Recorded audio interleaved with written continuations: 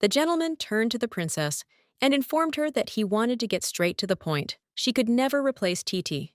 This scum is the princess's fiancé, Wilhelm Umbrella, and he must, or rather should, have joined their family.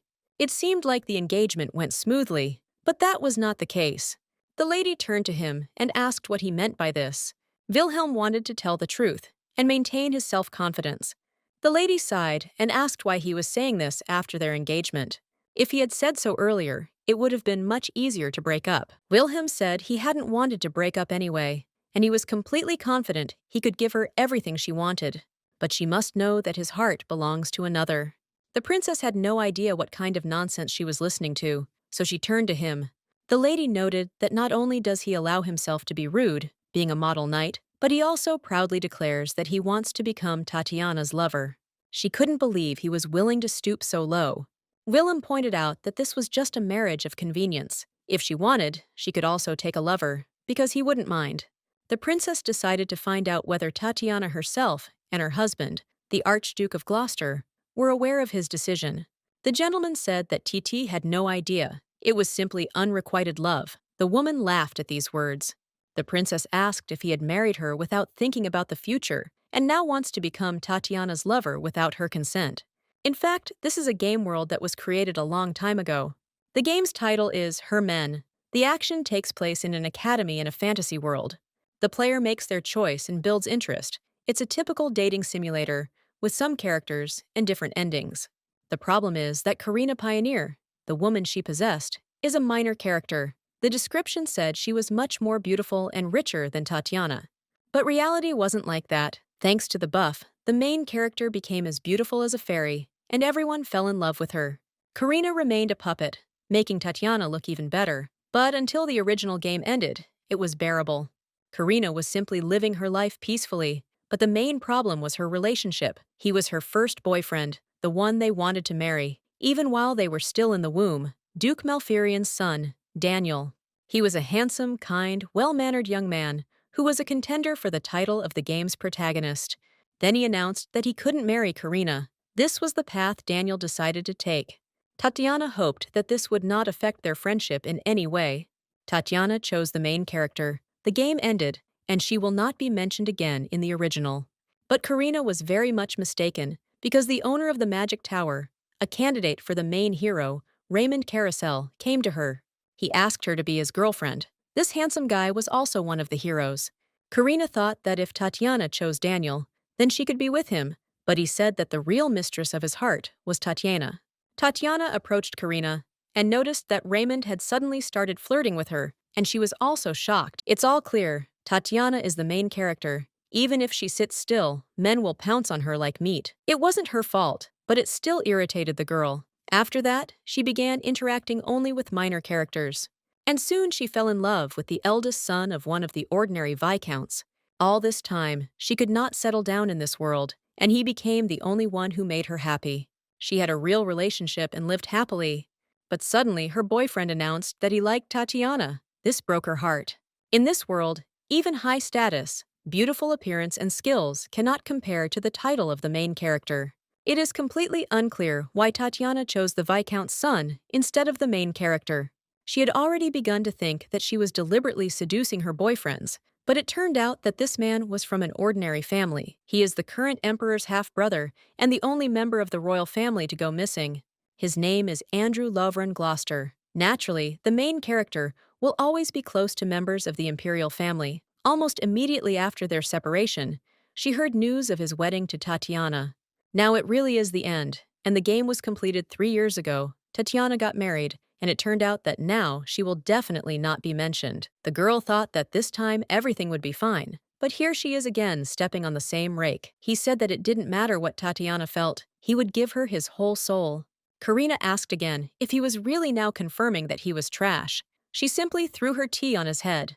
The lady remarked that he would have to pay for everything he had said today. She was no longer going to tolerate it.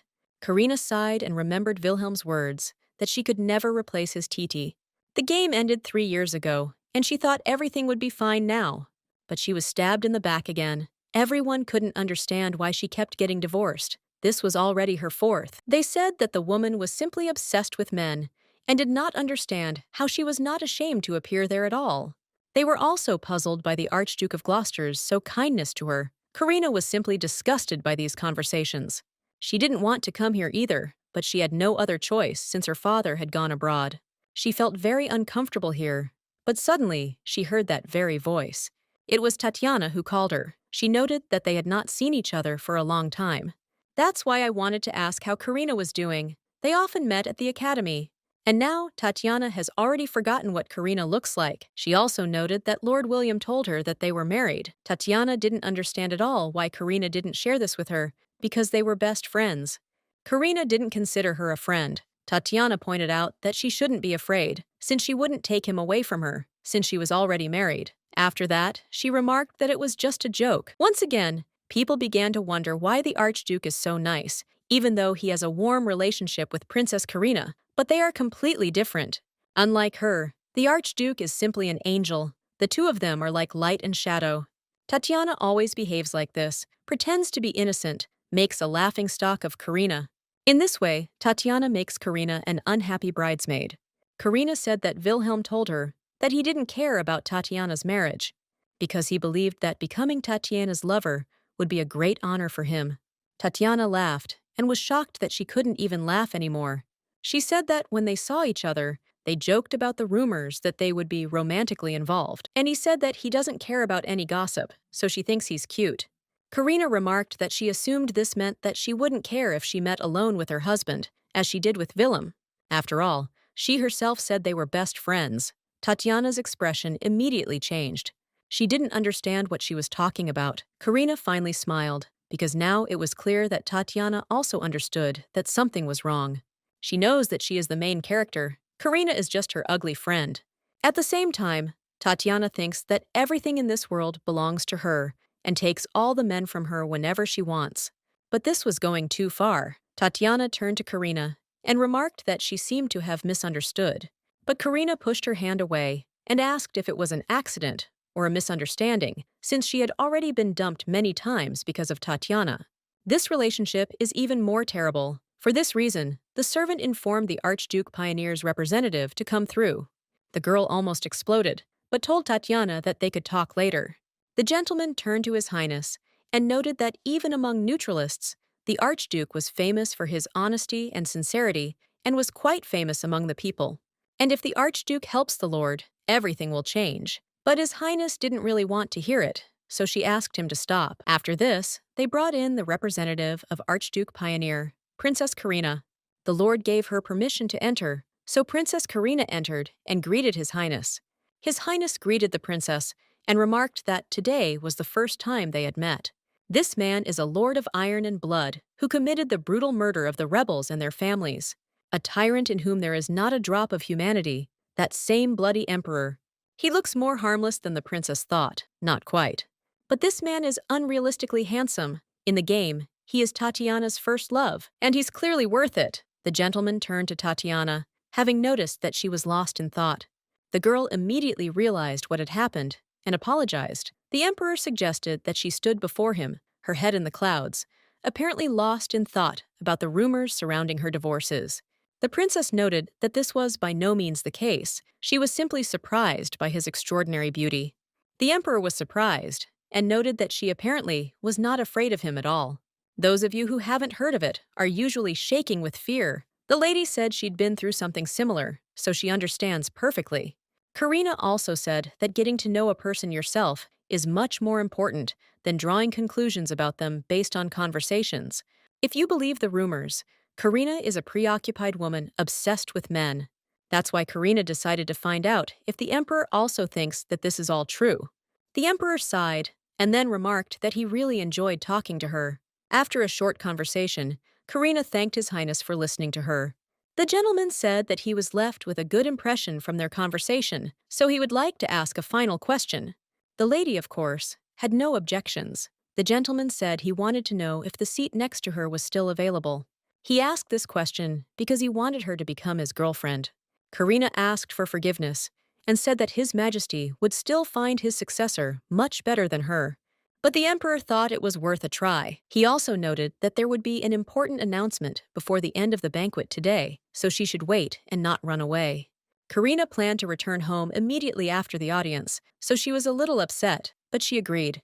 After this, Lord Wilhelm addressed her. Karina didn't want to hear him, but she still asked what he wanted to tell her.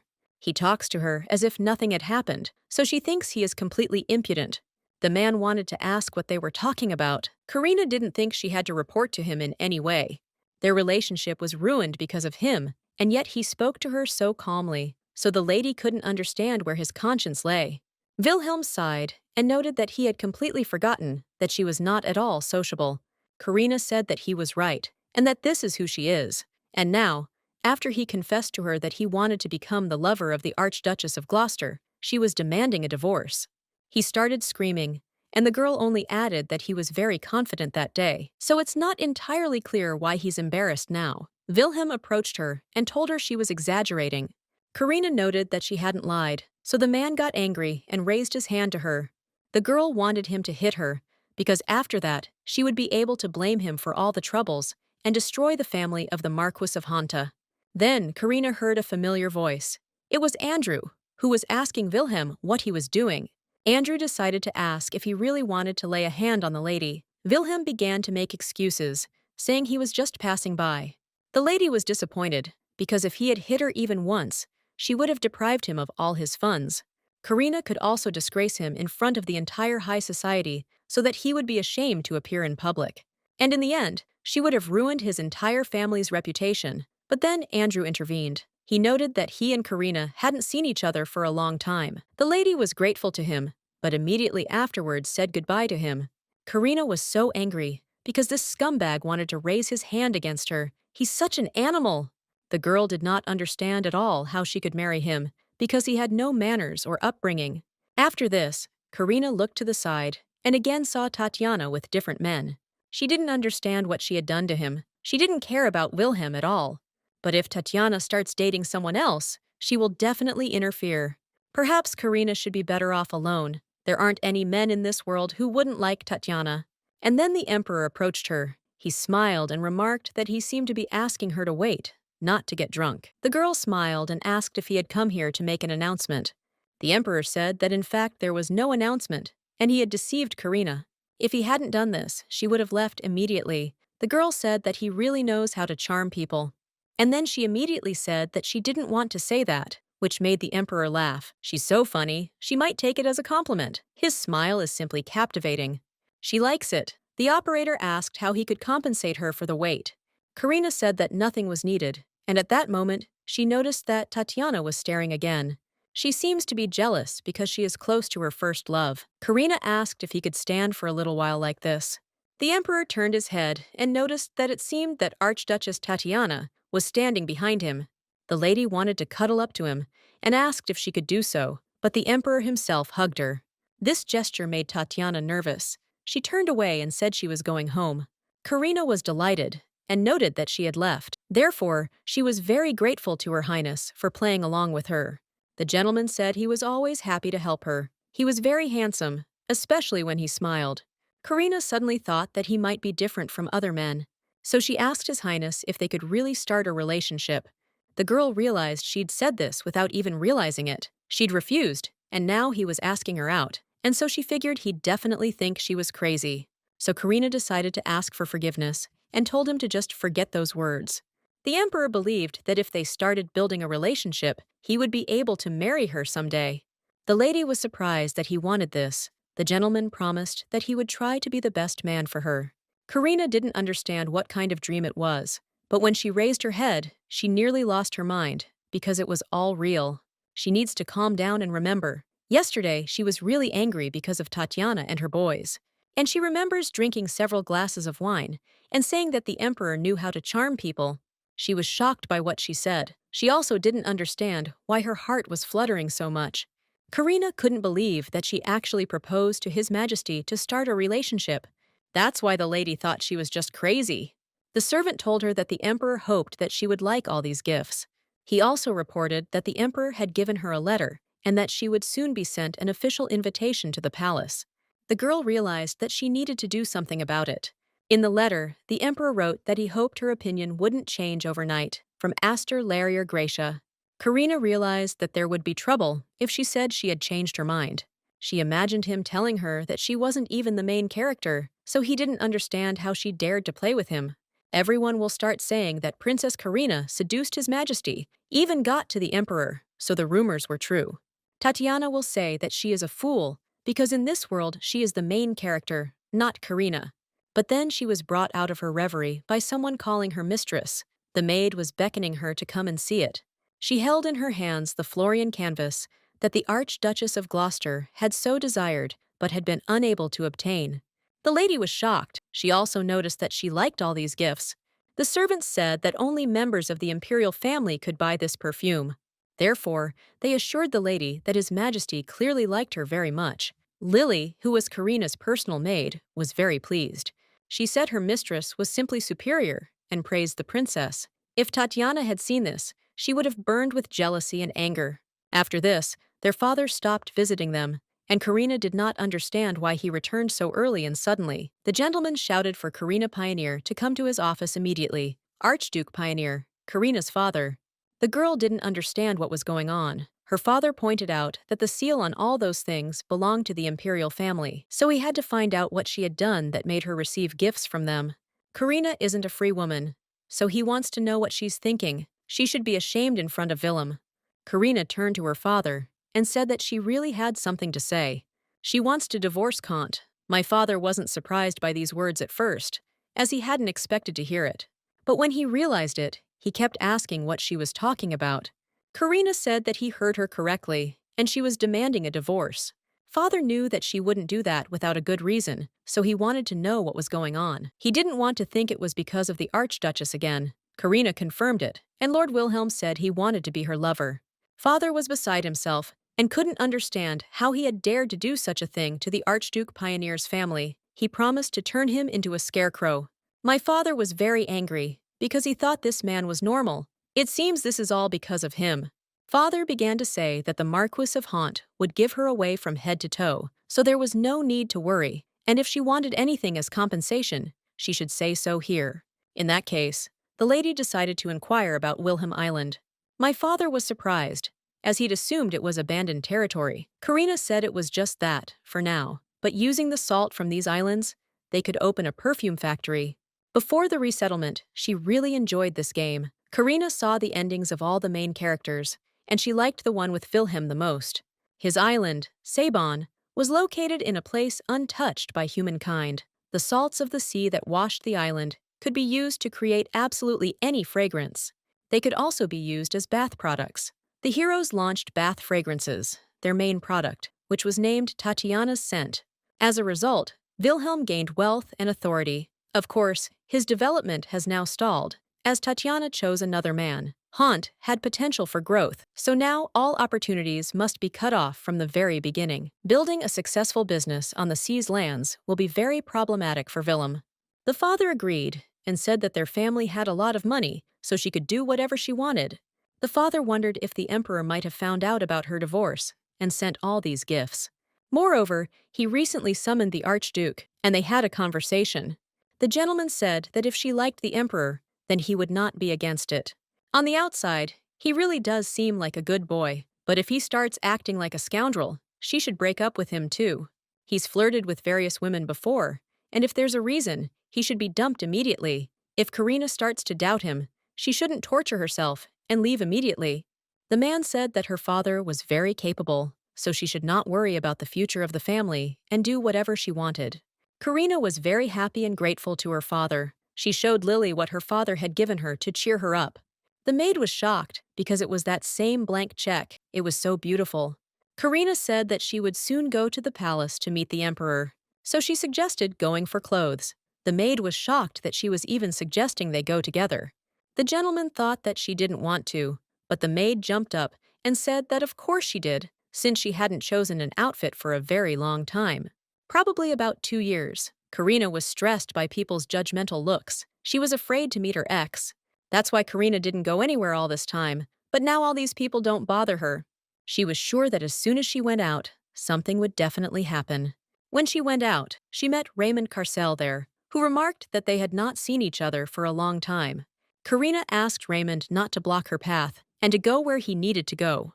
The woman also added that they weren't friends, so he shouldn't address her that way. The guy didn't understand what she was saying, since he had actually come to this place too. This homeless guy always wore the same socks. That's why the lady remarked that she had no idea he had a penchant for high-end women's clothing boutiques. Raymond didn't understand what the problem was, because he came for a gift for Tatiana and added that he was a VIP client here. The lady wasn't even surprised, since he was an ardent fan of Tatiana's. He noted that as soon as she arrived, the boutique's prestige had significantly diminished. Karina didn't argue with him and asked him to get out of her way and go to another place. Raymond was shocked and asked if she had heard him. After all, the clothes from here didn't suit her at all.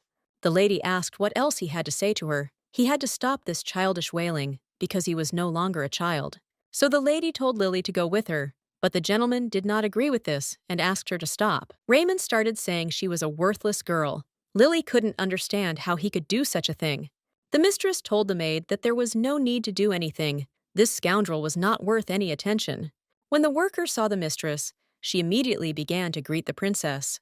The woman said that she was the manager of the Dior boutique. Her name was Fieri, and it was a great honor for her to show her the gifts prepared by the emperor. Karina was surprised and asked again what the lady was talking about. Every famous boutique on this street received a message from His Majesty, asking them to select something special just for Karina. So the manager asked her to go up to the second floor with her. Lilia told the lady to hurry up. The emperor ordered to look at her previous purchases from this boutique and choose a gift based on her preferences.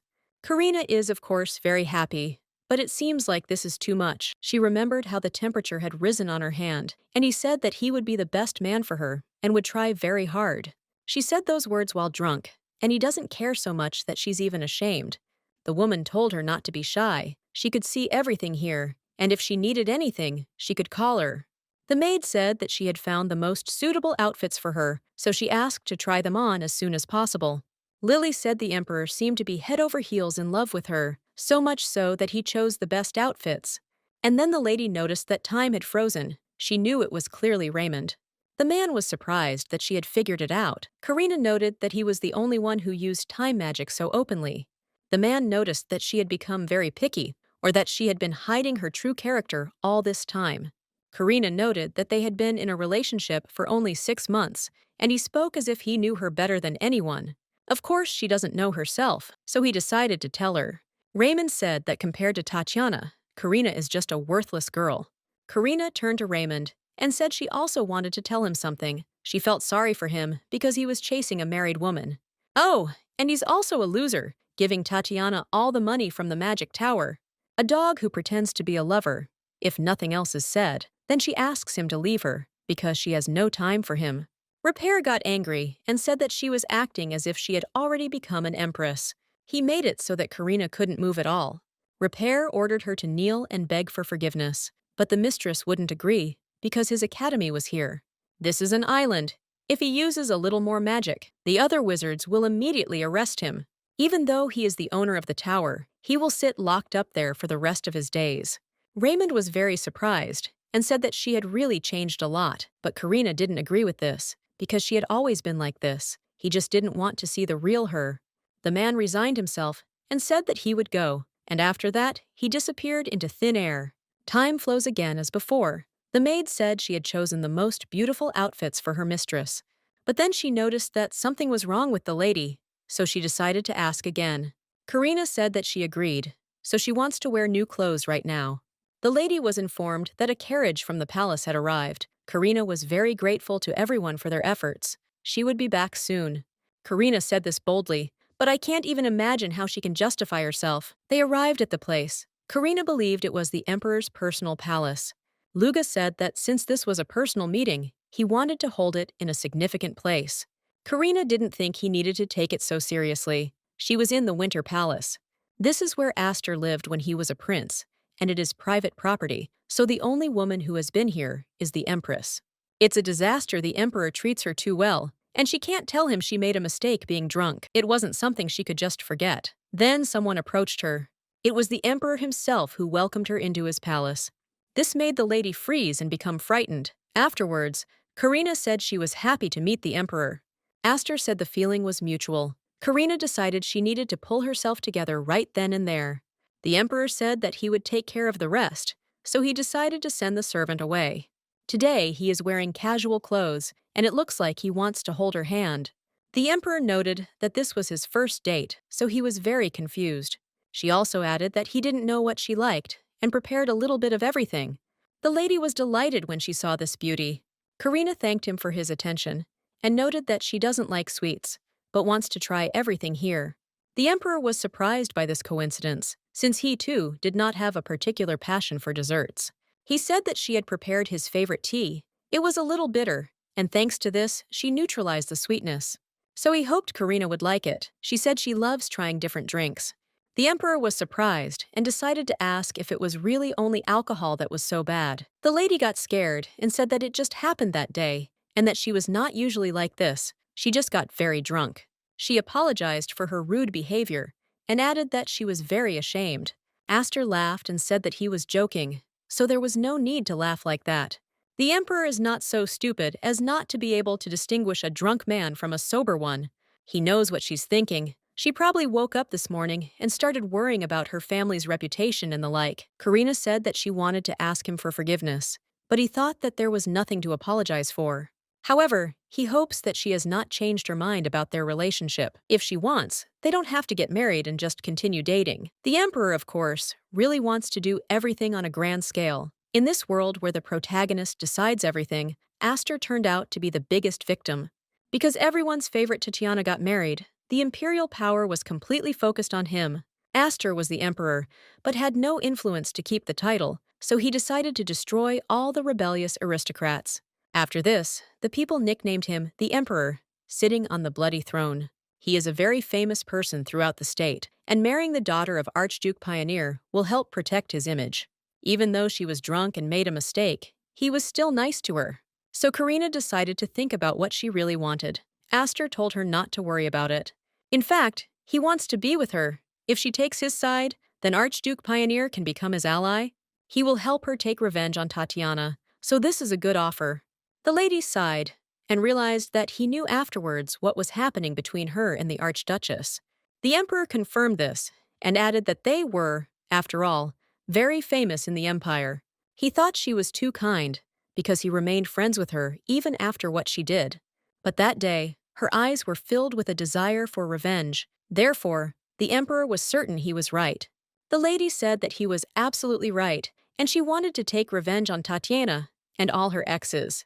Otherwise, she will feel like a naive fool, but she does not want to cause problems for the emperor. After all, it was only between her and Tatiana, so immediately after that, the author began to believe she was against him supporting her. Aster wants her to use his help. Today, she is not drunk, so he wants to ask again. He swore before Karina, the title of emperor, that he would always be on her side, both politically and spiritually. Therefore, he invites her to become his companion. In that case, she'll do everything possible to become his girlfriend. Aster added that the feeling was mutual. That evening, the mistress turned to the maid and remarked that it turned out that she and the emperor had a lot in common. They don't like sweets, they don't like crowded places. Lily said she already approves of the emperor because she thought he was the best of all the men her mistress had ever had. Karina was grateful because she felt better after the maid's words. Lily was surprised he was still there. The mistress didn't understand what he was talking about, so Lily told her to take a look. This is the bracelet that Karina bought when she was 10 years old. Karina was surprised to hear about her first dark story, which again involved herself. She couldn't figure out what exactly was going on, but decided to ask what it was. Karina's first dark moment involved Daniel, who announced he couldn't marry her. This was unexpected and painful for her, as she had been looking forward to this moment so much. Karina remembered Daniel joyfully running toward her and Tatiana, telling them he had a gift for them. He was so happy and sincere that Karina remembered that moment for a long time. Tatiana was very grateful for the gift, as Daniel had been her fiancé since childhood. When they were younger, he often gave them gifts that supposedly symbolized their friendship. As a child, Karina always felt Daniel was more attached to Tatiana. When their world turned against each other, she felt her dissatisfaction was justified, but she didn't know what to do. The maid noticed something was wrong with her mistress and asked what was troubling her. Karina noticed something unusual, feeling something flash in the air. Perhaps Karina imagined it, or perhaps it was the cursed bracelet she had in her hands. She couldn't figure out where it came from or what to do with it. The maid insisted that Karina give her the bracelet, claiming she would burn it to leave no trace. She believed such an object could be dangerous. Karina was against it, as she couldn't figure out where Lily had gotten the bracelet from. It was strange and made her doubt what was happening. The girl noticed that it all resembled something out of a science fiction novel and decided to keep the bracelet. She didn't know what to do with it, but she thought it might come in handy. The father was furious with his son, demanding an explanation. He asked what he had done and why the situation had escalated to such an extent. Karina filed for divorce and demanded a division of property. Her father, of course, couldn't understand what was happening and was furious, trying to find an explanation for it all. He asked why Wilhelm assumed he was not on the same terms with the Archduchess as he actually was. Wilhelm tried to explain that it was all a misunderstanding. Father was convinced that Wilhelm was still chasing after Tatiana and acting like a guy who couldn't let her go. He was absolutely upset by this behavior. Wilhelm tried to explain that it was a misunderstanding and that his relationship with Tatiana wasn't what his father had imagined. However, Karina noticed that they were very close. When Wilhelm called Tatiana Titi, the father flew into a rage. This name only made matters worse, and he slapped his son across the face, unable to contain his anger. His father asked if Wilhelm knew how much trouble a feud with the Pioneer family could cause. He wasn't about to tolerate such mistakes, and demanded that his son apologize immediately. Wilhelm's father didn't even listen to him and threw him out the door. He was too angry and believed that such matters should not be discussed with him. Wilhelm was sincere in his feelings, and it was difficult for him to pretend. However, he realized that perhaps it would have been better to simply lie to avoid conflict. For a long time, Wilhelm and Tatiana had a relationship that was difficult to call either friendship or love. It was something in between. It was unrequited love, and Wilhelm knew that if he let Tatiana go, it would all be over. However, despite his pain, he couldn't forget her. After Tatiana got married, Wilhelm tried to forget her. It was difficult, but he hoped that time would help him free himself from these feelings. When Wilhelm first met Karina, he found her rude and cold. Unlike Tatiana, who always greeted him with a warm smile, Karina seemed alien to him. Wilhelm married Karina for family and success, but after the wedding, they barely spoke. He felt his life with her was meaningless, and he was unhappy. However, after the engagement, Tatiana contacted him, and he immediately rushed to meet her. This was unexpected and had a profound effect on his feelings. Tatiana remarked that they hadn't seen each other for a long time, and Wilhelm thought she looked like a fairy. She remained as beautiful as ever. They met after a long time, and Tatiana looked the same as before. She said that if he got married, they could see each other more often without raising unnecessary questions.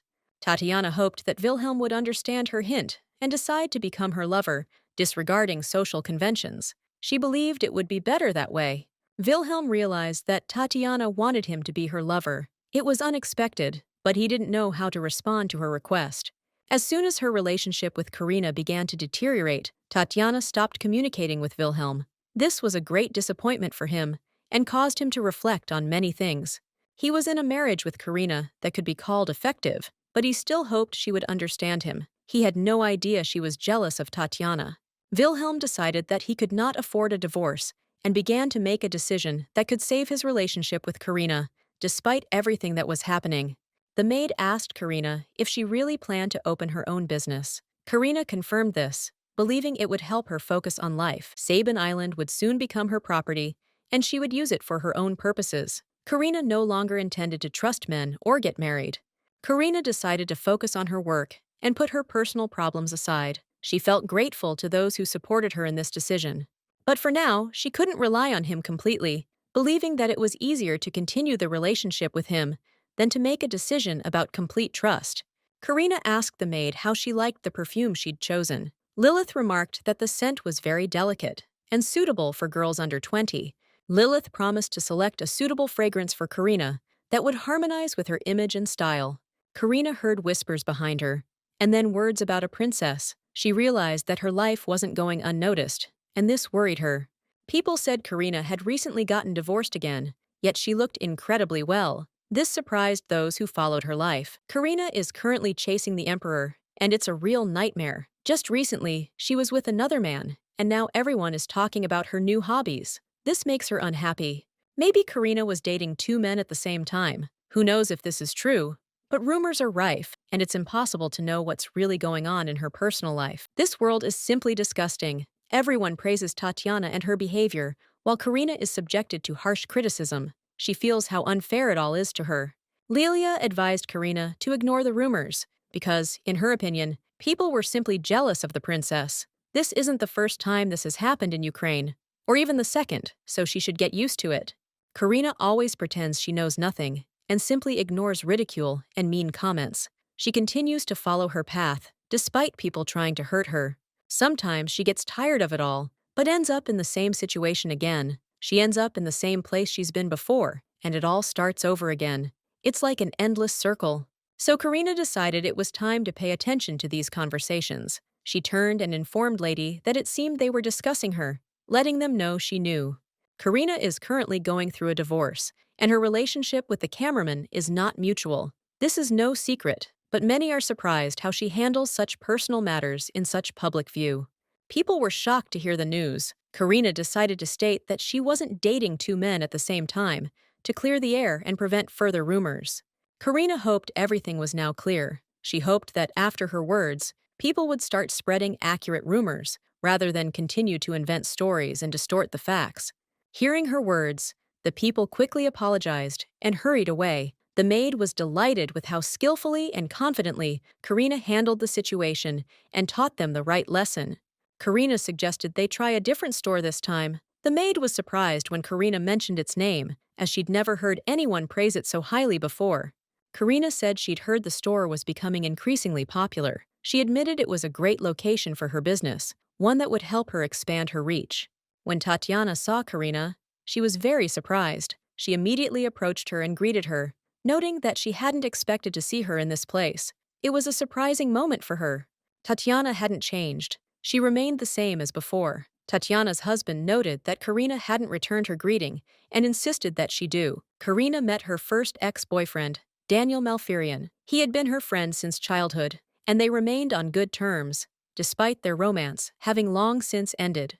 Daniel Malfurion was an important figure in Karina's life. Though their relationship had long since ended, he remained the friend with whom she shared many important moments in her life. Mistress Karina asked her maid to wait a bit. She decided it would be better to spend the time in private, so she could calmly talk to Tatiana and sort out the situation. She also asked Lily not to let anyone into her quarters until they finished their conversation. The maid promised to honor her request and remain on guard to ensure no interruptions. If Duke Malfurion or Archduchess of Gloucester begin to pressure Karina, she should immediately call a maid. Then, Lily could intervene and protect her mistress. Lily was prepared to act decisively, even using force if necessary. Karina always considered her maid crazy, but she also admired her loyalty. Karina promised to be careful to prevent similar conflicts and tried to avoid situations that could lead to unpleasant consequences.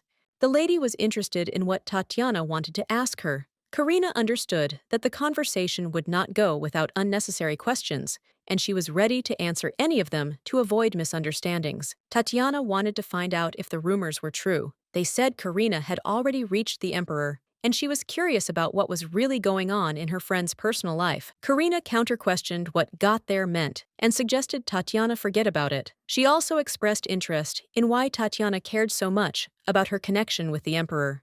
Karina couldn't understand why Tatiana was so interested in her relationship with the emperor since they weren't engaged. Her curiosity remained a mystery to Karina. Karina suggested that Tatiana was feeling strange because she couldn't take the emperor for herself. This could be causing her irritation and anxiety. Tatiana didn't understand what exactly Karina was talking about. She was worried she might have misunderstood the relationship between Karina and Wilhelm, so she decided to clear things up with her. Karina asked Tatiana if she really had misunderstood the situation between them. She couldn't understand why everything was so complicated and why Tatiana couldn't accept the obvious. Ms. Karina stood up and declared that if a married woman showed up with another man, everyone would consider her promiscuous. This was the standard societal view, and she didn't want to be judged. Despite their childhood friendship, Daniel Malfurion continued to treat Karina as if they had never been separated. This brought back unpleasant memories, and reminded her of her past. He was the first to betray her, leaving a wound in her heart. Daniel said he loved Tatiana, but at the same time insisted that his marriage to Karina was a sham and therefore could not be real.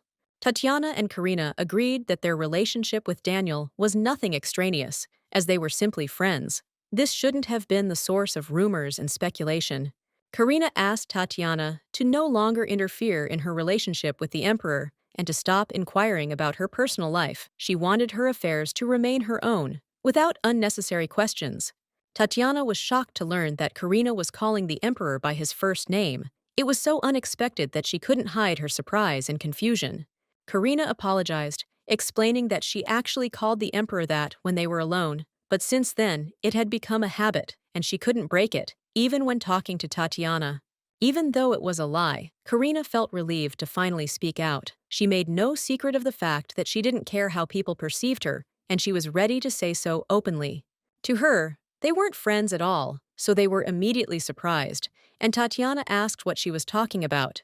Karina asked what they did when the dirty rumors started spreading. Daniel cared more about Tatiana than about her, even though Karina needed help too.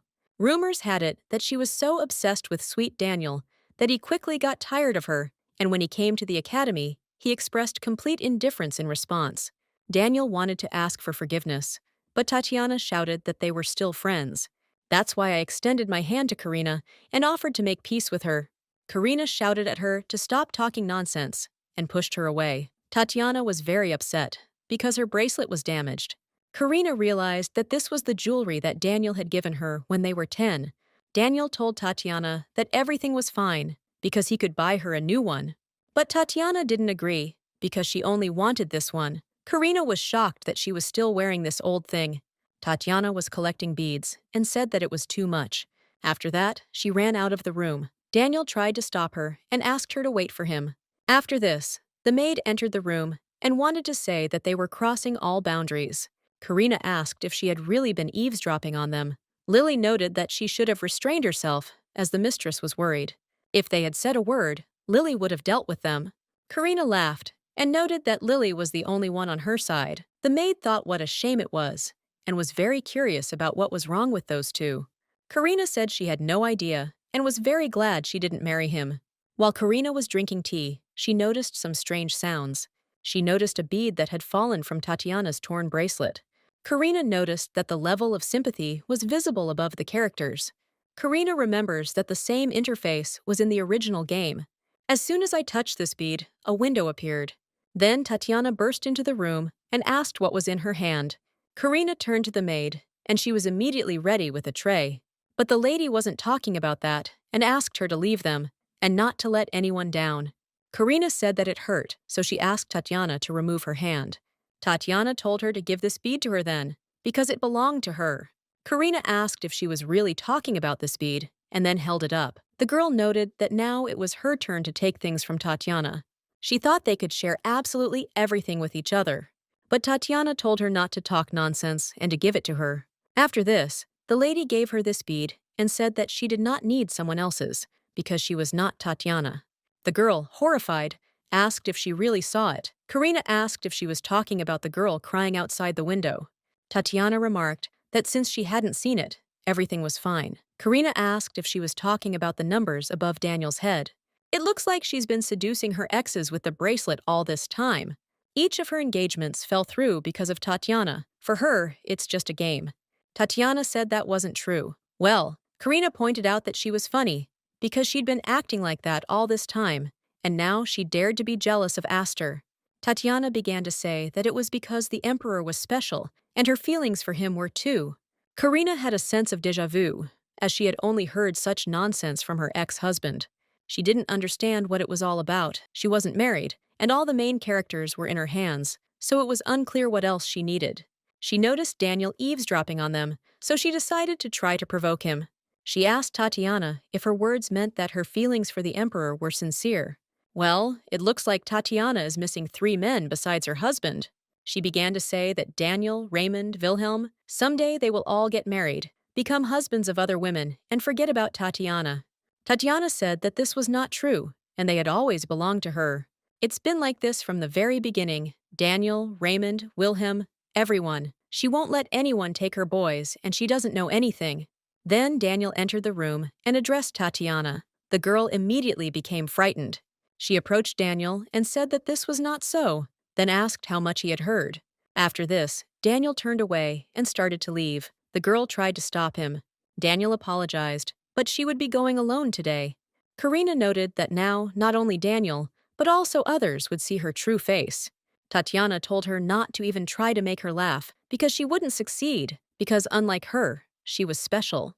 Karina noted that they would still see who would succeed, and also suggested that Tatiana smile as usual, because she doesn't have much time left to enjoy it. Karina told Tatiana to take care of her bead and added that they would see each other at the festival. 4 people in total. Karina wasn't just angry at Tatiana and the men who betrayed her, she was also worried that the problem was her. Well, it's all because of this little thing. She remembered how Tatiana said that, with the bracelet, she would make all the guys hers. Karina laughed, because it seemed like she thought she was the only one, but Karina also has a bracelet. The girl simply realized she was doing something wrong. On the surface, this bracelet appears to be an ordinary piece of jewelry, and perhaps her bracelet doesn't possess any powers. Perhaps increasing the level of sympathy is the only goal of the game, but despite all her efforts, she failed to seduce Aster. The girl decided she had to put this to the test. An eye for an eye, a tooth for a tooth. Now Tatiana would be in her shoes. When the emperor read the letter from his mistress, he thought that it was very wonderful. Karina was ready, but she thought she looked too vulgar. The maid said that this was the very thing to teach this terrible lady a lesson. There is no empress in the country, and the first dance discovered was always danced by a pair of archdukes. So, all the attention usually went to Tatiana. Karina avoided such events because she didn't want to see her, but now things are different. The maid asked her mistress if she really had to wear that ugly bracelet.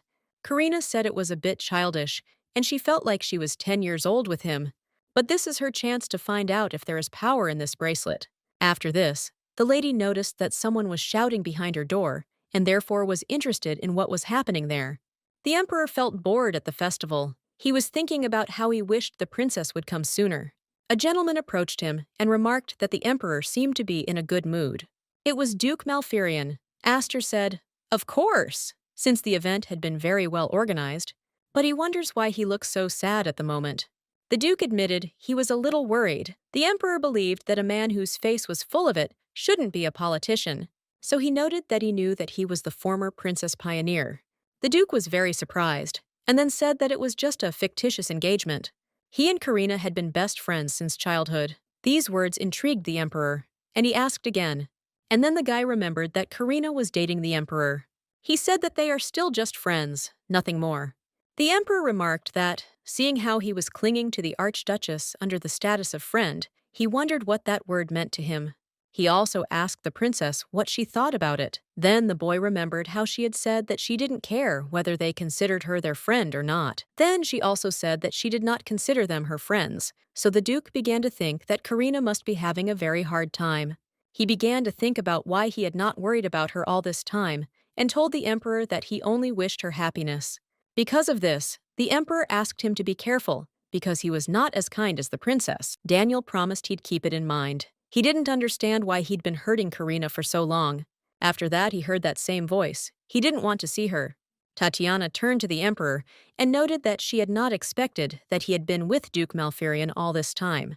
Aster greeted the lady. Tatiana said there was no need for formalities, and he could simply call her Titi. The emperor refused her, because in that case, strange rumors might start to spread.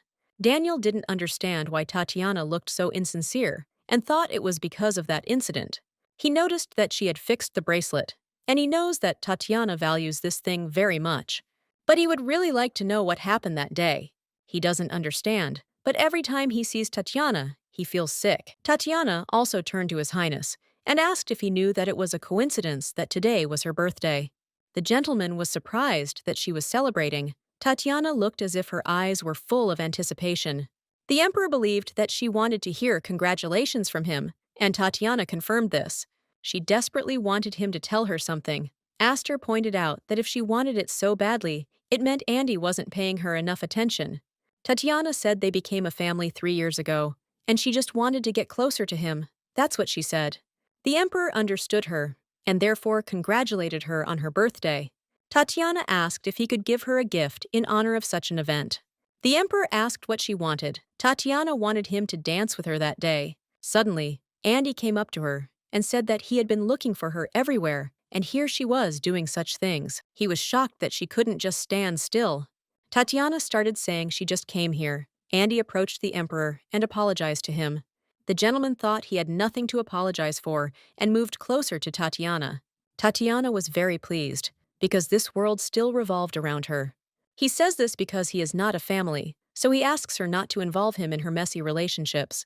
Then Karina came up to them and asked what was going on here. Wilhelm immediately rushed to her and said that he had come to talk, but the butler blocked his way and told the lady that they could go further. The Duke said that if the Lord suddenly appeared in William, he could safely throw him out. Wilhelm got angry and wanted to hit the butler. Karina asked him to stop. She told the butler that everything was fine, so he could step away. She was very interested in why he came here, although it was for the best. If this happens, she will be able to check her bracelet. When she approached him, she saw that the percentage of his affection was visible above him, and it was 4 units. The number is approaching 0, which was expected, of course. It's so absurd. The lady noted that they had finished their conversation at that banquet. Willem said that she was too nervous that day, and he left. But the lady reported that she was completely and entirely of sound mind at the time. The numbers seemed to match his feelings for her, and they continued to decline. The girl said that it was he who lost his mind and wanted to use violence against her. The guy apologized and said that he really was wrong. Since he sincerely repents, the lady decided to accept his apology. After that, she walked past and told him he could go, but he realized he couldn't let her go.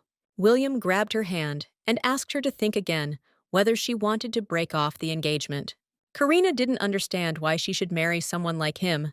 Willem asked her to think carefully, because this would already be the 4th breakup. He believed that no man would want to marry a woman who had been divorced 4 times. The princess said she would not marry him, so the guy decided that he would see her off for the last time. Karina noticed that he was in a great hurry and thought it was because of Tatiana, and then she asked what was wrong. Karina remarked that she'd heard they were getting a divorce and didn't want to see him anymore. In this case, she will definitely not accept his proposal because she will not benefit from it in any way. Rumors will circulate that she showed up at the banquet with a dissolute man. Karina is a realist, so we take a realistic view of what's happening. They've completely lost their minds with Tatiana. Wilhelm saw the princess's bracelet. He believed that it belonged to Tatiana and assumed that she made the same one because she wanted to be like her. Karina said that this is not her bracelet, and she is not trying to become Tatiana. If she thought she would resemble the Archduchess Kama and his feelings would change, then he asks for forgiveness. He said his heart belonged only to Tatiana. After that, the butler approached them and told the man he was overstepping his bounds. If he starts insulting the princess again, he will call the guards. The lady noticed a sudden increase in interest. She couldn't understand why. She didn't want to think about what he thought, that for this reason, to influence him, she began to imitate Tatiana. These are very disgusting thoughts. She turned to him and said that if he had even a drop of feelings for her, then he must fulfill her last request. Their shaving brush was torn because of him, and she hopes it won't happen again. Lily hoped her mistress was okay. Karina was worried that if she wore this bracelet, people would think she was imitating Tatiana. She will take him to the banquet and see the level of the emperor's sympathy. Thanks to the light, she can say anything to increase the emperor's sympathy. That's why she really wants to know what makes her different from Tatiana. Karina is convinced that her bracelet also has power, but she is not sure that she should keep it. Karina asked the maid if she could put it in her room. That's a good idea. Frankly speaking, he's too ugly for the mistress. At the palace, Karina decided that she should not lose heart. After this, Princess Pioneer came inside and was introduced. Karina noticed that there was a very strange atmosphere here. For some reason, her first husband is kinda sad. Tatiana and Andy are also strange. It seems they had a fight.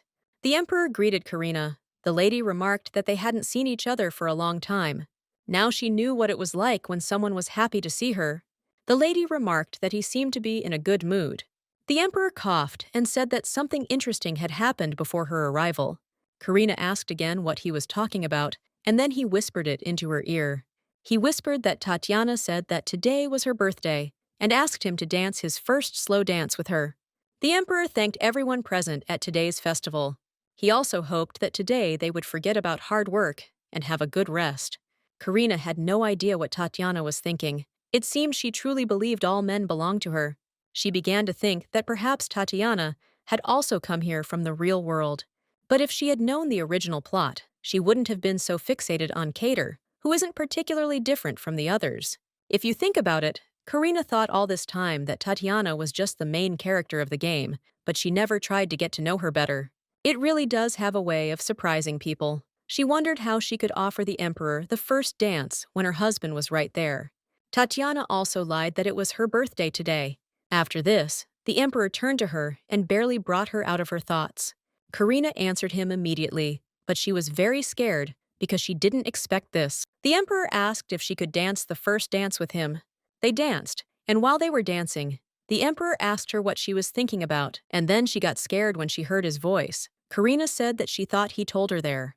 The girl could not understand the archduchess and did not understand what she was even allowing herself to do. The gentleman remarked that today he wanted her to just focus on him because he was very jealous. Karina apologized and said that she didn't do it on purpose. The emperor knew about this, so he informed her and noted that now she could simply enjoy their dance. Karina thought that no one was discussing her today, but it seems like it has started again. She wondered what rumors would spread about them, but suddenly she heard them say that for some reason they were very beautiful. The girls said that they really suited each other very well, as if they were looking at a painting. For the first time, Karina is glad that people are whispering about her, and she is about to cry. Karina said that her father told her that he would be here today and asked her to come to him. But he went somewhere. Perhaps he is now with the mistress of the magic tower. Karina was terrified to see her mother there too. Aster was surprised and asked why she was so scared. He thought the presence of the mistress of the magic tower at a banquet was a common occurrence. The mistress remarked that he simply didn't know enough, and she still couldn't forget the day she graduated from the academy. After this, the girl said that now was not the time to think about it. She needed to find her mother before trouble happened. Well, after that, she noticed that her mother had already grabbed Tatiana by the hair and was asking how she dared to wag her tail in front of her daughter's partner. Andy asked her to stop because she was his wife. The woman screamed that since she was his wife, he should look after her as he should. She doesn't understand how pathetic a man must be for his wife to hang around with others. Karina called her mother and asked what she was doing there. After that, her mother immediately calmed down. The woman was delighted to see her daughter. She was shocked that she had also come to the banquet. Karina pulled her by the hand and said that they needed to talk because this was not a magic tower for her. My mother used to say that she flirts with every man she comes across, and if she doesn't understand words, then she needs to be taught a lesson with her fists.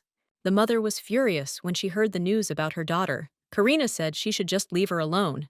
Father was probably afraid that Mom would be angry and ran away, all because he is very afraid of her mother.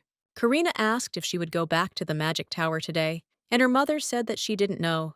And she hadn't been here for so long, so she wanted to stay a little longer. Karina decided to find out where she would like to stay. Mother said she'd like to stay in her house. Karina was shocked that she wanted to stay close to her father. The woman said that this was her home, and she didn't understand why she had to live anywhere else. Father tried so hard to escape, she would still run into Mother at home. He really didn't want to hear her screams. Mother was very angry because her father constantly introduces her to all sorts of idiots and said that if he even caught her eye, she would turn him into a piece of shit. Mother said to tell him so, and she later noted that she herself could tell about it. After this, the emperor approached them and noted that they had not seen the mistress of the tower for a long time. The woman was very surprised when she saw the emperor, after which she began to examine him. She asked what she was doing, since he was the emperor. Aster remarked that he knew his mistress was very worried, but he assured her she had nothing to worry about, because he's a really nice guy. The woman took that to mean he liked her daughter. The emperor confirmed this. That evening, the mother said goodbye to her beautiful daughter, wishing her a good date and saying they would see each other later. Karina asked for forgiveness and said that her mother was simply a special person. The emperor also found it funny and said that she was very interesting, and he thought that she looked like the archduke, but she looked more like her mother. Karina decided to find out if this was a compliment, and he confirmed it. In any case, they were finally left alone. Today, the emperor was waiting for just this moment. Tatiana was sitting in the restroom and crying very bitterly. She couldn't understand how they could do this to her. Daniel begged her to calm down. He noticed that Lady Freya had always been like that, so he suggested they be grateful to Karina for taking her away. Tatiana shouted that she didn't mean that at all. When she asked the Emperor to dance with her, he just stood behind her. He had to help her. Daniel was in complete shock because it was His Majesty's decision. Tatiana asked if he would care if she couldn't dance with the one she wanted. He didn't care that she was unhappy. Daniel noted that he hadn't said that. He hadn't noticed that she was so crazy. Andrew remarked that he had better leave, and he immediately stood up and obeyed the master. It's strange. After Karina and Tatiana's fight, something went wrong. Tatiana asked Andy if he was really angry, but the guy didn't understand why she thought so. The girl said that it was because she wanted to dance the first dance with the Emperor. Andrew said no, because he didn't even seem like the type of person who cared who she danced with. The girl realized that something was wrong with her bracelet. Lately, her perception of the level of affection has become very blurred. Andrew approached her and said that he didn't care and asked her to remember one thing. If she didn't keep her promise, she'd lose everything. Tatiana began to say that she would definitely try, and she also promised that she wouldn't make any more mistakes. Andy reiterated that he wouldn't repeat the same thing twice. If she wants to live, she must take responsibility for her words. After this, the man left the room, and Tatiana sighed. She was very glad that Karina simply thought that this bracelet was just a window of sympathy. If she had touched it, she would have had problems. And she also wondered what the problem was, because she returned him to his previous state and did not understand what was wrong. It might be because Andy caught her, or something else.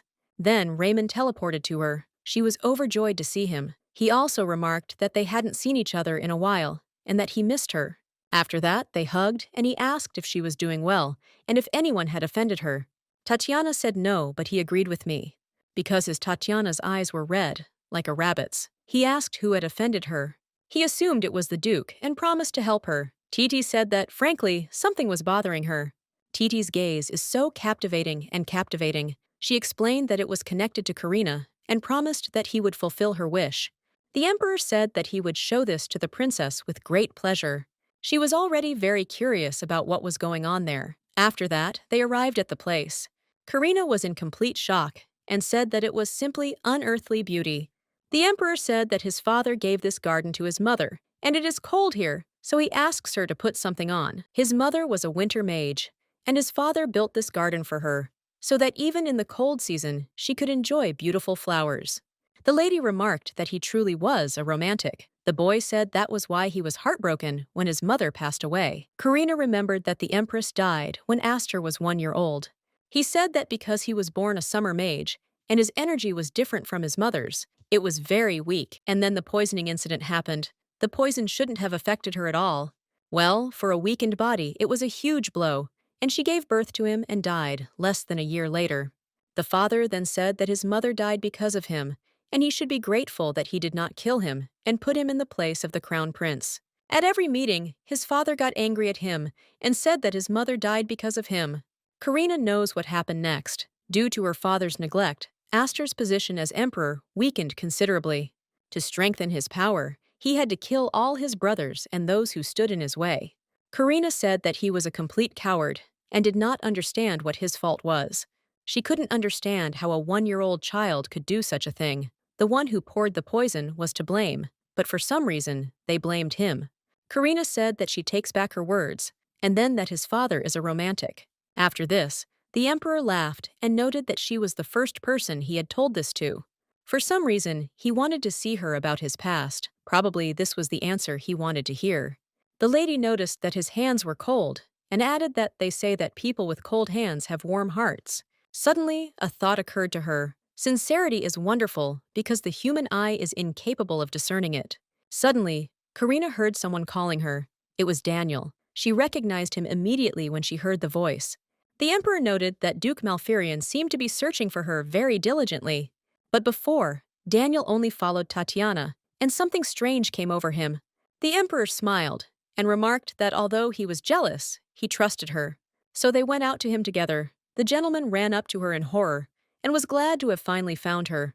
He was very surprised that she was with the emperor. Aster said he didn't know what had happened, but he had interrupted their time together. Or perhaps he had already forgotten the words that the Emperor had said to him this afternoon. The Duke said, absolutely not. Karina decided to find out why he was looking for her. He only needs Tatiana. The gentleman hesitated and didn't know what to say. The Emperor noted that this conversation seemed to be not for his ears, and he would move away. She could talk and return to him. The girl was grateful to him. Daniel turned to Karina and said something was wrong. Tatiana was acting strange. The girl was outraged, because that was why he was looking for her. Karina noted that she had always been strange. Although, not even that. Not only she, even their relationship had strange points. It is highly indecent for a married girl to run around and call her by her first name. Daniel was surprised by this, and Karina was irritated because she was already tired of repeating this to him. She said it over and over again, but he didn't hear it, didn't even want to think about it. They were friends in words, but he was always on Tatiana's side. But now that he thinks about it, he asks for forgiveness, because only now he realized what an idiot he was. At first, the girl did not listen to his words, but then she was very surprised by what he was saying. This is already the second apology. The first was from Wilhelm. Karina can't wrap her head around it. She said that she accepted his apology, so the gentleman was very grateful to Karina. He felt as if the ignorance had lifted. Karina was surprised and asked again. Ever since he and Tatiana had a fight, he has been uneasy and feels like there is a crack in his heart. Daniel felt that Tatiana was a fragile girl who needed to be protected with all his might. But after that day, Tatiana seems so deceitful. Just thinking about her makes me sick. It's simply disgusting. Karina was shocked by the words he said about Tatiana. This isn't the Tatiana he knew. She recently yelled at him for not helping her convince the Emperor to dance with her. She did this right in front of her husband. Karina assumed it meant he was jealous when she danced with the Emperor. Daniel confirmed this and added that he did not expect this from himself. She doesn't know everything, but she is sure of one thing. Tatiana's influence is weakening. And Daniel's complaints about her behavior are proof of this. Well, she wants to know what the reason is. It seems it's all because of the incident with the bracelet. Daniel didn't want to think about how she'd always been like this. Karina said he just hadn't noticed. And Karina has something else interesting. She wonders if he remembers squeezing her bracelets with Tatiana. Daniel noted that she seemed to be talking about the bracelet that Tatiana always carries with her. Karina asked if he remembered where he bought them and whether the seller was a magician. The guy said that it was a long time ago, and he definitely doesn't remember. Well, if she suspects magic, she can ask her mother. He's right. Karina said she was grateful, but it was time for her to go. She would give him one last piece of advice about their old friendship. Karina said he should reconsider his attitude toward Tatiana. Then he'll get rid of a lot of problems. Karina asked where her mother was. The butler replied that she was resting in her room.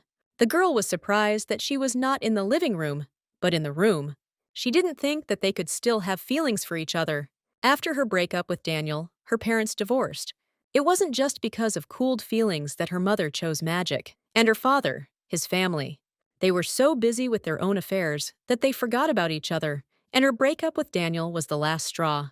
The mother screamed that it was he who insisted on this crazy engagement, and he ruined their daughter's life, and she believed that he was not a real father to her. But he thought that he had nothing to do with it, because its representatives, Raymond, weren't very good either. Karina thought that a simple apology could have solved everything. She turned to her mother and asked if she had a minute. Her mother whispered that she would be right out. After this, the lady ran out of the room and asked what had happened. Mother was very happy. Karina decided to ask her if she knew anything about this bracelet. The woman thought for a moment and decided to ask where she got it from. Karina immediately became scared and started screaming and asking if there really was dangerous magic there. The woman admitted, with a slight hesitation in her voice, that she was not entirely sure of her feelings, but she clearly felt something unusual and disturbing. Realizing that a quick glance would not be enough, she decided to examine everything more thoroughly and invited her daughter into the room to do so. Mother looked at Karina hopefully, assuming she would agree to wait. Karina, for her part, wasn't at all opposed to the proposal. Karina hadn't been in her mother's room for a long time, as it was almost always locked. Looking around, she noticed that nothing had changed inside. She noticed how her father clearly cared for her mother's room, indicating that he still harbored tender feelings for her, something Karina had always suspected. Suddenly, her mother asked about the bracelet's origin. Karina replied that Daniel had given it to her. The woman's face contorted with horror, and she anxiously asked if Karina was talking about the very man she considered the number one scoundrel. Karina was alarmed by her mother's reaction and quickly warned her to be careful, otherwise the bracelet might break. The woman, however, decided to take a closer look at it. She told her daughter that bracelets are an excellent basis for magical artifacts, since they contain a mixture of seasonal and magical stones. Karina was stunned when she heard this, as such materials are incredibly expensive. Her mother confirmed that the bracelet was indeed made of high-grade magical materials. She explained that magical stones serve to store magic, while seasonal stones are capable of generating it on their own, which makes them unique. These stones are incredibly rare, and information about them is extremely limited. The woman was amazed that someone could combine them to create a bracelet. Such a person must be either a genius or completely insane. However, the true purpose of creating this artifact remained a mystery to her. Karina suggested that the bracelet allows one to see people's feelings, but only certain ones, which makes it even stranger. It was truly an unusual object, so the woman decided to take it back to the tower for a more detailed study. During the conversation, Karina's mother unexpectedly asked her about the emperor and how they started dating. Karina admitted that the story of how they met was long and unexpected, and she herself doesn't fully understand how it all happened. The mother remembered that her daughter was always cautious and never rushed to make decisions unnecessarily. However, Karina objected, stating that this was not the case at all, and that she had not always been so prudent. To this, the mother responded that sometimes it is worth listening to your heart, even if this leads to spontaneous actions. At the same time, she noted that Karina was able to show resilience and cope with the difficulties that arose with dignity. Suddenly, the mother turned the conversation to the divorce with Wilhelm, asking how the matter was progressing and when it would be completed. Karina reported that the divorce petition had already been filed, but Wilhelm was behaving strangely and still had not given any response. Suddenly, their conversation was interrupted by a strange sound that caught their attention, but they could not determine its source. Mother assumed it was a cockroach that had been darting around somewhere nearby. She assured Karina that she would deal with it herself. However, Karina insisted on immediately catching the insect, if it really was there, and not putting it off. Karina was about to kill the cockroach, but suddenly heard it begin to make sounds similar to a human voice. It turned out that it was the father, who suddenly confessed that he was that very cockroach, which left Karina in complete shock. His mother screamed at him, indignant that he had hidden so poorly and was unable to avoid detection. The father, on the contrary, claimed that he had hidden himself quite well, but the mention of Wilhelm's name forced him to give himself away. Despite all this, he tried to calm everyone down, stating that there was no longer any reason to worry.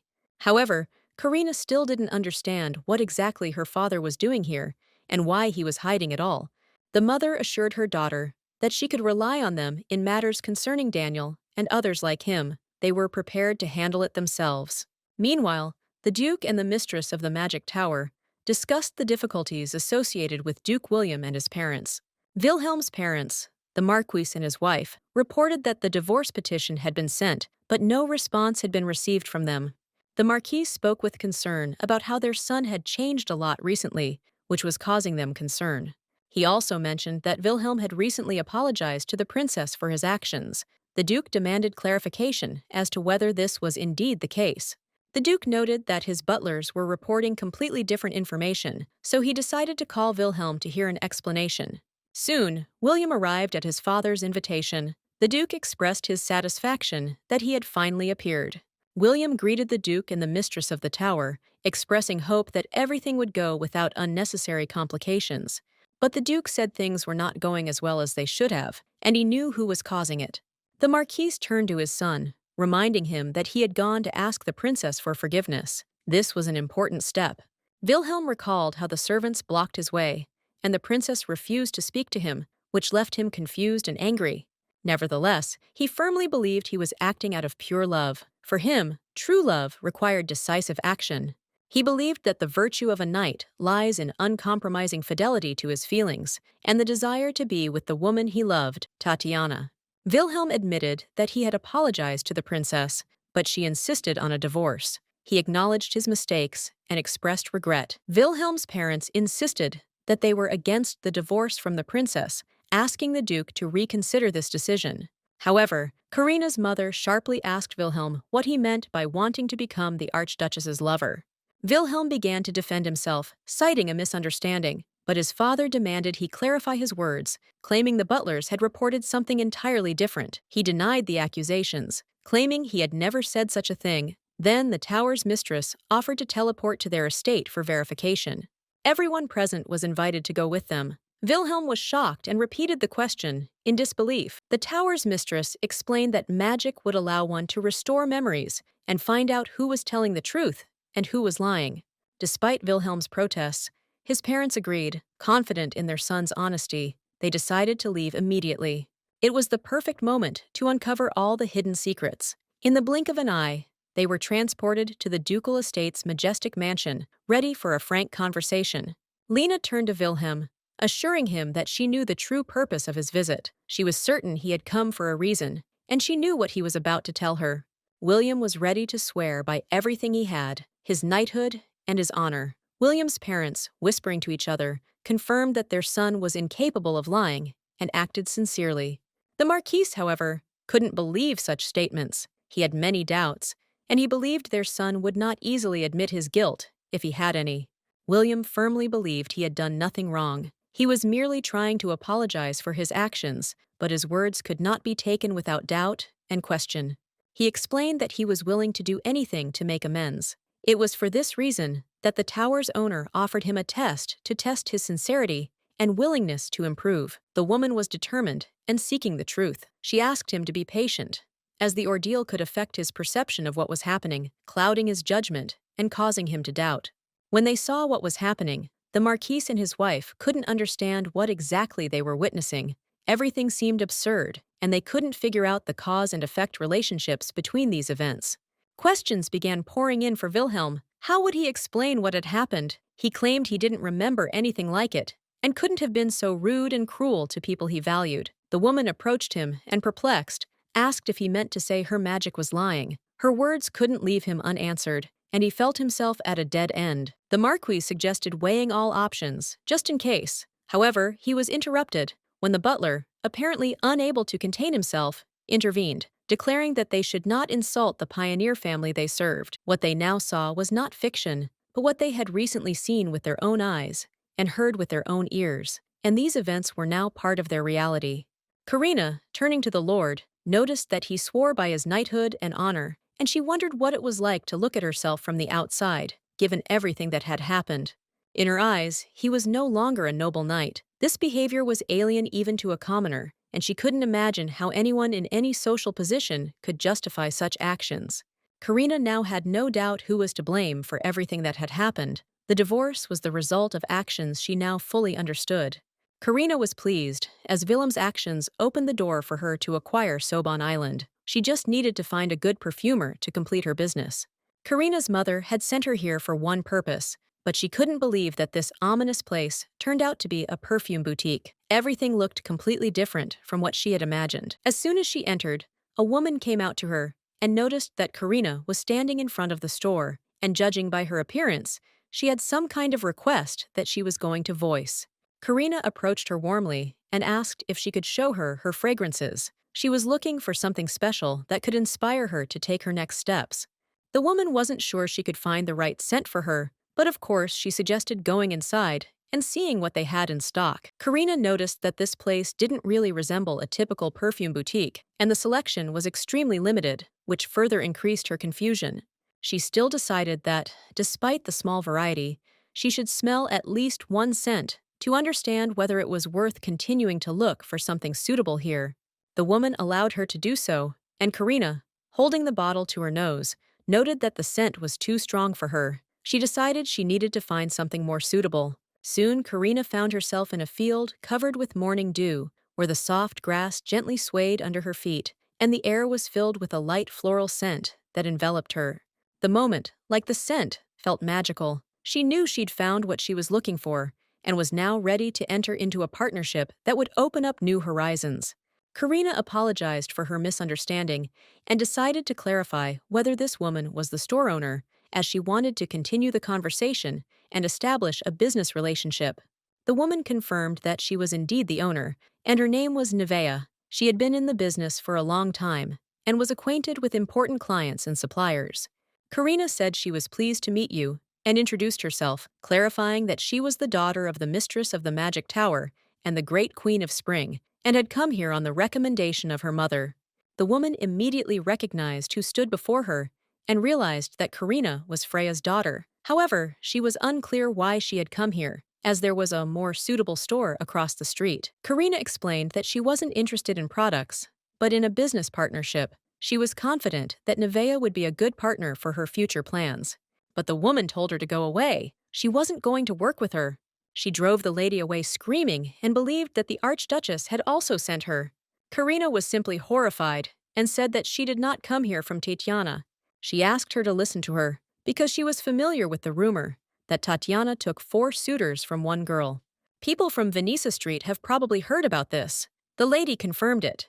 Karina said she was that girl, and so she asked if she thought Karina would be Tatiana's errand girl. The woman admitted that she felt she'd jumped to conclusions, and Freya's family could be trusted, but Karina couldn't understand why she'd reacted that way. The woman noted that she would be leaving here soon anyway, so she decided to tell. This was about 3 years ago. One day, the Archduchess came to her and proposed a partnership. She said she wanted to create her own perfume brand and entrust its management to her. But the woman found one problematic point in the contract, a clause stipulating that all recipes she created would immediately become the property of the Archduchess. She left her boutique to her daughter, who followed in her footsteps and also became a perfumer. But when she raised the issue of property rights and succession of management, Tatiana suddenly became angry and furious because of her disobedience and even threatened to destroy her. Soon after this, the woman lost her clients, and people on the street don't even want to talk to her. They act as if she's committed some crime, and the woman is tired of it. No matter how hard she tries, it's all in vain. That's why she wants to leave here. Karina noted that this was indeed a familiar situation. She never crossed Tatiana's path, but there are so many dirty rumors about her. Karina didn't understand why they were making fun of her, why no one believed her, because she hadn't done anything wrong. And then Aster came into her life. He was like a savior. He believed her words unconditionally. He was the first one who offered to help with revenge, and now it was her turn to lend a helping hand. So the lady asked if she would take advantage of it if she had one last chance. The woman said that her business was already destroyed, so she believed that there was no more chanson. Karina asked permission to help her. Together, they will restore the business and make it prosper. The woman was upset because she had neither money nor clients. Karina said that it didn't matter, because she had talent, and she could think about why the selfish Tatiana would look for her. People only need one breath to fall in love with her fragrances. Nevaeh noted that, as an archduchess, she couldn't do anything alone. It's very difficult to defeat such a powerful person. Right now, Nevaeh doesn't believe in herself. Therefore, you need to show her that there is a person in front of her who is not afraid of Tatiana. She needed to show that the man standing before her wasn't afraid of Tatiana. The lady asked if she'd heard the recent rumors. Karina is dating the emperor after all. She might soon become empress. So Karina asks if she really thinks that some archduchess will look to challenge the authority of the empress herself, and that with her, the lady will succeed. Because of Tatiana's tyranny, she had no opportunity to show people her fragrances, but now everything will change. Moreover, her business will flourish like never before. There is no sweeter revenge than this. Karina noted that she wasn't rushing her, asking her to simply think about it, and if she decided, she could come to the Duke Pioneer's house. When Tatiana took everything from her, pushing her to the very bottom, Karina dreamed that someone would say such words to her. After that, the lady left. Lena told her mother everything, and she was shocked to hear what a bitch Tatiana is. She still has the nerve to turn up her nose after all that. She is, after all, the main character of this damned world. The mother handed the bracelet to her daughter and said that even in the magic tower, they could not figure out where it came from. The perfect repository of magic. It's a wonder poor Daniel got such a valuable thing. She doesn't want to end up with apothecary's stuff like that wretch. Karina was absolutely delighted and thanked her mother for making it better. Freya also cast her magic there, and she can do as she taught her, and will always be protected. Mom said that Tatiana would definitely try to harm her, and it would be good if Mother could always protect her, but she herself knows that this is impossible.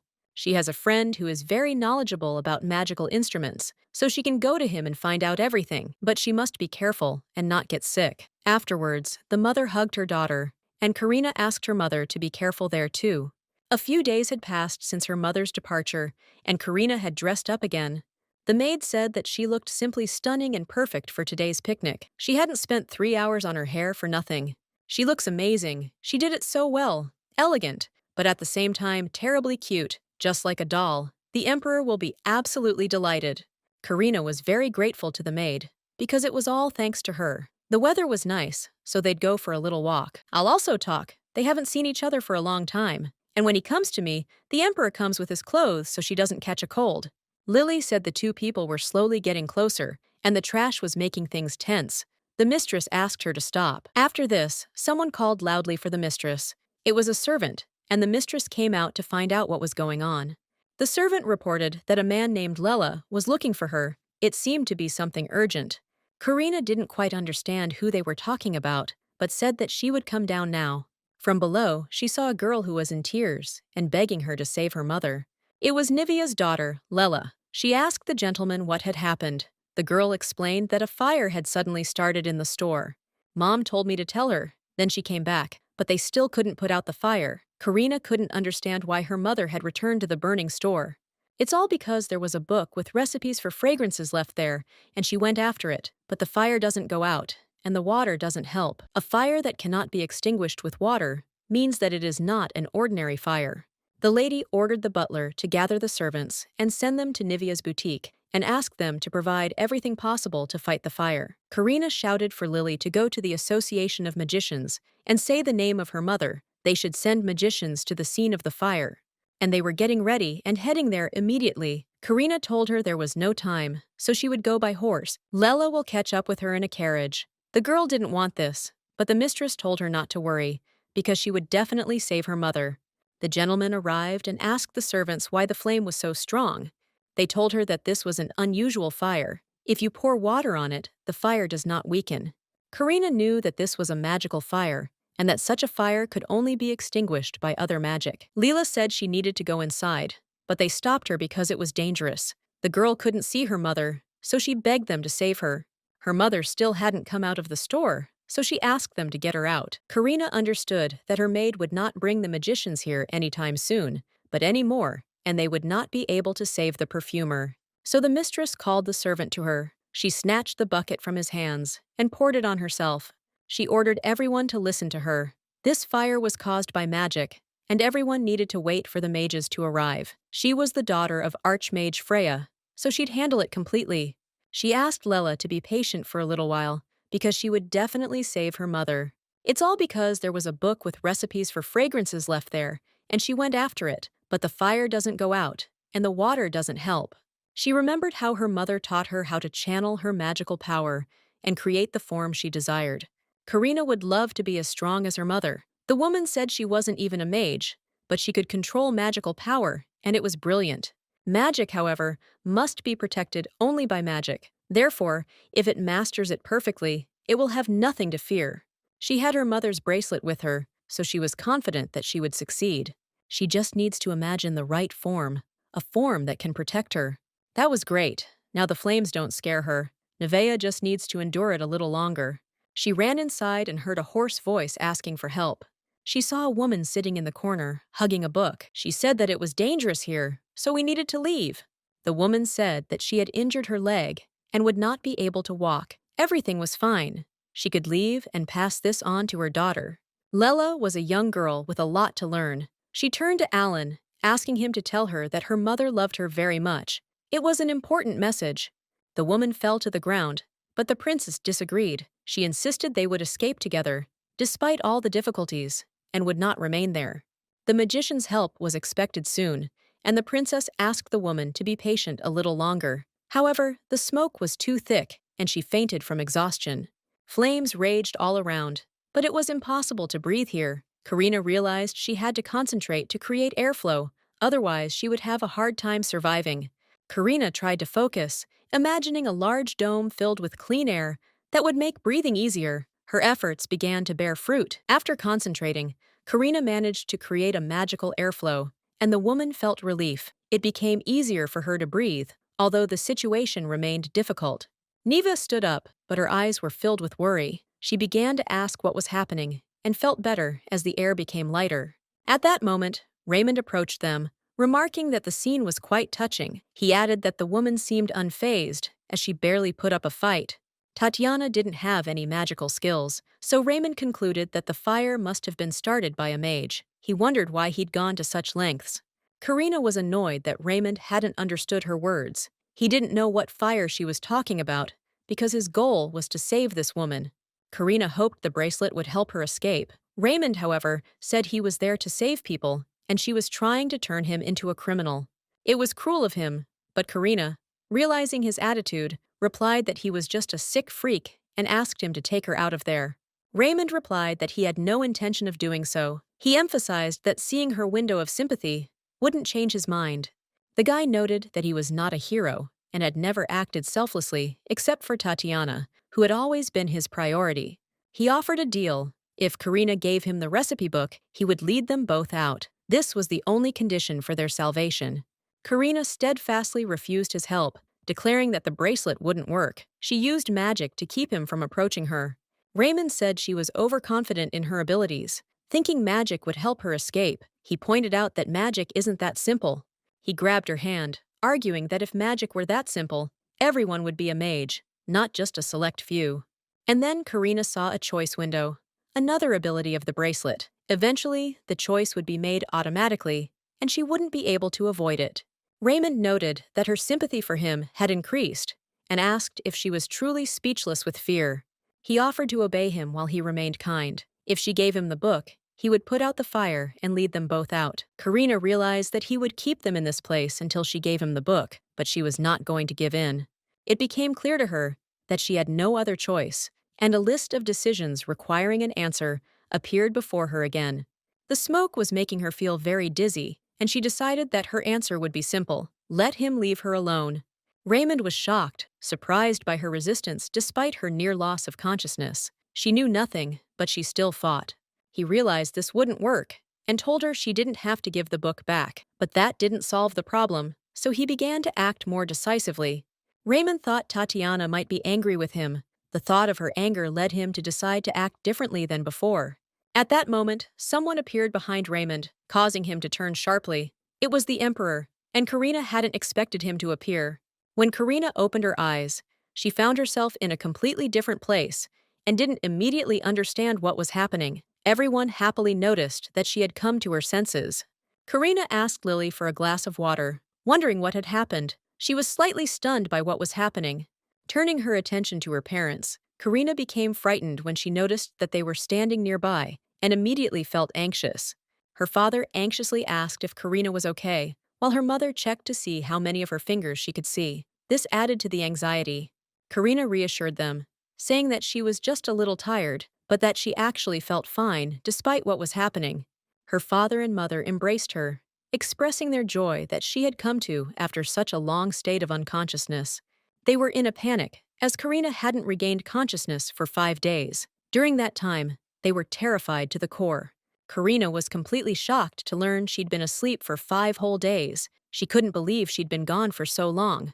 Freya asked Karina if she understood how scared she was, because her daughter had never acted so recklessly, risking her life. Freya was very angry, but she tried to calm Karina down, trying to smooth things over and prevent her from taking any more risks. She stated that such recklessness could be very dangerous, but Nevaeh told her everything that had happened in detail. Nevaeh expressed gratitude for saving her friend, and Karina asked how she felt after everything that happened. Nevaeh was fine. She was in the hospital and woke up even earlier than Karina, which was great news for everyone. Karina remembered that she had seen Raymond at the scene of the fire and wondered if he had anything to do with what was happening. However, it couldn't have been him, since Raymond was registered in the Magic Tower, and if he had started the fire, they would have known about it immediately. The magicians who arrived at the scene found only Karina and the woman, but did not find the arsonist, which confirmed Raymond's innocence. Despite this, Karina believed that Raymond was involved in what was happening, although there was no evidence of his guilt. She knew Raymond was too clever and thoughtful to leave any evidence behind. He'd blocked the magic, making the memories impossible to recover. The father said that they had done an investigation and found that Nevea had insurance and that restoring the building would not be a problem. Karina was glad that her family was concerned about her health, and her father advised her to focus on recovery rather than looking for someone to blame. Karina agreed that the most important thing now was to recover and decided not to worry about the investigations until she felt better. At that moment, she noticed letters on the table and inquired about the messages. Her mother explained that the emperor had written to her while she was sleeping. The emperor looked at the sleeping Karina for a long time, and then got up and left, promising to send her letters every day until she responded. Karina smiled, thinking she needed to write a reply urgently. Everything that was happening had been unexpected, but she was glad for the attention. Within a few days, Karina had almost fully recovered. She felt much better and was able to return to her normal life. She and the emperor exchanged letters every day. He was very busy calculating the defense budget, but he still found time for her. Despite her slight embarrassment, Karina was overjoyed by the emperor's attention. He continued to show concern, and this brought her joy. The butler announced that Nevea had come to visit, and Karina was delighted, asking her to come in immediately. Nevea was grateful to Karina for saving her life, but still refused her offer, which greatly surprised Karina. Karina asked Nevea to think again, since she knew who started the fire and could help figure it out.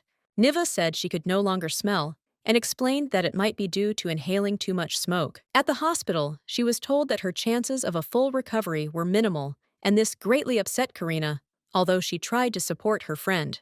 The woman was convinced that her ability to create fragrances left much to be desired. She believed that a true perfumer should be able to perceive every nuance, but she couldn't do it.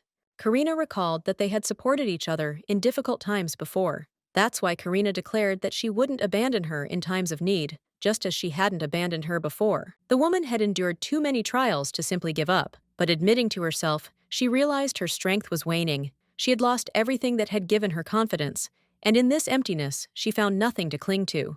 Karina, seeing her plight, resolutely declared her readiness to help. She emphasized that hard times were no reason to despair. The people needed for a new start would appear if she fought for her place in the sun.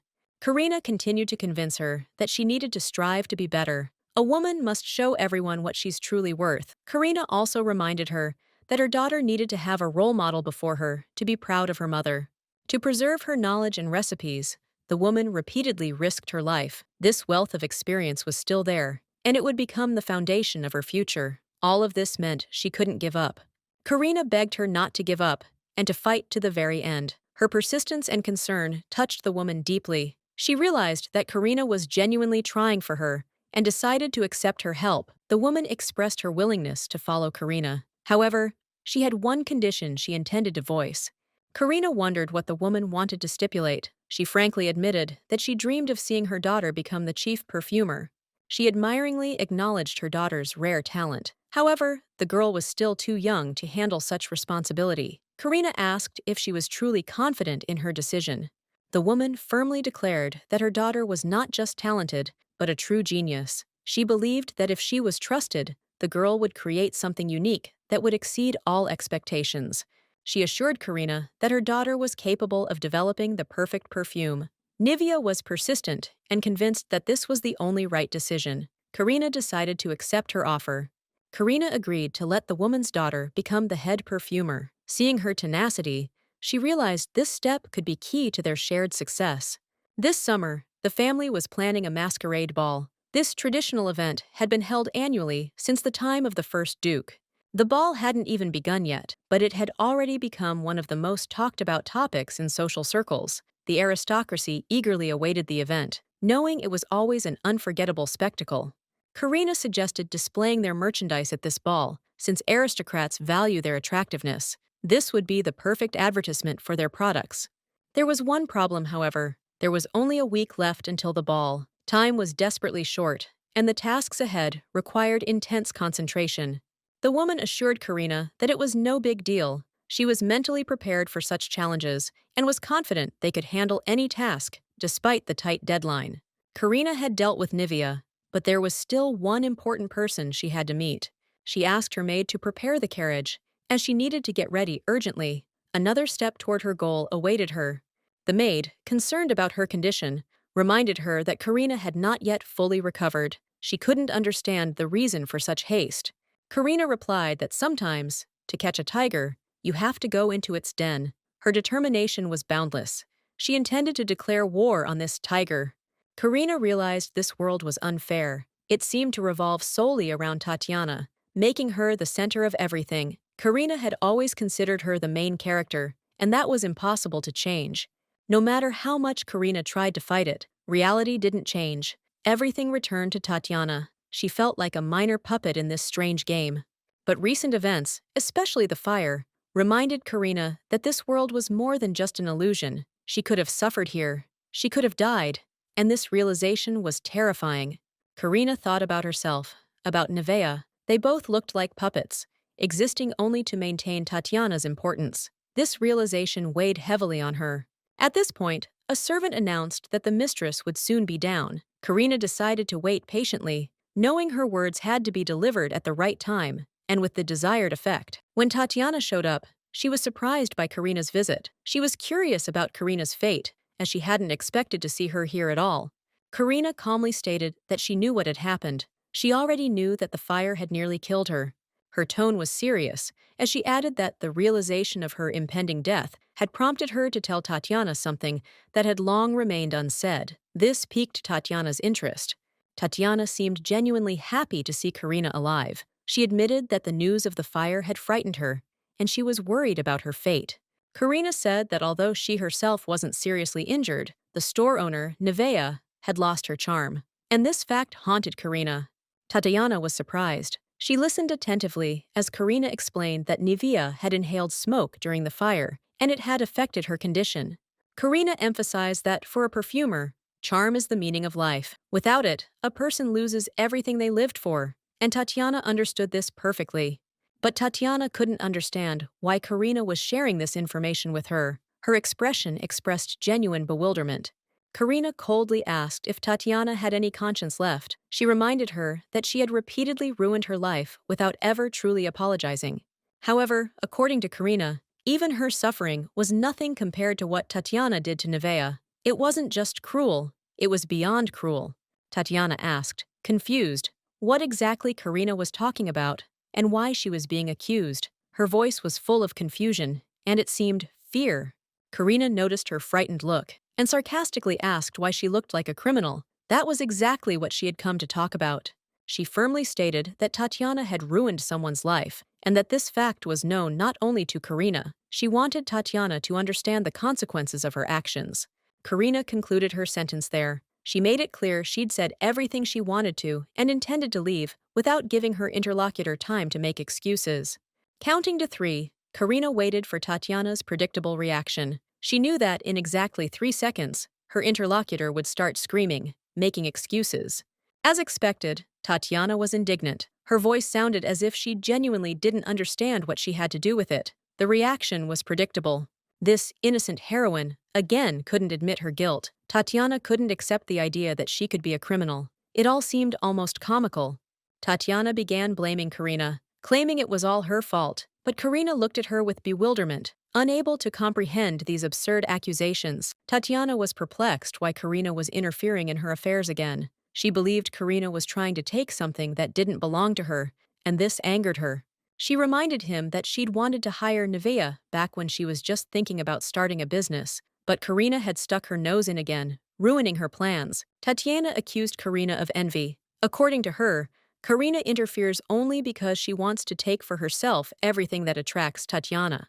She chided Karina for trying to take away the people she cared about. First Aster, now Nevea. Karina merely shook her head, finding it absurd. She reminded Tatiana that people aren't things. They don't belong to anyone, least of all to Tatiana. But Tatiana refused to back down and continued arguing. Tatiana declared that she could only allow Karina what she considered worthless trash, but she added that she would never give her the emperor.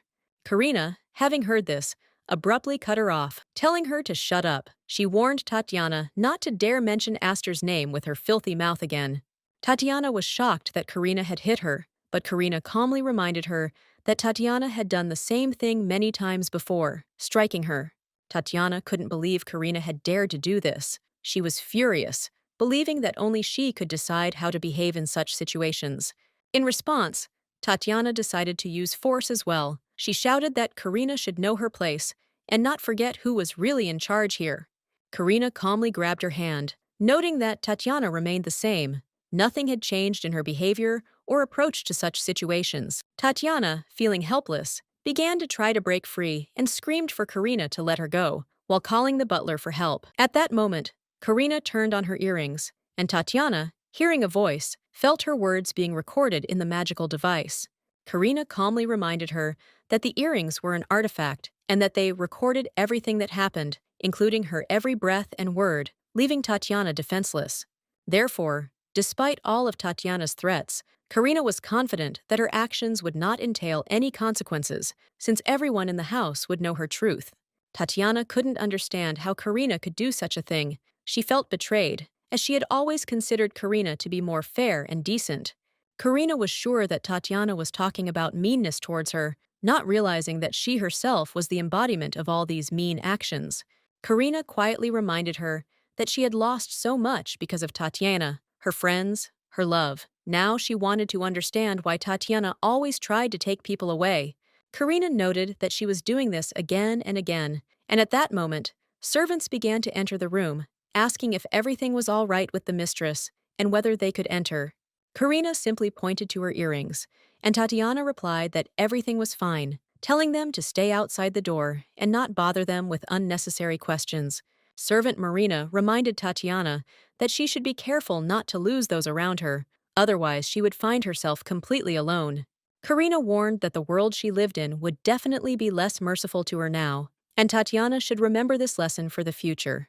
Karina, leaving, said that the Archduchess wanted to start an affair with her ex-fiancé, and this became the cause of their small conflict, which she spoke about. Tatiana, hearing this, asked when Karina intended to end this conversation. Karina, turning to her, invited them to listen to her words if necessary. Karina noticed that Tatiana had not said another word, and, adding that it was time for her to go, calmly headed for the door, not wanting to waste any more time. Karina wasn't going to act right away, but she knew that Tatiana would pay for her life and Nivi's life for a long time, which was unavoidable. In Karina's head, she kept returning to the thought that Tatiana would have to pay for everything she had done, for her actions that had caused so much pain. At that moment, Karina was met by the Archduke, and Tatiana was surprised to see him in such a place. She hadn't expected to meet him in such a situation. The Archduke asked what Karina was doing there. Karina replied that she had only come to meet Tatiana and that the conversation was already over. But when Karina was about to leave, the Archduke grabbed her hand, asking her to stop and not rush to leave his company. Karina was confused, not understanding what he wanted from her, and asked him to let go of her hand. A light flirtation continued between them, even after the wedding. The Archduke wanted to know if she would spare him at least a minute to talk. Karina was determined to leave quickly, not wanting to linger. Karina said that if the Archduke had anything important, he should submit a formal request to the Duke's estate if he wanted to discuss it with her. Karina was in a hurry, and realizing that she couldn't stay, she decided to quickly say goodbye to him, not giving him the opportunity to continue the conversation. Previously, when Karina saw the Archduke, tears would well up in her eyes. But over time, she learned to look at him differently, and now she did not experience such emotions. Karina no longer felt any desire to be with him. She decided it was time to go home and leave everything behind, without prolonging this meeting. The maid offered to bring Tatiana some tea, to which she reacted with surprise, not understanding why this was necessary in such a situation. Tatiana noticed how the maid was smiling, and it seemed to her that this woman was simply mocking her situation, which irritated her even more. Tatiana asked the maid to leave and not bring tea because she wanted to be alone, in thought, not wanting to hear or discuss anything. The mistress stood by the door, listening to the maids. They were discussing the latest news about Karina and her behavior, which only added to her anxiety. The maids said they now understood why Karina had been looking so gloomy lately and what rumors were circulating about her life. Tatiana was stunned, not knowing what rumors they were talking about, and began to get angry because she tried to do everything right and everything turned against her again. Tatiana couldn't understand why she was having such bad luck. Everything was going perfectly until that damn bracelet broke at the most inopportune moment. Everything was set for success, but now she felt that her efforts were in vain, and the result was completely different from what she expected. At 19, Tatiana invited Daniel to a new cafe. He happily agreed and promised to invite Karina, but Tatiana decided not to bother her. Daniel agreed, but suggested inviting Karina as well. However, Tatiana decided it was best to leave her alone and not push the meeting. Daniel admired Tatiana for her kindness and caring nature, which made him feel more sympathetic towards her than towards Karina, to whom he seemed cold and distant. Tatiana always managed to impress everyone, especially the boys, who admired her thoughtfulness. Karina, for them, remained an ice queen. Tatiana noticed Karina, but instead of continuing the conversation, she immediately approached her, deciding that it was time to talk in her own way. When Karina met Tatiana, she was surprised, but still decided she should listen to her proposal. Both girls were 19 years old. Tatiana invited Karina to join her and Daniel at the cafe, but Karina apologized, saying that she had a meeting and could not go. Tatiana assumed that Karina was dating Andy, but she decided that it was not worth interrogating her, and simply said goodbye to them without asking questions. After Tatiana said goodbye, rumors began to spread that Karina was dating a guy who, according to those around her, was too simple for her. They said she was dating a poor guy, the son of some small-time Vic, who wasn't worth her attention. It was part of the local gossip. These rumors confirmed the opinion that Karina chooses partners who cannot threaten her so that she will not be abandoned, creating the appearance of indifference. Tatiana was worried about her friend, but she thought about how long it had been since she had felt so free, enjoying the moment and forgetting about her worries. After that, a girl came up to Andy and touched his hair, so he thought it was Karina. But when he turned around, he saw that Tatiana was there, and the girl immediately introduced herself as Karina's friend. She was very pleased to meet him. Tanya said his hands were full, so he would shake her hand with his eyes. Tatiana, of course, was not against it, but in exchange she wanted him to let her look at his book. When she had a window with a choice, she realized that she had not made a mistake, and therefore invited him to be her friend. Karina was taking a bath. She felt very fresh, and her fatigue seemed to have disappeared. Lily told the lady to rest. She had worked hard, so it was time to relax. She decided to mix honey, brown sugar, a little milk, and then they will get an excellent massage cream. This is her personal recipe. Lily asked the lady to let her know if it was hot or cold.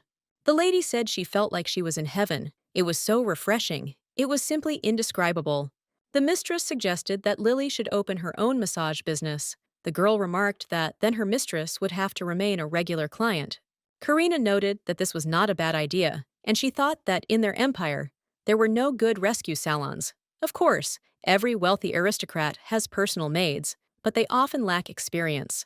Lily, full of enthusiasm, began to talk about how wonderful the business world was, but then gently reminded the lady that it was time to put on her dress for the upcoming event. Lilia, hopeful in her voice, asked if everything was to her liking. She happily added that the current atmosphere, outfit, and overall mood were all thanks to her, and she felt wonderful. Karina, listening to her, noted that, returning to the topic of business, she would like to add one more important detail before continuing preparations. Suddenly, the butler entered the room and announced that His Majesty had arrived, thereby interrupting the conversation and adding tension to the air. Karina calmly replied that she'd be right down, but her expression became thoughtful. Lilia thought that if the lady was lost in thought, there was no stopping her. Karina decided to ask Lilia how she felt about her idea, and she, smiling, noted that if we were talking about business, then it really was a brilliant idea. However, Karina explained that she had something completely different in mind and simply wanted to know how Lilia thought she looked in this dress. The maid confidently stated that the mistress looked magnificent and that she had nothing to worry about because His Majesty was already waiting for her with impatience. The Emperor was clearly delighted to see Lady Karina. Her appearance warmed his soul, as if everything around him had brightened. Astor, with genuine concern, asked how she was feeling. Karina replied that, as he could see, she was much stronger than she appeared at first glance. In turn, Karina asked if he himself was tired, to which her father admitted with a smile that he often works at night, as it is his tireless passion. Karina expressed the hope that she was not causing him any inconvenience, but Astor assured her that this was not the case at all, because he truly loved his work, and meeting her brought him joy. He added that he had not seen the lady for a long time, and was therefore incredibly happy about this meeting, which, in his opinion, was long awaited. Karina, agreeing with him, suggested going for a walk to discuss everything in the fresh air and also to unwind a little. During the walk, the Emperor, noticing her confidence, asked when she had learned to use magic, which made Karina smile. Karina explained that her mother believed her daughter should be able to defend herself, so she taught her basic skills. The Emperor acknowledged that she excelled at even the basics. However, Karina sheepishly objected that her abilities were very modest. She could do little, and that on that day her strength was clearly not enough. If it weren't for the Emperor, Karina admitted, she and Nevea could have died. Aster was surprised, not understanding what exactly she was talking about. Karina recalled that she was already unconscious when he arrived. However, she was certain someone woke her, and that their eyes were the same color as His Majesty's. These memories made Karina wonder who really saved her from the fire back then, leaving her with this strange feeling. The Emperor suggested that magical power often obeyed the wishes of its master, and perhaps her desperate heart was then controlling the magic. Karina agreed with his words, but added that she had definitely seen those purple eyes then, and could not be mistaken about it. Aster reassuringly noted that even without magic, she was striking in her courage and ability to act without thinking about the risk. He emphasized that not everyone would dare to dive into a fire to save themselves, and her actions were truly inspiring, to which Karina thanked him with slight embarrassment. However, Karina admitted that she still has doubts. Perhaps her actions were thoughtless and could have harmed other people. The Emperor, wishing to dispel her worries, reminded her of the words he had spoken during her visit to the palace to give her confidence. He assured her that he would always be by her side, in love and in politics. These words were spoken with genuine warmth and support. The Emperor emphasized that Karina should not doubt herself because he values her for who she is, and this is the main thing she should remember. Because he likes her exactly as she is, natural, sincere, and unwilling to pretend to be anyone else. This is what makes her unique and inimitable in his eyes. Andy was seriously alarmed, as he couldn't understand why the Emperor had suddenly decided to summon him. It seemed like nothing significant had happened recently that would attract the monarch's attention. The servant greeted the Archduke politely, pointing to the doors behind which the Emperor was presumably located. This gesture indicated that he had already been expected. The servant asked to follow him, so he could personally escort the guest to his master. When they arrived, the Emperor greeted Andy joyfully, indicating that the meeting would take place in a friendly atmosphere. The Emperor invited him to sit down, making it clear he had no intention of scolding or debriefing. This opening eased the tension somewhat. Andy noticed that the Emperor seemed to be in a good mood. This surprised Aster, who noted with a slight smile that it was so obvious. The Emperor announced that he was expecting a visit from Lady Pioneer after dinner, so he suggested getting straight to the point so as not to waste time. He explained that he wanted to thank Andy for his actions. This statement greatly surprised Andy, and he, without hiding his emotions, clarified what exactly he was talking about. Andrew couldn't understand what the Emperor meant. However, as he thought about it, he remembered that a couple of weeks ago he had been on Vera Street, where an unexpected incident had occurred. Andy explained that a serious problem had arisen that day that required his personal intervention. He couldn't remain silent about what was happening. The Emperor explained that he was referring to a fire that had broken out in one of the boutiques on that very street. The situation was critical and required an immediate response. Andrew was stunned because he clearly remembered that he had not met anyone he knew that day and did not think that anyone could notice his actions. Andy's thoughts revolved around Karen, who might have told the Emperor everything. However, he doubted it, as he didn't want anyone to know about his involvement. The Emperor explained that Karina was certain Andy had saved her that day, but the hero himself clarified that he wasn't there and couldn't have been involved. However, the truth was that Andy was the one who helped Karina. He admitted he hadn't been looking for attention, but circumstances had forced him to act. He happened to be passing by and managed to help. However, Karina apparently mistook him for someone else. The Emperor's gaze suddenly became strange, and it made Andy wonder if he'd made a mistake in his words. He felt like something was wrong. The Emperor assured them that everything was fine. He noted that performing such a noble deed in secret deserved special praise and recognition. However, looking at the Emperor's face, Andy couldn't shake the thought that instead of a reward, he might have been sent to the scaffold. Such an expression frightened him. The Emperor looked at him as if interrogating a criminal. Andy offered to refuse the reward, claiming he'd only done what he had to. Aster insisted that they not resist and accept the gift, a set of precious and rare seasonal stones. He considered it a just token of gratitude. The emperor expressed his sincere gratitude and apologized for distracting Andy from important matters. He then dismissed him in peace. As Andy walked away, he felt the emperor's piercing gaze on him, like a wild animal stalking its prey. It made him uneasy.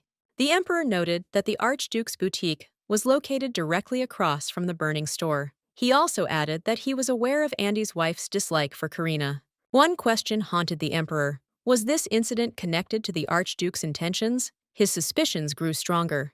The atmosphere grew tense, Astor's magic oppressive. Andrew tried to explain that this was all some kind of misunderstanding and that the emperor was misinterpreting the situation. He said he was returning home when he felt a powerful surge of magic. He also mentioned that Raymond was in the capital, which could be related. The emperor expressed surprise. How could Andrew claim to have saved Karina by accident when he was actually dating Raymond? His words sounded like a reproach. In the past, Andrew had often shown a desire to take what belonged to the emperor. This always irritated Astor and left a bad taste in his mouth. As a child, Astor's father said that winter magic would be more suited to Andrew than the heir himself. These words engendered a sense of rivalry. Andrew's father even asked him what he wanted. He promised to find him something better than what Astaire already had, if necessary. Andrew didn't object, as he was confident that he would become emperor in the future. No matter the circumstances, he believed in his own good fortune and strength. However, after the emperor's death, a fierce struggle for the throne began. During this time, intrigue and conspiracies became an integral part of court life. Having killed the second prince, who was the main instigator of the unrest, Astor immediately went to Andrew to deal with him personally. The maid, trembling with fear, begged Astaire to spare her, explaining that Andrew had managed to escape. This news angered him, but did not surprise him. Astor thought that if anyone dared to encroach on his throne, Andrew would always be the first suspect. He considered it obvious. Despite everything, Astaire showed generosity, remarking that Andrew was incredibly lucky. The monarch's good nature sometimes amazed those around him. Killing Andrew now would have been too risky for his reputation, so Astor said he would believe him, despite all his doubts. However, he reminded Andrew that saving Karina could have been a sincere act, which temporarily justified Andrew. After that, he let him go. When Andrew left the chambers, he was overcome with horror and fear. He felt as if everything that was happening was turning against him.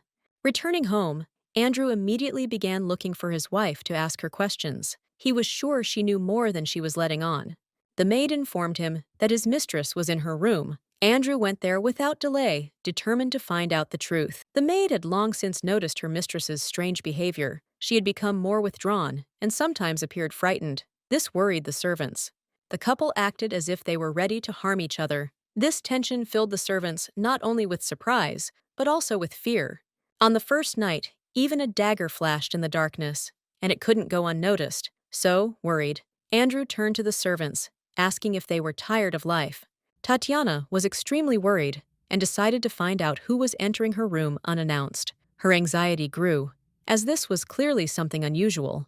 She was surprised to see her husband and immediately asked him what had happened. The question was sincere, as the situation clearly left her confused and bewildered. Andrew ordered her to hand over the bracelet with cold determination. Tatiana couldn't understand why this was necessary or why he became so abrupt, as if it were something important. Andrew immediately sensed something was wrong. He demanded an explanation, asking where the magic he'd imbued her with that first night had gone and what had happened to her. Tatiana, clearly confused, replied that she didn't know and didn't understand how Andrew knew if she had magic if she wasn't even sure she had it. Tatiana wasn't a magician, and she continued to hide the truth from her husband. This only grew worse as her lies dragged on, and her behavior angered him. Andrew was desperate. He couldn't believe she hadn't even tried to answer his questions. He pleaded with her, realizing the situation was spiraling out of control. Andrew yelled at her, claiming he wasn't sure she had any conscience left in her soul. He was convinced she had ruined his life with her actions. Tatiana said she didn't understand what was happening and apologized for her mistake, admitting she had been wrong in her actions. She asked him to forgive her. Andrew asked if she realized Raymond had secretly used his magic and started the fire to cause harm. He wanted to make sure she understood the gravity of the situation. Tatiana was shocked to hear that Andrew had learned the truth. He reminded her that their marriage was based on her promise to make him emperor and that this was crucial to their future. Andrew is only looking to get back what was lost, and told Tatiana to stop engaging in empty talk that doesn't lead to results. Tatiana couldn't understand why he called her actions nonsense, because everything she did was to get back what she had lost in this struggle. She acted to get her own back, and that was her primary goal. After that, Tatiana went to the magician to discuss her next steps. She knocked on the door and told Raymond she was there. He greeted her immediately, welcoming her in. Tatiana was frightened when she saw his face, but Raymond reassured her, explaining that there was nothing to worry about. Everything was fine, and she shouldn't worry. He explained that a wolf had run into the backyard, and he had caught it. The situation was under control, and there was no cause for concern. Tatiana asked how badly Andrew had beaten him. Raymond had a hard time understanding what she was talking about, since he hadn't been in a fight with a human, but with a wolf. Tatiana thought that perhaps he was in pain, but Raymond didn't care, because he was ready to do anything for her, and couldn't let his TD down. After this, Raymond asked what really brought her to him, because she didn't come just like that, and he felt that she wanted something. He assumed she'd come with a request, and even offered to steal a cookbook for her if needed. He was ready to help with any questions. Tatiana replied that she didn't need it, and that he should just forget about what happened. Raymond asked what she really wanted then. Tatiana always reacted this way when she wanted to ask him for something important, and Raymond was familiar with it. He knew her habits. Everything was fine, and Tatiana could speak calmly. She noted that this time, Raymond had suffered because of her actions. He replied to Raymond that he had already told her he was ready to do anything for her. This meant that he would fulfill any request she made of him. It seemed Tatiana could truly ask him for anything, and Raymond was ready to fulfill it. He trusted her and her decisions. Tatiana should have simply said what she wanted. She said she wanted to kill Karina, and that was her request, which she made without hesitation. Karina, in the commercial district on Masterskaya Street, said they had already arrived. This was due to her errands and plans for the day. Lela and her mother greeted Karina joyfully. Nivea invited Lady in and apologized for the small mess that remained. Karina noticed that the mess wasn't all that light and asked how they were doing. Hearing that they had new merchandise, she decided to pop in and check it out. The woman said things were going well thanks to their efforts. She and her daughter spent 3 days researching, without sleep, but don't worry, everything is fine. The maid said that their eyes looked strange, but the mistress made a remark that such things should not be said, especially in front of strangers. Karina asked if they could show her the new fragrances. Lily had almost finished cleaning up, and everything was ready for the presentation. Karina was worried about whether Nivea's daughter would be able to handle it, but the girl confidently replied that she would first tell her about the new perfume format they had developed. The new fragrance was created for strong women, and its spicy top notes leave a strong impression. It was an atypical and powerful scent. The middle notes are soft and glamorous, while the base notes are subtle and lingering. The scent starts out strong, but becomes softer and more refined over time. The girl did a much better job than Karina had expected. The woman noted that her approach had been very successful and asked her what she thought. Compared to existing floral-based women's fragrances, this one felt sharper and stronger. It was something new on the market. The scent was completely unique and different from the usual. Karina wanted to know if it would attract the attention of noble ladies and interest them. The girl was sure this fragrance would be a success. Floral scents with bright top notes attract attention, but quickly fade. This scent was not only long-lasting, but also had vibrant top notes that were refreshing during the warmer months. It was familiar, yet with a unique charm. Nivea wasn't wrong. Her daughter turned out to be a true genius. It was even better than the lady expected, and Karina was pleasantly surprised. She not only created stunning fragrances, but also had a keen understanding of the perfume seasons. Lily decided to try her hand at this too. The maid said she believed Lily was a true genius. Her success was unquestionable, and everyone was convinced of her talent. It was an unqualified success, and Karina decided to find out if they had come up with a name for the fragrance yet. Everything pointed to it becoming a hit. The girl said yes, but she and her mother couldn't decide who would name the scent. It became a momentous occasion for both of them. The name would be Karina, and they decided it would be perfect for such a fragrance. It was a tribute to her and a symbol of strength. The girl was shocked when she asked if they really wanted to name him after her. It was unexpected, and she couldn't believe it. Karina objected, saying that this perfume is for strong women, and she doesn't consider herself worthy of being the muse for such a powerful scent. Being strong isn't just about having power, it's also about being able to wait and act at the right moment. Karina was grateful for these words. Nivea said the scent reflected the image of the woman who fought the fire that day to save it. It was an expression of her strength and courage. If it wouldn't be inconvenient, Nivea asked to be allowed to name the fragrance after Karina. It was a gesture of respect and recognition of her strength. The girl decided to agree, because if that's what they wanted, she wouldn't object. It was their wish, and she was ready to support it. Lily was completely amazed by their talent. The scent they created struck her with its beauty. It was astonishing, and would attract the attention of anyone who smelled it.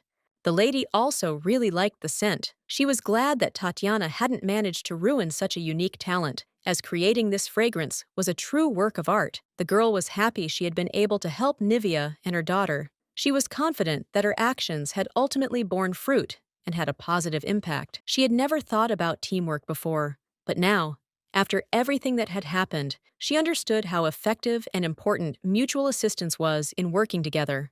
For the first time, the mistress was so eagerly anticipating a ball, and the maid was equally thrilled. Everyone around her was filled with anticipation for this significant and upcoming event. There's good news at the palace. Mr. Astaire's approval rating among residents has increased by 20% compared to last year, which was an unexpected and pleasant surprise. The emperor was surprised and couldn't understand the reason for such growth. Apparently, his policy of friendly relations with the people had produced tangible results. In addition, the support and strengthening of friendly relations with the pioneer's family also had an impact, proving to be an important factor in success. The emperor acknowledged the success of their work and said they had truly done a good job. Soon he was informed that Princess Karina had arrived to see him. The emperor declared that the report could be concluded and that he would personally meet the princess to continue their conversation. He asked them to leave the room. The emperor apologized for constantly inviting her to boring work meetings. He recognized that these meetings weren't always interesting. Karina replied that there was no need to apologize, because on the contrary, she enjoyed being around him. These meetings helped her feel closer to the emperor. Karina said she was very pleased and truly felt special when she could be around him. She truly cherished these moments. Today, Karina came bearing a gift she wanted to give to the emperor. It was something important, something she was ready to give him on this special day. The gentleman thought it was an invitation to a family ball, and he was right. It was an invitation to an event that was supposed to be important and significant. She assured him that if he was busy, she would not be offended and would accept his refusal, since it was an informal event and everything depended on his time. The emperor agreed with her words, and she accepted that perhaps he really was busy and apologized for causing him inconvenience with this invitation. The emperor, however, explained that this wasn't what he had meant. He meant that, despite his busy schedule, he would definitely make time to attend the ball. Karina was surprised to notice that the emperor had indeed been very busy lately. She hadn't expected such a response, and found his words honest and thoughtful. The emperor didn't deny it, but noted that right now everything was about their relationship. He appreciated her attention and tried to maintain balance in his life. He was cautious, and Karina, aware of this, was grateful. Such an attitude toward her could not fail to touch her, and she felt respect for his approach. When Karina was getting ready for the ball, she was worried whether her outfit was too revealing. She was concerned about how others would perceive her appearance at such an important event. The maid, noticing her doubts, began to ask what she was worried about, since she had tried so hard to make sure her outfit was perfect and appropriate for the occasion. Karina's parents were surprised by her outfit, noting its revealing nature. They immediately began discussing whether it was too provocative. The father thought the outfit was too provocative, while the mother thought it was too light and not quite appropriate for the occasion. Karina said she thought everything was fine. Her mother was surprised, reminding her that Karina had once said she didn't like clothes that attracted too much attention. Karina was surprised by this remark and replied that perhaps she had simply forgotten her words. Mother, for her part, insisted that all of this was perfectly normal. On her 10th birthday, Tatiana looked much more beautiful than Karina, which was unexpected for her, but she did not pay much attention to it. Karina remembered how worried she was then, but her mother noted that if she liked everything, then it meant it was the best choice for her, and everything was fine. Back then, Karina was quietly worried, not wanting to attract unnecessary attention to herself, but today she decided that she had enough, and she would shine in the full light. Suddenly, the lights went out at the ball, and everyone present found themselves in complete darkness, not understanding what had happened and puzzled by this unexpected event. At this point, Karina came on stage and greeted the guests, and then announced that everyone present would be able to enjoy her surprise at this family ball. Before the event began, Karina wanted to give everyone present something unusual and completely new, something they had never seen before. She invited them to enjoy the extraordinary evening and the scent she had prepared, especially for the occasion. Karina was very pleased. The parents were amazed to see how much their daughter had changed. She had become so mature that they couldn't even believe it was the same Karina. Karina used butterfly magic to allow everyone present to smell her fragrance. The paper butterflies were beautiful and captivating, creating a magical effect. The scent was astonishing, beyond words. It was simultaneously strong and soft, delicate and long-lasting, leaving a lasting impression. This scent amazed everyone with its uniqueness. It captivated all the guests, and everyone wondered who could have created such a beautiful and captivating creation. Karina was pleased that the guests responded positively to her scent, judging by their reactions. She felt the ball was a success, and everyone was pleased with her creation. Karina once thought she was losing suitors because of her role and status, but now she realizes she was limiting herself in this way. This realization became important to her. Soon, someone approached Lady Butterfly. It was Daniel, and the lady was surprised by his appearance. He had unexpectedly appeared in her life at this moment. She addressed him by name, but he asked her not to reveal his name so easily, as it might be unnecessary. He preferred to remain anonymous. Daniel remarked that Karina looked simply irresistible today. Karina thanked him, sensing that his words were sincere and filled with admiration. She wondered when the last time he had given her such a warm and tender look was, and she couldn't understand what had changed in their relationship with him. Karina hoped Daniel would have a wonderful evening, then started to leave, but he caught her eye and asked her to dance, waiting for her consent. Karina, after everything that had happened, decided she would refuse. She was about to say something when she suddenly heard the loud sound of breaking glass. It was Tatiana who suddenly appeared and began asking how he could betray her, asking questions that shocked everyone present at the ball. 4 hours before the ball, Tatiana felt uneasy and couldn't understand why she felt so uneasy. She felt a strange unease, but couldn't find an explanation. It wasn't her. It was something alien and out of character. All of this was happening because of that same Tatiana, and that thought troubled her even more. She needed to get rid of Tatiana, get rid of this obsession, and everything associated with it. She couldn't let it get in her way. At this point, a maid brought tea for the Archduchess. She noticed the worry on her mistress's face, and anxiously asked if everything was all right. As she looked upset, the maid helped Tatiana wrap her fingers, and asked her solicitously if she was feeling better, as her mistress had not been in the best mood lately. The maid suggested she consider whether to go to the ball, as her condition left much to be desired. But Tatiana was categorically against it. She had to go and shine. For her, this ball wasn't just an evening event. It was a chance to take Tatiana's place, make a name for herself, and demonstrate who was the true center of attention. Tatiana also inquired about her husband. The maid replied that he wasn't ready yet. This meant she would have to go to the ball first, which upset her a little. Tatiana felt disappointed, but the maid assured her that there was no need to worry. Everything will work out, and her husband will be ready soon. Everything will be fine. There's no need to worry. Yes, the maid was right. Despite all the doubts, Tatiana was special. She knew how to attract attention and stand out from the crowd. Masks can't hide true beauty, and her dress was something everyone would talk about. Everyone wondered where she got it, because it was flawless. Tatiana was like an angel, and everyone around her admired her beauty. Everyone understood that her presence was a real sensation. She expected everyone to praise her and admire her sophistication. Tatiana knew her beauty and charm would leave no one in the room indifferent. She was sure everyone was jealous of her. After all, in her world, she was the main character, the center of everything that happened. However, everyone around her was discussing not her, but the wonderful scent emanating from Karen. It was the topic of conversation, and many continued to admire the aroma. The guests couldn't get enough of this aroma and continued to discuss it, saying that it was so enchanting that they wanted to inhale this wonderful scent again and again. Intrigued, Tatiana decided to come closer and find out what kind of perfume it was. When she saw it, she was amazed. Then she was met by Lila, who greeted Tatiana and offered to help. She asked if she needed anything else. Tatiana mistook Lila for Nevea, but later realized she wasn't. The lady remarked that Lila seemed to be into fragrances. Lila explained that she and Nevea created this perfume and named it Karina. It was their joint creation, and Tatiana could appreciate it. The fragrance's name turned out to be very apt, and Tatiana decided to let her smell it. It was a decision she felt was the right one. But Tatiana soon changed her mind. She decided there was no point in smelling the scent, as she could already smell it in the air. Her wish was granted. Tatiana began to suspect something was wrong. She was shocked that Nivea had rejected her interest and chosen Karina.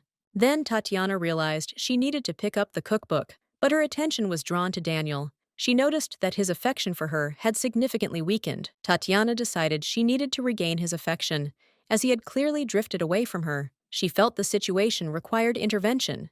She followed him, but was shocked to see Daniel ask Karina to dance. It was a misunderstanding and a betrayal. Tatiana put down her glass bitterly, not understanding how he could treat her like that, betraying her trust. Daniel was stunned to see Tatiana. He didn't know what to say to her, as the situation was tense. Tatiana burst into tears, saying that she thought they did everything for each other, but now she didn't understand how he could do this. Daniel approached her and tried to calm her down. He told her it was all so simple and asked her not to cry. Karina intervened and asked to stop the scene, because people might think that she was his wife, and this could cause unnecessary talk. Tatiana was stunned by her words. Karina continued that her husband was Archduke Andrew, and this was a surprising truth for Tatiana.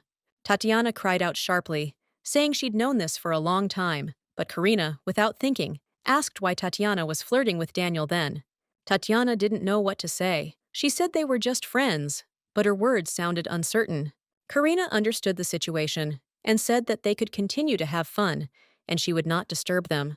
Daniel tried to stop her, but Tatiana couldn't understand why he was rushing off. Everything that was happening seemed absurd to her.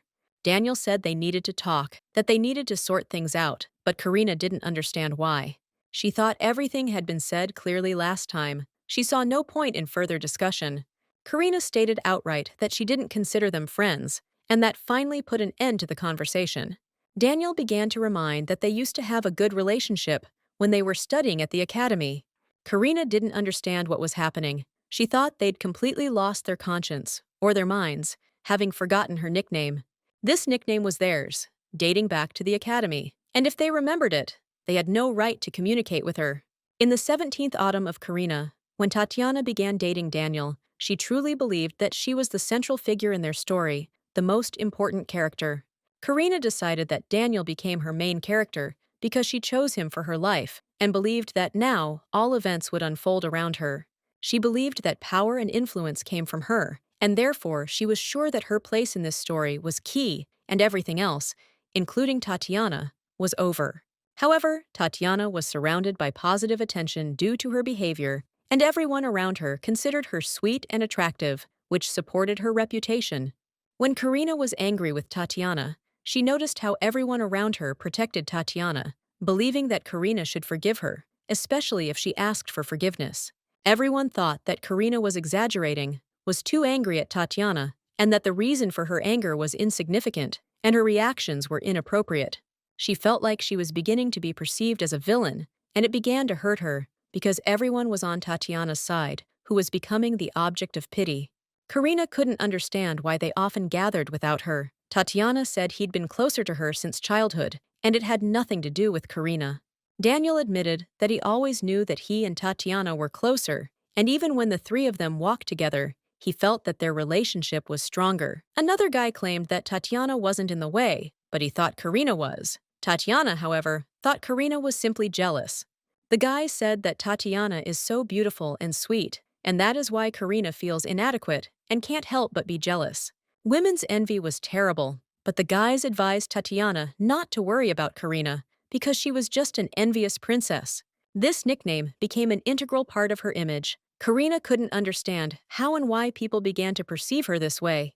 She didn't understand why everyone spoke so badly about her and how Tatiana was happy when they called her an envious princess, because they were once friends. Karina couldn't accept that Tatiana had become the main character in their story, while she remained just a secondary character. Despite this, Karina continued to consider Tatiana her friend, and therefore it was especially painful for her to see how everything had changed. During dinner, she heard the ladies discussing her as an envious princess, accusing her of terrible actions, which only increased her bitterness. They said that Karina had always maintained that she had been engaged to Daniel since childhood, and now everyone who wanted to be her friend had already turned away. These words hurt her. She felt like she had become superfluous and could no longer tolerate this kind of oppressive treatment. Karina decided to ask Tatiana and Daniel to stop the rumors, stating that they were her best friends, and she sincerely hoped for their support. She wanted them to deny the rumors. Tatiana, taking her hand, remarked that it must have been hard for her and promised to look into the situation. However, Tatiana believed that she was not responsible for spreading the rumors and did not see her fault in what was happening. Karina was shocked by these words. Daniel supported Tatiana, saying that these were just rumors and shouldn't be taken seriously.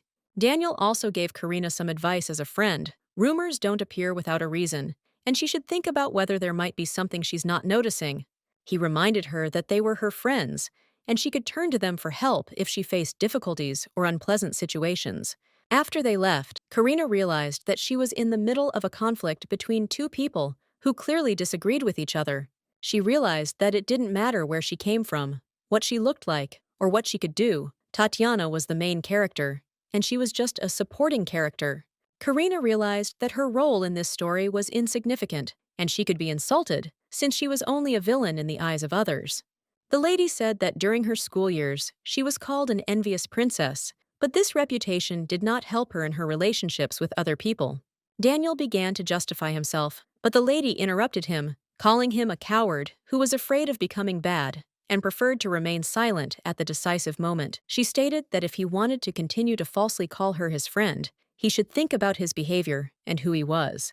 Daniel noticed how Tatiana started to cry, standing behind him, and Karina realized that she was again on the side of the man who was using her feelings. Tatiana walked forward a little and asked Karina why she was so cold, because her behavior was preventing them from being friends and having a normal relationship. Karina noticed that Tatiana was again playing the victim, just like at the academy, and it seemed to her that she hadn't changed a bit since then. Everyone started talking about what happened at the party, and it soon became clear that Princess Pioneer had made a mistake that affected her reputation. Seeing the Archduchess cry on such a wonderful day, Karina felt her heart fill with pain from what was happening. Karina hoped that something would change, but the situation repeated itself again, and she found herself in the same position as before. Tatiana, having shed crocodile tears in public, once again found herself in the spotlight and took up her role as the main character. Karina was once again an outcast, a villain, and Tatiana once again found herself at the center of all events, attracting the attention and pity of those around her. But then the Emperor approached Karina and offered to take her side, because 2 against 1 was unfair. At that moment, the Archduke appeared and said that there was no need for this, and Karina, seeing her husband, felt relieved. Andy asked Tatiana to stop making a scene and apologize, assuring her that this was the end of this whole misunderstanding. He said that he would not repeat his words twice, and waited for her to quickly fulfill his request. Tatiana, screaming that she was not going to do this, began to run away, leaving everyone perplexed.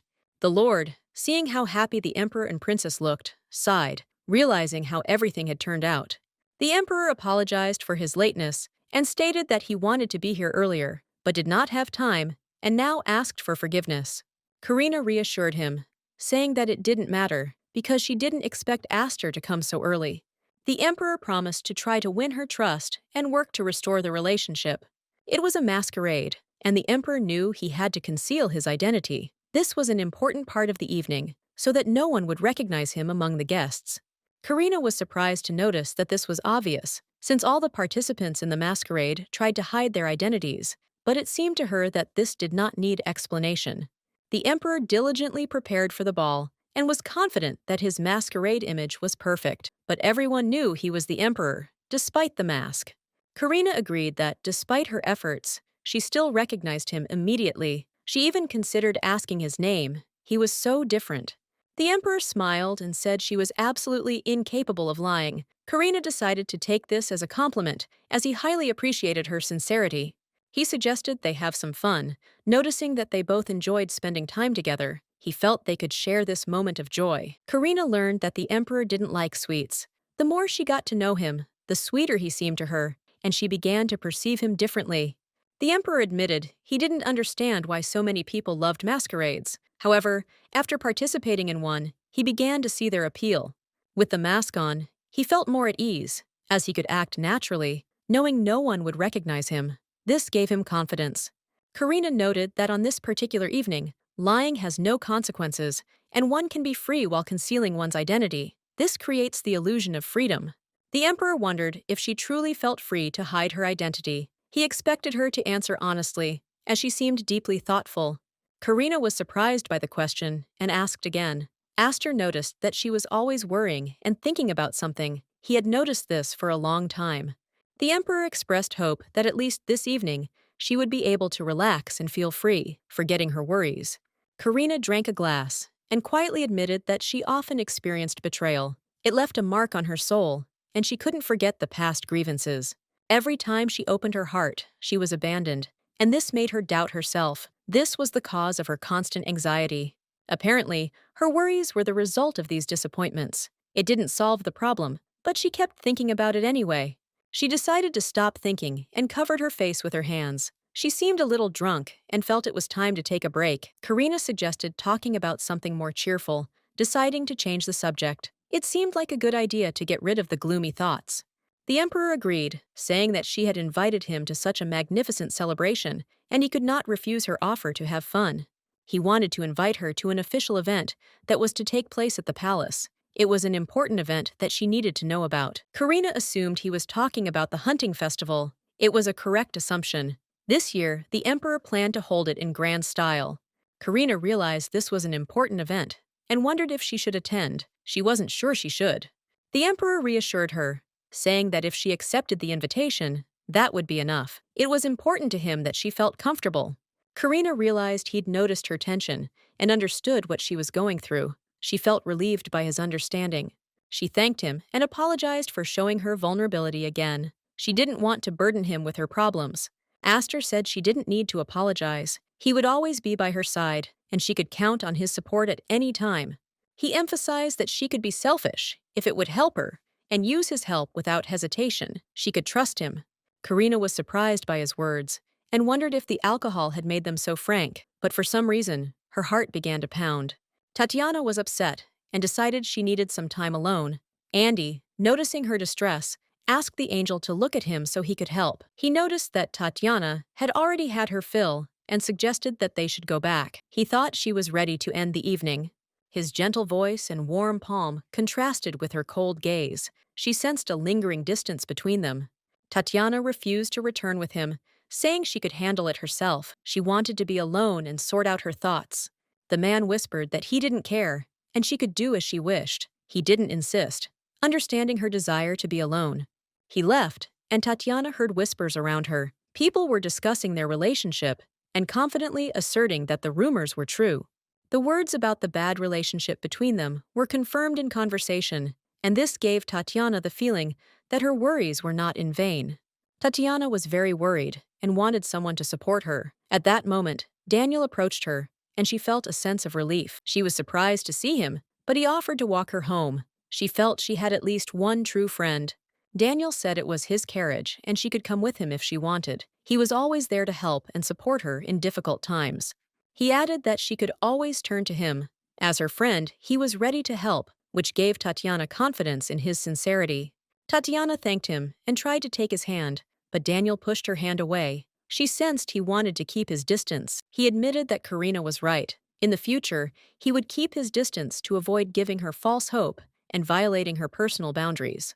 Tatiana rode in the carriage, thinking about Daniel's words, who insisted that Karina was right. He intended to keep his distance and not approach her, as she expected. First Andrew, and now Daniel, looked at her with such an expression. Tatiana couldn't understand what she had done wrong to cause them to treat her so differently.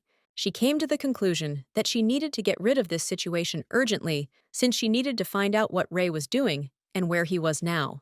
Suddenly, someone threw himself under the wheels of the carriage, and the coachman tried to drive him away, trying to avoid a catastrophe and quickly react to what was happening.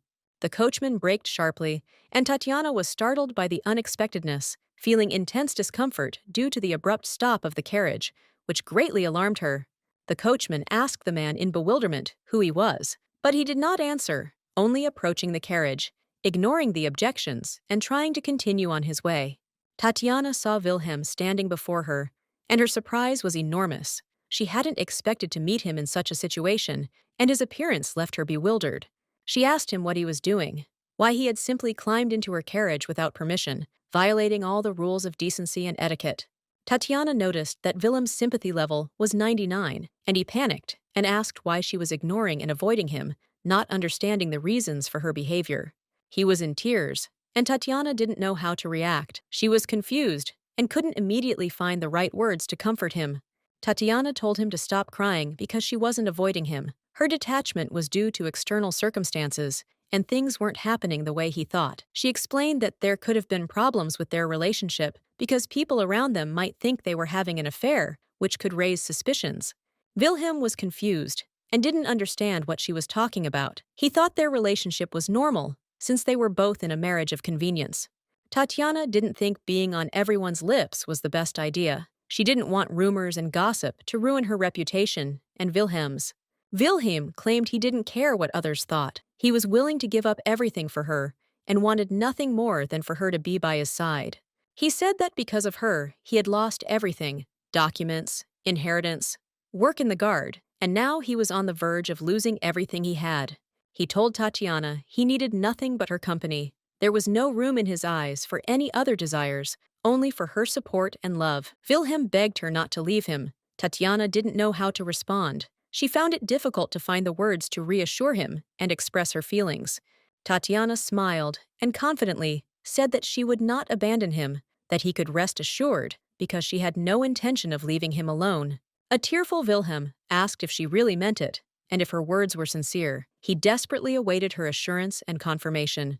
Tatiana promised him she wouldn't leave him, but she thought he was acting like a complete idiot. She didn't know how to explain reality to him. Andy asked Tatiana if she was really asking to accept her lover into her guard, considering it not entirely reasonable on her part. Tatiana explained that Wilhelm wasn't her lover, just a friend. Their relationship didn't go beyond friendship, and there was no romantic connection between them. Andy said that might be true for her, but other people would likely think differently, which would make her situation even more difficult. He was worried that if he accepted Wilhelm into the guards, he would be considered a fool who had given up his position to his wife's lover. Tatiana replied that it was necessary because he needed strength. Wilhelm was one of the Empire's finest swordsmen, and his strength could be of assistance. If William had had enough strength, he could have resisted and helped in difficult situations, which could have changed the outcome of events. Andy agreed that she was right and promised to accept Wilhelm into the guard to take back what was his, and that he was ready to fight for it. After this, Tatiana got out of the carriage, but immediately felt dizzy. She began to feel nauseous, and she realized that something was wrong. She fell to the floor and realized that this was the result of the excitement that had intensified after the incident with the bracelet, and she felt ill. She knew that it was not yet time to give in. Otherwise, she would lose to Karina, so she gathered all her strength and tried to pull herself together. Today's party was absolutely fantastic, and the ladies sincerely thanked the lady for the opportunity to take part in this magnificent event. They also asked when the perfume would be available for purchase, and Karina promised that she would let them know as soon as the boutique opened. Given the wonderful response to the perfume, Karina thought that perhaps the packaging should be improved and an exclusive collector's edition should be released. A maid approached her, and Karina was very happy to see her. She thanked her for her work and noticed that the maid looked pleased. Karina said that Lily had done very well today, but Lily replied that this was just normal for her and there was no need to thank her. Today was really fun, but Karina didn't quite understand what exactly Lily was talking about and was a little surprised by her words. Lily admitted that she saw Karina easily deal with dung beetles, waving them away with one hand, which impressed her greatly. And at the most opportune moment, the Emperor appeared and came to the rescue, and they both showed their strength and confidence in such an unusual situation. Lily said that if the Emperor had not left, they would still be enjoying their time together, and she would not feel sad. Karina explained that the Emperor was a very busy man, and she should at least be grateful that he came despite his busy schedule. Lily suggested not to stand and give Karina the opportunity to tell her all the details, but Karina refused, saying that she wanted to take a walk and work. However, Lily said that if Karina went with her, she could give her a special massage, which Karina happily agreed to in order to relax. After the massage, Karina felt much better. She thanked Lily for her care and said goodbye to her for the night, but noticed something strange. She noticed that her box had begun to glow and remembered that she had left a bracelet there, which now attracted her attention with its mystery. A window popped up congratulating her as she confirmed the completion of Wilhelm Haunt's exciting show, which had become a key moment. This event captured the attention of everyone watching his performance. The lady believed this ending was unlocked because she took the C from Wilhelm and started her perfume business, gaining control over a new direction. This was an important step in her life. A sense of liberation arose around her. The space became more open and light. It seemed as if some internal download had been taking place, and it was now being completed. She sensed a change in her world. Although she had guessed, seeing the word stiffness with her own eyes was surprising. The sensation was something new to her, and she felt her perception become clearer. The world revolving around the protagonist seemed absurd and preposterous. She saw how his actions were not always logical, and the events surrounding her seemed strange and inexplicable.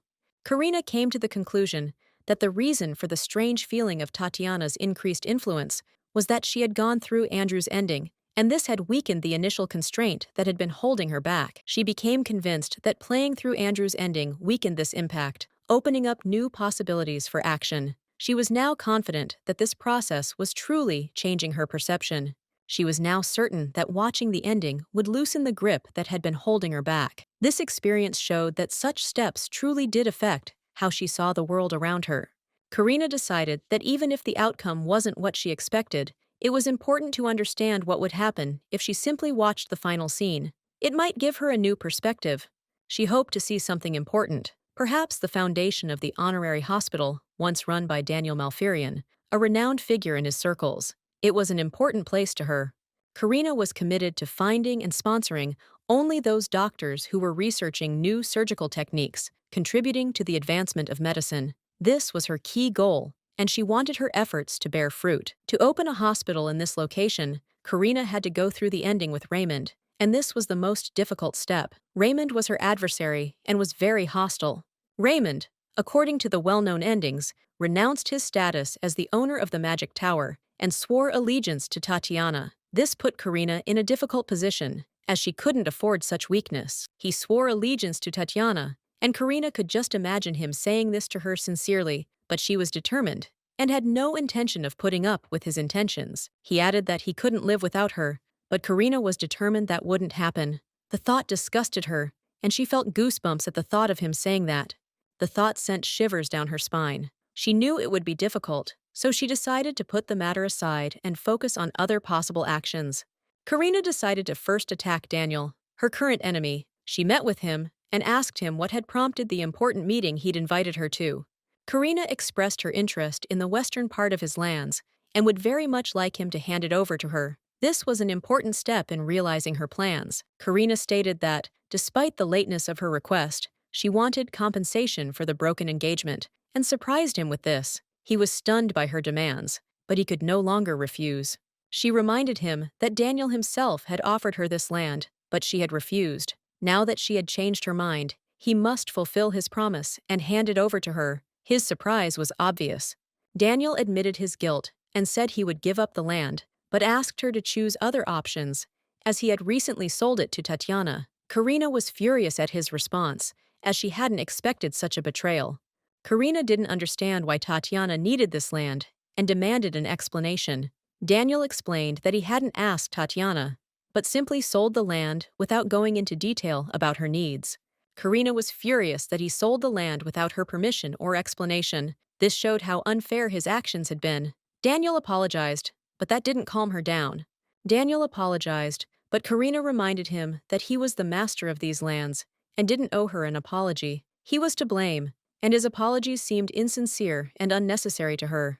Karina decided she needed to think about Nivea and her actions, as she had taken a path she could repeat. She bought the land, and at some point felt like it could help. Karina acted as if she already knew the endings of events, and it wasn't a coincidence. She was certain her knowledge could influence the future. She knew that among Daniel's friends was a mage who also practiced medicine. This seemed important to her plans, and she asked him to introduce her to this man.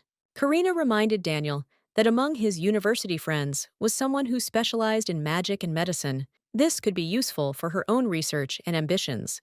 She convinced him that perhaps she could open a hospital with this man. Even if the location wasn't the same, she believed it would influence the ending of the events. Karina was determined. Karina asked him to introduce her to this friend so she could learn more about his capabilities. This could be an important step for her future plans. Daniel thought she was referring to his friend Robert, who could help. Karina agreed with his assumption, although the name did sound familiar. Karina admitted he was probably right, and the name did sound like Robert, but now all she had to do was find this man and see what he had to offer. Daniel hesitated, and Karina noticed his hesitation. She asked if he was going to refer to Tatiana again, saying Robert was with her now. This disappointed her. He explained that, after he was kicked out of the family, he and Robert stopped communicating. Karina was surprised and began asking what had happened and why he had been kicked out. Karina was puzzled and asked why he had been kicked out of the family. It reminded her of Nivea's experience, and she wanted to understand what had happened to Daniel. She suggested that something similar to what happened to Nivea might have happened to him, and this intrigued her. She wanted to understand the situation and find answers. Karina decided she had a favor to ask. She asked to find out Robert's current location so she could find out what had happened to him. This was an important task for her. Daniel agreed to help and said he would do everything to make up for her disappointment. He also asked that she clarify her wishes and requirements so he could help. He apologized for what happened at the academy and promised to give her everything he could. Karina agreed, but she wasn't in the mood for simple forgiveness. Karina asked him not to apologize anymore, as apologies couldn't heal her pain. Her heart wasn't ready for forgiveness, and she remained firm in her demands. Daniel agreed, but he said he was genuinely sorry. He tried to convince her of his sincerity, and it was clear he was almost crying with regret. Karina pointed out that if he was truly sorry, he shouldn't hide his feelings behind hypocrisy any longer. That was the only way she could forgive him. She thought it would be easier, but in reality, it turned out to be more complicated. She couldn't secure the land or find a suitable doctor, so she decided to try the Raymond ending. Karina wasn't sure how closely the ending was supposed to match the original, and this confused her, but she was determined to understand what was happening. The key to Raymond's ending was his loyalty to Tatiana. Karina understood that any action he took that demonstrated his loyalty to her could become a condition for a successful ending. She decided she should experiment, but Raymond refused to swear allegiance to her, casting doubt on the success of her plans. Karina began developing a new plan, confident it could work. Even though Raymond had no intention of promising her loyalty, she continued to search for ways to influence the outcome of events. After a few days, Karina confidently declared Raymond had been caught and asked what exactly had happened to him. This was her next step in implementing her plan. The guards reported that Raymond had invaded her home, but fortunately, they were able to stop him thanks to the preparations they had made after the incident with Wilhelm. This thwarting was a significant success. Karina asked where he was now. The guards informed her that he was locked in the food warehouse, which gave her the opportunity to control the situation and prevent Raymond from escaping. Karina realized Raymond couldn't have just gotten caught. She was sure he had some kind of plan, and she decided to go to him herself to find out his intentions and achieve her goal. Now she felt like things were going better than she'd expected. Everything was going according to plan, and she was ready for the next step in her game with Raymond. Karina came to Raymond and asked him why he had come so late. She was calm, but her questions were precise and aimed at understanding his motives. Raymond began to resist, but Karina stood up and noticed he couldn't say anything because his mouth was taped. This made it difficult for him to explain his actions. Karina noticed he was always noisy, and now she decided to calm him down a bit. She felt her power growing in that moment, and she was able to control the situation. She asked him how he felt now that he couldn't use his great magic. Raymond was now an ordinary human, and that gave her some advantage. Karina waited to see how Raymond would behave without his magical powers. She knew he was now vulnerable and unable to defend himself, which made him even more dangerous. Karina has dirt on Tatiana, and therefore, if he truly loves her, he will offer her a deal. Raymond told her not to joke, so it looks like she seriously thinks he'll make a deal with someone like her. The lady giggled and remarked that he should crawl at her feet, even for the fact that she simply pretended to make a deal with someone like him. Raymond was in a state of utter terror and was absolutely certain Karina was behaving insanely. His fear mixed with irritation, causing him to accuse her of complete inadequacy. Karina, remaining calm, asked him if he knew the fundamental difference between them. She looked at him with a slight smile, as if she already knew the answer. Karina pointed out that, unlike him, she was capable of self-criticism. Raymond, however, being Carcel, was completely devoid of this quality, which made him vulnerable. Even his own family had rejected him, and he only dreamed of becoming the master of the magic tower. This goal seemed increasingly out of reach. Moreover, his vile character has earned him many enemies. His pride is so great that he is never willing to give in, even if it is necessary. Suddenly, Karina grabbed him by the neck and declared that she had foreseen his visit from the moment she sent the letter. She knew he would try to break into her house. Her confidence was based on her ability to see right through people like him. Raymond, trying to maintain the last of his composure, asked if she considered herself better than him. Karina was briefly silent at his words, but a moment later she burst out laughing and said that if he thought she was still the same Karina from the academy, he was sorely mistaken. She then asked him with interest what he would do if she publicly accused him of trespassing. Her confidence sounded like a challenge. She reminded him that she now had proof. Unlike before the fire, this would be enough to ruin his chances of becoming the master of the magic tower. If he doesn't get it the easy way, she intends to take harsher action. She promised to make public the recording of Tatiana he just heard, right there in the royal palace.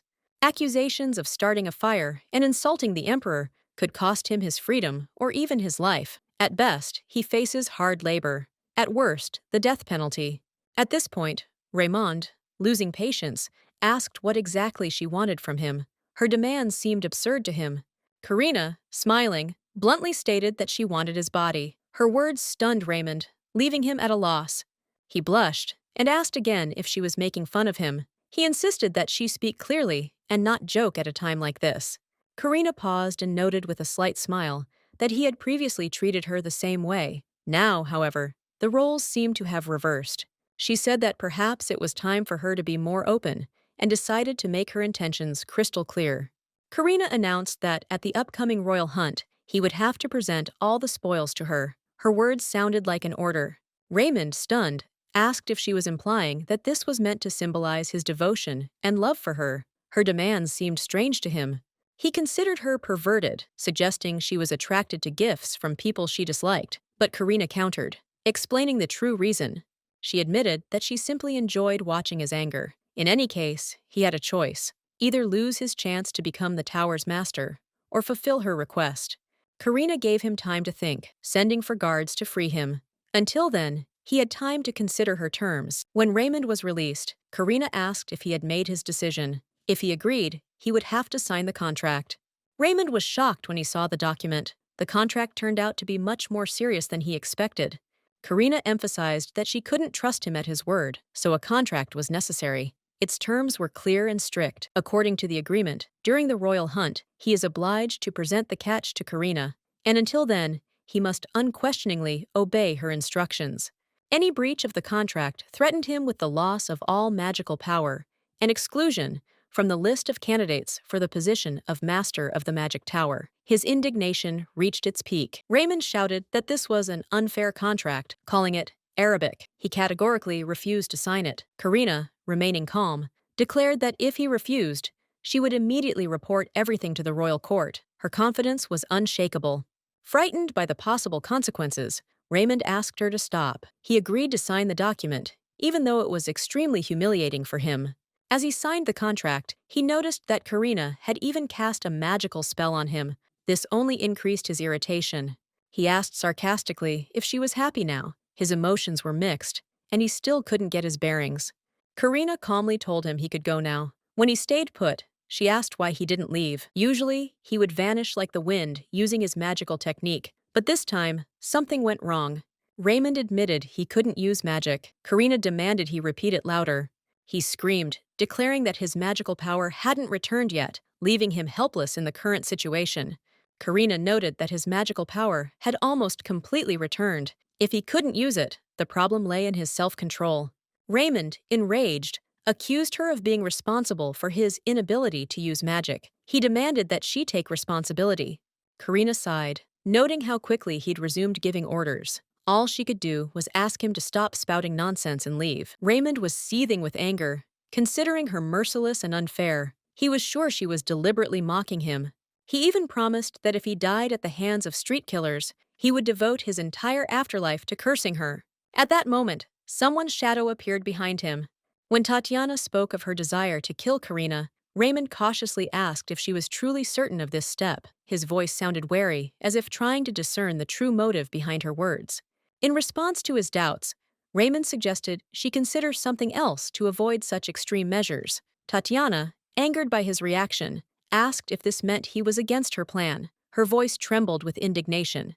She reminded him that he himself had claimed he was ready to do anything for her. Now, she said, he looked like a liar because he wasn't supporting her at this crucial moment. Raymond calmly noted that prison wasn't a desirable place for either of them. He also emphasized that his hatred for Karina wasn't so great that he would resort to murder. His words sounded like an attempt to maintain sanity in a difficult situation. Tatiana realized that Raymond was not only unable to find the recipe book, but also unwilling to fulfill her request. Her suspicions were confirmed, and she concluded that he couldn't be trusted. Accusing him of being just like all the other men, she decisively announced her departure. Raymond tried to stop her, begging her to listen to him. He asked her to stay for a few seconds, then handed her something. His gaze held a look of hope that she would change her mind. Tatiana looked at the ring he handed her in surprise. It seemed strange to her why she needed it, since she already had so much jewelry, and this seemed unnecessary. Raymond explained that this ring was unusual. It was made from an ancient magical stone, with the ability to influence consciousness. His words were convincing. If she used the ring correctly, her complicated relationship with Karina would no longer be a problem. Raymond added that the ring's magic left no trace, which should have reassured her. Realizing the importance of this gift, Tatiana joyfully threw herself into his arms. She thanked him and remarked that he was the only one she could rely on. Hearing her say that he was the only one she had, Raymond became visibly embarrassed. Tatiana sincerely assured him that he was the best, and her eyes gleamed with confidence. He wondered if she was right, recalling recent events. He was outraged by the threats the girl had dared to make. When the doors swung open, Raymond asked irritably what was wrong this time, since he hadn't done anything wrong. His voice was restrained but tense. Karina was surprised to notice that she wasn't accusing him of anything at all. Her words sounded as if she was trying to understand the reason for his anger. She added that his guilty expression might suggest strange thoughts. However, she assured him that she saw no reason to be afraid. Karina could hardly believe his magical powers hadn't yet recovered, but he suddenly demonstrated something that made her pause. The lady haughtily announced that she was assigning him security. She emphasized that it was a gesture of kindness for which he should be grateful. She said the guards would protect him at the princess's request, which sounded more like an order than a proposal. Her tone was firm. The mage, noticing her expression, asked ironically why he should be happy. He was clearly unhappy with the situation. He then added that he, too, was not thrilled with this turn of events. He regretted the missed opportunity to act differently. Karina, having decided to go herself, didn't understand why Raymond was following her. His persistence irritated her, and she made it clear. He countered that the street she was heading to was unsafe. Besides, he wanted to meet Robert himself, which gave him added motivation. Despite his warnings, Karina ignored his words and resolutely walked forward, showing her stubbornness. Raymond, realizing she couldn't be stopped, asked her again to wait. This time she looked back to see what he wanted. She noticed a man nearby, loudly complaining about his inability to collect his interest for the month. His cries attracted attention. The poor guy looked completely desperate. Apparently, his life had gone downhill, and he was at a loss. Daniel realized they were dealing with creditors, and clearly illegal ones at that. His intuition told him this was no simple situation. He asked Karina to hide in a safe place while he tried to deal with the problem himself. Karina watched in amazement as Daniel boldly confronted his creditors. His confidence amazed her. However, it turned out that he himself was frightened. When he spoke, his voice trembled, and he clearly didn't know what to say. He explained that he had business to do in the house and asked the creditors to step aside for a while so as not to interfere. In response, they grabbed him and reminded him that they had arrived first and therefore had the right to priority. He was forced to give in. Realizing his mistake, he rushed to Karina and confessed that his plan hadn't worked. His words were tinged with disappointment. Karina, watching his attempts, expected no more. She knew he would do just that. Deciding to take action on her own, she approached the creditors, not forgetting to wish Daniel luck. His face expressed surprise. When the creditors saw her, they initially didn't understand what she wanted, but her confident actions quickly changed the situation. The girl sneezed and whistled, after which a knight appeared next to her. His sudden appearance stunned those around her. The creditors asked suspiciously if she was asking for trouble. Their threatening tone turned to uncertainty when the knight intervened. He immediately handcuffed them, declaring that illegal lending was prohibited. His actions were decisive and swift. After that, he announced that he had the right to detain them. Karina calmly watched the proceedings, feeling superior. She thanked the knight and asked him to convey her best wishes to the emperor. Her manner of speech was impeccable. Daniel, seeing all this, was astonished. He had never expected such a turn of events, and could barely hide his surprise. Karina reminded him with a smile that she was a princess, and her security had been arranged in advance. Her words sounded like a reproach. Entering the house, she greeted him and looked around the room. Daniel informed Robert that the creditors had left and that he could now leave. Karina noticed someone hiding under the table. She walked closer and greeted them warmly. He seemed to be losing his composure, shouting out pleas for forgiveness, begging them to understand. He repeated that this was temporary, and if they gave him a little more time, he would certainly pay back every last penny. However, instead of the expected reaction, Karina burst into loud laughter. Her laughter was so unexpected that he froze in bewilderment. Then, as if mockingly, she asked what would happen if she wasn't the creditor he owed him an apology to. At that moment, Daniel approached them. He stopped right next to her and calmly explained that the creditors had already left. Then, leaning closer, he added that he wasn't one of them. He seemed to recognize her interlocutor. Daniel looked on with mild surprise, not understanding why the gentleman before him didn't recognize him. He reminded him that they had attended the same university and probably expected this to jog his memory. Robert, hearing this, expressed genuine surprise. He asked again if this was really the same man. After a short pause, he asked again, why was Daniel here? While Robert was trying to comprehend what was happening, Karina approached, greeted him warmly, and introduced herself as a princess. She immediately asked him if he could spare a little time for a chat. Robert looked at her in amazement and soon noticed he thought he'd figured out who she was. With a slight grin, he clarified that she must be the same princess with whom Daniel had broken off his engagement. Karina confidently confirmed his guess. At that moment, Robert turned to Daniel, smiling. He declared that all this proved one simple truth. They say that when lovers quarrel, it's only to make up. However, Karina abruptly interrupted his thoughts, shouting at him to stop talking nonsense. Her voice was firm and decisive. She explained that she hadn't come here to discuss their relationship, but to ask him for an important matter. Karina got straight to the point. She explained that her request concerned a serious proposal. She wanted him to take the position of chief physician at the hospital and hoped he would accept. Hearing this, Robert, with a touch of irony, suggested that perhaps she should look for someone else, making it clear that he doubted her choice. Robert added that he doesn't consider himself qualified to take on such an important and responsible position. He explained that he has neither the authority nor the necessary qualifications. That study that he conducted 3 years ago, he wanted to bring it to completion.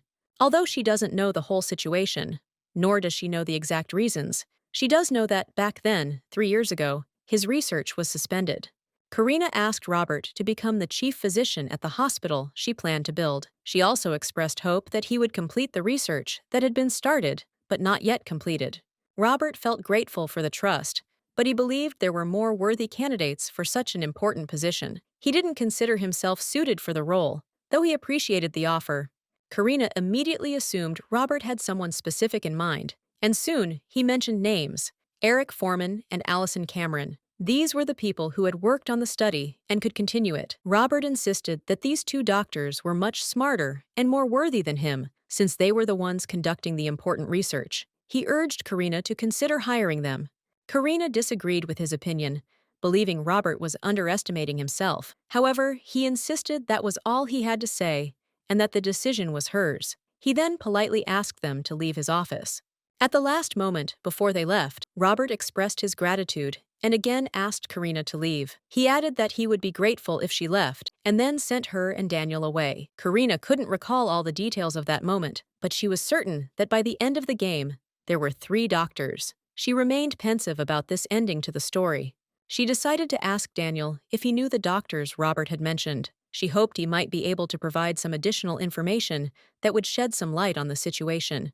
Daniel replied that he knew little and explained that all 3 had worked and studied under Dr. Gregory. After his death due to an incurable illness, they went their separate ways. Karina couldn't understand why such a successful project was halted after the death of its leader. She believed there was much work left to do, and the research needed to continue despite the loss of its leader. Daniel, for his part, couldn't answer this question. He hadn't considered the reasons why the project had been abandoned. However, his opinion couldn't help Karina understand the reasons behind it. Karina became interested in what Eric and Allison were currently doing. She asked Daniel to tell her everything he knew about the doctor's subsequent fates and the role they played after leaving the lab. Daniel explained that Eric, who came from a poor family, was forced to drop out of school due to financial difficulties after the lab closed. Allison, meanwhile, continued her medical career and was Tatiana's attending physician.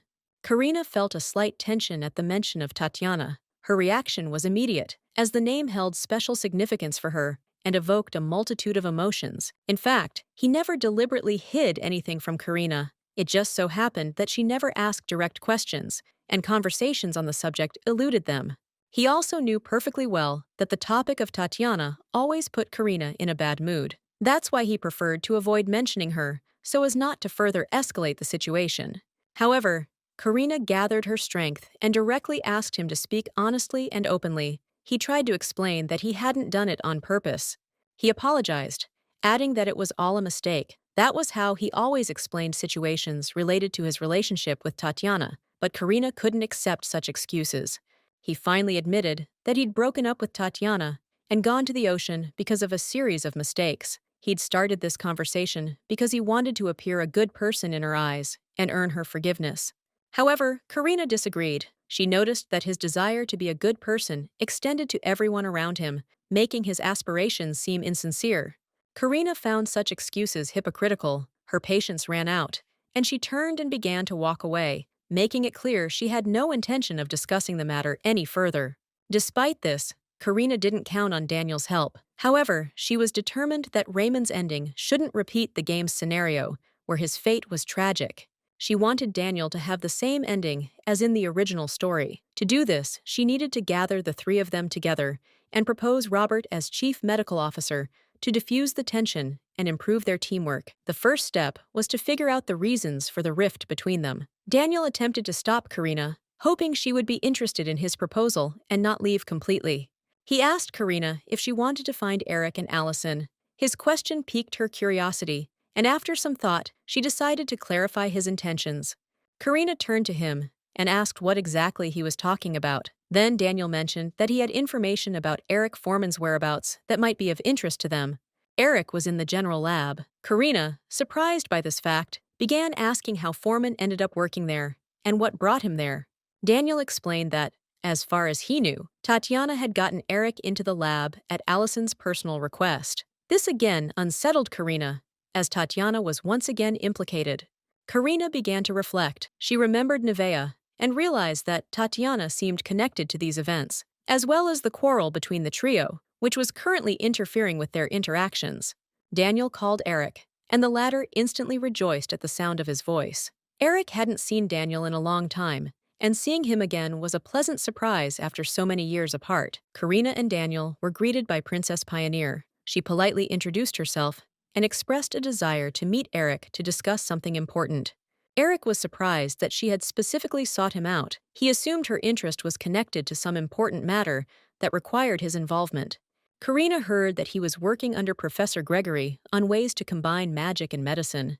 He confirmed it, so Karina asked why he wasn't doing it now. The gentleman said that he was from a poor family, and the issue of money had always been important to him. Thanks to the fact that he had studied a lot before, he was now somehow making ends meet. Karina asked if he wanted to continue working on the professor's research. This surprised him, and he asked again, not understanding what she was talking about. He hadn't expected such an unexpected initiative from her. Karina met with Robert today to discuss this matter. He recommended she contact Allison and Eric, believing their assistance could be useful in her project. He was surprised that Karina had met with Robert and asked how he was feeling. His interest was genuine, even though he didn't know exactly how Robert was doing since their breakup. Karina had thought she, Robert, and Eric had once been very close friends, but now she realized they no longer seemed to have the same warm relationship they once had. Eric didn't know how to explain that Robert had unilaterally cut off their communication. Karina thought perhaps something serious had happened between them that had led to the breakup. Eric found it difficult to talk about it. He thought Karina understood, but he couldn't bring himself to tell her the whole truth. He thought Karina would figure out what had happened on her own. She understood and reassured him, saying everything would be fine. In any case, she planned to open a hospital and invite him to join their team and continue their research. She promised him a 4-day work week, flexible hours, paid vacation, and better conditions than he currently had. She hoped he would accept the offer. Of course, he doesn't have to make a decision right away. While he's considering it, she's planning to talk to Robert and Allison to convince them to join too. If he has any questions, he can write to her. The gentleman was grateful for the offer, but asked that his words be conveyed to Karina if they met with Robert again. He wanted her to understand his position and to tell him that they had no other choice. He asked Karina to tell him that at that moment they had no other choice, and they did what they thought was right. He didn't want her to think badly of him. Later, a servant informed Karina that she had received a letter from Mr. Eric. The letter was clearly important, and Karina eagerly opened it, hoping for good news. Karina sensed that the letter might contain good news. She opened the envelope with a smile, hoping that everything she had asked for would become clear. She and Eric had made sure that he was now with them, and Karina hoped that she would soon find out what happened between Robert, Allison, and Eric, and why they no longer communicated. All the information Karina requested was gathered through the association. As she expected, it all happened 3 years ago, to the same month, after the professor's death. After the professor's death, Allison became the attending physician, and Tatiana took on other responsibilities. This coincided with the time Karina contacted Nevaeh, which could have influenced the events. Karina was grateful for the work done, but at that moment, someone called her. She was a little surprised at the interruption, but soon realized it was her maid. The maid was acting strangely and clearly didn't understand what was happening. She was in a rush, and Karina sensed something had happened that was forcing her to hurry. Lily ran into the room screaming as if something incredibly terrible had happened, her voice trembling and her face distorted with fear, as if she had witnessed something extremely unpleasant or unexpected. Karina, alarmed by the maid's behavior, anxiously asked what had happened and whether something so terrible had really happened to bring Lily to such a state. In order to calm Lily down a little, Karina immediately ordered the butler to be called, asking him to bring a glass of water, since the maid was so agitated that she was breathing heavily and could not come to her senses. Seeing how upset Lily was, Karina asked if she was okay, since her pale face and shortness of breath revealed that something had really thrown her off balance. Lily, catching her breath, reported that a new perfume boutique had opened nearby, right across from the store they were preparing to open. She assumed Tatiana was involved again. Lily also added that rumor had it that the boutique belonged to the Marquis of the House of Haunt, which surprised Karina, as such things were usually associated with the Ducal House of Gloucester. Karina thought for a moment and concluded that Tatiana had probably decided to act secretly, using the Marquis to implement her plans in order to avoid unnecessary suspicion. Lily continued to share rumors and revealed that Lord William had recently been appointed Master of the Knights of the Silver Dragon, a knightly order associated with the Dukes of Gloucester. She noted that the order was led by a master and that there were no other commanders or captains. However, the whole situation struck Lily as strange and absurd. Karina tried to reassure her, but Lily couldn't believe someone like Wilhelm had found himself in the role of master. She thought he'd be better off living a quiet life, not getting involved in such matters. Lily suspected that this was another of Tatiana's tricks. She sent Wilhelm to the order, and in return, demanded that he help open a new boutique. Meanwhile, the butler returned with water, but Lily could not pull herself together, and indignantly said that everyone around her seemed to have gone crazy and completely lost touch with reality. Lily claimed that the boutique opening right across from their store could not have been a mere coincidence, and that the Lord had deliberately planned it to harm their business. Karina understood that there was some truth in Lily's words, since such behavior from competitors could well be expected in such a cruel environment. To reassure the maid, she said that competition in business was normal, although Lily believed that such actions were contrary to business ethics. Karina explained that their competitors' behavior wasn't surprising, as ethics had never been a major concern for them. She argued that such challenges could be turned into opportunities for growth. The girl assured that everything is working out for the best, and the crisis only opens up new opportunities, so their task is to make their boutique even better than planned. The atmosphere became tense. Everyone was hostile and serious. Karina even had a poster with a motivational slogan about surviving difficult circumstances hanging on the wall of her office. After the recent masquerade ball where Karina was presented, they faced a new problem: the unexpected appearance of a competitor ready to ruin their plans. A new perfume boutique that opened across the street managed to open just a few days before their store opened, which caused Karina's indignation and desire to destroy them. She felt that there was no point in talking about any business ethics, so she decided that they had to win this competitive struggle at any cost. At the meeting, it was decided to focus on one goal: to cope with this challenge, leaving all other issues for later. Karina announced that the opening of their boutique would have to be postponed in order to prepare for the competitive battle. Nevia, her daughter, and the maid struggled to process what they'd just heard. They were overcome with bewilderment and confusion, unable to comprehend what Karina meant. When the meaning of her words reached them, they began to ask in fear why the lady was suggesting postponing the opening, since, in their opinion, this was the most important task right now. They assured Karina that, on the contrary, they needed to speed up the opening to prevent competitors from capturing the market before them. Moreover, thanks to the ball, their perfume became popular and discussed in high society. Karina agreed that this advantage couldn't be missed. She then showed the papers to the team and asked if they knew what they were, hinting at their significance. It turned out that this was a list of clients who were ready to buy her perfume, inspired by its aroma at the ball. These buyers act as pioneers. Initially, they will distribute the first batch of perfume, intended exclusively for 100 high-ranking individuals on a pre-selected list. This will lay the foundation for further expansion. As noted at the ball, word of mouth has become the most effective marketing tool. Personal recommendations and testimonials build a reputation faster than any other method. In a small community like this, news spreads like wildfire. She's convinced rumors of the new perfume will spread like a virus, infecting every corner of society. When the perfumes become the talk of the town, and interest in them reaches its peak after the royal hunt is over, that's when they will ceremoniously open their boutique, attracting maximum attention. This boutique will become a true jewel in the empire, the best place to buy perfume. It will belong to Nevea and Lela, becoming a symbol of their success and impeccable taste. This prospect filled them with genuine delight. The plan proposed by the lady proved truly well thought out and inspired confidence in the future. Karina noted that this helps them overcome fear and avoid hasty decisions, such as spontaneously and thoughtlessly opening a store, which could be harmful to them.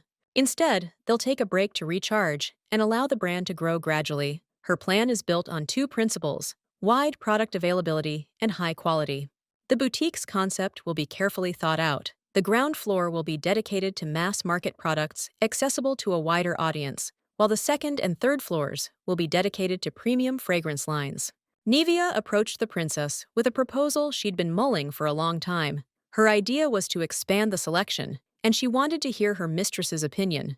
In fact, this proposal had been brewing for a long time, but financial difficulties prevented its implementation, leaving the idea only at the level of dreams and fantasies.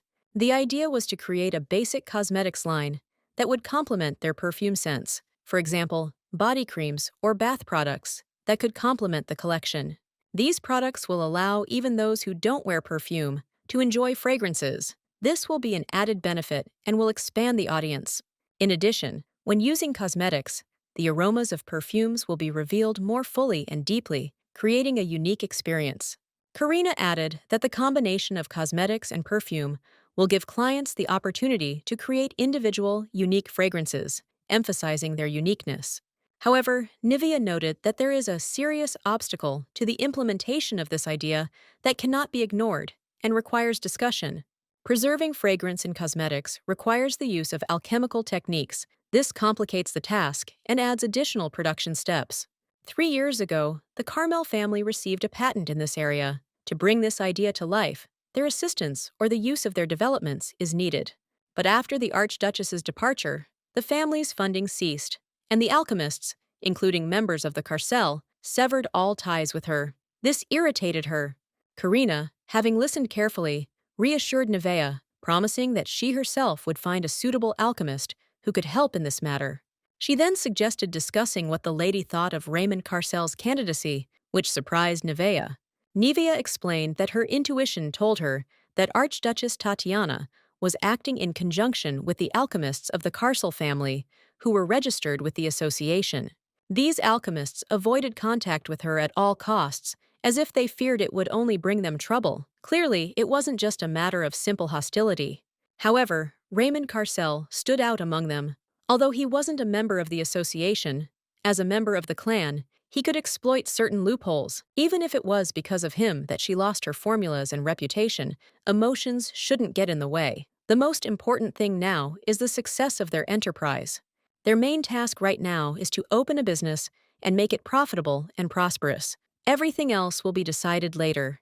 Karina reflected on how much the woman standing before her had changed since their first meeting. She was a different woman now, more confident, with a firm determination in her gaze that spoke volumes without words. She looked closely at the woman and noted how she had changed. Seeing her determination, Karina made it clear she had heard her, supporting her with a gesture and words that demonstrated her willingness to engage in dialogue. Looking at her interlocutor, Karina said that Nivea was truly a strong person who had managed to remain resilient even in the most difficult circumstances. This statement brought a genuine smile to the woman's face. Nivea smiled, then, warmly embracing Karina, admitted that with the princess around, she truly had nothing to fear. Her confidence seemed to be contagious to everyone around her. As Karina expected, choosing Nivea as her partner turned out to be the right decision. This collaboration was a well-considered move that opened up numerous opportunities for both parties. Having decided on the next step, Karina announced that she would contact Raymond as the time had come to utilize their contract. This was strategically important for achieving her goals. Despite her desire to collaborate with Raymond, she made it clear that she would not allow Nevea to meet with him in person. This was her fundamental condition for continuing their alliance. She expressed hope that they would agree to accept her as a mediator. The strategic alliance with Raymond was a temporary necessity, but Karina intended to take revenge on him in the future. Her plan was to make Raymond pay for everything he'd done. This didn't mean immediate action, but Karina moved confidently toward her goal, developing a strategy for revenge. Raymond, seeing Karina, indignantly asked why she had come. He hadn't expected her visit, and her mention of matters where he could be useful irritated him. He sarcastically declared that her request sounded ridiculous, as if he'd signed a contract to become her servant. His tone was harsh, but Karina remained calm. He reminded her that his magical powers had already been restored and suggested that she take her guard and leave his domain, emphasizing his displeasure with her presence. Karina asked ironically what was wrong, suggesting he was afraid she'd force him to do something weird. This statement made Raymond angry. She actually noticed a shadow of fear in his eyes, and he, without hiding his anger, demanded an explanation of where she got such thoughts. Raymond chuckled, noting that she sounded funny. Karina calmly pointed to the papers she'd brought, saying there was nothing unusual about them, but they required his attention. He looked at the papers and asked irritably what they were. Her persistence left him with mixed feelings, but he began to read the document she had provided. Karina explained that the document outlines all the tasks he must complete. She added that she would cover all research-related expenses. Raymond incredulously asked if she was suggesting using alchemy to develop cosmetics. This suggestion left him surprised and indignant. He stated that it would be better to ask people from his family, since he was now a magician and did not practice alchemy, and her idea seemed strange to him. He added mockingly that she seemed to think the future great master of the magic tower would be involved in alchemy, but Karina reminded him of what he was like as a child. She indicated that she didn't care about his dislike of alchemy or his relationship with his family. The contract obligated him to fulfill her terms, and he couldn't disobey her. Raymond warned her with a threatening tone to wait, because once the contract expired, everything would change and she would feel it. Karina calmly replied that the contract was already prepared. She would provide all the research materials, and his task was to adhere to the terms of the agreement and focus solely on his own work. Raymond asked irritably how much longer she was going to act so arrogantly. Her confidence was clearly infuriating him, but Karina didn't back down. She clarified that the guard would remain with him, as Raymond required constant supervision. This statement left him confused and indignant. Karina explained that the guard was needed to prevent possible attempts at sabotage or theft of secret recipes, as it was impossible to predict his behavior. Raymond mockingly asked if she seriously thought he'd do something like that after signing the contract. He insisted she take the guard. The knight, sitting in the chair, declared that he was quite comfortable, which further irritated Raymond, who began shouting at him to get up. Karina calmly said that they would start working next week and demanded that Raymond get ready, reserving the final word for herself. As she left, the knight remarked that Raymond should express his gratitude for the opportunity. He said it with a barely perceptible smile. Lilia brought the lady tea, and Karina expressed sincere gratitude for her thoughtfulness. The gesture seemed simple, but it was meaningful to her. Lily began to think that she'd been working too much lately, and it was starting to affect her mood. She caught herself thinking that even at home, she couldn't relax, as she was constantly thinking about work. Karina was surprised to hear her words and asked what she meant. Lily, smiling slightly sheepishly, explained that the boutique's opening had completely deprived her of any opportunity to relax. The maid asked with concern whether her mistress planned to rest tomorrow, as she had successfully concluded an important contract today. This, in her opinion, was a good reason for a break. Karina replied regretfully that she wouldn't mind relaxing, but the thought of how to organize the space on the third floor of the boutique kept swirling around in her head, which gave her no peace. There was so much work to do that she didn't even know what to tackle first. She had to oversee the creation of new perfumes, verify orders, design packaging, and do a whole host of other tasks before the royal hunt. Moreover, according to the guard, Raymond had made many enemies, and almost every second one dreamed of harming him. This caused her some concern. Although Raymond wasn't particularly concerned about her fate, she understood that a recipe leak could be catastrophic. Therefore, it was necessary to find out who in his circle could pose a threat.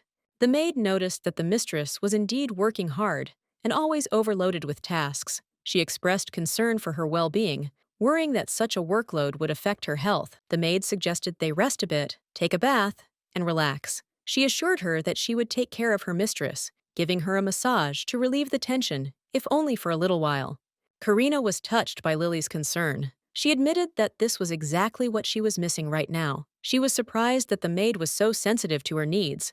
An idea immediately occurred to her. Why hadn't she thought of a spa and massage area on the third floor before? It would be a wonderful addition to the boutique. She enthusiastically noted that all products for this spa will be exclusively their brand, which will give the project additional charm and uniqueness. Lily, smiling, noted that she'd tried to talk about the need for rest, but the lady had still managed to switch back to work. She confirmed once again that Karina was restless. Karina apologized, acknowledging that perhaps she was born with an entrepreneurial spirit. She couldn't stop thinking about new ideas even during her downtime. Freya was surprised when the emperor wanted to meet with her instead of her daughter. She thought he must have had plenty of free time to address her daughter. The emperor, realizing they were both busy, said he'd prefer to get straight to the point to save time. He was prepared to discuss important matters without further ado. He said that he had recently learned of Lord Raymond's illegal entry into the duchy, and now he wanted to find out why those who should have stopped him were so lenient towards his actions. The emperor was serious and wanted to understand the reasons for this behavior. He expected an explanation from his mistress, as the situation was not only strange, but also dangerous for everyone. The woman couldn't understand what the emperor was talking about. He noted that she had apparently sacrificed her hair for her daughter's well-being, which he found odd. He noted that Raymond was still fine, but also expressed confidence that the lady was well aware of how he hated the princess and that he was hiding his intentions from her. The emperor couldn't believe she was unaware of Raymond's actions. He was certain he had been magically ensnared, suppressing his abilities, which could have been crucial to his actions. The woman admitted that because of this, she was now allowing Raymond to threaten her daughter, and she immediately understood what the emperor was hinting at. It was one of her hardest decisions. Aster noted that he wanted to reassure her, but he couldn't, as he was worried about his beloved. He too was worried about the situation. though he tried not to show his emotions. The lady said that she thought the emperor was meeting with her daughter for political reasons, and was surprised that he showed human feelings, because she did not expect this from such a person. The emperor was shocked by her conclusions. He couldn't believe she truly perceived his relationship with her daughter this way, and it made him question his own behavior. Freya remarked that if she had to regret anything in life, it would be introducing her daughter to Raymond. She realized it was a mistake, which would lead to many problems later. She admitted that she believed she and her daughter had found someone who was right for them. They seemed different from the other children, more mature, more reserved, as if they were hiding something from them. Freya thought their unusual personality traits would make them similar, but it turned out she was wrong. Their relationship hadn't turned out as she'd expected, and now she realized her mistake. She realized that not only had she failed as a mother, but she had also inflicted emotional wounds on her daughter that were now difficult to heal. These thoughts tormented her, and she realized the full gravity of her mistake. The emperor asked why she had left Raymond on the list of candidates for the ownership of the magic tower. It made no sense if she considered him so dangerous. She explained that she believed the tower's owner had the right to disqualify candidates, and she saw no difference, as she was certain Raymond would never become the owner. In her eyes, it didn't matter. About 10 years had passed since their first meeting. It was at the old Carcel Research Center, where research was underway at the time. That's where it all began. They met in Carcel's old laboratory when she came to pick up a commission assigned by the lab. By chance, she bumped into Raymond, which became a turning point in her life. She noticed that he looked too young to be a worker, and asked who he was. This struck her as odd, as his presence there raised questions. The man told her that he was the son of the Carcel family, who was said to be talented in alchemy. That was why he had been hired in the lab, despite his young age. He looked thin, as if his skin were stretched tight over his bones. His body was covered in scars and injection marks, which made her even more wary. She sensed something was wrong with him. She asked if she could talk to him a little later. It was her desire to learn more about him and understand what brought him here. She sensed that this boy was special. The man replied that this was impossible, as laboratory regulations stipulated that only other employees could interact with workers. He explained that such regulations were strict. She admitted it was a shame, but it couldn't be helped. She'd just received an order and needed to continue her work, so she decided it wasn't time for further discussion. It seemed she used magic to contact him, as her desire to speak with him was strong. This was part of her unusual ability to influence events.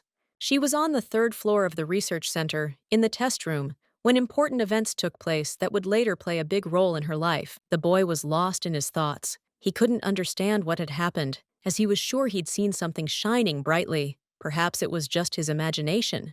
But suddenly, this glowing petal lit up right in front of him, and this woman appeared before him. He was stunned, not knowing what this phenomenon was, or what it meant for his future. She approached him and kindly asked if the person in front of her was really the same genius alchemist who was famous for his amazing discoveries in this field. They had met recently during the day, and perhaps he remembered her, but the boy, confused, asked who she was, not understanding who he was talking to.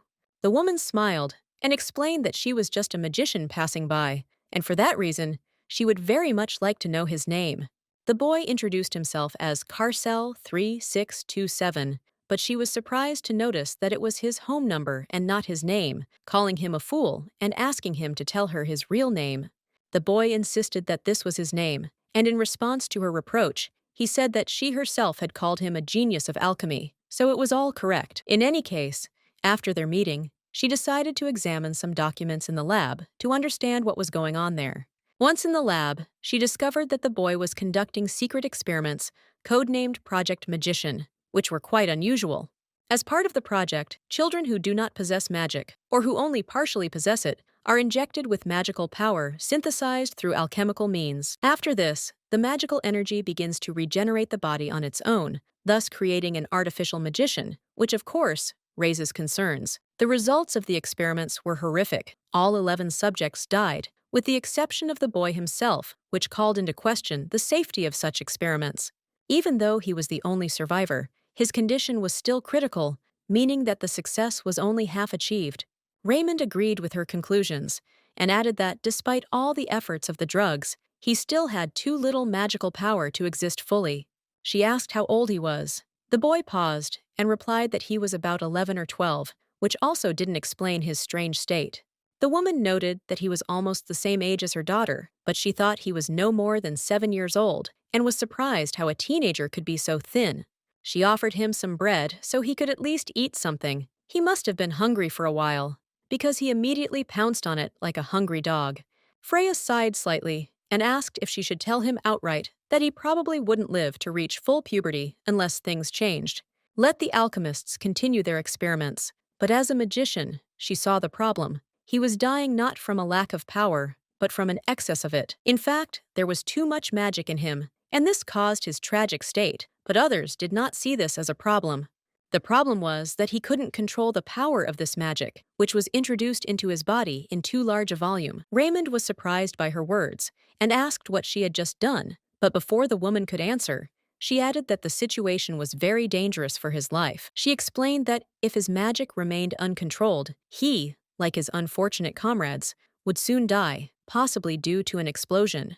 The boy burst into tears when he heard this, but the woman calmed him down, saying that she had not meant to make him cry, but was only warning him of a serious threat. He was shaking with fear, and the woman tried to convince him that she had not meant to frighten him, but the situation really did require immediate intervention. At one point, Freya asked if she needed to tell him how he could survive, so that he wouldn't die because of the magic that was within him. In return, she asked him to keep this secret and not tell anyone that she had helped him, and asked if he could keep it. Raymond, in desperation, promised that he would do whatever she said, just so that she would not hurt him and leave him alone with this horror. The woman asked him if he really thought she could hit him, such a small child. He replied that she was doing it right now, in front of him. Freya pointed out that he should listen to her carefully, because from that day on, every night she would teach him magic so that he could cope with its power and control it. In a month, thanks to her help, he'll be able to escape from the lab. After that, he'll need to go to the Mages Association and present a letter of recommendation. By joining the association, he will be protected from possible attacks by alchemists, but he will also make new enemies among the Carcel clan. His life will become a solitary, wandering existence. The boy replied that he didn't care, and that he could even renounce his last name. However, the woman advised him not to do so, but rather to keep it. Freya added that if he were to gain power in the future, the family name would prove useful. When the truth came to light, its importance would be obvious, and he wouldn't regret his decision. The woman also remembered that the name Carcel 3627 couldn't be used in documents. She began to consider a new name for him. At first, she considered calling him Karina, but that name belonged to her daughter. Freya decided that his name would be Raymond, and suggested that he use this name to start a new life, with a new status and a new purpose. Thus, Raymond became an official member of the Mages Association. He was chosen as a candidate for the post of future master of the Magic Tower, which gave him special significance and prospects. The emperor was shocked that illegal experiments were not only being conducted, but were achieving astonishing success. This was a true revelation for him.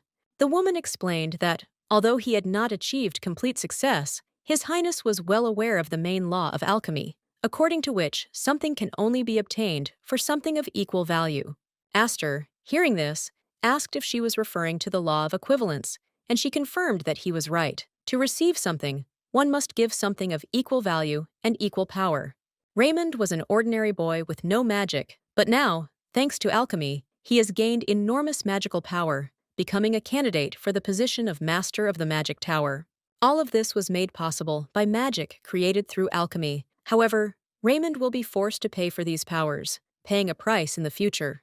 Thanks to Freya's lessons, Raymond was able to master magic and survive in this dangerous world. This allowed him to mature and be ready to face the challenges ahead.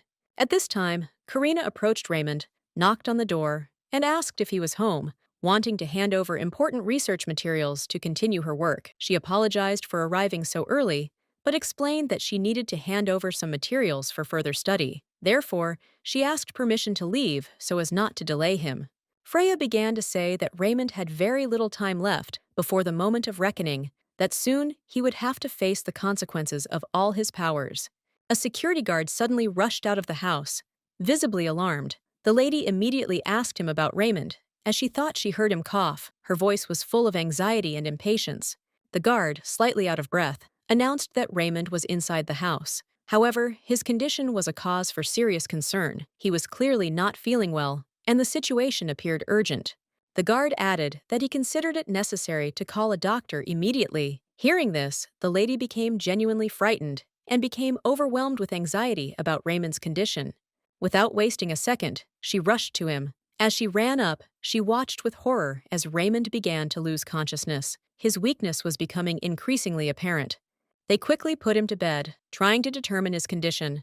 Everyone in the room, overcome with anxiety, wondered one thing: was he alive? When the mistress touched his hand, Raymond unexpectedly grabbed it tightly. Karina screamed in fear, accusing him of madness and reminding him that she was not Tatiana at all. Despite this, Raymond began muttering that he would try, just so long as he wasn't left alone. His voice sounded pleading, if a little incoherent. Karina decided that he was talking in his sleep because his words were so incomprehensible that it was difficult for her to grasp their meaning. She began to suspect that something strange had happened before her arrival. Everything seemed somehow unnatural and sudden. However, the knight assured her that Raymond had been perfectly fine that morning, but later, he began coughing heavily, and blood appeared in his sputum. This shocked Karina. The knight confirmed this, and then added that he would like to tell you something important that could explain what was happening. He mentioned the assassins he'd mentioned earlier. According to his information, most of them were sent by the Carcel clan. Karina was shocked that Raymond's family was involved in these assassination attempts. She couldn't understand what he could have done to make his own family want to kill him. Raymond slowly opened his eyes, looking around, and, noticing Karina, rudely declared that her concern for him was completely misplaced. Karina, despite his tone, felt relieved. He had finally woken up. Trying to comprehend what had happened, Raymond asked why he'd lost consciousness. Karina replied that she should be the one asking that question, as he was clearly unwell, and it was important for her to understand the cause of his condition. Raymond dismissed her suspicions, insisting nothing serious had happened. He'd simply coughed and lost consciousness. For him, it was a normal occurrence, nothing to worry about. However, Karina noticed that his simple cough was accompanied by blood and accused him of feigning strength. She stated that ignoring his condition was dangerous. Raymond waved her off, saying he was simply tired from the day. He assured her he had always been strong and that nothing serious would happen to him. He added that he'd never had any health problems, and Karina seemed to think he was as weak as she was. She retorted, suggesting he let go of her hand if he was so sure. Raymond noticed he was holding her hand and quickly pulled it away, clearly embarrassed. The gesture suddenly made him feel unsure. Karina declared that since his condition had improved, she was leaving, but warned him that the doctor would be arriving soon. She asked him not to argue and to take his health seriously. Raymond was surprised by her words and assumed she had a reason for coming. She obviously had a specific purpose, since she had appeared in his chambers. Karina confirmed that she had brought alchemy materials, which she left on the table. She advised him to work on them when he recovered, and for now to rest and heal. Raymond, hearing her words, couldn't believe his ears. He asked again if he was really allowed to simply rest instead of working. Karina insisted that rest was essential. She asked if he really wanted to work despite his condition, as if testing his resolve. Then Karina handed him the bottle, and Raymond, surprised, asked what it was and why he needed it. Karina explained that it was an aromatic oil for fatigue, made by Lily. She added that it was a gift that she felt a little sorry to give to him. She mentioned that Lily had personally prepared it herself and joked that if he died before completing his work, it would be extremely unpleasant. Raymond, hearing this, asked irritably who was planning to die anyway. He thought Karina was worrying unnecessarily about trivial matters. Karina was about to leave, but as she reached the door, she heard him call out to her. His voice sounded hesitant, as if he was trying to say something important. He started talking, and Karina assumed that perhaps he wanted to thank her for her care and help, although that was not at all like him. But suddenly, Raymond shouted that she had come and set up a spa in his chambers, and now he expected gratitude. His tone was both angry and embarrassed. Karina, smiling, noted that the oil was simply a gift. She reminded him to stay on schedule and not to forget his research. Raymond arrogantly declared that this was natural. After all, he was a brilliant magician who would create cosmetics that would exceed all her expectations. Karina approved of his attitude, but added that their conversation was over. She felt she'd said all that needed to be said. Raymond felt utterly humiliated. He found it unbearable that he had allowed her to see him in such a helpless state. Meanwhile, Tatiana tried on the ring. Noticing that it was clearly too big for her, she thought it was meant for a man. The ring, crafted from an ancient magical stone, possessed the ability to manipulate minds. It held within it a power that could be used to one's advantage. Tatiana hoped that with the help of this ring, she would be able to resolve her complicated relationship with Karina, getting rid of constant uncertainty and problems.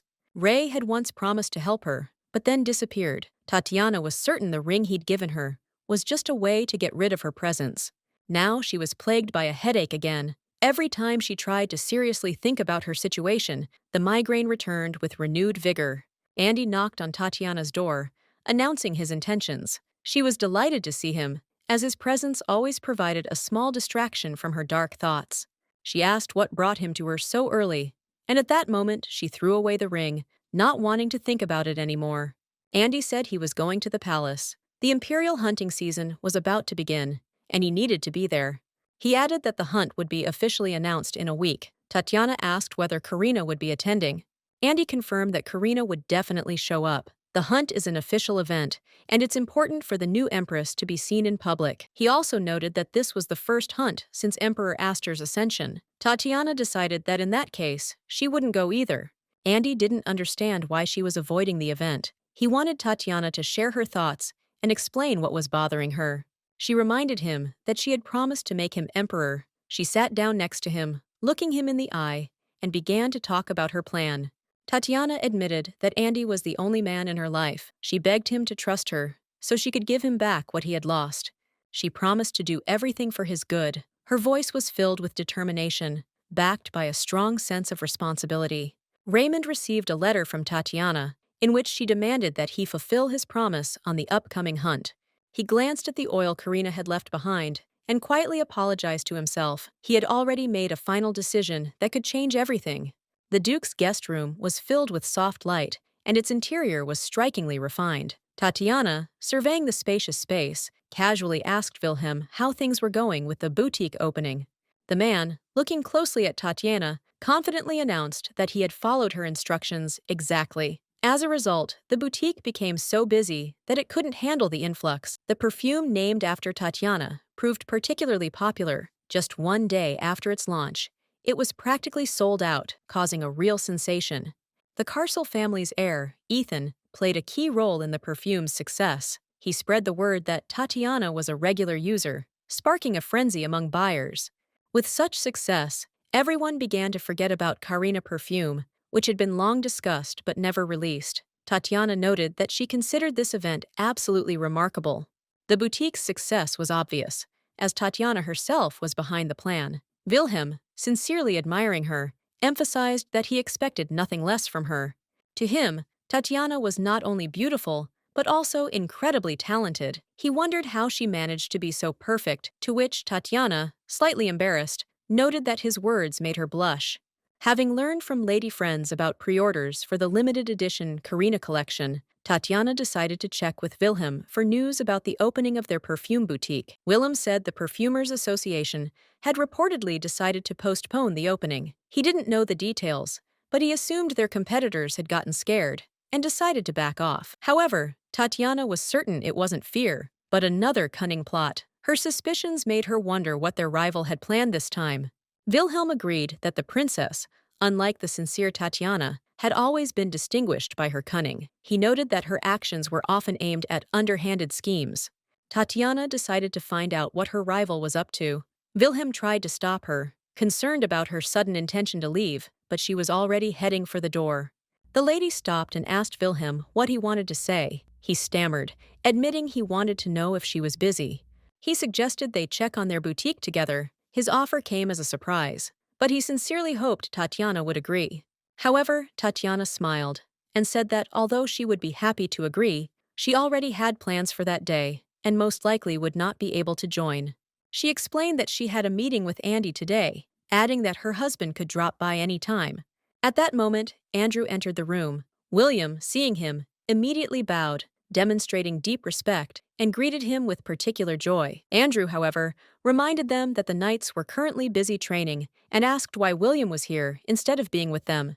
Wilhelm explained that the Duchess had asked to speak with him. Tatiana, intervening, added that they had only discussed a couple of matters related to their boutique. Having received the answer, Andrew allowed William to return to the Knights. The man said goodbye, promising to look forward to seeing him again. After he left, Andrew noticed that Wilhelm was looking at Tatiana like a devoted puppy and joked that he considered her his mistress. Tatiana disagreed, explaining that Wilhelm most likely felt gratitude towards her for helping him during a difficult time. Andrew just chuckled, saying it sounded funny. Then he stood up and announced he had to leave before it got dark. Tatiana tried to stop him by grabbing his hand, but Andrew suddenly pulled away, and she lost her balance and fell. Andrew calmly told her to refrain from such touching. Tatiana, acknowledging his point, apologized, adding that there would still be an opportunity to make things right. Tatiana, slightly embarrassed, admitted he was right and apologized for her words. She consoled herself with the thought that there would still be an opportunity to correct the situation and everything would go as planned. Varus Shopping Street, in the third quarter, was bustling with life and the noise of visitors. Tatiana couldn't hide her surprise when she spotted the Duke and Duchess, clearly rare visitors to such places. At first glance, they seemed like a harmonious and wonderful couple. Tatiana noted with pleasure that those around her shared this opinion. However, her attention was drawn to conversations nearby. Someone was whispering that not everything was as smooth between the spouses as it seemed, and their perfect harmony could be just a pretense. Tatiana turned to see who had spoken, but no one was nearby. She began to wonder if she had simply heard wrong, or if it was a figment of her imagination. Andrew noticed her concern and asked what was wrong. Tatiana, slightly confused, replied that it was nothing serious, and nothing serious had happened. She explained that she must have just misheard something. Andrew nodded, showing understanding, and suggested they continue their walk to take her mind off things. When Andrew unexpectedly took Tatiana's hand, she blushed slightly from surprise and confusion, not knowing how to react to such a gesture. Andrew, seemingly oblivious to her embarrassment, explained that the more people saw them together, the better their reputation would be in the eyes of society. Tatiana agreed that he was right, and added that such behavior would indeed attract attention to their couple, which could prove useful in the future. Andrew confirmed her words, and noted that all this was necessary for the sake of their future together, which required such preparation and effort. The crowd actually began to watch the Duke and Duchess with interest, expressing delight. This couldn't help but delight Andrew, who was clearly pleased with the result. Tatiana, smiling, reminded that the last time they saw many of these people was at a masquerade ball, which had been quite a long time ago. One of the ladies, clearly curious, asked Andrew the reason for his visit. Tatiana, beating him to the punch, noted that he was usually busy with his affairs at the palace. She added that free time was rare, and today was an exception. People praised them, remarking on how cute they looked together, and lamented the closed street. Hearing about the closure in the first block, Tatiana paused. She knew nothing about it, and assumed something important had probably happened. The lady explained that nothing serious had happened, but it seemed that some aristocrat had rented out part of the street, paying huge sums of money to all the shops. Rumor has it this was done for his beloved. Then the conversation unexpectedly turned to children, and the couple was asked directly about their plans for offspring. The lady remarked that such a wonderful couple should have a wonderful heir who would become the embodiment of their beauty and virtues. Someone added that if the Duke had a son, he could become the crown prince, since the emperor was not yet married. Tatiana gently replied that they wanted to spend more time together, enjoying each other's company before thinking about children. Andy, leaning towards Tatiana, said that the conversation was going too far, and he was becoming uncomfortable with the attention of strangers. He bristled at the thought. Why even discuss children if he himself saw no point in it? He had other goals, far removed from this topic. Andy reasoned that he didn't need children. As soon as he killed Astor and took the throne, he planned to divorce and return to Karina, who was most important to him. His thoughts were interrupted when Karina appeared before them. Tatiana was shocked to see her there, completely unprepared for the meeting. Andy also looked surprised and immediately asked Karina why she was there, as if hoping for an explanation. Karina reminded him with a slight smile that she was in the same family as the emperor, although Andy had apparently forgotten or didn't know about it. She calmly added that she had an appointment with His Majesty in the first quarter today, which completely baffled Andy. Overcome with emotion, Tatiana screamed, accusing Karina of lying. Her indignation was so great that it seemed she was barely holding back from escalating into an open argument. Karina calmly asked again, clarifying whether she had understood correctly that she had been accused of lying. Her tone remained even, but her gaze betrayed surprise and slight irritation. Tatiana was convinced that a relationship between Karina and the Emperor was utterly impossible. Moreover, she believed that Karina was incapable of being with someone she hadn't managed to win. Tatiana's views on Karina were biased. She believed that someone like Karina could never meet the Emperor, which only irritated her further. The Duke intervened, noting that Tatiana might be upset because she couldn't think of a response. Her silence seemed particularly unconvincing. Andy, as if trying to lighten the mood, asked Tatiana if everything was really as she'd been told. He also mentioned that the Duchess and Princess had always been close, and that Tatiana had now become part of the Imperial family. However, it turned out that the Duchess knew nothing about Karina's meeting with the Emperor. This news clearly hurt her pride, causing a wave of indignation. Tatiana confirmed that the rumors about the meeting were true, and although she was genuinely happy for her friend, the thought flashed through her mind that it might be a lie. She admitted that, as a friend, she felt an unpleasant disappointment.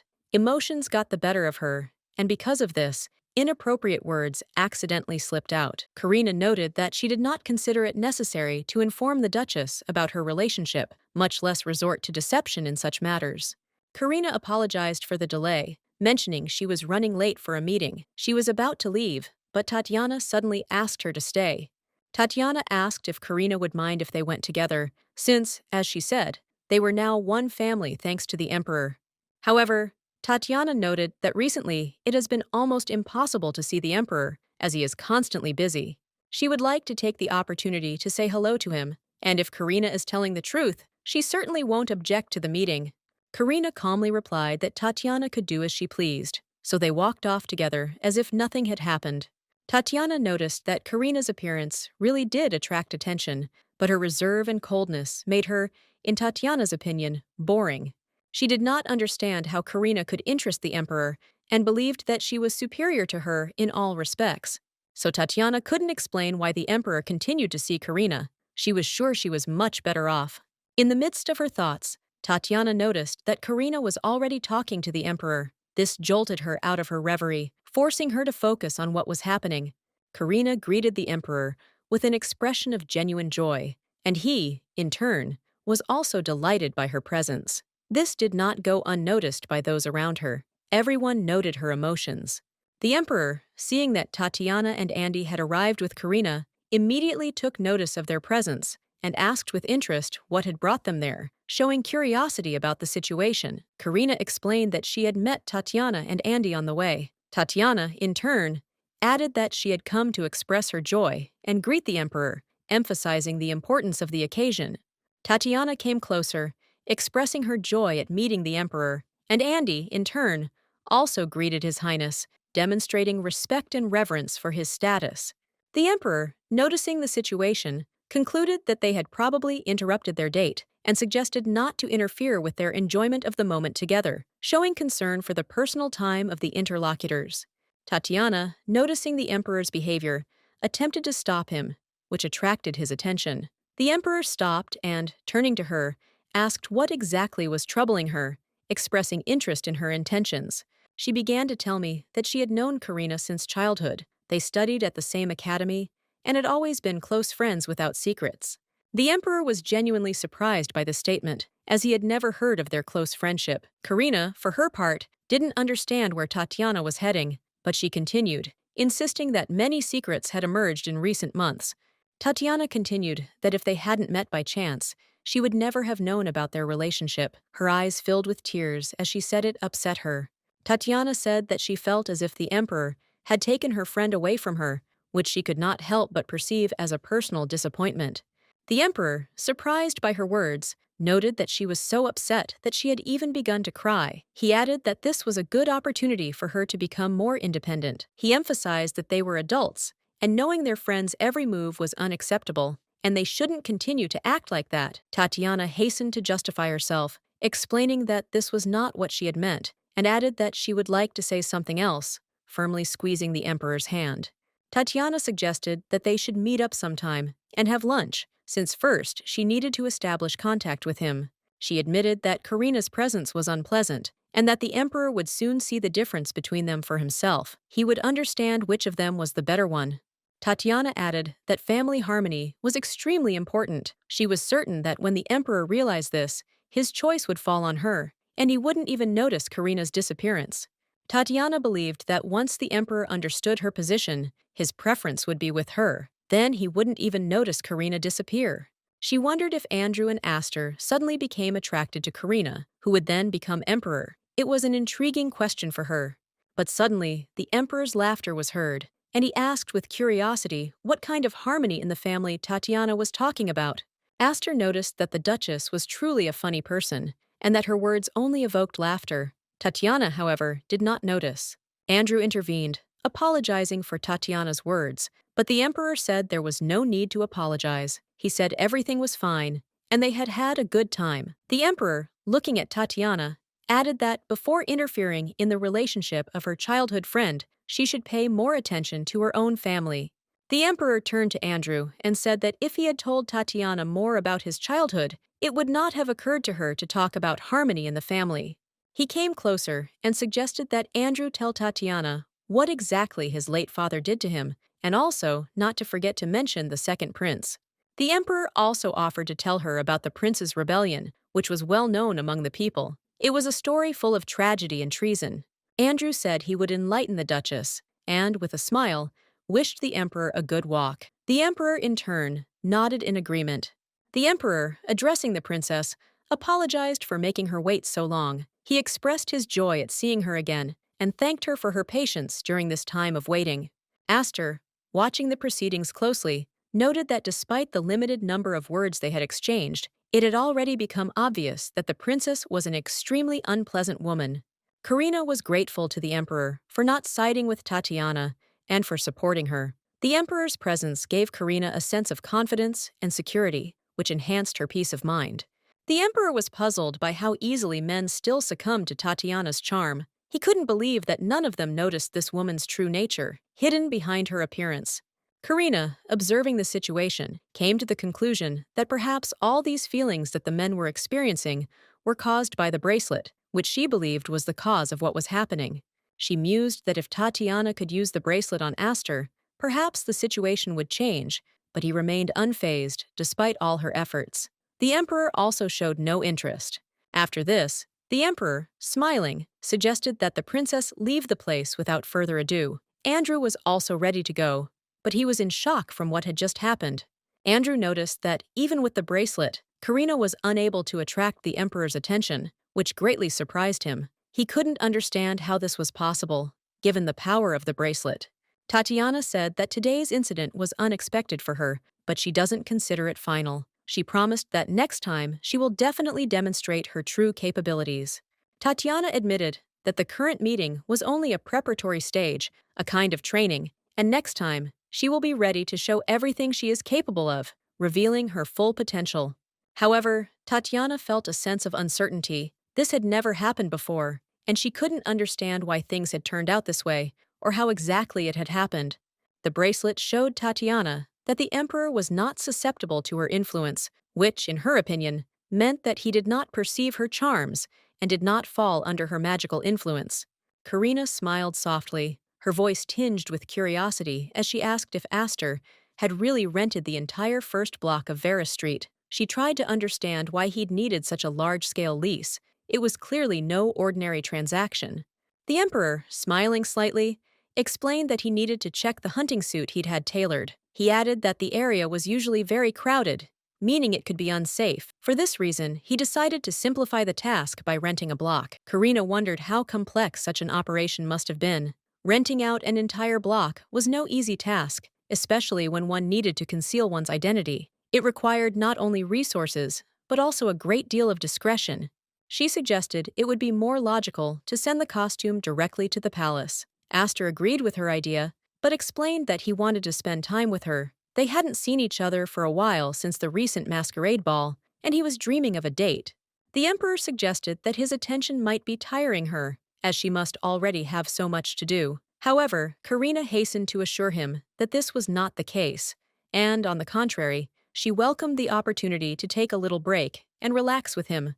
Aster, hearing this, smiled reservedly and said it was wonderful, but Karina noticed he looked different, as if he were preoccupied or even offended. She began to wonder if she'd imagined it all. His gaze sometimes seemed distant, and she desperately wanted to understand what exactly he was thinking. But they had to put their thoughts aside as they continued on their way to the studio, where they had been heading from the very beginning. When they entered the Damasa boutique atelier, they were immediately greeted by a man who immediately dropped to his knees. He greeted them with such pomp, as if they were members of the Imperial family. Karina was stunned by this behavior, and completely confused as to why the man was behaving this way. Even the Emperor looked confused. The man solemnly thanked them for choosing the best tailor. He remarked that they literally smelled of money, suggesting they were high-born aristocrats. Wanting to please his important clients, he added that he had already prepared 10 sample suits for each of them, perfectly tailored to their measurements. All that remained was to choose one of them, and the man could barely contain his joyful excitement, anticipating the profit that inspired him. The Emperor noted that Karina didn't need a hunting suit. He reminded her that he had previously said that if she accepted the game he had hunted, that would be enough. He added that Karina had probably already decided that she would simply accept the trophy without participating in the hunt itself. Karina was surprised that he remembered their previous conversations so well. She admitted that she hadn't had time to tell him about her decision earlier. She then explained that it was a hunting festival, and she wanted to take part too. She had sent her measurements to the tailor in advance. The Emperor noted with interest how she constantly managed to surprise him. Half jokingly, he asked if she planned to continue astonishing him with her unexpected actions. In fact, Karina had a plan to meet Allison on a hunt, but decided not to reveal this idea to Aster, knowing that he would begin to dissuade her. Realizing that her plan could be considered dangerous, she simply laughed nervously, hoping to distract his attention from her thoughts. Aster, squinting slightly, noticed that she was clearly plotting something. He added that he was simply asking, but couldn't hide the note of suspicion in his voice. Karina turned her attention to the consultant standing nearby and tried to discreetly signal him to distract Aster. The consultant politely informed me that the men's suit was ready for fitting and suggested I start trying it on right away so as not to waste time. The Emperor nodded and suggested they postpone the discussion until later. Karina agreed and, smiling, told him to hurry to the fitting room without keeping her waiting. The store employee politely pointed Karina to a chair in the back, asking her to wait a moment. His gesture was professional, and his gaze suggested he was ready to help if needed. Karina breathed a sigh of relief. For now, they'd managed to avoid a conversation. However, the thought of the need for an explanation nagged at her. Before Aster returned, she needed to come up with something reasonable, something that would make everything seem natural and believable. Her thoughts again turned to the possibility that, from His Majesty's perspective, the situation might appear ambiguous. Perhaps he would think she was hiding something. She was used to handling everything on her own, avoiding asking for help. This was true during the fire, when she had to act quickly and independently, trusting only her intuition. If it hadn't been for Aster, who intervened in time, her story could have ended tragically. His help was her salvation, for which she was sincerely grateful. However, Karina never told Aster about the project she was involved in with Raymond. It was their collaboration to create a perfume boutique, a secret even from their closest friends. She also kept quiet about her plans to open a hospital, even though His Majesty had always supported her without question. His sincere desire to help had repeatedly saved her in difficult situations. And today, when she brought Andrew and Tatiana with her, she realized it had taken Aster completely by surprise. Her actions often seemed impulsive and unpredictable. From the outside, her behavior might indeed seem cold and indifferent. Such thoughts made her wonder how she appeared to others. Realizing all this, Karina decided it was time to act. But just at that moment, the Emperor entered the room and asked how she liked the costume she was trying on. Karina was slightly embarrassed, but quickly replied that the suit suited him very well. The Emperor happily accepted her praise, delighted that his choice had been a good one. Inspired, he suggested trying on 9 more costumes that had been prepared in advance so that Karina could evaluate them all. Karina chuckled and noted that by the time he tried everything on, the sun would be setting. It was her tactful way of expressing her reluctance to wait that long, so she turned to the store employee and announced that they were taking all the suits. Someone would pick them up later, so as not to waste time now. The salesperson assured them that everything would be prepared, so they could pick up their purchases at any convenient time. His politeness left a pleasant impression. Karina then turned to His Majesty and with a decisive look declared her final decision, which, judging by her tone, was dictated by personal considerations. The emperor asked curiously what exactly they were talking about, and Karina explained that she had long dreamed of spending time with him alone. Her offer to go for a walk seemed sincere and romantic. When they emerged, Karina was delighted. The walk had given her a feeling of lightness. She'd always dreamed of doing something that would make her feel joyful and carefree. At one point, she couldn't hold back, and like a child, she shouted something loudly in the middle of the city, enjoying the current moment and the complete feeling of freedom. The emperor kindly said that her smile made him happy. Karina added that they hadn't been able to enjoy such a peaceful and pleasant evening in a long time. Grateful for the walk, Karina expressed that it was all made possible thanks to his support. However, the emperor corrected her, pointing out that she had found the time for this meeting herself. Inspired by his words, Karina took his hand and confidently declared that she wanted to be open with him and share something important to her.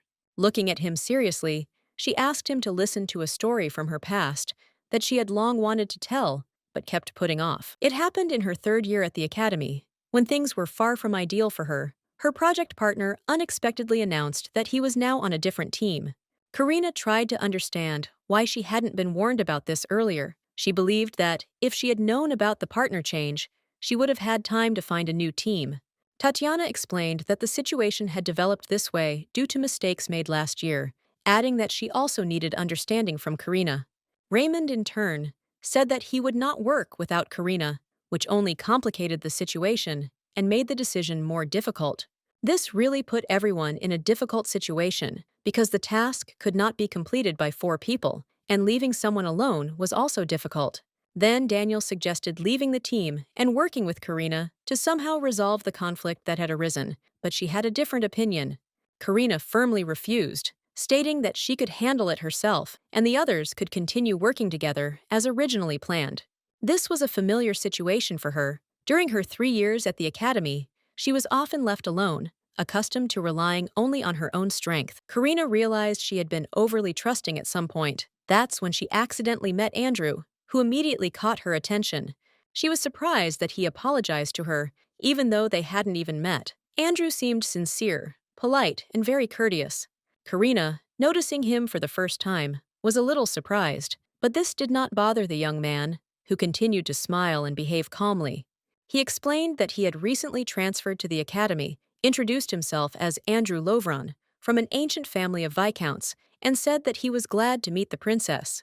Now, Karina understood everything and apologized for her behavior. She noticed that she had been too caught up in her own emotions and thanked him for his understanding. After that, she continued on her way, considering her next steps.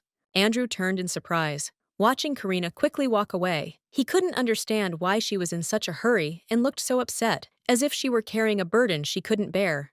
The teacher, having waited for everyone, finally explained the reason for their summons. He announced that he intended to discuss with them an important topic related to their final project, which was a mandatory part of their studies.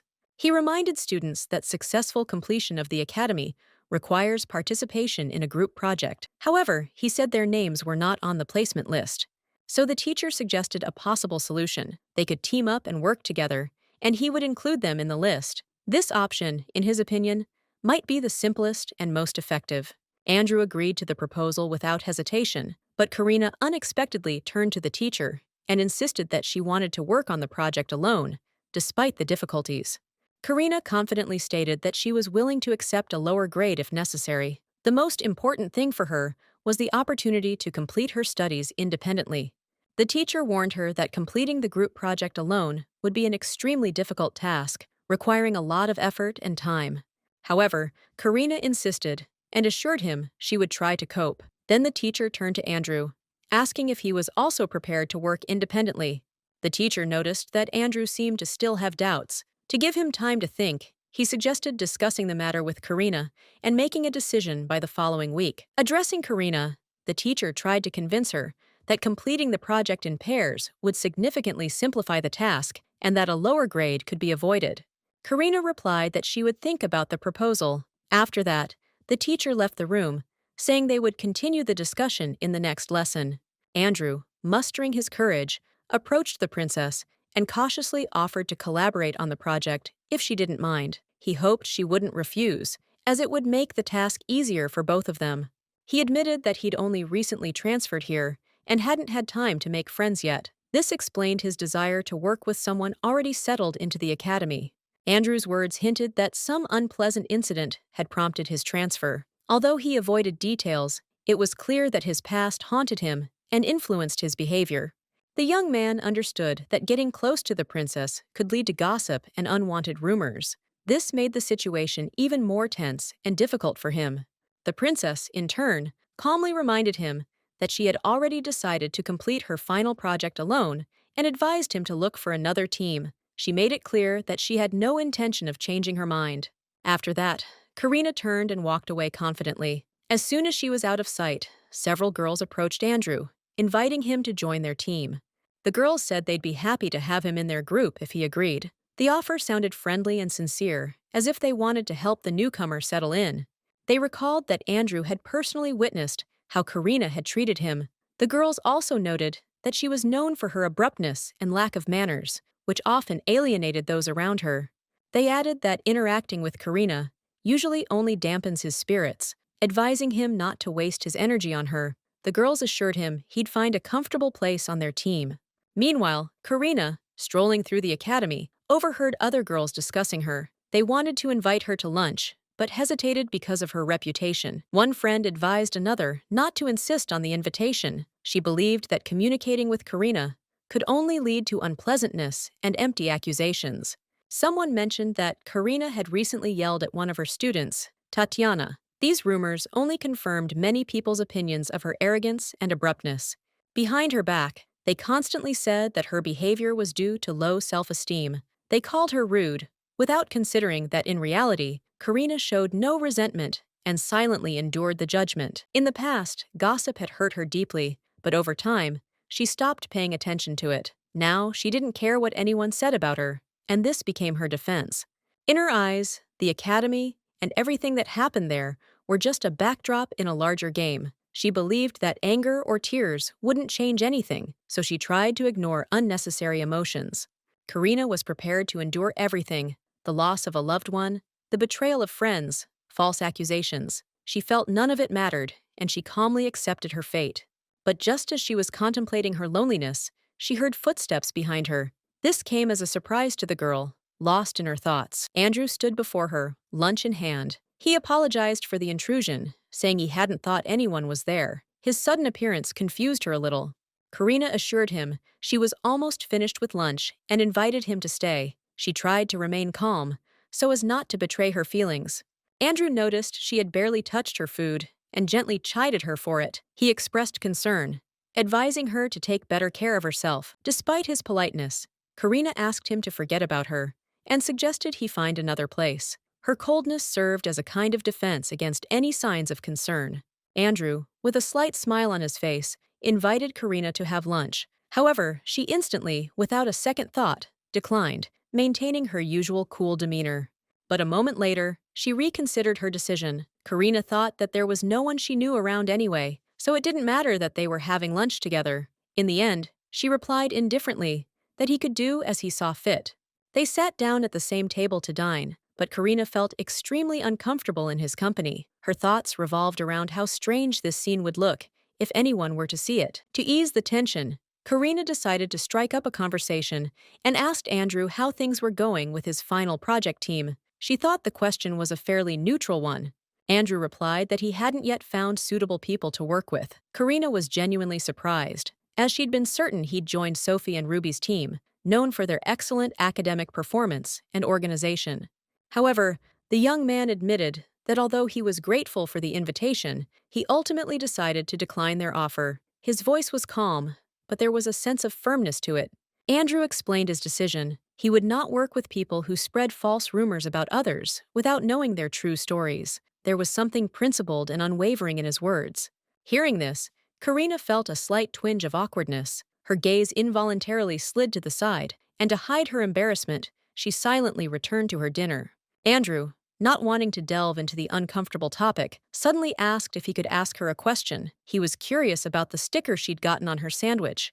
Karina looked at him in confusion, not understanding what he was talking about. He explained that the sticker was always located under the packaging, which left her genuinely surprised. After that day, lunches with Andrew became a regular occurrence. Gradually, their conversations grew into something more, and they began spending more and more time together. Andrew's social status was much lower than Karina's, but she didn't attach any importance to this. It wasn't a decisive factor for her. Moreover, his position meant he wasn't the center of attention. This is precisely what made their interactions so comfortable for her, as it aligned with her current desires. Andrew became a true support system for her. Karina felt calm around him, even if they were just silent. She could discuss anything with him, and in difficult times, he was always there for her. Only when she was with Andrew did she stop feeling like the main character's friend. She could simply be Karina, herself, without masks or pretense. Autumn brought a sense of the impending end to their academic lives. Graduation was just one semester away, but thanks to Andrew, the year was filled with warm memories. However, the rumors didn't leave them alone. Karina knew people were talking about her romantic relationships behind her back, wondering how the princess could choose someone of such low status. She tried to ignore the hatred and ridicule directed at her. While that didn't mean she didn't care at all, she learned to control her emotions. But when the rumors began to affect Andrew, she couldn't bear it any longer. Her indignation erupted into a scream, with which she tried to defend him from the unfair attacks. But at that moment, someone addressed her directly. Karina immediately turned and asked what exactly they wanted from her, not hiding her irritation. She was informed that a letter had arrived from the Pioneer Duchy. This news took her by surprise. Trouble had come from a completely unexpected direction. Andrew anxiously searched for Karina and finally felt relief when he spotted her in the distance. He quickly approached, overjoyed to see his friend again.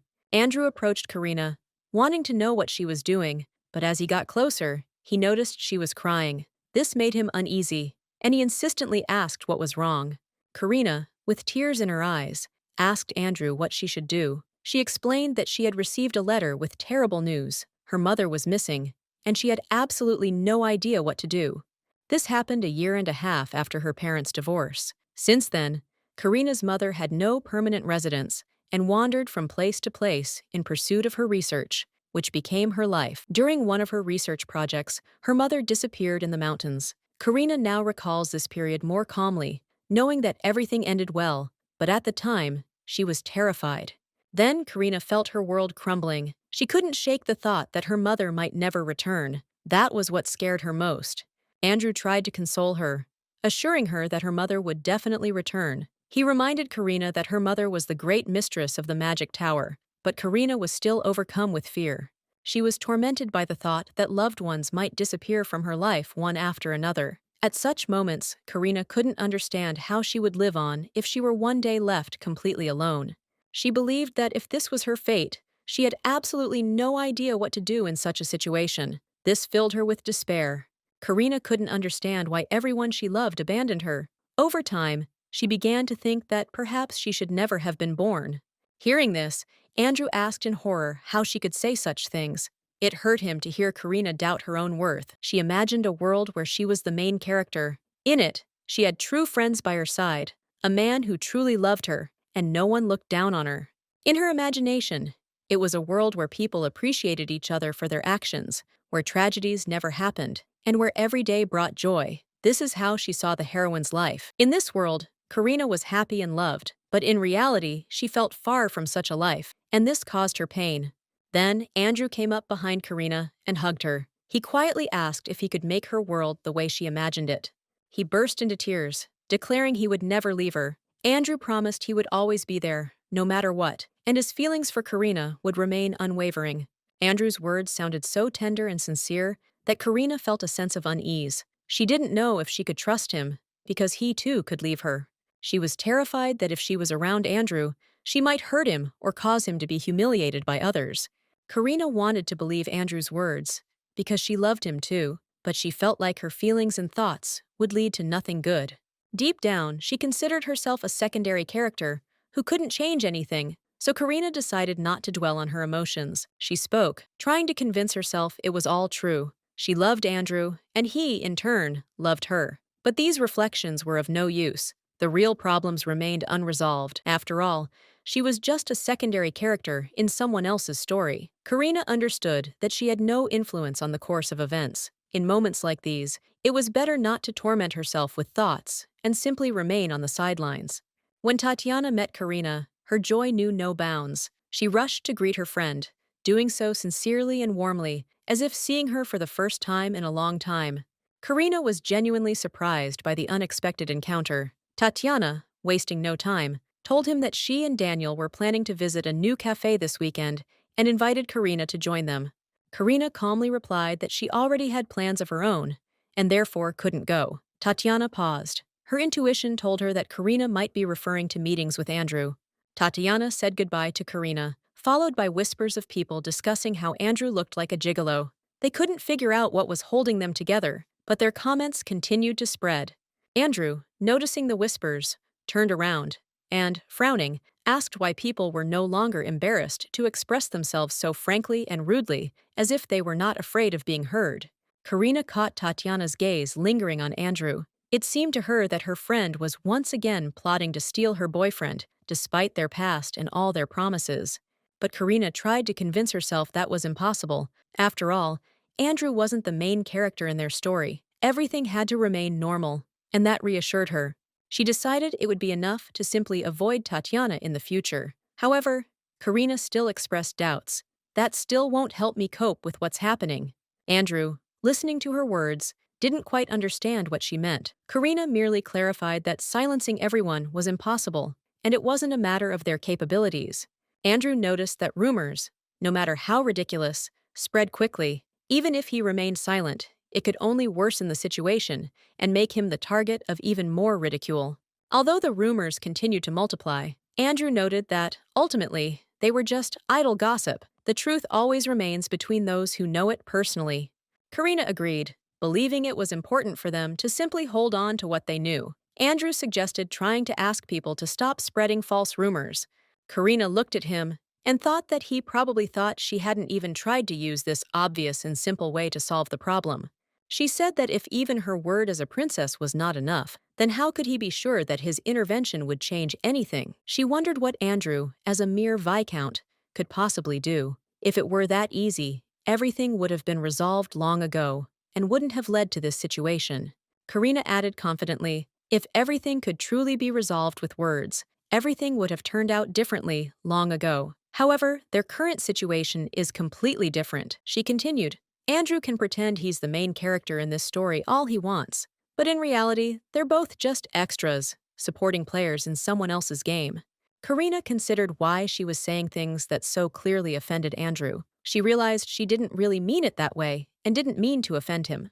Andrew suddenly asked, if he were not a simple viscount, but became the crown prince, would their situation change? His question sounded unexpected, making one think. Karina answered doubtfully that she didn't know. Perhaps things really were different for the Imperial family. Andrew nodded, as if accepting her answer. After this conversation, Andrew began spending more and more time alone. He withdrew almost completely from everyone, immersing himself in his thoughts and plans.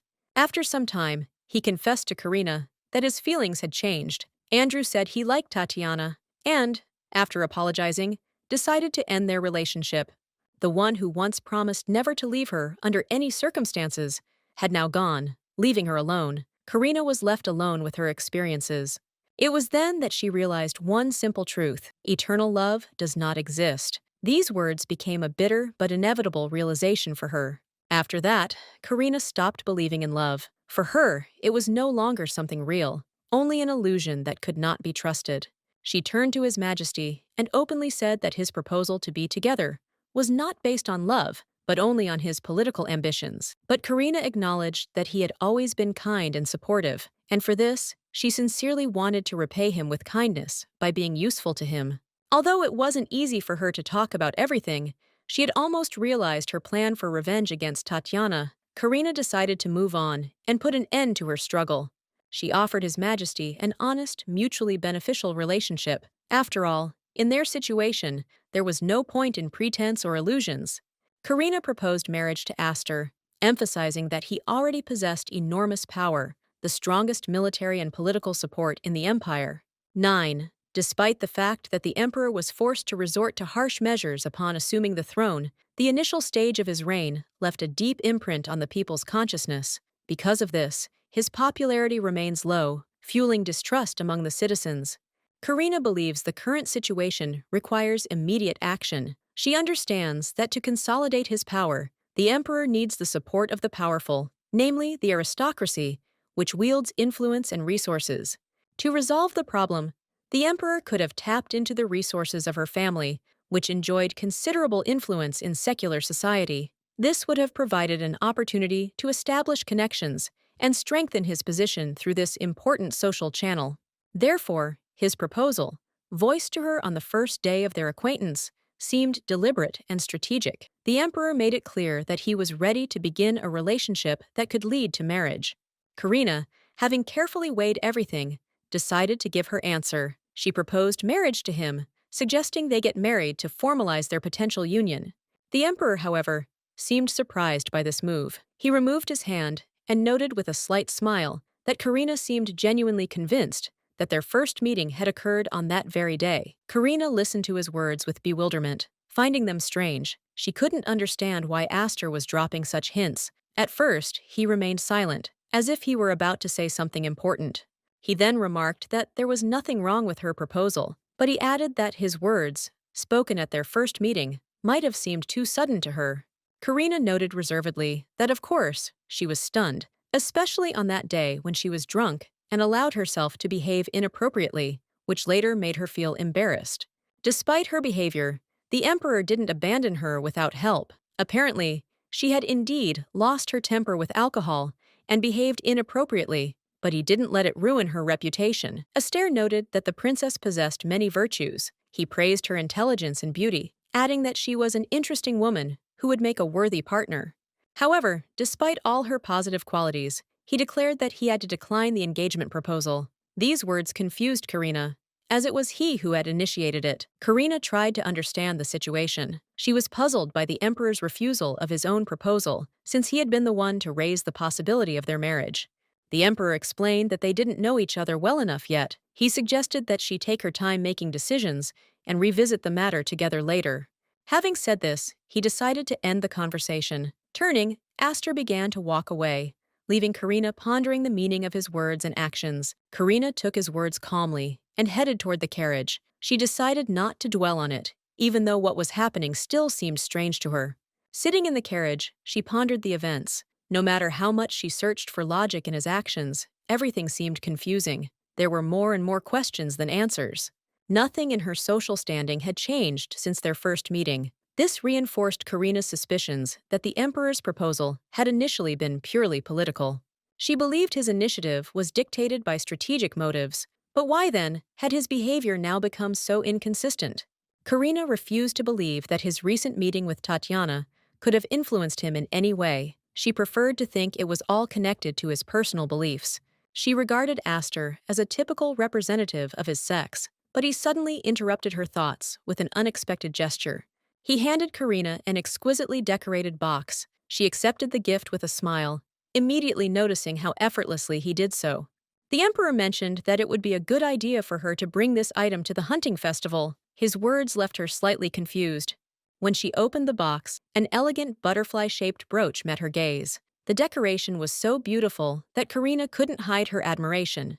She thanked him, noting that the brooch was incredibly beautiful, and assured him that she would definitely wear it to the festival, as he had suggested. Aster replied that it was nothing to him. However, Karina couldn't look him in the eye, feeling uneasy under his attention and generosity. She tried to understand his actions. If he was willing to give such gifts, then why had he refused her offer? It seemed inconsistent to her. Karina's thoughts returned again to the emperor's words and actions. She couldn't understand what truly motivated him or what his true intentions were. The day of the hunting festival arrived with such mixed feelings. Lily, her maid, showed genuine interest in the upcoming event, reminiscing about past hunts. She eagerly awaited the opportunity to visit the Imperial forest, rumored to be stunningly beautiful. Lily couldn't hide her admiration at the prospect. Karina smiled and noted that she hadn't been to this forest in a long time. Her words made Lily envious, as access there was only possible on special occasions, like a festival. Despite her mixed feelings, Karina decided to wear the brooch. She understood that her actions were driven by a desire to understand Aster's motives, and she simply wanted to know the truth. She assured herself she didn't attach any particular significance to the gesture. Karina simply wanted to understand how interesting she was to the Emperor, and then remove the brooch so as not to attach any further significance to it. Lily turned to her mistress with concern. Noticing that Karina seemed agitated about something, her words sounded like an attempt to discover what was behind her mood. Karina denied that anything was bothering her. She assured the maid that everything was fine, and she had no reason to be sad or worried about anything. She reminded Lily that the boutique opening and festival were coming up. Karina tried to appear carefree, noting that life offers many reasons to rejoice. Lily decided not to insist. She expressed hope that the lady would overcome any difficulties, adding that she had nothing to worry about. Karina agreed. Although Aster's refusal still haunted her, she realized there were other important matters that required her attention and action. Soon everyone gathered at the entrance to the Imperial Forest. The opening time of the festival was approaching, and the participants eagerly awaited the start of the ceremony. The announcement of the Emperor's imminent arrival heightened the excitement. An air of anticipation filled the air, and everyone's attention was focused on the approaching moment. Finally, His Majesty appeared. Aster made a lasting impression on Karina. When she noticed he was wearing the same brooch as she, their gazes met, and Karina sensed a special meaning in this gesture. She began to guess the significance of this brooch. The meaning of the gift dawned on her. At that moment, Karina realized there was more to his words and actions than she had imagined. Lily said it was a sign, a symbol of their love and growing relationship. She also noted that this is a kind of announcement. He shows everyone that they are together. The gentleman asked her to stop speaking with such a strange intonation, but Lily noted that she was simply voicing her own thoughts. The Emperor was delighted with the opportunity to be with them in this legendary territory. This land, called the Golden Weight with a try, according to legends, is the birthplace of the god of the creator of their world. This forest is a unique territory where it is impossible to use magic, since the purest magic stones found here suck the magical powers out of a person. Therefore, everyone will be able to demonstrate their true skills, which is the meaning of the Imperial Hunt. After today's celebration, in honor of the opening of the festival, the competition will begin tomorrow with a competition among gentlemen and the day after tomorrow among ladies. On the last day, a feast is planned, and he hopes that everything will go well, and he wishes good results to everyone. Lily turned to the lady and said that she would take the suitcases to her tent, and she could look around here for now. Aster must be busy organizing the hunt too, so she'll go look for where the doctor's tent is. She has one important matter that needs to be resolved during this festival, namely, meeting with Allison, Tatiana's attending physician, and winning her over to her side. Everything is as she expected. It is the symbol of the Archduke, of course. Such a noble family could not miss the Imperial Hunt. Simply put, Andrew and Tatiana provided the working staff of their estate for every official event of the Empire, as if they wanted to restrain the growing power of the Emperor. So it was easy to assume they would provide medical personnel at the hunting festival as well. Karina approached and said hello, and also asked if there was a hospital there. She feels unwell, so she wants to get help from a female doctor. The man said that the Imperial Hunt had not yet begun, so for now, the only doctor present was the Duchess's attending physician, Lady Allison, and he could give her painkillers if that was enough. Karina asked if it would really be impossible to see a doctor. The servant said that wouldn't be possible now, unless she needed urgent care, and that a male doctor could examine her. As she'd expected, meeting Allison wouldn't be easy, so she said she'd come back next time. At least she knew Allison was here, and that was enough. And in order to date her, and at the same time seem intrusive to me, it turns out that she will have to get injured in front of everyone during the competition. Suddenly, someone called her, and when she turned her head, she saw Raymond standing there. Karina sold that he came, and he was surprised that she greeted him so coldly. He said that she seemed to be mocking him, because thanks to her, he didn't have a single free minute. She didn't even know how hard it was for him, because of her order to finish developing the product before the Imperial Hunt. Judging by the way he waves his arms energetically, there is no need to worry about his health. In any case, she tested all the developed products yesterday.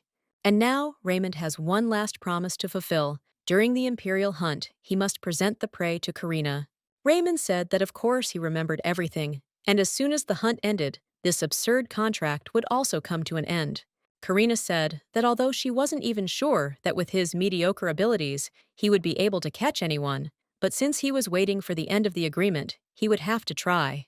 She wished him luck, and Raymond was horrified because he really hated her.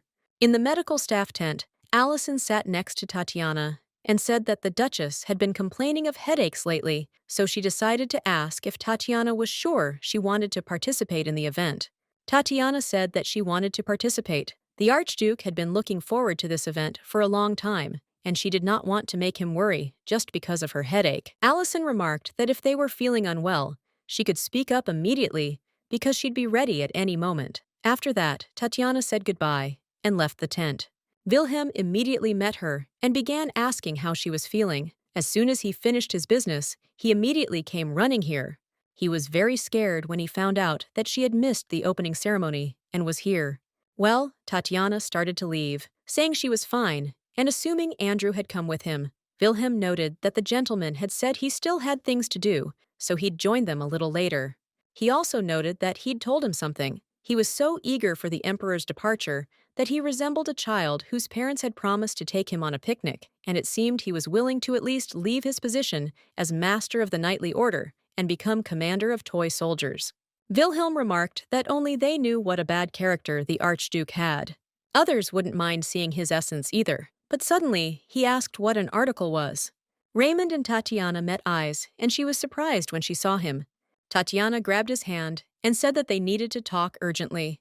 At the Archduke's tent, she told Raymond that she had put on the ring he had given her, but she was not sure in her tone that she could use it. They say it works in the Golden Forest. Raymond said she could still use it. It's true that the Golden Forest drains a person's magical powers, but it can't block the functions of artifacts made from magic stones. Tatiana realized that in this case, if she killed the knee with the ring, it would be the perfect crime.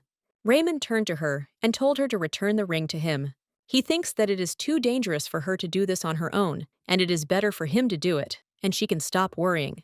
Tatiana turned to him and asked if he really thought she was a fool too.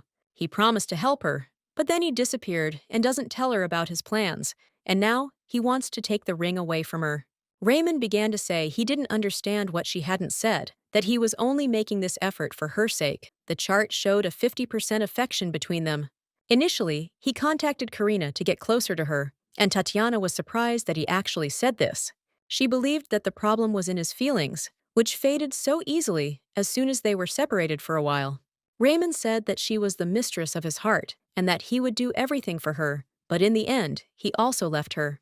The man immediately began to say that this was not so, and that he was always sincere with her, that for the sake of her happiness, he agreed to everything, and because of this, affection began to grow. Only Tatiana was in tears and said that he should help her because she would only be able to find happiness when Karina disappeared. Raymond noticed that after the day when he first saw her tears, she was the only mistress of his heart. However, he asks for forgiveness, and then he abruptly snatched the ring from her. He said that he could not allow this. The entrance to the Golden Forest was accompanied by an unusual silence and a hidden magic that seemed to hang in the air. Instead of the traditional hunt, all eyes were on Karina. She was trying to figure out where Aster was. Karina looked for an opportunity to talk to him, but was suddenly surrounded by a group of women. They were animatedly discussing the scents of the perfume she wore. Her attempts to start a conversation were again unsuccessful. Yesterday, the situation was even stranger. A crowd of people had gathered around her, preventing her from even getting close to Aster. This was unusual. As usually at such events, people tried to avoid her. Karina began to wonder if this was due to a weakening of the original plot that guided their destinies. Suddenly, her thoughts were interrupted by a voice addressing her, Her Majesty, clearly wanting to discuss something. The Emperor asked why she had arrived at the event so early. Approaching him, Karina respectfully explained that she had been unable to greet him properly the previous day due to the unexpected bustle surrounding her. She added that this was why she decided to meet him now, before the competition between the men began. Her voice was full of sincerity, and her eyes reflected a desire to show respect. The Emperor thanked her for her attention, noting his appreciation for her efforts. Karina, taking advantage of the moment, mentioned that she wanted to convey something important she had prepared especially for him.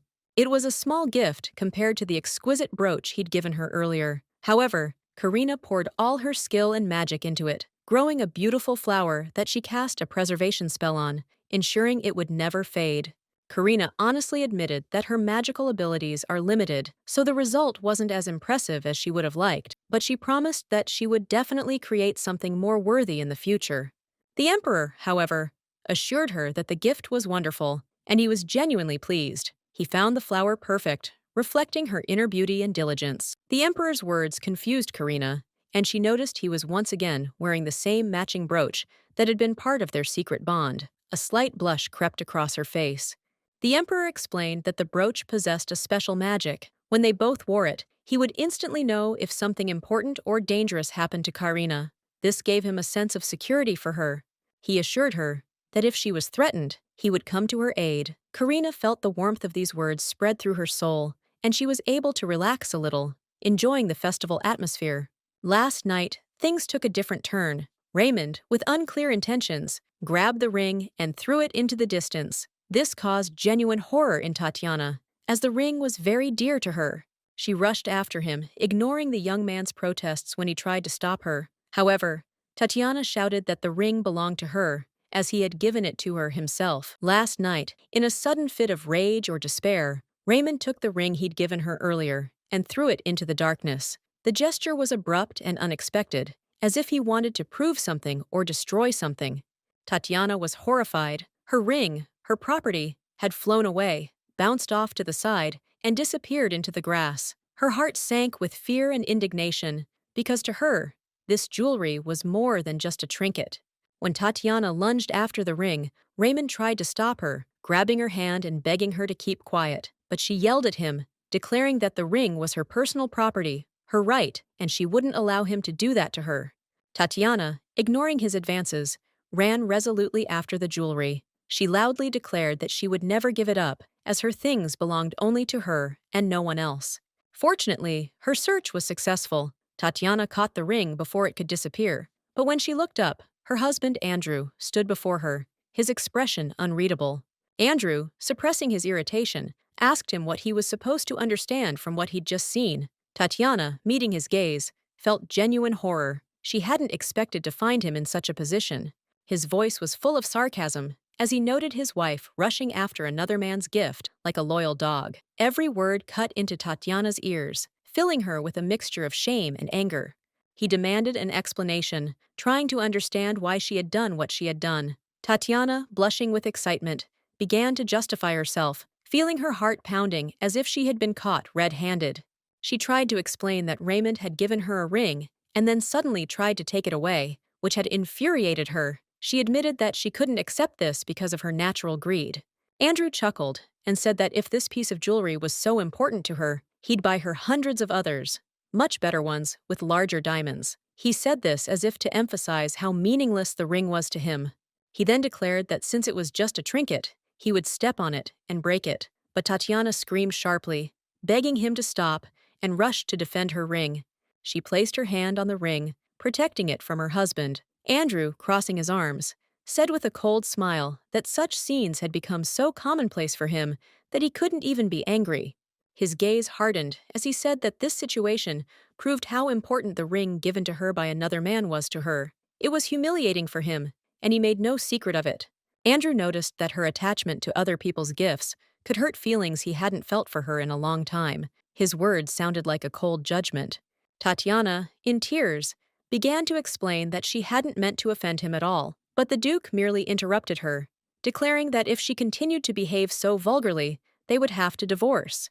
Tatiana cried out in despair that the ring couldn't simply be broken, as it wasn't just any jewelry. She insisted that it had special value and purpose.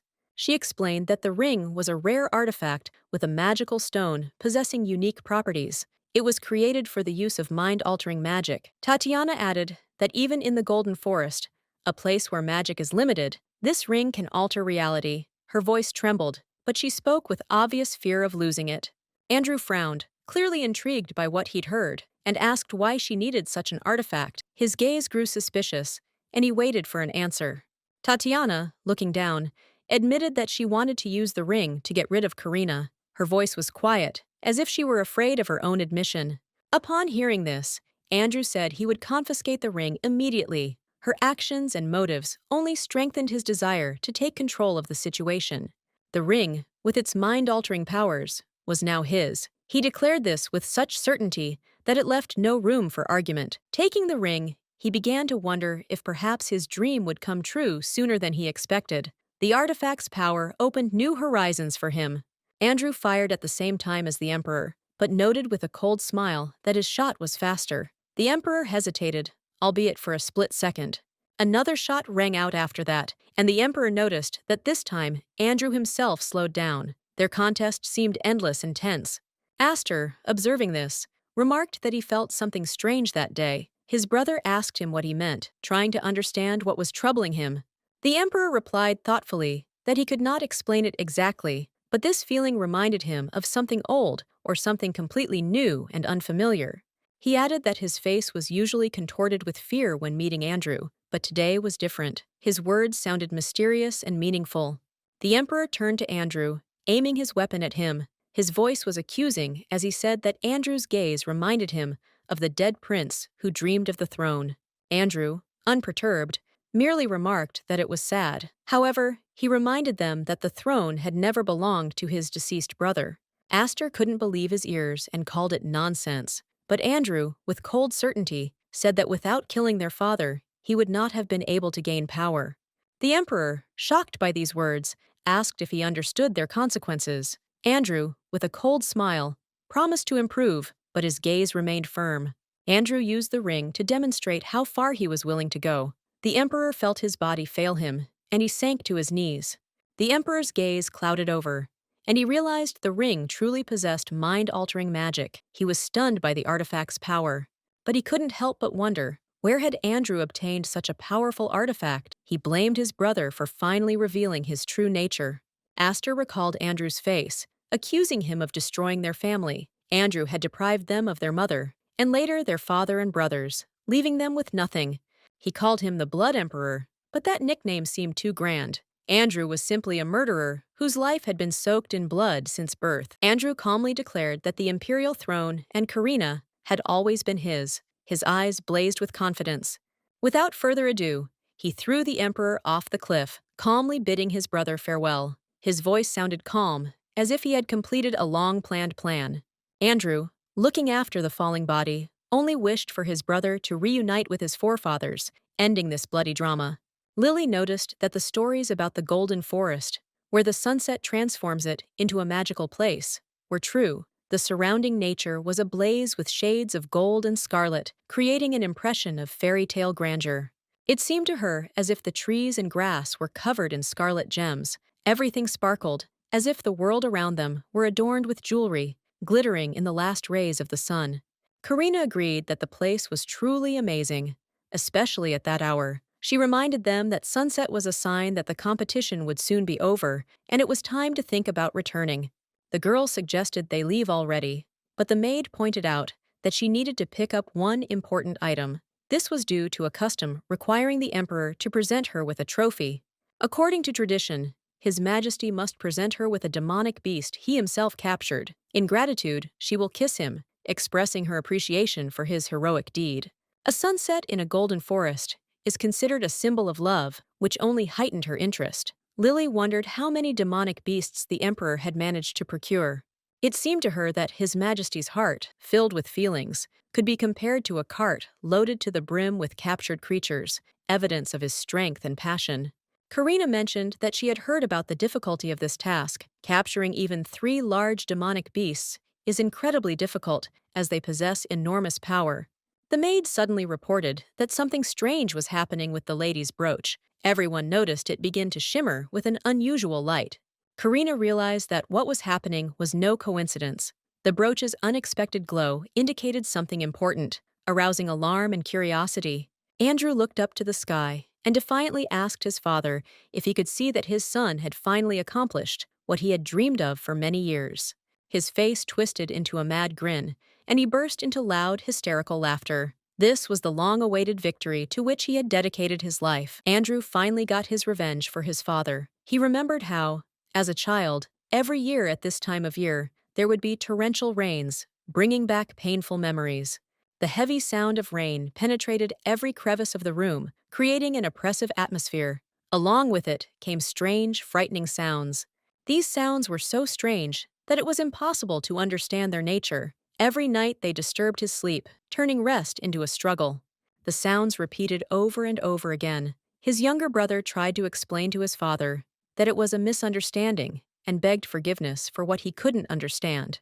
However, the boy decided it was better to find out the truth, even if he was scolded for it. With a candle in his hand, he quietly left his room, heading toward the prince. He walked nervously toward the room where he sought answers to his fears. The flickering candlelight cast shadows, adding to the mystery.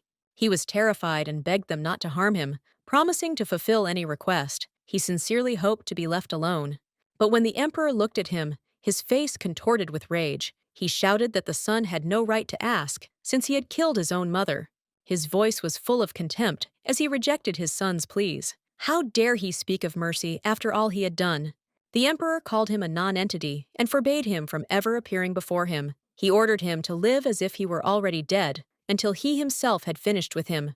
At that moment, the candle fell from his hands and fell to the floor. Overwhelmed with terror, he realized he had to run, but his feet seemed rooted to the spot. His body was paralyzed by fear. He couldn't move, and panic filled every cell, turning what was happening into a living nightmare. The emperor noticed him, and looking at him with disdain, asked why he was wandering around at such a late hour. The father's anger was relentless. Aster, in despair, shouted that it was he who had called him. He hadn't expected his father to come, but he wanted to talk to his brother in his room. Hearing this, the emperor asked with disbelief whether they had really tried to make friends behind his back, despite the fact that he had strictly forbidden such a thing. Aster admitted that he had always been afraid that friendship with an illegitimate son could damage the emperor's reputation, so they tried to remain inconspicuous. Andrew's father approached him suspiciously, demanding confirmation of his words. The boy sensed this was not just a test, but a trap. However, Aster urged his brother to take his hand and support him. Andrew, after some hesitation, confirmed his words, to protect them both. Deep down, he knew that this closeness could be used against them to make Aster's life even harder. The father praised his son for his desire to be friends, but added that it was already late today, and it would be best to go to their rooms. He hinted that a smart boy should know how to do the right thing, and the hint was too obvious to be missed. Aster, feeling it was the only way out, told his brother it was all right and told him to go. It was an act of self-sacrifice. That evening, his father left, holding Andrew's hand. It was the first time he had felt the warmth of his father's hand, but it was deceptive. His father's hand was damp, and his brother's voice was barely audible. The evening had left him with a strange, unsettling feeling he couldn't explain. Much changed after that. His father began taking Andrew on walks, keeping him warm, but that couldn't erase the fears of the past. However, his brother never spoke to him again after that. He even avoided eye contact, leaving him in the dark. Every time their eyes met, the brother's expression seemed to scream that his father's love would not change anything. Aster's appearance reminded him that he was just an illegitimate child who would never be able to become a true heir. When Andrew's father asked him what he wanted, he felt a vague sense of unease. His father assured him that his request could be fulfilled. Then Andrew gathered all his courage and asked for the impossible. He wanted to become the crown prince, taking Aster's place. The father's reason for inflicting such severe punishment on his son was his desire to raise him to be a strong and determined man. He believed that only by overcoming these difficulties could his son become a great emperor.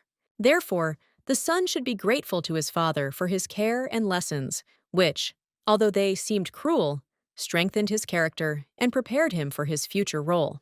Aster, gritting his teeth in resentment, nevertheless expressed gratitude to his father, realizing that his intentions were dictated by concern and high expectations. However, hiding behind a tree, Aster accidentally overheard his brother talking about their father, who wanted him to be made crown prince. Aster found it hard to believe. Despite his affection for his brother Andrew, he remembered his father's words, always insisting that he, Aster, would be the future emperor. Andy noticed Aster's presence, but pretended not to care, saying that even if his father approved, he still wouldn't become the crown prince. His father asked him in surprise what exactly he meant. Andy explained that the aristocrats would never accept him, regardless of his father's wishes. Andy added that he'd heard rumors that as long as Aster existed, he would remain the leading contender. No one would support an illegitimate heir. Moreover, some argued that an illegitimate child was unworthy of representing the empire. For them, he would always be an outsider. His father lifted Andy high and told him that people's opinions didn't matter. He was his son, and there was no height Andy couldn't reach. But if the problem is with the legal heir, then the easiest thing to do is to eliminate Aster himself so that there are no obstacles left. A few days later, an important Senate meeting took place. Father ordered Aster to head north to fight the border tribes. These lands were considered abandoned, and the aristocrats did not understand why they would risk the life of their heir for the sake of insignificant territories. Many believed the crown prince was too young for war. The battle in the north was difficult even for experienced warriors. The emperor sarcastically suggested that the aristocrats go instead of him, but quickly clarified that he was only joking. Nevertheless, he was certain that Aster was underestimated. His son, in his opinion, was capable of proving his strength to everyone. Despite his young age, Aster was blessed with noble bloodline. The emperor believed that his victory in the war would bring glory to the entire family. Victory on the battlefield, or an honorable death, those were the words Prince Aster left before his departure. A fire of determination burned in his eyes, and peace reigned in his heart. These words were remembered by everyone who stood by him at that moment. Aster, in turn, confidently declared that he would definitely return triumphant. Her voice was firm, but there was a slight tremor in it, betraying her excitement. She believed in him with all her heart, as if it were not just faith, but a conviction reinforced by fate itself. When my brother left, there wasn't a single wrinkle on his face. He looked so young and confident that it seemed as if the war was just another trial he would easily overcome. His calm instilled in those around him a strange mixture of hope and sadness. His father sternly told Andy to say goodbye to his brother, as this could be the last time he saw him alive. The words hung in the air, searing with their brutal directness. Andy couldn't believe that this moment could truly be their last. Those first battles on the border proved easy and boring, not worthy of the crown prince's attention. However, 5 years passed, and people still discussed how long Aster had been at the front, defending the lands from enemies. So much time passed that rumors began to circulate of his death. In all these years, not a single message came confirming his survival. Soon, the idea of his return was dismissed as a foolish fantasy. But news of victories came regularly from the north. However, mentions of the crown prince himself were rare. The country could not afford to leave the throne without an heir, and this question increasingly preoccupied minds in the capital. The ministries and senior advisors were concerned. Too much time had passed since the last news from Aster. They could no longer delay resolving this issue, as the future of the kingdom depended on clarity regarding the succession to the throne. At a meeting with ministers, the final decision was made to appoint the third Prince Andrew as heir apparent. This decision was not taken lightly, but it seemed the only possible one in the current situation.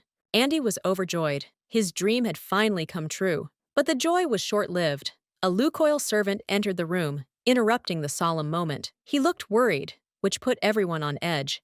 The emperor, frowning, asked what had happened. Lukoil hesitated, unsure how to convey what he had learned. However, he plucked up the courage and blurted out the news, which left everyone speechless.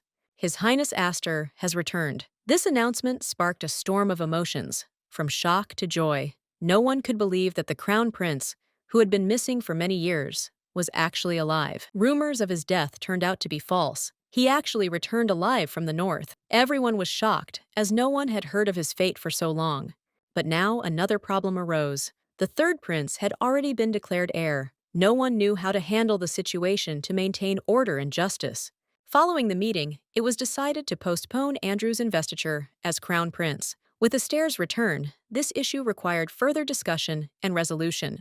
Aster approached his father and calmly declared that he had carried out his orders and returned. His voice was firm, and his gaze was full of confidence, as if he had just won the most important victory of his life. News of his exploits on the northern battlefields was no exaggeration. His achievements became part of a great story that will be passed down from generation to generation. At such a young age, he accomplished what seemed impossible. Aster transformed from a young prince into a true hero, worthy of respect and admiration. Andy was furious. He loudly declared that he would prove himself worthy of the title of crown prince. His determination was genuine, even though everyone knew how difficult this path would be. The only way to prove this was victory on the battlefield. The father listened silently, showing neither approval nor disapproval. Only a slight nod indicated he was ready to listen to his son's plan. Soon the emperor proposed a solution. Demonic monsters had appeared on the western border, and each of them should go there to demonstrate their abilities. The one who proves most effective in combating the threat on the western borders will become the new crown prince. That was the order, and no one could question it. The lands of the dead in the western wasteland presented a new challenge. Andrew, unaccustomed to battle, knew this place could become his grave, but Aster remained close by to protect him. After one battle, Asta sternly instructed his brother to maintain his concentration on the battlefield. He patiently explained how to control magical power and strengthen his sword in combat. Magic concentrated at the fingertips could make a blade unimaginably powerful. Andrew thanked his brother, but his inner feelings were still mixed. He felt like Aster was only helping him to demonstrate his superiority. Andy believed his brother was simply lucky to be born with such talent. In a fit of emotion, he took up his sword and swung it at Aster. However, at the last moment, instead of his brother, his blade found its target in the form of an approaching monster. Andy proudly declared that he, too, could fight. It was the moment when he first felt he could prove his strength. Aster smiled and praised him, but quickly turned away. Andy frowned, missing the recognition he so craved from his older brother. Andy had accomplished an incredible amount in the last few days, something he'd never even imagined possible. He seemed to have found a second wind, acting quickly and decisively. It seemed like just a little while longer, and his efforts would bear fruit. If he continued at this pace, he would have a real chance of achieving the victory he'd long dreamed of. He imagined becoming better than his brother, who was always held up as a role model. His brother would no longer be able to boast about his achievements and humiliate Andy. Andy was already imagining a future where he would achieve more than his brother and prove his worth to everyone. However, suddenly, late at night, Andy heard strange sounds. They were unusual and completely out of place in the quiet of that time of day. He became wary, unsure what they could be or where they were coming from. Andy began to wonder if it might be the demonic beast rumored so widely, and if true, this would be the perfect opportunity to test himself and improve his skills. Perhaps this was the chance he'd been waiting for. But then he accidentally noticed Aster and his father there. This sight confused him. Why were they here at such a late hour? Andy couldn't find an answer, but his inner unease grew. They were walking somewhere together, and Andy was instantly overcome with curiosity. He couldn't believe his eyes or his thoughts. Why would his father and Aster be together? And what were they planning? He desperately needed answers. Andy suddenly imagined his father confessing to Aster that he, foolish Andy, should have been his successor. All this time, the Emperor had been pretending to be the caring father, but in reality, he was simply mocking him. This thought filled Andy with rage and sadness. Horrible images of Aster suggesting his father dispose of Andy as a useless boy filled his mind. But deep down, Andy hoped it was just a figment of his imagination and that his father would never treat him so cruelly. Andy decided he wouldn't let this happen. He was determined to find out the truth. He needed to understand where they were going and what was happening immediately. He couldn't stand by and wait any longer. Meanwhile, Aster entered into an open confrontation with his father. The Emperor, finding himself on the ground, angrily and astonishedly asked how he dared to treat him, his father, and the Emperor in this way.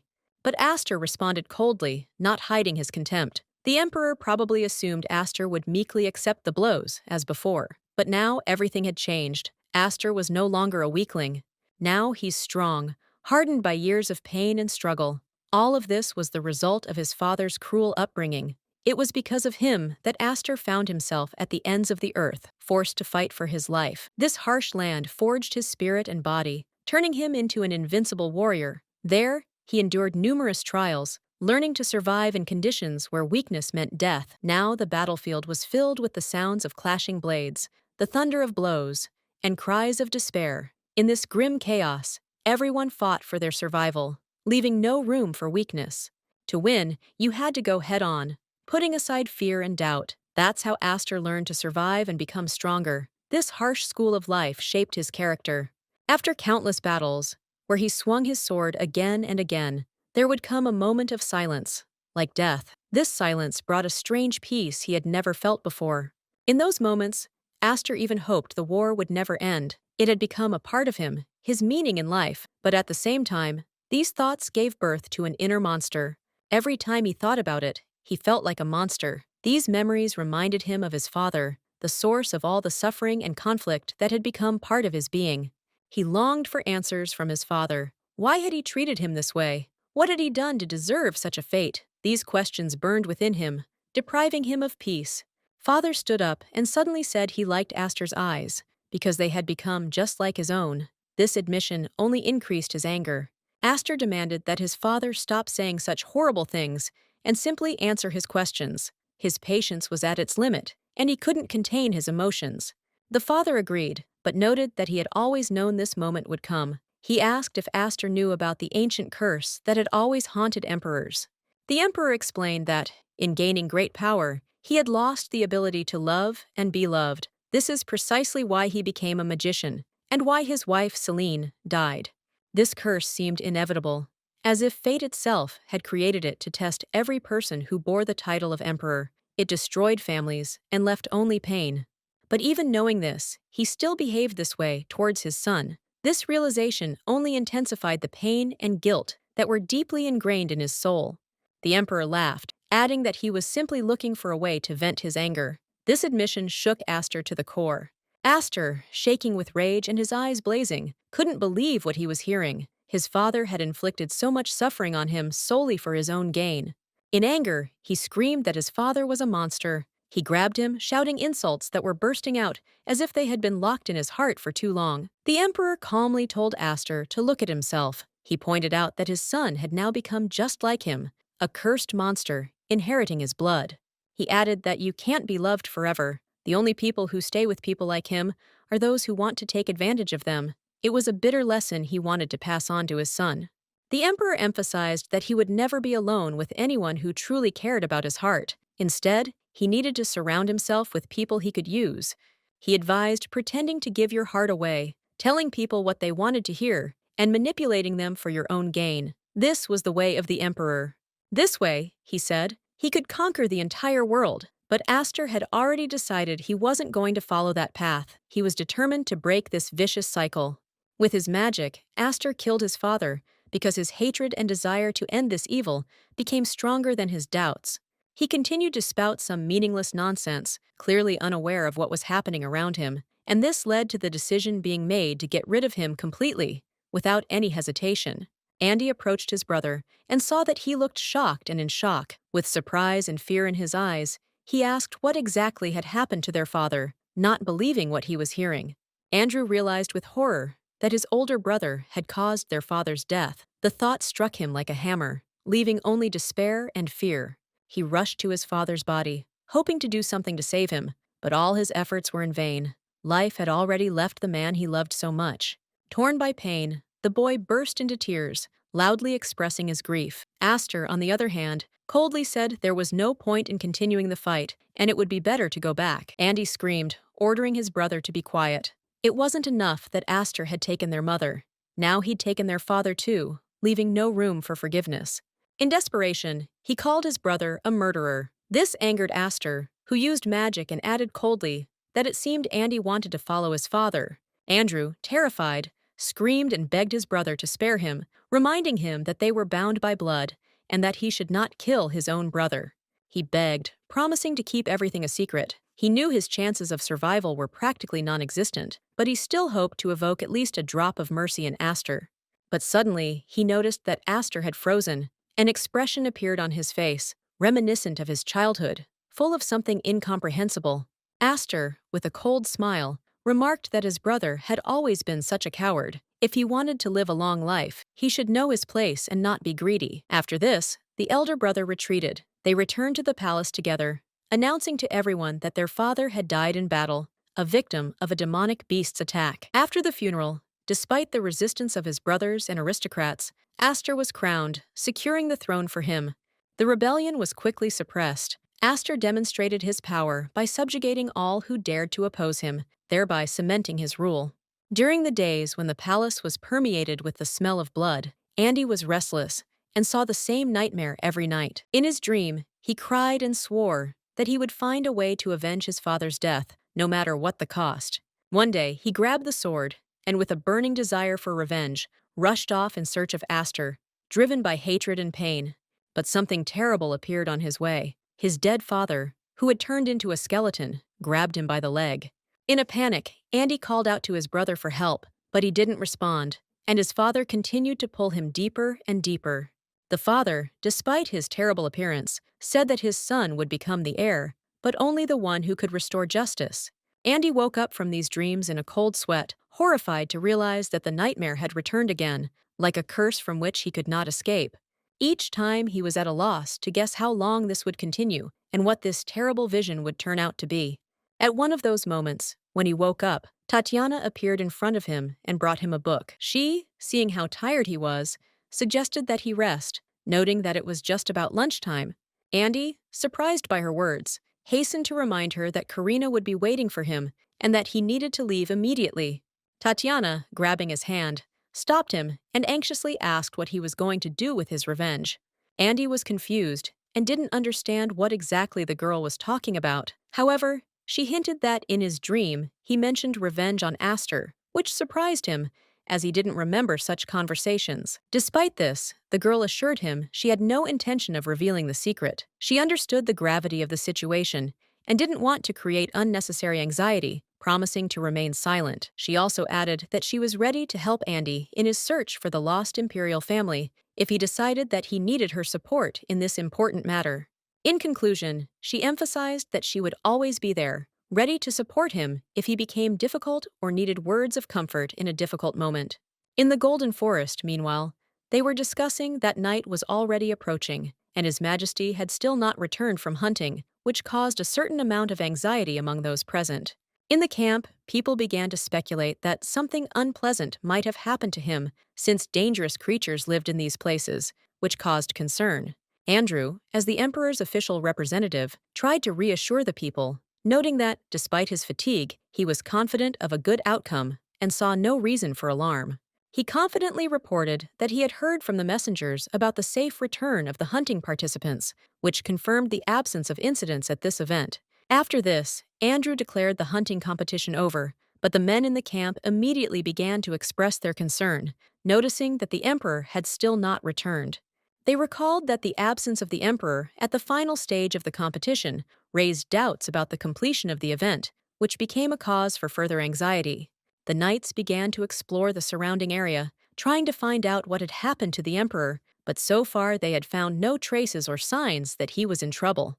The Archduke tried to calm the crowd, assuring them there was no need to worry. He asserted that the Emperor was not someone who could get into trouble, even on such a festive occasion. The Archduke also suggested that perhaps the Emperor was simply enjoying solitude, reminiscing about his childhood, and relaxing away from the worries of the palace. He added that sitting at a desk and deciding government issues was a heavy burden, and he needed a break in nature to regain his strength and take a break from his duties. Andrew agreed, adding that it was best not to disturb the Emperor at such a moment. After all, the opportunity to relieve tension and recuperate is important for a ruler. However, inside Andrew there was anxiety, because he knew that no matter how much they searched, the Emperor would not return until he himself wanted to return, despite all their efforts.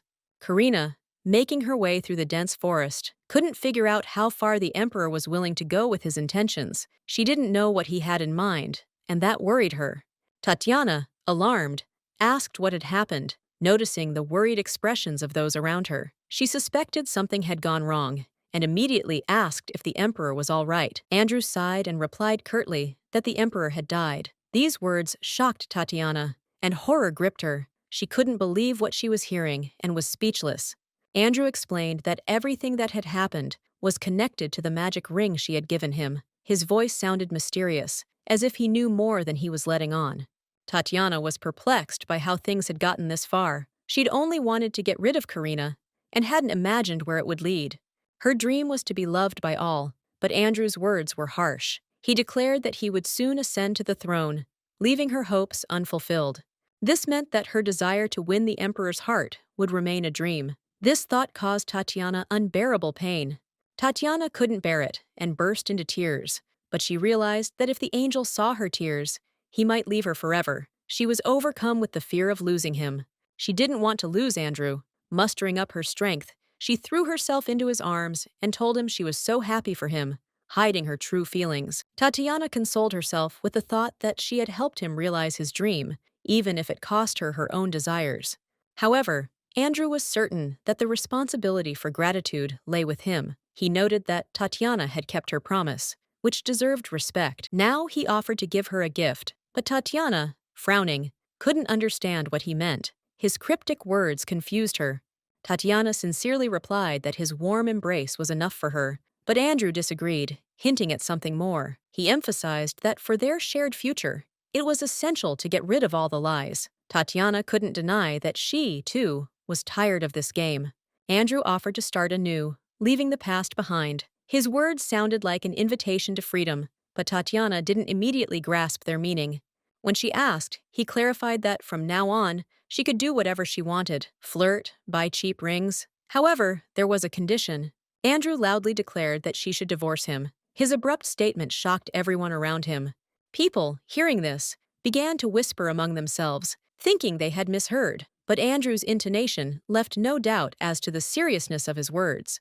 The Archduke confirmed with surprise that they were indeed talking about a divorce. Many assumed that some mysterious circumstances had arisen between them. Raymond was furious. It seemed unthinkable to him that Andrew would allow himself to humiliate Tatiana in front of everyone. His anger was uncontrollable. Meanwhile, Karina was lost in thought. She wondered what to do next, feeling anxious about her future. Her thoughts returned to the Emperor's words. Those who wear the bracelet instantly know if another is in danger. This discovery troubled her. Karina noticed her brooch suddenly begin to glow brightly. She wondered what could have caused such a strange reaction. Deep in the forest, she wondered if the Emperor was in trouble. Her intuition told her to return. She turned her attention to Lily, who also looked worried. Deciding to move on, Karina suddenly noticed something unusual. A cave appeared before her, the path to which was indicated by glowing butterflies. It seemed like a magical clue. As she approached, she saw the Emperor, his body emitting a faint light. He lay motionless, which alarmed her. Karina hurried to him and tried to bring him back to his senses. Her voice was pleading, reflecting all her anxiety. The Emperor opened his eyes and saw her face. He barely heard her plead with him to wake up, and he was touched by her concern. Hearing Karina's explanation of the brooch's glow, he realized she had found it through this magic. Her resourcefulness surprised him. The Emperor remembered that he had given her a brooch so that she could call for help in case of danger, but the situation turned out differently. He chuckled, realizing the irony. This time, he was the one who needed help. This prompted Karina to talk about what had happened. Karina couldn't understand what had brought the Emperor to such a state. To her persistent questions, he grimaced and replied that he had had a conflict with the Archduke. He had difficulty recalling the events. His head was splitting, and there was a huge void in his memory, as if the moment had been deliberately edited out. Karina immediately assumed the Archduke was to blame. She declared it treason, and they needed to bring him to trial. Astor noted that they had no evidence, and that starting such a case without a basis was pointless. It would only arouse suspicion. He added that the Archduke enjoys the people's love. Opposing him is dangerous, especially without compelling reasons and evidence. Astor recalled that their relationship with the Archduke had previously been neutral. Any ill-considered move could lead to accusations of abuse of power. Karina couldn't hold back her tears. She convinced the Emperor that they had to find proof. She promised him her help, no matter what. She suggested returning to the castle so he could receive medical attention. The Emperor tried to object, but she insisted. When he said it was too heavy, Karina replied with a smile that she was stronger than she looked. She would do everything she could to help him. However, their path proved difficult, and, losing their balance, they fell. Karina tried to lift him again, but her strength was failing her. The Emperor suggested she return alone, so as not to expose herself to danger, but her gaze made it clear that this option was unacceptable. Karina firmly declared that she would never leave him alone. His condition was too serious for her to leave. She knew that leaving him here would expose him to even greater danger. It was out of the question for her. The Emperor tried to assure her that he would be fine, but Karina pointed out the likelihood of encountering demons in these parts. She asked if he really thought she hadn't known about the threats when she came here. Along the way, she had to fight demonic beasts. Karina said she'd ask the maid in advance to call for help if she didn't return by evening. They'd only get out of there together. The Emperor reminded her that if they moved together, they would be easier to spot. This would increase the risk for both of them. He tried to convince her to return for help before it got dark, but Karina, raising her voice, declared that she would not leave him. She added that the demonic beasts could attack him at any moment. If he didn't come with her, she would remain here. The Emperor had trouble understanding why she so stubbornly refused to leave him. Karina, however, believed he should accept her help. He asked her, puzzled, if she thought he was joking. She firmly replied that she was more serious than ever. Karina made it clear she hadn't come all this way to return alone. Her concern for him prevented her from doing otherwise. She couldn't understand why he was refusing help, after all she'd been through. Tears were making it hard for her to speak. The Emperor, noticing her emotions, turned to her, but she asked with despair in her voice if he really had nothing to say. Karina hoped that he would agree to go with her, but instead he snatched her weapon, asking to borrow it for a minute. She stood there, bewildered, watching the Emperor stagger to his feet. This left her with mixed feelings. A pack of wolves suddenly appeared around them. Karina realized with horror that they were surrounded, unable to understand where the predators had come from. The Emperor addressed the lady with a serious expression, explaining that at his signal, she was to run as fast as she could. It was an order, not a request, and his tone left no room for doubt. When the lady attempted to object, the Emperor cut her off abruptly. He clarified that if she wanted to help, she must listen to him and follow his instructions. These wolves were creatures of a different kind, not like ordinary monsters. However, the lady didn't share his concern. For some reason, she felt as if these creatures wouldn't harm them. She felt an inexplicable calm around them. The Emperor, seeing her behavior, asked her in bewilderment what she was doing, but the lady simply confidently asked him to trust her. She was certain these wolves were no threat to them. The lady sensed something familiar in their presence, an energy reminiscent of her mother. Feeling the call, she boldly approached the creatures, despite the Emperor's misgivings. It turned out her intuition was right. The wolves recognized her as the chosen child. One of them even noted her extraordinary intelligence and courage for a human. The she-wolf confirmed that their intentions were good. Moreover, her children once saved a dying child, demonstrating their concern for people. The Emperor was puzzled, trying to comprehend the meaning of her words. The she-wolf calmly explained that everything was much simpler than it seemed. She explained that it was her children who had brought them here. They had used a magical season stone to help a child in need of protection. The lady realized who stood before them. These wolves, capable of speech and the use of magical stones, were ancient creatures she had heard of. The she-wolf mentioned that she had much to tell them. The life of one of them was in danger, and a long conversation lay ahead. When she addressed the Emperor, the lady felt alarm. Karina was apparently afraid for his well-being, but she did not intervene. The she-wolf noticed that the Emperor had expended almost all of his magical energy trying to defend himself from her. This had greatly weakened him. Then she called Fio, a little wolf cub who looked so cute he resembled a puppy. He brought a shining magic stone. The wolf cub handed the stone to the Emperor. This stone was filled with life energy and was supposed to restore his strength. The she-wolf explained that it was enough to absorb the energy of this stone to restore health and return to one's previous form. The Emperor, however, doubted whether they could be trusted. The she-wolf replied with surprise that there was no point in harming the son of her old friend. Aster, still wary, asked what she meant. The she-wolf explained that she was a close friend of his mother, Elena. She added that she understood his questions, but promised to answer them all as soon as he recovered. Right now, the most important thing is his recovery. After some deliberation, the Emperor took the plunge and consumed the magical stone. Feeling changes in his body, he realized something unusual was happening. Karina screamed in fear, calling his name. However, the she-wolf reassured her, explaining that it was simply the body's recovery process. Karina hoped that when the Emperor came to his senses, he would learn the truth about what had happened. Her heart was filled with anxiety and anticipation, but the she-wolf said there was no need to wait. She decided to talk to Karina right away, which raised even more questions in the girl's mind. The she-wolf asked Karina if she was familiar with the legend of the Golden Forest. The girl answered affirmatively, understanding where the conversation was heading. Legend tells of a creator god living in a golden forest and controlling the magic of this world. But, as it turned out, the reality was different. The she-wolf explained that, in fact, she is often called a god, but she is only the guardian of this forest and magical power. However, Her power is so great that comparing her to demonic creatures would be a mistake. She is something entirely different. She is able to see the flows of magic throughout the world, their beginnings and ends. This makes her a unique being. Moreover, her bracelet allows her to control the minds of others. It is a powerful artifact that carries enormous responsibility. Karina was stunned and couldn't understand how the she-wolf knew about her bracelet. The answer soon cleared up the mystery. The she-wolf explained that the friend who used to own the bracelet was an old friend of hers. It was Aster's mother. Selena, Aster's mother, was the bracelet's sole guardian for a long time. Under her protection, the magic remained stable. But later, a new owner appeared. With her arrival, distorted magic entered the world, upsetting the fragile balance. This magic transforms small creatures into demonic beasts and causes strange, dangerous phenomena in the human world. The she-wolf pointed out that they now needed to focus on the girl who had caused these disasters. Karina instantly understood who they were talking about. She was overcome with the realization that she might be more connected to this than she thought. She wondered if she should use the bracelet at all, but the she-wolf assured her that it was necessary in this case. After all, the bracelet's true owner, chosen by Selena herself, is Karina, and only she can stop the chaos.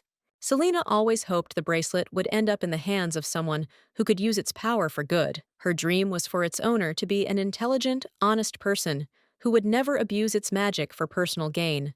If the she-wolf's words were indeed true, then Karina was clearly unsuited to the role. She lacked the strength of character or fortitude to bear the responsibility of such a powerful force.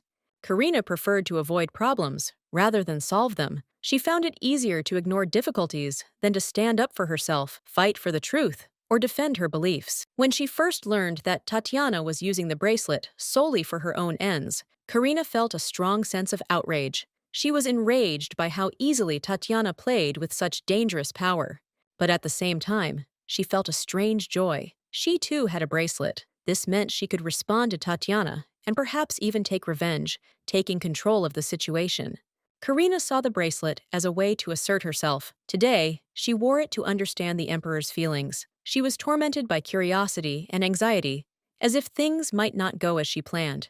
The she-wolf turned to Karina, explaining that she shouldn't blame herself for what had happened. She saw her pain and understood that Karina had suffered for too long, but her fortitude was still strong.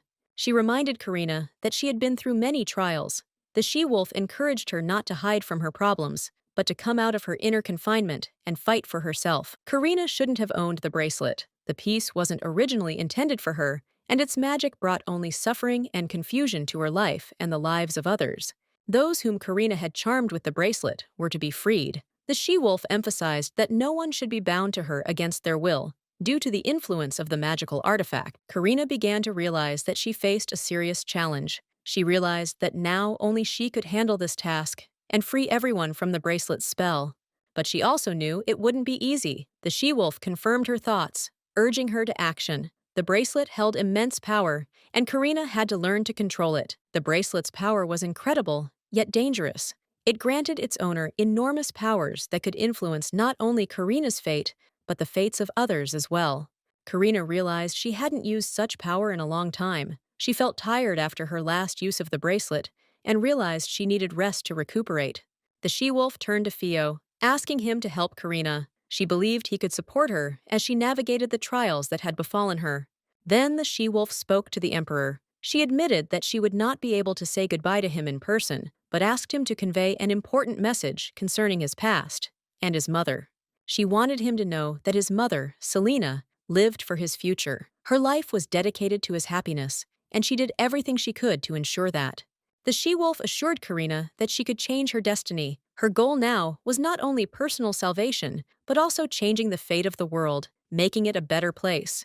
After that, everyone disappeared. Karina pondered what had happened for a long time, trying to understand whether it was real or just an illusion created by the bracelet's magic. When she noticed that the Emperor had regained consciousness, a feeling of relief washed over her. Karina was genuinely happy that he had finally woken up and looked better. The Emperor seemed to be feeling much better. The traces of fatigue had disappeared from his face, and his strength was returning. The stone truly did have healing properties. The Emperor turned to Karina, suggesting she move on. But first, he suggested they light a fire to warm themselves and signal the others. Karina initially wanted to stop him, but then decided not to argue. She realized that this might actually be the best solution, and she agreed with his proposal. Once the fire was blazing, it became much warmer. Karina sat by the fire and thought about how things might have turned out differently if she hadn't taken the bracelet with her. She felt awkward in front of the Emperor because of the situation. She was so ashamed that she couldn't even look up and meet his eyes. The Emperor, noticing her condition, draped his jacket over her to keep her warm. This gesture evoked in Karina a sincere gratitude for his concern. The Emperor suddenly asked Karina if the bracelet really could control minds. His gaze was serious, and the question caught her off guard, leaving her feeling deeply embarrassed. Karina quickly pulled her hand away, slipping out of his grip, and nervously said she didn't understand what he was talking about. Her voice trembled slightly, betraying her inner turmoil.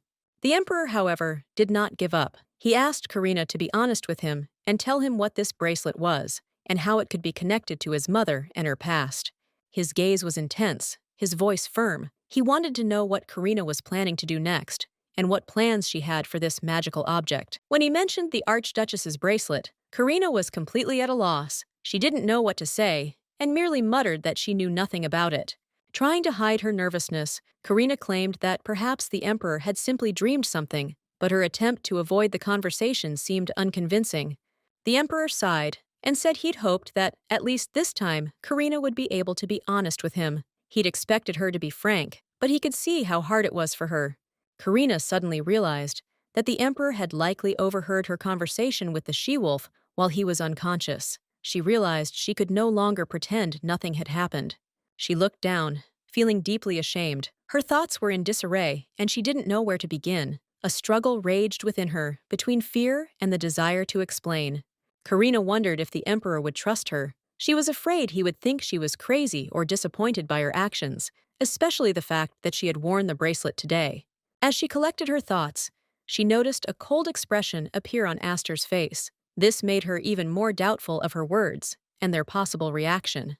However, to her surprise, he apologized. His voice was quiet but sincere. He said that perhaps he had caused her too much trouble over all this time.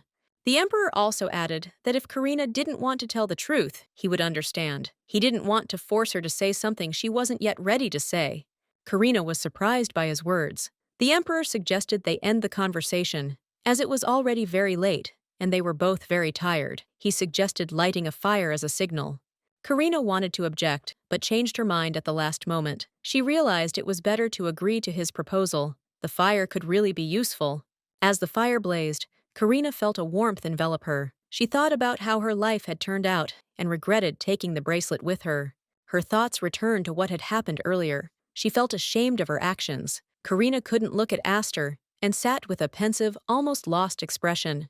The Emperor noticed her condition. He addressed her warmly, telling her that the night was getting chilly, and carefully draped his jacket over her shoulders, keeping her comfortable. This gesture deeply touched Karina. She thanked him for his attention and concern. Feeling a little awkward, a new sense of trust and respect for him ignited within her. Karina understood that their journey was far from over, but at that moment, for the first time, she felt hope that together they could overcome any challenge. Karina noticed that the gentleman had scars because his shirt was unbuttoned, allowing her to see the marks of wounds left behind by the heavy fighting. The Emperor said that he got his scars on the Western Front, where he fought, experiencing brutal battles and losing many soldiers and friends. Karina realized that this war was pointless, as tens of thousands of people died over a small area. She realized how many victims this struggle had brought. Despite constant fighting, the war brought neither major victories nor serious defeats. Everything remained in a state of endless conflict. Only when everyone was already on the verge of exhaustion did the Emperor achieve his first victory, beheading the enemy, but the price of this victory was too high. Even though everyone knew he'd return, they still celebrated their victory. It was a long-awaited moment, and they couldn't ignore it. The atmosphere was so relaxed that people almost forgot about the potential danger. Alcohol flowed freely, as tensions needed to be released. It's best not to go into details, but everyone said the prince was their hero. He became a symbol of victory, even though he had his own internal struggles. They insisted he drink with them. It's important to learn from your elders, and so they encouraged him to drink to share the joy and strengthen their bond. But the man refused, saying he was too young and should only drink milk. The commander then declared that even the younger soldiers had already drunk it. The situation had become too relaxed, and he asked them to stop. Everything was happening on the edge, and it was important to him to maintain some order. For the first time in a long time, everyone was so happy. Even those who were usually in a bad mood were now laughing and having fun without a care in the world. They finally looked their age. It was a relief, and despite everything, Karina felt the moment was even a little good. They approached the prince, thanking him for all he had done for the army. They were grateful for his efforts and understood how difficult it was for him. Karina was shocked to see the corners of the emperor's lips lift. It was a barely perceptible smile, but it was unexpected and surprising to her. The emperor said they could enjoy the evening. He gave them permission to relax, and they began drinking even more beer, letting go of their worries. One of the men joked that he needed to drink milk to keep his bones strong since he was still growing. This brought smiles to everyone's faces. Karina thought that maybe he should relax and have some fun too, because after everything they had been through, everyone deserved some rest. Suddenly, everything changed. The senior soldier who always treated him to milk was on the ground, and everything that had happened before lost its meaning. The soldier who had always cared for the prince died. He was the youngest, but he dreamed of more, of peace and enjoyment, but he couldn't survive. The people he once felt safe with died because of his foolish decision. It left a terrible mark on his soul that never faded. The scars that remained on his body were nothing compared to the pain of losing so many comrades. It was a bitter realization of his own guilt. He felt he had to atone for his guilt somehow, though he knew it would be extremely difficult, but he couldn't forget that his decisions had led to losses. Wounds are common on the battlefield, and they had already healed. Now he had to cope with the emotional pain that persisted even after time. Karina expressed her sympathy, noting that although he spoke so calmly about the scars, she thought about his inner pain and the suffering he had gone through. Karina felt a pain in her heart. It was hard for her to see him like this, and she knew it wasn't just physical pain, but something much deeper. His expression didn't suggest anger, but rather hurt feelings. It was a sadness hidden beneath his calm exterior. Like her, the emperor suffered. He was alone, and though he was in pain, he pretended everything was fine, trying to console himself with the words that the pain would pass.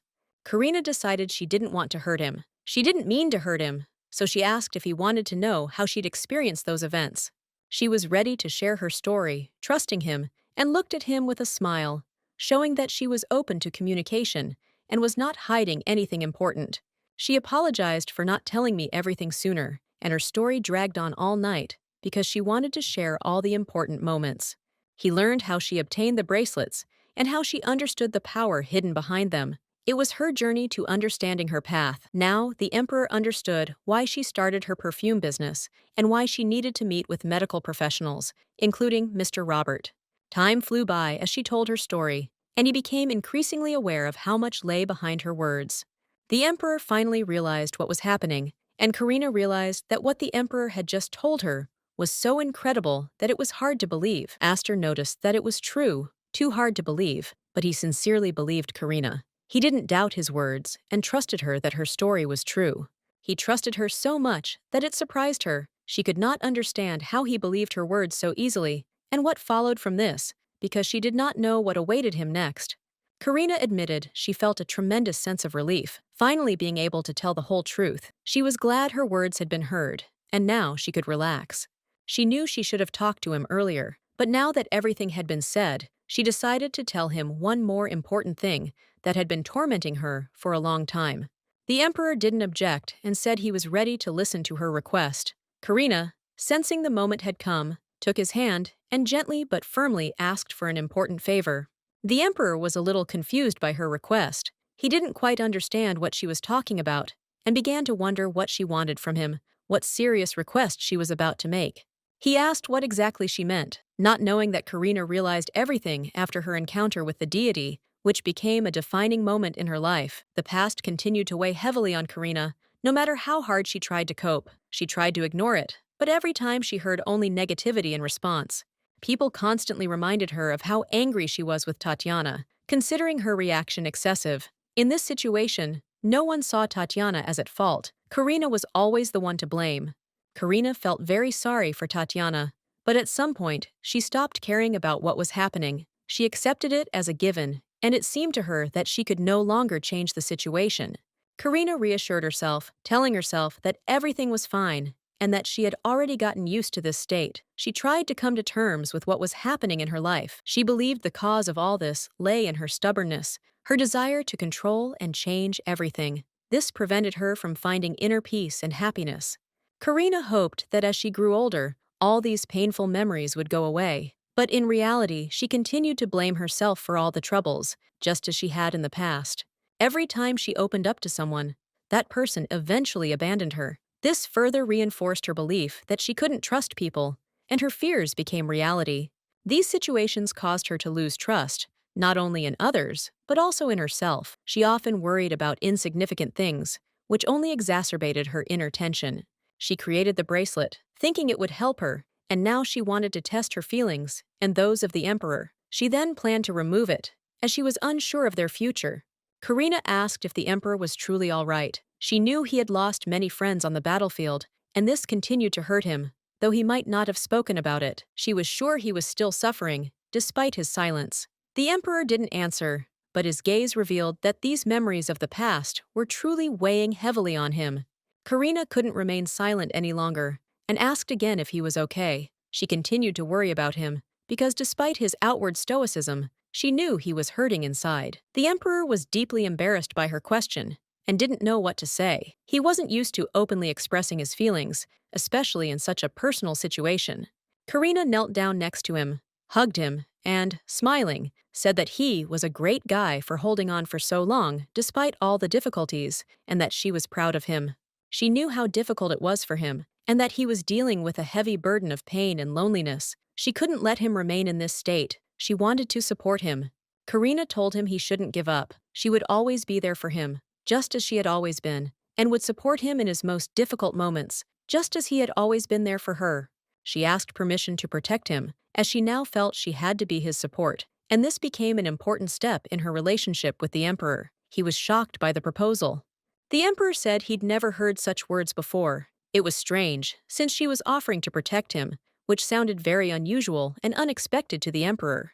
Karina smiled, not understanding what was so strange about this. She was asking him to listen to her request, because her intentions were sincere, and she saw nothing abnormal in it. The Emperor began to understand what it was like to have someone ready to support and protect him, someone who would be there in times of need. This was new to him and very important. He agreed, saying that she truly was like his comrade in arms, ready to stand by his side in any situation. For him, this was an important recognition of her loyalty. They imagined how it would be. The Emperor saying, "Leave me," hears in response Karina's words that comrades in arms do not abandon each other, but survive together or die together. The Emperor said he had a counteroffer in that case. Karina asked, surprised, what he meant, as she hadn't expected him to offer her anything so important. He suggested she use the bracelet on him so she could test its power. Karina was amazed, as she didn't think he'd be ready to try it. Karina asked again, not understanding what he was talking about. She couldn't understand what he meant or why he needed to do this, but she wondered what the Emperor had in mind. The Emperor said that perhaps there was no point in using this bracelet on him, since he himself did not believe in its power, but Karina decided to try, ignoring her doubts. Karina grabbed his hand and said that since he'd suggested it, she was willing to try. She was certain that if it was possible, she had to do it. Aster said that if that's what she wants, then of course she can do it. The main thing is that everyone is happy with the result and that her actions benefit everyone. Karina said that since she had his permission, she was ready to use the bracelet and see what would happen. She was determined to try everything he suggested. She tried to use the bracelet, but was puzzled because she did not understand how this was possible. Something was wrong with the bracelet or with her actions. The Emperor asked what exactly was going on, seeing her confusion. Meanwhile, at the base of the Golden Forest, everyone was excited, awaiting news of the return of the Emperor and the Duke's daughter. Everyone was in an uproar, as His Majesty and the Duke's daughter had still not returned. This caused general uneasiness and tension as their absence dragged on. Tatiana needed to find them everywhere, safe and sound. She sat on the floor, her mind constantly filled with thoughts of having to go back and fix everything. She understood that she needed to start over, to return to the starting point, to regain what she once had. Only then could she hope for success and achieve her goal. Tatiana's entire body was engulfed in tears, and her voice kept repeating that she needed to go back. She took the bracelet, deciding that this time she would keep everything she needed. Tatiana promised herself she wouldn't make any mistakes. She prayed for everything to work out, certain this was her last chance to change everything. Suddenly, there was a surge of magic, but the bracelet went out, and Tatiana could not understand why this happened, because she had so hoped for success. Tatiana cried out in despair and began asking why nothing was working. She fell to the ground, feeling her strength draining away. She was terrified, unsure whether to ask that man for help, as that would be an admission of her powerlessness, but an inner voice told her that help was still needed. Of course, he would help her, but in exchange, she would have to sign this contract, which made her heart clench with anxiety. Tatiana thought again that if only she could fix everything and come back, her life could turn back on track. She didn't understand what purpose all these contracts were pursuing, but if she managed to return to the past, she would take the emperor for herself. The news that His Majesty, the emperor, was returning stunned Tatiana. She was shocked to discover that this was indeed the emperor they had been talking about. Tatiana realized this was her chance, an opportunity to change her destiny. She knew that Aster and Andy would sooner or later prove necessary to her. Indeed, Tatiana was sure that she was the main heroine in this world, and the emperor, wounded in battle, needed her help. The emperor encountered a demonic beast, and, by all accounts, was on the brink of death. Friends and foes alike said his life hung in the balance. However, rumors said that the emperor was saved by Lady Karina, who showed miracles of courage and determination, proving to be a true heroine. Lady Karina ventured into a demon-infested forest to rescue the emperor. She resembled the heroine of a romantic story, combining beauty and courage. When a fire broke out on Berry Street, Lady Karina wasn't afraid to go to the very epicenter. She saved people, risking her own life, which impressed everyone. Karina was truly a true heroine, and many believed there was no one more suitable for the role of empress than she. They approached Tatiana and asked if she truly agreed with this opinion. They wanted to know her perspective on what was happening. Tatiana turned around in horror at the sound of a woman's voice, but saw no one behind her. It seemed strange, and she couldn't figure out what it was. The man approached her, apologizing, saying he thought something had happened. He was concerned about her condition, trying to figure out what had happened. Tatiana asked where those standing behind her were, but the servant seemed unaware of what she was talking about. He didn't understand what she was talking about. Tatiana was sure that she had not imagined it, and continued to feel that someone was behind her, although the servant denied it. The man, like everyone else, continued walking. Tatiana decided not to argue with him, asking only for information on the whereabouts of the emperor and archduke. The servant reported that they were in His Majesty's tent, and Tatiana immediately ran in that direction, hoping for a quick meeting. Lily noticed that Lady Karina was a little strange, as she had gone into the forest without saying a word to anyone. Even the knights hadn't listened to her. She held the puppy in her arms, not understanding where it had come from. The knights ignored her when she asked them to return the lady. Lily was worried about Lady, but she couldn't explain her worries. When Lady returned, she asked her to look after the puppy. Lily noticed that the puppy was very angry and expressed regret for her words. She promised to rectify the situation. Lily apologized to Karina and offered to give the puppy a bath. She decided to give him a thorough cleaning so he'd be as good as new again. Karina thanked Lily and promised that when she returned, she would definitely apologize and thank her for her help. This morning, Karina tried using the bracelet on Aster, but it didn't work. The bracelet indicated he was a new character and asked if she wanted to register him.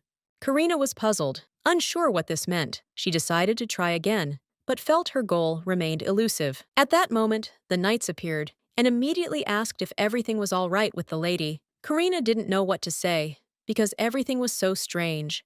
Confused, Karina began to wonder if perhaps Aster wasn't the main character. Perhaps it all had to do with the bracelet's previous owner, Selena.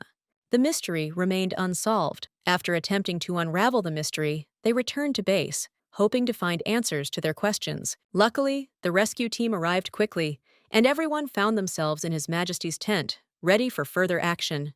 Andrew asked whether His Highness really did not remember what had happened to him, because everything was so strange that it was difficult for him to believe what was happening.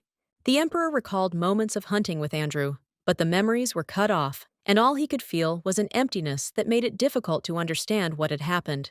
Andrew noticed that they had separated before sunset and had not seen him since, so he was very worried when he learned that his brother was missing. That's why the brother is glad everything is all right. The Emperor noted that, thanks to his beloved, everything ended well, since it was she who saved him. The Emperor took Karina's hand, kissed it, grateful for her protection, for the fact that she did not leave him in trouble. Andrew was absolutely horrified as he watched this scene. Everything that was happening seemed so unpleasant and absurd to him. It was extremely unpleasant for him to watch Karina smiling as she interacted with the Emperor, and this only made his condition worse. Andrew intervened sharply and shouted that there was no need to worry about the treatment, assuring that everything could be resolved without any extra effort. A rescue team from his archduchy had already arrived, and he would immediately call them to help in the current situation. The Emperor noted that there was no need to bother everyone at once, and that, to begin with, one doctor was sufficient to provide the necessary assistance. Andrew was shocked, not understanding how this was possible, and tried to explain that everything should be different, but Karina agreed with him. She said that she also wanted to get tested just in case, and if possible, she would prefer to be treated by the best specialist. Karina asked to call the Archduchess's personal physician, Lady Allison, so that she could examine her and make a decision regarding her condition. Andrew, having calmed down a little, said that he agreed and would work on it to fulfill the request and provide the necessary assistance. Andrew reported that His Majesty urgently needed medical attention and that Lady Allison needed to be brought here immediately for examination and treatment. The servant noticed that Andrew's hand was bleeding again and asked worriedly if he was all right and whether he should seek help himself. Andrew looked angrily at the servant and replied that he was fine, and now he only needed him to go after Lady Allison. The servant hastened to reassure Andrew, assuring him that he would immediately go for a doctor and that he should not be bothered any more about this matter. He thought that anyone who could fall off a cliff and survive couldn't be an ordinary person. This bastard was like a real devil. His chest tightened with anger because he was sure that the Emperor was only pretending to be good, hiding his true intentions. In reality, everything was not at all as it appeared at first glance, and only Andrew knew what the real situation was. It was completely incomprehensible how he could desire what was rightfully his. He was a pathetic bastard who was not worth attention.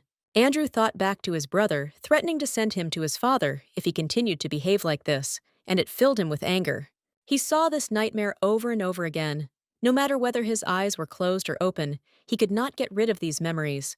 Andrew thought it would be strange if his father's killer had died so easily, and in that respect, he could agree with the thought. It would be too boring and uninteresting, so soon he will return his beloved and take his rightful place, no matter what the cost. So the Emperor could live peacefully until the moment came when everything would change. Meanwhile, his wife approached him. The Emperor felt a pain in his head, and at that moment, Tatiana appeared, which added to his anxiety. Tatiana said that she had been looking for her dear husband for a long time, and now she had finally found him by showing care. Andrew realized that it was some kind of curse. Her appearance had caused him inconvenience again, and he was prepared for more trouble. However, Tatiana came up and grabbed his hand, whispering that everyone had already heard about the incident and was discussing its failure. Andrew turned to her and asked why it should matter to her, since he didn't understand what she wanted from him. Tatiana asked if he really thought it didn't matter to her, adding that she was the only one who could help him. She rushed into his arms, and Andrew felt fear at her swiftness, not understanding what she was going to do next. The man asked what she was doing, and was surprised that she was behaving this way, without caring about his feelings. Tatiana replied that he should think it over carefully, since she was also in a bad mood and was not going to remain silent. She added that if he removed her hands, she would immediately run to the Emperor and tell him everything she knew, without hiding the truth. Andrew realized that she was threatening him, but Tatiana explained that it was not a threat, but simply a way to give him a second chance to correct the situation. She took his hand and said that it was all because she loved him and wanted to help him, despite everything that was happening. Andrew pushed her away, but she returned, claiming it was proof of her love. Andrew considered her words meaningless, but he still held back. Tatiana said that he himself must understand that she is the only one who can help him achieve what he so deeply desires. She reminded him that it was thanks to her that the Viscount from the outskirts, unknown to anyone, became an archduke, and he should remember that. Tatiana said that he could just look at the faces of these people and see how much she had done for him. Everyone was thrilled to see them together and enthusiastically discussed the event. They couldn't hide their delight at how harmonious they looked together. It was nice to know that they were back together, and everyone said that arguing in marriage was like trying to cut water with a knife, useless and unnecessary. Tatiana asked him if he had seen it, as she was sure that after this, everything would get better, and they would be able to overcome any difficulties that came their way. Everything happened the same way as 3 years ago, when he managed to return to the palace and restore his title, which seemed incredible and unimaginable at that moment. But now everything was different. He himself would become emperor. Karina sat next to him, thinking her bracelet was broken, which caused her anxiety and many questions. Aster was interested in what she was talking about, and the lady explained that it was indeed strange, since she and the Archduke had not even maintained contact after graduating from the academy. However, his sympathy scale for the Archduke showed 90%, and this remained completely inexplicable, not fitting within the framework of logic. The Emperor remarked that perhaps she simply sympathized with the Archduke, but Karina believed that this was impossible, since he was the first to abandon her. Moreover, now he and Tatiana were together, and his sympathy scale was completely different, which clearly showed that her feelings for him should not be connected with sympathy. The Emperor decided to inquire about her, and it seemed that his scale showed a lower percentage than the Archduke's, which was an unexpected discovery for him.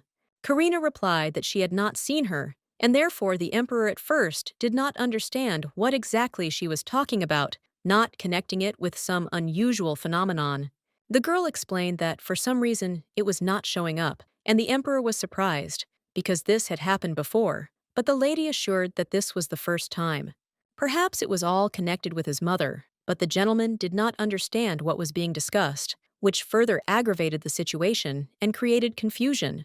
Karina noticed that the bracelet's power required the magical power of an archmage to control it, and its owner was Selena, which further complicated her thoughts.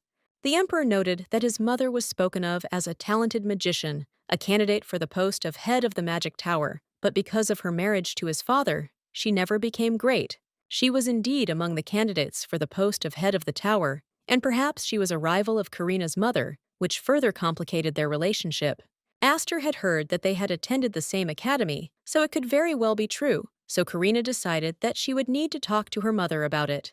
It's strange that when she showed her mother the bracelet, she claimed that she was seeing it for the first time, but now it turns out that she and Selena knew each other, which gave rise to a lot of questions. In any case, worrying wouldn't solve the problem, so Karina decided to relax a little and lay down on the Emperor's chest to calm down and think. The girl said that she was a little tired, and since he called her his girlfriend, she thought that this was a completely normal gesture on her part. She hoped that she could lie on him for a while, feel his support and confidence that everything would be fine in their relationship. But the Emperor noted that it was not that she could not, but that she needed to find a more comfortable place to rest in order to feel comfortable. Karina stood up, feeling that his body was very hot, and immediately thought that he might have a fever, which made her worried. Soon they announced that Dr. Allison had arrived, and Karina anxiously asked the Emperor why he had not immediately informed her that he was feeling unwell, worrying about his condition. Aster calmly remarked that she should calm down, because he was fine, and she shouldn't worry so much since everything was under control. Allison thought that the rumors about the Emperor's cruelty and whims might be true, and she understood that if she showed the slightest disrespect, she would disappear from the face of the earth. She decided to be as careful and polite as possible, so she respectfully said that it was a great honor for her to meet His Majesty. Dr. Allison introduced herself as Archduchess Tatiana's attending physician and explained that her name was Allison, after which Karina asked him to explain why he continued to resist. Allison decided it would be better not to interfere and said that she did not want to disturb, but they immediately began to stop her, not wanting her to leave. The Emperor said there was a misunderstanding and that Allison should return to continue the inspection without creating unnecessary obstacles. Allison apologized for the misunderstanding that had arisen, but the Emperor felt that she had nothing to apologize for, since the situation could indeed be misunderstood. The woman thanked him for his understanding and asked to look at his wounds, clarifying that, besides his right foot, there were perhaps other areas where he felt discomfort. The Emperor said that was not so, and she examined his leg, deciding that if it was so damaged, she could not even imagine what condition the rest of his body was in. She reassured him that everything was fine. He might have some pain issues, but the situation was not as serious as it might seem. When she touched his leg, he said he was just choking, and Karina immediately offered him some water so he could recover a little and feel better. As expected, Allison had remarkable skills. Karina had heard that she had once been active in medicine and had great prospects in the field. Her achievements attracted attention. Allison was a little embarrassed and said her skills weren't as outstanding as they said. She admitted that the Archduchess had kindly loaned her the remaining funds so she could complete her unfinished research. Allison noted that everything was now ready, but the process would be painful for a while. Therefore, she planned to give the patient a painkiller to ease the discomfort. Karina asked Allison if she'd ever considered returning to her unfinished research and continuing its work. Allison considered the question, but didn't immediately answer. The woman was shocked and replied that not everything depended on her wishes. She explained that there were circumstances that prevented her from returning to this study despite her wishes. Karina noted that she had invited her here for a reason. She had a proposition for Allison. She wanted to discuss an important matter that could change her future. Karina invited Allison to join her hospital to continue her research. She promised not only financial support, but also a higher salary and social benefits. Robert and Eric were also invited. Allison asked in surprise if Karina had actually met Robert. She was worried and wanted to know how he was feeling, as she hadn't seen him in a while. Karina said Robert had been facing problems. He was being pursued by loan sharks, and it had become a real nightmare for him. Allison was shocked by the news. Allison was horrified, her eyes filling with tears. She felt guilty for leaving him in such a difficult situation. She couldn't believe it had happened. Karina took Allison's hand and confidently said she was ready to help Robert. She asked Allison to tell her the details of the incident so she could better understand the situation.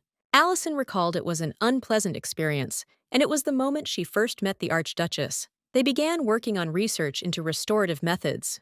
Their research focused on restoring damaged areas of the body. This offered a chance to rule out possible diseases and scars, and various treatment options were also explored. However, their scientific efforts faced severe skepticism from other medical professionals. After Professor Gregory, a student of Allison's, fell seriously ill, everything went awry. When the situation worsened, all attention was diverted from them, sponsorship ceased, and the study had to be shut down. But at that moment, the Archduchess appeared and offered her assistance. The Archduchess offered the necessary funds for Professor Gregory's treatment and funds to continue their research. However, in exchange, she demanded the right to all the results of their work. Allison and Eric agreed to the Archduchess's terms, but Robert was categorically opposed. He refused to sign such agreements, unwilling to hand over the results of his work. Robert shouted that he wouldn't agree to such terms, despite his friend's attempts to dissuade him. He was certain that such deals couldn't be agreed to, even for help. Robert was adamant, and although he was offered help, he continued to refuse. He insisted that his opinion of the Archduchess's proposal would not change under any circumstances. Robert stated that if they needed financing, they could use a private loan, but they shouldn't agree to such assistance. He considered it wrong. Karina gave them time to consider, assuring them that her offer was based on a sincere desire to help. Allison was grateful for this concern, but she couldn't accept it so easily. Allison was very grateful to the Archduchess for her offer of help. She was genuinely touched by her concern, and it deepened her respect for her. The atmosphere in their group was growing tense. With each passing day, it became increasingly difficult to convince Robert to accept the proposal. Allison and Eric desperately tried to persuade him, but Robert was determined. At some point, Robert produced enough money to last a month. He insisted on not discussing the Archduchess's case further, although no one knew where he got it from. Robert didn't change his mind and insisted that the question of the Archduchess's assistance not be raised again. Allison and Eric were puzzled by how he could raise such a sum. Soon, news broke about Robert's private loan debt. All the funds they had raised for the research had been spent, and the situation had become hopeless. Robert found himself on trial, and his friends, ordinary people, were unable to help him. It was a difficult ordeal for everyone, and no one knew how to resolve the problem. After that, Robert disappeared. He was expelled from the school and from his home. Archduchess Tatiana took Allison on as her attending physician, offering her a new chance. Archduchess Tatiana also visited the research institute where Eric worked. Allison believed that if Robert had accepted the offer back then, everything would have been different. But now Allison had to go. She left the painkillers for the Emperor to take later. She felt grateful for the help she had received. Allison thanked Lady Karina for the offer, but at the moment, her work was tied to the Archduchess, and she could not take on any other commitments. Karina knew she needed to somehow convince Allison to accept the proposal. She was pondering how to approach the matter and how to convince the woman. The Emperor noted that Allison had mentioned earlier that the research could help with the study of temples, and he had many of them. He would like to undergo treatment, if possible. Allison didn't know what to say, as the research was never completed. She considered it unworthy of the Emperor's attention and had nothing worthwhile to offer him. Astor understood her doubts, but promised that he would not blame them if the research was not successful. Allison promised to fit this into her schedule, and the Emperor, in turn, promised that he would definitely contact the Archduchy in the near future to discuss all matters. Karina was taken aback by the Emperor and couldn't help but ask if his scars were really okay, as she had noticed his recent condition and was worried about him. With a smile, Astor confirmed that he was fine. He emphasized the importance of not dwelling on the past and moving forward, despite past experiences and difficulties. Astor added that the most important thing was the opportunity to meet Allison again. He asked Karina to try to convince her to meet as soon as possible next time. Karina was deeply grateful to Astor and felt immense joy from having such a person by her side who was ready to support her in difficult times and would always provide assistance. Karina, feeling guilty, apologized to Lily. She admitted that she had been very worried and could have been overly emotional, which had caused her to act somewhat restless.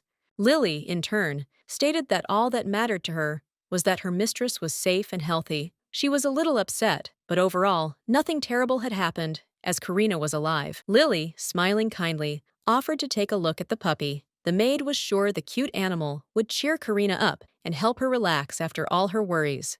While the lady was away, Lily carefully cared for the puppy. She washed him and trained him. He already knew several commands and was obedient, ready to help in any situation. Karina was completely shocked when she realized that the maid really thought it was an ordinary dog, not even noticing that in fact there was something more hidden within the animal. In any case, Karina promised that if someone irritated her, she would take on the training of the pet and, if necessary, simply say the word so that the puppy would bite that person. Lily reminded her that the long-awaited banquet would be held tomorrow, so Karina should get a good night's rest before the important event. The maid wished her good night and left the room. When Lily left, Karina sighed with relief. The dog also sighed heavily, having had to endure all of his mistress's worries and anxieties for so long. Karina was truly stunned when she realized the dog could talk and had even become human. It was so unexpected and incredible that she could hardly believe her eyes. She noticed that the creature before her was no ordinary dog. It addressed her, declaring that it was in fact the body of a wolf, not a dog, and revealed its true nature. Karina couldn't hide her surprise at learning the wolf could speak. She curiously inquired about its true form and what it looked like in its true form. The man transformed into a wolf replied that his true form is the one she sees before her, as he uses it to interact more easily with people. This appearance was specifically chosen to allow the wolf to seamlessly enter the human world without attracting unnecessary attention. The wolf could change form depending on its needs and the situation. The wolf was an entity of divine order and high rank, allowing it to easily transform into various forms. This allowed it to be much more mobile and stealthy. Despite his abilities, he couldn't understand why everyone called him a dog. It was strange to him, as he was a far more powerful being. He remembered that even the woman from his past called him a dog, which only added to the confusion in the perception of his true nature and strength. He proudly declared that the person standing before him was a high-ranking divine beast, and even in his wolf form, he looked impressive enough to impress those around him. In the end, he decided to remain in the wolf's body, despite the strange names people called him. Karina was glad they were able to reach an agreement and understand each other. The wolf asked Karina what her plans were for the future, and she was surprised, deciding that now was the time to share her intentions and plans for further development. Karina expressed the idea that it's important to move forward, following your desires. She understood that it's not worth wasting time on what's truly important to her. Karina, discussing her plans, noted that her business in the perfume industry and caring for sick people are all connected to those whose destinies were changed by Tatiana's actions. Karina said her first priority was to find a woman named Tatiana, who she believed was responsible for everything that had happened in Karina's life and that of others. Karina noticed that she always kept men close by, as being alone in this world could be dangerous. She wasn't used to showing her vulnerability and preferred to be prepared for anything. The wolf didn't understand the difference because the men she was talking to were ordinary people. One was a sword master, and the other was the future master of a magical tower. She also mentioned that her husband was Andrew, a hidden protagonist she didn't know about until she met him in person. Her knowledge of him was limited, as they weren't close. Karina suspected Andrew might be using magic, as members of the Imperial family typically possess considerable power. She couldn't say for sure, but she had an intuitive feeling. The wolf was stunned to discover that he was surrounded only by strong people. It became clear to him that this task would not be so easy, as he would be facing great forces. However, the wolf reassured Karina, insisting there was no need to worry. In any case, he was confident his powers were superior to those of ordinary humans, and he could handle any situation.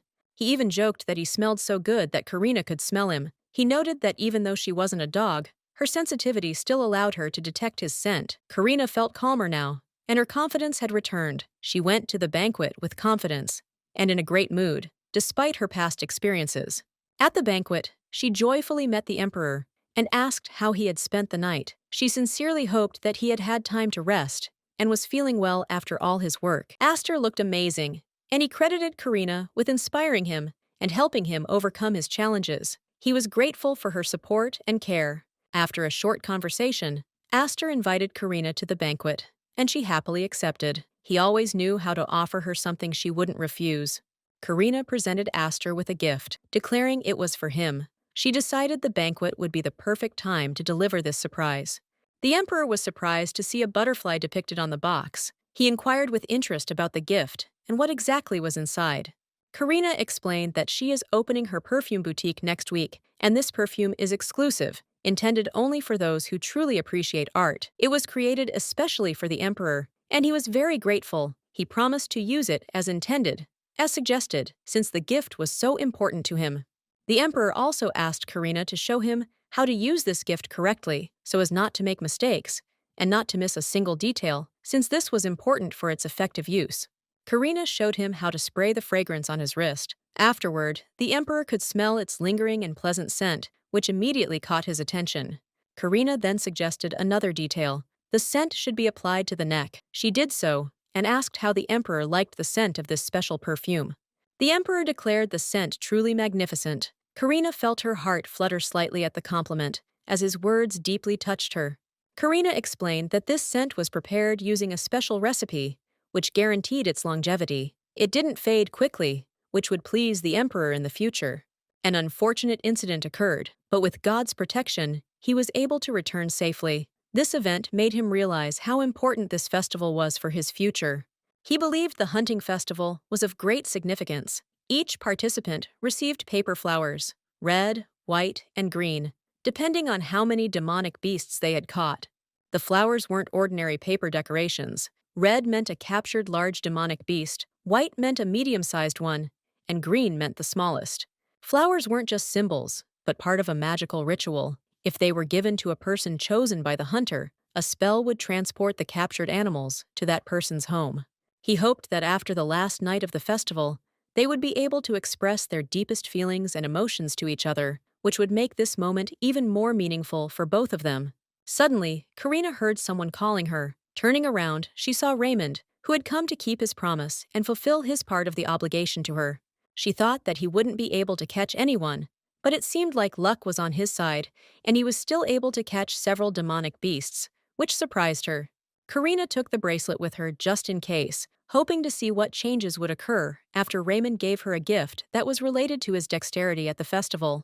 Karina noted that he should be polite and remember that he was hunting for her. This was an important aspect she expected to see in his behavior.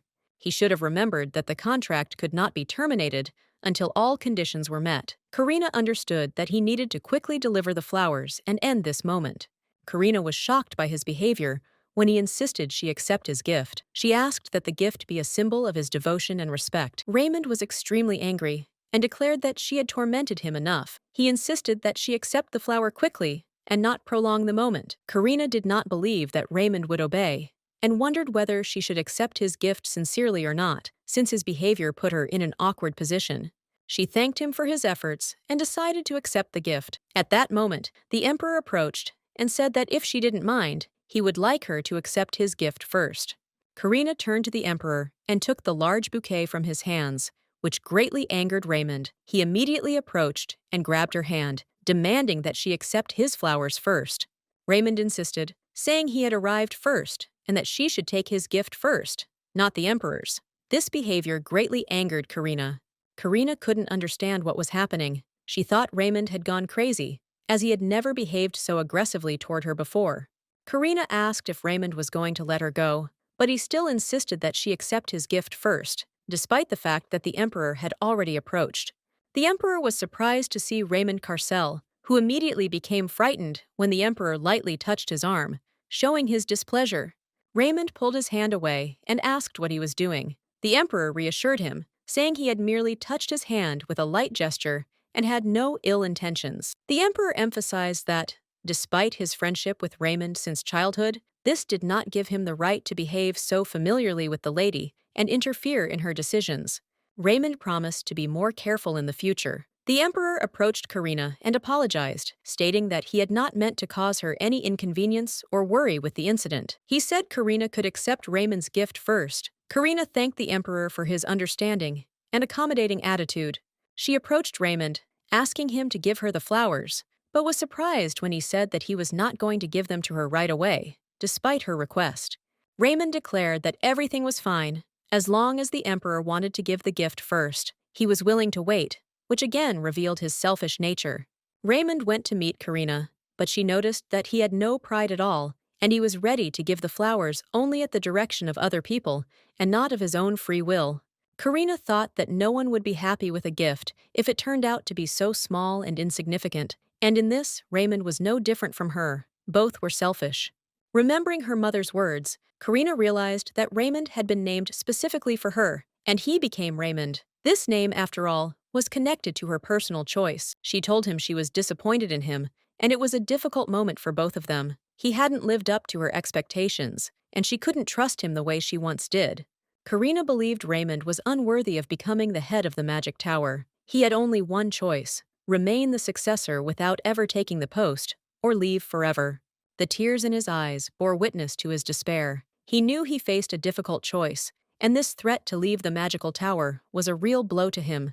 They wanted to take him away, and then they threw him away, and now only bad memories pop up in his head, leaving a feeling of emptiness and regret. He realized that he needed to see Tatiana, because as soon as he met her, her sparkling eyes would give him relief and allow him to forget about all his problems for a while. Approaching Tatiana, he was very glad to see her, but his attention was drawn to the fact that she was standing with a bouquet, and Wilhelm also dedicated his flowers to her. Of course, his bouquet was not as magnificent as the Archduke's gift, but Tatiana said that, thanks to it, she would have the largest number of flowers at the upcoming banquet. She expressed her gratitude to both men, emphasizing how happy she was and how much it meant to her. Andrew was a little surprised, but replied that he was genuinely glad that she was happy and felt better seeing her joy. Raymond was shocked by what he saw, feeling a strange uneasiness that he could not explain. He remembered their terrible relationship during the hunting festival and could not understand what had caused such a change in their behavior. They were now friendly. Approaching Tatiana, Raymond expected to hear some words from her, but she only coldly said that he was a traitor. Tatiana turned and walked away, joining her husband and Wilhelm, leaving Raymond bewildered and disappointed. Raymond approached Tatiana again, hoping that she would listen to him, but her gaze was cold and menacing, which caused him even more confusion. She said that he could still be of use to her until the moment came when her patience ran out and invited him to go dancing. These words were not addressed to Raymond, and he, not understanding the reason for her anger, continued to guess what could have caused it. It all seemed suspicious. Perhaps the reason for her anger was that he ran away, but he couldn't understand why it hurt her so much. He remembered that the ring had originally belonged to him, and now this situation seemed even more ridiculous. All this irritated him very much. He could not understand why he felt so empty and dissatisfied. At that moment, a woman approached him and seemed to want to ask something, but he, losing his patience, shouted out a question about what she was talking about. She said that people from Pioneer asked her to give him a note that said that if he wanted to terminate his contract, he should go out into the courtyard behind the banquet hall.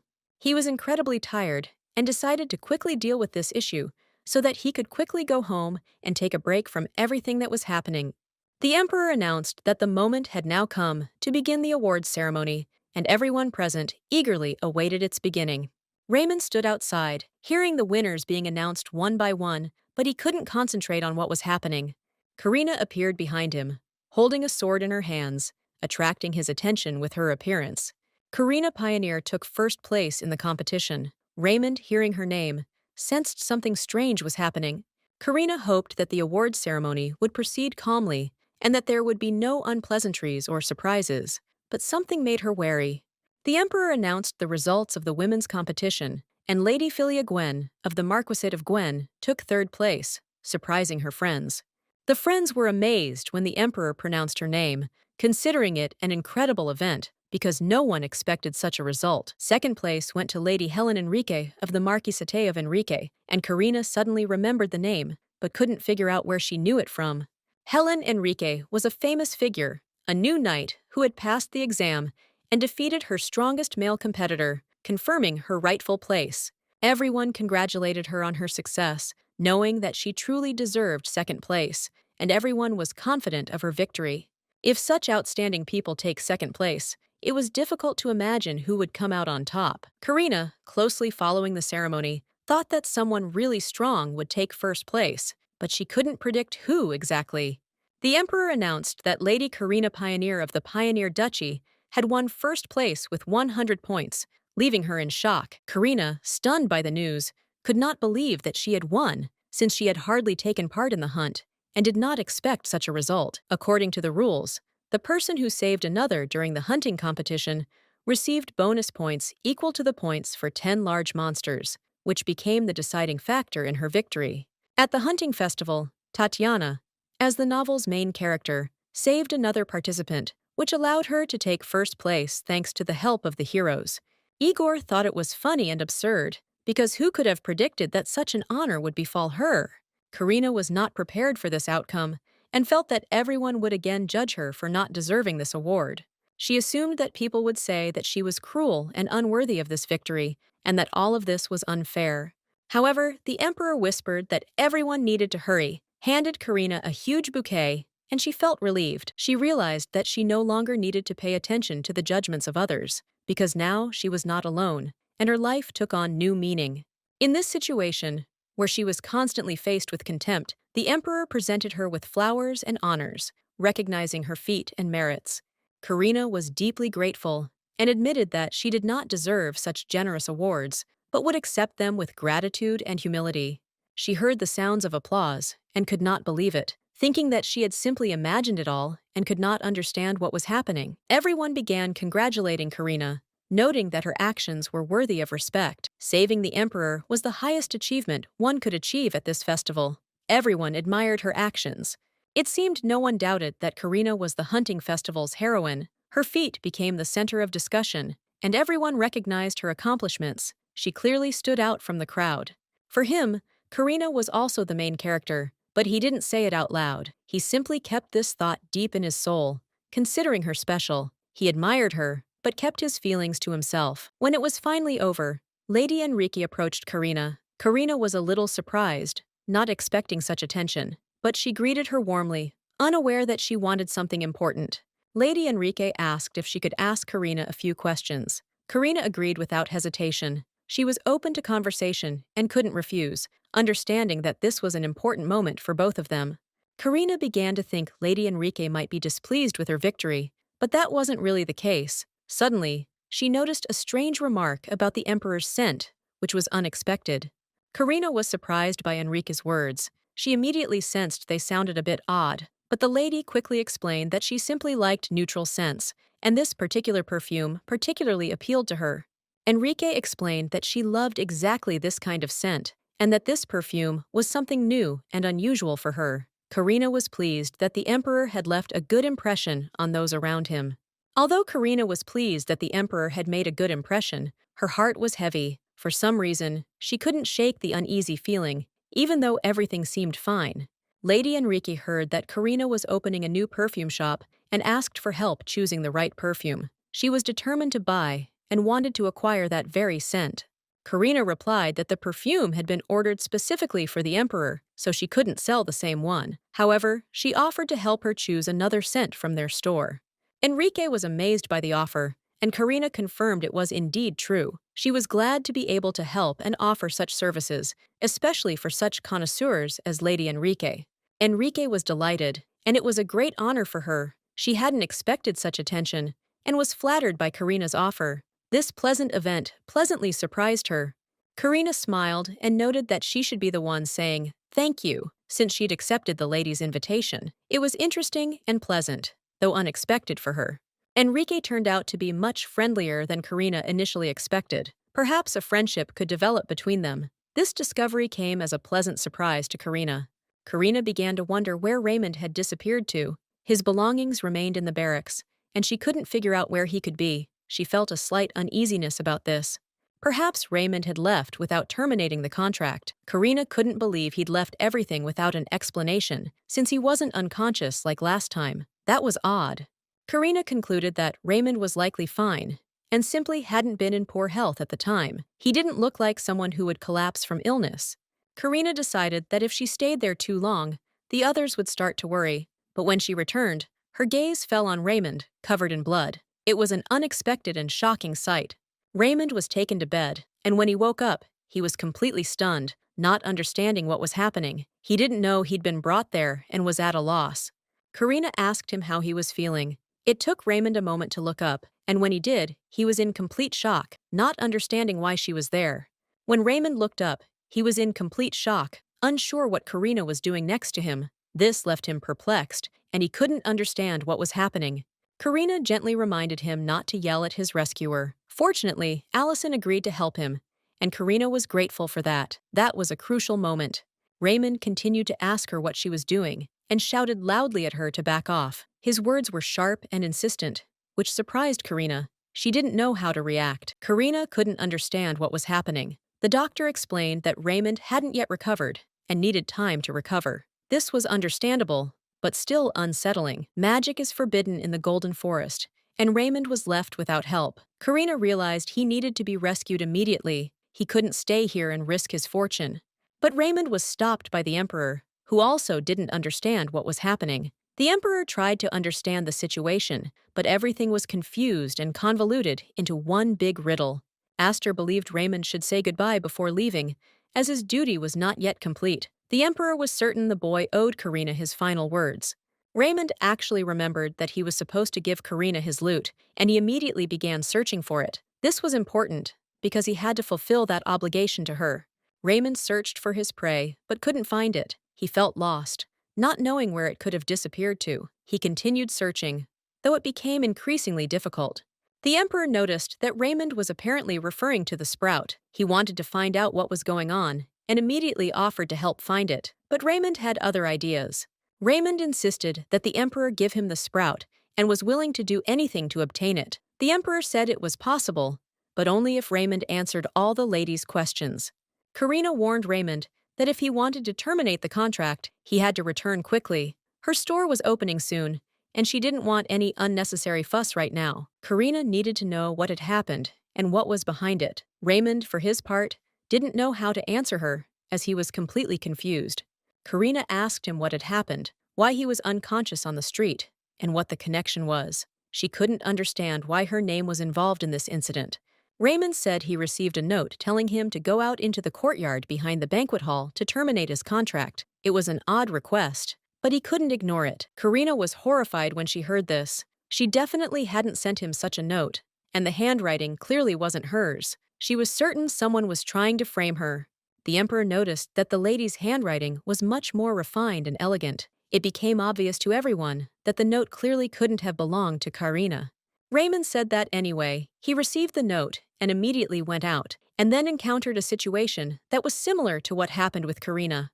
They took advantage of the fact that magic was forbidden in the Golden Forest. That's why they caught Raymond when he was alone, and were able to act to their advantage. Karina was shocked to learn that this method had been used. Upon reflection, she recalled that something similar had happened before, and it had left her perplexed and alarmed. The knight informed her that he needed to convey to the lady information about the assassins surrounding Raymond. It was an important matter, related to the situation she had requested information about last time. After extensive research, they discovered that most of the killers were connected to the Carcel family. This discovery shocked Karina, as the Carcel family was known for its power and influence. Karina noticed that the Carcel family was indeed trying to kill Raymond, and she was interested in the answer to the question, what did he do to deserve their attention and become the target of their revenge? He turned to Karina, wondering why she always assumed he was the problem. He tried to understand what made her think that way, and it irritated him. Karina didn't understand why he seemed so offended. She said his behavior was the cause of his thoughts. She couldn't figure out what exactly was causing his displeasure. Remont exclaimed that it was precisely because of his style that Tatiana preferred him. At least she trusted him, unlike Karina, and that made him feel more appreciated.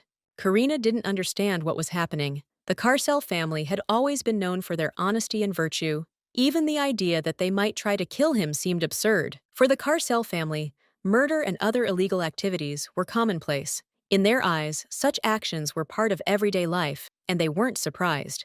The emperor was nearby, but his words sounded frivolous. He couldn't believe Raymond could speak such nonsense. But it was nothing less than a real threat. Raymond threw himself abruptly onto the bed, telling Karina to pretend she hadn't heard anything. He was prepared to act alone, without counting on help. Karina was ready to hit him, but Raymond declared that, despite her displeasure, he would handle the situation himself. He didn't want to discuss it with her further.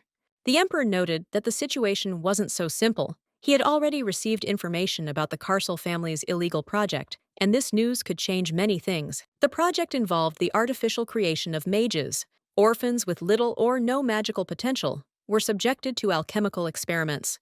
The experiment was intended to determine whether it was possible to create a magician artificially by imposing magical power, created through alchemical methods, on people with low potential.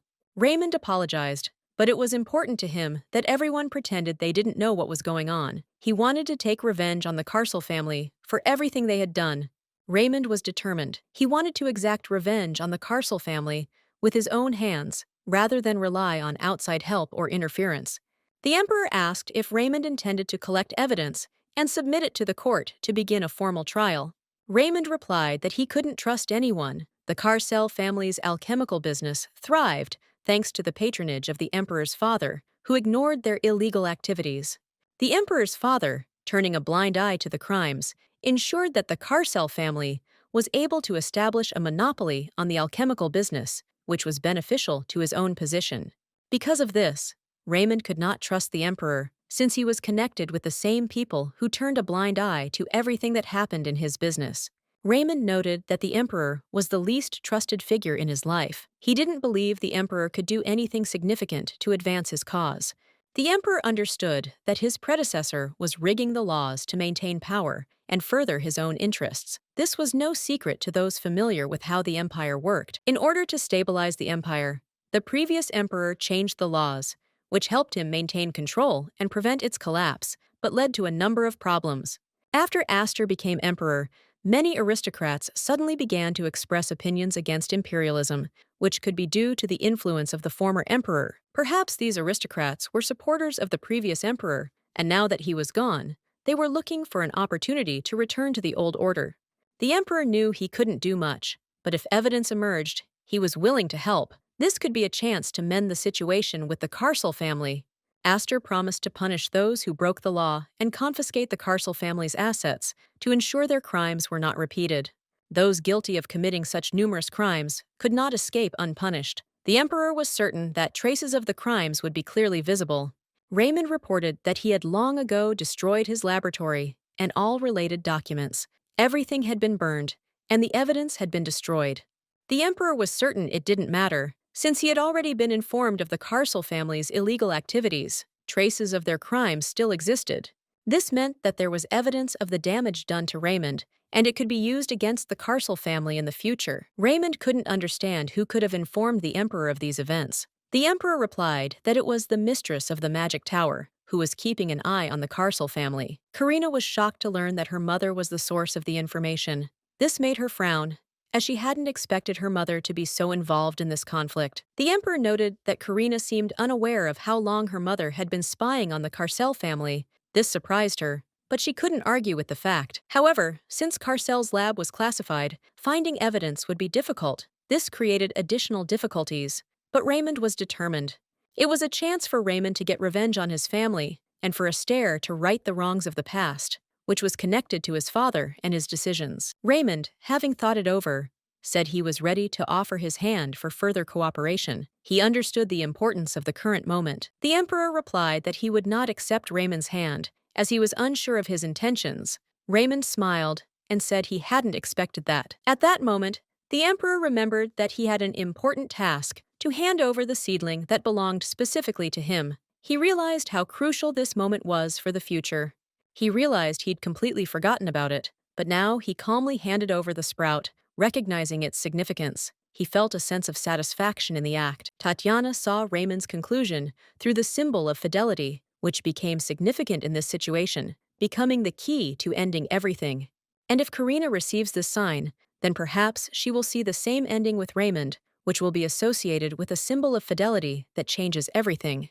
Raymond Carcel offered Cartina a symbol of his fidelity, a significant gesture for both of them. Karina expressed gratitude for the gift. She accepted the bracelet, hoping it would elicit a response, but nothing happened. She waited for a reaction, but nothing happened, and Raymond was content to break the contract. Nothing happened, and Karina realized that true fulfillment doesn't come from superficial connections. It might take longer or have other causes.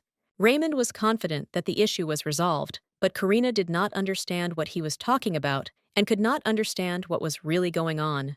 If so, he would continue to act, and despite everything, the feeling of affection grew stronger, and the favor increased. The figure had been much lower before. Raymond couldn't understand why Karina was looking at him so intently, as if she were about to say something. Karina said nothing special had happened, and that Raymond could go. He started arguing, saying he would have left without her permission, but Karina just wanted him to go. If it weren't for that useless contract, he wouldn't have found himself in this situation. He reminded Karina that he suffered precisely because of her, emphasizing his sacrifice. He constantly said that everything that happened was her fault. He used to claim that if he fell, it would be her fault. His paid schedule left no time for research, and even his mana wasn't regenerating. He couldn't use magic, and this greatly troubled him. He often repeated that all the problems were her fault, and that if she had listened to him, none of this would have happened. This was her unforgivable oversight. He blamed her for her stupidity, claiming that she should understand how pathetic and weak she looked compared to Tatiana. He proposed to break up, blaming Karina for the destruction of their relationship, claiming that it was done solely by her hands. He constantly believed that she should blame herself for all the events that had happened and for what had led to their current state. Karina didn't know how much longer this would go on. He announced he was about to leave, but she only grew irritated. Karina asked how long he intended to continue living like this, blaming everyone around him. She couldn't understand his behavior. It seems he's prepared to blame others for his troubles for the rest of his life, or perhaps he'll continue blindly following Tatiana. Raymond sarcastically asked if she had said everything, and Karina, angry, started shouting, claiming that this was far from all. She declared that if she started remembering how many times he'd hurt her, this conversation would never end. All the feelings she'd accumulated over their conversation were coming to the surface. And it wasn't just her worries. Karina reminded him of Nevea, asking what was wrong with her, since he hadn't forgotten her, and what had happened to the girl because of him. Karina asked what had happened to Nevea, since it was all Raymond's doing, and that was supposed to be the solution to her problem. She felt she owed him an explanation. That day, because of the fire, Nevea lost her charm, and now she found it difficult to work in the perfume business. But despite everything, she didn't give up and continued to move forward. Neva stated that she does not want to get caught up in emotions and ruin her life, since the most important thing now is to build a successful business, which is very important to her. She promised to try, and together with her daughter, she succeeded despite all the difficulties. This was her main priority in life. In contrast, Raymond continued to complain about his inability to use magic and his pitiful situation. He seemed ridiculous and pathetic in his complaints. Karina asked him, if he had any decency, to shut up and stop blaming everyone for his problems. Her patience was wearing thin. A few days later, Karina visited Nevea, bringing her daughter with her. It was a long-awaited visit, and they all felt like they hadn't seen each other for so long. It felt like an eternity had passed since they last saw each other. Karina hoped Nevaeh had enjoyed the hunting festival.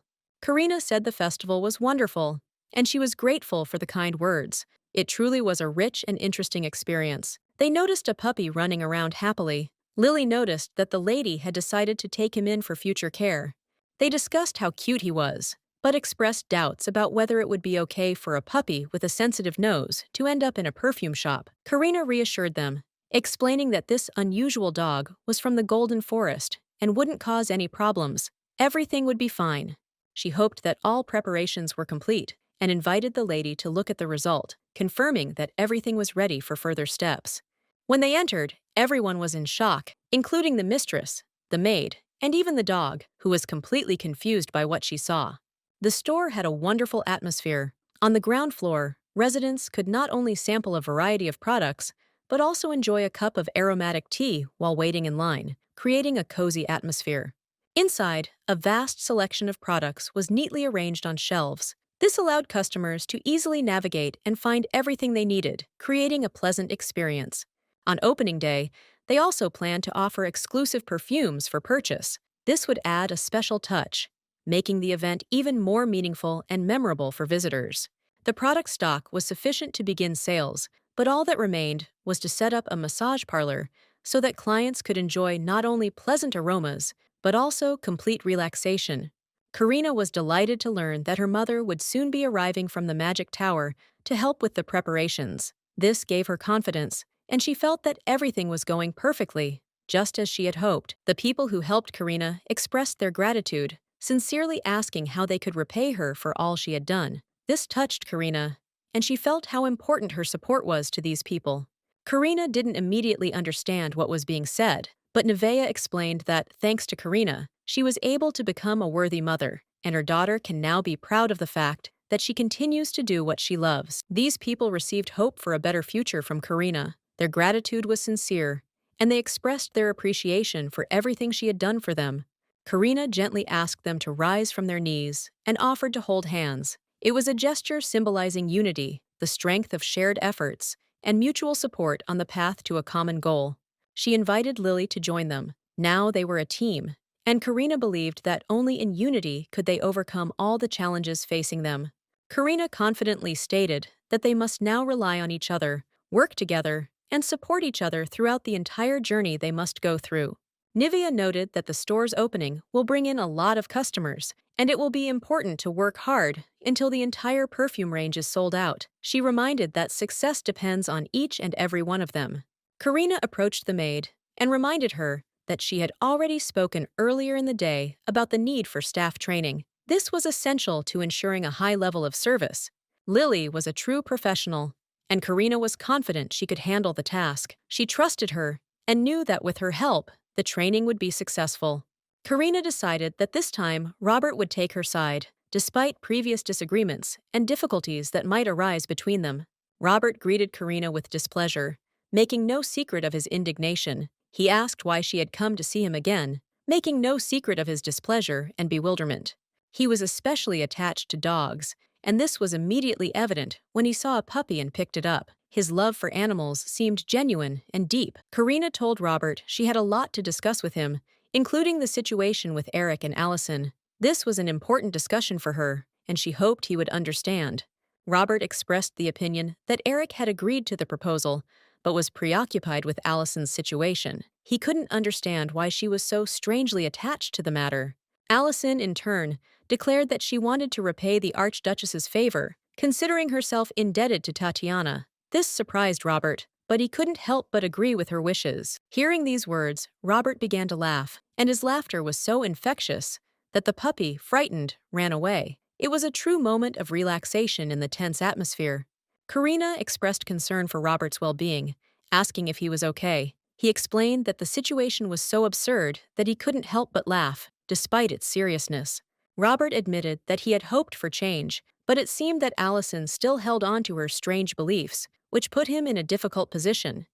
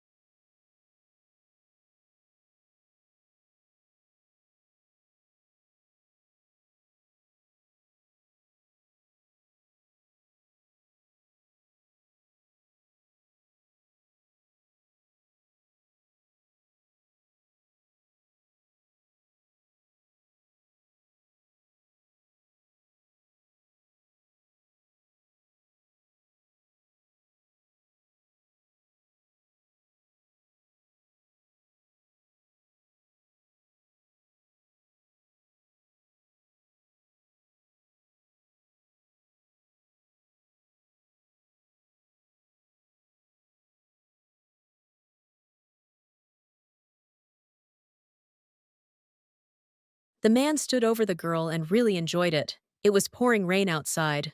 Euseniel asked him to wait, but the man didn't stop, saying he was very glad he found her first.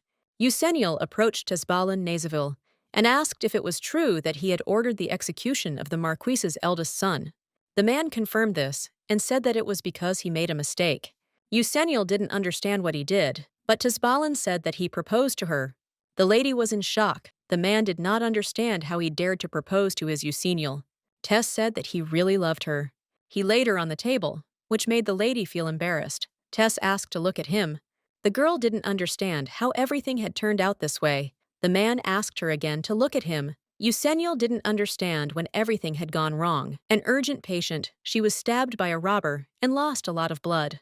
Everything needed to be prepared for the blood transfusion. The woman asked the gentleman to save her daughter. The girl asked her mother for forgiveness for leaving her alone. Mother is very beautiful, so that she does not close her eyes and comes to her senses, and also does not leave mother alone. The lady had that dream again. The girl noticed something was wrong with her little sister. The girl believed Euseniel was ill. This was her younger sister, Ganyelle Hardland, short, Gael. Mother and her father also began to worry, and so the master ordered the carriage to be stopped immediately. This is Duke Mylene Hardland and Madame Duchess Ciel. Euseniel said there was no need, and she's doing fine. It was just strange to be returning to the capital after 14 years. Ganyelle thought her little sister was nervous. Her father told Yuel that she was still their sweet daughter, even though she tried to act grown up. They arrived in Conga. Returning to their hometown after 14 years changed little. This is Euseniel Hardland. At 20 years old, she is an outsider here. It's a cliched story. After dying at the hands of a robber in her past life, she opened her eyes in this world. For certain people, this might have been an obvious development, but not for her. Because the girl didn't read novels, didn't play games, and she thought it was all a dream. She was born into the family of one of the founders of the Northern Empire, Duke Hardland. Ganyelle was absolutely delighted and asked if this was really their house, because it was very big. The family loves her. Mother noted that their Gael was born after they were exiled to Varan. This is the first time she's seen a Conga. The little girl said it was very different from Varan. Yuel apologized because it was because of her that everyone was exiled to Varan. They immediately started hugging her, and Mother noted that she asked not to say that, and her sister said that she liked it there too. At first, this world seemed alien to her, but now she has completely settled in here. The girl didn't like hugs, so she sent them away immediately. The mother noticed that their daughter was very cold. The girl did not understand how she could not fall in love with such nice people. And yet, even though this isn't her place, it's for her, not mom and dad. And there's a calling here for her. Euseniel said she wanted to transfer to the Conceum Research Institute. The Conceum Research Institute is a state-run educational institution dedicated to the study of magical powers. The place is so historic that it was converted into an academy for nobles. In this place where demons and gods exist, research into magical powers may provide the key to unlocking the secrets of world travel. The girl never even expected that she would be accepted immediately. Although she published the entrance exam separately from everyone else, it seems they knew in advance that she would come. When she entered, she said she wanted to apply, but the man immediately thought that she was the Duchess of Hardland. Well, it would be nice to start learning magic soon. Suddenly, a group of girls approached her and asked if she was the Duchess of Hardland. They noted that her family was exiled during the reign of Emperor Song. Euseniel noted that it had been a long time ago. The girls had told her to be careful, as if this reached the ears of His Highness the Crown Prince, that is, His Highness, everything could change. The girl thought for a moment and realized that their words seemed to mean that the crybaby had ascended to the throne. She remembered how he said that he loved her. It should have been a long time ago. The girl screamed and asked if she was listening to her because she had asked if she was a duchess and had remarked that she had no upbringing at all. It seemed this child was the Marquise's daughter. The girl screamed for her to answer. While their founding family was exiled, their power weakened, while the power of the Marquis grew. She is not concerned with family power struggles and has no need to show pain to anyone who is hostile to her. Euseniel began to smile. The girl did not understand at all why she was laughing. The girl asked her if she was sure that she was really the daughter of aristocrats. Euseniel asked how she dared to talk like that to someone she had never met before. After this, the girl noted that her family had failed to teach her etiquette. The Marquise's daughter was simply at a loss. Everyone started looking at them. She started shouting that she was Lily Xuen, not just some aristocrat. Besides, she'll soon be empress, Yuseniel asked again. Everyone started to worship. Yuseniel said that if she wanted, she could stop. She was not interested in it at all. Lily screamed and asked how she could even be close to His Highness the Crown Prince. She's just a fallen hardland. Suddenly, the girl heard someone standing behind her. It was the Emperor, who asked again why she had fallen, and reported that an order had been given for the return of the Hardland family, but it seemed that not everyone was yet honoring the imperial decree. Everyone immediately began to greet His Highness. The Emperor ordered her to be immediately taken out and executed. Yuseniel was sure that Tess was supposed to ascend the throne, but she didn't quite understand who this person was. There are many worlds in the universe. They are all so isolated from each other that the people in them are unaware of each other's existence. And sometimes there are people who cross the boundaries of worlds. The girl was upset because she couldn't find any information about this in the books. Instead of writing about obvious things, they would be better off teaching how to move around worlds. She was 6 years old then. A boy came up to her and said that he was here. He was very sweet and said that he missed her very much. Yuseniel stood up and greeted His Highness the Crown Prince. The boy noticed that there was no one there, so she could call him by name, and proposed to marry her today. Then they could be together all the time. Yuseniel sighed. She'd already told him she didn't like him. Tess looked down. He asked her what her type was. Then the memories ended. She definitely heard that Tess had ascended the throne. First Prince of the Northern Empire, Tespaloon Nazaville. He was often sick and cried. He was her childhood friend who always followed her, so even if they had not communicated since they were 14, they did not lose this connection. She was even sincerely glad that he had ascended to the throne, but who this cold guy was completely unclear.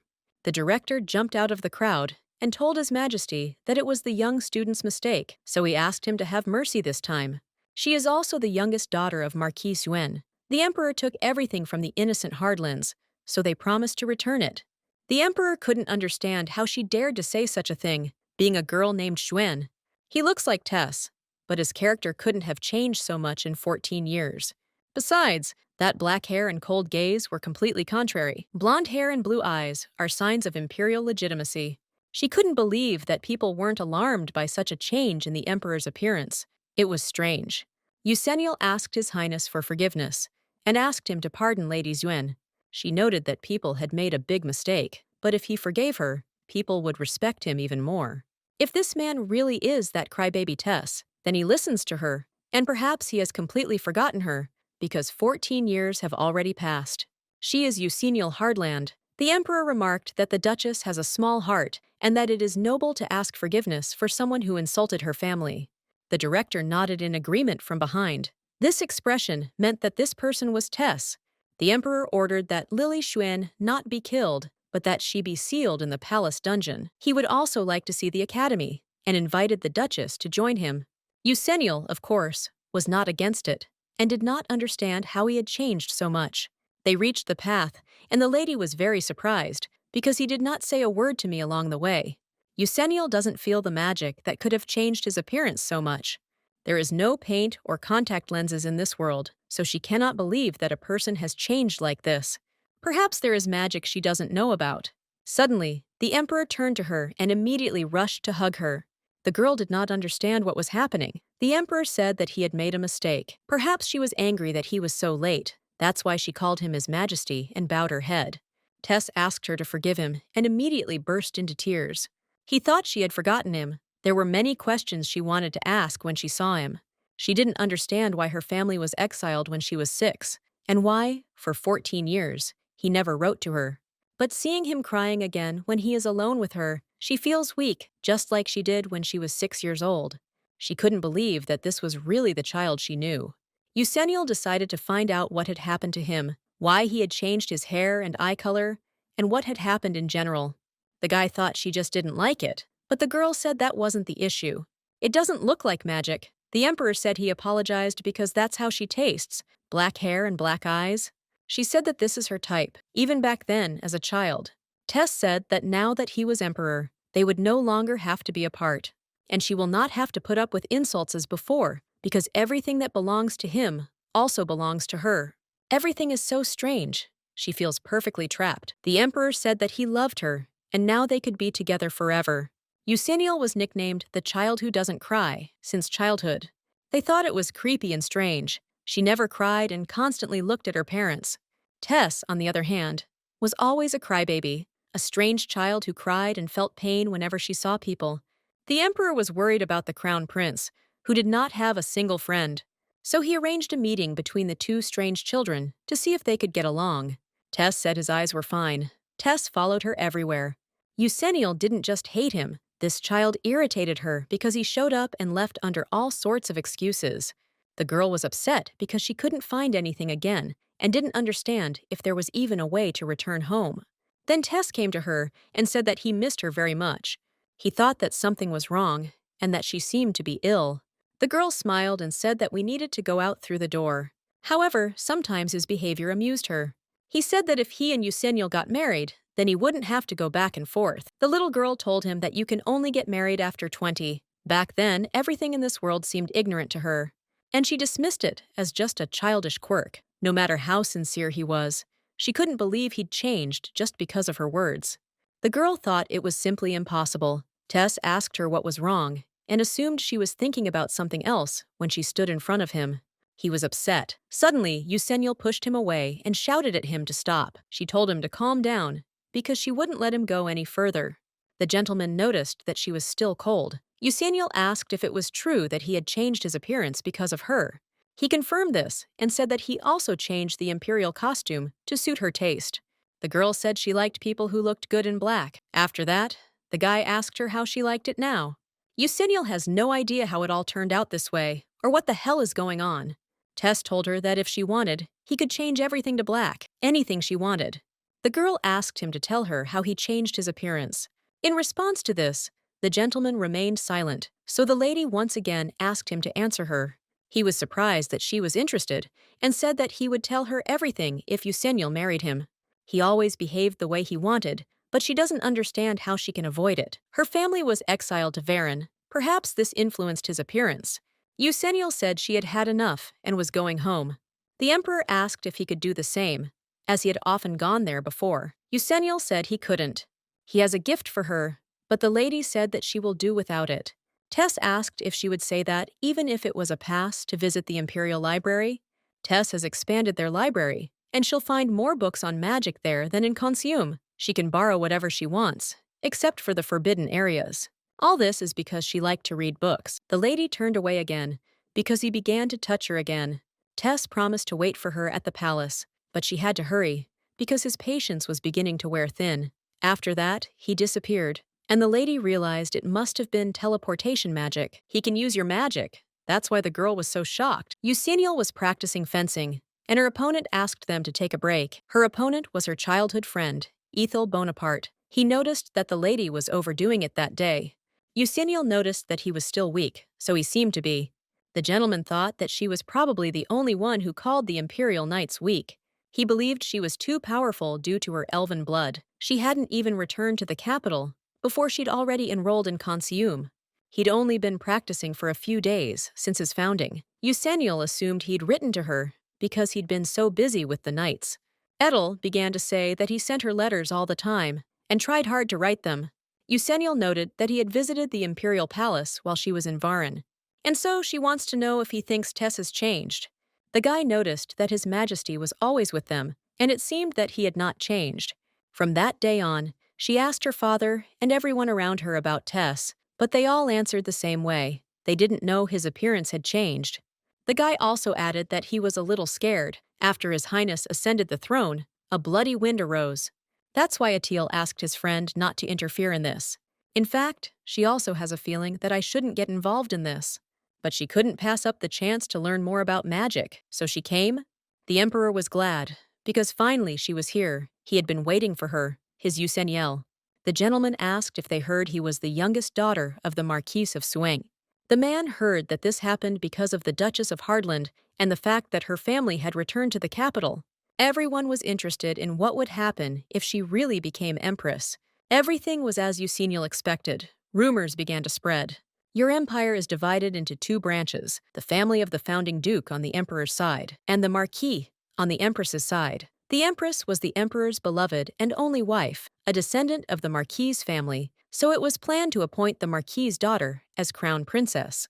However, this rule was abolished because Tess was obsessed with Duchess Eugenial. Because of this, her family was kept under strict control, preparing her for the status of empress. And as soon as she returned, rumors began to spread that she was going to the imperial palace and that she did not want to hurt her family anymore.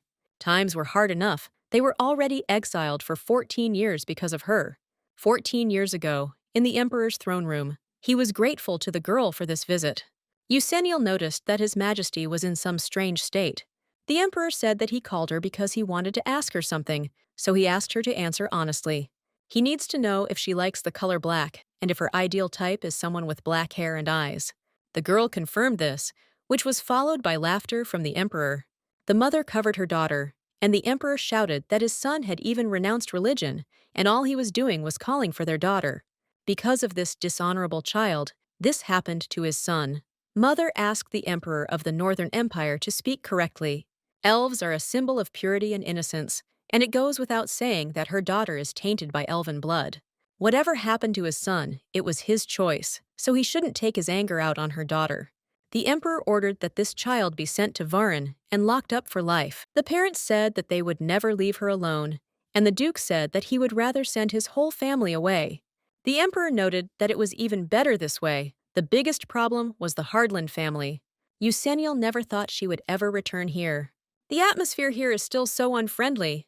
The girl was simply delighted, because the library was much larger than the previous one. The man asked who was there, since entry was prohibited to everyone except members of the imperial family. The man was delighted to see Eugenial before him. The lady remarked that 14 years had passed, and he was still the same. Although His Majesty said that she would come, he had not seen his lady for so long. The man said it happened as soon as he was crowned. The emperor ordered her to stock up on all the books she had been interested in her youth and preserve them. Eugenial realized he had truly been thinking about her all this time, here in the Book of the Forbidden Area. The man also asked them to call him if they needed anything. Eugenial was very grateful to him. She read books, Tessa's changed appearance, and those words of the emperor when he exiled them to Varin. Even though he hadn't forgotten her, she would ascend the throne, leaving them in exile for another year. She continues to feel a burning sense of resentment from everything. It's not that she hated her life in Varennes. It's a dead land where the snow doesn't melt for a year. She met a good fencing teacher and did not neglect training. He was far from the control of the empire or the gossip of the nobility. Many of their families were treated differently there. It was difficult to find a book about magic, which would describe the way to return home, and she knows that it is not his fault. But suddenly, the emperor approached her and greeted her. She couldn't treat him as if nothing had happened. Eugenial was irritated when she saw him because she had deliberately neglected to write her name on the visitor list. She also snuck in here secretly, so she doesn't understand how he knew she was here. Eugenial didn't understand why he continued to be nearby. The guy said that it was all because of this, that he loved her, so the girl asked him to give her an answer. She wants to know why no one is aware of the changes, as if nothing happened. Tess didn't quite understand what she was talking about and asked if she was really interested in him. That's why he's glad. How sweet he thought it was. The lady grabbed him and said she had had enough of this. After all, she had said she wouldn't allow this to happen again. After a short silence, the emperor laughed and remarked that she was so strong. Eugenial told him to stop acting like that, because she had told him so before. Tess pulled her close and told her he liked her right then and there. Eugenial said again that she had had enough of this and pushed the gentleman away. The emperor noticed that she was rather rude and pushed him away forcefully. Eugenial told him to be grateful she hadn't hit him. Tess remarked that he'd heard she had a good fencing teacher in Varennes, and the girl has become stronger than when they were children. He also knows about the teacher, her childhood friend, a weak child and a crybaby in general. Not only his appearance has changed, he seems to be different. The girl didn't understand what strange feeling was enveloping her. She was also anxious, but she still caught herself thinking that he was attracting her gaze. It's only because she likes this image. Frankly speaking, it is beautiful. The emperor chuckled because she really does like black, and he's very happy for trying to catch her eye. He decided that this meant that it was worth it, so these words made the lady think. She asked again how he changed his eye color and hair color, and why people don't notice these changes. She asked him not to avoid answering this time. The gentleman fell silent, after which he said that he was connected with the Imperial Palace. The first emperor united the northern lands and founded an empire. Despite the constant attention of neighboring strange people against the rebellion from the southern empire, as well as conflicts with the nobles, everything remained unchanged. So what would happen if they betrayed him? He linked himself to the Imperial Palace to see everything that happened in the castle. Since then, the oath continues, and each subsequent emperor inherits this ability.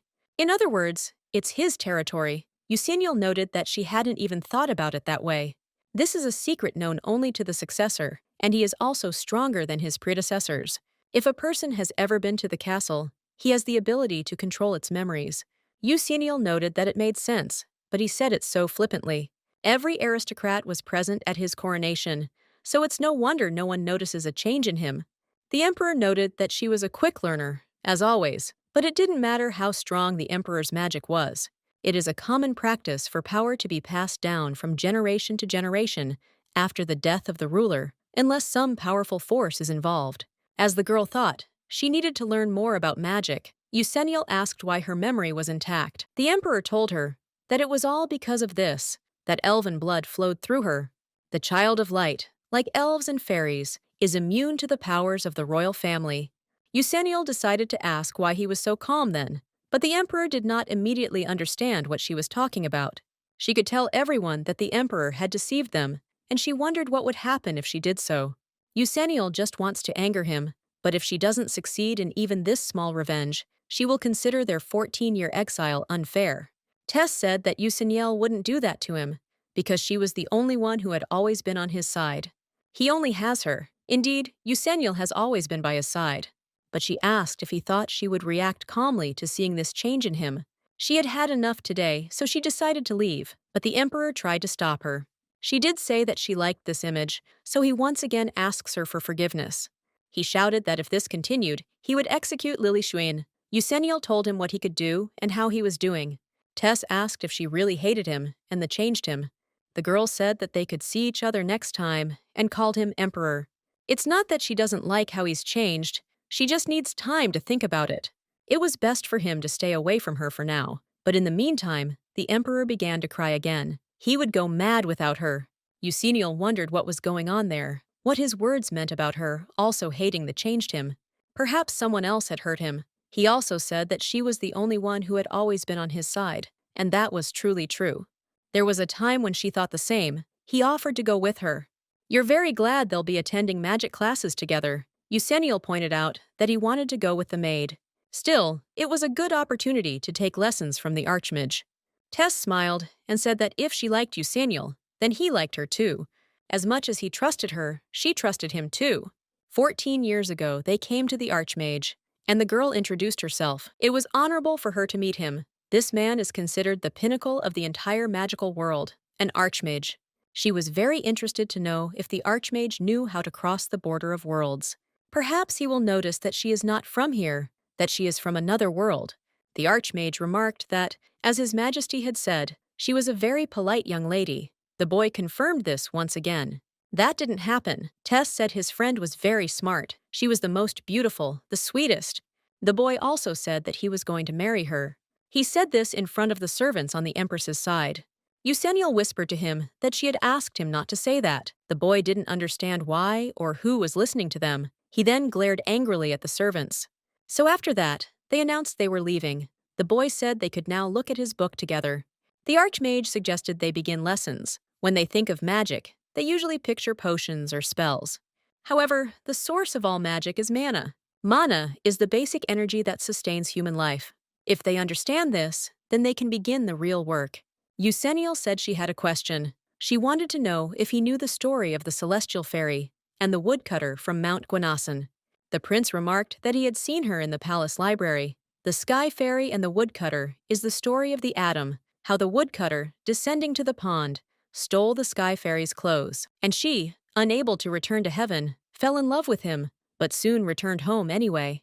Stories are often based on real events. The heavens where the celestial fairies live and the land where the woodcutter lived are different worlds. So she wonders if the sky fairy also passed into another world, and how she was reborn in this one. Eusennial said that what she really wanted to know was if there was a way to travel between worlds. I noticed that this was an interesting question, so the girl immediately became happy. The essence of the questions lies in magical power, and the mountain has been known for its magical places from generation to generation. If you use the magic of this mountain, you can open a door to another world. It's not impossible. The girl was delighted because she finally had the opportunity to return. Archmage G added that, unfortunately, he did not know how to open this door.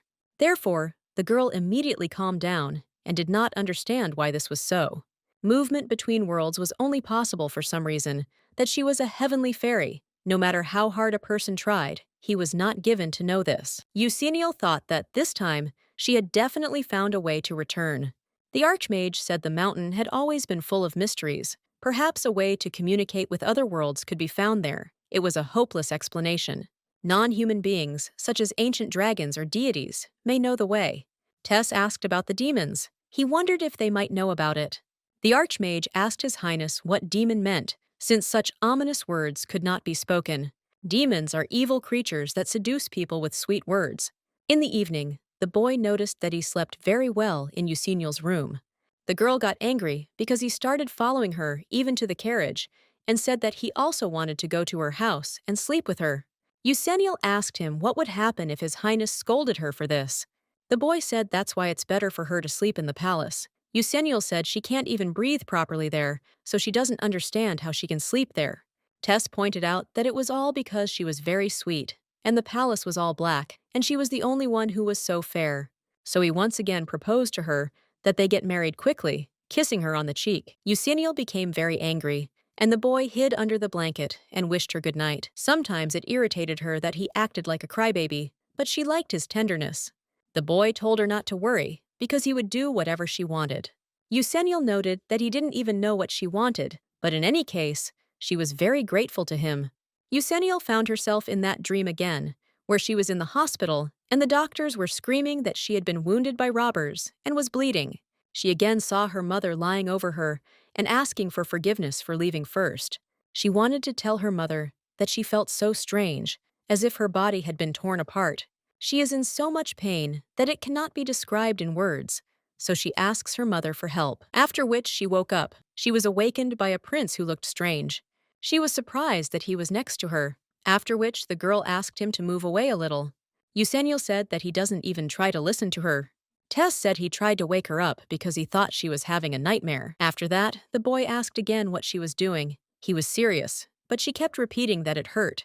Yes, she is in pain. The pain from that knife stab still hasn't gone away. After her reincarnation, she constantly dreams about her past life. The moment when she is wounded by the robber, the moment of death in the hospital, all this is repeated over and over again.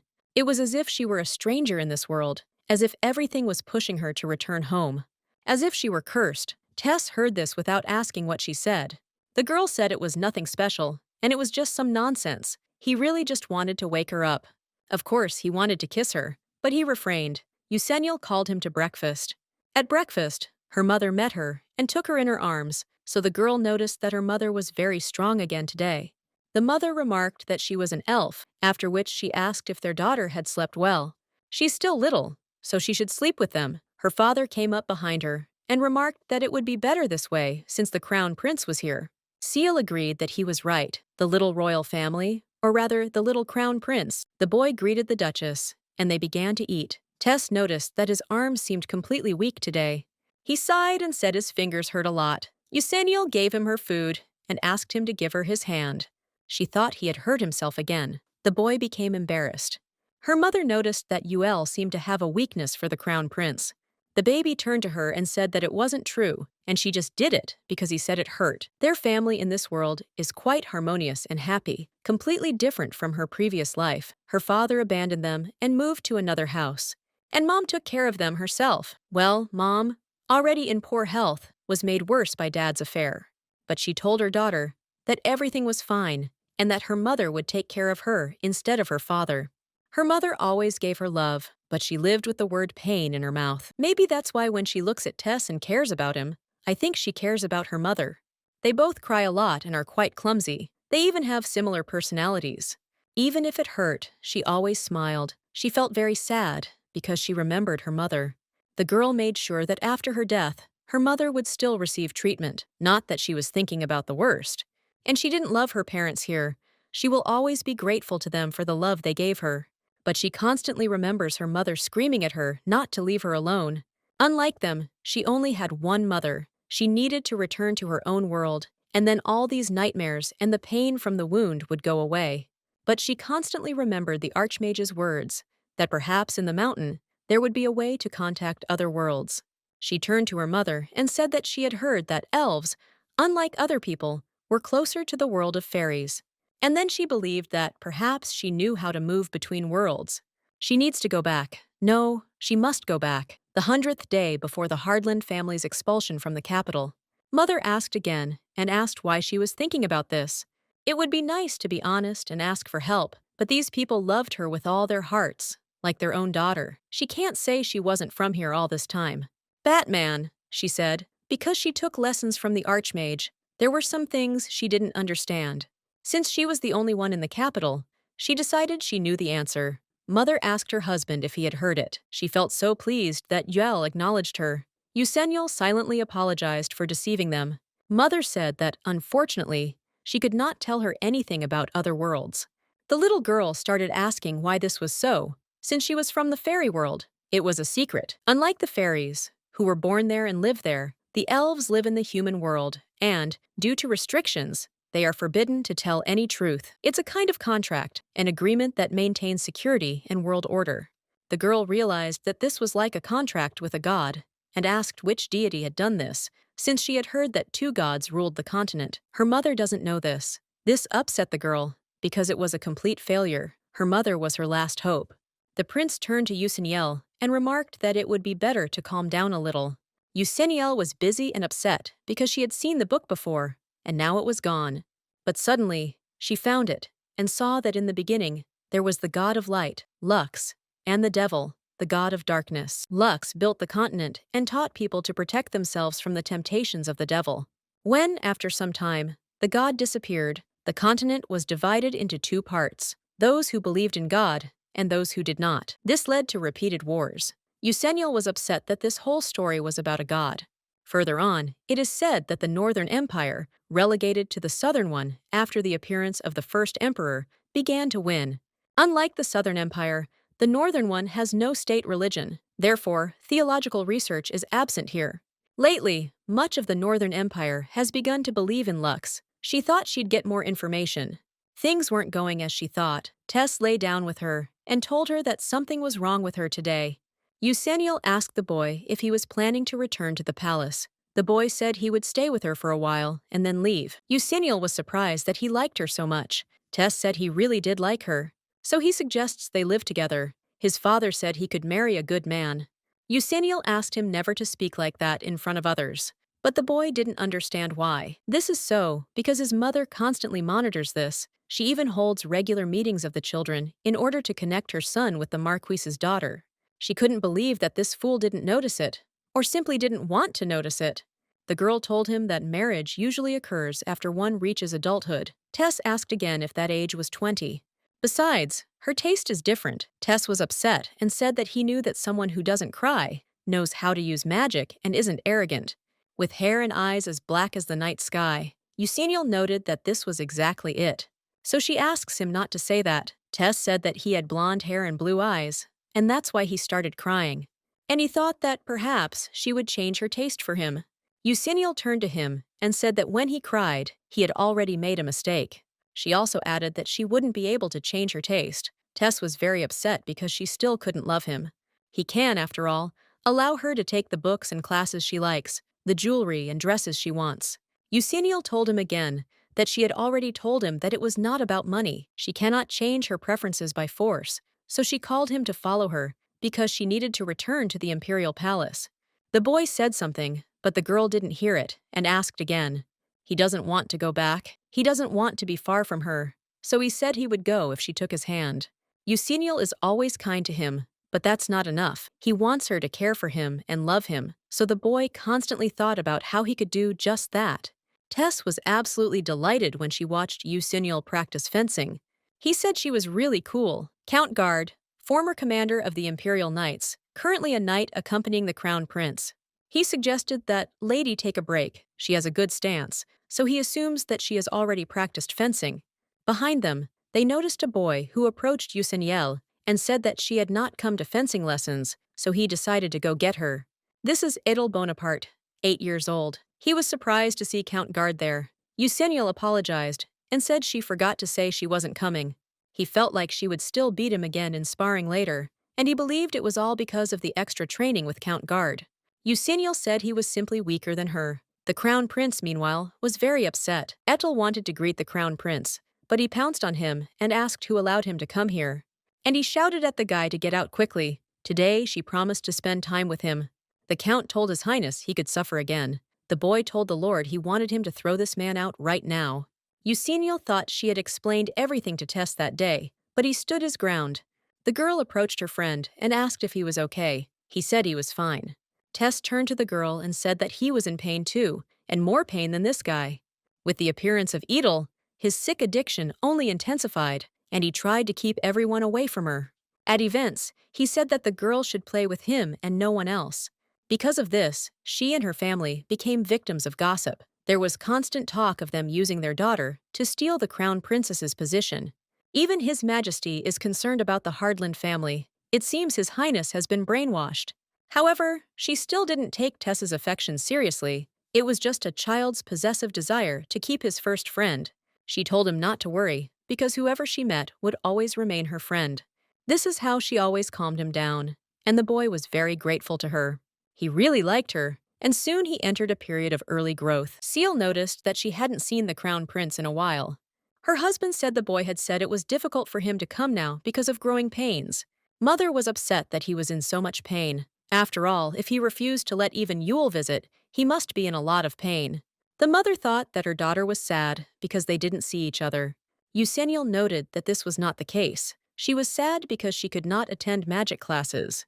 Mother said that in that case, she could improve her fencing skills with Edel. Mother also noted that it would be good if they got engaged later.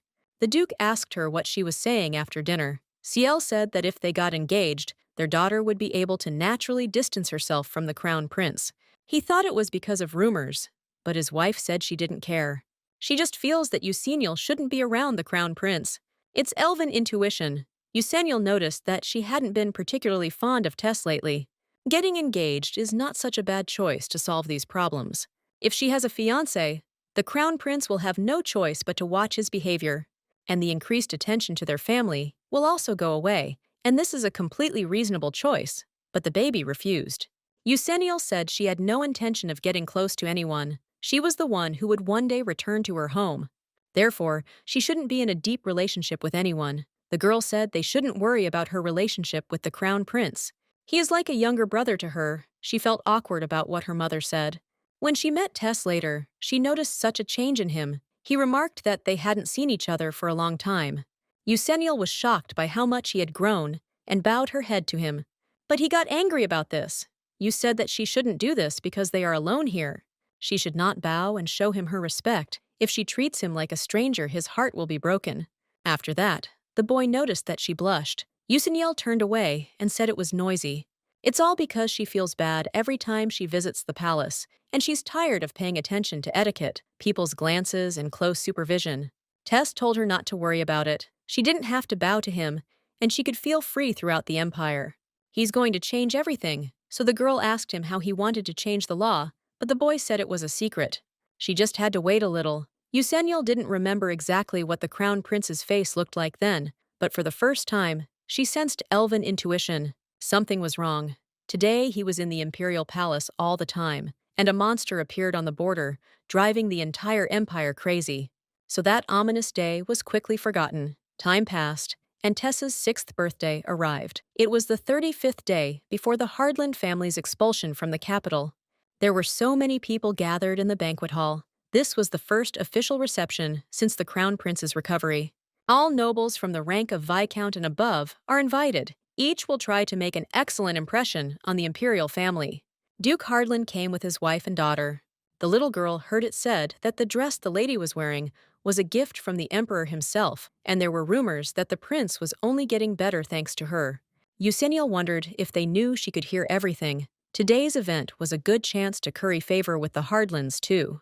Usaniel is already eager to go home. Lady Lily Suen is also here. Rumor has it that she and the lady are vying to become His Highness's bride. They were still just kids, so many thought it was something creepy. The girl was shocked that they weren't tired of gossiping yet. They ordered everyone to be quiet because the Emperor and the Empress had come out. The Crown Prince was also with them. Everyone began to greet His Highness, and he announced that they could raise their heads. The Emperor kissed his wife and remarked that it was a very delightful celebration and that his wife had done a wonderful job. His Highness is very sensitive to his wife, if you forget about everything else, of course. Today is the first time she's seen Tess since that day in the library. His face is so pale, it looks like he's still sick, and now their eyes met, so the boy immediately became happy and wanted to run to her. Mother restrained him and asked the Crown Prince to behave with dignity. Everyone was looking at him. Tess said he didn't care and wanted to talk to Usaniel. Everyone was shocked, like you, that he wanted to have another conversation with her, and noticed that he wasn't even trying to hide the fact that she was his favorite. Surely the Hardlands are as eager as anyone to become related to the Imperial family. They didn't think they were that evil, so they were disappointed. Everyone was curious how he managed to attract the Crown Prince's attention. All of His Majesty's close associates had gathered here, and this gossip had already cast a shadow on her family. Seal told her daughter to ignore it. Usaniel doesn't want their reputation to suffer any further. Usaniel turned to His Highness and apologized for being late.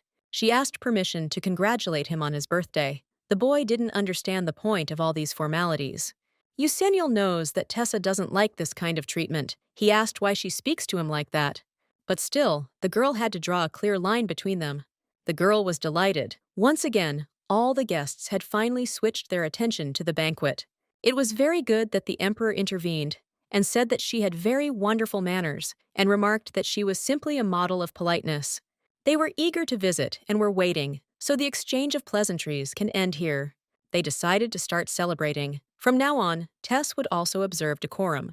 They would have to keep their distance at events like this, but she didn't think it would upset him so much. Most likely he feels abandoned. Suddenly, someone approached her.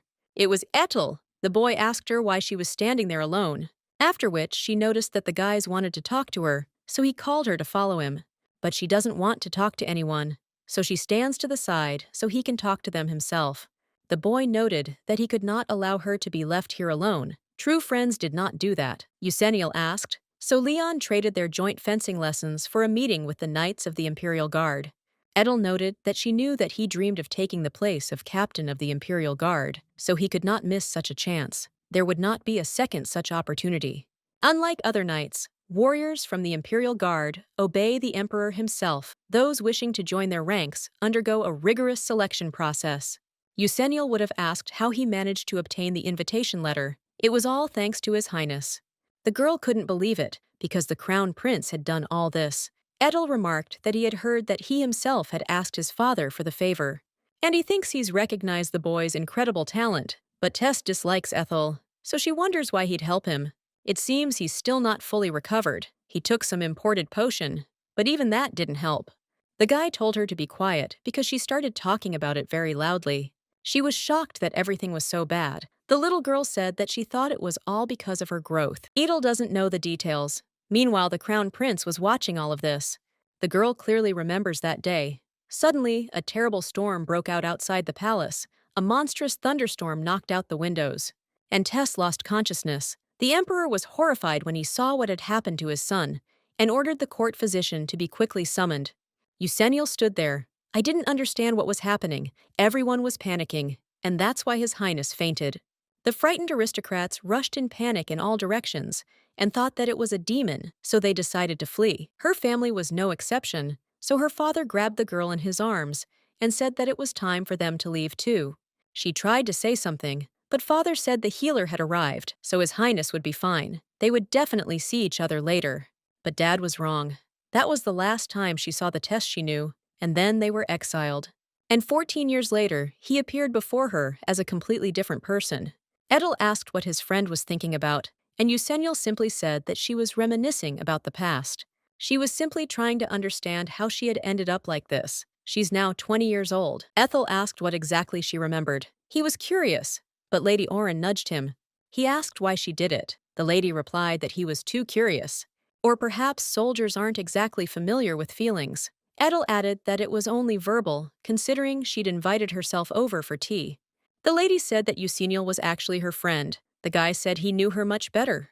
Eusenial was shocked with you that they managed to quarrel even in her presence. Ethel noticed that this somehow didn't fit, so he was interested in how they became friends with Lady Orin. They had been at odds for a long time because of this whole thing with the prince. When their family was sent into exile, Orin began writing her a letter saying that she would like to continue their correspondence, if she did not mind. Eusenial believes that's how their friendship began. Thanks to her, she learned about everything that was happening in the capital. And her friend hadn't forgotten about her, unlike some others. The guy was simply horrified by such words. She didn't understand how this could be, because he wrote to her every free minute, and he swears by it. She doesn't even know how he worried when she suddenly stopped answering him. He was crushed when he found out that she had been corresponding with Lady Orin all this time. A little later, after Eusenial stopped writing to Edel, Orin said she, too, was corresponding with Lady Uel. The boy couldn't understand why she called her that. Ever since, whenever he wanted to know how she was doing, he'd had to ask Orin, and Eusenial couldn't imagine how awkward that was. After this, the lady wondered where all his letters had gone. Orin also noted that they had never been enemies with Eusenial. Neither of them was chasing the title of crown princess, and besides, her heart was already taken. She never thought her little sister would notice. People also apologized for what happened at the academy, because she heard that Lily behaved disgustingly, so she asks permission to apologize for her. Eusenial said everything was fine, and it wasn't her fault. The girl sighed and said that her father doted on Lily because she was the youngest. But she didn't think that he spoiled her so much, and to be honest, he and his younger brother don't communicate with her. I remember her younger brother was so shy that the blush almost never left his face. However, Lily was locked in an underground dungeon, and her father was ready to beg on his knees to get her out. Eusenial was surprised by this and said she didn't have that kind of power. The lady remarked that perhaps the emperor would listen to her. It's been 14 years since they last met, so he highly doubts it. The girl was surprised by this and noted that they were very close in childhood, and everyone thinks that they are still on good terms. She thinks Lily will learn from this incident. Eusenial forgave her because she's Orin's sister, but next time, she won't be so forgiving. Orin noted that there were no problems, and she could do as she felt necessary. After all, she should at least learn something. When the girl sent the guests away, she unexpectedly appeared here again. Her parents planted this tree in honor of her birth, and she and Tess often played under it when they were little. She thought that this tree would die, because after their expulsion, there was no one to take care of it, and it grew very tall. After which the emperor appeared next to her again. She heard this and said that she had already told him to stay away from her. Tess said that he had no choice. She did not come to him, and he had to look for her himself. Eusenial said she would ask him not to come to their estate anymore. The boy didn't understand why, since he had been there often before. He couldn't believe that she actually hated him. He started crying again. Tess continued to ask for forgiveness, and said that he was even ready to pardon Lily if she wished it. He only asks that she not do that to him. Eusenial said that she doesn't hate him at all. But now that he has inherited the throne, they can no longer be friends like before. Eusenial doesn't want nasty rumors to spread about her family again. The guy told her not to worry, because no one would dare to utter a word. He gave his word for it.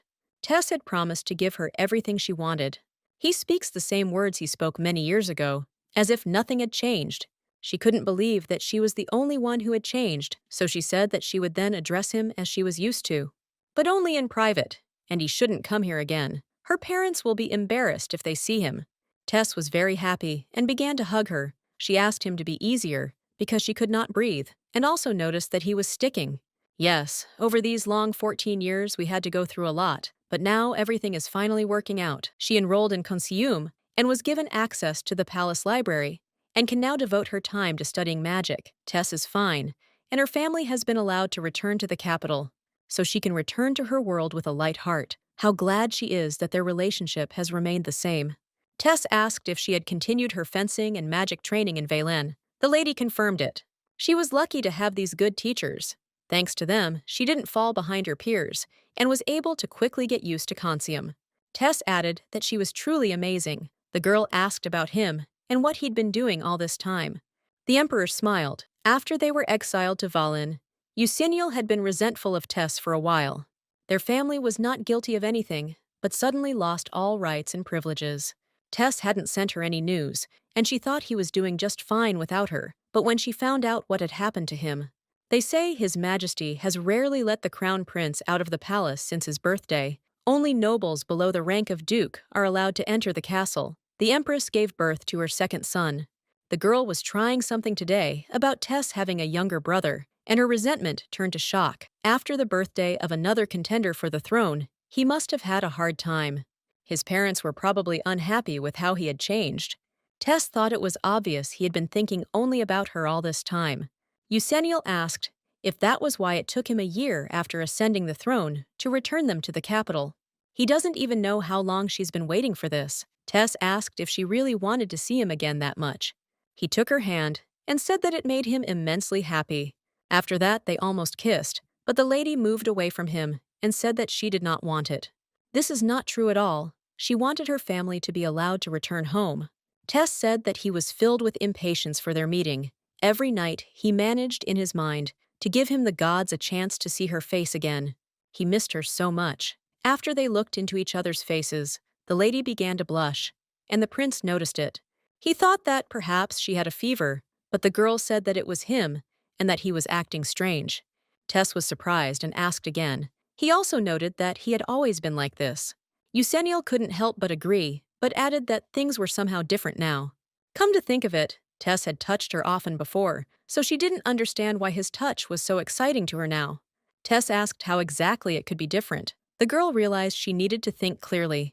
She was probably embarrassed, because she hadn't seen him in a while. She didn't understand what had happened or what had caused such a sudden change. The prince said that everything was fine, and he would wait until she got used to it. Eusennial asked him to stop. Tess remarked that if he did, she'd have to come to him more often. The girl asked irritably if he thought she was burning with desire to see his face every day. She would be busy with research, so she wouldn't be able to visit him. Tess said no, and she would visit him. After that, he kissed her hand. Eusennial doesn't quite understand what's going on. She thought it was a bit of impudence when he said she'd be visiting him. Well, she was also curious about what exactly he meant. He left some ambiguous message, and then disappeared, leaving her confused. She noticed that the light was on in the reception area and did not understand why it was on at such a late hour. When she went inside, she saw that the Marquis was there, and he immediately rushed towards her. The Duke couldn't understand what Marquis Suen was doing. The girl was completely shocked when she saw him there. The Marquis simply begged for help. The girl realized that it had begun. Eusennial asked her father what was going on. The Marquis continued to question what had happened, asking her to save his daughter, Lily. His daughter has already spent several days in a cold dungeon, and she may die. Eusennial noted that she had no idea why she should listen to this. The Duke asked the Marquis where his manners were. Lily Suen was imprisoned for insulting her family. As the injured party, there is nothing she can do about it, and if he came to ask her for a favor, then maybe he should be more polite to her. Still, the Marquis agreed she was right about everything and apologized for his rudeness. He asked her once again to save his daughter. She was impolite, but she didn't deserve to die. Eusennial sighed and said that she didn't understand why he kept saying that, but even if the emperor had allowed her execution, the order alone wouldn't have been enough since she was the Marquis's daughter. First, it must be approved by the aristocratic confederation, but not a single member will allow this. The Duke declared that the confederation no longer exists. The emperor abolished it, sending more than half of the active participants to the chopping block. Now she understood what Edel was talking about when he said that when His Majesty ascended the throne, a bloody wind arose in the empire, and therefore it was better for her not to get involved with him. While they were away from the capital, everything turned upside down. Finally, peace and quiet. At least the Marquis's son turned out to be a reasonable young man. If he hadn't taken it, the Duke would have had to call the guards.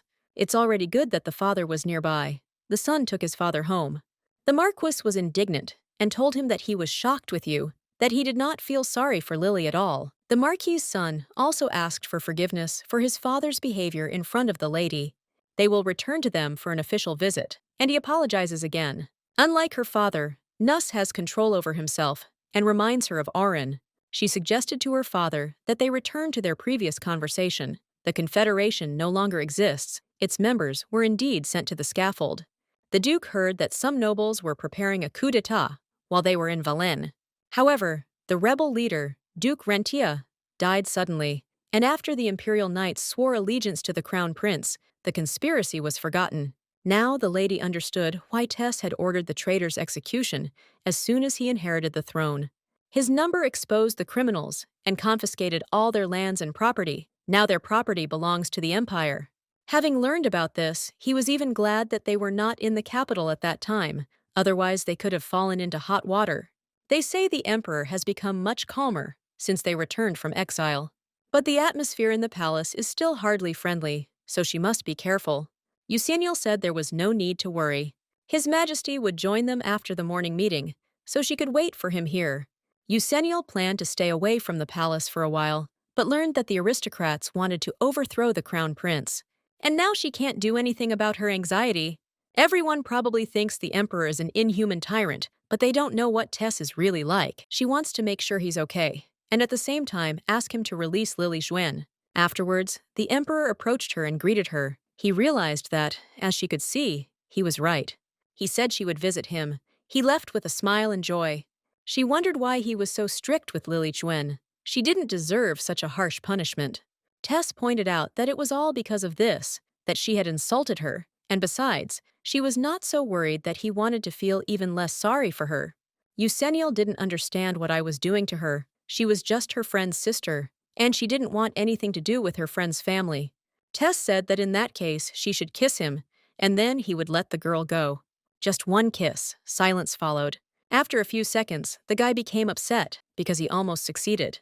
Tess thought she was going to kiss him after all. The girl blushed deeply and asked what else he wanted. Well, this time this will do. Her hand tastes good too. Eusennial said she had had enough. She knew she couldn't cook porridge with him. Tess, please, because it hurts him to drink. The lady said it was natural. He thought she was angry with him, but she wanted him to shut up already. The Emperor promised to spare Lily. Eusennial shouted that she didn't care. He could do whatever he wanted. The girl was a little reluctant to believe that she really almost kissed him. She had to put him in his place. Tess asked her not to be angry with him. He apologized again. She decided not to put him in his place. After all, it was Tess, the crybaby, who was afraid of everything, threw tantrums, and followed her around. She had to constantly look after him, because he was very fragile and frail. He was like a little brother to her. At least, that's what she thought. Tess assumed she would accept his apology. Eusennial didn't understand at all why her heart began to beat faster. Eusennial sighed. She thought her heart would jump out. She had to summon all her self-control to keep her feelings from showing. It's a good thing she managed to escape. If Tess finds out about this, she will immediately lead her down the aisle. The girl's heart was beating very fast. She thought about how well the white suit suited him. After this, the girl became embarrassed again, because now she was only thinking about what. She decided to throw it out of her head. But she still couldn't push the Emperor away. Even his scent made her tremble. His every gesture beckons her. When he's near, her body becomes unbearably hot. He changed so much for her and lost so much because of her. He invades her thoughts again and again, no matter how much she tries to forget about him. She seems to be as obsessed with him as he is with her. She needs to focus on returning to her world, but she's not sure she can simply turn a blind eye to how much he suffered for these past 14 years. The butler met his lady at home. She finally returned, so she asked what happened while she was gone. The butler announced that a guest had arrived, and that he was waiting for her in the garden. Eusennial was surprised and asked again, after which she immediately went to the garden. The Marquise's son greeted her in the garden. Syllables announced that someone from the Xuan family had arrived. The lady thought they meant her friend Oren, but it turned out to be Lord Nuss. The gentleman would like to discuss a recent incident. Eusennial noted that she saw that this time he had requested a visit. It seemed he hadn't even realized this before. The gentleman said he was forced to apologize for this again. He apologizes for his father and Lily's rudeness. This was unexpected for the lady. She asked him to stand up and say that it was not he who needed to apologize. Eusennial didn't think he would start bowing to her. He was completely different from his father and younger sister. Nuss believed that it was his duty and that his family had made a mistake, and as its next head, he should bear responsibility for it. Eusennial added that she and Oren were very similar, and the gentleman noted that everyone thought so. The lady asked why Lillian was so different from them. Nuss believed that she knew that her sister was desperately trying to marry her off to His Majesty. At first, they wanted Orin to become the next empress, but their plan failed. In truth, Lily was born to take her place, and she was perfectly happy with the prospect. That's why she was very nervous when she learned of her return to the capital, all because of her close relationship with His Majesty. Eusennial noted that this was not the case at all, and that they were mistaken in their assumptions. Nuss was surprised, and the lady said that she and the emperor were just friends and nothing more. This made the gentleman feel relieved. Eusennial was very surprised and asked again, but saw that the gentleman had flushed. The lady waited for his answer. The gentleman said that he was only apologizing for the behavior of his sister Lily. Eusennial said that in that case, she accepted the apology, and his sister would be fine, so there was no need to worry about it. Nuss was embarrassed and said that she remained the same fair and honest girl he admired. Eusennial couldn't believe he was flattering her and remarked that he shouldn't exaggerate, but the gentleman said he was telling the pure truth and wanted to repay her kindness. He heard that she had received several invitations to dinner parties and banquets, so he asked permission to accompany her. He noted that a lot had changed during her absence, and now it was necessary to come to such events with a partner. Since he was about to inherit the title of Marquise, he knew more about what was happening in the capital than anyone else. Eusennial couldn't help but agree that he was right. It would be nice to be aware of what was going on in high society. If Nuss Suin became her companion, it would be much easier for her to gather information. So she agreed to it and said that she would inform him about the events she planned to attend. She was also very grateful for the very noble gesture. Nuss hoped that when they met again, she would call him simply by his first name. He asked to be treated as easily as others. A few days later, Sister asked Eusennial if the vine was ready, as the Lord's carriage was already downstairs. Gail was simply shocked because her sister looks absolutely stunning. She didn't expect this. Gail really wanted to go with her. Eusennial remarked that she would still miss the times when she was too guilty to attend social events. The little sister added that her companion was probably tired of waiting. He's such a handsome man. When the gentleman noticed her looking at him, he immediately smiled and became embarrassed. Eusennial remembered him saying that he hoped she would just call him by his first name. She was curious about what he was thinking. Once in the carriage, the gentleman asked how she was doing. Eusennial was grateful he'd asked for this material, which was quite good. Nuss had heard she'd been offered a role in Consume's new magical project. It is very difficult to comprehend magic unless one is born a scientist. Her intellect is truly astounding. Eusennial remarked that he seemed to know quite a lot about her. The Lord remained silent to this. He noted that she was still observing formalities. Eusennial said yes, because they weren't that close yet. He must understand that people around him might think that there is something between them if they call each other by their first names, considering that they are not even friends. The lady asked whether these rules had changed, and whether it was now permissible to address members of noble families by their first names. The gentleman laughed, but she didn't understand what was funny about it. Nuss said of course not, and everything is the same. She just always tried to keep a respectful distance from him. Even when they were little, she refused to call him by his first name. He asked if he could call her by her first name only, like Lord Ethel. The girl then said that their families would be embarrassed because of this, so it's not worth it. And then she became friends with his sister, Orin. Now the lady understood what they were talking about. Nuss admitted that he felt like there wouldn't be any problems now. Therefore, he asks her to consider him as her younger brother or close friend. Or perhaps there's another reason for her refusal. Since he's her friend's brother, she thinks she can call him by his first name. Although she had no idea why she insisted on it so much, he supposed he could treat her that way too. The lady said he could do as he wished. At the event, they greeted Orin and Etil. Eusennial couldn't believe her eyes, because she thought they had come together. The lady asked when they had become so close. Orin remarked that she had misunderstood. When she said that Lord Nuss would be her companion, he had no choice but to invite Orin. Orin was outraged and asked if this was how he'd chosen to thank her for the favor she'd rendered. He also remarked that he'd thought she didn't like formal receptions. It so happened that she could not afford to be ignorant of what was happening in high society, and Nuss, by the way, offered her his company. Nuss was very glad that she agreed and called her by her shortened name, Yule. Eusennial realized that he had already settled in, not that she was uncomfortable. Etel was simply horrified and asked since when he called her that. Nuss turned to the Lord and pointed out that he, too, used that nickname. Ethel had said he'd known her much longer. Aron said that the gentlemen should have fun themselves, but the ladies had a lot to discuss. Eusenial was very grateful to her friend because she would finally be able to breathe a sigh of relief. Irene felt like she should be the one thanking her for helping bring Lily home safe and sound. His Majesty released her on the condition that their family would hand over their possessions in the south to the Empire. Eusenial was surprised and asked if they should give everything along with the diamond mines, which are the main source of income for their family.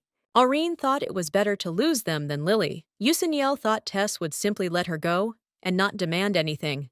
He used this opportunity to weaken the Juan family and replenish the imperial treasury. He must be looking to gain more influence and power. The lady remarked that this crybaby had made an excellent strategic move. Irene added that he was no longer the same person she knew. He had eradicated all the corruption in the empire, so he no longer had anything to worry about. And because her family is still alive and well, it's a miracle. It seems he's handling his government duties much better than she thought, and perhaps she shouldn't have worried about that. Torin added that, after all, 14 years have passed, which is quite a long time. There are some business matters we'd like to discuss with Lord Nuss, and as for Etil, he's been rumored to be the strongest contender for the rank of captain and the Imperial Guard. During this time, everyone around her has made significant progress in their fields. It's time to catch up. Finally, the lady returned. Mother thought she had enjoyed the evening. Gale was also interested in how everything had gone. Eusenial asked them not to even start. She had been surrounded by a noisy crowd all night, and it was very tiring. Well, considering the fact that this is her first social event in a long time, she did an excellent job. Seal asked who her daughter liked more, Nuss or Etil. The lady asked again. Mother said that if she couldn't throw it away now, she could flirt with two. At the same time, the Duke entered the room and was simply horrified that his daughter was dating two young men at once. Eusenial tried to tell her father that this was not so, but her mother said that she should marry one. Since she returned to high society, she has had more worries. The lady said that the magic formula they had derived did not match the calculations, so she asked them to look at it more closely. During the week, she was busy with the project at Contium, and on the weekends, she attended social events with Nuss. As a result, people finally stopped judging their relationship with the hereditary principle, although rumors about it had not died down since the incident that happened with Lily. The lady is already very tired. There's no end to this paperwork. Come to think of it, she hasn't seen Tess once in all this time, due to her very busy schedule. She even spent the night in the laboratory, because she didn't want to waste time traveling home and back. Although Tess didn't contact her either, he probably has his hands full too. He's the Emperor after all. The research she is doing will help her return to her world. She has a chance to find her way home, so she needs to focus. A year has almost flown by. Both the academic and calendar years mean it's time to prepare for the New Year's celebrations. The lady sighed and realized she was practically living on air as it was, and the New Year's Eve ball was just around the corner. Her vicious circle is diet and exercise, finding the right dress, and going out. Gale was surprised that they organize balls for the new year. My sister realized that this was her first New Year's in the capital, so she didn't know. Winters in the northern part of the empire are often harsh, and people often die of cold. Therefore, it's customary there to celebrate this holiday modestly, without any extravagance. In the capital, on the contrary, New Year's is celebrated in a grand manner. On the morning of the holiday, the imperial family distributes butter and bread to their subjects in remembrance of the dead, and in the evening, a grand celebration takes place in the palace, which lasts for several days. They were invited to it. Gale said that the opening wouldn't take place on her birthday anyway. That's why Eusenial doesn't like this hassle. On this day, he wants to sit in silence and relax, not go to balls. They always had a family celebratory dinner for her birthday, but apparently not this time, and she was too young to go with them. That's why my little sister felt abandoned. The capital is so beautiful and interesting, but she feels like a stranger here. She and her dad are always very busy, and she rarely sees them. But now, she has so many words that she can't remember their names, and the room is terribly huge. Eusenial noted that she simply hadn't gotten used to it yet. For some time they had been deprived of all these privileges, but she would quickly get used to them. Gale added that, besides, she wasn't going anywhere. Her sister smiled at her. Gacielle decided to stop being sad and said she'd help her pick out a holiday outfit. Euseniel thought that was very sweet of her.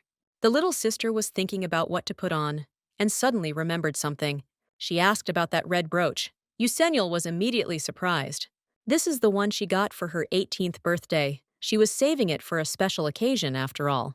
Yuseniel took out the box with it and assumed that her sister was talking about this decoration. The girl remarked that it was big and beautiful, and she said that her friend had given it to her. Yuseniel said she wasn't sure about this experience, she thought, and so she decided to look for a dress that would suit her. Yuseniel, remember, it snowed that day too. Winter the year Yuseniel turned 18. Yuseniel was very tired, so she said that she still needed a break. The gentleman was surprised that she was already exhausted. In 10 years, she had never defeated him. The girl did not understand how she could defeat him, because he was the dragon Bernard. The boy pointed out that she was an elf, after all. Yuseniel corrected him, saying that she was only half-elf, and that didn't count. Instead of chatting idle, it's better to push the snow off your clothes. If Ciel saw her like this, he'd immediately raise a fuss. At that very moment, her mother came out. Mother said she shouldn't overexert herself on her own birthday, and hoped she wasn't hurt. Yuseniel told her everything was fine. Ciel turned to Bernard and asked if he was being too hard on her. Bernard said that she herself asked him to train her daughter, and added that she was overprotective of the girl. Yuseniel met Bernard 10 years ago on the main street of Valence when she was helping an old woman who almost slipped. Then Bernard turned to her and remarked that she was quite nimble for a human. Then he met Ciel and asked what she was doing there. Yuseniel was very surprised, because he called her mother by her first name, so she wondered who he was. After she found out that Bernard knew her mother, he became her fencing teacher. Bernard said that at 18, children are already considered adults, but her mother said that she would remain a child even if she turned 100. At first, she found it difficult to accept the fact that they were sent into exile. Yuseniel despaired at being unable to return to her world and blamed herself for her family's exile. These feelings weighed heavily on her shoulders. My sister called Yuseniel because she and her father baked her a cake and added strawberry jam to it. Time passed. They started to smoke early, and they quickly went to the table. Memories of what happened in the capital gradually ceased to trouble her, and then she received this gift. They immediately began to congratulate her on her 18th birthday. The girl was very grateful to them all. Gail couldn't wait to open her gift. Yuseniel turned to Bernard and asked if he had a present for her. He didn't understand why he suddenly had to give her a gift. Then he said he'd let her come to his place, and she could consider it her gift. She always comes when she's in a bad mood and drinks all his tea. Sometimes Ciel feels like Bernard is closer to her than they are. Yuseniel said that they spend a lot of time together, and she feels comfortable with him, so her mother is even a little jealous. The girl noted that she herself wanted Bernard to teach her fencing. She kept insisting that she should train harder and more often. It was simply a prophecy. Yuseniel was surprised and asked now, and the master said that she should be ready. Everyone was in complete shock and tension. Father didn't understand what was being said, but Ciel jumped up and told Bernard to watch his language. He apologized, though, because he was at fault. The girl hadn't seen her mother so angry since that audience with the emperor. She has no idea what they are talking about. It must be that this prophecy is somehow connected to her. The gentleman couldn't believe he was late. It was Book. He wished Yuseniel a happy birthday. Bernard asked where his tea was, and the lady said she wouldn't refill it. The girl found this funny.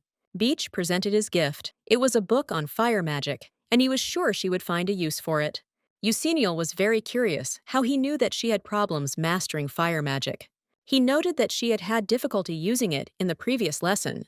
Yuseniel remembered this and was confused. Book turned out to be the son of the elderly woman she'd been helping, and also the only mage in Valence. His mother has long since passed away, but he spends a lot of time with her family, teaching the girl magic. Yuseniel said that for some reason, pyromagic was the hardest thing for her. Book added that it was very difficult to create a horse when it was so cold outside. Mastering this magic isn't easy, but he'll show her a few tricks at the next lesson, so don't worry about it. The girl said he was simply the best mage she knew, and his explanations were much clearer than the lectures of the capital's professors. Book was embarrassed and said he wasn't that good. He didn't even have a rank. Mages of the Northern Empire regularly take exams in the Magic Tower, after which they are sorted into levels and assigned ranks. Sometimes she becomes very curious about who Book really is. He has the manners and skills of a high-class magician, but at the same time, he's very kind and cheerful, like everyone in Valene. Papa doesn't know him, so she assumes he's not of noble birth. After that, he gave her something else. This jewelry. Very beautiful. It shines so much that you can't even take your eyes off it. The girl had never seen anything like it, so she asked what kind of stone it was. It doesn't look like a ruby. Book said he didn't choose it, so he can't say. Eucenial was very surprised and asked who he was from. The man paused and said he only vaguely remembered. But he was just on his way to it when he bumped into a young man who asked him to give her this jewel. Then the gentleman stopped him and asked if he could do something for him. He ordered the stone to be given to Eucenial. The girl was very surprised. The gentleman continued to say that the stranger said this because he wanted to give it to her himself, but he couldn't, and so he asked someone to do it for him. Eucenial asked what he looked like. She assumed the young man was blond and blue-eyed. It was very strange that he couldn't remember the man's face. He must have cast a spell of oblivion on him. It seems Book can be trusted. Eucenial asked again. Book remarked that they were also very strong. It might not be him, but she still decided to ask if he remembered anything. Well, the man decided to think about it and said that he was dressed too lightly. He himself seemed to be carved out of ice, and although a smile played on his lips, it turned out that he was about to cry. Eucenial said that she would be back soon, but Book didn't understand where she ran to because there was a snowstorm outside. A lot of time has passed since then. He is probably already far away. Only one person close to her calls her by her full name. Only he would come in such a blizzard, dressed inappropriately for the weather, and wait in the cold to give her a gift. Only he. She believed it must be Crown Prince Tess. She really wanted it to be him. The girl realized that in the end, it was he. Book said that he had never seen such mysterious stones, which aroused her unusual curiosity. She even tried to study its composition in conceum. She still didn't find out anything, but she knows one thing for sure. Every time she looks at this bright red gem, her heart is ready to break into 1,000 pieces. It's as if he's begging her not to forget him. Judging by the size of the stone, it's probably quite expensive. She is very interested in what he was thinking when he asked Book to give this to her. Gail was absolutely delighted because the soup was simply amazing. Her parents told her to try something else, and there are so many things here. Father thought that something was wrong with Yule, or that she wasn't hungry. The girl said that everything was fine, and there was no need to worry about her. Lately, she had been spending the night in conceum quite often, so they assumed the workload was so great. There have been numerous mana surges in the Empire over the past 10 years. She needs to thoroughly study all the available information. If it weren't for tomorrow's New Year's ball, she would have spent the entire night reading. Her father was simply horrified and said that she had just transferred to this academy and there was no need to burden herself with such work. Father added that, moreover, it was incredibly difficult to combine participation in such a large-scale project with studies. Mother asked him to keep it down. Eucenial said she promised it wouldn't reflect on their family's reputation. She studied history and humanities with Bernard and Buck and was significantly ahead of the curve, so she won't have any problems with her academic performance. Her father was simply horrified and didn't understand what their family's reputation had to do with it. Her father doesn't worry about that. Mother sighed and said that, besides everything else, she attends social events every weekend and hardly gets any rest. Nuss said he would pick her up the following weekend, and the lady wished him a good journey. Eucenial immediately thought that as soon as she got to the room, she would immediately sit for the test. The parents were very worried and said that they were just concerned about her health. The girl said that her father had been appointed minister and that she would be able to help him if she knew what was going on in high society. Then they will be able to avoid a repeat of what happened 14 years ago.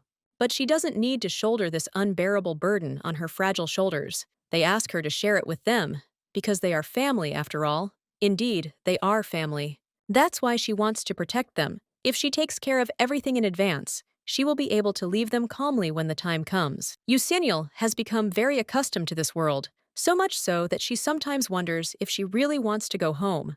But she is still tormented by nightmares about what happened 20 years ago, pain in the lower abdomen, and the way her mother begs her not to leave her alone. Eucenial can still hear her mother's voice and sobs. Seal turned to her daughter and asked if she really continued to have nightmares. Her father was absolutely horrified and said they needed to call a doctor immediately. Gail asked her sister if it was true that she had nightmares. Eucenial stroked her head and said that no, she had forgotten about them since childhood and was sleeping like a baby. But let it be so. He won't overexert himself anymore, so that they don't worry. Her father said that was great and asked her to tell them if she needed help.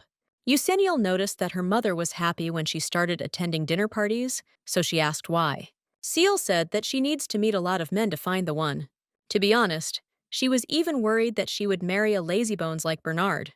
His age is unknown, but father said that Bernard is too old for his daughter. Seal said that she did the same for him, but that didn't stop them, and even though Bernard has a bad character, he's quite attractive. That can't be taken away. Your father was shocked with you that his darling was praising another man while sitting next to her. Gail said that her sister likes much more attractive and gallant young men. Her type is modest men with unexpected smiles. Eusenial was simply horrified because she understood who they were thinking about now. The girl asked her sister why she had decided that. Gail asked if she remembered how they had gone grocery shopping last winter. And then she was helping a boy on the street. She asked if he was okay. After which the guy thanked her for her help. The lady made sure he wasn't hurt and noted that he had hit it pretty hard. The gentleman laughed and said that thanks to her, he was back on his feet again. Eusenial thought that it was the crown prince, but he immediately said that his name was Miel, and he asked to be allowed to treat her to tea in gratitude for her kindness. The girl thought she was acting as if she'd fallen, and that he wasn't the crown prince. She apologized and said she was in a hurry. Miel said that it was a great pity, but if they met again, he would definitely return the favor. Gail said that she couldn't take her eyes off him, so that's what her sister thought. It was because he looked very much like the crown prince. That's why she was staring. Mother asked again if she was saying his name was Miel. She said that since his name ended in L, perhaps he was an elf too. Elven names ending in L. Gail was absolutely delighted, as she had never met other elves. The elven youths are wonderfully handsome, simply stunning. Gail asked if they were truly even more handsome than their father. Seal promised to tell her when there were no prying ears around me. The lady said that she was joking, so she asked her husband not to be angry. Eusenial wants to return home as soon as possible, not only because of the nightmares. The more time she spends with them, the less confident she is that she can easily part with them. Seal turned to her husband and did not understand why he was so sad. His wife thought something was bothering him. He hadn't said a word since dinner. The master said it was nothing. Ciel decided to say that what she said at dinner was just a joke, and Mylene is the only one for her. After that, she kissed him on the forehead. The gentleman said that he knew about it. He just remembered the nightmares that tormented their little girl as a child. He remembered how they ran because the baby was screaming in her sleep. She was in a lot of pain. She asked for help and drove everyone away from her. She called for her mother. Ciel said that she was nearby. Her father called for doctors. The lady tried to calm her daughter down, but she said that she didn't want to die. Mylene noted that she remembers how bad things were for their daughter. Ciel didn't understand how she could forget, but even though the baby was suffering, the first thing she did when she woke up was calm them down. She didn't want them to worry about her, and that makes her worry even more. They have no idea how she truly feels. Ciel asked if he remembered that for a while. Eusenial had been sulking at the crown prince for returning them to the capital immediately after his accession to the throne. The father confirmed this and noted that Bernard had told them about it. He had said that she was disappointed. A dubious cause for joy. The lady was happy to hear this, because her daughter had always hidden her feelings, and at that moment, she thought she was ready to open up to them again. She thought Eusenial had finally felt free, but she closed herself off from them again as soon as they returned to the capital. It's as if she's running from something. It would be better if they stayed in Valen. Ciel told her husband that they must protect their daughter from the Imperial family at any cost. To endure what is coming, Eusenial needs someone more reliable, not a powerful ruler, but someone who will do anything for her. She wishes she could fall in love with someone sooner, but she doesn't seem to want to rush things. Mylene told his wife not to worry, because he knows that he is human, and therefore cannot fully understand what she feels. But lately, the Emperor hasn't been looking for anything other than their daughter, and she herself isn't eager to be with him, so everything will be fine. It's the day of the New Year's Eve ball. A huge crowd has gathered, all dressed to the nines and filled with festive anticipation. But of course, none of them can outshine the main star of the evening, her daughter, Euseniel. The girl didn't understand why she was a star. Her mother said it was her birthday. Euseniel noted that her sister had done a great job choosing her outfit. She's waiting for them at home, so they need to get back as soon as possible. She's sad there, and before they go, she asked them to have some fun for her. Mother remarked that she was a wonderful little sister and was very pleased because her girls were very friendly. Eusennial wanted Mother to stop this. By the way, Mother looks especially elegant today. Ciel said her father promised to arrive at the ball as soon as he finished work at the palace. But he never liked such events, so she doesn't understand why this is so. After these words, the father immediately showed up and said that he had been waiting for them for a long time. I sent him such a beautiful wife and daughter. Ciel said he looked stunning too. Eusennial added that they were well suited to each other. Their father said this was their first public appearance since returning to the capital, so they needed to look the part. Everyone thought they were a stunning couple, and their daughter remarked that they were perfect. Ciel said that if she was jealous, she should get married soon. She also added that she already has two worthy candidates for the role of groom. Or maybe they're good enough for me. She's quite demanding of men. My wife also suggested we go inside. The high level of her standards can only be blamed on their unattainable ideal. The woman noted that over these 14 years the lady had not aged a bit. The Duchess was beautiful. Eusennial was surprised, as there was a whole line of people waiting to see them. The lady had said she was an elf. Mother was making a great effort to maintain her composure. She was probably unaccustomed to socializing. If she had her way, she would have simply ignored everyone. The lady decided to go for a walk. It had been a long time since she had been in this banquet hall. It had not changed at all since that day. There she noticed a painting and wondered if it had always hung there. She wondered what was under that blanket. She'd only heard about this painting before. It was a creation of the Empire, painted by Roslanchen. The first emperor made a deal with a deity. I received all the knowledge of the world and became a magical swordsman, and then founded the Northern Empire. It is this historical moment that is shown in the painting. But Lux is usually painted in white. For some reason here he is depicted in black. The legend of the first emperor, who founded the Northern Empire, is passed down by word of mouth, but despite the fact that their country came into being through divine blessing, it has no state religion. Although there is such a thing in the Southern Empire, and she always found this fact interesting, however, this picture depicts someone else. She hadn't seen him mentioned in any book. For some reason, she had a bad feeling about this. Eusennial, don't think that there is any other side than luxury. Suddenly, Atel called her and asked why the birthday girl was standing alone and bored. He wished her a happy birthday and assumed she was tired of social upstarts. That was exactly it. He thought she was alone here. Eusennial said her parents were in the main hall, after which she asked why he was asking. Atel simply didn't notice anyone he knew nearby. Suddenly, a red-haired girl stood between them and addressed the Lord. Arin said she'd almost forgotten, so she immediately began congratulating her. The lady was very grateful. Edel was outraged because the lady had frightened him. The girl had said that the New Year's celebrations were about to begin, and they were somewhere chilling. Edel said that he knew. She doesn't understand why he was scaring her. Arin said she was exhausted trying to find them, and she didn't see any gratitude. Eusennial sighed, because those two were at it again. They were incorrigible. They were behaving like children. So she told them to hurry up, because everyone was waiting for them. Atel told them not to push. He also noted that she was quite strong. Eusennial didn't want to attract unnecessary attention this evening. But her father came up to her and said that the first dance is supposed to be with her father, so he assumes that she remembers this. Edel thought it was a bit too old-fashioned. Nuss added that if she danced with her father, her holiday would be hopelessly ruined.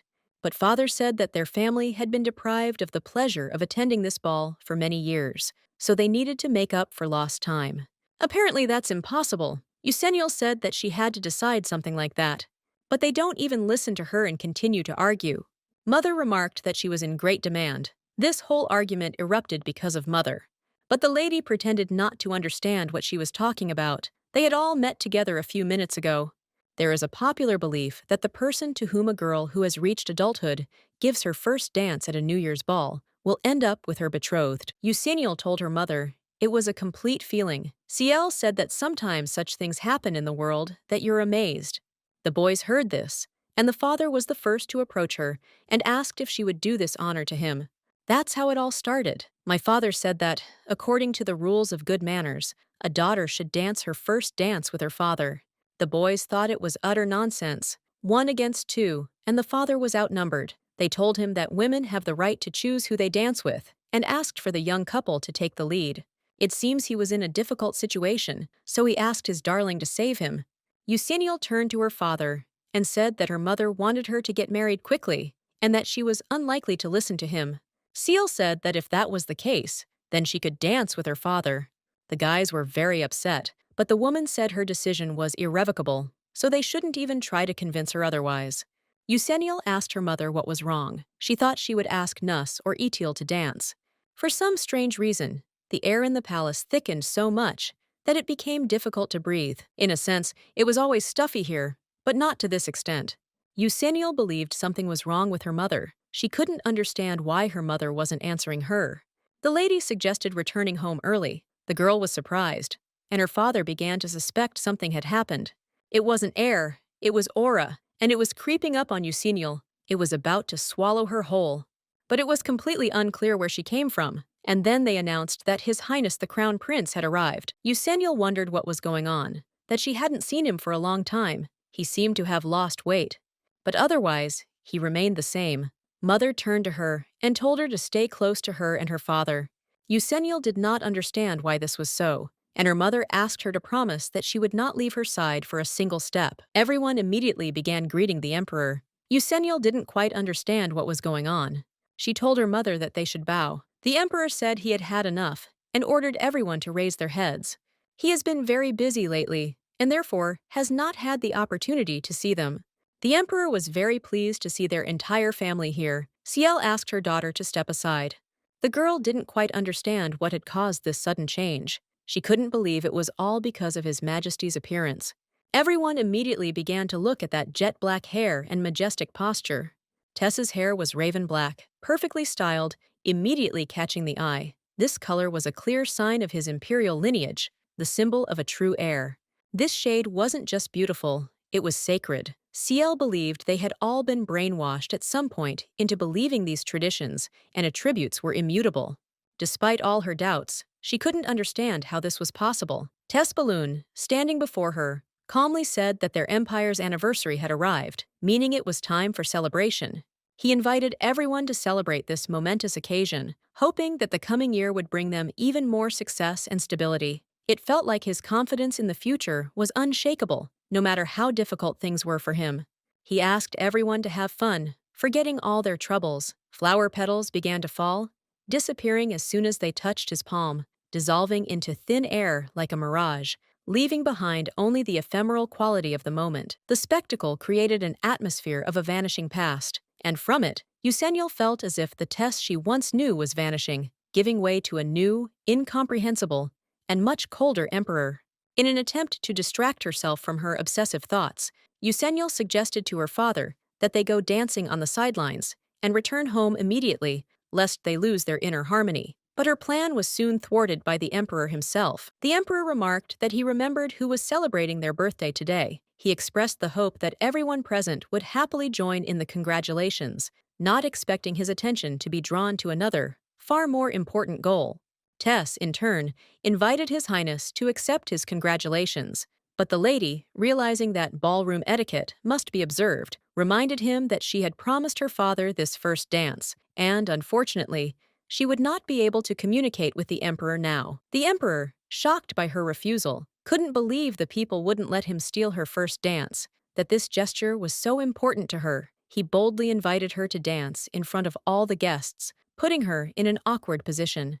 Tess, not expecting him to use his anger against her family, still knew that if she refused, the rumors would start again, so she was almost ready to agree. But then her father, hearing her request, shouted, "No!"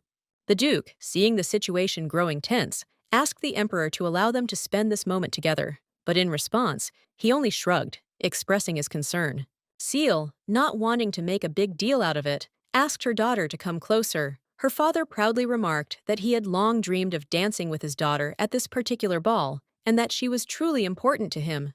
Tess turned to Duke Hardland and remarked that traditionally, young girls were expected to dance with their peers. This wasn't disrespectful, but rather an old imperial tradition, and dancing with the emperor would enhance her social standing. Euseniel wondered when Tess had learned to express her thoughts so clearly and reasonably. The mistress felt how her indecision sometimes affected her decisions. This wasn't just a question about the dance, but about her position. She thanked Tess for the offer, but explained that her daughter had already promised this first dance to her father, a promise she could not break. She could only hope the emperor would understand. The emperor contained his disappointment, but did not insist, adding that he would not interfere with her if she nevertheless decided to keep her word and give the dance to her father. In the end, he suggested that Lady Usniel herself make this difficult choice, for it was her day, her first dance. The thought hung in the air, and all eyes froze for a moment.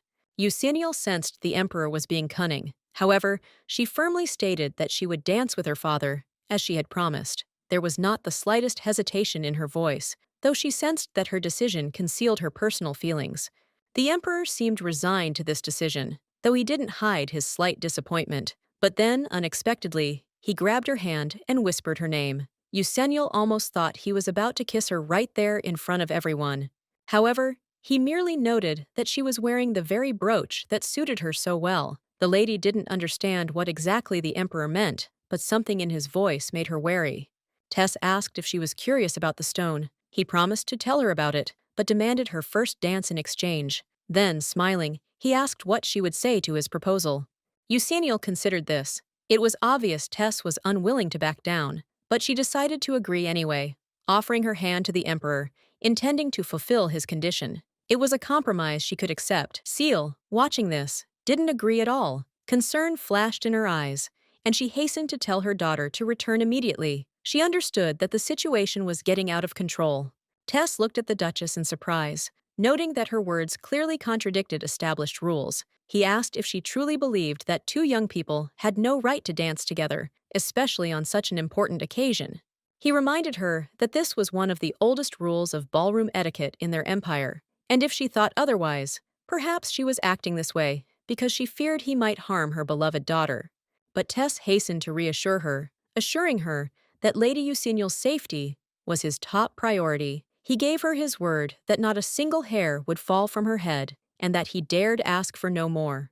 He added that, of course, only if Useniel herself didn't want it. And so, when everything became clearer, he suggested they go to the dance floor, assuring them that no one would interfere.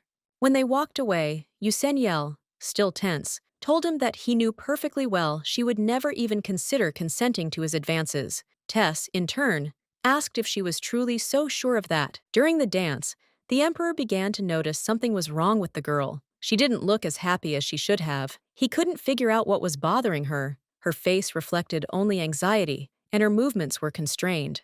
At one point, the girl stepped on his foot, and Tess began to think she was angry. He couldn't be sure, of course, but her behavior clearly didn't match the positive emotions he expected. Useniel explained guardedly that it wasn't that. She simply felt uncomfortable in his arms, and it was difficult to dance under such tension. Tess, chuckling, began to wonder if perhaps he wasn't leading her well. Useniel was very embarrassed and said she didn't think she danced very well. It wasn't so much a confession as an attempt to ease the tension they both felt. The gentleman reassured her. The emperor, trying to lighten the mood, said there was nothing wrong with that. She could simply follow him, and the dance would be over. There was kindness in his eyes, and he wanted to help her feel confident. When Tess looked at her, he couldn't help but think she was a true goddess. Her every gesture, every movement radiated such beauty that he felt it was a crime to be so charming. Useniel, feeling increasingly uncomfortable, began to get angry. She asked if he was going to hold her for the entire dance, as she was tired of all the attention and pressure. She asked him to let her go, to regain at least some personal space. She noted that all their guests could hear their conversation, but fortunately, they couldn't fully see their interaction. The emperor, noticing her confusion, wondered how to resolve this awkward situation. He made up his mind, and again, with a slight movement of his hand, the petals began to fall. This gesture distracted the guests, and now no one could focus on what was happening between him and Useniel. Tess felt he'd managed to divert everyone's attention from their dance, and now everyone was focused on the falling petals. At that moment, the mistress, seeing all eyes on them, asked him to stop fooling around. She adopted a more formal tone and began addressing him as you, knowing how much he disliked her formality. It was her way of cooling his ardor and returning to a calmer atmosphere. Tess, a little disappointed by her approach, called her a pest, but the mistress replied that he shouldn't call her that. She asked him to stop using magic, lest his frivolous tricks end badly. He'd expended too much energy trying to distract people, and she'd never seen him use such charms to bewitch people. She realized his actions might have been overly theatrical, but she was surprised he'd needed no preparation. Tess was shocked that she thought it was frivolous, because for him, it was a way to make her day special. He just wanted her to feel important, not something overdone. He said that if she was worried about what others thought, he would simply erase their memory of what happened, and she shouldn't worry about how they would perceive her actions. This would require a little more effort, of course, but it would be worth it. He assured her that now she should think only of him, and everything else would be left in the past. Tess assured her he could give her anything she desired, but his words burned her skin, and she couldn't help but feel that his antics would one day come back to haunt her, because nothing he did was simple. Eusenio paused and said that if he truly wanted to please her, he should tell her about the stone and the brooch. She tried to understand what exactly was hidden in this gift he might have offered her. She conducted extensive research herself, but still couldn't figure out exactly what stone the brooch was made of. The stone remained a mystery to her, and she was determined to unravel the secret. Tess noticed her curiosity and replied with a slight smile that if she truly wanted to know more about the stone, he was willing to tell her. However, in exchange for her first dance, he was sure she would find this small compromise interesting. Eusenio hesitated briefly, wondering whether to agree, but in the end, she offered her hand to the emperor, deciding the exchange was entirely reasonable. She wanted to know more, and especially, she was curious to discover the secret of the brooch. Tess, feeling like she'd given in, nodded with satisfaction. He'd said the stone wasn't just jewelry. It was rare and could tell a lot about the wearer. It wasn't just a gift, but a sign.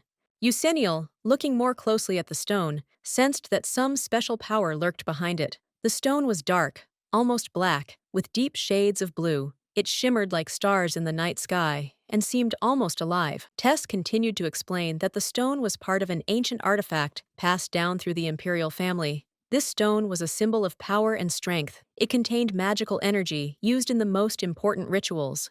Eusenio felt her interest heighten. The stone was truly something special, and she wondered if all this might be more important than she'd imagined. But she wasn't in a rush to make a decision, and decided it would be worthwhile to talk to him later.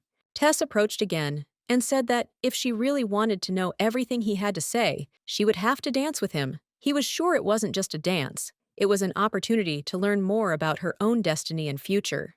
Eusenio replied with a smile that she could promise him a dance, but she was in no hurry to reveal all her thoughts. She understood that life was full of mysteries, and this was only one of them. The dance, like so many other things in their lives, was just part of the game.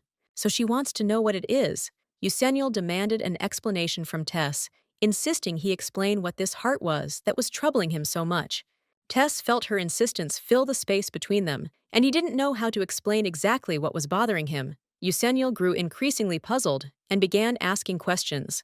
Tess looked at her and, sighing, said that it was literally his heart. He said it wasn't a metaphor, but truly his heart, which made him suffer and ache. He began to say that her appearance in his life had played a huge role. He felt that her light could somehow help him understand this painful state.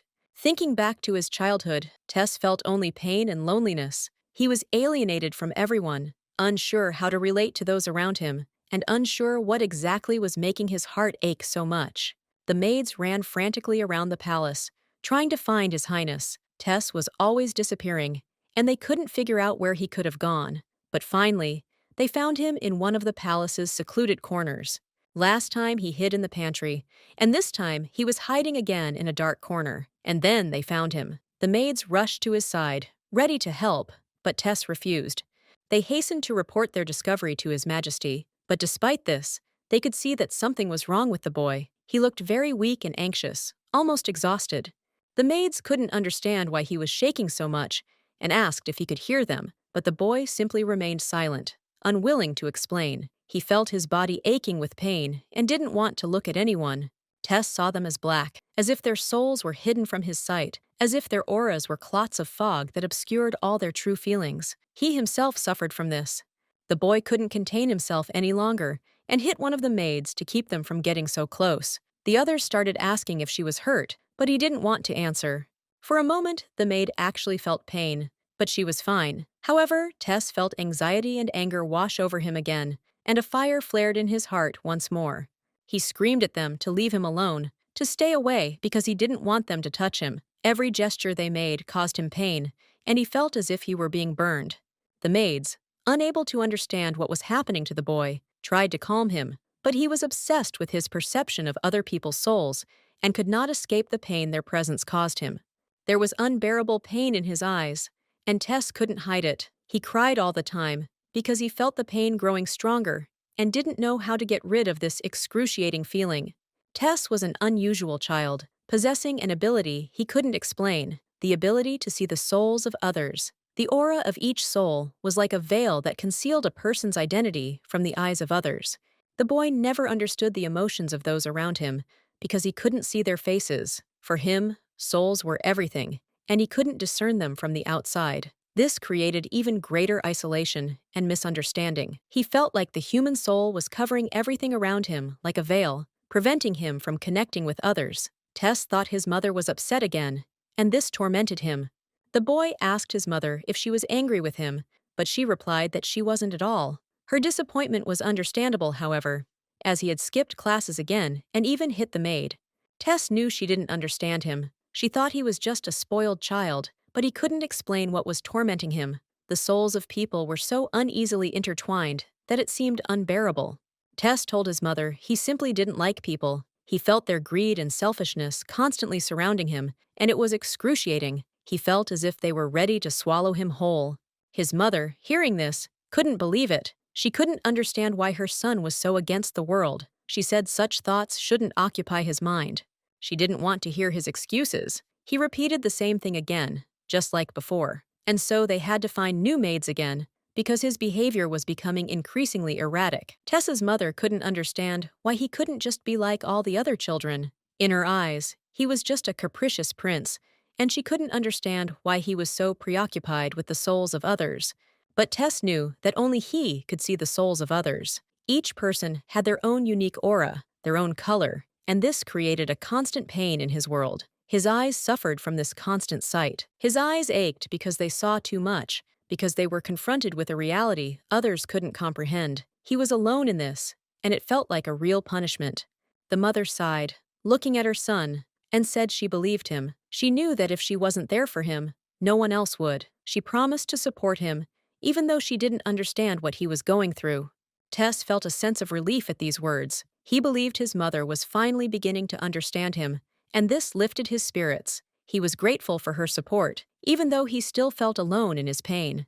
Tess's mother thought he was still a child, after all, and that at his age, such tantrums were normal. Children often go through hard times, and perhaps with time, he would outgrow this oddity.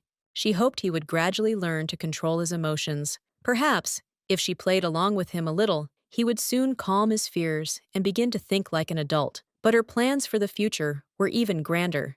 When Tess grew up and was ready to inherit the throne, she planned to arrange a marriage for him with Duke Suin's daughter. This would be the right step to strengthen imperial power and ensure stability. The boy, having listened to all these reflections from his mother, felt as if his life had once again been placed at someone else's mercy. He felt how far this was from what he himself would have wanted, and he decided he couldn't come to terms with it. He said she was a liar. The mother was shocked to hear such words from her son, and began asking him what he was even talking about. She couldn't understand how this could happen, since she had always been there, trying to support him. But Tess continued that she was only pretending to believe his words and feelings. He saw right through her and knew she was only interested in her goals, not him as a person. This upset him, but he couldn't remain silent. The mother was stunned and furious, asking how he dared speak so insolently to her, his own mother. She couldn't believe her own son was accusing her of dishonesty, and it was a huge blow to her. In response, she stated that it seemed he could use a few lessons in manners. She believed that Tess simply didn't understand how to behave with people, and it was unlikely that at his age he could fully comprehend all his actions. That evening, as the day drew to a close, she approached her husband, the Emperor. She expressed her concern that Tess needed more attention, and that perhaps he would benefit from having a younger brother. The Emperor laughed at first, not taking her proposal seriously. He believed Tess was still too young to worry about such things. In his view, the child still needed to grow, and any problems with him were temporary. His mother, on the other hand, was worried. She explained that Tess needed someone to look up to. She was also concerned about his health. He continued to have seizures. which was troubling her. The Emperor, seeing her uneasiness, disagreed, believing it was just another whim. However, his mother insisted that perhaps it would be better if Tess made a new friend, so he wouldn't feel lonely. She suggested that the Duke of Xun's daughter, a young woman, might be a suitable role. Perhaps if they met, Tess would change for the better and begin to see life differently. Tess couldn't even imagine revealing his feelings and thoughts to anyone. His world was too dark and sick to allow anyone into his life, and everything changed only after meeting her. Having the ability to see other people's souls is not as great as it might seem at first glance. The maid played with him and told him not to be afraid, because this rabbit was his friend. She greeted him. The boy was surprised and asked again if he really was his friend. The maid said she and the bunny really wanted to make friends with him, which turned out to be much easier than she thought. Earlier, the Empress said that whichever of them could entertain the Crown Prince would receive a generous reward. Although the Empress's offer was generous, she was reluctant to accept it because all the maids who had ever interacted with the Crown Prince had lost their jobs. If she decided to try to get along with the crybaby prince, she had plenty of courage. She believed he was still a child, albeit a capricious one. She would simply play with him and receive a good reward. Tantrums and hysterics are one thing, but she hasn't seen this boy's eyes. Her gaze sends shivers down her spine. Tess asked her if she really wanted to be friends with him. The maid didn't understand why he frightened them so much, since she thought he was a completely ordinary child. That's why she said that she would always be on his side, and that he could trust her. The boy said she was a liar. The woman was shocked, and the boy said she was lying to him. Tess knew this for sure. The woman immediately apologized and begged him to forgive her. She ran away from there. The boy noticed that she didn't last long. He's really fed up with all this. That's why he wants to be alone. Since he refused to communicate with anyone except his family, his father decided to help him make friends. The father asked him to be polite and courteous when he met the young Duchess. Duke Hardland is loyal to the Imperial crown, and his family may provide him with great support in the future upon his ascension to the throne. Besides, he'd heard that he and his daughter had a lot in common. Tess couldn't believe it. It seems this is the girl the maids were gossiping about the other day. They said the lady had never cried since birth, and they thought it odd. Oh, these children. While one cries endlessly, the other does not cry at all, but they are so different that it seems that they were made for each other, to balance each other out. The boy wondered what was so interesting about her, that people were talking about her so much. He couldn't understand what attracted people to this girl and what she meant to everyone.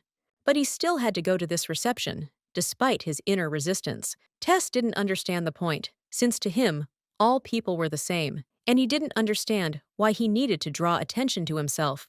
He asked his father if this was really necessary because his eyes were starting to hurt from looking at other people, at their hypocrisy and emptiness. The Emperor, addressing the Crown Prince, said that he was still too young and did not understand many things, so for now he turned a blind eye to his whims. But this did not mean that he would be allowed to do whatever he wanted. He warned him that he would no longer tolerate his displeasure and would not allow him to upset his mother. The boy paused, unsure of what was being discussed or what exactly he should do. Tess didn't understand what he expected from him. His father continued to insist that he behave properly, which only irritated him further, as it all seemed like empty words. He didn't understand why everyone always cared so much about how he felt, while his own feelings seemed so insignificant. Gritting his teeth, the boy smiled and promised to be polite. The gentleman praised him, calling him a good boy, but Tessa was already sick of this hypocrisy, of false words that had no meaning. The palace was full of people with selfish motives and filthy desires, and even his mother was obsessed with achieving her own goals, albeit the loftiest ones. Tess couldn't understand how anyone could love her. And all this time, his father loved such a woman. The boy's eyes ached from this world, and he no longer wanted to look at other people's souls, full of filth and hypocrisy. Who could have known how exhausted this had made him? His thoughts were interrupted when servants announced that the Duke had arrived with his wife and daughter. The boy hadn't even known it would be an important meeting. When he first saw her, he was blinded by her radiance. For the first time in his life, he was able to see someone so clearly, unveiled. It was something different, something extraordinary. Tess couldn't see into her soul the way he was used to with other people. But with her, it was different. Her inner world was like clear glass, and that caught his attention. From the moment they met, Tess wanted to never be separated from her. His heart was overflowing with emotion, and he couldn't shake the thought of her. He knew that perhaps she would consider his feelings ridiculous and naive, but he could not control what was happening in his soul. In his tiny world, full of pain and suffering, she became the only source of light that dispelled the darkness. She became the spark that could melt his isolation. Eusennial was the only person who saw him as more than just the crown prince, but a true friend. This was perhaps what Tess had been missing in his life. She noticed his nose was bleeding and quickly told him to keep his head down, but he confidently said he was fine. She didn't believe him and immediately insisted he accept her help.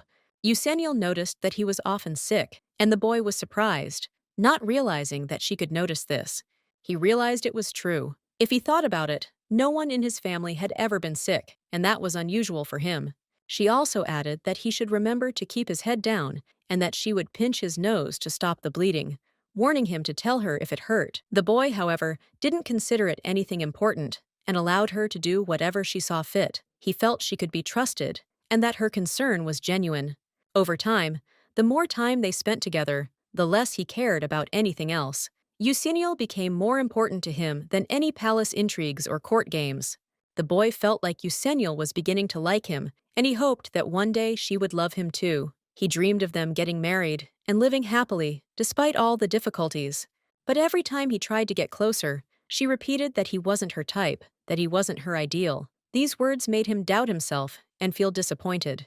He thought about how to change his appearance, because he knew that she liked brunettes with black eyes, and he thought that if he could become like that, she would notice him. This was the last straw. He lost his composure, as he couldn't understand why she couldn't love him for who he was. Eusennial said she didn't want to attend another social event because she didn't like the extra attention. It irritated her, and she preferred simplicity. She never liked ostentatious things, neither luxurious dresses nor jewelry. She knew what she liked and what she didn't, and she didn't try to pander to fashion trends. She also never worried about what others thought of her. All that mattered to her was what was going on inside, what she felt.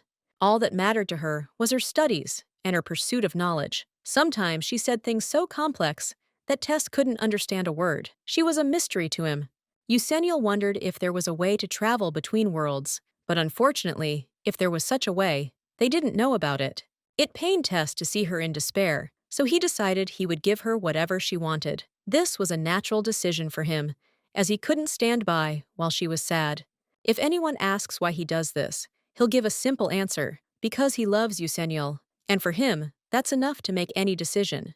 Eusennial was very kind, because even when he was bored, she always found time to play with him, to show that he was important to her. She didn't like Situ, and was always attentive to his requests. She played with him, read books, and this brought him joy. The boy was delighted by her attention. Eusennial noticed his eyes were red and worriedly said that he was probably sick again.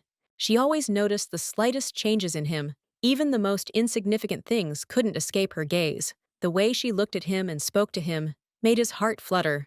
While she was reading the book, Tess began to yawn, so the girl assumed that he hadn't gotten enough sleep. The boy told her that this was not so, but he himself remembered that he had had another attack the previous night. Eusennial told him he could rest his head on her shoulder and take a short nap. She would wake him as soon as she finished reading. Eusennial was such a warm comma and so sweet. He wanted this moment to last forever. He really wanted her to love him too. He wanted to be with her forever. Tess didn't know what to do with him because she only liked dark-eyed brunettes. He wasn't the type she needed. Tess is becoming increasingly worried about this, and he wonders what will happen if she falls in love with someone. Eusennial is always surrounded by attractive young men, so perhaps she might choose one of them. And then he will be left alone. When a person becomes unnecessary, people simply erase them from their lives. Such are the rules of this cruel world. The boy remembered the Empress telling her husband that she would like to give the populated prince a younger brother. If he wanted to stay with Eusennial, he would have to win her heart. But he doesn't understand how to do this, because he can't change his appearance at will. It would be easier if she were as mercantile and greedy as the others. At least then she could be attracted by wealth and power. At that moment, his greatest fear was being abandoned. It hadn't bothered him before, because he was already lonely. But now that Eusennial is in his life, he can no longer refuse her sweetness. So the boy decided he needed to find a way to change his appearance. He would give anything for it, and when he was about to lose his mind, he appeared. The voice asked if he wanted to get her. If so, then he could help him. He simply had to let him into his mind and soul. He seemed strange to him, but at the same time, very familiar. Tess asked him who he was. This caused conflicting feelings. He is a deity that people have forgotten. If the boy makes a deal with him, he will fulfill any of his wishes, no matter whether he wants to conquer the entire continent or bathe in gold and precious stones. He could even make Eusenio love him, the boy thought. But then he realized that he couldn't do that. She wouldn't like it. And besides, he wasn't sure if he could be trusted. The voice asked him if he knew whether he was worthy of his trust. He seems to be able to read minds. God considered him a foolish child and said he would give him a gift and leave him for a while. He bets that the boy will soon be very eager to meet him again. After that day, he began to grow rapidly, but the anxiety did not go away. And a series of events only confirmed his fears. He decided that this freak would simply take Euseniel away from him. He even had black hair. It seemed that this meant that she would prefer him. The boy decided that this would not happen. Tess would never agree to this. The deity came to him again and said that if they made a deal, he would take care of everything. So the crown prince agreed. The deity decided to tell him a story about the lies that more than one generation of his ancestors grew up on. The god with whom the founder of the Northern Empire made a contract only pretended to be a deity. In fact, he was a devil. However, the first emperor guessed about this, but this did not stop him from concluding the fatal deal. As a result, he received an unlimited supply of mana and access to all the knowledge of the world. This allowed him to put an end to the troubled times and found a new state, and everyone already knows what happened next. He asked the boy what he thought the devil demanded of the emperor in exchange for his services. He set a surprisingly simple condition. He simply wished to mix his own blood with the emperor's. That's all. From that moment on, his blood flowed in every air of the empire. This is the devil's blood. However, the demonic essence brought them all together, devoured them from the inside, and in the end, the sad fate of disappearing into the darkness awaited them all. Although time had diluted the bad blood and significantly weakened the influence of evil forces, very soon its concentration increased again, as new emperors made new deals. That's why two of them were known as madmen and tyrants. During periods of correction, the number of demons in the empire's domains increased exponentially. God was not pleased with this, and so he gave earthly man a blessing and strength to fight the Prince of Darkness and his minions. This man later founded the Southern Empire. Darkness in the north and light in the south fought each other day and night, maintaining the balance of the world. All he needs to do is ascend to the throne and tip the scales in their favor. If necessary, he can get rid of anyone who dares to interfere with him.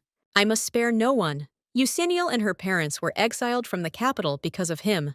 She wrote him a letter saying that their family was forced to leave the capital in a hurry, and she heard that right after his birthday, he became very ill, so she asks him to take care of himself. She didn't understand why they had to leave, but she thinks it had something to do with him, but he himself had nothing to do with it.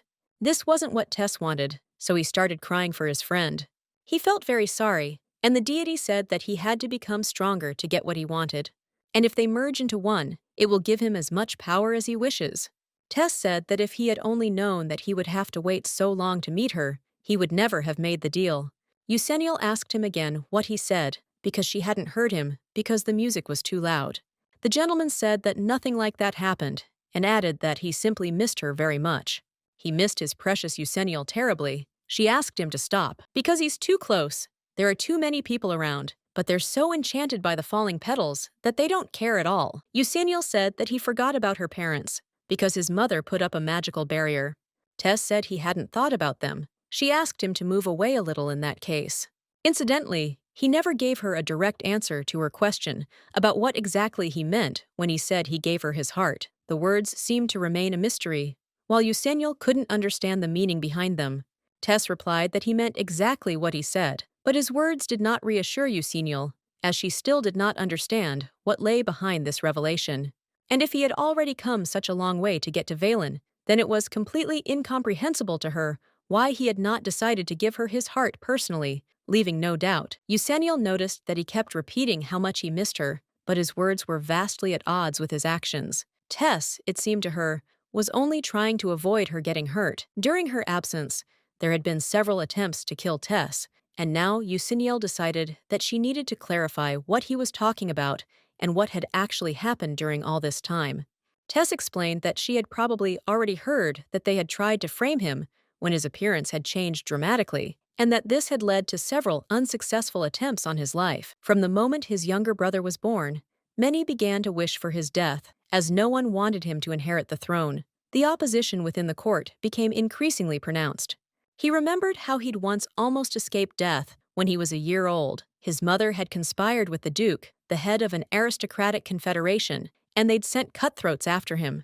Eusennial was shocked to learn that Tess had miraculously survived. His experiences had been so intense that he now feared for his life and felt he needed to become stronger to protect not only himself, but also those he cared about. Therefore, he firmly decided to become stronger, delved deeper into the study of magic, began to train more, and even began to take politics seriously, realizing that in order to protect, one must be prepared for anything. Unfortunately, however, soon afterward, his father became seriously ill and died shortly thereafter. This forced Tess to take on the responsibility and fill his shoes. The nobles continued their intrigues right up until Tess's coronation, spreading vile rumors about his family and opposing their return to the capital. Had Tess not exposed these traitors, his life would have been in grave danger. If he failed, his family would never be able to return home. Tess realized that only strong leadership could ensure his family's safety and future. Now Eusennial began to understand why he had executed all the conspirators and abolished the aristocratic confederation. It was necessary to eliminate the threat. Tess added that the conspirators weren't just trying to destroy his power, they were aiming for his death. It was a true coup, and he was prepared to fight to the end. He apologized again for leaving Valen without a word. He explained that he simply didn't know what was best to do, and didn't want to worry her. But he missed her so much that he decided to leave his heart to her, not hoping for an answer, but fearing that she would hate him for it. Eusennial replied that wasn't true. Her curiosity was the driving force, and she simply wanted to understand what was behind his changes. It wasn't driven by mistrust or judgment. If the question hurt him, she promised not to ask again. However, Tess said he would be happy to answer all her questions if she wanted. Suddenly, a divine voice spoke from behind him, claiming that Tess's words were false and that he was a liar. This caught Eusennial's attention.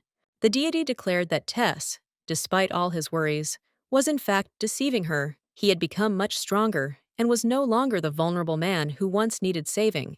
This all happened thanks to the intervention of a deity, which helped him attain incredible power. Eusennial couldn't understand why Tess suddenly froze, as if something had changed in his mood. Tess apologized for his words, and the deity continued mockingly, claiming that here she was, his precious Eusennial, right in front of him, and she was too good for him to lose. The deity continued to say that if Tess continued to do her thing, he would lose her again, just as he had lost her once. Eusennial, noticing that Tess had turned pale, asked worriedly if he was all right. He looked clearly out of sorts, which made her worry about his condition. The deity's voice continued to insist that Tess hurry and retrieve her before it was too late. This only increased Eusennial's anxiety. Tess shouted that he'd had enough, and Eusennial, frightened, said he'd scared her. He suddenly broke into a scream, not understanding why he was acting this way. He apologized and said that his head hurt, but the musicians, not understanding what was happening, decided that he should stop the music, believing that this was his request. The lady noticed that Tess looked unwell and suggested taking his temperature to see if there was cause for concern. Eusennial sensed he had a fever and asked if he was completely okay. He looked tired and weak, as if he lacked energy. The voice kept repeating that Tess should take her and possess her, which made Eusennial even more worried.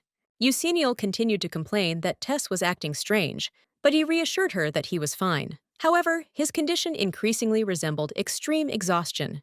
Tess reported that his headache was not going away and decided it was best to leave before his condition worsened further. Eusennial tried to stop him, but he had already turned and walked away, leaving her completely bewildered. He looked like he wasn't himself. Her father approached, alarmed, and asked what was wrong, as he had heard her scream. Eusennial explained that Tess had become ill, and she didn't know what was happening to him. She admitted that she had noticed strange behavior in him before, and now that he was gone, her anxiety only increased. She couldn't understand what was going on. Eusennial tried to figure out what was wrong with him, while Tess continued to struggle with his serious condition. She was tormented by the thought that something serious was wrong with him. After the New Year's ball, the bustle finally died down, and a long-awaited moment of peace arrived, but many unanswered questions remained in her soul. Gail, noticing the change in her mood, asked her sister to look at the beautiful Mimlock tree to distract her from her thoughts, at least a little. Fruit picking turned out to be much more fun than she thought. It was just a shame that Valen didn't have such fruitful trees as here. Eusenio savored every moment, remembering her home. The fruit was not only beautiful, but also incredibly delicious. Eusenio warned her not to eat too much, otherwise she risked ruining her appetite and not having time to enjoy the main course. Once upon a time, this tree was so small that even a cat could barely reach its branches. Now it had already produced a full harvest, and they happily gathered the fruit, watching everything around them grow. Time flew by. Gael noticed that she worked too much and didn't notice how quickly the days passed. It seemed that was why she stopped finding time for simple pleasures. The New Year's Eve ball was long gone, but Eusenio still had worries. They grew more numerous with each passing day. Even the time to play with her sister had almost disappeared, which upset them both. But recently, Gail had started coming home earlier. Research in the lab was progressing well, and there was no longer a need to stay late into the night, which of course pleased Eusenio. Gail said she'd soon be entering Conceum, which meant they'd be able to see each other much more often. This was encouraging, as her sister had been looking forward to the time when they'd be together. Eusenio figured the academy and the lab were quite far apart, and she wasn't sure how often they would cross paths. But she didn't want to upset her sister and decided to remain silent. Gail was so glad she wouldn't have to be alone in the house anymore. This brought Eugenielle relief. She finally felt like her life would be a little less lonely. The girl eagerly awaited the start of the school year, when life would once again sparkle with new colors. This was something important to her, and she was ready for new challenges, because change is always exciting. Gail said she wanted to take a fruit basket to her mom and dad. This decision surprised her greatly, as she hadn't shown much interest in household chores lately, focusing all her attention on herself. Gael had always been bright and cheerful, but her words now worried Eugenielle. Things seemed off, as Gael had been finding herself alone a lot lately, and this was clearly not the norm. Yes, Gail often sat alone with her parents, as they were so overprotective of Eugenielle. All their attention was focused on her, and Gail seemed forgotten. Maybe she should talk to them? Eugenielle felt it was time to bring this to her parents' attention, as Gail was entering adolescence. She could have become more independent, but her overprotectiveness was seriously hindering her. Eugenielle felt as if she'd only been born yesterday, and now her sister was already entering the academy. It was incredible how quickly time flies, and what could happen in such a short time.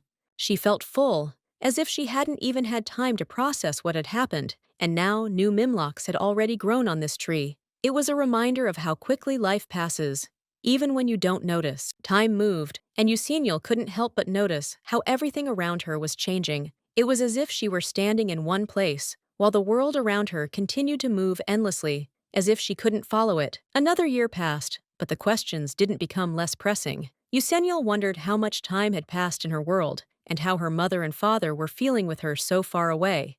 She kept thinking about her future, about the nightmares that tormented her, and the questions that remained unanswered. Would she be able to return home, or would that thought forever remain just a dream? And then she realized she was losing it again. Her thoughts had wandered, and she decided she needed to focus on something more important and tangible to keep herself in check. Eugenielle remembered that she wanted to treat Tess to some of their fruits, and at the same time to visit him, because she hadn't heard from him for months. Meanwhile, Tess lay there, feeling very ill and in pain. He simply begged her to come quickly.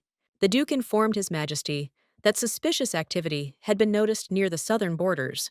He heard that the neighboring empire was amassing troops there, and therefore they should begin preparing for an emergency. Suddenly, a man from behind turned to Duke Hardland and asked if it had occurred to him, when he was compiling this report, that it would be a good idea to include some solid evidence to go along with such a serious statement. It was Duke Rantia. Duke Ridzel believed that his lordship was not afraid of the possible consequences, because his daughter had been honored to dance with the emperor. Duke Bonaparte was simply horrified and couldn't understand what they were even allowing themselves to do. Milan said everything was fine. Rantia turned to Bonaparte and noted that he was always trying to pick a fight with someone, and perhaps it would be better for him to mind his own business. Although Duke Rantia and Duke Ridzel hold the same social status, they hate their family because they support the emperor. They are said to have been the ones who fought harder than anyone else for their expulsion 14 years ago. They went quiet for a while, but then bared their fangs again after the ill-fated New Year's ball. The emperor ordered everyone to remain silent, then turned to the ducal hardland and inquired how often the knights of the southern empire hung around their borders.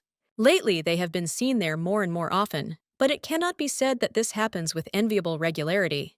Bonaparte thought they might be hunting demons. This is unlikely, as we're talking about an army that reports directly to the emperor. And this is also true. The personal detachment of the ruler of the state has completely different tasks. This army has only one purpose. It exists to maintain peace on the continent. They conduct training on their boundaries to keep him on a short leash. The emperor thought this was foolish. The deity asked if he was simply going to sit back and wait for them to attack. The emperor considered destroying them all, as he had more than enough power to do so. The thought haunted him, but he restrained himself. While the threat of war with the Southern Empire may be minimal, there's another problem. The borderlands are teeming with demons. Constantly being on guard has become routine for him. Over the past 10 years, the demons had become far more brutal than before. The emperor sighed deeply, feeling the weight of responsibility resting on his shoulders. The duke's gaze, reminiscent of Eusennial, evoked painful memories. However, Tespaloon knew he had no right to lose control. If he gave in to his bloodlust, the devil would be able to take over his mind and soul. He couldn't allow that, especially now that Eusennial had returned. With her return to the capital, the risk of losing control became unacceptable. The emperor understood that her safety depended on his ability to maintain composure. Tespaloon sighed and, looking at the assembled group, said, "This damn meeting has been going on forever." He was barely containing his irritation. Turning to Albert, the emperor asked how Eusennial was faring. For some reason, this information always worried him more than anything else. Albert reported that the lady regularly practiced swordsmanship and sparred with Lord Ethel every week. This news immediately sparked a burst of anger in Tessa. However, he ordered Albert to continue. The latter added that Lady Eusennial had recently been invited to a soirée at the Rantia estate, which would take place in 10 days. Albert noted that the lady did not yet have a companion, but most likely she would go to the event with Lord Nuss or with Lord Ethel, whom Tessa hated. Tess had hated Ethel since childhood. The tall, dark-haired man, a talented swordsman, and a potential rival for Eusennial's affections. All of this infuriated him. Recalling the past, the emperor thought about how he had put in a good word for Etil with his father, so that he would accept him into the guard. Even the intercepted letters that Etil sent to Eusennial during her exile could not sever his connection with the girl. The kind-hearted Eusennial, unable to refuse these suitors, became the target of their advances. The emperor knew he had to intervene. He thought irritably that it was his job to rid her of her persistent suitors. Apparently, the situation wouldn't change without his intervention. Albert soon reported that Eusennial had submitted a request for an audience and was going to visit the emperor this afternoon. Tess asked why it had become known so late. It turned out the letter had arrived yesterday, but he hadn't been in a good condition to read it in time. Yesterday, he ordered that no one disturb him, unless they wanted to lose their heads. Emotions got the better of him, and he lost control of his powers. Now, having heard the news of her visit, he ordered everything to be prepared for her arrival, wanting to make the proper impression on her. Albert assured her that everything would be done, but as he was about to leave, he was stopped by Tess, who suddenly wanted to clarify the details. The emperor asked what he looked like, and Albert, not understanding what his master meant, sheepishly asked for forgiveness. It turned out that Tess had planned to appear before Eusennial as a sick and weak person in order to understand her true feelings. Eusennial, who had deliberately arrived at an inconspicuous time, brought the emperor a basket of fruit so as not to attract anyone's attention. She was surprised that half the palace greeted her as if it were an important visit. She was even more perplexed by the number of servants en route to her destination. When she was offered to accompany her, Eusennial, knowing the way to his office, refused the services of servants, considering it unnecessary. However, Albert reported that the emperor was not in the office, as he was resting in his chambers due to illness.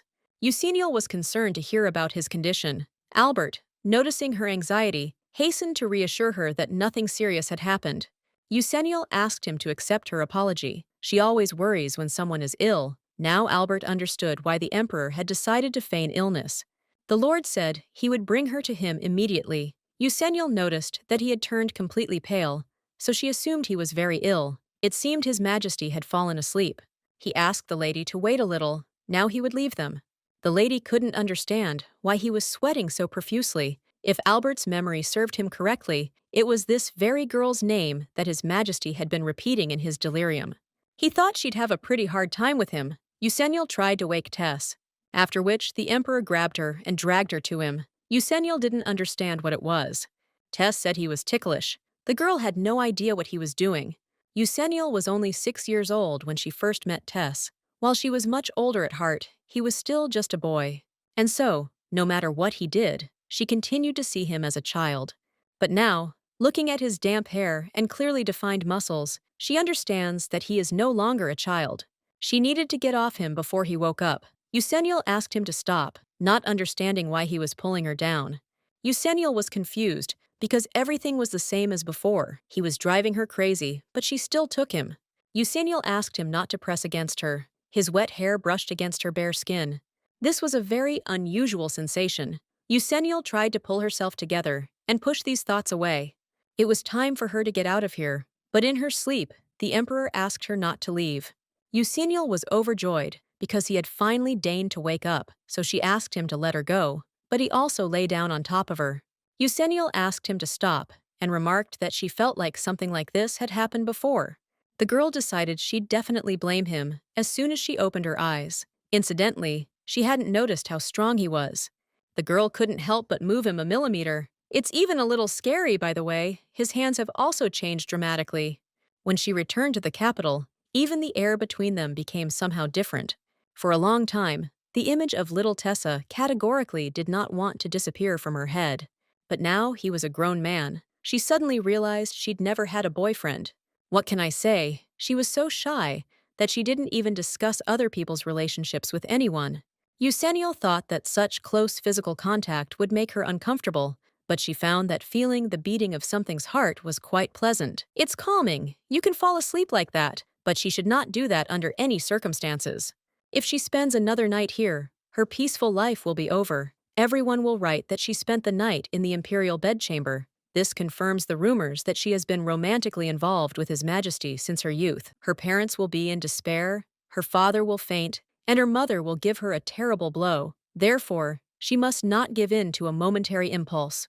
She asked him to get up, because she couldn't just throw him out of bed. After all, it would be indecent. She was either in front of her or with her, wondering what she should do. Give in to her desires and stay in the palace, or push the insolent man off her back and go home.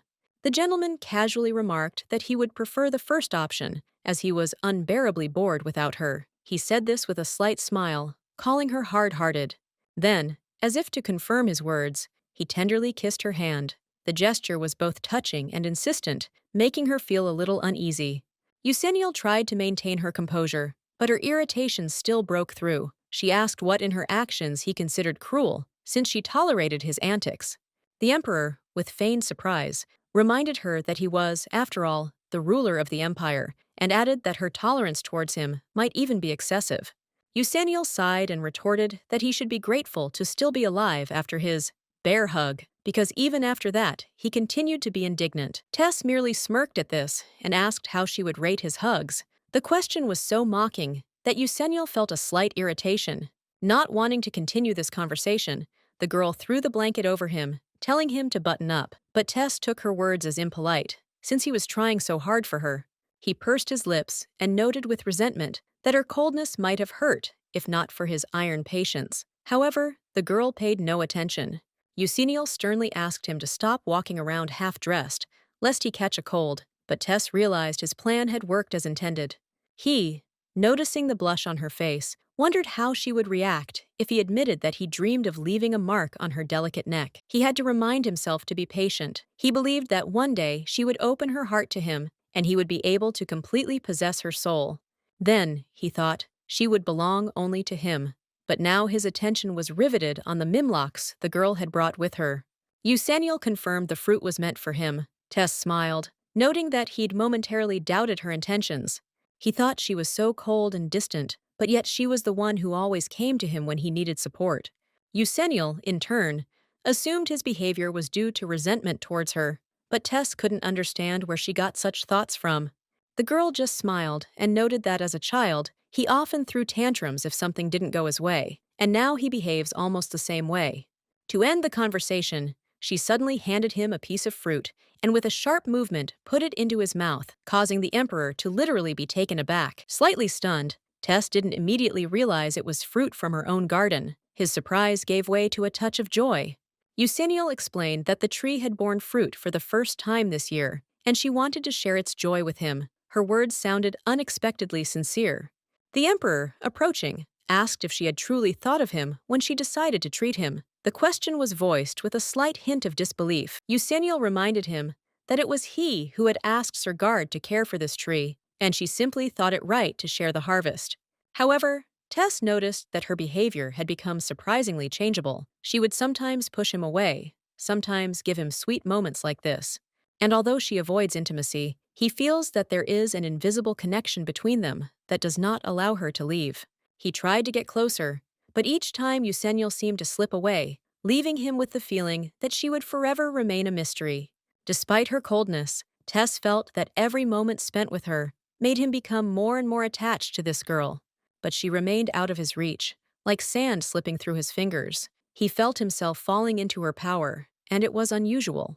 When Eusennial sharply asked why he was staring like that, the Emperor only chuckled, realizing that she had no idea about his feelings.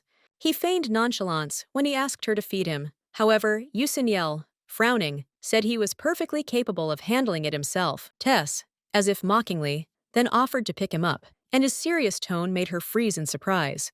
She couldn't understand how he could say such things with such sincerity, and she barely suppressed an irritated laugh in response.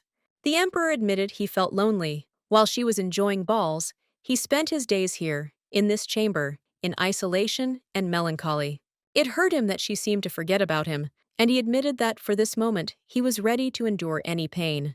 Eusennial couldn't understand what was making him so clingy, but she gave in and allowed him to stay by her side. Tess, comfortably settled on her lap, remarked with a satisfied smile that he was now happy because being next to her made him feel better.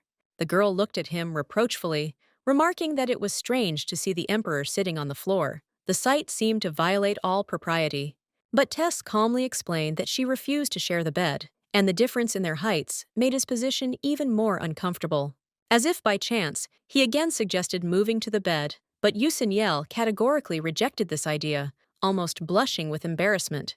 The Emperor, looking into her eyes, suddenly asked how long she intended to pretend not to notice anything. The girl frowned, not understanding what was being discussed, and Tess, with a slight smile, told her mysteriously that if she wanted, he would kneel before her. His voice was quiet, almost a whisper, but his words took Eusennial's breath away. She knew there was more behind the gesture. Tess added that simply being near her was enough for him, and as long as she didn't push him away, he felt completely happy. He admitted that these rare moments when they were alone made his world brighter, even if she considered it just a momentary weakness. Eusennial reminded him that she only agreed to this because he was sick and asked him not to jump to conclusions. Tess nodded, but his gaze told a different story. For him, this wasn't just a moment. He was certain their connection ran deeper.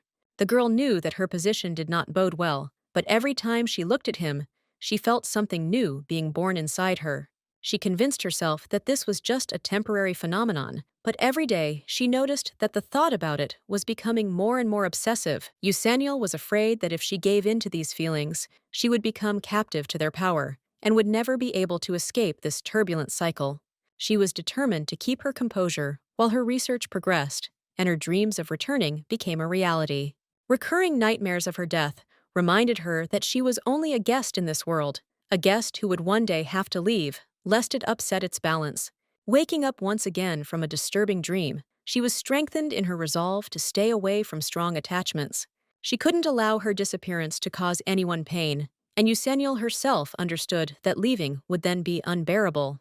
Her resolve to remain calm and detached could not be shaken even by Tess's presence, although sometimes she doubted whether she was strong enough. Having said goodbye to the Emperor, she wished him good night and left his chambers, trying not to look back. The next day, Eusennial encountered an unexpected scene. She heard loud voices coming from around the corner and rushed to investigate.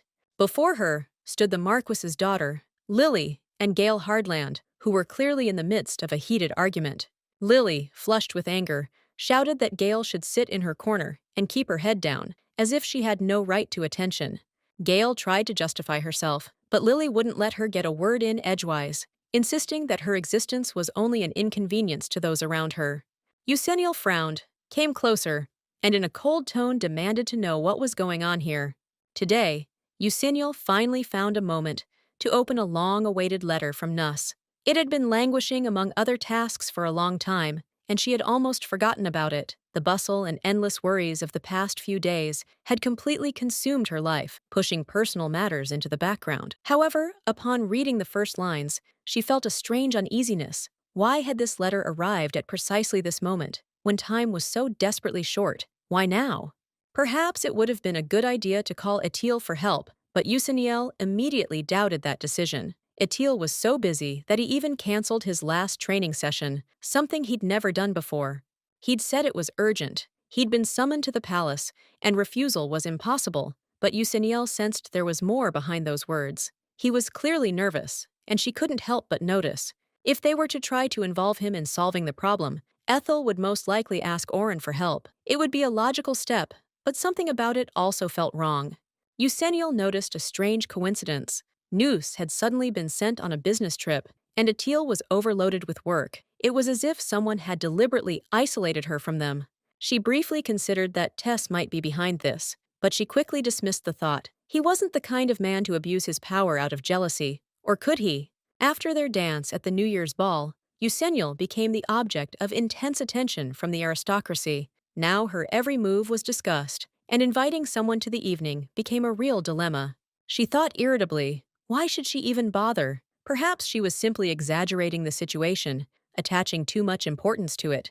But after her last meeting with Tess, she vowed to keep her distance from any emotional upheaval. She had to remain cool and independent. After all, she could go to the party alone. Her family's reputation was strong enough not to be damaged by such a minor infraction. Moreover, she increasingly felt it was better to stay away from these evenings, intrigues, and gossip altogether. All of this only got in the way.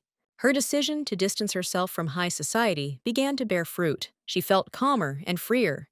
However, at some point, Eusenniel realized that isolation had taken her too far. She began to be troubled by questions she had previously ignored.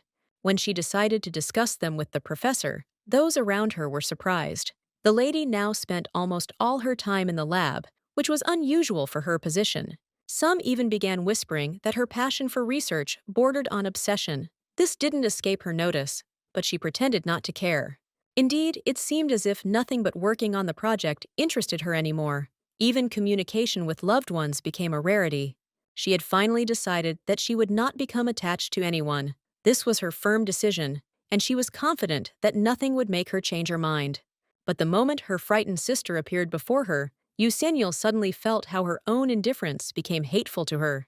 She addressed Gail sternly, demanding to know what had happened. Her silence and confusion seemed suspicious, and Eusenniel wanted to know the truth. The girl, with a gentle smile, assured that she was simply giving her sister some advice, adding that these were the usual instructions from an older student.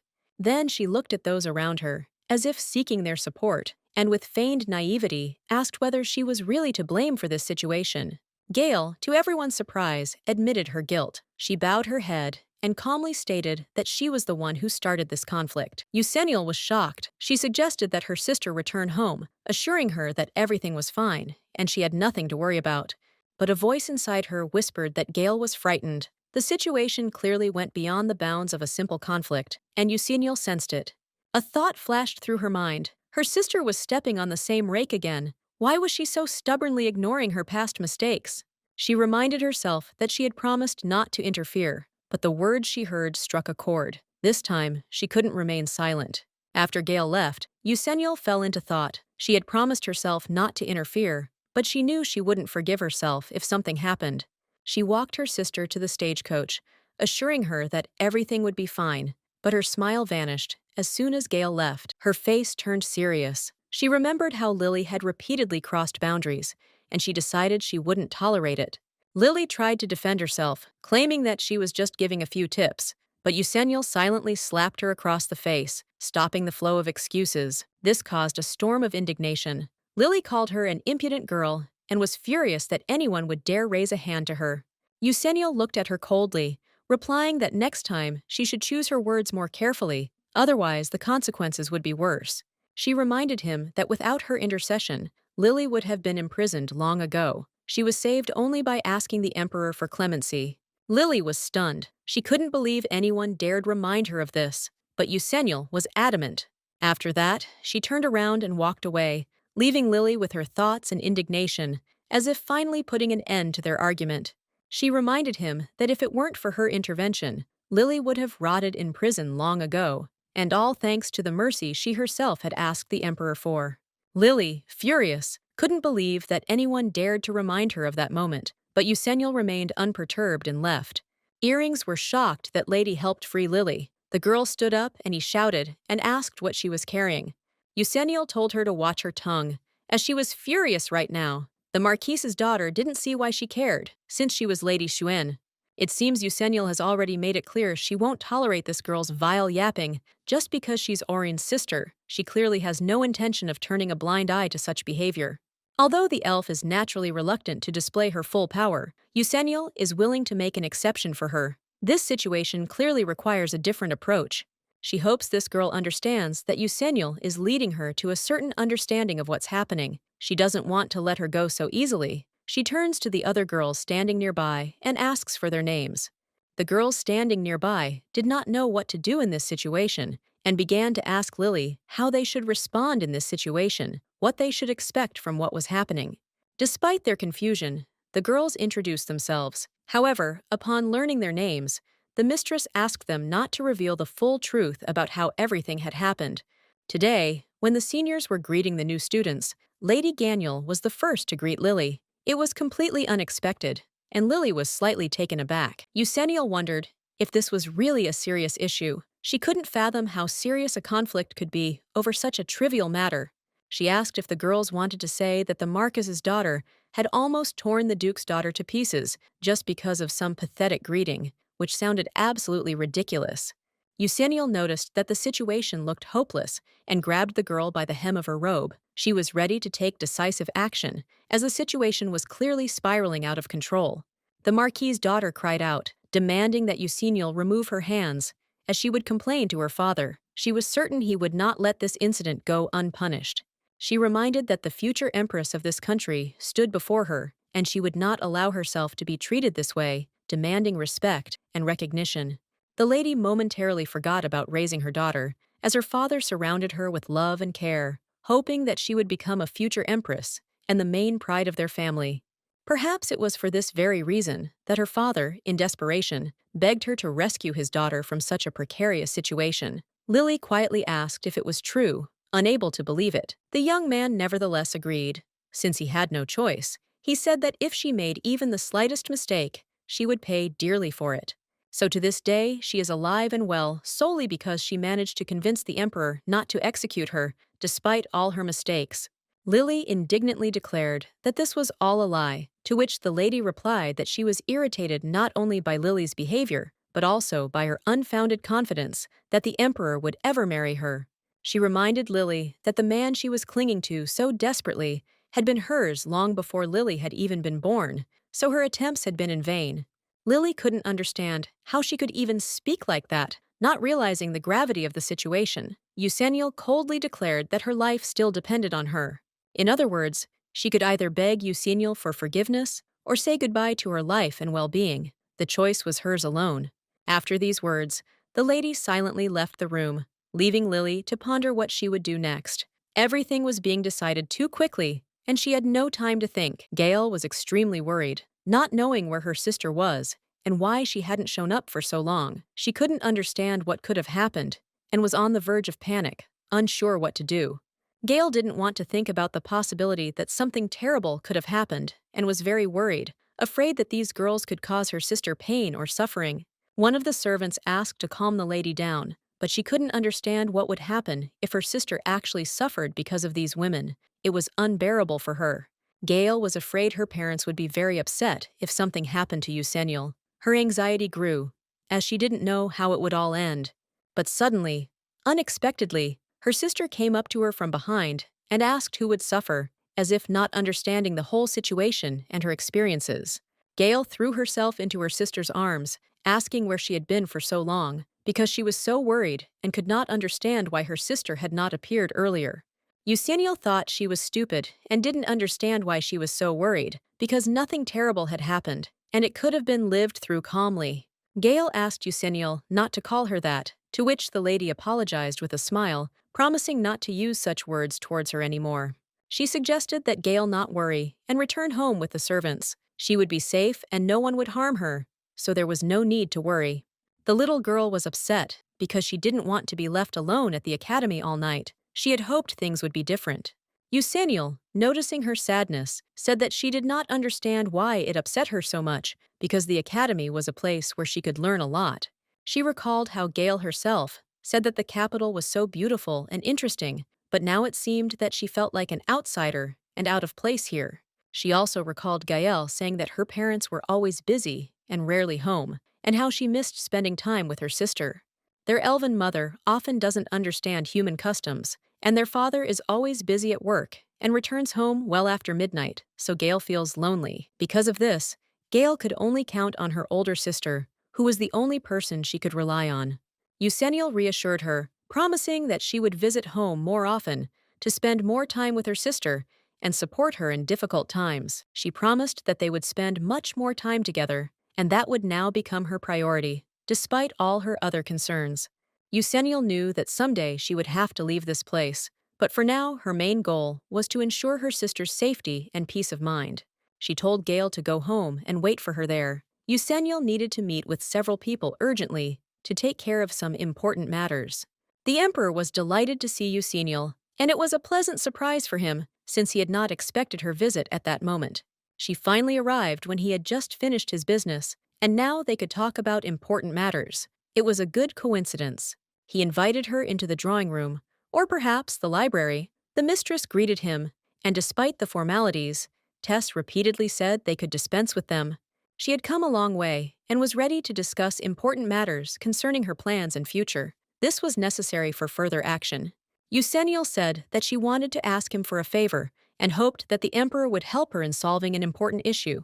She explained that there was an important dinner party at the Rantia estate this weekend, and she wanted the emperor to be her companion at the event. To strengthen Gail's position in society, she asked him to help her just once, by supporting her at this important event. The fact that Lillian had mocked Ganiel in front of me left her confused. The Marquise's youngest daughter firmly believes she will one day become empress, so she can understand her impudence. But how her friends from the families of the minor, landed gentry dare to bully the young duchess is completely incomprehensible. After some thought, she found the answer to this question. Children develop their own hierarchy. I know this very well. Parents organize something like a tea party for them, or take them with them to various social events. In this way, they help him strengthen his status, get comfortable among his peers, and even make friends with them. This has long been a kind of tradition, but since their family was in exile for a long time, they were unable to observe it. So, she asked him to be her companion. She would need the emperor's help to make up for lost time as quickly as possible. They seemed to be listening intently to their conversation, and she thought they would let them be alone. But that wouldn't do. They definitely wouldn't be allowed to talk here, so she dragged the emperor along with her. Eusenio suggested he look for a more secluded spot. Tess was simply shocked. He remembered when she was little, and noticed that she hadn't changed at all. They found a place where no one would find them. Eusenio couldn't believe she'd sunk so low, suddenly jumping up and running through the palace as if scalded, and she had no idea what she was thinking. She also apologized for not even letting the emperor open his mouth. She also grabbed him by the hand, just like in childhood. He should let go before he thought of something unnecessary. Eusenio, I wanted others to eavesdrop because it concerned her sister. That's why she brought him here, and that's the only reason. Tess said he knew, so she decided to go back to where she started. But first, she asks him to just move away from her. Tess noted that she said that she wanted to use him, but he was not at all against it, and was even glad. Eusenio noted that he didn't even really understand what she asked for. Tess asked her to just say it again. The lady didn't quite understand what he meant. He wanted her to ask him to be her companion again. The lady was very embarrassed, and he asked her not to worry, as he always listened to her attentively. After that, he kissed her on the forehead. She once said that he wasn't allowed to kiss her on the lips without permission, or that was just what she wanted. The girl became frightened and asked him to move over. Tess noted that she probably wouldn't repeat it. Eusenio asked him to be her companion and hoped he was now satisfied. God didn't say he was completely satisfied. But the girl didn't understand why he insisted on it so much. Tess pointed out that even if he explained, she still wouldn't understand. But every time he hears it, it feels like his dream has come true. But he needs to know if she really wants the emperor himself to accompany her to social events, since he thought she disliked being the center of attention. The Lord said that something had happened, and then she told him everything that had happened. Eusenio was afraid that he would get angry and make some rash decision, but she was struck by his calm. Tess remarked that she seemed to care about her little sister very much, even more than he could have imagined. When she shared how infuriated she was by the incident, he quickly drew the right conclusions. Eusenio is worried that her sister will not be accepted in high society, and therefore wants to show everyone that her older sister is close enough to the emperor to invite him to a dinner party as her partner. Eusenio noted that he had indeed understood everything correctly, and she also asked him for forgiveness. She was terribly sorry she had to treat him like this, but Tess said she didn't need to apologize, because that was why he was so happy to inherit the throne. She knows that he is ready to fall on his knees before her if she wishes it. Tess prays that she can use it as much as her heart desires. He will do everything for her, he is just waiting for an order from her. Eusenio noticed that in this lighting, the eyes look darker than the night sky. They are so deep that you can easily drown in them. Just one fleeting glance from his impossible eyes seems like a passionate declaration of love. Tess asked her to kiss him. He was too obedient a boy and deserved a reward. For some reason, because of him, she immediately loses the ability to think clearly. If you think about it, she has never dated anyone before, and in her past life, her father abandoned her sick mother and went to his mistress, and she had to take care of her alone. So there was no time for her own relationship, and then she was killed altogether. It's not surprising that she developed extensive trust issues, but thanks to her current parents, she realized that true love exists. However, she was certain that she was not destined to experience these feelings. Therefore, she does not understand the reason for all this reasoning. She was completely unaccustomed to such situations, because then she kissed him. She asked him to wait, but the emperor continued kissing her. Eusenio knows that she reached out for a kiss, but what she should do now is completely unclear. Eusenio decided this couldn't go on any longer. She needed to push him away quickly. Eusenio asked him to wait, but the emperor began to say that he liked her very much. So, there is no strength to restrain oneself, but there is no need to worry. He will not continue without her consent.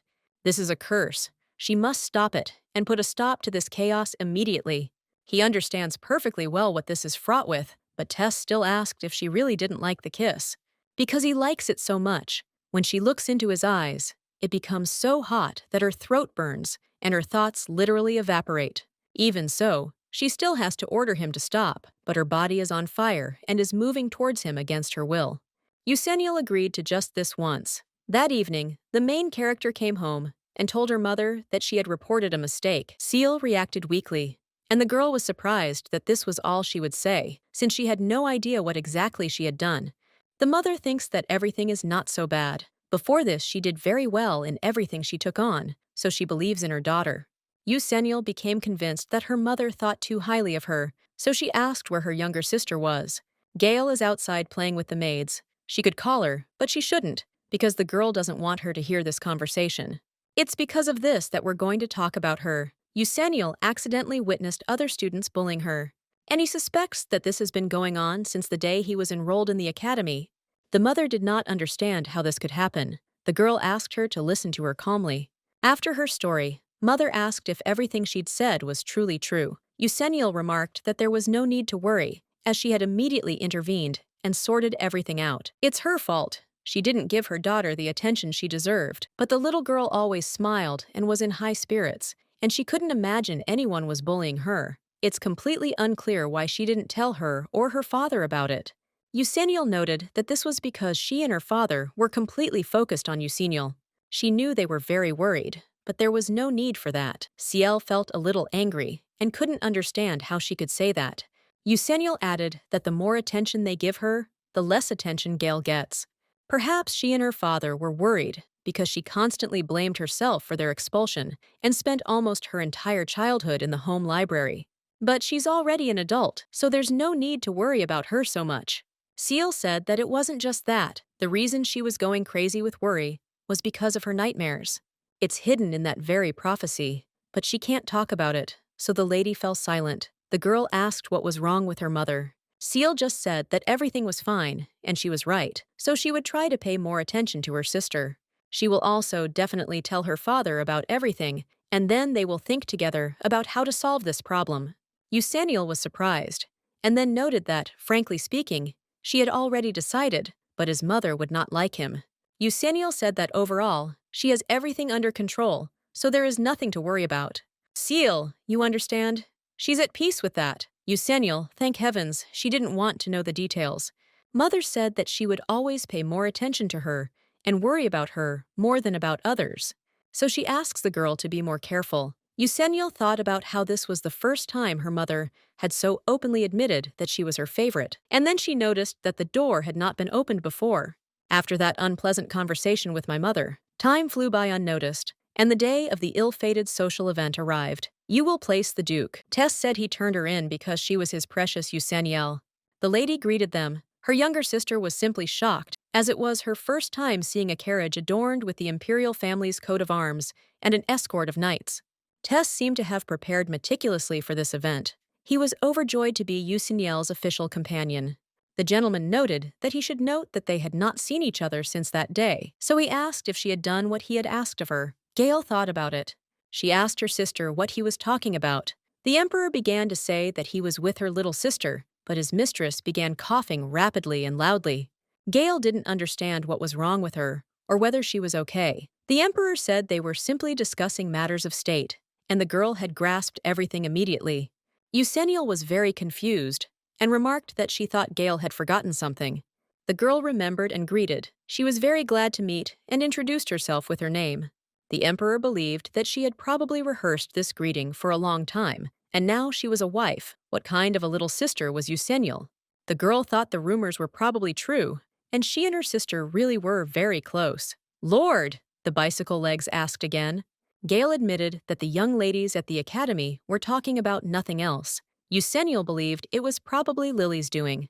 The girl also apologized if she had made a mistake. The Emperor noted that at least the girl hadn't lied about something. Tess said it was all true, and that she and her little sister were quite close, so he'd prepared a small gift for her. This knight will accompany her tonight. The man bowed and said he would be honored to serve her. Gael was overjoyed and immediately began talking to him. Eusaniel was surprised that he even assigned her security. She asked me if he thought it was too much, since they were not members of the Imperial family. Tess thought it didn't matter, and if it did, she might as well enter it as a bride. Eusaniel began to deny it, and he pointed out that it was she who stole his innocence. After all, she herself had agreed to it, but the lady asked him to remain silent and covered his mouth. She was very embarrassed. Eusaniel told them she'd only kissed him, and he should call a spade, otherwise people would misunderstand. Besides, they'd agreed to forget about it. He promised her this, and so, after that intoxicating kiss, they decided to pretend nothing had happened. Eusaniel believed that she had become mentally unstable due to the stress she had experienced. She asked him to consider it payment for the service. Of course, not the only thing he would get, but her body moved on its own. Eusaniel understood that he would never let this phrase pass by. Listen, so she did not understand what she was thinking about then. She decided to screw it on, and her head was already spinning. If she started to worry about it even more, she would completely burst. The gentleman agreed, but in exchange, he wants her to think about why she was attracted to him. She doesn't have to rush into an answer. After all, the Emperor knows how to wait. Eusaniel repeated these words and asked if he remembered, but she was still grateful for his concern. It had been a long time since she'd seen Gail look so happy. Since she had obviously been out of sorts lately, she was afraid that she might have overheard her conversation with her mother. But perhaps she was imagining things too much. When they arrived, the girl was simply delighted, because the Duke's estate was simply magnificent. Eusaniel asked her not to run away, because she had told her this back in the carriage. Gail noted that she said that although she and the Emperor had known each other since childhood and communicated freely, she should not forget her manners. Yusaniel asked where she was going in such a hurry. Tess remarked that she was being overly affectionate with her sister. It was her first time out after all, and naturally, she was nervous. Her personal guard will be following her around all evening, so there is nothing to worry about. So instead, she can pay a little more attention to him, because he is her partner after all. Gail agreed with him and said she'd be fine. The lady said she saw they were getting along. They hadn't even gotten to the point of annoyance, and she was already tired. Yuseniel was shocked that he even asked, because he had tired her out with his presence, and she had been listening to them the whole way. Gail said her sister was the sweetest, smartest, kindest, and strongest girl in the world. He agreed, saying she might seem cold at times, but that gave her a special charm. Gail said that they decorated the entrance very beautifully. It was simply a sight to behold. The Emperor remarked that it still couldn't compare to the opulent decoration of the Imperial Palace. The hallway was decorated with diamond and gold statues. Tess said that if she wanted to see it, she could come to him, but she had to take her sister with her. Gail promised to visit him tomorrow. Yusaniel wouldn't agree. They were at odds. Gail really wanted this, so she started looking at her sister with a pitiful face, so she agreed. Yusaniel said she would make time for the week, provided that she was polite to everyone today and made friends with someone. Since this is not an official reception, I will not have any difficulties. And besides, His Majesty is with them. Gail asked if she thought Lady Lillian would come. Yusaniel said she doubted she'd have the courage to show up here with a swollen cheek. She'll most likely be left alone at home. The girl asked why the Emperor was laughing. Tess asked permission to give her advice. She shouldn't cut the weeds, otherwise she would never get rid of them. They need to be pulled out by the roots before they scatter all over the garden. Yusaniel asked what he was getting at, since I had to get so close to her. She asked him to confess, because she thought he was making something up. Tess remarked that she would soon see for herself. Lily was at the reception after all. She introduced herself to the Emperor. It was supposed to be a modest celebration, similar to those she had attended up until now. In other words, it was supposed to be an ordinary dinner party, arranged so that nobles could introduce their offspring into society and help them settle into high society. Everyone immediately began greeting the Duchess and His Highness in her company. The lady thought that all the guests were probably confused and feeling awkward. Tess said she was here today solely as Lady's partner, so they could all hold their heads up. Yusaniel thought that there would be a regular dinner here, and she doesn't understand why there are so many people here. Even the heads of noble families are present. It looks more like a royal reception. She assumed it was the Emperor's doing, since she'd asked not to shock the public. Tess insisted that wasn't the case. He only mentioned in passing that he was going to attend this social event. It was at a meeting, and then everyone heard that the Emperor was going to go there with his partner. Tess said he was just thinking out loud, and they were happy to try. It wasn't his fault, but now he realized what he had done. Yusaniel sighed and remarked that it was good that he hadn't announced it to everyone. The ladies approached Gail and introduced her daughter, and the girl was very happy to meet them all. She was very happy to communicate with new friends, many of whom were older than her. Not only girls but also boys met her, so her older sister was very happy about this. Yusaniel noted that it seemed like she had finally found friends and was feeling more comfortable. Everyone was being open and friendly, and she beamed with joy again. Everything seemed to be going smoothly, and that was such a relief. The Emperor thought she was pleased, so he offered to play with him because he was really bored right now.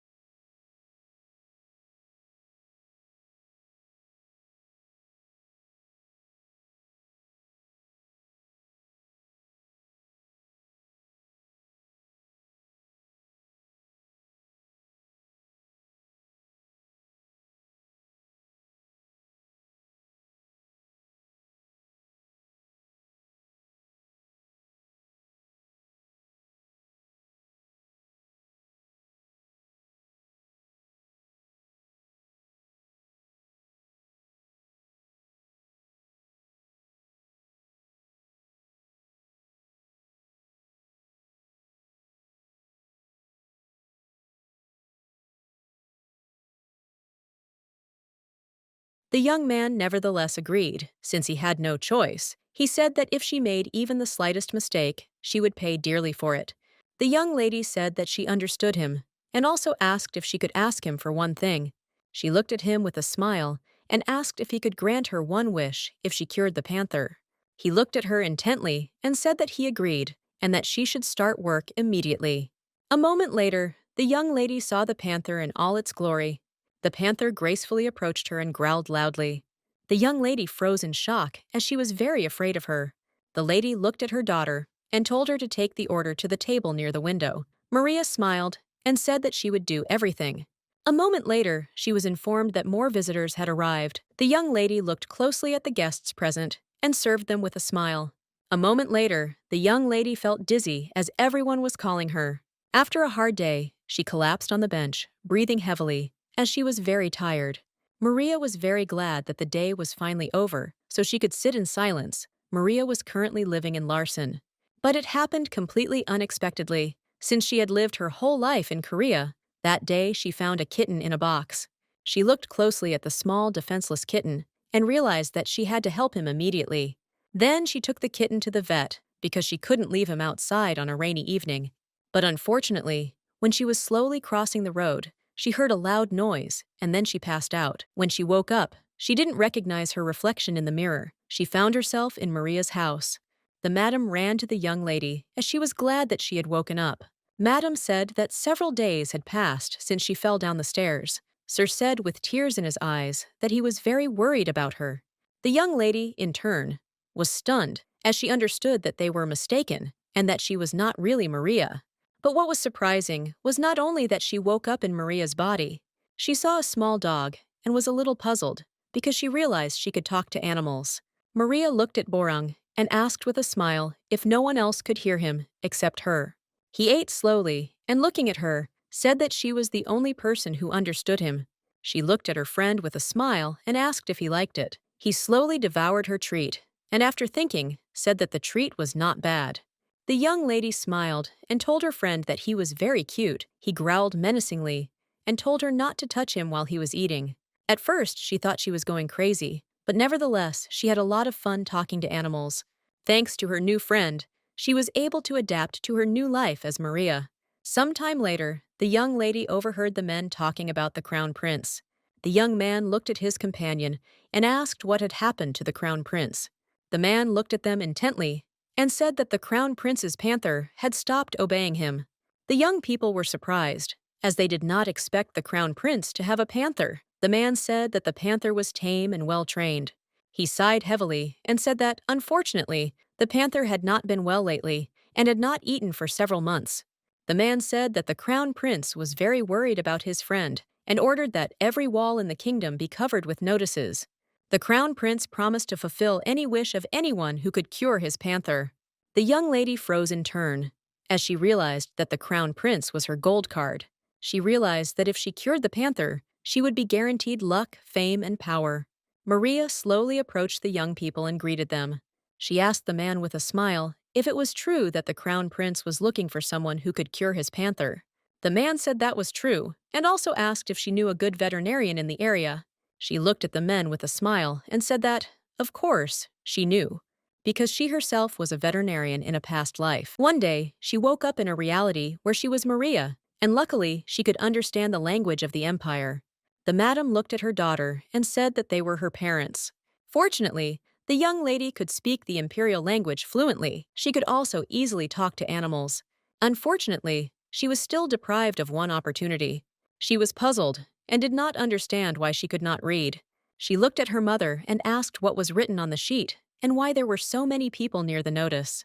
The lady asked her daughter excitedly if her eyesight had worsened because of the accident.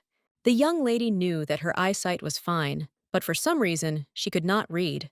She later learned that the empire placed great importance on gender equality, providing women with ample educational opportunities. Most of the townspeople could read and write, and she hoped that she could learn to read herself. The young lady understood that if such an opportunity was opened up to her, then she had to learn everything. But now she was perfectly aware that the path to wealth and fame was different. She knew that if she cured the crown prince's panther, all roads would be open to her. The lady looked closely at her daughter and told her husband that she thought her daughter wanted to tell them something. Madame approached her daughter and asked excitedly what had happened to her. Maria hesitated and said that she wanted to ask something. Maria looked at her mother and asked if she could go on the trip. Her parents were a little surprised and shocked by this question. The young lady, in turn, sighed heavily as she saw her parents' reaction and believed that they would not let her go. A moment later, her father said that she could go on the trip. She was surprised as she thought they would refuse her. The lady looked closely at her husband and asked if he was sure of his decision. The madam approached her daughter and asked with a smile if she had decided where she wanted to go. She said with a smile that this place was very close. She knew it was a lie, but hoped that they would not ask questions. She knew that to cure the crown prince's panther, she had to go to Hardal, the capital of Larson. From Adelis to Hardal, it is 15 days by boat or by ship, about 3 or 4 days on horseback. But unfortunately, she had no idea how to ride horses, but she knew she had no choice. She knew that to return home, she would have to lose about a month. The sir looked closely at his daughter and asked when she planned to leave. She said with a smile that the sooner the better. He looked closely at his daughter and said that they agreed, but they had to discuss it again tomorrow. The young lady, in turn, slowly walked up to the room. She was a little puzzled, since she was let go so easily. Maria knew she needed to check the boat schedule and buy some supplies. Rose looked at her sister and asked what she was staring at so hard. Not only is the rose as beautiful as its name suggests, but it's also damn thorny. Maria looked at her sister in surprise and asked if she was really wearing her clothes. Rose said that this was not the case, and Maria, in turn, knew that this was a lie. Rose pushed Maria and called her stupid. Maria, in turn, was surprised. When she first woke up in Maria's body, Rose was a kind and caring sister. With tears in her eyes, Rosa said that she was very worried about her. Maria was amazed, as she thought that she was a very loving sister. The madame told her daughter to stay with her sister while she called the doctor. Rose looked at her mother and said that she would not leave her sister. Rose angrily asked her sister why she did not die. Rose screamed and told her sister to die. Rose asked her sister if she had really lost her memory and didn't remember anything. Rose screamed that Maria was ungrateful, even though she was adopted. Rose screamed with rage because she wanted to get rid of Maria. The young lady, in turn, was amazed. She did not at all expect to hear that Maria was adopted. Rose told Maria that if she wanted to stay in the house, she had to lie low and keep a low profile. Maria grabbed Rose by the hand. Rose froze in shock, as she did not expect such behavior from Maria. Rose looked at her sister with a puzzled expression and asked what she was doing. Maria looked intently at Rose and told her not to call her by her name. Maria looked at her intently and told her to call her little sister. Rose was furious and shouted at Maria that she was crazy. Maria looked closely at her sister and said that she could see that she didn't like her. Maria told her sister that she could continue to hate her, but that didn't change the fact that what she was doing was wrong. Maria froze in place, as she didn't think it would affect Rose so much. Rose told her sister to shut her mouth and let her pass. Rose pushed her sister away angrily, and Maria hit the wall. In turn, Rose fell to the ground. Madame looked at the girls in surprise and asked what was happening to them. She came closer and saw Rose lying on the floor. Maria looked at her sister, as she understood that she was up to something. Rose looked at her mother with tears in her eyes and called her. The madam looked at her daughter and asked if she had hurt herself. She hoped that her daughter was okay. Maria froze in surprise, but saw her mother approach her sister and ask if she could get up. Madame looked intently at Maria and called her. Rose looked at her mother and said that, unfortunately, it was her own fault. Maria was glad because she hoped that sister would tell the truth. Rose, looking away with regret, said that she shouldn't have taken her sister's clothes. She was just very beautiful, and she couldn't resist. Rose said that her sister didn't have to push her down the stairs, because it was too cruel. After her words, she looked at her sister with a smirk. Madame looked at Maria in surprise and asked why she did this. Maria, in turn, said that she did nothing. Madame froze in place, not knowing what to answer, as the situation was not easy.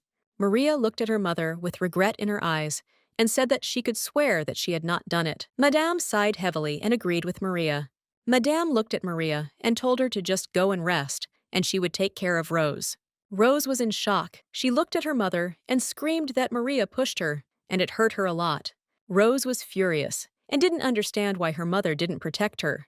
Madame came closer to her daughter and said with a smile that Maria would never have done that to her. The young lady froze in shock. She didn't understand why her mother was telling her such things. Rose was very angry, and with lightning speed, she decided to leave their company. Madame looked at Maria and said that Rose looked a little upset. Maria approached her mother and asked for forgiveness. Madame, looking at her daughter, said that everything was fine. Meanwhile, Rose listened to their conversation. She understood that her mother loved Maria more than her. The young people froze in shock, as they did not expect to see such a thing. For a moment they stared at the baby lying on their doorstep, Rose knowing that Maria had never been their real daughter. When she was a child, children would discuss their situation. They would say that Maria was the spitting image of her mother, but they did not understand why Rosa did not look like her mother. They said that Maria was much kinder than her sister. Rose was furious and shouted that this was not so. Thinking about everything that was happening, she realized that she could never give in to her sister. The young lady walked slowly about her business and pondered this difficult situation. The madam looked closely at her daughter and said with a smile that she should be busy preparing for the trip. She told her daughter that she could go there and not worry about being ignorant. Maria, in turn, hoped that her mother would be more honest, and yet she knew that everything was fine now. She knew that she had support, and it was none other than her beloved friend, Borang, who could always listen to her. She looked at her friend intently, as he was very nice. A moment later, she greeted him with a smile. Barang woke up with lightning speed and looked at Maria with a smile. The young lady said with a smile that she missed him very much. Bogang said that they had seen each other recently. She smiled a radiant smile and said that she still always missed him. She looked at him intently and asked with a smile if he agreed with her. He looked at the young lady with embarrassment and said that he was also bored. It looked at her and asked if she was going somewhere. Maria looked at her friend in surprise and asked how he found out. He sighed heavily and said that he had just recently heard about it. Maria looked intently at her friend and, hugging him, said that she was going to Hartle on a visit. Maria said that Hartle is the capital of the empire and probably the most important part of this world. Her friend looked at her with bewilderment, but at the same time, she realized that he looked very cute. She said that she needed to go there because the princess panther was sick and needed help. The young lady said with a smile that she should go and help her. He looked at her intently and said that he understood her. Looking at Maria, he said that she would definitely cope, although he did not want her to leave. Maria said she knew she could do it. She looked at her friend and asked why he didn't want her to go. He said that, unfortunately, he would miss her very much, as he would be lonely without her. The young lady looked at her friend with embarrassment, as she was pleased to hear such things. She hugged him and kissed him, and also said that she would be very sad at the thought of having to leave him. The young lady said with a smile that she would try to return as soon as possible, and also thanked him for his kind words. Maria looked closely at her parents and said with a smile that she was already leaving. They stared into the distance at the departing ship. Madame looked after her intently and asked her to be careful. Madame spoke of her daughter that God would always be with her. At the same time, the young lady enjoyed the scenery and was surprised because she saw the beautiful sea and seagulls. Some time later, she saw dolphins frolicking beautifully. She was amazed by the beauty and all the animals that she came across along the way. A moment later, she felt very ill and realized that she was overcome by seasickness. She was in shock because the trip was very difficult for her to endure. She wondered, puzzled, if there were no motion sickness pills in this world. The young man approached her and asked if she was okay. The young lady froze in surprise. He looked at her intently and asked if something was wrong. Maria looked at the young man and asked who he was. He smiled and said that his name was Gerard, and he had just turned 20 and was on his way to Hardell. He looked at her intently and apologized for scaring her. Gerard looked at the young lady with a smile and said that she seemed to be unwell. She timidly said that she was fine. Gerard came closer to her and said that she had a fever and was sweating, and so he concluded that she was seasick. He asked if she had taken her pills, and a moment later offered her a pill for the disease. She asked in surprise how she could trust him. Maria looked at him and said that she didn't know what kind of pill it was. She knew that she better be careful and not trust everyone. She looked closely at the young man who appeared suddenly out of nowhere. She understood that something was wrong with him. He looked at her with a smile and said that he would drink one right now in front of her. The young lady was surprised because she did not expect such a thing. She froze in place as she saw him swallow the pill right in front of her. Gerard looked at the young lady with a smile and said that now she could trust him. A moment later, he handed her a seasickness pill. The young lady looked at him intently, but after a moment, she finally agreed and took the pill from him. After she took the pill, she thanked him. Gerard said with a smile that there was nothing to thank him for. He smiled and said that they now had built up trust. She timidly said that they had just a little bit of trust. He gave her a beaming smile and asked if she could let him know her name. Some time later, they were sitting at the bar and having a casual conversation. She told him that she was 16 and this was her first time traveling. Gerard looked closely at the young lady and asked why she was so careful. He looked at her with a smile and said that she should tell him everything, and also called her Rose. She froze in place, as out of all the names she had chosen, this was the one. She looked at him intently and said excitedly that her name was Rose. She saw that he was still suspicious, and she couldn't take any risks. He looked at her with a smile and said that while she was there, she should definitely visit the Imperial Palace. Gerard said that even from afar, it looked so majestic and amazing. Gerard smiled and said that the garden there was very big, and he always got lost in it. She said that he spoke as if he had already been there in person. He said with a smile that he has many cool and influential friends. The young lady looked closely at her friend and asked if this meant that he knew the Crown Prince personally. Gerard said with a smile that they were best friends. She said that then he should know what was bothering him most in recent days. He sighed heavily and said that it seemed that the whole empire knew that Glick was very ill. The young lady looked at her friend in surprise and asked who he was. Gerard looked at her intently and said that this was the name of his pet panther. The young lady froze in surprise.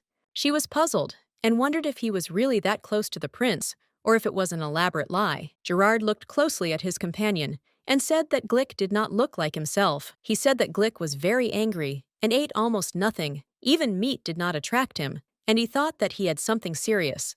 He said that Einst was very worried about his pet. The young lady looked at her acquaintance in surprise as she realized the prince's name. Gerard smiled and said that it was very funny, but those two looked very similar to each other. Maria asked in surprise if the crown prince and the panther really looked alike. Gerard said that they were very similar, not only in appearance, but also in character. She thought it was very strange, since the hunters told her that the prince was very handsome.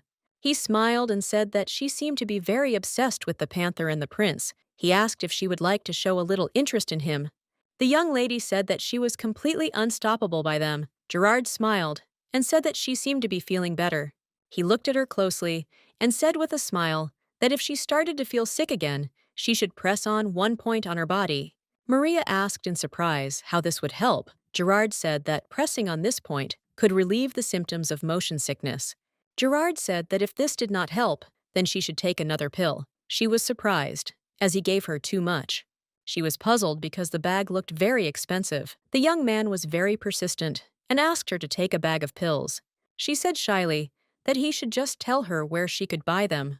He looked at her intently and said timidly that unfortunately, they were not so easy to get. He said with a smile that one of his friends had made them especially for him. The young lady hesitated, embarrassed, not knowing what to answer. He looked at her intently and said with a smile that she didn't need to worry, because he was damn rich. She still agreed, but said that if he changed his mind, she would return it to him. The young lady froze in place, as she had an unpleasant feeling, and she also heard someone's voice. He looked at her in surprise and asked what had happened, since the young lady was not herself. Maria entered the room and was taken aback. She looked intently at the man who was about to hit the dog. The young lady looked at the man with fury and told him to stop immediately. The man looked at Maria in surprise and asked who she was.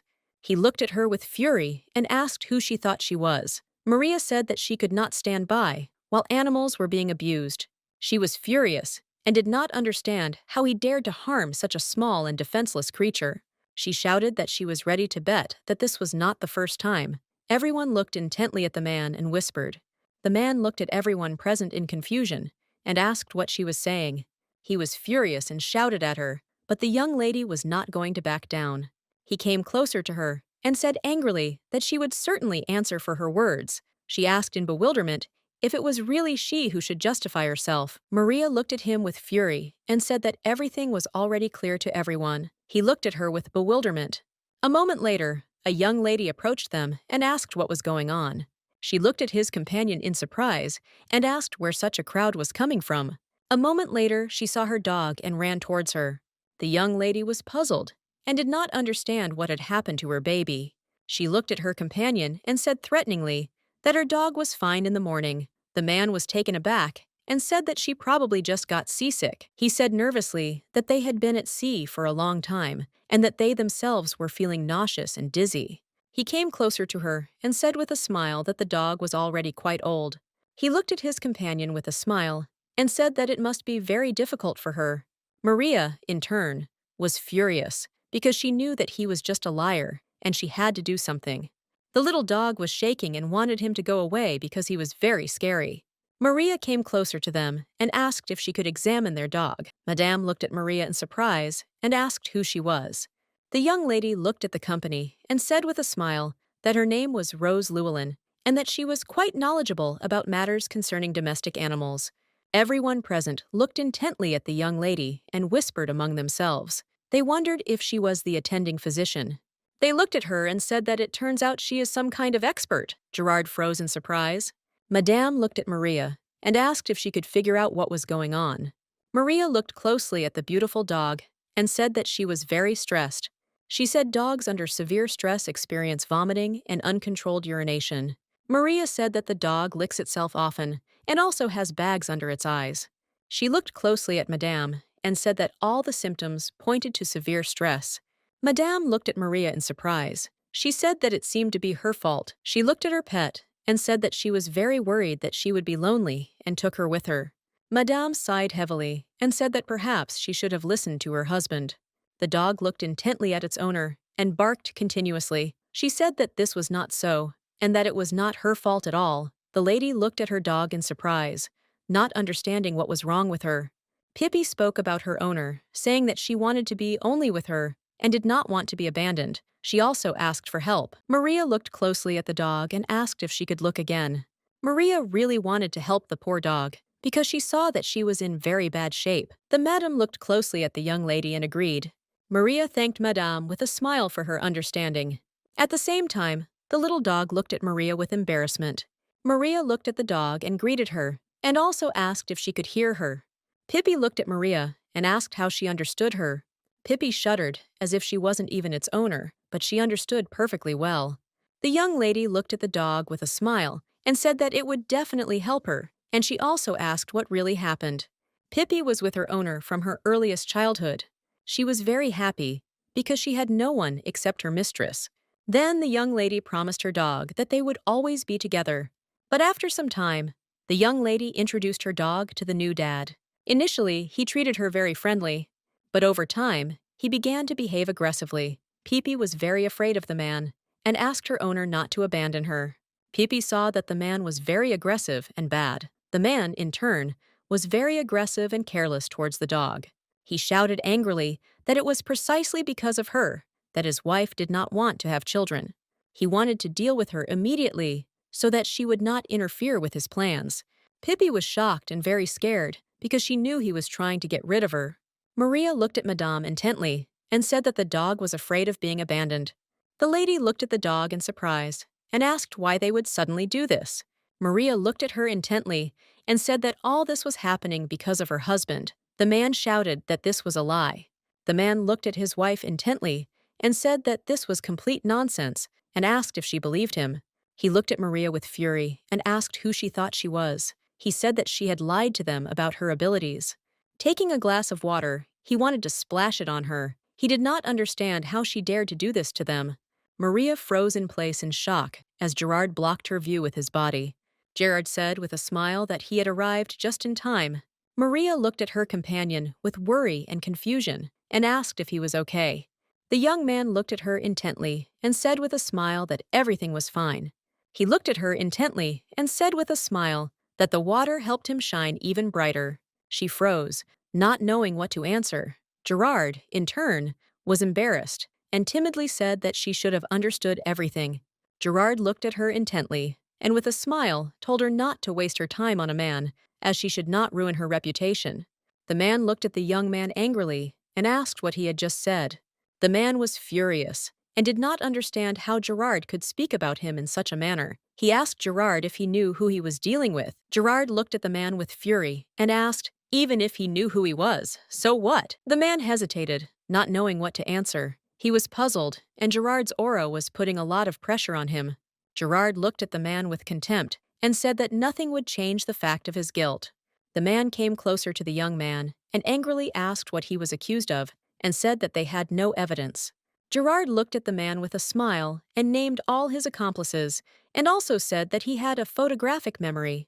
Gerard told the man that he had seen him doing his dirty work before leaving, and at first, he thought it had something to do with smuggling. Gerard looked at the man with a grin and said that it turned out that he was paying someone to get rid of the dog. Gerard told the knights to bring the men's accomplices to them. The young ladies shouted that they were not guilty of anything.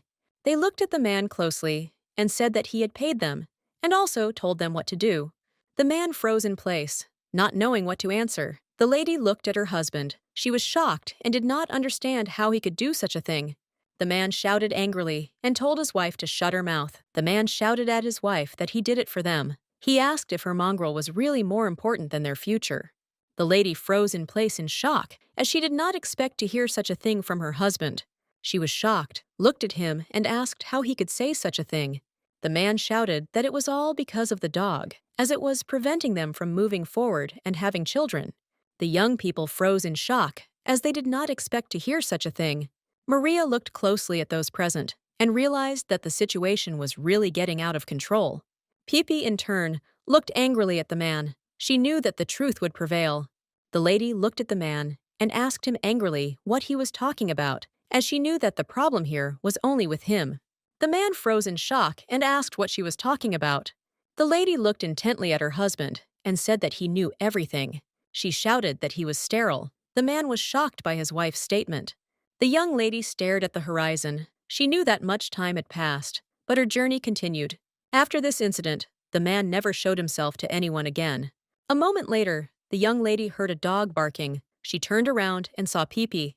The madam and her mistress approached the young lady. Maria looked closely at the dog, as she was glad that she was getting better so much. The madam looked at the young lady and said with a smile that thanks to her, Pepe was much better. The madam thanked the young lady with a smile on her face. Maria looked closely at the madam. She was very pleased. Maria said with a radiant smile that she hadn't done anything special and that it was all thanks to the little dog. Madame looked at the lady intently and told her not to talk like that, as what she was doing to the animals was simply astounding. Maria, in turn, knew that Madame was telling the truth. She knew that in this world many people adored their animals and took great care of them. The young lady, in turn, understood that, unfortunately, there was never a good veterinarian nearby, and the animals often suffered. She understood that for this reason, even the prince himself needed help. A moment later, Maria heard someone calling her, and the voice was familiar to her. Turning around, she saw her new friend. He gave her a radiant smile and greeted her. She approached him with a smile and asked if he was bored. He smiled and said that he was. Maria, with a radiant smile, said that it seemed that geniuses thought alike. She asked how long it would be to Hardel. He said with a smile that they were at least twice as far as they had traveled. She was shocked and couldn't believe it. He smiled and said that they would soon stop on the island of Thierry for a while. She was surprised, as she had never heard of such an island. He smiled and said that it was something like a gateway to their place, and a lot of ships passed through this island every day. He said that there were many interesting things to do on the island, and a large selection of delicious food. The lady said that she couldn't wait to see the island. She asked if they could get off the ship and look around. He said it was quite possible, but it was always crowded and easy to get lost. He asked with a smile if she would go with him so as not to get lost. She looked at him in surprise and asked if he really wanted to go with her. Gerard said that he did. She smiled and said that it was a wonderful idea, but they still didn't have to go far. He smiled and said that it seemed like she was still cautious and thought he was dangerous. She looked away from him and said that she could walk alone.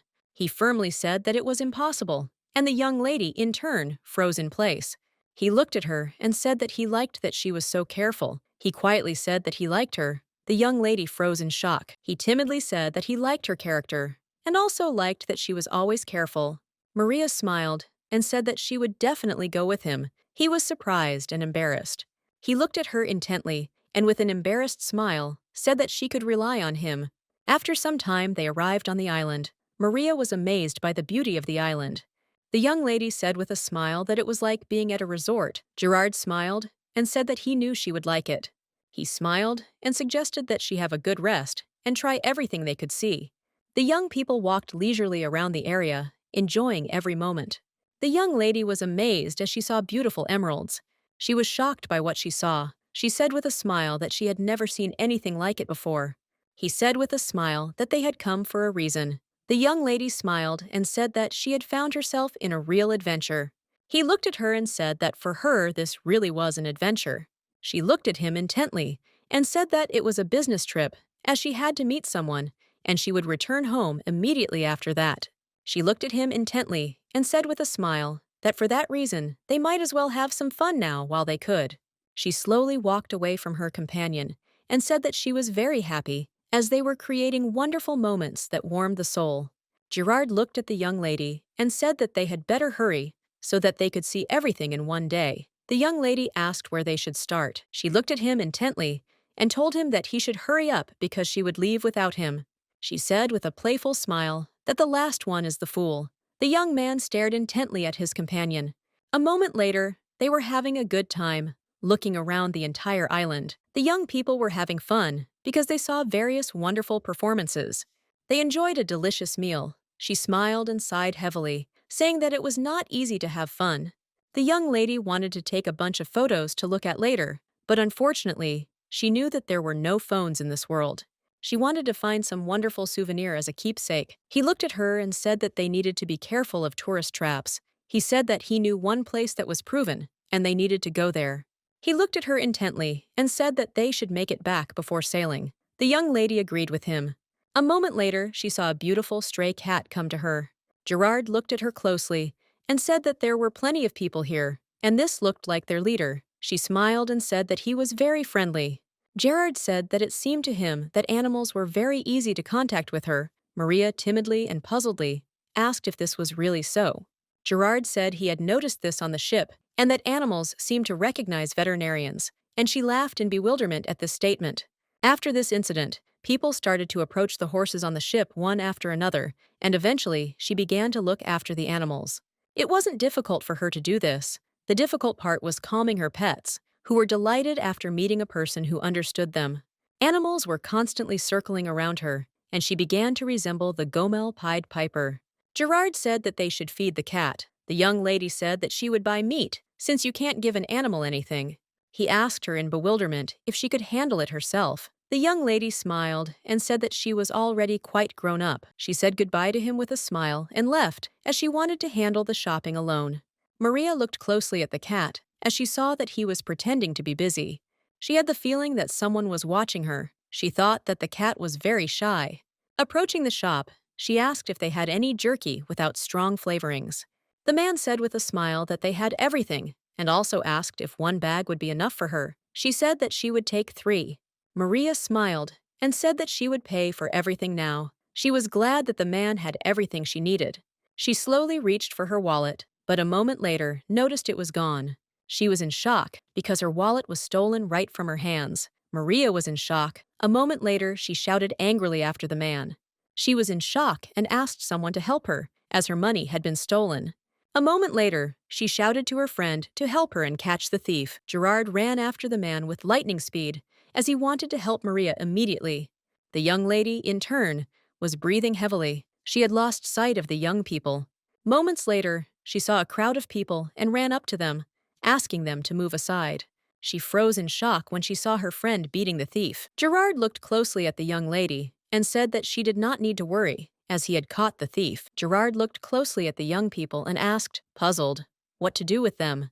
He approached her and asked for forgiveness for not warning her about the thieves. The young lady smiled and said that he was her savior and he had no need to apologize. She looked at him intently and said with a smile that she was very glad that he was there. He turned away sheepishly and asked if she could find her way back alone. The young lady asked him in surprise how he would get there. He said that he needed to hand over the young people to the overseers.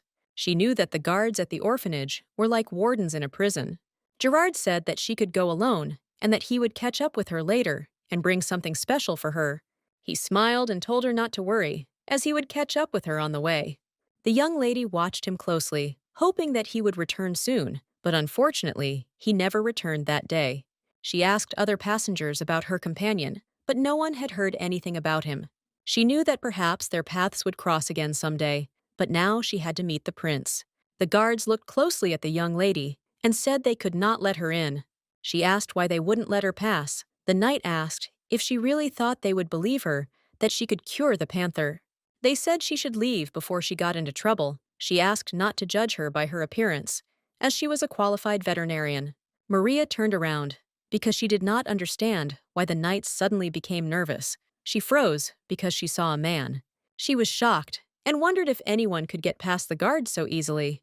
The knight looked at the gentleman intently and said that the young lady claimed that she could heal the panther, and they tried to question her about it. The young lady was shocked because she knew that they were just driving her away. The man looked at her intently and asked if it was true. He looked at her intently and asked if she had really come here to cure the panther. The young lady looked at the young man closely and said confidently that it was true. She said with a smile that she was the one who could cure His Highness's panther, and they could rest assured of it. The man looked at the young lady intently. He was skeptical, but still thoughtful. A moment later, he told her to follow him. After a while, they were in the castle. He looked at her closely and said that she could make herself at home. The young lady, in turn, thanked him. She was confused because she didn't understand what was happening. The man looked at the maid and quietly said something to her. Maria looked intently at her companion and asked if His Highness was already on his way. He looked at her closely and said that this was not so, since now they could not just take her word for it, and first they had to find out what she was capable of. He asked who she really was.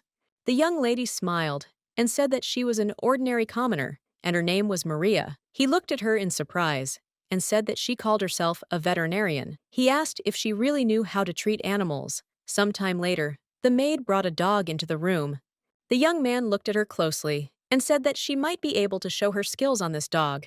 He looked closely at the young lady and said that if she couldn't tell what was wrong with the dog or made a mistake in her diagnosis, she would face the consequences. He looked at the young lady with a cold gaze and said that if she had wasted his time uselessly, she would be punished. The young lady, in turn, looked intently at the young man with a smile on her face, as she understood that this was a test. She slowly approached the dog, who was resting peacefully. She saw that he was very lethargic and wanted to know what was wrong with him. She came closer to him and greeted the dog, and also asked his name. Maria was surprised, because the dog's reaction was not what she expected. She knew that, as a rule, animals are very happy when they meet someone with whom they can talk. She asked the young man if the dog liked him. He looked closely at the dog who was resting and said that he loved to play ball and that his favorite food was chicken. She came closer to him and asked if he wanted to play ball with her or try some chicken. After the dog heard about the chicken, he became very lively. The young lady was amazed because she saw that this was a very good reaction to her words. She looked at the dog with a smile and asked if he would mind sitting quietly while she examined him. He said that she could do whatever she wanted, but afterward she would give him the chicken. The lady, in turn, slowly examined the dog. She saw that he had no skin diseases, and he was very well groomed. She did not see anything strange. She looked at the dog in surprise and asked why he was still lying on his stomach. She asked if he was in any pain. The dog sighed heavily and said that he was tired of everything, since they were always bringing him strangers who were constantly petting him. She asked if he remembered what they had talked about with him. He said that he remembered, and they told him that he was completely healthy, but just lazy. Maria realized that this was a very good diagnosis. She looked closely at the man and said with a smile that the dog was fine.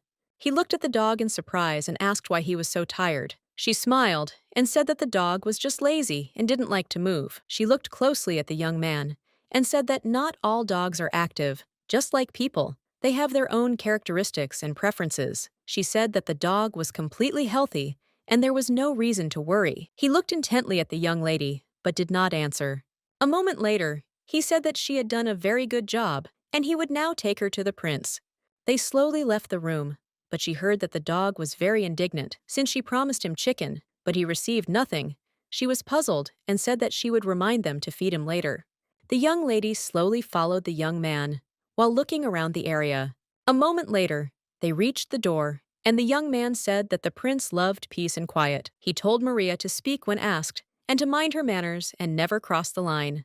The young lady looked puzzled and said she understood him. He wished her luck. A moment later, the young lady entered the audience hall. She was very happy that she would finally be able to cure the prince's panther. She hoped that everything would go smoothly. A moment later, Maria saw the prince in all his glory. The prince looked closely at the young lady and asked if she really was the one who could cure his panther. The young lady stood frozen in place.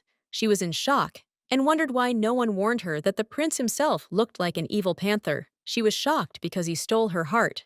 She looked intently at the prince, and although his hair color seemed unusual to her, at the same time it seemed familiar to her, as it reminded her of her real home. The young man who stood next to the young lady coughed to bring her to her senses. A moment later, she greeted the prince with a smile and introduced herself. He looked closely at the young lady and asked if she could cure his panther. Maria said with a smile that she could do it. She looked at him with a keen gaze and said that she believed she could. The prince looked at her with fury and said that if she was not ready for this, then she should leave immediately and not waste his time. The young lady looked at him intently, as just those two words were enough to tell her how tired he was of watching the failures that had happened before. From his reaction, she understood that he truly cared about his pet. Maria said that she knew that she could cure his animal. She said that he could rely on her. He looked at her intently and said that if she decided to take back her words and say that she couldn't handle it or that something went wrong, she would pay dearly for it. She said that she could handle the task, but he had to promise her something. She looked at the prince intently and said that if she healed his panther, he must swear that he would fulfill one of her wishes. The young man was furious. He did not understand how she dared to say such a thing to the prince. The prince stopped his subordinate and looked intently at the young lady. He said that he swears by Atra that he will fulfill her wish. She knew that people in this world believed in a goddess named Atra. They are convinced that by breaking the oath given to her, she will punish them with a curse that will haunt the entire family. A moment later, they passed the knight who was guarding the panther's chambers. The young lady, in turn, froze in place after seeing the beautiful panther. Maria knew she had to pretend she didn't know his name. She looked at the panther and asked the prince his name. The prince, in turn, looked closely at the young lady and said that the panther's name was Glick. Maria said that she needed to take a closer look at him. She tried to stay calm, but her heart was jumping out of her chest, and she was very scared. Although she had been a veterinarian before, she had never had to deal with wild animals like a panther. She saw his posture and knew he was wary, but she knew she didn't need to be afraid of him. She understood that he was behind steel bars, and nothing would happen to her. The young lady calmed herself down as best she could, but she was still very scared. She decided to pull herself together because she knew she shouldn't turn away. She knew she had to make eye contact and move closer. She looked closely at the panther and greeted him, smiling and saying that it seemed like he was talking to a human for the first time. She said that he had been eating little for the last few days, and the prince was very worried about this. From his reaction, she understood that although he was a wild animal, he recognized his master. She said with a smile that she was a friend of the prince, and he wanted her to help him. At the same time, she called the prince by name. She was very surprised when she heard her companion call the prince by name. She looked closely at the panther and asked if they could talk. He slowly walked closer to the bars and sat down. The young lady realized that his reaction was very good, and now she needed to find out what was wrong with him. She knew that now she had to find out why he was not eating well. She looked closely at her new friend and asked why he had not eaten anything for the last few days. She asked if he could tell her what hurt. Glick said that his mouth hurt and he could not eat meat. The young lady looked at him intently and said with a smile that she had raised it. She was puzzled and wondered if it was the inside of his mouth that hurt.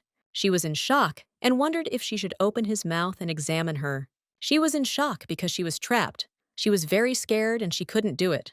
She turned around and, looking at the prince, asked if they had tranquilizers. They looked at the young lady in surprise and asked what it was. She sighed heavily and said that it was medicine. A moment later, she was taken aback as she realized that it did not exist in this world. She sighed heavily and said that they should pretend that they did not hear this. She understood that she would have to examine the panther without outside help. She looked closely at the panther and said that she was actually a veterinarian and she was a doctor for animals. Glick looked at the young lady with disbelief. She looked at him intently and asked if he could give her a chance. She said that he seemed to be very eager to eat juicy, rare meat again. He looked closely at the young lady, as this conversation about meat was very tempting to him. The young lady looked closely at the panther, as she realized that she had hit the bull's eye, and the meat was good bait for him. She looked at the panther intently and said that she was the only one who could understand him, and if he trusted her, she would help him. She sighed heavily. As she saw that there was no reaction, Maria said goodbye to him. He growled menacingly and told her not to leave. At the same time, the prince was watching his friend closely. The young lady came closer to him with a smirk and asked if he trusted her. She asked if she should ask them to let him out. She said that he had to promise her one thing. He looked at her in surprise and asked what he should promise her. She said that if he suddenly felt a little pain, he should not bite her. Glick Z froze in shock. He didn't expect to hear something like that. She understood that if she accidentally touched the sore spot, then naturally he would get angry. She knew that the wound that was in his mouth was very painful. The young lady, in turn, understood perfectly well that her life was more precious to her. She looked at him with a smile and said that he must promise her, and only in this way could she help him. She saw that he was not answering and said that she should just leave. Glick V sighed and said that he would not bite, since he really wanted to get better as soon as possible. She asked with a smile if it was true. He growled at her with fury and asked how many times he had to tell her. The young lady looked at him intently, with a smile on her face, and said that she would now ask them to let him out. She came closer to the prince and said that the panther looked fine, but she should take a closer look at him. She looked closely at the prince and asked him to open the cage so that she could look at him carefully. The prince, in turn, looked at the young lady with distrust and skepticism, but a moment later he finally agreed. He came closer to the young lady and said that, unfortunately, he could not guarantee her safety. He said that the panther could tear her to pieces. The young lady looked at the prince intently and said with a smile that he did not need to worry, as this would not happen. He looked at her in surprise and said that she spoke with confidence. The prince looked at his subordinate and told him to leave them. Tahir looked at the prince with puzzlement. Tahir said that it was very dangerous and asked if he should call the guards. The prince looked at him and said that everything was fine and he could go free. Tahir began to object, but the prince was persistent. A moment later, the young man bowed and left. A few minutes later, the prince came up and slowly opened the cage. Glick 5 came out and looked intently at everyone present. The young lady, in turn, slowly stepped back, since she was still a little afraid of him. Maria looked closely at the panther and said that he should remember the promise. He looked at her intently and said that, unfortunately, she could not forget about him. The young lady looked at the panther with a wary, intent gaze. A moment later, she came closer to the panther and introduced herself. He looked at her puzzled and asked what this strange courtesy was. She looked at him intently and told him to play along, as the prince did not know that they had been talking. She understood that if she checked his mouth right away, it would be very suspicious. She checked him slowly, and a moment later, told the prince that she needed to check his mouth. She looked closely at the panther and tenderly told him to open his mouth. A moment later, the young lady froze in shock. She noticed that he had severe stomatitis. She was a little puzzled by this problem. She thought for a moment, but later said that she saw serious inflammation near the left molar. The prince looked at his friend in bewilderment and asked if everything was really bad. Maria sighed heavily and said that stomatitis was the size of her thumb and it must be causing him great discomfort. She looked at the prince intently and said that they must cure him immediately. The prince looked at the young lady skeptically and asked how he could trust her. She looked at him in bewilderment, as she did not expect to hear such a thing. He looked at her closely and said that no one had ever said before that a panther had an inflammation in its mouth. She looked at the prince in surprise and bewilderment, because she knew that a normal person would not climb into the mouth of a wild beast. She looked at him intently and said with a smile that he himself saw that she tried to look at him carefully, and he should believe her. She smiled and said that she had no reason to lie to him. The prince sighed heavily, realizing the truth in her words. However, he looked at his friend with confusion and asked what they should do now. Maria said that first they needed to prepare the ointment, but since it was for the oral cavity, they needed to find soft and non-poisonous herbs. She said that she also needed a stick wrapped in cloth. Sometime later, she was busy preparing the food. She was glad that everything was going well, and hoped that once she had smeared the panther with this ointment, everything would go away with time. She looked closely at the panther, as she wanted to get to work, but as soon as he opened his mouth, she became frightened and froze in place. She looked at the prince and asked if he would do her the honor of doing everything himself. Ter asked in surprise if she was really asking the crown prince to do all the dirty work. The young lady looked at the young man intently and said that he could also take part in this process. Tahir looked at the young lady intently but did not answer. At the same time, the prince looked intently at his friend. The young lady was shaking with fear, but still said that she thought it would be better for the panther if his wound was treated by someone close to him. She said that the process would be very painful. The prince looked at the young lady and, taking the stick from her hands, walked up to his friend. He looked at his friend tenderly and asked him to open his mouth. The young people looked intently at the panther, as they were very worried about him. A moment later, the prince looked closely at his friend and praised him. The prince looked at his friend and asked the young lady how soon he would be fully recovered. The young lady sighed heavily and, looking at the panther, said that it would take at least a week. The prince, in turn, looked intently at his friend, as he was glad that he was feeling better. The young lady, in turn, looked intently at the prince. She was very happy because she understood that she would finally be able to receive her reward. The prince looked at her and said that in that case she would have to wait another week. She froze, looking at the prince. The prince said that he wanted her to look after his friend all this time.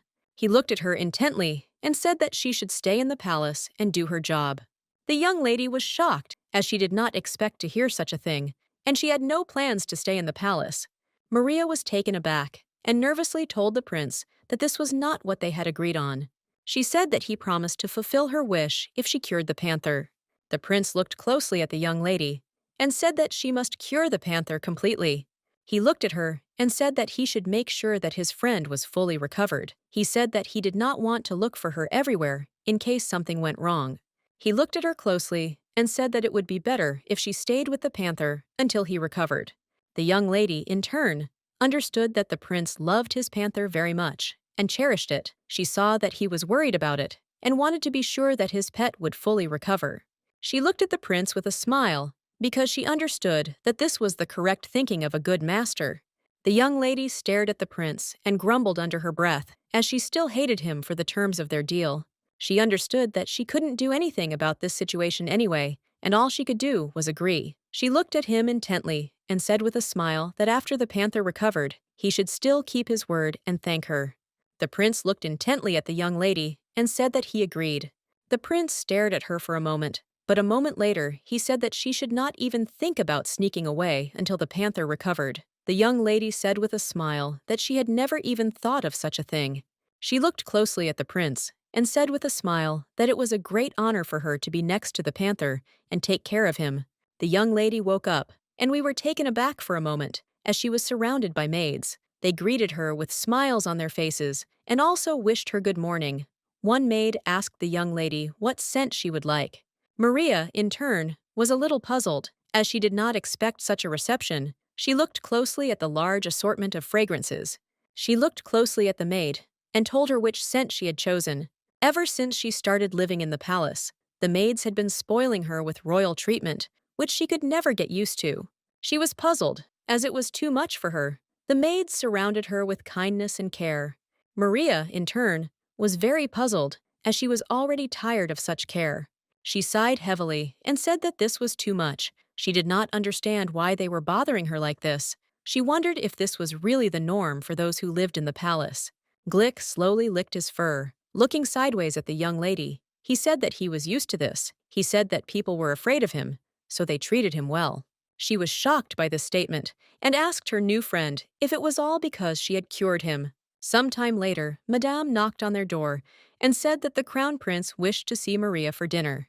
The young lady, in turn, froze in shock, as she never expected to dine with the prince. Madame looked at the young lady and said that the prince asked her to join him. Maria froze in shock. She didn't understand why the prince invited her to dinner. She wondered if he really wanted to fulfill her wish. The young lady stared at the entire table. She was in shock and did not know where to begin her meal.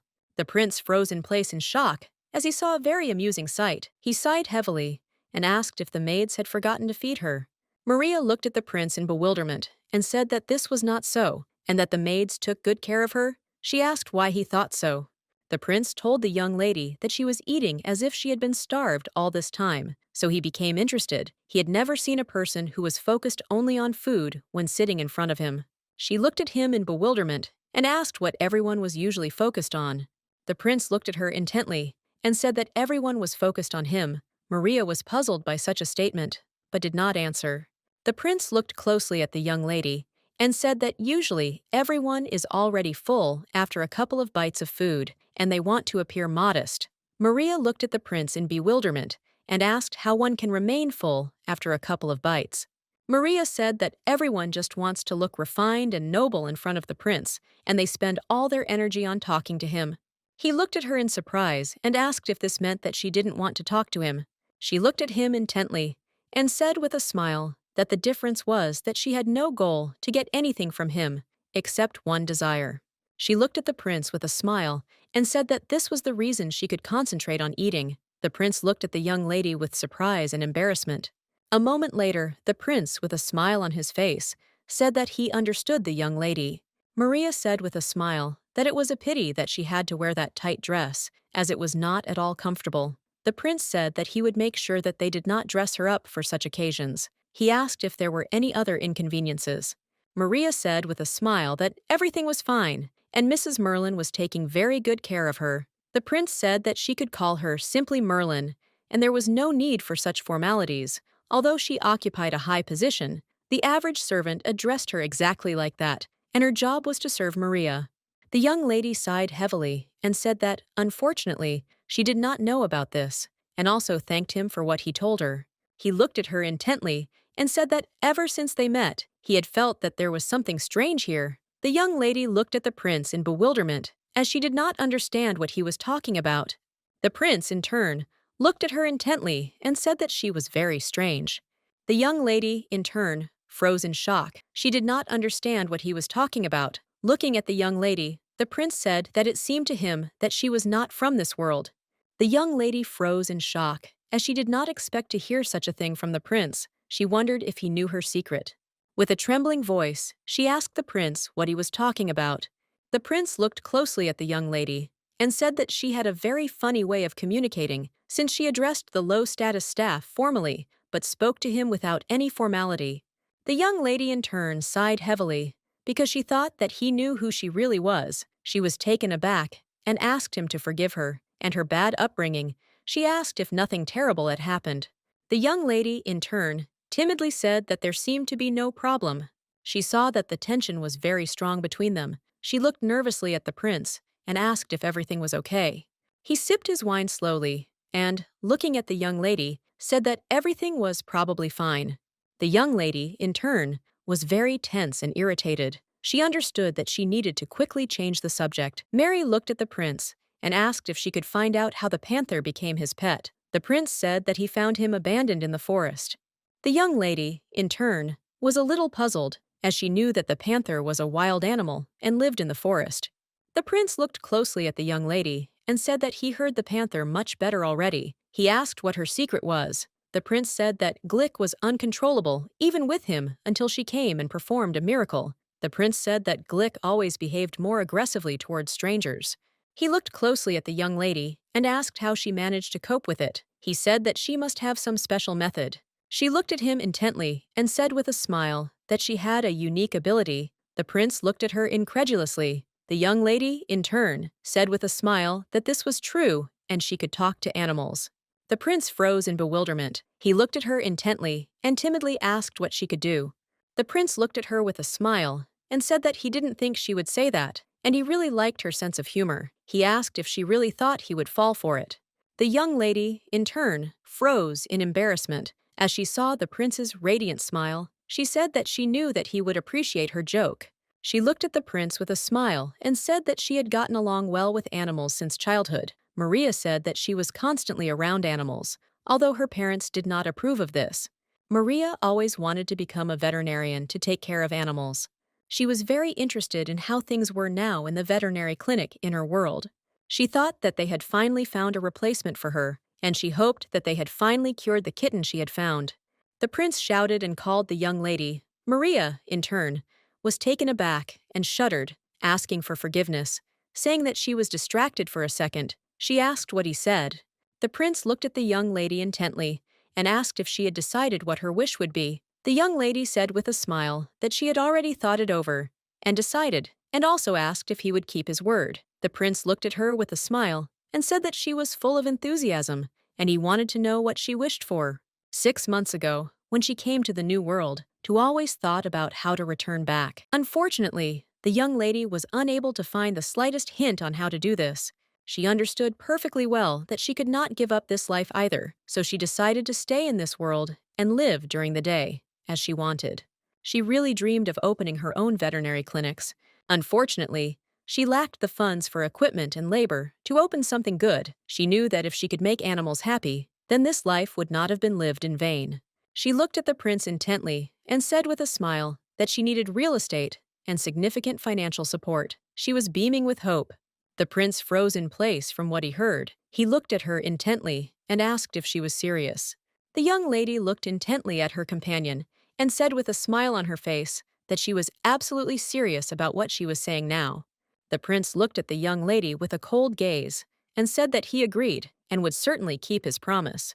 The young lady looked at the prince in surprise. She didn't understand what kind of strange look he had. She wondered if he was angry because he would have to spend a lot of money on her.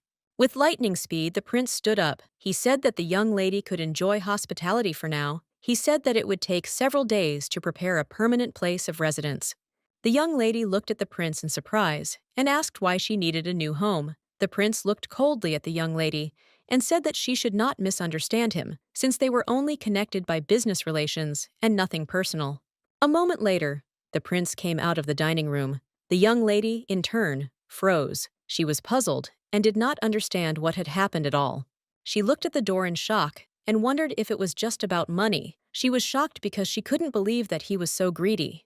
Time passed, and their week with the panther came to an end. She looked at her new friend with a smile and congratulated him, and also said that he was finally getting better. She asked how he was feeling. Glick purred contentedly and said that all his pain was gone. The young lady smiled and said he was a great guy because he had been through a lot. He purred and told her not to touch him because he was too hot. The young lady looked closely at her friend and said that he was right. Maria said that he probably did not like to walk in such heat. He said that the prince was too busy for a walk. Glick sighed heavily and said that the prince needed him to always look after him. The young lady looked at the panther in surprise and asked if he really thought so. Glick K nodded and said that it was so.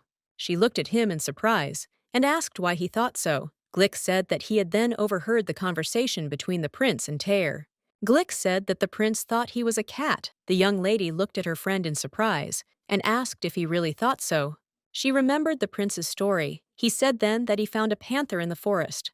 She laughed, amused by the fact that the prince actually mistook the panther for a stray cat. She thought the prince was just stupid. He looked at her intently with bewilderment. Some time later, the young lady stood up and said that it was time for her to go. He looked at her in surprise and asked where she was going. "Were you really going to your own room?" The young lady looked at the panther with puzzlement as she realized that he seemed unaware that she was leaving. Mary looked at her friend and said that she meant that she was leaving the palace. He looked at her in surprise and asked why she should do that. She looked at him with a smile and said that she had finished her work and he was feeling better, but it was time for her to go home. She smiled and said that today was her last day of work. She also apologized to him for not telling him about it earlier.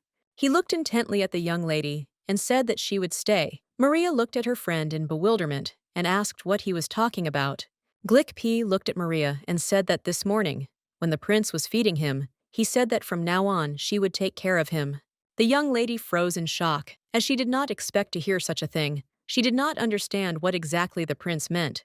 The prince looked closely at the young lady and said that it was all true, as she had said earlier that she wanted to stay, and he had fulfilled her wish. Looking at the lady, the prince said that her chambers were already being prepared on the second floor, so in a few days, everything would be ready. The young lady stopped the prince in a hurry and said that this was just some nonsense. She looked closely at the pensioner and said that she never told him that she wanted to stay in the castle. He looked at her intently and asked why they were discussing this again. He looked at her angrily and said that she had said herself earlier that she wanted to become his concubine. The young lady froze in place from shock and embarrassment, as she had never said anything like that before. His father, Oberon, was alive, and his uncle was the crown prince. His father had no chance of getting the crown, so he married Charlotte of New Britain. But since the crown prince died in battle, his parents became the next claimants to the throne. Everyone whispered, as if they could not believe that the ruler was of new British origin. They said that it was really alarming, and she could bring harm to the kingdom. The aristocrats claimed that the empress should be from the Larson family. His father gave in to the people's wishes and allowed Clopedia from the Larson family to visit the castle. From then on, everything started to change and get worse. Suddenly, for everyone, his mother died. Looking at the emperor, the aristocrats screamed and were indignant as they could not accept the fact that their crown prince would be a new British boy. The emperor looked fiercely at everyone and said that his son was the only heir, and he was not an ordinary child. He was the one who was worthy of taking the throne. The aristocrats expressed open support for Clopedia. Only his father insisted that he become the crown prince. His father was unable to cope with the grief of his wife's death and spent years alone, but was pressured into taking a new wife. Clopedia became empress. The empress looked closely at the crown prince and said that His Majesty's health was deteriorating every day. She asked the prince if he was managing to cope with all his responsibilities alone. The prince, in turn, said that he was coping well. He knew that no matter how busy he was with work, he could not allow the empress to interfere in state affairs. He had no doubt that she was capable of much with her influence. She looked at the prince closely and said with a smirk that he was mature enough to look for a partner. She said that she was deeply concerned about his lack of interest in marriage. She said that she had someone in mind, and it would be nice for him to meet the lady. The empress chose her relative and vouched for her so that she could become his bride. The prince was shocked as he understood that the empress wanted to take him into her own hands. The prince looked intently at everyone present. He saw that the spectacle was beginning again. The young lady came closer to the prince and greeted him with a smile. The prince sighed heavily, looking at the empress. He was very tired of all this. He understood that they all wanted only power and fought with each other for it. He sighed heavily as this was very tiring for him. He thought for a moment, as he had hoped that Maria would be different, but it turned out that she was just as insatiable as all the nobles. The guy said that he would keep his promise and fulfill her wish, no more, no less. He said that the limit had already been reached, and that was it. The young lady looked at the prince in surprise and asked, puzzled, what he was even talking about. She said that all she wanted was a small piece of land, a building, and some money, all the necessary conditions to treat as many animals as possible. She looked at the prince intently and said that this was the dream of her whole life. The prince froze in place in shock, as she did not expect to hear such a thing. He looked at her intently and asked in surprise if she really didn't know about the consequences of asking for a plot of land. The young lady looked at the prince with surprise and confusion and asked what such a request could mean, since she simply needed land, and she asked for it. They stared at each other for a while, without saying a word. He sighed heavily and said with a grin that the land was the property of the Imperial family, and it could only be obtained in two cases, one's loyalty to the Empire or by becoming a partner. The lady froze in place in shock, as she did not expect to hear such a thing. He looked at her and said that she wanted a plot, which implied her request to become his other half. The young lady was shocked by what she heard. She looked closely, but the prince and nervously said that it was not so. She came closer to him and said that if she had known what it meant, she would never have asked for land. She looked at the prince and said that she never dreamed of becoming a concubine. She looked at him in surprise and asked why he had fulfilled the wish so easily, understanding how strange it was. He looked at her and said that he had given his word that he would do anything she asked of him. She asked if he would have said yes, even if she knew all the details. The prince said that it was so, but most likely he would never have visited her chambers. The young lady looked at the prince with tears in her eyes and said that she did not really need this land. He could just give her a little more money. The prince looked closely at the young lady and said with a smirk that it was too late. She looked at the prince in surprise and asked what he was talking about. He said that he had sworn to Atre. The young lady froze in shock. She looked at the prince with tears in her eyes because she understood that she had fallen into her own trap, and at that time the prince, looking at her, smiled tenderly. She was in shock as all her dreams were shattered into pieces. The prince looked closely at the young lady and said with a smile that there was one way. She looked at him with tears in her eyes, without saying a word. The prince, with a smile on his face, asked if she wanted to listen to him, lightning speed, and, looking at the prince, asked what method he wanted to talk about. He smiled and asked if she would be okay with working as the Imperial veterinarian. The prince said that the panther was behaving aggressively, and the servants were living in fear because of this evil cat, but she was able to talk and walk with him without any problems, so he could only trust her. She hesitated timidly and said that she didn't mind looking after the panther, but living in the castle was too much for her. The prince said that he would pay her 300 gold pieces a month. He said that he would also grant her land, building, and money as promised, and she would also be allowed to bring and keep as many animals as she wanted. The young lady was shocked by such an offer. A moment later, she cried out, and with a joyful smile, said that she agreed. A moment later, the prince's assistant brought the gold bars to the young lady. She was shocked as she realized that she had hit the jackpot. She looked at the prince with confusion and asked where she should sign. The prince looked at her intently and said with a smile that she should first accept his gratitude for curing his friend. He said with a smile that he looked forward to their cooperation. Sometime later, the young lady began to sign the contract. She was puzzled because she saw a lot of long words that she could not make out, but she just wanted to pretend that she understood everything. She knew that he could not scare her. The prince looked closely at his friend and said that he had already come to him. The prince smiled, looking at his friend, and said that they had not walked together for a long time. The prince looked closely at his friend, as he saw that he reacted immediately, which meant that he definitely enjoyed the walk with him. Glick slowly left the room. He walked gracefully past the guards, who shuddered at the sight of the panther. The prince walked slowly with his friend. After a while, the prince froze in place. He looked closely at the flowers that were next to the tree. In turn, the prince was sure that it was Murray who planted the flowers near the tree when she was walking with Glick. Sometime later, they finally sat down near the tree, and the prince gently felt his friend. The prince suddenly remembered the young lady. At first, he could not even imagine that such a fragile girl could cure the fierce beast.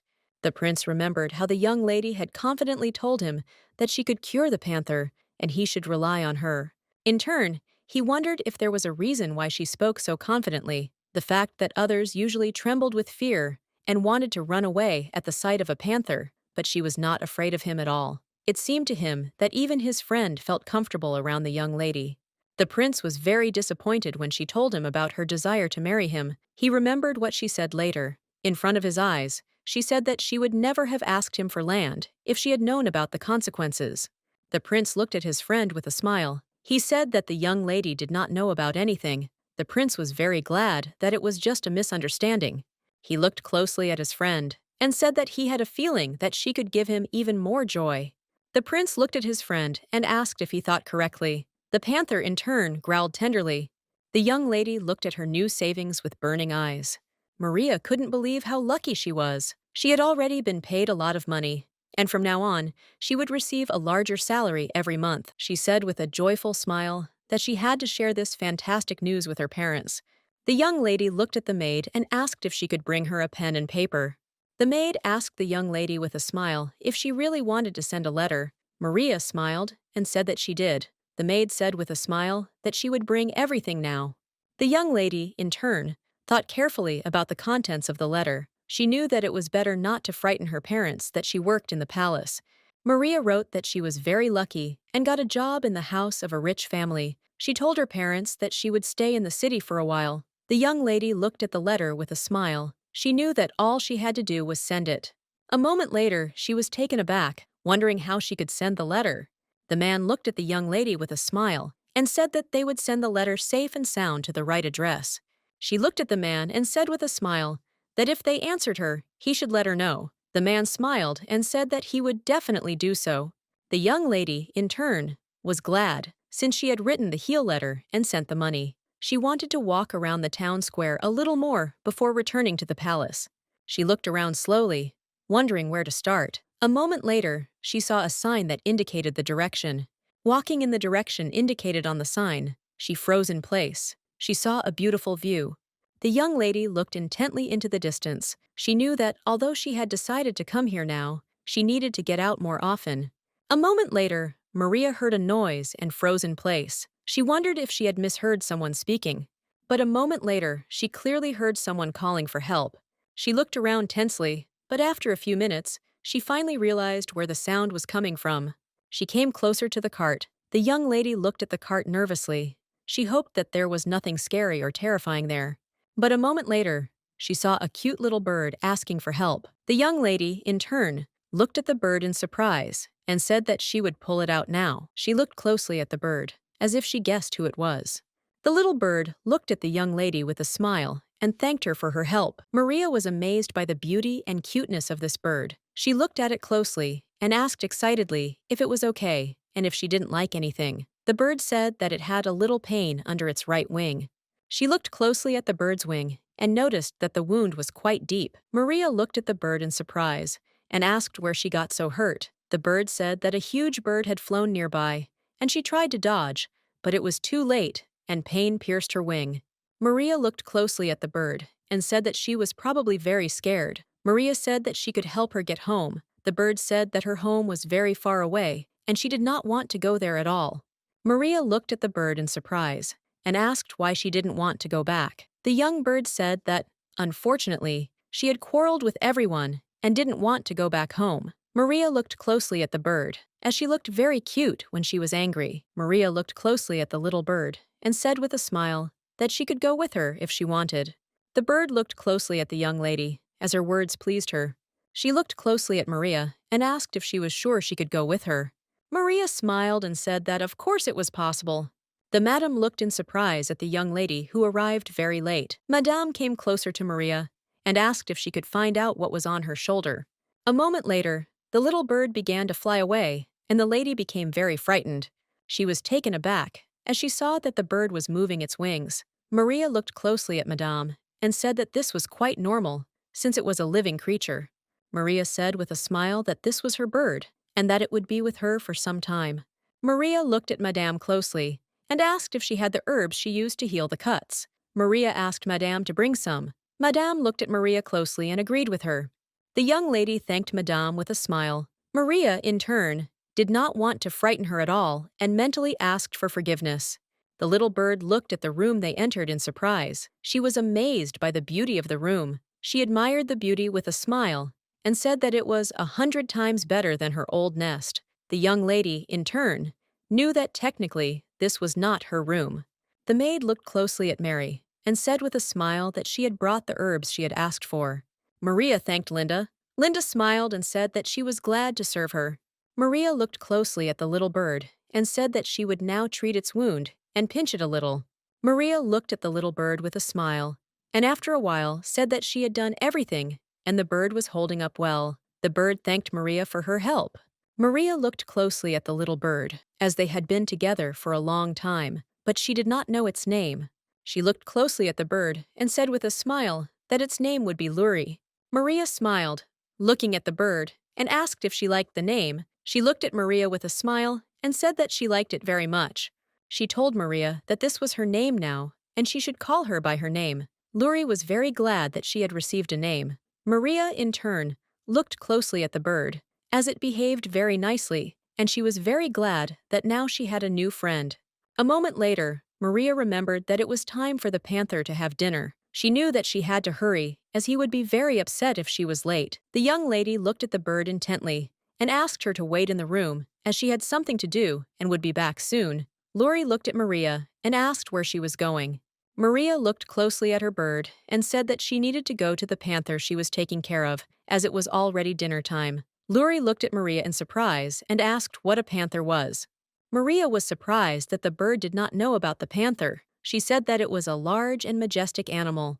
Luri gave Maria a beaming smile and said that she would also like to see it, as she loved everything majestic. With the speed of lightning, the bird jumped into the hands of the young lady. Maria was a little surprised and puzzled. Luri looked at Maria with tears in her eyes and asked the lady not to push her away. The young lady, in turn, was a little excited, as she knew that the panther could easily eat the bird. A moment later, she said that if Luri wanted to go with her, she had to promise something. Maria told Luri that she had to be with her all the time. Luri agreed with her. The young lady was positive. She knew that she could protect her new friend. A moment later, she entered the room and greeted the panther with a joyful smile. Glick looked menacingly at the young lady. He said that she was late. Maria was taken aback and timidly asked for forgiveness.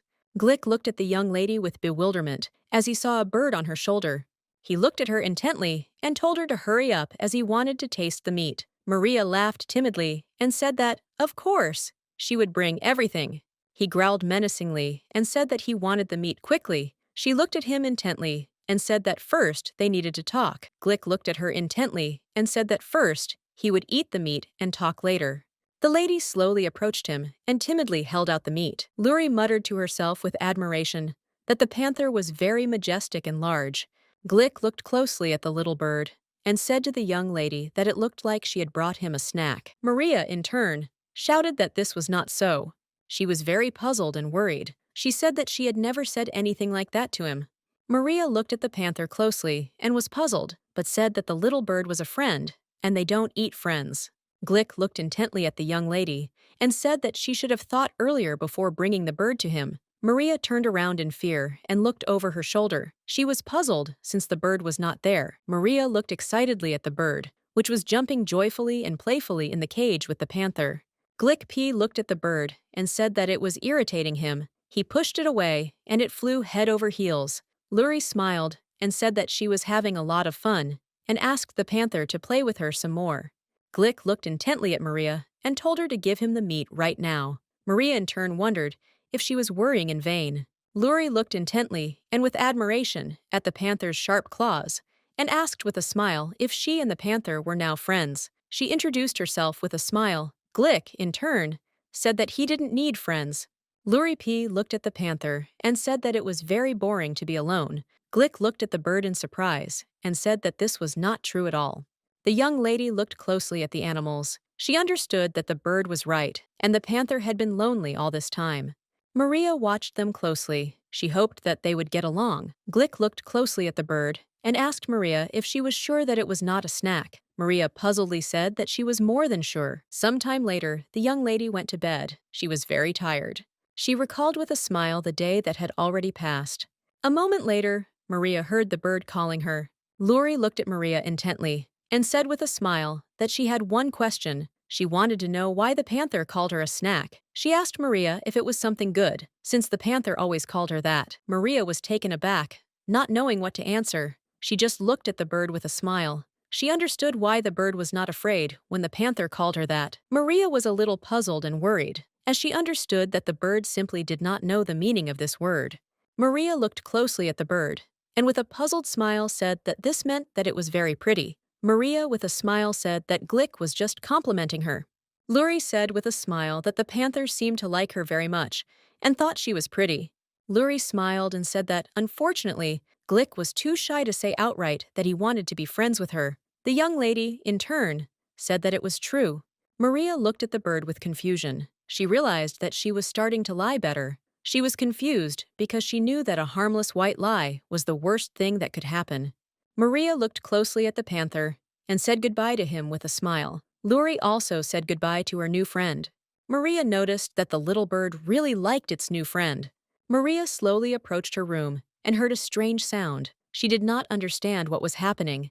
Maria saw Linda and another maid. She was puzzled and did not understand what was happening. Coming closer, she saw Chloe. Linda shouted to Chloe that it was she who broke the vase and also asked her if she understood everything. Chloe, in turn, was trembling with fear and could not utter a word. Maria looked at the maids in surprise and confusion. She didn't understand what was going on at all. Linda walked up to the maid in a rage and angrily told her to answer immediately. A moment later, Maria entered the room and asked what was going on. Linda looked at the young lady in surprise, as she did not expect to see her so early. Maria looked at the maid with fury and told her to answer immediately what was happening. Linda glanced sideways at Chloe and said that she had accidentally broken a vase. Linda apologized to Maria for the clumsy maid. The maid was trembling with fear. She looked at the young lady and asked for forgiveness. The young lady, in turn, looked closely at the maids, wondering if they really thought she would fall for something like that. The young lady sighed heavily. She said that she understood them and also asked that all the fragments be removed, as someone might get hurt. Linda looked at Chloe and told the young lady that she would now clean everything up. Chloe began to clean up fussily. The young lady looked at Linda sharply and told her to tidy everything up as she needed to talk to Chloe. Linda was puzzled by this request, but still agreed with the young lady. Maria looked intently at the maid and said that they could talk by the window. The young lady, in turn, saw that the maid was shaking with fear. Maria looked intently at the maid and quietly said that she knew that Linda had broken the vase. Maria told the maid that she didn't need to panic. Maria told the maid that if Linda asked what they talked about, she should just say that Maria asked her not to do it again and to be careful next time. Chloe looked at the young lady with tears in her eyes and thanked her for her concern. Maria looked at the maid and asked her with a smile to bring tea and some snacks for the little bird. Chloe smiled and said that she would do everything immediately. The young lady, in turn, sighed heavily. As she had dealt with this problem, she understood that she needed to remember to intimidate Linda next time. Maria looked closely at her new friend and asked if something was wrong, as she saw that the bird was excited. Looking out the window, she asked if Luri was pretty. Maria looked at the bird in bewilderment. Luri looked at Maria with embarrassment and said that she had said earlier that she was a snack, and she had said that meant she was good. Maria, in turn, was taken aback. She was puzzled and understood that she needed to watch her lies. Maria, with a puzzled smile, told Luri that this was so. Luri smiled and began to jump happily. Maria laughed puzzledly. She knew that someday she would have to explain to the little bird the true meaning of this word. The young lady, in turn, fell onto the bed with a crash. She was very puzzled and tired. She looked closely at her diary as she wanted to make an entry in it. Maria slowly made notes about everything that happened to her. A few days later, the young lady was walking with the panther. Maria looked around and looked closely to see if there was anyone nearby. Glick looked at the young lady in surprise and confusion. He did not understand what was wrong with her, since she was acting very suspiciously. The young lady knew that she had been lying too much lately, and she needed to replenish her energy. She was very glad that she finally got her sweatpants ready. She sighed heavily, as she was very proud of herself, since such pants were very difficult to make. In the process, she pricked her fingers many times, and many samples had to be rejected. The young lady, in turn, was very happy, since she succeeded in everything. Sometime later, she got ready, as it was time to go for a run. Glick looked at the young lady in surprise and asked if something was really missing today.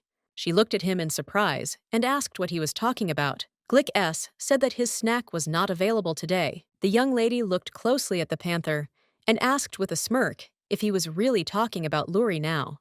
Maria looked at him intently and said with a smile that the bird was sleeping in its room. She asked the panther if he really missed her. Glick sighed heavily and said that it was not like that at all, and that he did not miss her. Maria looked at him intently and said with a smirk that he didn't need to say anything, since she could read him like an open book. He looked at her intently and asked her if there was something wrong with her head, since she continued to dress so strangely. The young lady looked at him with a smile and said that functionality exceeds design. She said that she could even bet that even the crown prince and the royal family, as well as the aristocrats, would go crazy over these pants. She looked at him and said that they would all want to wear them after one fitting. He looked at her intently and said that it was simply impossible, and she could ask the prince herself. The young lady said with a smile that the prince was not with them now. A moment later, the young lady froze in place as she saw the prince. She looked at him, surprised and puzzled, and asked what brought him to them. He looked closely at the young lady and said that he had been looking for her and had been told that she was here. The young lady, in turn, froze in place, as she was not very comfortable with him seeing her in such a way. He froze in surprise, looked at Maria, and asked what she was wearing.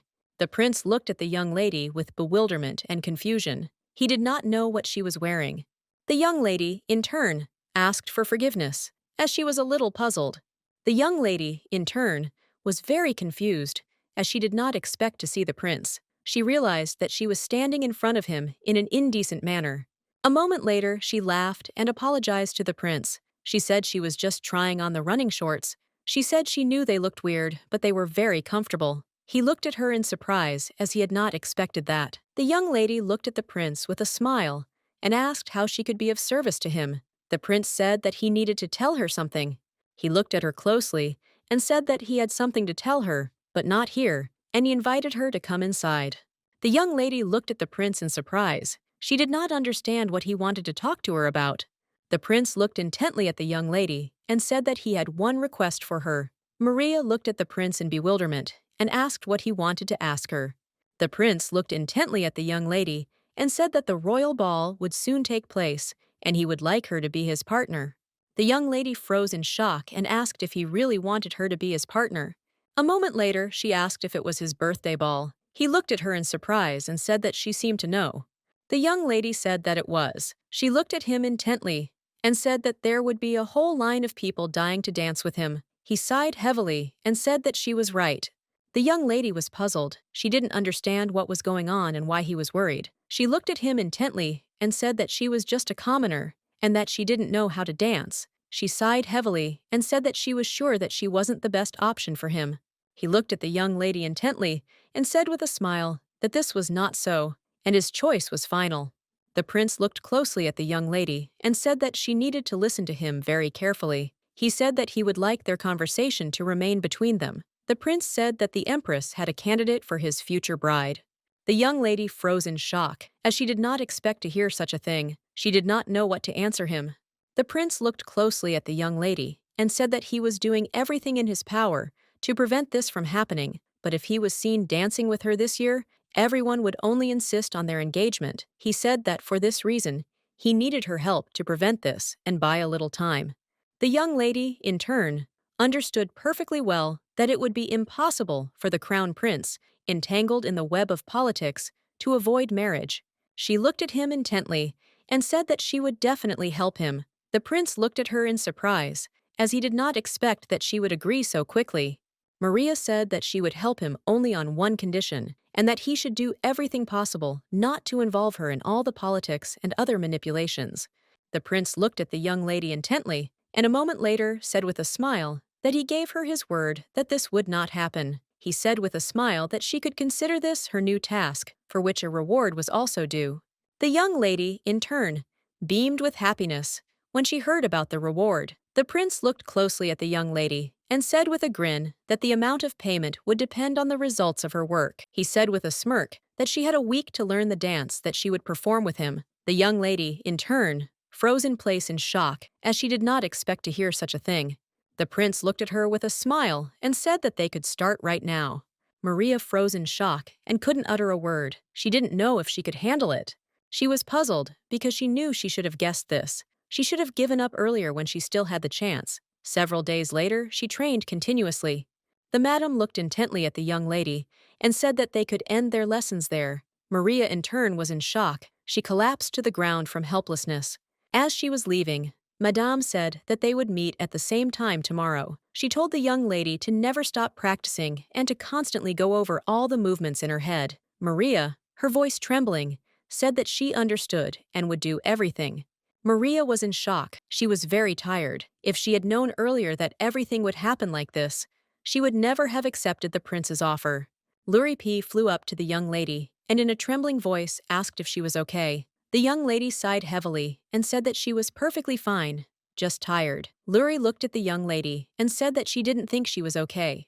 Maria sighed heavily and said that these training sessions were really exhausting and she was very tired.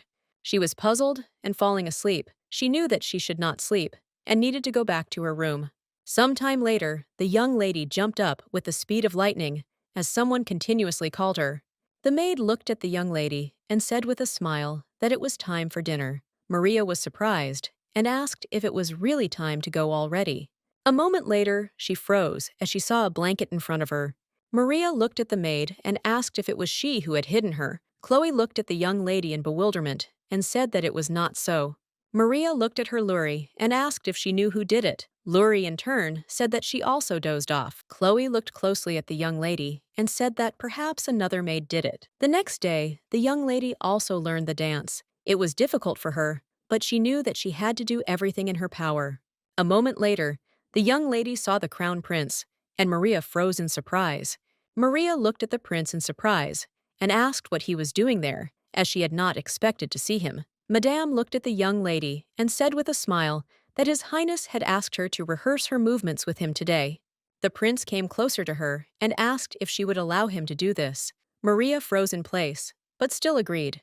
The prince looked at the young lady with a smile and asked if they could begin. Maria agreed, and they began to dance. She was puzzled as everything was unexpected, and she was not prepared for it. They danced in silence for a while. The young lady, in turn, looked intently at the prince. She was surprised and embarrassed, since it was easier for her to dance with him than alone.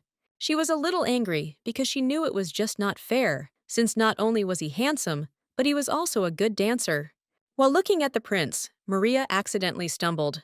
The prince managed to catch her and pulled her towards him, but unfortunately, it so happened that they fell. The young lady noticed that the prince had softened her fall and that nothing hurt, but she noticed something strange. She froze in shock because when she opened her eyes, she saw that she was close to the prince. She was shocked by the realization that she had kissed the prince, and with the speed of lightning, the young lady jumped away from the prince. Madame quickly ran up to the prince and asked if he was okay. She was fussing. The prince looked at Madame and said that he was okay, and there was no need to worry about him. The prince looked at the young lady and asked if she was okay, and Maria, in turn, sheepishly said that she was fine. He looked at the young lady closely and said that this often happens during the dance, so she should be careful. The young lady looked at the prince with embarrassment. She wondered if he was worried about her. It was a surprise to her.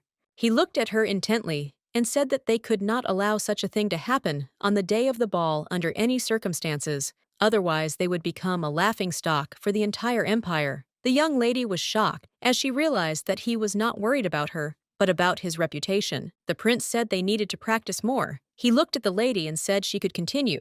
Lady Cecile said she would do her best. Maria, in turn, stared intently after the prince. She was a little puzzled by everything that had happened. The prince slowly returned to his office and thought about the young lady. He remembered entering the room and seeing a young lady sleeping peacefully.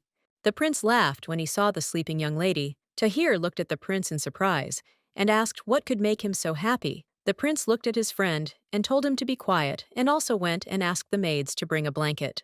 The young man looked at the prince in bewilderment, as he did not understand why he needed a blanket, but he still agreed. The prince approached the young lady, who was snoring peacefully. He thought that the dance lessons had really worn her out. He looked closely at the young lady, because he knew that she was unusual. He was surprised that she had easily fallen asleep on the sofa. He knew that he simply could not leave her for a second. The prince came to the young lady to practice dancing with her, since there were only a few days left before the ball. Maria, in turn, looked at the prince with bewilderment. A moment later, she asked if he was practicing with her again today. Madame looked at the young lady closely and said that it was so, since the dance was not meant to be performed solo, and it was best for two people to practice together so that they would get used to each other. The young lady, in turn, was a little puzzled, as she was afraid that she might fall again. The prince looked at the young lady and said that they could begin. He said he would like to talk about yesterday. The young lady, in turn, was taken aback and said that it was a pure coincidence. The young lady said sheepishly that unfortunately she had tripped and fallen. She asked the prince's forgiveness for what had happened. She said that she was fine and she didn't care at all. The lady in turn looked intently at the prince. She was puzzled by this situation and could not think of anything except this incident. He frowned and looked at her and said that it was just an unfortunate accident and they would better forget about it. The young lady, in turn, looked at the prince with embarrassment and said that it would be better that way. The prince looked at the young lady and a moment later turned his gaze to the little bird that was sitting on her shoulder. He looked at it in surprise and said that it seemed to him that he had seen it somewhere before. The young lady smiled and said that it was a long-tailed tit that she had picked up a few days ago, and her name was Luri. Luri looked closely at the prince and greeted him with a smile, saying that she was very pleased to meet him. But in turn, the prince saw that she was only chirping. He looked closely at the little bird and said that she was very talkative. Mary said with a smile that it was very sweet. She asked the prince if she was speaking truthfully. The prince looked closely at the little bird and said that he was not a particular bird lover. Luri looked at Maria and said that the prince looked very much like a panther. Maria looked at Luri in surprise and asked if that was really true. Maria thought for a moment with a smile on her face, as she knew that they were both prickly on the outside, but kind on the inside. The prince looked sideways at the young lady and asked if they would begin. The young lady was taken aback and said that of course they would. The prince looked at the young lady intently and said that unfortunately, there would be no practice tomorrow, so they had to give it their all today. The young lady looked at him in surprise and asked why there would be no practice tomorrow. The prince said that he had arranged a meeting. The young lady was taken aback, but said nothing. He looked at her intently and said that there were some people who really wanted to help her. The next day, the young lady came forward. She looked at the married couple with a smile and said that she was very glad to meet them and she also introduced herself. The man looked at the young lady intently and greeted her with a smile and said that they were very glad that they could finally meet her. The madam smiled and said that she hoped that the young lady had a good journey to them. The young lady looked at Madame and said with a smile that she had prepared something for her. Maria hoped that she had not made any mistakes yet. She was very nervous. Madame looked intently at Maria and thanked her. The madam came closer to the young lady and asked with a smile if she could call her simply Maria. Maria said with a smile that of course she could. The man looked at the young lady intently and said that, unfortunately, he had to leave now, but they could have fun. Madame looked at the sea with a smile and said that she must sit down, as they had a lot to talk about, and it would take some time. Madame looked at the young lady with a smile and said that she had heard that Maria was going to go to the ball with the crown prince. Madame said that, unfortunately, she was very worried about Lady Winston's reaction to this. Maria looked at Madame in surprise. Madame looked intently at Maria and said that everything they would talk about today should not go beyond this room. Maria looked intently at Madame and said that she understood everything and would not tell anyone anything. Madame said that for a very long time, the Empress had been trying to marry Rosalie Winston to His Highness, but the Crown Prince had always rejected this proposal. Madame said that Lady Winston had been in a close relationship with the Empress for a long time, and she would take away a lot of control over the empire if this marriage happened. Madame said that in that case, His Highness's influence would be significantly less. She sighed heavily and said that so far everything was going well, and to make sure that everything would continue to be this way, they needed to continue to provide His Highness with any support. The young lady looked at Madame intently and said that she completely agreed with her. Madame looked at Maria intently and said that for this reason, the members of the Marquis's house would take her under their guardianship. Maria was surprised, as she did not expect to hear something like that at all. Madame looked closely at the young lady and said that everything was exactly like that, and after all, the Crown Prince himself had asked them about it. Maria was shocked, as she did not expect to hear something like this. She was touched by the Crown Prince's concern. The madam looked closely at the young lady and said with a smile that the Crown Prince apparently treasured her very much. The Marquise said that no one knew what the future held for the two of them. Maria looked at Madame with bewilderment and shock. Madame was taken aback and looked at the young lady in surprise and asked if she had made a mistake. Madame said that she was overwhelmed with different thoughts, since Maria remained to live in the palace. Maria sighed and said sheepishly that she was now in the palace, but there was another reason for that, and it was a very long story. Maria began to tell the whole story from the very beginning. Madame was taken aback after hearing everything. She hesitated and said that now everything became clear to her. The Marquise looked at the young lady intently and said with a smile what she could do for her as her patron. She handed her a letter and said that she was organizing a private meeting and would like her to be present there as well. The Marquise looked closely at the young lady and said that there would be influential ladies at the event, and therefore it would be to her advantage to get to know them. The young lady said, puzzled, that unfortunately she was a little hesitant, as she was afraid that she might embarrass herself in front of them. The madam looked at the young lady intently and said that she had nothing to worry about. After she rang the bell, a servant entered the room with documents. Maria, in turn, froze in shock. She did not understand what was happening. The young man looked at Madame and said with a smile that he had brought the documents she had asked for. The Marquise thanked him. Maria looked at the documents in surprise and wondered if this was all for her. She was shocked and couldn't believe it. The Marquise looked at the young lady intently and said that, unfortunately, she realized that there were too many of them, but she could not do anything. The young lady, puzzled, said that there were only a few of them. Maria, puzzled, asked what they were for. Madame looked closely at the young lady and said that she had prepared for her everything about royal etiquette and had also collected detailed information about the meeting participants down to the smallest details, including their status and connections with other families. The young lady, in turn, froze in place from the realization that she needed to study all of this. Madame looked at Maria with a radiant smile and said that she sincerely hoped that the nth lady could absorb everything. Maria looked at Madame with bewilderment and asked how she should thank her. Maria, in turn, became depressed, as she realized that she had a lot to learn. She was in shock because she realized that they were burdening her with, in addition to the painful dance lessons, She also had to study all the documents. Maria came to Glick. She sat down next to him and greeted him. He looked at her closely and said that she was showing an unusual level of enthusiasm right now. She looked at him in surprise. The young lady, in turn, was very puzzled, as she knew that she would have to reread everything again tomorrow, since there was only one day left before the meeting. Luri looked at the young lady with a radiant smile and said that she would certainly cope with everything. Maria looked closely at her friend and thanked her with a smile for her support. She looked at Glick and Luri and asked in surprise when they had managed to become so close. Glick nervously told Luri to get off his head, but Luri did not listen. Glick looked intently at Maria and said that this was not at all true. Luri P. looked at Maria and said that they probably became closer when she found out that Maria had lied to her. Maria looked at the bird in bewilderment and asked when it had lied.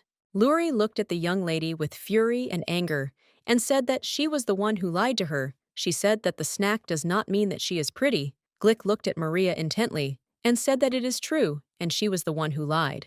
They looked at Maria intently and both said that she was a pathological liar. The young lady, in turn, was very puzzled as she realized that she had been caught.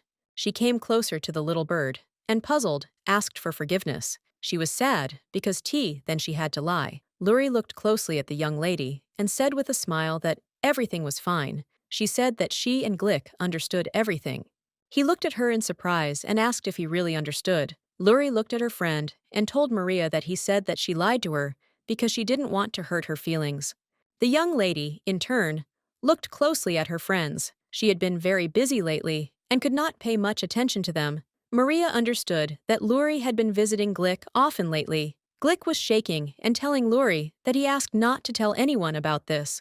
Luri, with tears in her eyes, asked her friend for forgiveness, as she had forgotten about it. The young lady, in turn, looked intently at her friends. She was very glad that they had become such good friends. A moment later, the knight entered the room and, looking at the young lady, said that His Highness required her presence. Maria, in turn, was surprised, as she did not understand why the prince wanted to see her. The crown prince looked at Mary closely and said that he had heard that she had received an invitation to an important meeting. The young lady, in turn, said that this was true. The prince said that the young lady must have liked the marquise very much. He also asked when the meeting would be. Maria said that the meeting would take place tomorrow. He looked at her in surprise, as he did not expect the meeting to take place so soon. He asked if she was going to go there. The young lady, in turn, timidly said that the meeting was very soon, but she had received an invitation, so she had better go there anyway. The prince looked closely at the young lady and said with a smile that he understood her, and he also asked her not to forget to dress appropriately. He said that she should make every effort to look her best. The young lady, in turn, agreed with him with a smile. He looked at her closely and said that the dress she had worn last night for her dance lesson would be a good option. The young lady, in turn, froze in surprise, as she did not expect to hear such a thing. A moment later, her face changed, and with a smile, she asked if this meant that he liked the dress. She was surprised, and she liked his reaction. She had never seen him so excited. The young lady, in turn, continued to tease him, but suddenly froze in place. As she saw that he was angry, she was agitated and wondered if she had really come to the end of her joke. She looked timidly at the prince and said that she was just joking. The prince, in turn, looked closely at the young lady and said that she looked charming in this outfit. Maria froze in place, as she did not expect to hear such a thing. Maria froze in place from embarrassment, not knowing what to say. At the same time, the prince timidly said that it was just politeness. The young lady sighed heavily and said that she thought so. The prince told Mary that she had missed today's class. The young lady looked at the prince intently and said that, unfortunately, that was true. He looked at her shyly and asked if she would like to try rehearsing their dance right now. The young lady, in turn, looked at the prince shyly, but still agreed. She was puzzled, as her heart was beating very loudly. The prince slowly approached the young lady and offered her his hand. They stared at each other for a moment, their hearts beating in unison. The prince looked at the young lady with a beaming smile and said that she had become a better dancer. She looked at him shyly and said with a smile that she had practiced a lot. Mary looked at the prince with a puzzled expression and asked if there was anything she should know before tomorrow. He shook her hand even more firmly and, looking at the young lady, said that she would be introduced as a distant relative. The prince looked at the young lady with a smile and said that she did not need to worry about anything, as everything would go perfectly. Maria looked at the prince with a smile and sheepishly told him not to worry, as she would play her part perfectly and would not disappoint him. The young lady bowed slowly after the dance was over. The prince looked at her intently and said that he was not worried at all. The prince said he had no doubts about her. He looked at her intently and with a radiant smile said that he was sure that she would certainly cope with her task. The prince sat and looked closely at the documents. He was a little puzzled by this situation. He knew his father's illness began with insomnia, followed by headaches and back problems. Despite the doctor's efforts, his condition only worsened, and in despair, he began calling doctors from everywhere, but no one could cure him. Unfortunately, no one was ever able to determine the cause of his illness, and he became dependent on medication. The drugs were so strong that they damaged his mind, and unfortunately, the wisest man in the empire turned into an overly sensitive and aggressive person who became more and more mentally unstable with each passing day. The crown prince then had to take charge of state affairs. Yuta, the half-brother, was too young for such work, and while his mother was around, he couldn't risk involving him in all this. The prince looked out the window as he saw that it was raining heavily, and he was interested in how the young lady was doing. He remembered her radiant smile and the way she told him that he didn't need to worry, because she would be completely fine. He smiled because he was sure that she was okay. The assistant came to the prince's office and said that he had come to give him information. Tahir looked at the prince in surprise, as he did not understand why he was smiling for no reason. The prince looked intently at his assistant and said that he was listening to him. Tahir looked at the prince in surprise and said that his behavior had seemed rather unusual in recent days, as he had not previously noticed the prince touching his lips so often. The prince decided not to develop this topic, and looking at the documents, told his assistant that Maria had gone to have tea with the marquise. Tahir looked at the prince and said that he understood him perfectly well, that he was very worried. The prince said with a smile that he was sure that the young lady was having a wonderful time. Tahir looked at the prince and said that it seemed that His Highness treated her with great respect, as the circumstances required. The prince said with a smile that the young lady had earned his trust, and in exchange for her help at the ball, she asked him for a favor. The assistant looked at the prince in surprise, as he did not expect to hear such a thing. The prince said that Maria asked for guardianship because when people noticed that a woman under Dimitri's guardianship was dancing with him, there would be talk. The prince smiled and said that it seemed like the young lady was thinking ahead a couple of moves. The young lady looked at the estate with a smile, as she noticed that it was very beautiful. The marquise looked at the young lady with a smile and said that she completely agreed with her, as this was simply the perfect place for tea. 4 more people were about to join them. The marquise looked closely at the young lady and said with a smile that in about half an hour, all the other guests would arrive. She told Maria that she had asked her to come early to tell her something. Maria looked at the marquise in surprise and asked what she was talking about. The marquise looked closely at Maria and with a smile told her to imagine that she was one of the aristocrats. The marquise looked at the young lady with a smile and asked her to talk to her about something. Maria looked at the marquise in surprise. She hesitated, not knowing what to start the conversation about, but a few moments later she finally collected her thoughts and began to talk to the marquise. Madame looked at the marquise and said with a smile that she did not know that she had such a charming and sweet niece. Maria looked at everyone present with a smile and said that after she managed to cure the panther, His Highness, she began working as a royal veterinarian. She was glad because she knew that the polite greetings had been passed in the degree of the angle of rotation of the mug in relation to the hand passed. She knew that she had only one thing left. The young lady looked intently at the madam, who was sitting next to her. Maria looked at her closely and said with a smile that her pendant sparkled so beautifully. Maria smiled and said that it suited her very well. The madam looked at the young lady in surprise and asked if it was true. The madam said that usually girls her age are not very attentive to details. Maria, in turn, looked at Madame with a smile, but did not answer anything. She was glad that everything went as it should, since they had said earlier that Madame really loved compliments. The young lady looked at her friend in surprise and asked if he was feeling unwell. Luri looked at Glick and asked if he was okay, since she saw his puzzled face. He sighed heavily and turned away from them. A moment later, he said that he was completely healthy. Maria looked at him in surprise and asked why he had not finished his meat.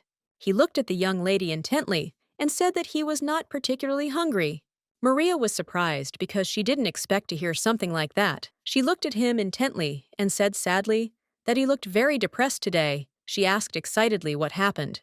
He sighed heavily and said that a few days ago, Ines promised him that they would finally be able to go for a walk for the first time in a long time. But today, when he was feeding him, he said that he had to cancel everything. Glick was very upset. The young lady looked out the window, thinking that the prince had to cancel everything because of the weather. She looked closely at Glick and said that the prince had probably postponed everything because of the rain. Glick sighed heavily and said that this was not so, since the prince said that something had happened to him, and now he was very busy.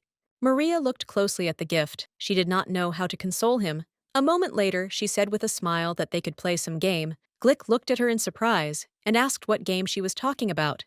She looked at him intently and said with a smile that they could play a word game. She said that she could explain everything to him with an example. Maria said that she said the word meat and he should say a word that begins with O. Sometime later, they started playing this game. Maria looked closely at the panther. She was surprised because she thought that he was in a bad mood. She could not believe that he began to answer her so quickly.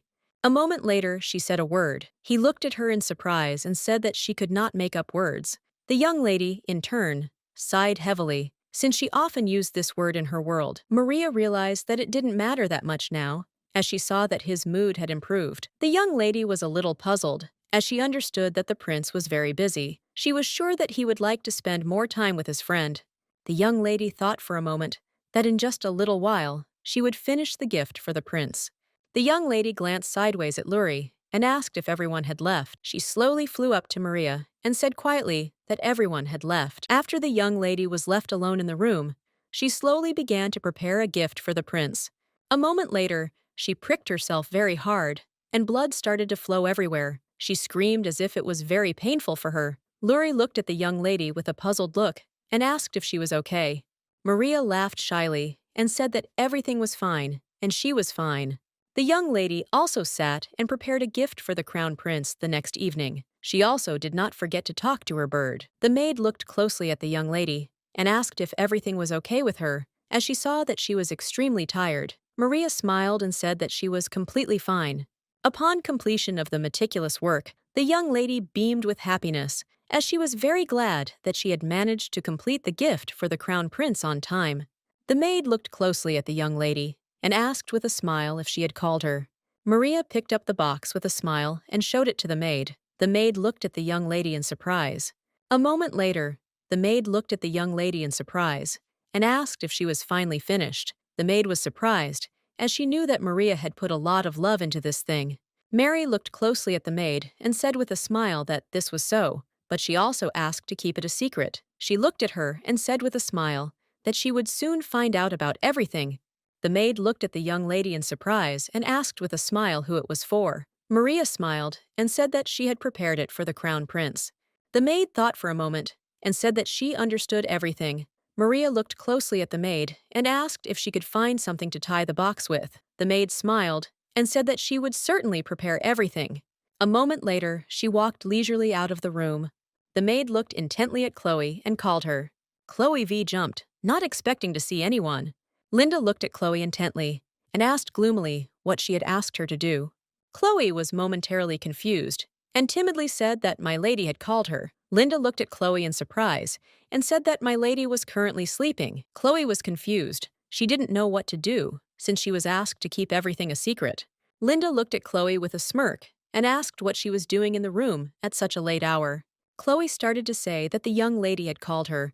Linda looked at the maid with fury and told her to stop using the young lady as an excuse. A moment later, Maria came out of the room and told the maid to stop. Linda looked at the young lady in surprise, as she did not expect to see her at such a late hour. Linda shuddered as she looked at the young lady, as she gave off a very menacing aura.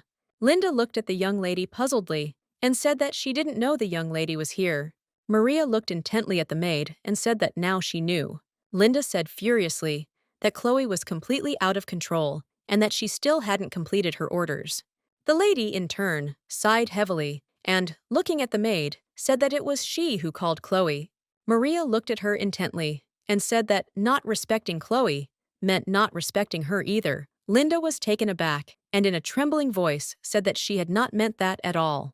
Chloe looked timidly at the young lady and called her name. Maria, in turn, looked closely at the maid and wondered if this was too much for her. She was puzzled because she knew she just couldn't stand by and let her bully Chloe. She knew perfectly well that Linda was a good person. She was like an open book, predictable and not stingy with emotions. Maria looked closely at the maid. She knew perfectly well that she would seethe with envy if she found out that only Chloe had seen her surprise. Maria turned around with lightning speed and looked sideways at Chloe. She told her to take care of the errand and also told Linda what they needed. Maria looked closely at the young lady and handed her the box. Linda looked at Maria in surprise and asked her for forgiveness, as she did not understand what was being discussed. Maria looked closely at the maid and said with a smile that she seemed to be very upset because she trusted Chloe with her little secret. Maria said that this was the reason Linda snapped at Chloe. Maria asked if she was right. Linda, in turn, was burning with shame, looking at the young lady. Maria smiled and said that was why she thought she could confide in both of them, since she also needed her advice. Linda timidly and embarrassedly asked the young lady for forgiveness. But a moment later, the maid froze in place. She looked intently at the contents of the box. She did not understand what it was. The young lady, in turn, was leisurely strolling with her friend through the garden. Linda looked at her friend and apologized for her violent reaction. Maria, in turn, was very glad that she had finally managed to resolve the misunderstanding between them.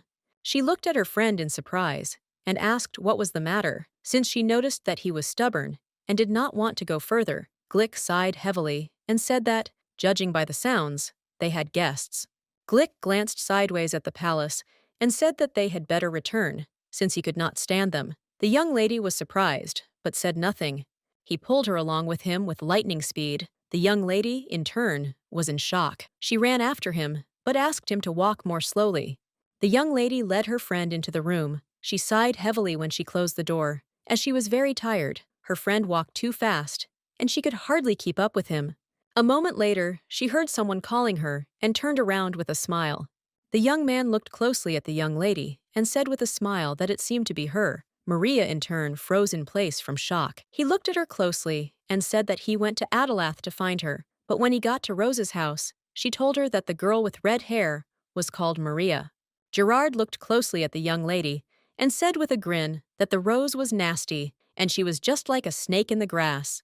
He looked at her and said that her parents told him that Mary had gone on a journey, so he had dropped everything and come back here just to meet her at the palace.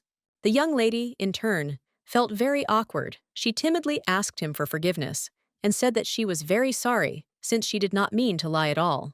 He looked at her intently and said with a smile that it was all unimportant, since the main thing now was that they were together again. The young lady said with a smile that this was so, and also asked what brought him to the castle.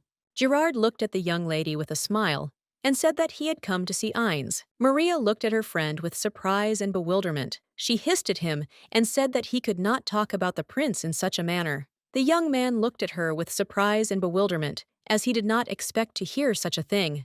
Gerard looked at her with a smile and said that it was somehow awkward to observe such formalities, being cousins. She looked at him intently and said that it didn't matter that they were brothers. He was the crown prince. A moment later, the young lady realized what he said and froze in place in shock, as she did not expect that they were brothers. The crown prince looked closely at his brother and said with a smile that he looked very well. Gerard looked at his brother with a smile and said that he also looked great. The prince looked at him and asked with a smile what had taken him so long this time. Gerard said with a smile that he had met someone charming, and it seemed to him that this was fate. Ines looked at his brother in surprise and asked if it was really that serious. He looked closely at his brother and said with a smile that the department was that they saw each other again in the palace. The prince looked at his brother and with his soft smile said that he must know her. The prince asked who this girl was. Gerard looked intently at the prince and said that it was Maria. A moment later, the crown prince's expression changed, and he looked sullenly at his brother. Time flew by unnoticed, and the day of the ball had already arrived. The young lady, in turn, leisurely looked around the area, as she did not know that there was such a beautiful and charming place in the palace. A moment later, she heard someone calling her and turned around. The young lady looked at Maria intently and said with a smile that her name was Erica of the Highland clan. She said with a radiant smile that she was very pleased to meet her. Maria looked intently at the young lady as she realized whose daughter she was. Mary looked at her and asked if she was Lady Margaret's daughter. The young lady smiled and said that she was. Sometime later, as they were having a casual conversation, Gerard noticed the young lady and looked at her intently. Maria, in turn, looked intently at Gerard. She did not understand why the Marquis addressed him, calling him His Highness. She thought that he was only a distant relative of the Crown Prince. Gerard slowly approached the young ladies and greeted them with a smile. Maria looked at her friend in surprise and said that she had no idea that he was a royal of such a high level. She looked at him excitedly and asked why he hadn't told her about it before. The young lady looked at the young people and said with a smile that they could chat later. Gerard looked at her closely and said that this was usually why people treated him differently, and he wanted her to see him as the simple man she met on the ship. Maria, in turn, was a little puzzled. She looked intently at her friend and said that they could dispense with the formalities if he promised that he would not throw her into prison, or worse, execute her because of this. Gerard looked at her intently and said with a smile that he promised not to do that. A moment later, he saw the Crown Prince in the distance. The Crown Prince walked slowly downstairs. He saw a young lady who was looking at him intently, with a smile on her face. But he simply ignored her and slowly walked next to her. The young lady, in turn, was taken aback and froze in bewilderment. The Crown Prince approached the young lady and said with a smile that she looked beautiful today. He smiled and asked her permission to invite her to dance. Maria looked intently at the prince and said with a smile that it would be a great honor for her. Now she realized that the performance had begun. The prince looked closely at the young lady and asked with a smile where her bird was. Maria looked at him and said that she just did not want to give people another reason to stare at her. After a while, they slowly began to dance, with everyone present looking at them intently.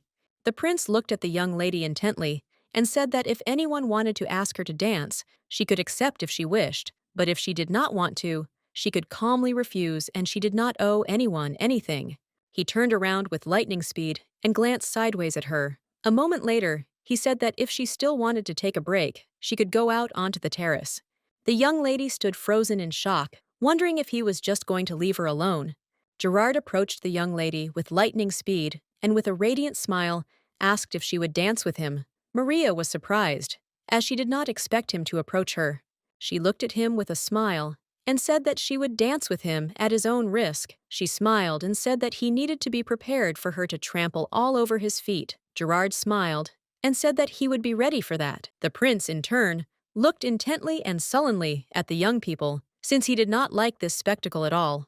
Sometime later, the young lady decided to visit the terrace, as she was very tired and needed a rest. She sat down and took off her shoes, as her feet hurt terribly after dancing the whole evening. A moment later, she heard some noise and conversation outside the door. She looked at the door in surprise, wondering who it could be. A moment later, she saw the prince, who had also come out onto the terrace. She looked at him with a smile and asked if he had come to rest. She knew that being stuck in a huge crowd, with all eyes on you, was quite a daunting experience.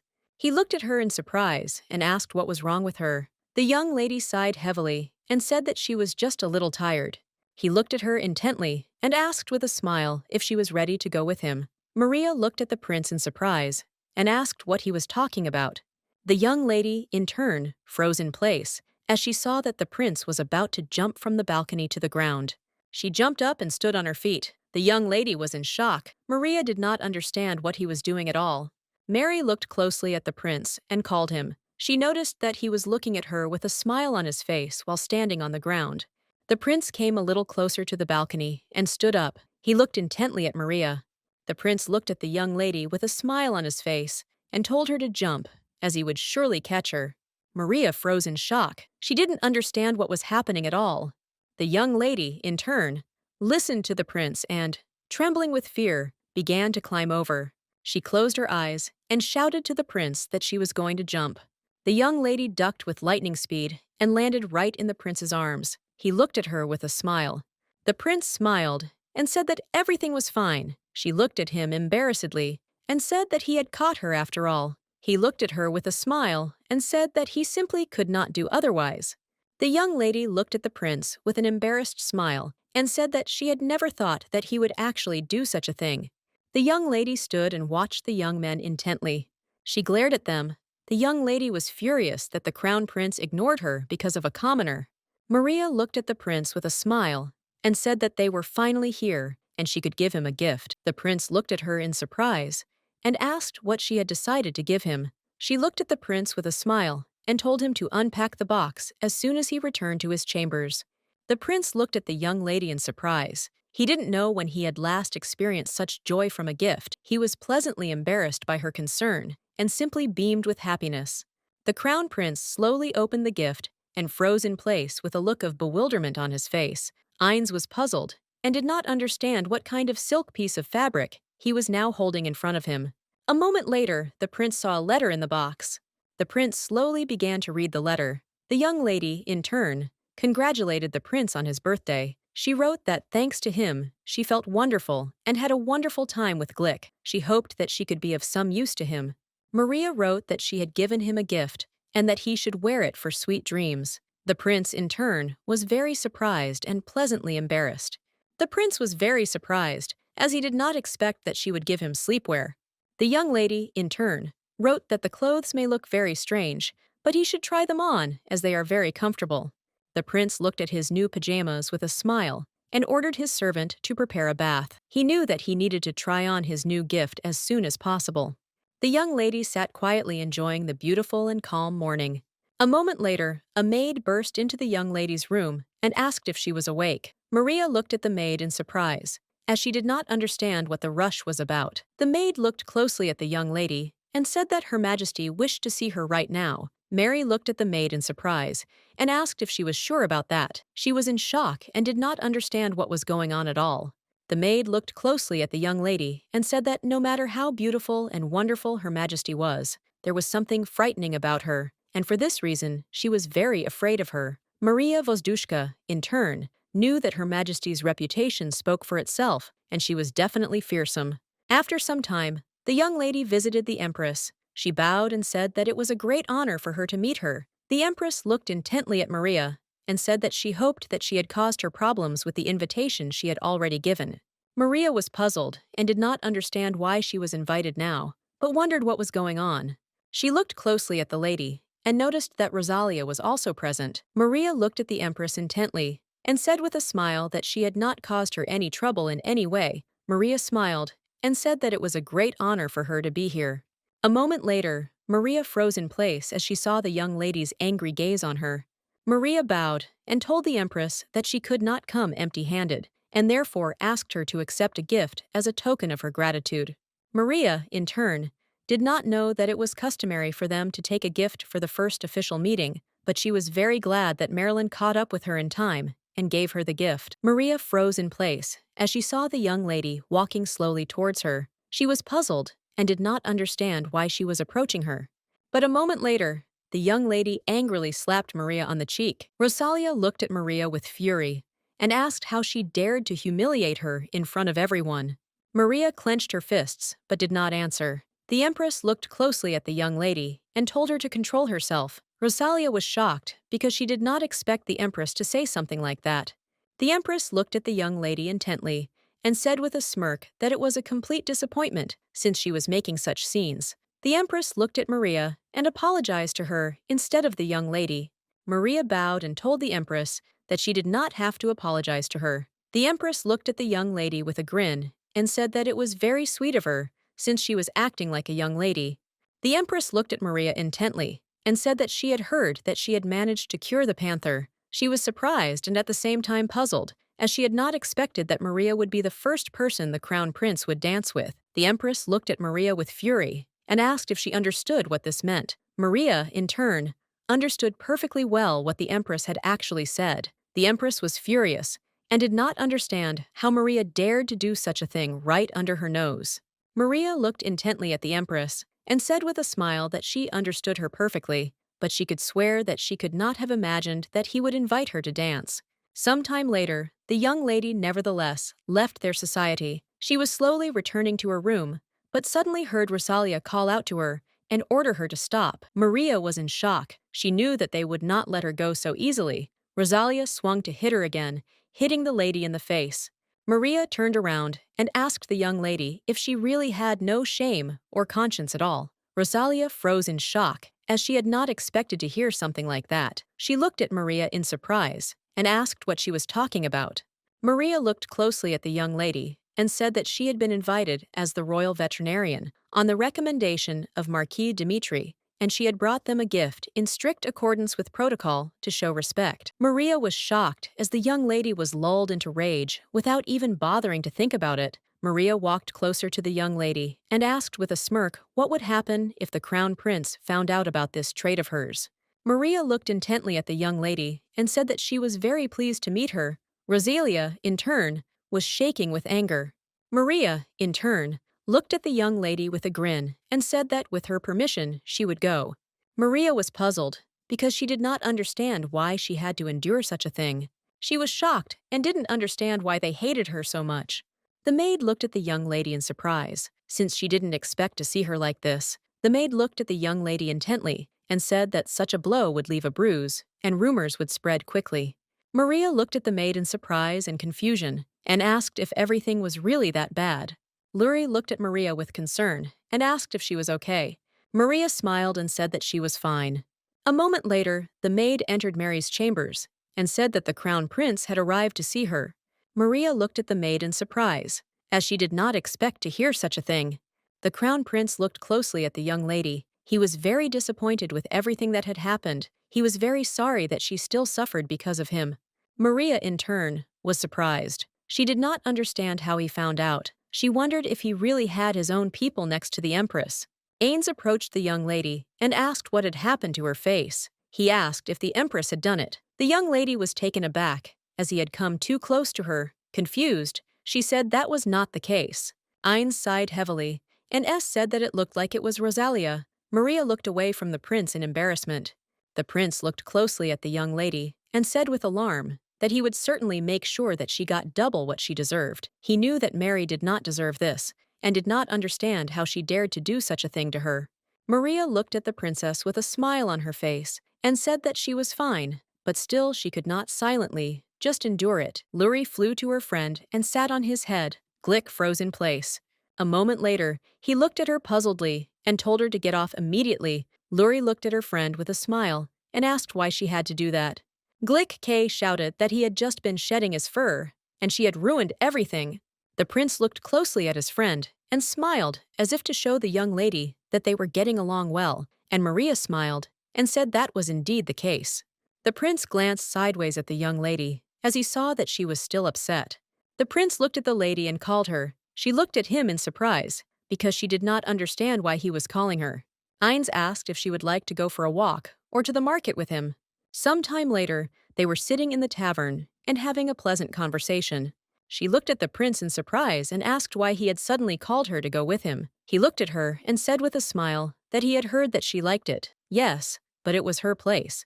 The young lady froze in shock, as she did not expect to hear such a thing. Ains looked at her and said that she could call him by his first name when they were not in the palace. She looked at him in surprise and asked if she really could call him that. He smiled and said that of course she could, only in places where no one knew who they really were. The young lady, in turn, beamed with joy and said with a smile that she agreed. She could see that he was trying very hard to lift her spirits, and even allowed her to call him by his first name to make her feel better. The young lady looked around and stared at the prince. She asked with a smile how he knew about this restaurant.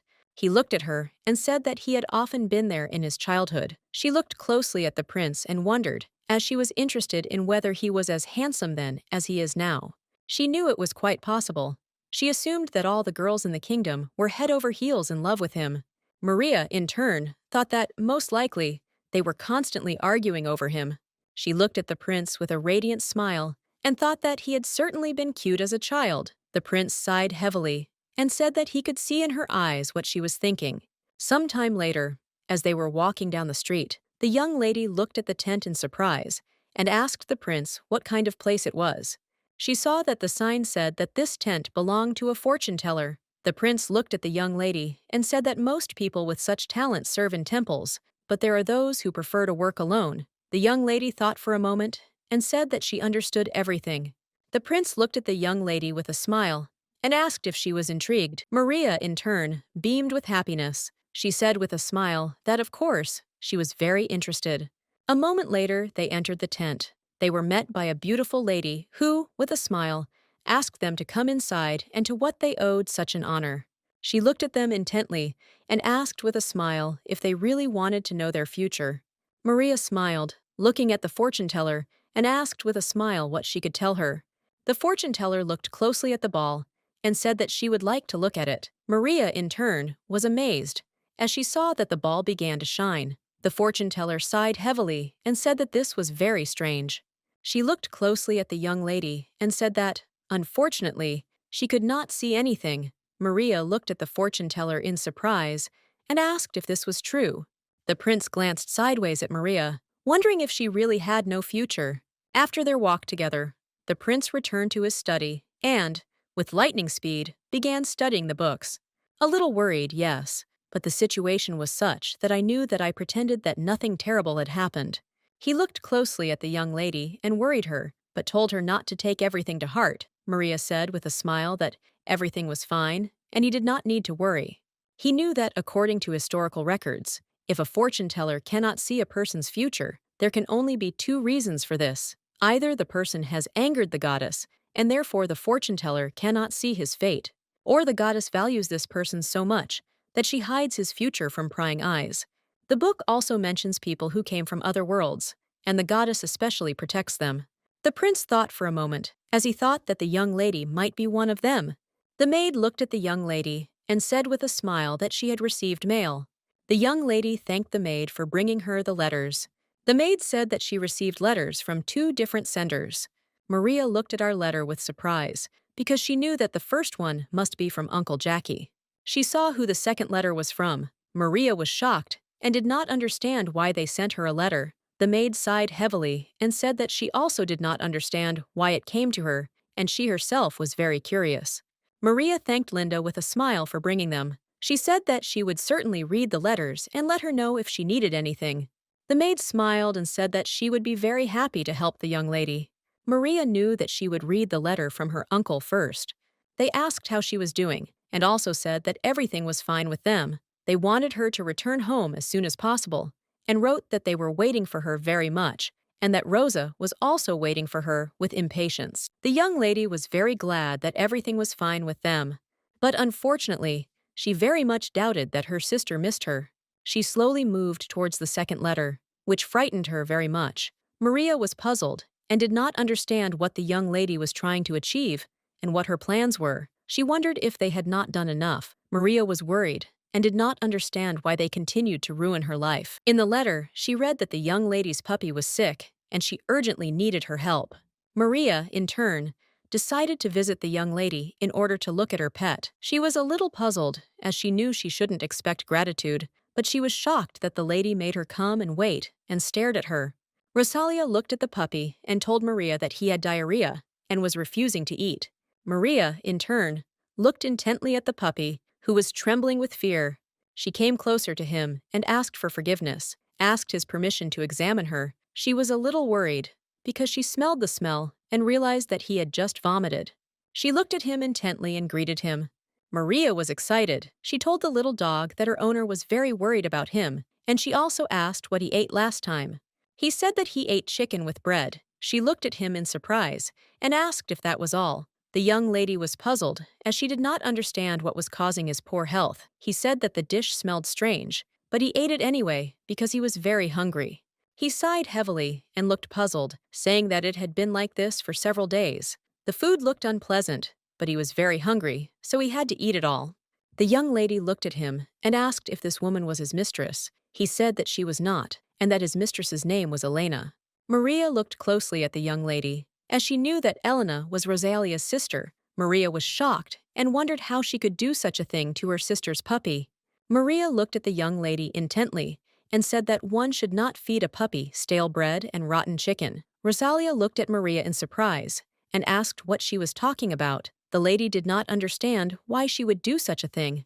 Maria told the young lady that all the symptoms pointed to food poisoning. Maria asked if they were really in financial difficulties, that they couldn't afford normal food. Maria said that even the poorest peasants don't feed their pets scraps.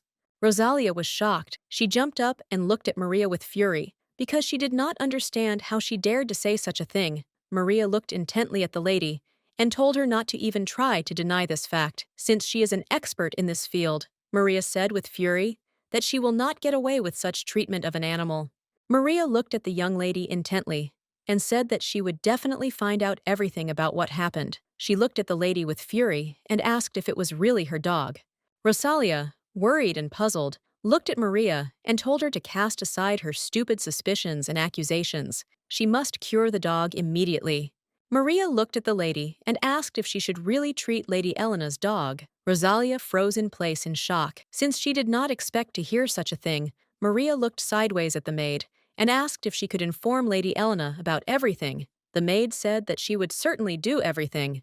Maria said that she would give the puppy some medicine and they could feed him some soup for now, preferably not too thick. She asked that the pet be returned to its rightful owner, and if anyone tried to steal it again, she should know about it. Maria said that she had a letter written by Rosalia to prove her guilt. The maid slowly approached the puppy and said that she understood everything. Rosalia, in turn, looked intently at the maid and told her to wait. Maria looked sideways at the young lady and told her not to stand in her way, as she would come again to make sure that the animal was completely healthy. Maria said of the young lady that if she doubted her abilities, she looked forward to the visit. Maria said that Glick was one of her favorite patients, and he would be very happy to spend time with her for a fun conversation. Rosalia was very puzzled because she understood that if anyone found out that she stole her sister's pet, then her reputation in her family would come to an end. She understood that this meant that she would not see the throne, and they would very quickly find a replacement for her. The young lady was furious. She couldn't understand how an ordinary commoner could dare to treat her like that. She screamed furiously that the young lady would pay for this insult. The prince looked at his brother and said that it was very unexpected. He asked when he planned to leave. Gerard sighed heavily and said that he was going to leave him tomorrow morning. The prince was surprised, as he did not expect his brother to leave so soon. Gerard smiled and said that he couldn't believe that he had to leave when he met Maria again, after so much time. The prince frowned at his words. Gerard looked at the prince intently and said with a smile that he would not take her with him to the new British lands. Gerard asked his brother if he could let her rest a little. The prince looked at his brother in surprise and asked why he suddenly started talking about this. Gerard told his brother that the young lady could only communicate with the family by correspondence. The prince looked intently at his brother and said that he would certainly resolve the issue with Maria himself and that he should concentrate on the trip. Gerard looked at his brother and said with a smile that if he really wanted the best for her, then he should offer her something more. He said that she should not limit herself to working as his personal veterinarian. The prince looked at his brother and told him to stop saying such things, since he knew very well what Gerard felt for her. Ain said that for this reason, he advised him to stop and throw such thoughts out of his head.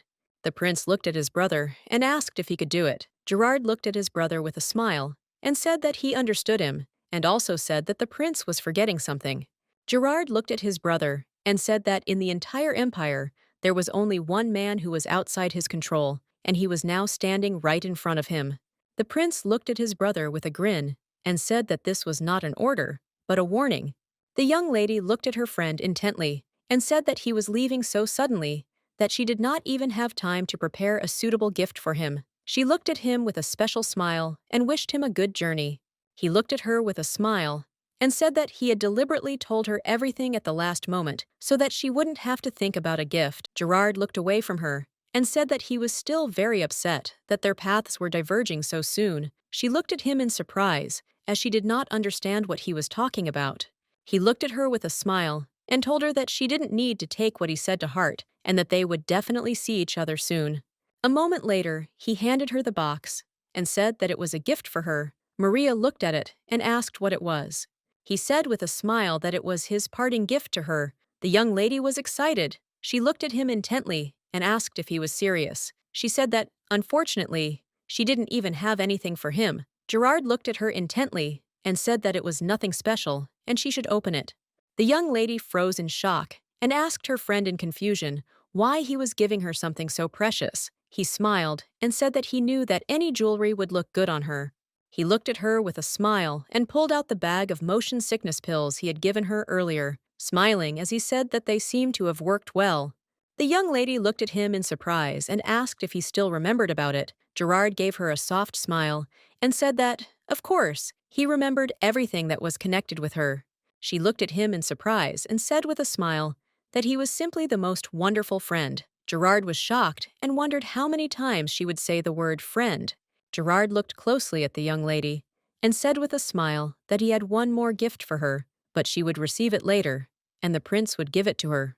The young lady looked at her friend in surprise, as she did not expect that the prince would give her a gift as well. Gerard smiled as he looked at the young lady and said that he thought she could use some rest, so he asked the prince to give her a few days off. The young lady looked at her friend in surprise and asked if it was true. Luri looked closely at the young lady and said with a smile that she looked very happy. She asked what had happened and where Maria was going. Maria looked at her friend with a smile and said that she was on vacation and was planning to go home for a while. Luriu smiled and said that it sounded very wonderful. The young lady was surprised, because at first she thought that Jared was joking, so she needed to make sure of his words, but she was very surprised when it turned out that he really was not joking. The prince looked at the young lady in surprise and asked if Gerard had really told her this. She smiled and said that it was so. She said with a smile that Gerard told her that the prince was giving her a few days off. She looked at the prince in surprise, as she did not understand his reaction. She looked at the prince in surprise, and to her surprise, she said that if he needed her here, then she would not mind staying. The prince sighed heavily and said that he had indeed planned to give her some time to rest. He looked at the young lady intently and said that he just wanted to tell her about it in person. Maria froze in shock on the spot, as she did not expect to hear such a thing. For a moment it seemed to her that the prince did not want to let her go. She was a little puzzled, as it did not give her peace, but she knew that she would still go home. A moment later, she was informed that the prince was entering her chambers. Maria looked at the door in surprise, as she did not expect to see him. The prince looked closely at the young lady and said that she must take everything with her. She looked at him and his task in surprise, but asked what was going on. He looked at her intently and said that these were all her gifts. The young lady thanked him for the task. She said that unfortunately, there were a lot of them, and she wasn't sure she could bring them all to term, even if she became a stallion. The young lady looked at the prince intently and said that she wished she could be as strong as him, but unfortunately, she was not. He looked at her and said that he would definitely go with her and help her. The young lady looked at him in surprise and asked why he would do that. The prince sighed heavily and said that he had long wanted to visit the neighboring territories, so she could consider this a vacation for him too.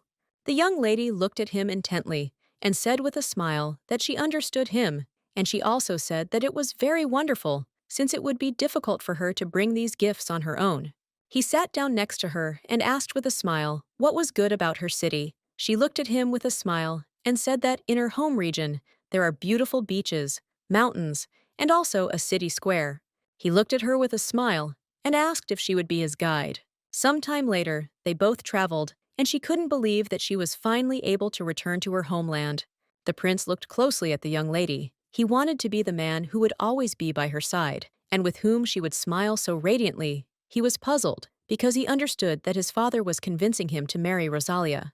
She looked at the prince with a smile and told him to look out the window, as there was a beautiful view. She looked at him in surprise and asked what had happened, as he looked very upset. Mary looked at the prince intently and asked if he was sad that his brother had left. The prince sighed heavily and said that he was not. The prince looked at the young lady and called her. She looked at his worried face in surprise. The prince asked how she would react if he said that he was getting married. She looked at him in surprise, as she did not expect such a question. The young lady thought for a moment. Then her face changed with lightning speed, and she said with a smile that she would congratulate him with all her heart. The prince sighed heavily and said that he understood her. He felt a little sad from her words. The maid looked at the young lady, trembling with fear, and said that she had been told so. The young lady looked closely at the maid and asked if they were both heading to the commoner's hometown. The maid, trembling with fear, looked at the lady and said that it was so, as the man who works in the palace told her. The young lady, in turn, said with fury that all the time the reason why he turned his nose up at her was Maria. She looked at the maid and told her to give the vein to the Empress, that she would definitely get rid of this obstacle. The prince thought for a moment. He wondered how she could say something like that to him. He knew that she would not have said such a thing if she had only known how he felt about her. He looked at the young lady intently and wondered how she could be so sweet. A moment later, the carriage hit a stone, and the young lady woke up. She looked out the window in surprise and joy, as they had finally arrived.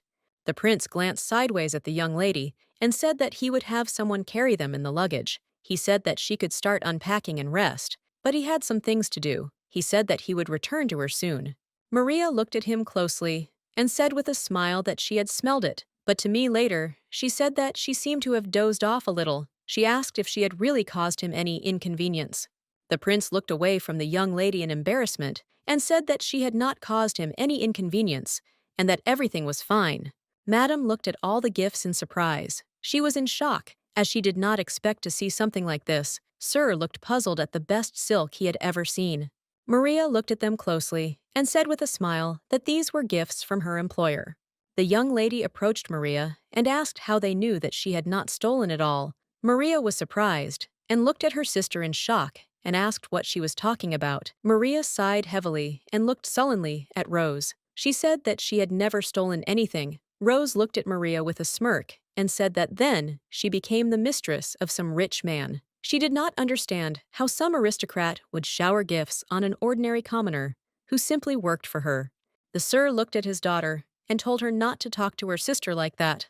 Madame sighed heavily and said that they were very grateful for all the gifts, but this was too generous on her part. Mary looked at them closely and said with a smile that everything was fine. She said that she had worked very well, so her mistress had generously showered her with gifts. In her mind, she asked the prince for forgiveness.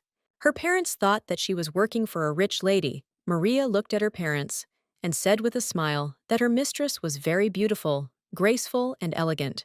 The madam breathed a sigh of relief, looked at her daughter, and told her to convey their sincere gratitude to her. Meanwhile, Rose took the box with the gift and said that she was leaving. Maria looked closely at her sister, as she always initially picked on her, and then took away all the most valuable things. Some time later, the young lady was sleeping quietly in bed with her friend. Meanwhile, I had a very terrible nightmare. She shivered and frowned, because she did not understand where she was. She was very confused. She was alarmed as an eerie feeling came over her. She turned around and saw a fire break out behind her. With the speed of lightning, she started to run. Maria was scared and wanted to get out quickly. A moment later, she saw an exit and a light in the distance. She stared at the exit and wondered if she could reach it. But a moment later, she tripped and fell to the ground with a crash.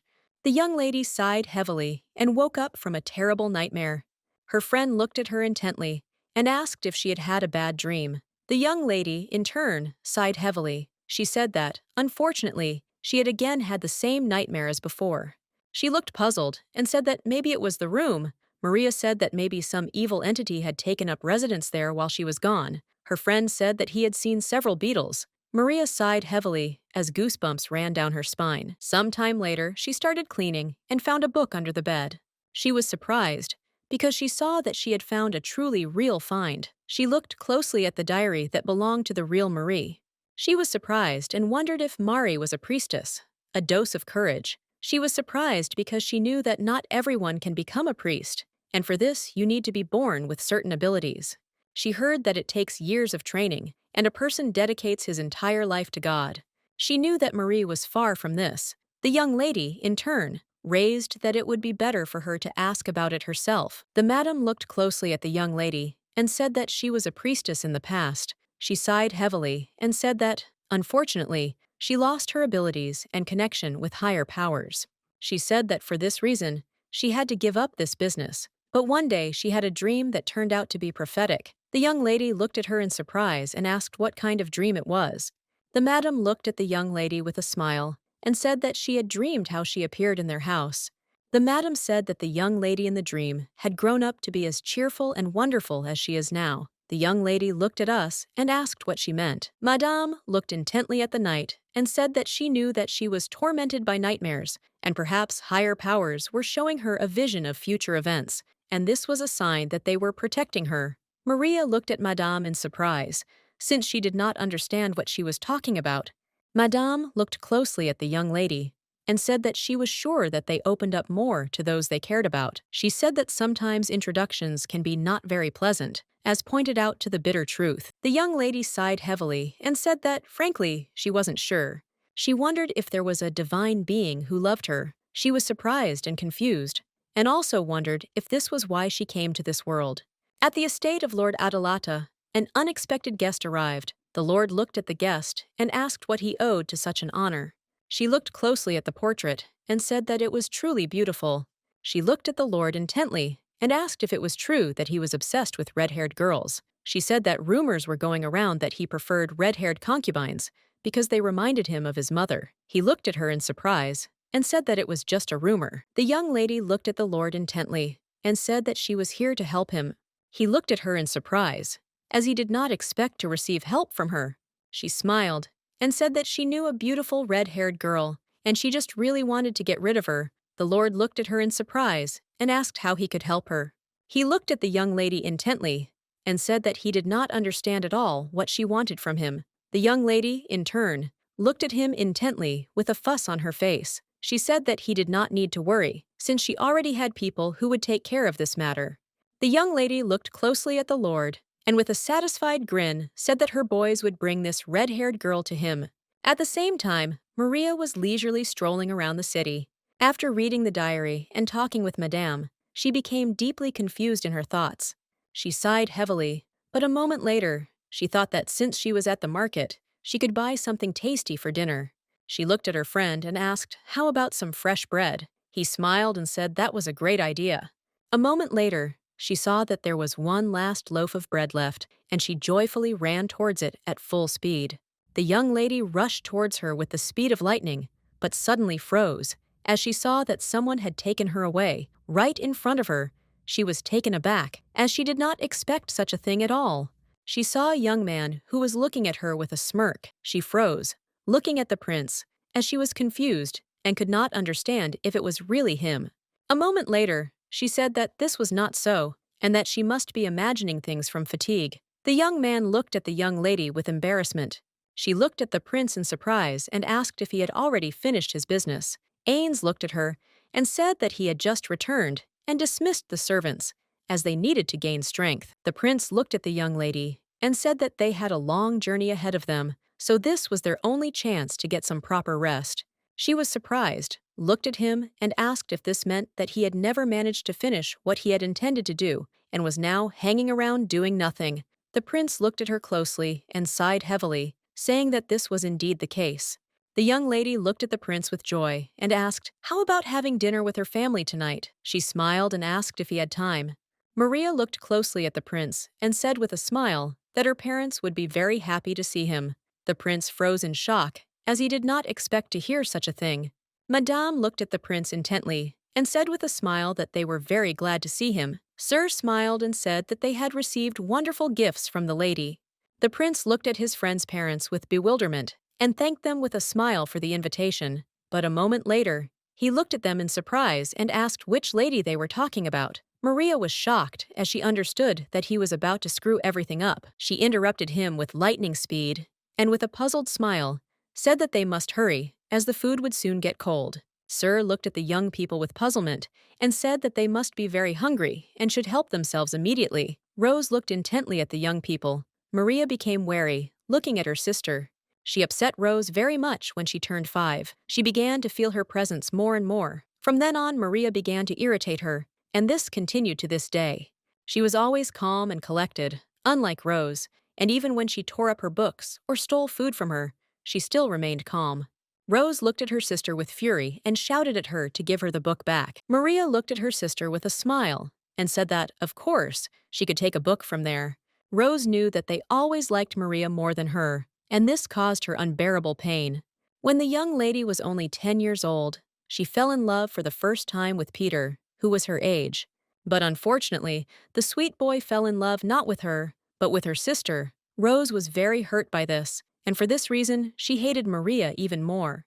Rose continued to pester her sister, spending her secret savings and stealing her dresses, but Maria remained calm, and instead of getting angry, She just smiled. Maria looked up intently and said that it might be too dangerous since it was so high. Rose looked at her sister intently and asked what kind of sister was she if she couldn't do this for her. Rose shouted at her sister that she had to prove that she cared. But a moment later, the young lady slipped off the ladder and fell to the ground with a crash. She lost consciousness, having hit her head very hard. The young lady spent some time near her sister, caring for her, but in turn, Rose wanted her sister not to wake up. After that incident, Maria began to behave strangely, as if she had become a different person. She demanded that the housework be divided equally and stopped indulging Rose. And a couple of months later, she suddenly went on a trip. Rose looked closely at the young men and said that she was sure that Maria would eventually find some rich old man and become his mistress, or she would end up serving in some squalid tavern. The young man looked closely at Rose and said with a grin that her sister had returned with a wealthy and handsome nobleman, and that the owner of the place where she worked loved her very much. The young lady, in turn, screamed that this made her very angry. The young man looked at her intently and said with a smirk that she should do something, because otherwise Maria would always look down on her. The young man said with a grin that he knew what she needed to do. Rose looked at him in surprise and asked what he was talking about. The next morning, the young lady sat quietly and pondered her next steps. She wondered if her plan would work. Rose was worried and did not know what was the best thing to do. They looked at her intently and said with smirks on their faces, they are not putting pressure on her, and she has nothing left to lose. Maria looked at her sister in surprise and asked what had happened, as her behavior was not typical of her. Rose looked intently at the young lady and asked where their precious guest was. Maria told her sister that her friend had important business to attend to, so he had to leave. Maria looked at her sister in surprise and asked why she needed him. Rose looked at her sister with a smile and asked if she wanted to go to the market with her. Rose smiled and said that she needed to buy something, and for this, she would need her sister's help. Rose said that she really liked a guy and she would like to buy him a gift. Maria looked at her sister in surprise and asked if she was really asking her for help. Maria looked at her sister and asked if she had any ideas for a gift. Rose sighed heavily and said that, unfortunately, she had no ideas yet. Maria looked at the young lady and asked what the young man she liked was interested in. Rose sighed heavily and said that she didn't know, so she would just take the first thing she saw. Maria looked at her sister in surprise, as everything seemed very strange to her.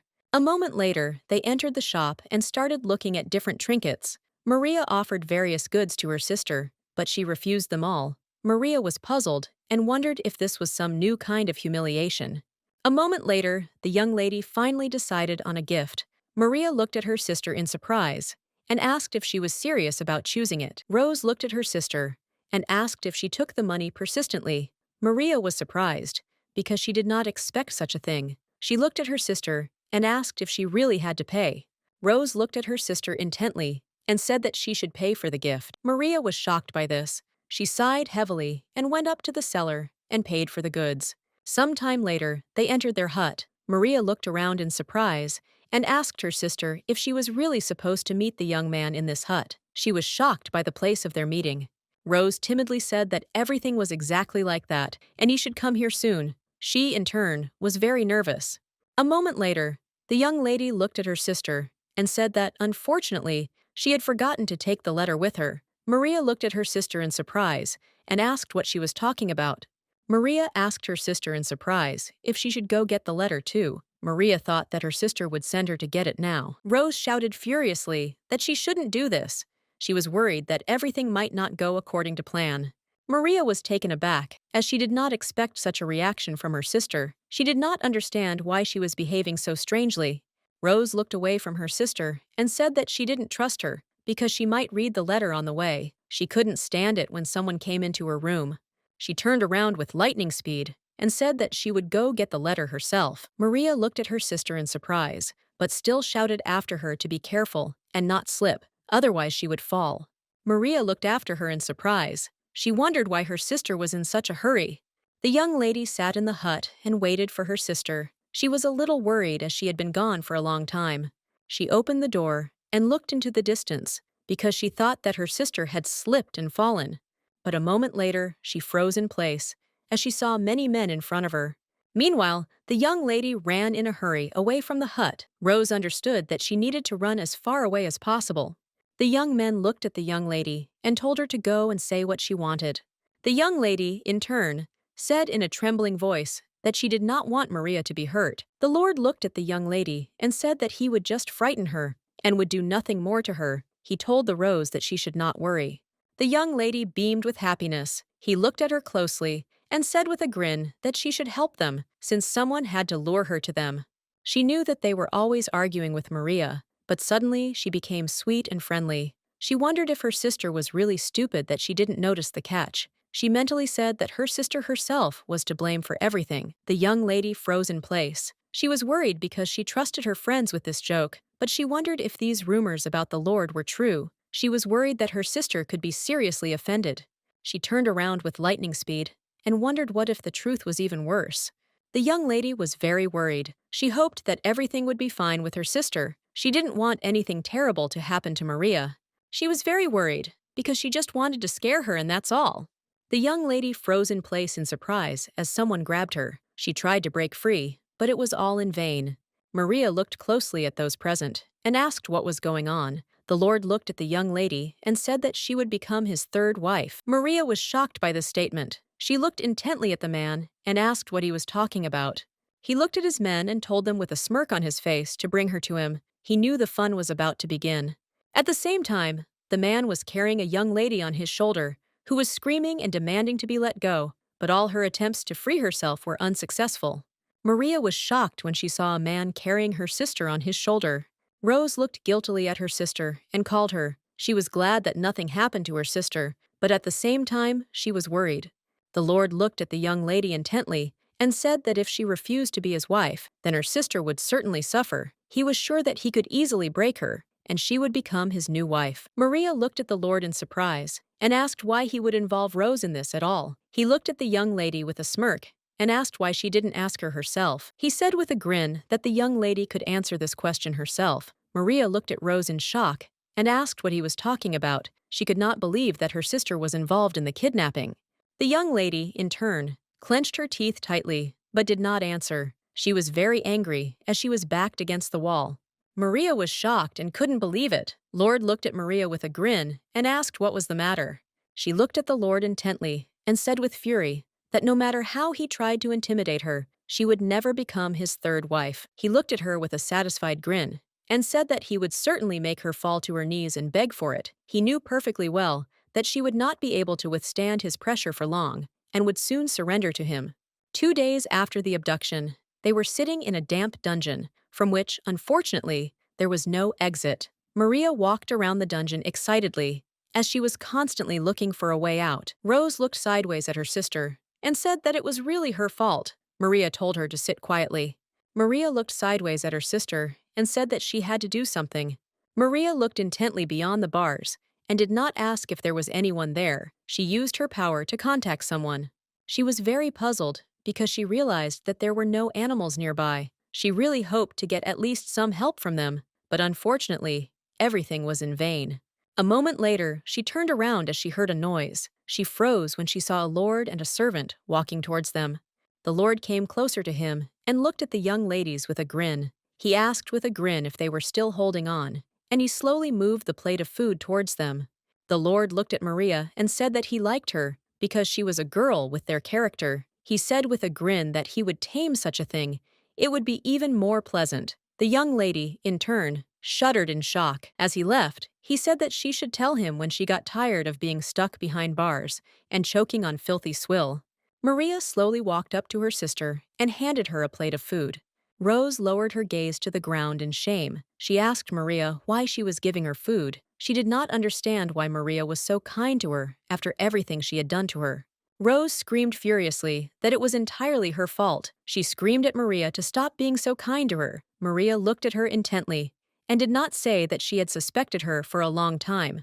Maria asked her sister why she did this. Maria wanted to know from her sister why she needed to act so stupidly. Maria did not understand what she had done to her sister to deserve such treatment.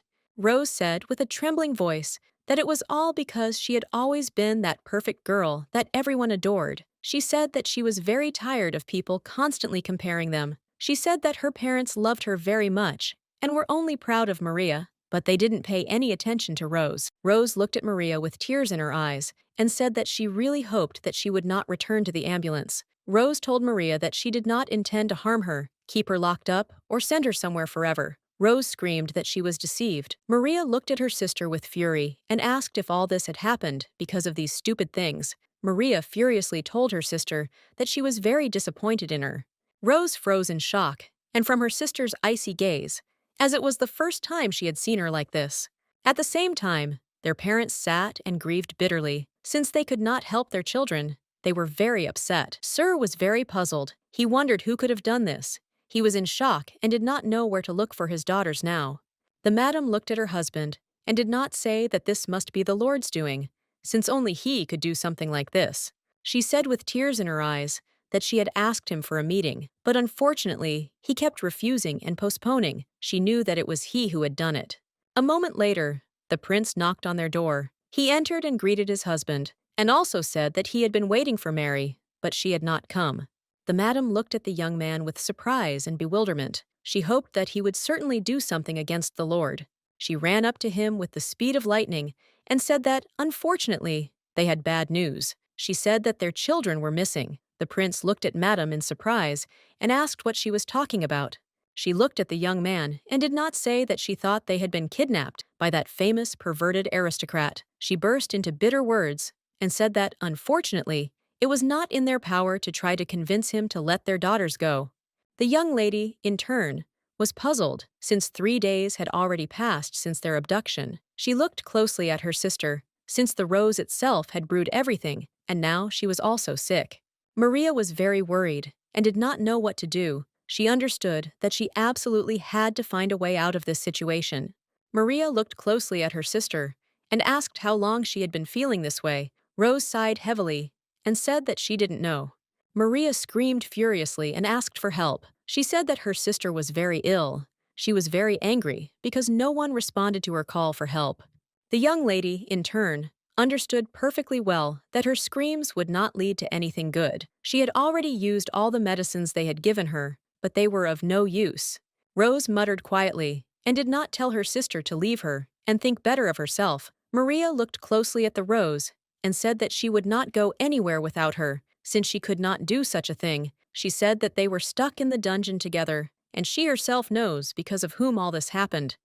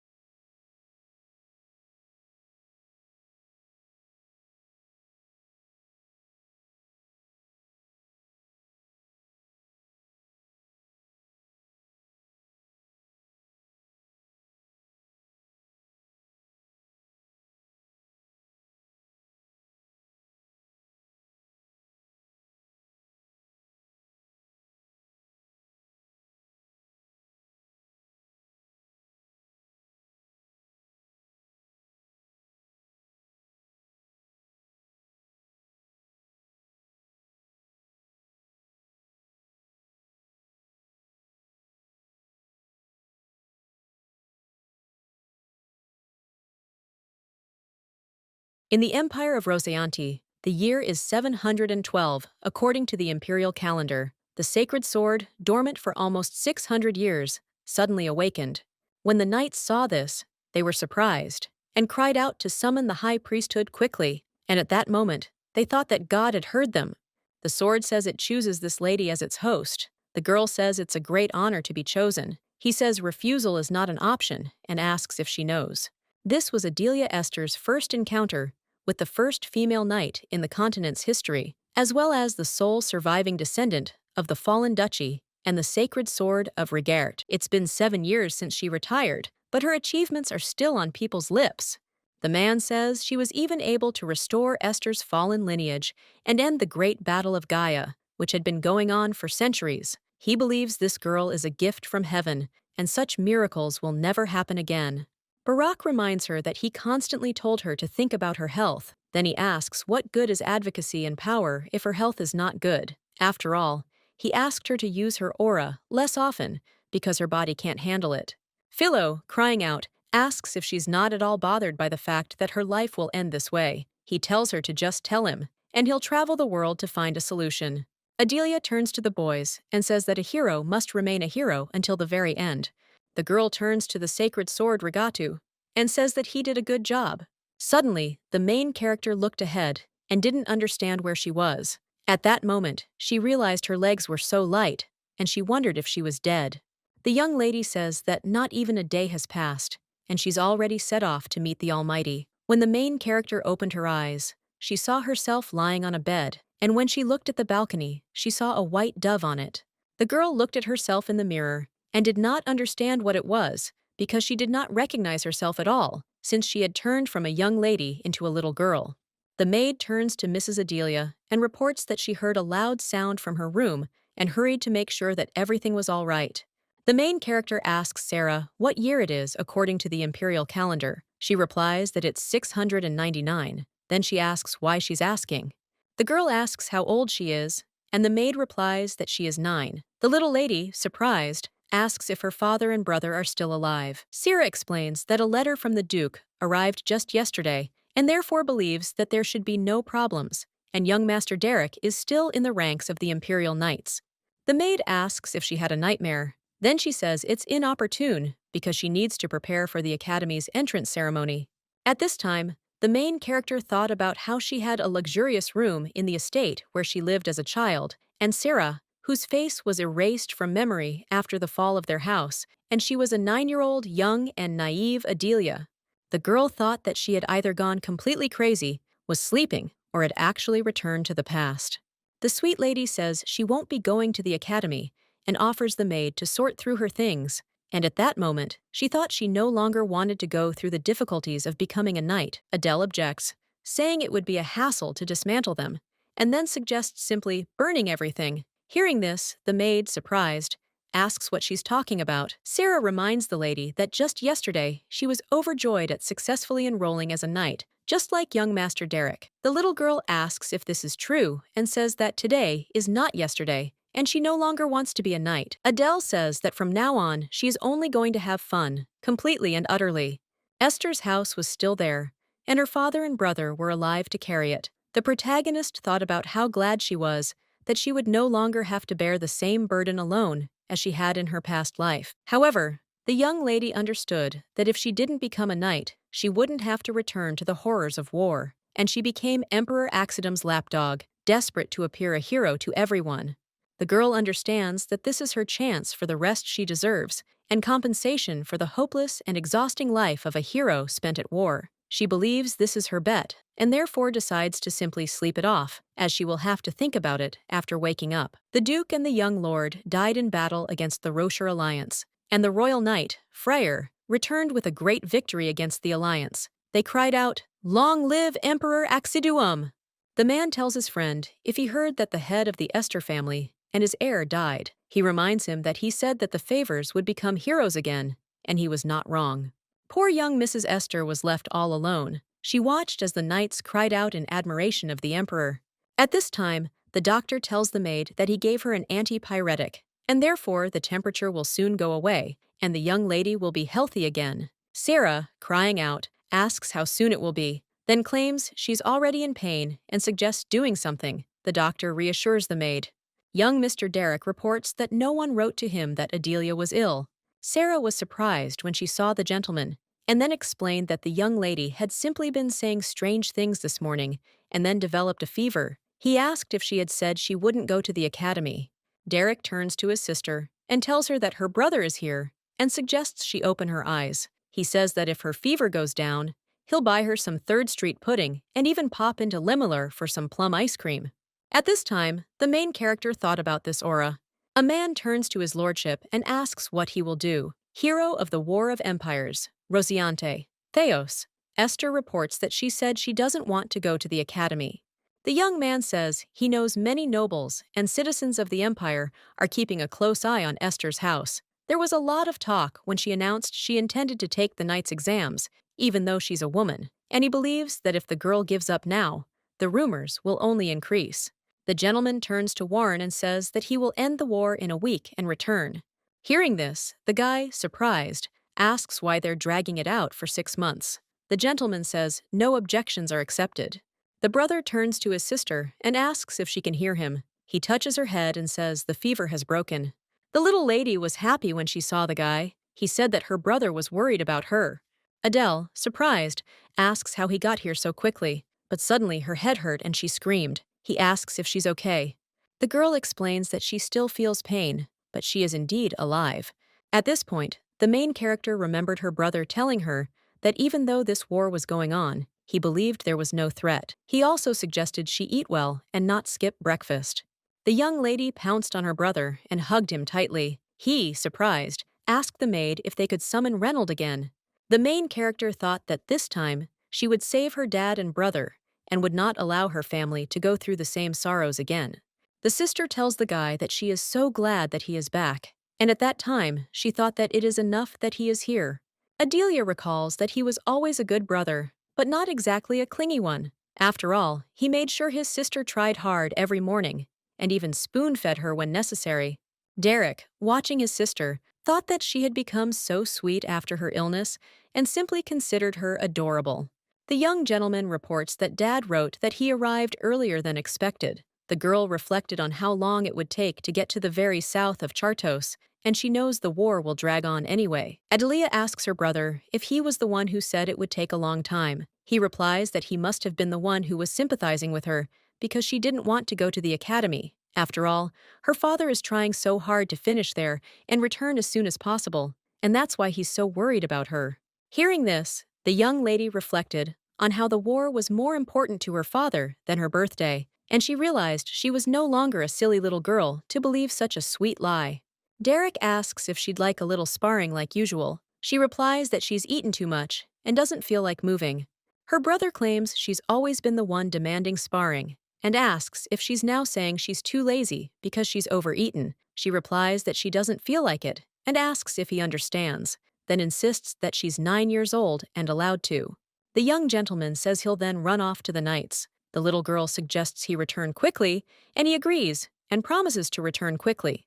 When Adelia stepped out onto the balcony and looked out over her garden, she thought it was a blessing. She realized that her peaceful days would end as soon as she turned 12. Within 2 years, the current Emperor Kendrick will die, and, following his will, the throne will be taken not by the Crown Prince Karzis, but by Duke Axidum. The protagonist understands that a war with Rocher will follow, in which the Esters will fall, deciding to kill both the head of the family and his heir. And she understands that even if she goes to war in their place, it would be suicide without her aura and the holy sword. The lady thought it would be great if her father could return earlier. Adelia saw a carriage driving toward their yard. She wondered who might be there, and whether her father could return so early. When the carriage drove closer, the girl realized that it was the carriage from the Rose Hill house, and that a girl named Caroline was sitting there. The guest drinks tea and says it has a wonderful aroma. Caroline Rose Hill, Derek's fiancée, is the eldest daughter of the Marchioness of Rose Hill. Adelia tells the bride she knew she'd like the flower tea. Then she reveals that the cookies are from her favorite shop, Larton. She didn't serve the pudding because she wasn't sure she liked them, and asks how she feels about them.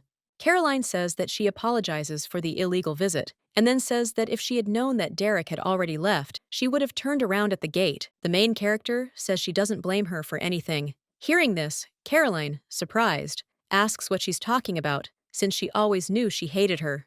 The girl recalled a conversation she'd overheard about Caroline suggesting her brother reconsider, as marrying the Marcus's daughter was far more promising than marrying any other noblewoman. After all, she would receive the status of Duchess, and Esther's house would gain exclusive rights to the northern mines. Adelia understood that Caroline simply wanted the position of Duchess and didn't love her brother, and she remembers how she tormented her for this, and she only learned of Caroline's true feelings after Derek's death. Caroline, addressing the sister of Derek, who died, says she's personally investigating the case and suggests she hold on a little longer. After all, back then, she believed their deaths couldn't have been so senseless. The bride apologized to the little girl and says that it is hard for her because she no longer has power. The Rosehills were banished from the empire, branded as accomplices of the House of Esther, who were accused of treason. Remembering all this, the main character thought that she should be the one apologizing. Carolina asks the girl why she's looking at her like that. Adelia says the bride is simply very beautiful. Hearing this, she asks why she came so suddenly, and then wonders if this is some new way to get rid of her.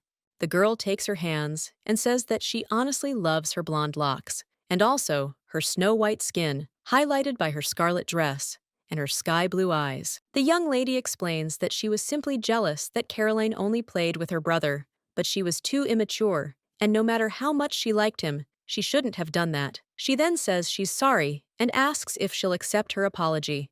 A surprised Caroline says that in that case, she will keep an eye on her.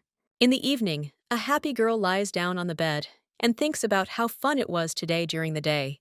Adelia understands that Caroline may not remember this, but at least she shouldn't interfere with her and her brother again. She believes that the fate of the Rosehill family depends on the fate of her father and brother, and she understands that for now, she has neither the strength nor the connection, and doesn't even know where to begin. A young girl asks a maid who her closest friend is right now. Sarah assumes there are none, and then she thinks to herself that no noblewoman would want to play with a sword-wielding lady. The main character says that since she's no longer going to the academy, she'd like to make friends. Hearing this, the maid says it would be wonderful. The young lady said she wanted to have tea, and wondered if there was at least one invitation lying around for her. At that moment, she thought this was too much and apologized.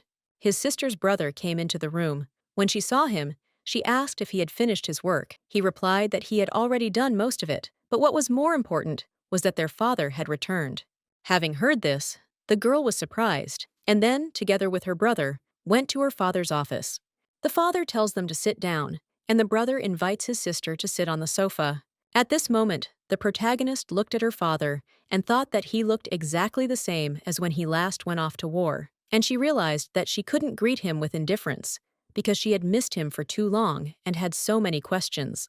Adelia doesn't understand why such a strong man died so senselessly. She wonders how he could have brought accusations of treason on them and abandoned her alone, and she wonders what happened on the battlefield that day.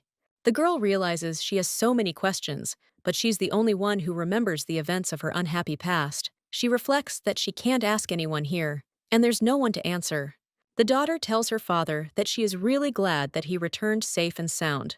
The head of the family asks if she wants to withdraw her application to the academy. The girl replies that it's her decision.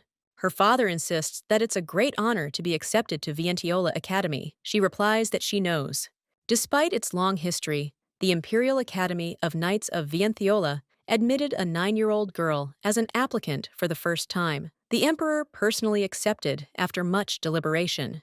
Father says this was an isolated case of clearance, considered on a personal basis, and to revoke it, she would have to obtain His Majesty's personal consent. The young lady replies that she is prepared for this. Adelia tells her father he was so eager to return that he even ended the war as quickly as possible. Then, she insists her decision won't change, and she won't go to the academy. The head of the family explains why he returned so quickly and asks his daughter if she's feeling better now. She assures him that everything is fine now. Her father announced that he had prepared a carriage and therefore suggested that they go to the palace without further delay. Hearing this, the girl was surprised, as she hadn't even imagined it would be so simple. The head of the family asks if she doesn't mind, Then he says it's quite chilly early in the morning, so he suggests she dress nicely and go downstairs, as this will be her first meeting with the emperor. The girl thought that in her past life, she only learned about his death while she was studying at the academy. Her brother says that they will arrive by dawn, and so she can sleep for now. At this time, the main character thought that her father and she are a daughter who is not particularly good at expressing feelings, and she missed him so much, but believes that there is only one who experiences these feelings. Adelia asks her father if he's spoken to His Majesty yet. He explains that he merely informed him that he approves of her decision, and so she'll have to go there herself and explain everything to him. The fool assures her she can handle it. The head of the family reports that it was decided that, for some time, he will not go on campaigns and will remain in the mansion, and therefore his son can return to the knightly order. Derek asks in surprise if another war isn't already on the horizon, and also asks if His Majesty objects. The father says he doesn't seem particularly happy about this. The son asks his father if he threatened His Majesty. When he realizes his father is silent, he asks, crying out, if he really didn't threaten the emperor, and then says that, even if they are close friends, it's not appropriate. The father replies that nothing like that, and the son asks again if it's true. When the main character came to the emperor, he said that she was the young star of the Esther family, about whom he had heard so much. The main character announces that she is Adelia, daughter of the House of Esther, greeting the son of the Rojanet Empire. The emperor motions for the girl to stand, and when she looks up, she realizes that this man is Emperor Kendrick. The girl thought that she and the crown prince were very similar, and it wasn't surprising. He reminded her of the boy they had been when they were knights. The emperor asks the young lady what she's thinking about so intensely. She explains that she's simply nervous, as this is her first time meeting His Majesty. The emperor tells her not to be nervous, as he didn't summon her to discuss anything grand. He then asks her if her decision to withdraw her application to the academy hasn't changed. Adelia replies that nothing has changed. He asks if she wants to give up the honor of being the youngest applicant and a female knight to boot, and asks if he understands this correctly. The emperor asks if this is despite access to private and training grounds, the services of the royal chef, the stipend, free travel without any paperwork, the absence of exams, and permission to skip classes she's not interested in. She replies that it's absolutely true. The emperor says this will be a blow to the academy's reputation. Then he announces that he has one condition. He doesn't offer such deals to just anyone. His Majesty asks the girl how she feels about teaching the crown prince fencing. Then he says she can go. The emperor's aide asks His Majesty why he suggested such a thing. He replies that he simply wanted to take some of her arrogance down a notch, as she already considers herself a knight at such a young age. The emperor says who would have known she'd take it so seriously, and he wishes the punishment cell were half as serious. Derek asks his sister if she was scared, and what happened. She replies that she wasn't scared at all, and says she promised to fulfill the emperor's wishes in exchange for stopping her father for 2 years. The emperor then said that Theos was glad to hear this, and he would be glad to fulfill it, but still they had their own agreements with him, and therefore it would be difficult. The girl asks, what about such an agreement then? The brother asks, surprised, if she will teach the crown prince fencing. The father asks, surprised, if she has agreed. The daughter replies that she has. Adelia tells her father that she wants to ask a question about what His Majesty told her, and then asks what his agreement is with him. The Pope says they have an agreement regarding his resignation as collateral. In exchange, he must make the crown prince a worthy contender for the throne. He then explains that all he needs to do is prevent Axidom from becoming emperor in Karsi's place. The girl realizes that in her past life, after graduating from the academy, she attracted the attention of the Prince of Karsis and served as his bodyguard. But after Axidom inherited the throne, her opposition changed. As the wielder of the Holy Sword, she was obliged to abandon Karsis to protect Axidom. However, she and the prince remained on friendly terms. The protagonist thought that she thought the emperor was actually on the side of Karsis and wanted to help his father with his resignation. However, she didn't know how exactly Axidom became emperor and what he did to achieve it, and she didn't understand how she could tip the scales in favor of a particular candidate. Adelia thought about how she only knew how to swing a sword and had never had to solve such complex cases. Father says I need to puzzle over this because her schedule has changed. Kartsis entered the room. His father and brother greeted the crown prince. The young lady realized that the prince was now about 12 years old, and she believed that, At that age, people usually don't walk around with such expressions. The protagonist recalled that he'd mentioned in the past that Axidum had constantly tormented him as a child, but she'd thought it was a joke, and she wondered if he'd really just tolerated it all and never said a word to anyone. Barian turns to the priest. Hearing this, he tells the boy to mind his manners, as the Duke is visiting them today. Barian cries out in surprise and says that the sacred sword is moving. The Crown Prince tells Lord Esther that he did not expect him to return so quickly, and then asks who the stranger standing next to him is. The girl said she was Adelia Esther and greeted His Highness the Crown Prince. It occurred to her that they hadn't seen each other in a while and that she was asking him to wait a little while, as they would depose Axidum and restore him to the throne. His Highness asks the girl if she has left her audience with His Majesty. She replies that she has. The Crown Prince turns to Derek and says he's heard rumors that he left the knightly order because of his sister. Hearing this, his father thinks he's being very blunt. The brother apologizes and says that's just how it was, but his sister is doing better now. His Highness says it's time for him to return then. Her brother explains that he meant he should stay a little longer. Adelia turns to the Crown Prince and says she herself told her brother to return to work tomorrow, as she believes the knight's deputy commander shouldn't be away for so long. My brother was surprised to hear this, but the girl insists that she has already fully recovered. Derek claims he's already told the commander he'll be back in a week. The Crown Prince suggests he do as he sees fit, knowing he's not one to shirk. His Highness says he must see his father, so he leaves. The main character wishes him luck. Kartzer turns to his servant and says that he needs all the information about the young star of the House of Esther. The young lady, sitting in the carriage, heard that the sacred temple was next on their schedule. When the main character saw the sacred temple, she realized that the building was truly magnificent, as it housed the holy sword and other relics. She also knew that her family regularly donated money to the temple, which is why they were having a special trip today. Adelia understands that the sacred sword is a problem, but thinks that everything should be fine, considering that Rigert is still dormant, and she does not understand what could go wrong. The priest showed them the room where the sacred sword rests. He said that if they looked there, they would see it. But suddenly, the sword began to glow, and the main character thought that something might happen after all. The priest screams and says that the sacred sword has awakened and is floating in the air. At this point, Adelia doesn't understand why he woke up so early and why he immediately recognized her, and she wonders why these events are so different from her past life. The main character thinks she needs to run, and then she turns around to leave. Sword asks his sister where she's going, and then begs her not to leave him. He says she's shrunk, but she's definitely his sister, and only she can hear his voice. Adelia thought about keeping him quiet, because she didn't think he needed to recognize her. Sword said she was definitely his sister, given her familiar voice and rude manner.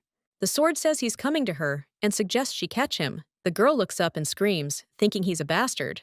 But suddenly, the father grabbed the sword over his daughter's head. Then he turned to the priest and said that it seemed they were enjoying testing the patience of Esther's family. Hearing this, the priest, surprised, asks the Duke how he can say such a thing. Then he explains that they never imagined such a thing would happen. The Duke claims that the sword, which had been kept in their temple for centuries, suddenly attacks his child. He then asks what it is, if not an assassination attempt. The priest, screaming, claims that the assassination attempt is impossible because it is still a holy sword, and he says that a holy sword is still a sword. Mr. Esther says he will demand an explanation for what happened. Then he tells his children they are leaving. The priest tells the archbishop to quickly finish his pilgrimage and sort this out, as he considers it a disaster. Then he tells his subjects to clean up the sanctuary. Suddenly, the priest saw that the sword was missing. He cried out and ordered that the sacred sword be found.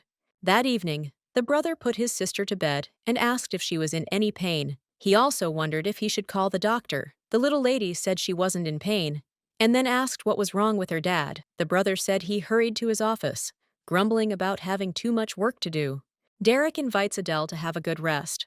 When her brother left, the protagonist suddenly found the medallion in her hands. He turned to his sister and said he knew she hadn't forgotten him. He then explained that, as soon as he came to, he felt the flow of time reverse itself. Regat. He asks if she can imagine how bored he was in that snow-white prison all this time, and then he says that he wanted to escape with her no matter the cost, and that's why he did it. The sword says that this is the magnificent sacred sword, Rigart ben Teri Hoyelis.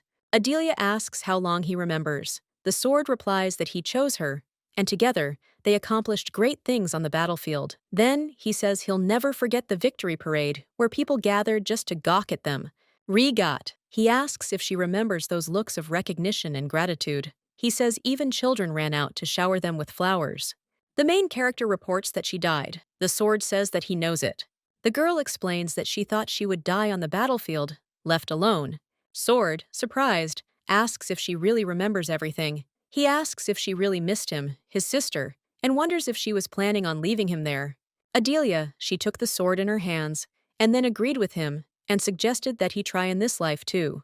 The girl says he absolutely mustn't attract attention, and mustn't show his aura. He says heroes are always in the spotlight. The main character objects, and says that in this life she will not be a hero, nor will she be Axidam's little dog. The sword asks if she is talking about that seaweed, and if it is the one because of which her sister suffered. Adelia explains that's why she never intended to stick her neck out in this life. Then she asks if he'll help her. Regat replies that, of course, he understands, and will be a quiet, inconspicuous little sword. Regat says that Axidam will recognize her aura the moment he sees it. Hearing this, the girl, surprised, asks if her body already has an aura.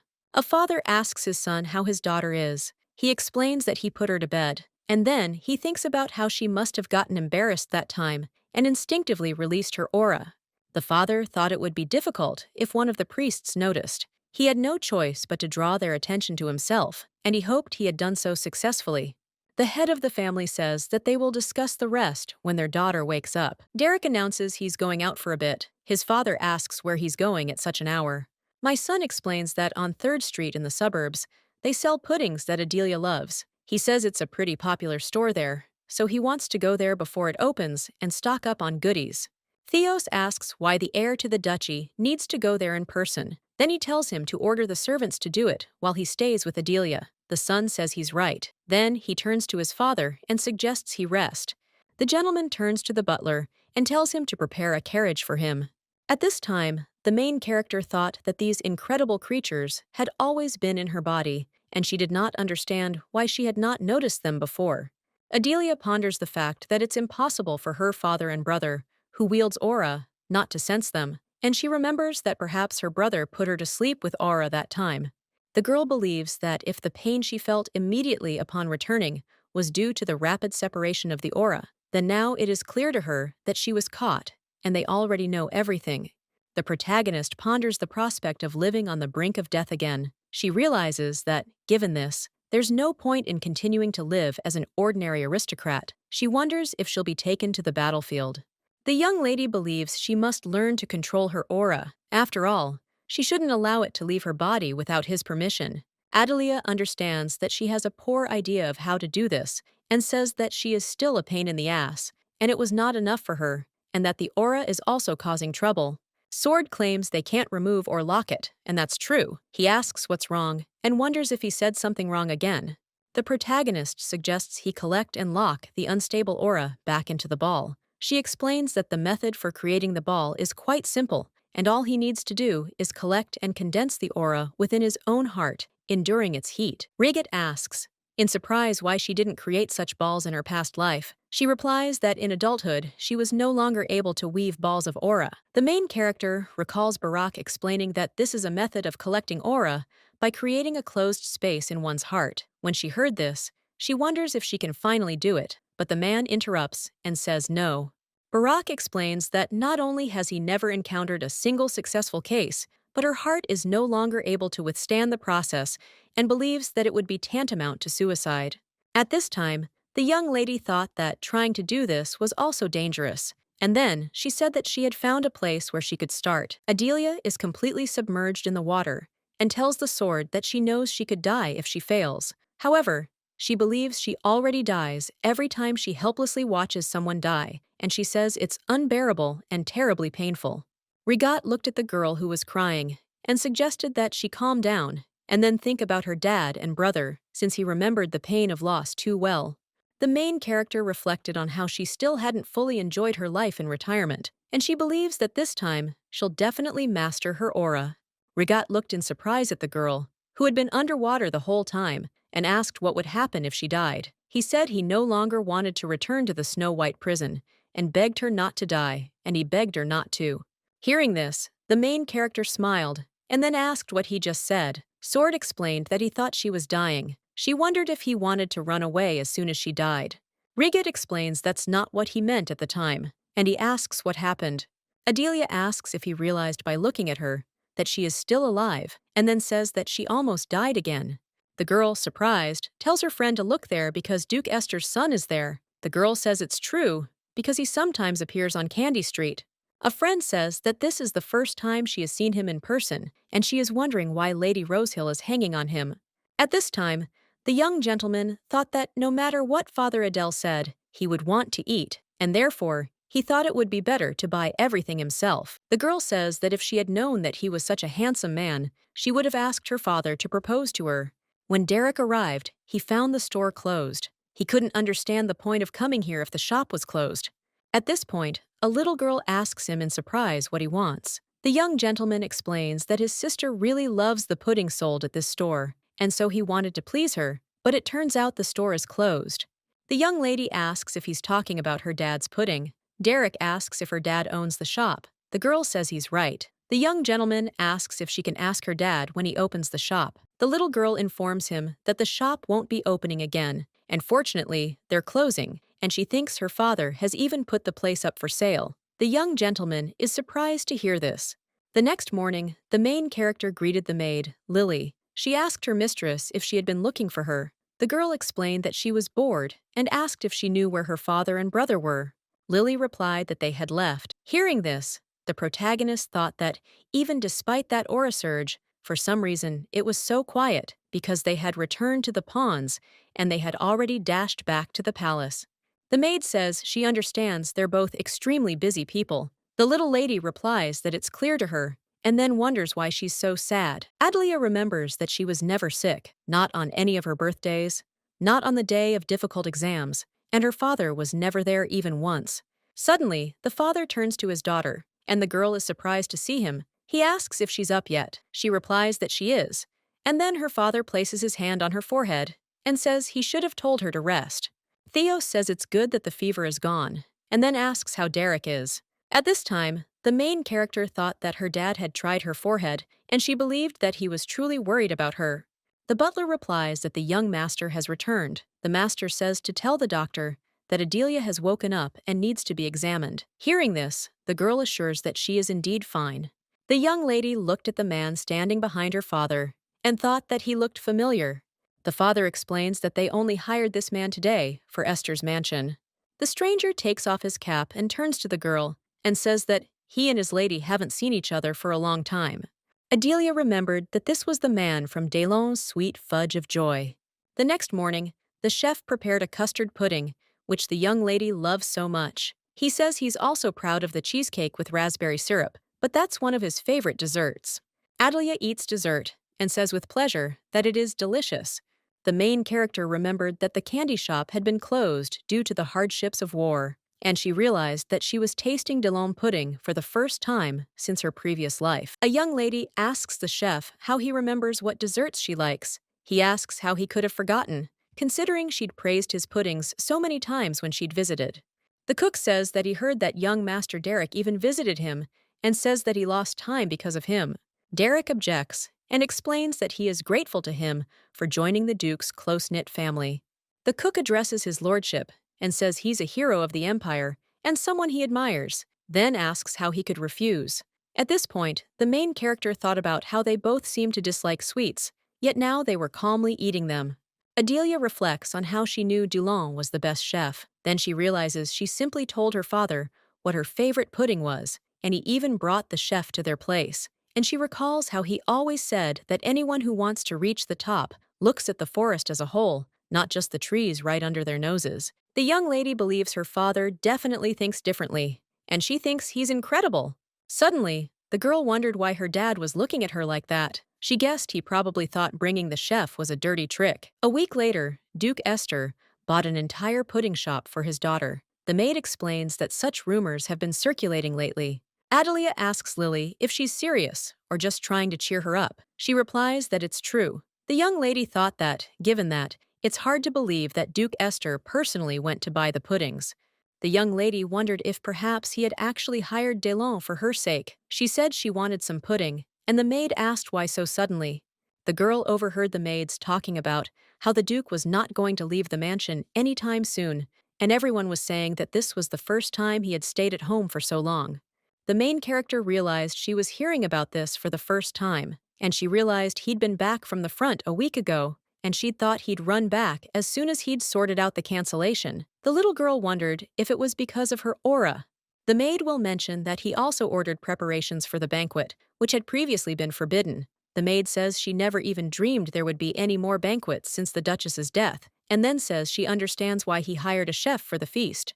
The maid reports that Chief Corbin will have a hard time preparing enough food for the banquet on his own. She thinks this is because the young lady has personally admitted to her love of sweets. She hopes the lady will enjoy her favorite puddings and maybe even finally gain some weight. When the little girl got to her room, she wondered what else she was expecting. She knew that hope would only lead to pain, but still.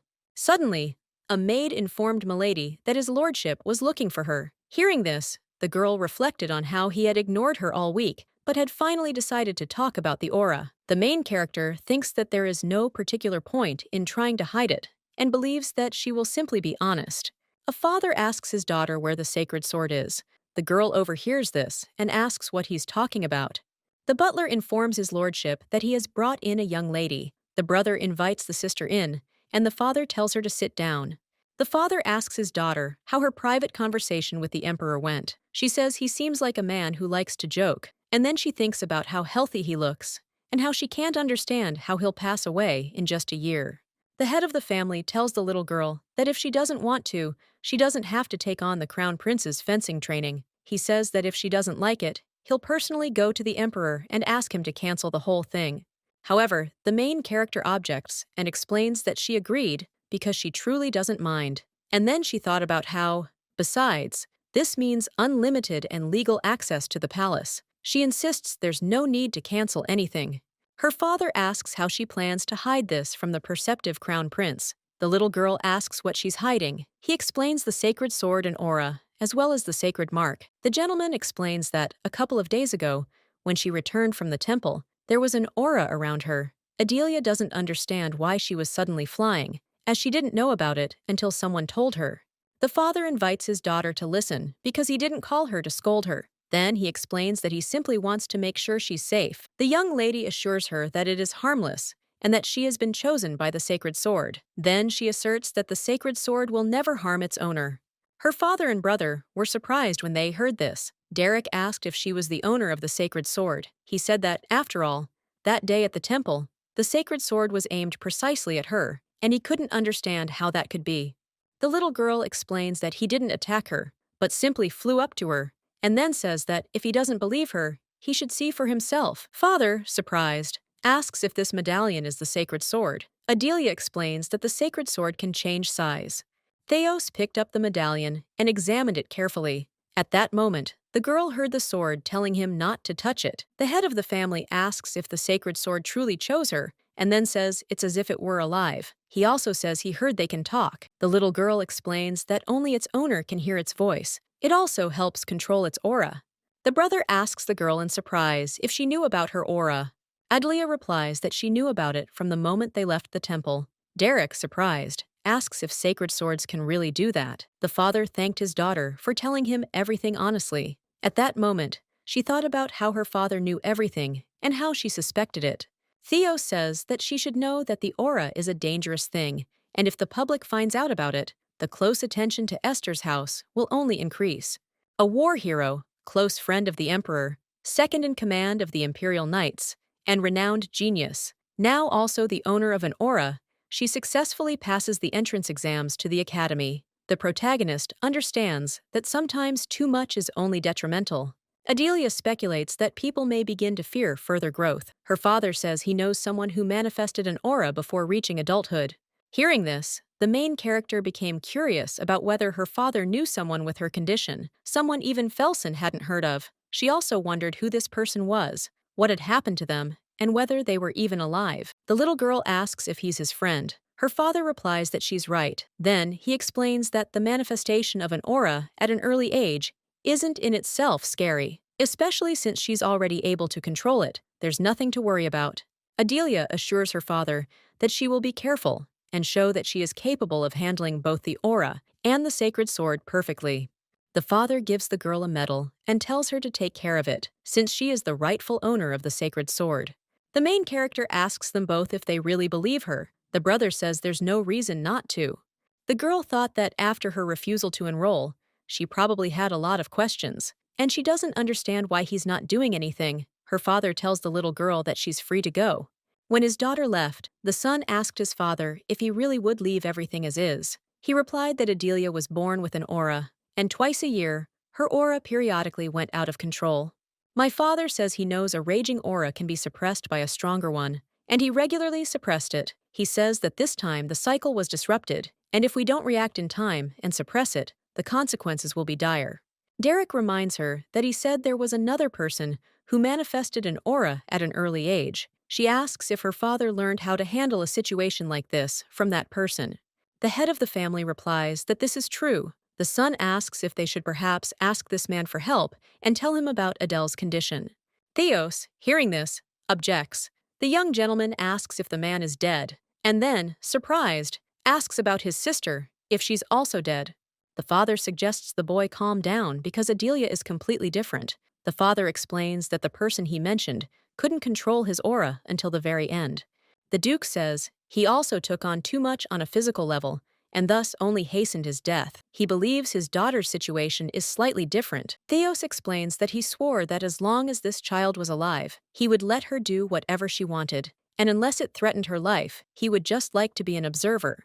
That evening, lying in her bed, the main character thought that her father had lied, because she, having already died from this disease, understood better than anyone, and she believed that if this continued, she would certainly die.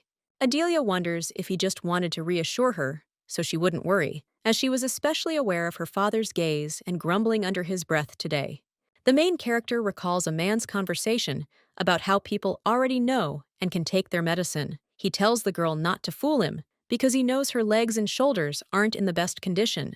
The guy tells the girl to forget about the war and focus on her health. Then he asks if she wants to return crippled because he wants the sword's owner to be safe. Adelia asks what the crown prince is saying. Then, surprised, she says, "I don't think a knight would think that way during wartime." The young gentleman claims that this is no reason to maim her, and then claims that he is ordering her. The girl objects and suggests that he not talk nonsense. Kartzes says that if she was going to continue to be, and slowly die before his eyes as his bodyguard. In the morning, the maid approaches Milady and informs her that the carriage has already arrived. The young lady, surprised, asks what she's talking about. Lily replies that there's no time to explain. The maid reports that His Highness the Crown Prince sent a carriage for her from the palace. When Adelia arrived at the castle, she was met by a man. He asked the lady if she had arrived safely. Then he informed her that his name was Lude, and that he was an assistant to His Highness the Crown Prince. The main character greeted him and then asked if this wasn't their first meeting. She reminded him that they had seen each other recently in the palace hall. Lude objects and says that this is officially the first meeting. Since then, he did not greet her or introduce himself. Hearing this, the young lady thought, as expected of Lude, she recalls that even as the Crown Prince's bodyguard, she hadn't immediately found a way to approach this man. The assistant invites the lady to follow him, as His Highness is already waiting for her. Adelia thought that if she had simply withdrawn her application to the academy and lived peacefully on, it would have been hard to see all this as any child growing up in isolation. When the lady entered the castle, she was surprised by the luxury of this palace. She recalls that even after becoming the owner of the sacred sword, she had only visited this place a few times on business. The main character reflects that after retiring, she became even less visible in public. After all, she didn't want to attract the attention of the Imperial family, so she didn't even write letters, but simply disappeared. The girl wondered how the prince felt when he learned of her sudden death one day. An aide informed His Highness that the daughter of the Esther family was there. He asked if she had arrived yet.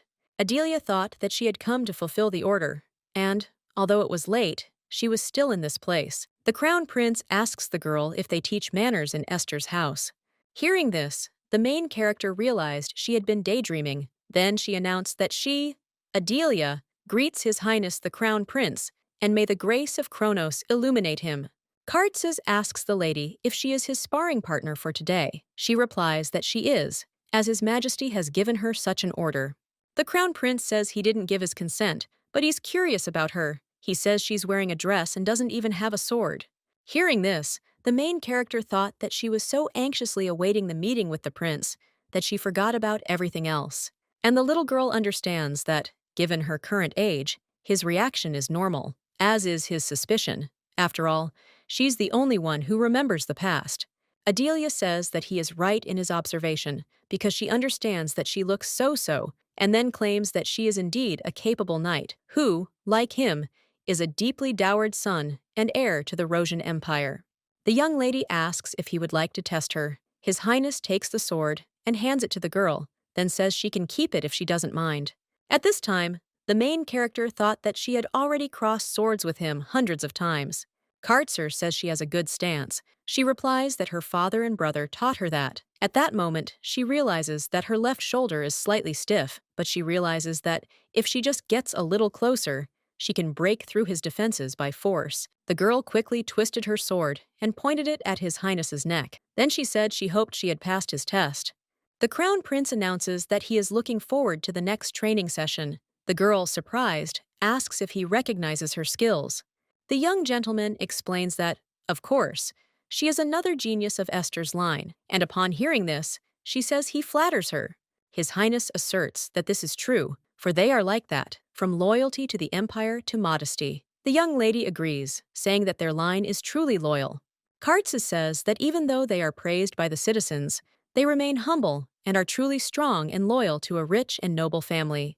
The little girl agrees with him and says that it's true. She doesn't understand why he's saying all this for no reason. His Majesty asks if this is the reason she is being watched so closely. She replies that it is. The young gentleman says the branches are starting to break from the constant wind. He wonders if this will affect Esther's family.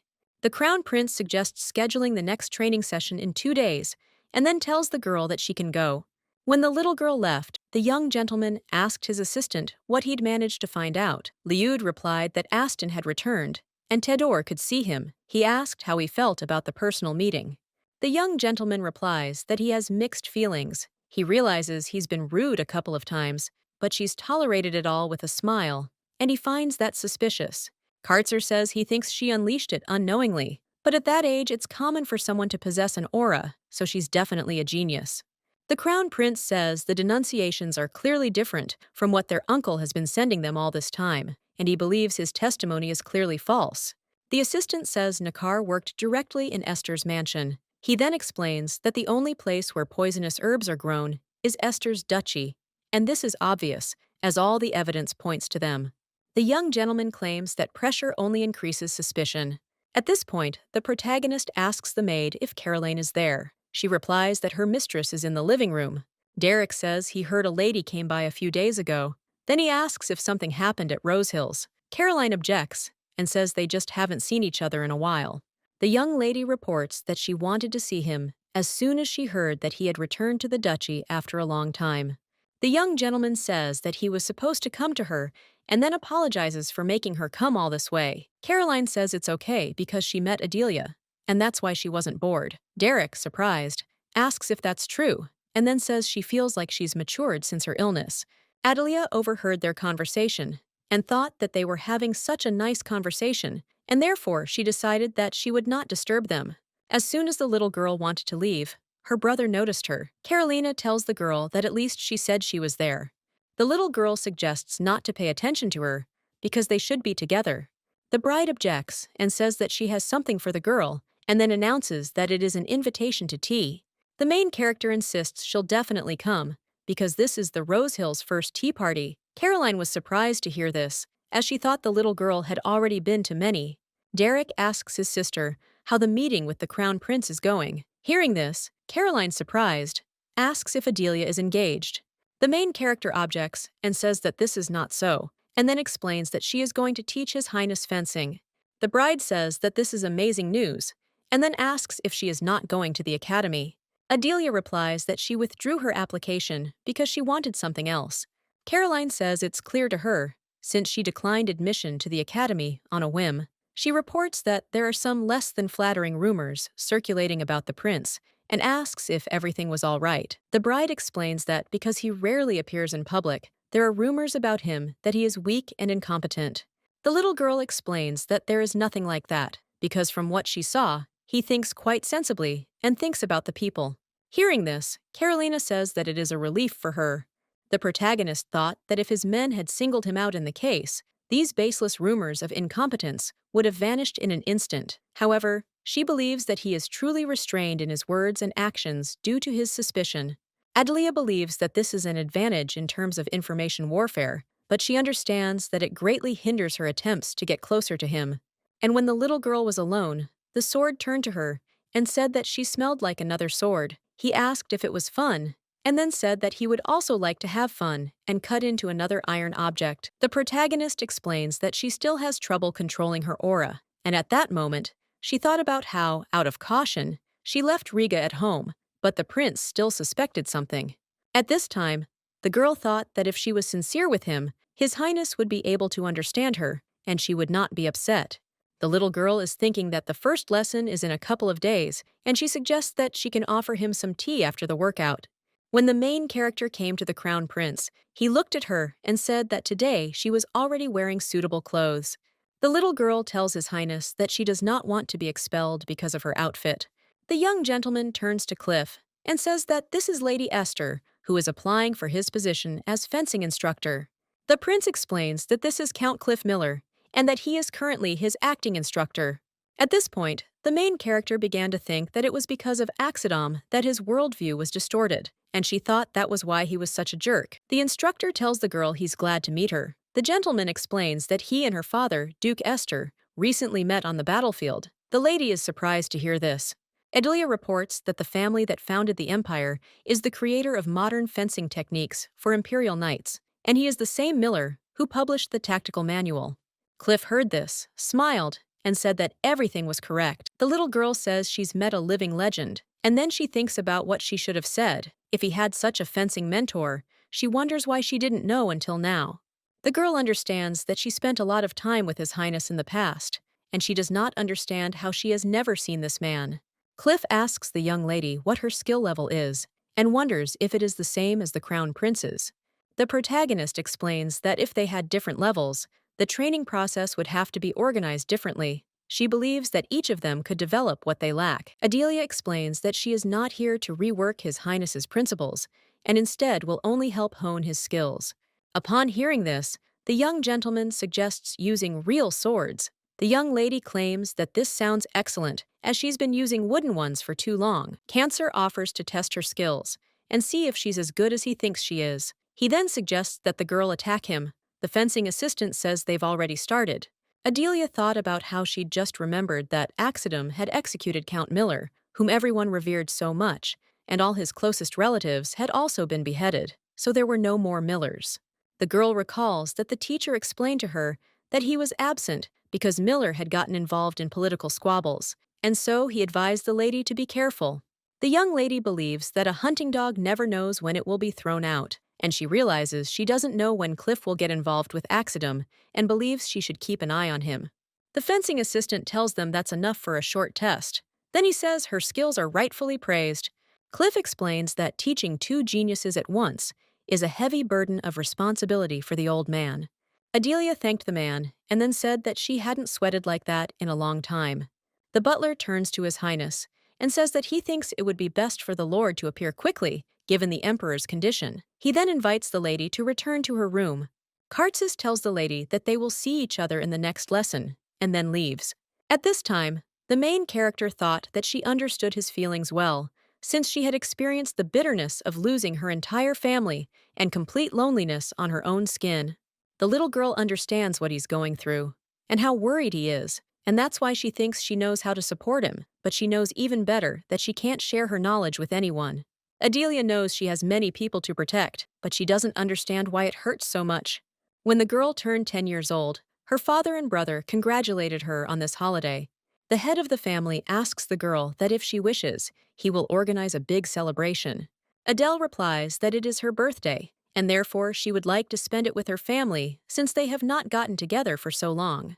The young lady thought about how she had no one else to invite anyway, and when she ate a piece of cake, she realized it was delicious, as always, but it seemed even better in the last couple of days. The little girl saw a lot of gift wrapping in the hallway and asked who all these gifts were from. The brother said it must be from the knights, and felt like he'd praised her too much. And then he remembered that he'd told the knights that it was his sister's birthday today and that they should definitely give her something. Adele says even Caroline sent her a gift. She gave her a spinel ruby from the western continent. In Latin, spinel means thorn, and she believes it's very strong and therefore perfect for Adele. After reading the note, the main character says that she didn't know that Caroline was so generous and thinks that she should give her flowers for tea. Derek says the last one is a gift from him and his father. The young lady doesn't understand why the box is so huge, but when she opens it, she sees a picture of their family. Her brother says they called for an artist before the last war and asks if she remembers. She replies that she does. Derek says it took a long time because they also asked for smaller versions for each room. Adelia thanked them and then said that she will cherish this painting. Father says that thank God, and he promises that next year he will definitely organize a big celebration in her honor. At this point, the main character thought that she was growing up and that this only meant that war was also approaching, and now it was only about 2 years away. Adelia understands that if she wants to protect their happiness, then this is not the time for her to rest. The maid asks her mistress if she wants to wear the same tracksuit as last time. Then she says she has received a letter from the palace. And the main character tells the maid to prepare her cloak because it might be chilly tomorrow. The sword turns to the little sister and asks why she is going out, and then says that since the training ended early, she could go home and rest. The young lady thought about going to Grizel's guild, where she usually practiced, to get some information. After all, His Majesty's condition was deteriorating faster than she expected, and the cause was still unknown. The little girl believes that if she, who knows the future, doesn't take matters into her own hands, she wonders who might. She understands that she'll have to postpone her resignation for now. Rigart tells his sister that he remembers it being Grizel's guild and asks if that's true. She replies that it is and then knocks on the door. The young lady doesn't understand why no one is coming out and wonders if the password is wrong. Then she knocks, certain it's correct. She wonders if they're locked or gone. Adelia suddenly remembered that the guild is usually closed on days when the black market or arena opens. She didn't know what to do, as an opportunity like today might never present itself again. Sword asks if they should escape into the night. The protagonist considers that while her brother and father are in the mansion, the risk of being caught is too great, and she ponders what she'll tell them if she's caught. Rigar says that he understands and suggests looking for another guild. Adelia believes that if she were to go to a competitor, it should be a place with a much better information network. While the local guildmaster may be a bit of a mystery, finding a better expert is nearly impossible. Sword says she's right and suggests they go to the arena. The girl says it's a good idea, knowing that if they get there, they'll probably find the guildmaster. Rigart, surprised, asks if she's serious about going, then says he doesn't like it. However, he believes that if they're lucky, they'll even meet Barak. The main character hid behind the house and then looked at the children, tied up with rope and standing in line. The man said that this little rat was always disobedient and even bit him. He called it a vile brat that couldn't even be called a dog. The stranger tells them he told them to treat them like dogs. Then he claims that's why their mouths should be kept tightly shut. The man replies that noble guests prefer puppies without a single scratch. Then he tells him not to spoil his raspberries. The stranger says that he understands everything, and then says that it is time to bring it in, and tells the children to follow him. Rigart turns to his sister and says that these children are strange, and, judging by their auras, it's black magic. She thinks it's no surprise there was no reaction even when she infiltrated them. Sword asks what will happen to these children. She replies that she doesn't know, then says that she can get them out of here, but doesn't understand what will happen next. The main character reflects on the fact that she won't be able to take them all in, nor find a home for them all. She believes that saving her own family is the most important thing for now. Meanwhile, the action in the arena began. The man angrily declared that he had lost again because he thought at least one of them would survive, and he realized that if just one rat had survived, he would have recouped all his losses. The young lady thought they were crazy, but the sword suggested she look straight ahead because there were still children behind bars. Adelia saw Barak and at that moment, thought that she didn't expect to actually see him here. The gladiatorial arena in the Rosian Empire is slightly different from similar establishments in other empires. While adult slaves typically fight in the arena, children are used to train the fighters. The young lady believes this is a commonplace massacre, and the victims are most often children from small, savage tribes, and she understands that this only fuels the greed of aristocrats and those seeking easy money. The girl knows that the crown prince will shut down the arena, but that will take another 15 years. Until then, children continue to die, and even if they survive, they will live in fear for the rest of their lives. Adelia knows Barack will live in fear too. She thinks about getting him out of there. Sword asks how, since the next round is about to begin, and then wonders if they're planning to tear this place apart. The main character says that she will simply take the children out of there because she believes that it is enough that they survive. The girl understands that she cannot clear it yet, but she can cause chaos to delay the start of the fighting. The arena's owner usually occupies the exclusive aristocratic box, and the young lady suspects Master Grizel is also there. She believes this may be the last day Barack will see with both eyes. The doctor tells His Majesty that he won't last long because he's taken too much poison. The Emperor says he understands he must look pathetic. The doctor tells him he needs to go, and then says that if he feels worse, he should let him know immediately, without delay. His Majesty says this doctor is strict because he's new. The Duke says that's good, because it shows how deeply he cares for His Majesty's well-being and health. The Emperor says the future Duke has grown a lot since their last meeting. He then says he heard he's already returned to the Knights, so he hopes everything went smoothly. Derek objects and says it's business as usual, except the Knights are complaining and want him to go back home. His Majesty says it's amusing and then asks how the Duke's daughter is, and he wonders if she's enjoying her training. Theos asks how she can tell whether she likes it or not after just a couple of lessons. His Majesty asks if his son has made any comments. Gertzok replies that he hasn't, and then asks if he has found out who else is behind the poisoning.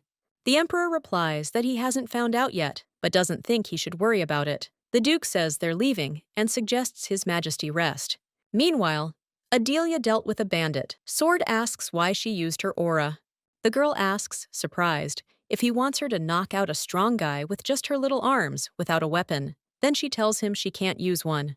The guard says they checked, and there was no one there who possessed an aura. When he saw the little girl, he screams, asks who she is, and suggests she drop her sword immediately.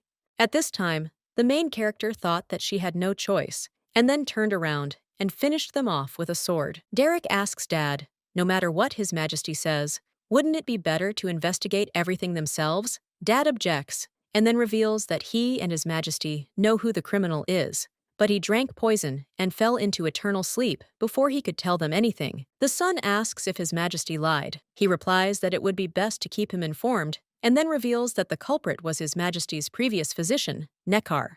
Hearing this, the young gentleman thought that it was the same Neckar whom he had transferred to Esther's mansion several years ago.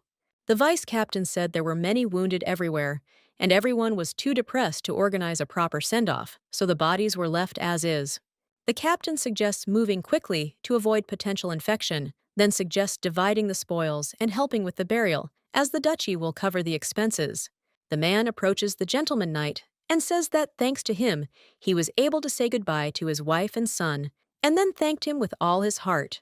Neckar says he can't stay in a village full of memories of his family. He explains that he has medical knowledge, and therefore offers to take him in, as he's sure he'll be useful.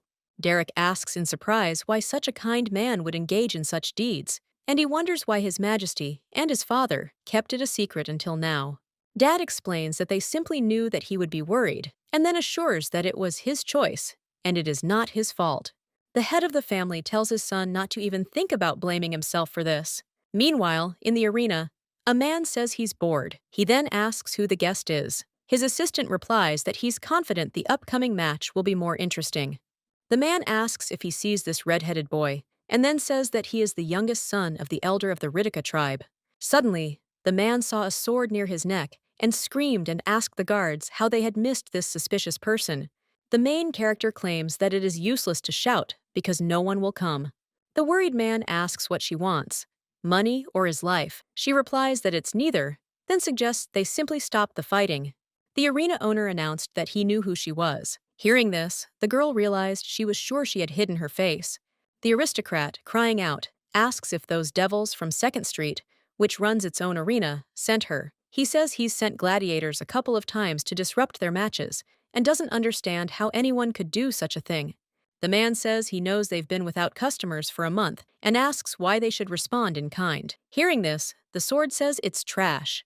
The main character decided to play along with him, and says that he is a bastard, because of whom her master is angry as hell, and therefore thinks that it is better for him to shut his mouth before she tears it. Suddenly, the young lady saw a magical artifact on the man's hand. At this time in the arena, the knight tells the children that they have entertained him well, and then says that it is time to calm down. He swings his sword at the child. Suddenly, everyone hears that the head of the arena suggests that everyone stop. At this time, Barack screams and tells the guys to quickly go to the exit. Seeing this, Adelia thought that she was racking her brains over how to get them out, but they figured it out themselves, as expected from Barack. The aristocrat asks the lady if she will finish him off. She informs him that her master wants to destroy this arena completely. The main character says that if she finds out the matches have resumed, she asks him if he knows what will happen then. She tells him to behave himself if he doesn't want to see her again. The head of the arena says that he understands everything and will close this case immediately. At this time, fights began between visitors in the arena. The young lady thought that all she had to do was make sure that the children got out, because she understood that the guards were not paying attention to them now, and thought that it would be easy to do. Adelia turns to the guys and says that she knows that she looks suspicious, but asks if they can at least listen to her. The young gentleman takes off his mask and asks in surprise if she not only caused a commotion today, but also kidnapped the children. The girl assures His Highness that she is not guilty. He says he would like to hear her out. Adelia asks how she managed to kidnap the children, then says they're standing there calmly and not running away. The girl insists she rescued them, not kidnapped them. The crown prince asks if he should believe it. She assures them that the children can confirm this, and then turns to the boys and asks them to tell him the truth. Karzas looked at the children and said that they looked as if she had scared them. Suddenly, they saw men heading in their direction. One of them says that the devil in the blue cloak knocked out all the guards, and he screams and says that they did not let him leave with the slaves. Adelia asks the prince if he now gets the point. The girl says she'll cross first and buy them time to attack. The young gentleman asks if she's being overconfident. The main character claims that she believes in her skills, because she believes that the future emperor should not suffer in such a place. The guard turns to His Highness and says that he apologizes for being late and asks if he is injured. The man saw people lying unconscious on the ground and says that he sees that the gentleman is unharmed. The crown prince asks where the owner of this arena is. The guard replies that he was the first to flee when the chaos began, and they couldn't find the documents either. Upon seeing the boy, the main character remembered it was Aston and was surprised he was alive. She realized the day of his death was still vivid in her mind, and it was somehow incomprehensible to her to see him alive. Aston looked at the girl and asked who the little thing was. Hearing this, the main character thought he had a lousy tongue to begin with. People suggest showing respect to the lady. The prince tells them to deal with the guards and send the children home. At this time, a guy with red hair approached the girl and asked who she was. Barack says that the guy in the black cloak is called His Highness, which means he's a prince, and those two are most likely from the palace. Then he claims that all these people are not equal to her, and he asks if she's an aristocrat. Barack says he's never seen anyone move so fast. The young lady explains that it happened because the guards almost grabbed her. However, the boy insists it happened even earlier, and that he saw it from the arena. Hearing this, the main character thought that she had been hiding her presence and was far away from him and did not understand how he could see something. Liud approaches the guy and then apologizes, saying he also needs his address. The guy with red hair asks what next. The prince says that if he has a family, he can return to them, but if not, he will live comfortably in the royal shelter until he is adopted. Barack says he wants revenge, and then explains that his tribe was attacked and killed, and he was simply kidnapped. He doesn't know who's behind it, but he wants to find them and get revenge. The guy says that he has nowhere to return to, and he cannot live in a shelter every day thinking about his murdered family.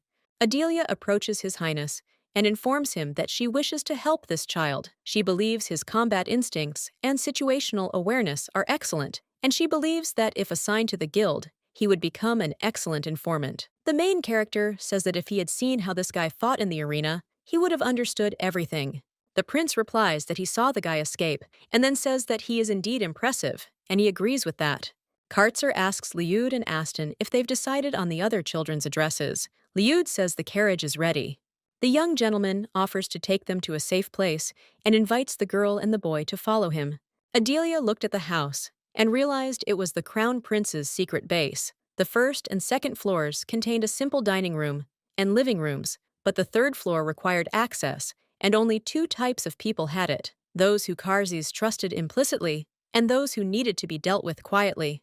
The young gentleman looked at the surprised girl and asked if she knew this place. She explained that she had once driven past this hotel.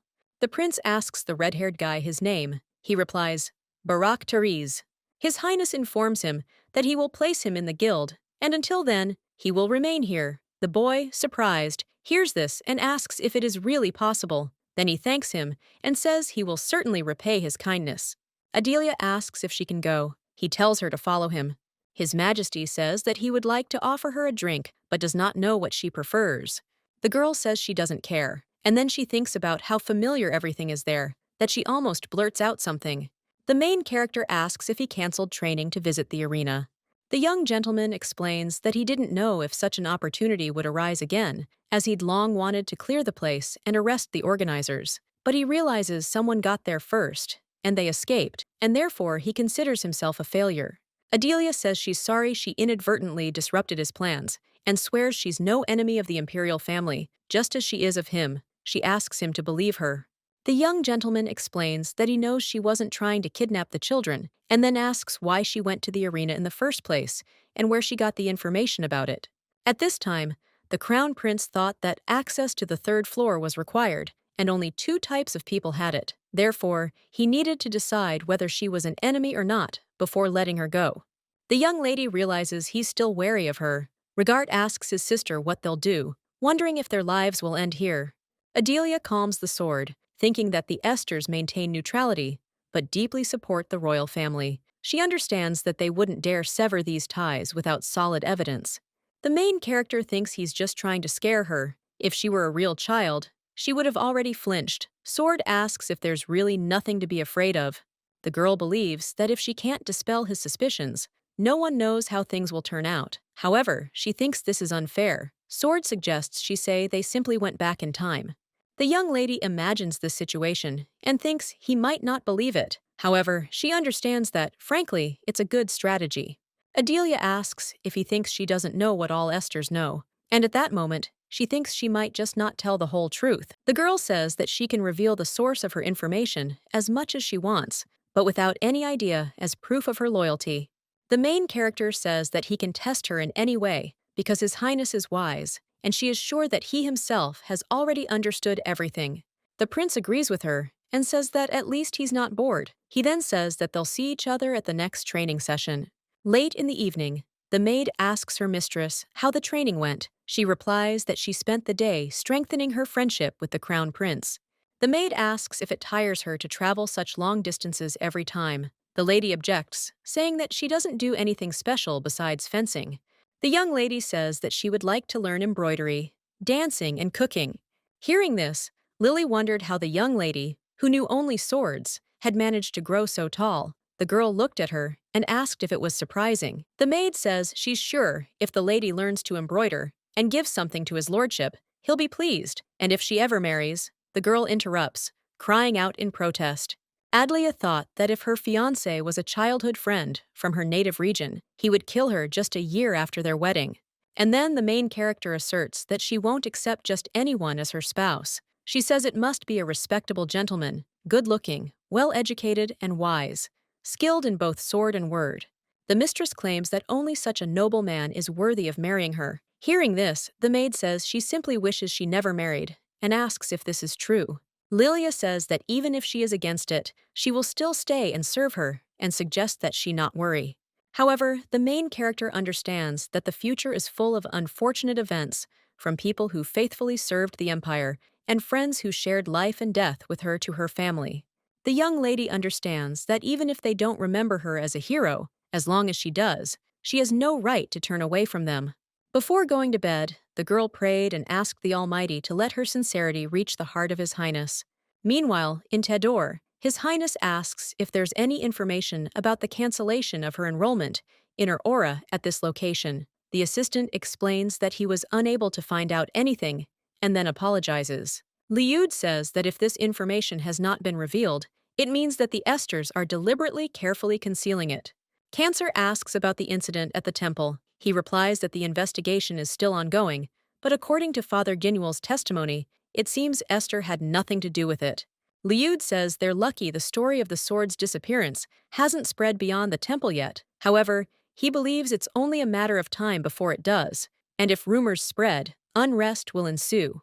The young master says that such a major matter as the disappearance of the sacred sword cannot be hidden for long. He adds that, alas, he still hasn't learned anything about the princess that wasn't already known. Liud reminds her that he interrogated her yesterday. Cancer replies that he couldn't extract anything important, but given his suspicious nature, she likely didn't take action. The assistant asks if maybe she really is innocent. His Highness says he hopes so, and understands that, if he gets the Esters on his side, it will be a powerful tool to keep Freyr in check. However, he understands that for the same reason, he cannot simply dismiss his suspicions. Punisher understands that he can't allow a sharp sword to be pointed at him from behind, and he believes that one day, he will be able to completely rid himself of suspicion. The next day, Adele tells her brother she wants to go dress shopping for the tea party. He objects, but Adele assures him she'll take Aaron and Def with her as guards. The young gentleman says that she is only 10 years old, and 2 guards are not enough, and therefore he goes with her. Hearing this, the main character says that he himself was actually 10 when he first found himself on the battlefield. She doesn't understand why her father and brother can do it, but she can't, and asks about it. The young gentleman says that of course it is possible, but explains that Dad walked arm in arm with grandfather, and then asks if that is true.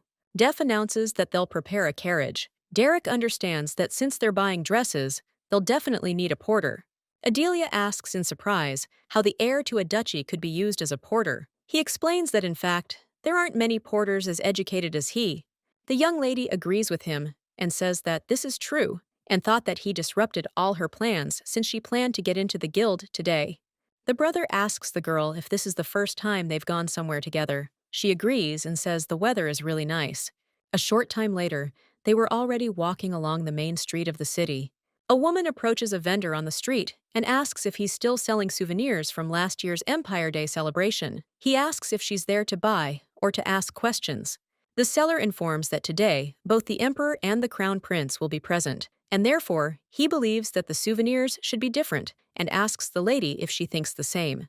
The woman claims that she was not at last year's founding festival and therefore has no interest in whether the Emperor is still alive. After hearing their conversation, the main character thought that they were discussing dangerous things.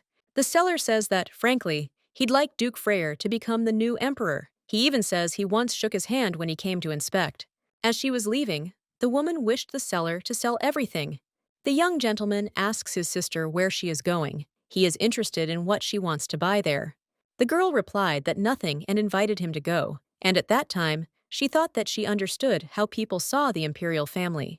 Adelia knows that in her past life too, when Axidum inherited the throne, no one asked questions. Sword, tell her that this scoundrel skillfully pretends to care about the people. The young lady believes that anyone who fuels wars and takes risks for personal gain will lead to the collapse of the empire, and she doesn't understand how to change her entrenched views. The girl realizes the situation looks hopeless. The brother says that they are already there and asks if they will go choose dresses. The little girl tried on a dress for a few minutes and asked if it suited her, then put on another one and insisted that she liked it. She said she wanted to try on a few more dresses. Derek tells the salesperson that they're taking all the dresses the young lady has tried on. Hearing this, the girl insists that one dress is enough for her tea party. The young gentleman objects and says no, not at all. Then he says she's growing up and will soon be attending a lot of different events, so he thinks she needs more ready-made outfits. The main character thought that since her family had fallen and her savings had been confiscated, she wore only a uniform and therefore even forgot to think about luxury. The saleswoman tells the lady that the dress fits her perfectly, as if it were tailored for her, She asks if she likes it, she can wear it. The girl replies that she will. Aditya asks her brother what he's looking at. He says he thinks this, and that would suit her too, and then asks if he should buy the whole store. Derek asks who the designer is at the store, and then says he wants to hire him personally. The main character says that there are more decorations up there, and therefore suggests to her brother to go quickly because she wants to see more there, and asks if they have any money left. Hearing this, the young gentleman, surprised, asks her what she thinks of Esther's. He then explains that he can even cover such sums himself, and therefore advises her not to worry. Suddenly, they heard a conversation that one lady wanted to buy a hairpin. The saleswoman reminds the lady that she herself said she would only look at dresses because she has plenty of accessories. However, the lady objects and says she wants that hair clip. Suddenly, a dark-haired girl falls down the stairs. Seeing this, the young gentleman screams and says it's dangerous, and then Adelia grabs the girl. The main character asks Miss if she's okay. Then she says her cute dress is wrinkled, and she looks beautiful without her hairpin. The maid asks her mistress if she's okay, and then turns to her master and thanks them. Derek turns to his sister and says he's impressed by her behavior. Then he asks where she learned to coo like that.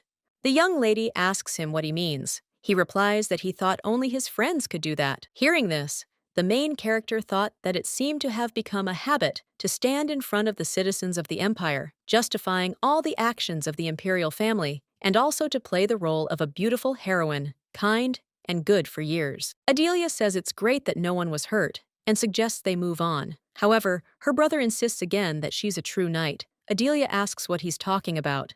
At this point, the rescued girl asks her maid if it was Lady Hester. She replies that she has silver hair and scarlet eyes, and believes it is definitely her.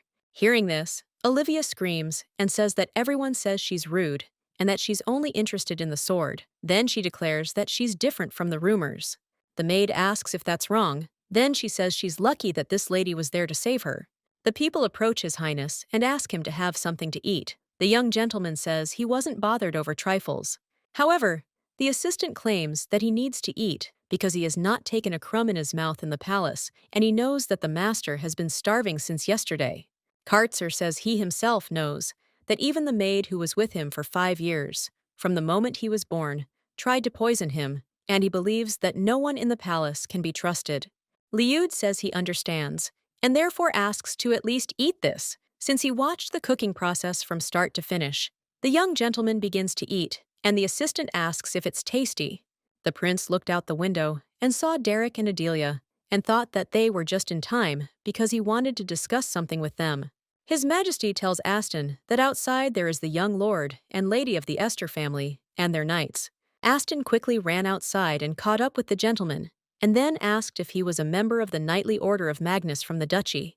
The young man reports that he's heard about the joint training sessions between the Royal Knights and the Magnus Knights. He then says he's sorry he can't attend more often due to his official duties. Derek apologizes and then explains that today his time belongs entirely to his sister. His Majesty approaches them and says he wishes to speak with the young lady. He then asks the girl for a moment. Kartzer says that he called because he thinks that she would be interested in information about the children they saved that time. Adelia asks if everyone got home safely. He replies that some went home, some went to the shelter, and Barack was introduced to the guild, as she requested. The girl says she hopes he's been introduced to the Grizzle Guild. The young gentleman replies that he has, as they're short-handed and have hired him to run errands. Hearing this, the main character says it's a relief. Then she gives His Majesty the brooch, saying it's a gift. Kartzer asks why she's doing this. The young lady explains that she's grateful for his assistance and that it was purchased with her own money. Then she says she's leaving. When Adele saw her brother, she realized that he was not bored. Derek asks his sister if she's finished with her errands, and then suggests she hurry up. He tells Sir Aston that he was glad to see him. The girl turns to her brother and says she thinks Aston really likes him. He replies that they've known each other for a long time and often met at the estate. The young gentleman explains that he once defeated him in a duel, and since then, they have seen each other often. At this time, the main character thought that she wanted to figure out how to get closer to Aston, but she understood that this would not help her much. The girl reflects that trying to extract the aura from a 10-year-old body will only lead to injury. Derek asks if they're returning to the estate. Adelia says she'd like to stop by the blacksmith shop again. Then she says she needs a sword because she knows how to use one. Derek claims that a member of Esther's family won't be able to wield just any sword. Def stood at the door, asking if it was a blacksmith shop. Then he knocked on the door, but it was closed. The brother tells the girl that he knows a good place on the first street, and then asks why he's there. She replies that it's because she wants to. Adelia knocks on the door and then screams, saying that the clients have arrived and that they should greet the guests. The brother approaches the girl, but she tells him not to stop her. He insists that's not the issue. Then he takes her hand and suggests that he do it himself. The young gentleman knocks on the door and then, screaming, announces that it is the Esters and asks if there is anyone inside. A few minutes later, the brother tells the girl that he thinks no one is there. Then he asks if she should try breaking in. Suddenly a man comes out and asks who is there. The main character realized that this man was Norbert. He was the heir of the one who had forged the ancient relic into a sacred sword many years ago. Adelia knows that soon he will be the only blacksmith who is able to work with sacred relics. The blacksmith invited the gentleman inside. Sitting at the table, he poured himself a drink. The protagonist realized he was Norbert from 20 years ago. Sword asks if he serves Excitum. The girl recalls that in her past life, she pulled him out of the forest after the funeral of his beloved daughter. Reigert says that since he's still in the forge, that means his daughter is still alive. Derek says the swords are excellent and worth noting. The blacksmith asks what the respected aristocrats need here. Adelia asks him to go work at the Esther Forge. Hearing this, her brother turns to her, but she interrupts and invites him to look at all the weapons, as she believes they are perfect. The main character says that it may be covered in a layer of dust, but it is no worse than the weapons supplied to the palace, and asks if that is so. Derek says that making a decision without even asking his father is a little wrong. The young lady reminds him that she's allowed to do whatever she wants. Her brother asks who's stopping her. The blacksmith expresses interest in their proposal and asks what it's all about. He then explains that he has more important matters to attend to than forging. Norbert tells them not to offer him anything, but his answer will not change, and then suggests that they leave. Suddenly, a little girl entered the room and, wiping her eyes, turned to her father. He approached his daughter, asked why she had gone out, and told her to come back quickly. However, the girl coughed up red liquid and then fell to the floor. The sword turns to the sister and says that he senses a huge amount of divine powers in this child. Derek asks the blacksmith if this is his priority. He replies that it is, then says that even if they interfere, nothing will change. The young gentleman asks if he's taken her to a doctor. He replies that he's been to everyone, but they just shrug their shoulders. He then explains that he's tried every kind of medicine and even consulted a magic tower. Norbert says sadly that he's done all he could with words. The young lady asks what about the temples. The blacksmith replies that he has forgotten about them since their doors are only open to aristocrats who make donations. Adelia asks if she helps him heal his daughter, will he agree to work for the Duchy of Esther? Hearing this, the blacksmith was surprised and then asked if she wanted to mock the feelings of a cornered man. However, the girl claims that it is not she who is now on the brink of the abyss, but she agrees to let him wait with the answer until his daughter gets better. The main character claims that this will definitely happen and then offers him her hand and asks if they have agreed. The man thought for a moment and then shook the girl's hand. He explained that this was his last straw, and then he said that if his daughter could at least stand up, he would do anything. At Rosehill Castle, Lady turns to Caroline and says in surprise that these are tea leaves from the continent of Rearcher.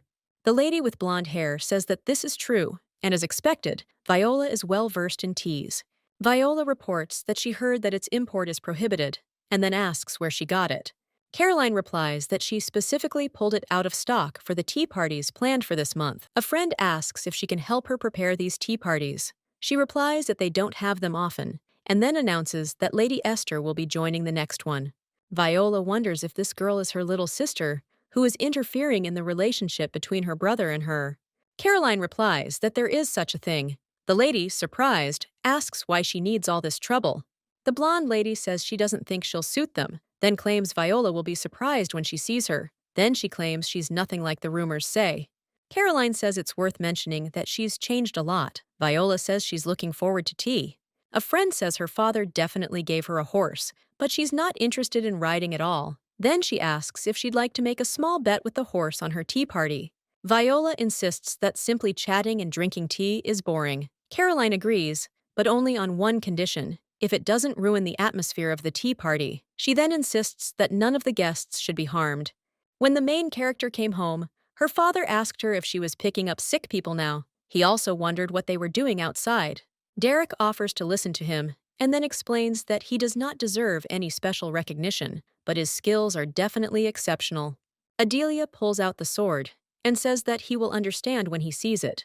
The father picks up the blade and says it's too ordinary to impress him, but after examining it closely, he says the balance is perfect. He then explains that they still can't accept just anyone. The head of the family turns to his son and says that he knows the reason better than anyone. The protagonist recalled that after her father and brother died in battle with Roshar, Axidum became a hero of the Empire, despite the lack of swordsmanship among his soldiers. The girl understands that Norbert's weapon played a significant role in this, and she believes that they cannot afford to lose this talent in a fight with Axidum. Adelia turns to her father and explains that she's not asking him to hire Norbert right away. She does, however, ask that he allow the child to see the temple. The father asks why she wants to help this girl so much. She replies that it's because when she looks at her, she sees herself in her. The Duke turns to the man and asks if he says his name is Norbert. A few minutes later, the doctor arrived to examine the girl. The doctor asked Reynold what he thought of the child's condition. The doctor explains that it is difficult for him to determine the cause, but the medications that Mr. Hiltprick used should have been enough to improve her condition. Hearing this, the main character thought that it was natural that he did not understand the reason.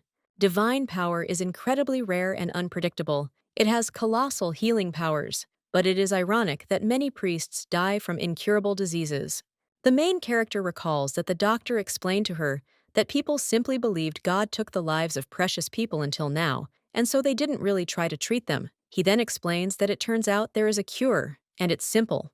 The man says she simply needs to be treated by another priest. After all, a body filled with immense divine power will reject everything, except her. Adelia asks that if the treatment is so simple, then why has this incurable disease existed for so long?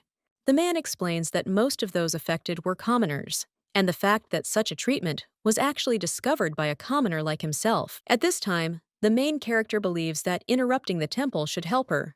The Duke approaches the blacksmith and says his daughter can stay here while she receives treatment. He then encourages the man, saying he's been through so much already. Norbert thanked the Duke, realizing it was his lifeline, a lifeline he must cling to with all his might. After a while, Adelia asks in surprise why, and then claims that she is also coming.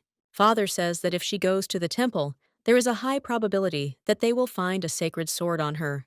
The main character says that she knows this, and then claims that she also knows that they can't hide it forever, and then asks if there is a spare sword. The brother asks in surprise what she's talking about. The father insists she's not allowed to kill saints. The young lady insists she had no intention of doing so. Adelia explains that the legends say that the sacred sword can create copies of itself. Rigart turns to his sister and asks if it's too easy to justify it without warning. She points out that he can read her mind. Sword replies that she herself asked not to do this without permission. Adelia says it would be better if the sword were made of rare materials like iamium or planitra. She argues that if they weren't, they might become suspicious even if the swords looked identical. The father asks if she is talking about the fake sacred sword, and then suggests that she use it. The head of the clan reports that this sword was used by his father, the previous head of the clan, Esther. Rigart tells his sister that this sword is amazing. The girl realizes he made it from a dragon's fang. Father says it may not be a match for the sacred sword, but it has a similar aura. Then he claims that if she wants to deceive the temple, it will help. The main character hesitates a little, and the sword turns to her and says that it will do it because it believes it can. The father turns to his daughter and says that if something goes wrong, she should just think about it as if he had passed the sword onto her as an inheritance. Adelia thanked her father for trusting her with such a valuable sword. Rigart asks how she's doing and also wants to know if it's cool. He asks if there's still gunpowder in the flasks. The girl thought her sword was great. Her brother asks if she's happy. The main character claims that even the highest priests wouldn't notice the difference. Her father says she's rather presumptuous.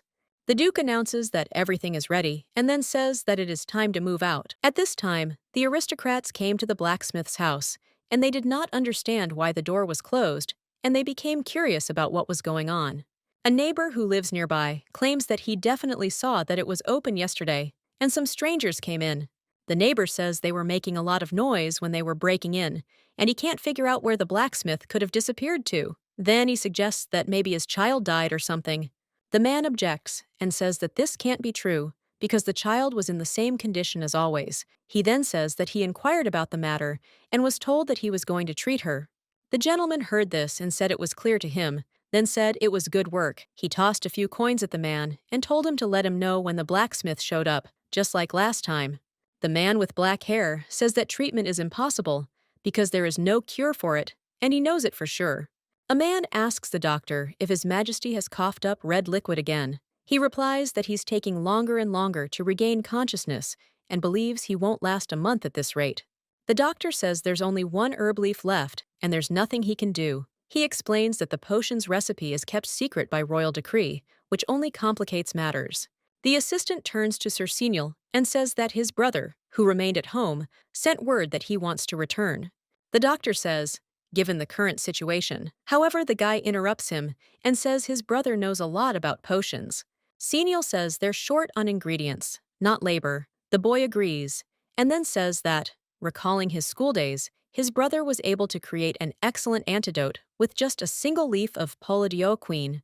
The doctor, hearing this, asks why he's only now talking about it. He explains that he was told to keep it a secret. The gentleman asks if he himself doesn't understand what's more important. The assistant explains that he simply wasn't interested in the position of Imperial physician before. The doctor, crying out, says that she should have begged him if she had to, and then asks his name. He replies, Felson. At this point, the priest says that they just show up unannounced and shove a child under his nose. Then he says that only a duke could allow himself to behave like that with the highest members of the clergy. The priest touches the girl's body and then expresses amazement that such a young child possesses such immense divine power. He considers this a heavy burden, no doubt about it. The priest says he believes something else is at play. Then he says this isn't the best place to discuss it and suggests they move to another room. His Holiness suggests that we first discuss past affairs. The Duke says they were able to locate and recover the sacred sword. Then he asks if smugglers are operating in their temple. The priest asks in surprise if the smugglers dared steal the sacred sword. Gortsog says they admitted to orchestrating the chaos to steal it. At that moment, he thought it looked like they were the ones who did it. The main character became curious whether he really bought it. The priest thanks them for returning the sacred sword to them, and he believes that thanks to them, the honor of the temple has been restored. His priesthood says he will take care of that child and his divine power, and she will definitely recover. The girl wondered if he might have perceived this as a threat. Derek reminds us that he mentioned earlier that there was something else behind the child's condition. He explains that it appears the child has been taking poison for a long time. The young gentleman asks if the temple can neutralize this poison. The priest replies that they won't know until they try, and then says that if she's been taking lethal doses for a long time, an antidote will be needed, and once they determine the type of poison, they'll let them know what's needed. The father turns to his children and then explains that he needs to talk to the priest and suggests that they go for a walk somewhere in the meantime. Theo says that he can be honest and then asks what he intends to do. The priest replies that, judging by the lady's aura, she has become the owner of the sacred sword. He then explains that he brought a fake sword here and therefore assumes he didn't intend to reveal it, and asks if this is true.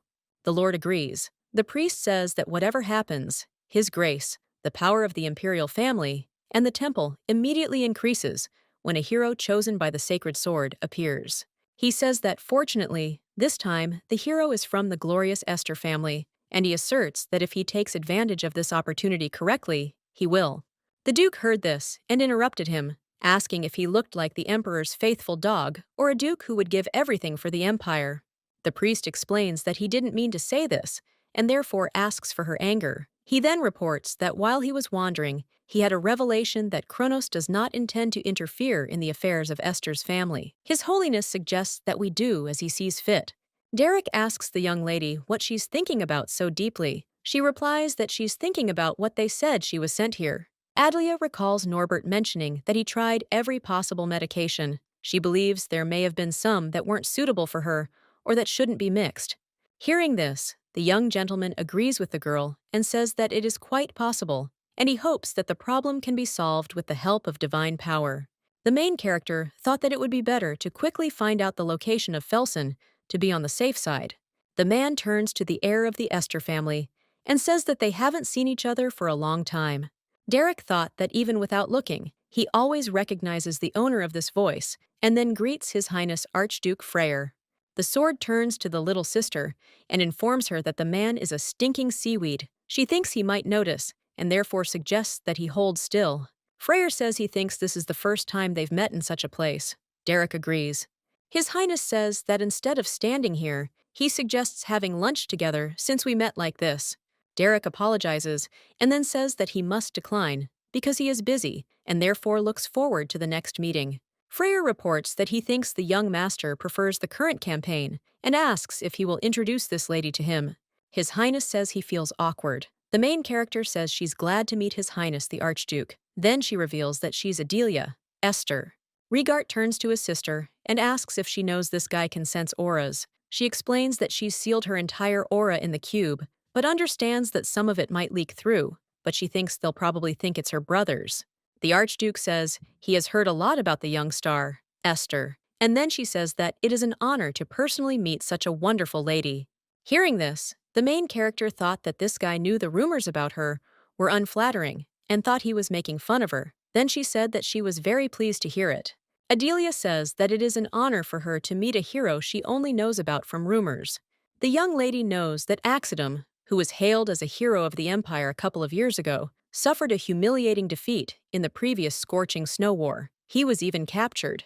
The one who reclaimed the lost lands and rescued Axidum from captivity was none other than Theos Esther, and she understands that a new hero has been born.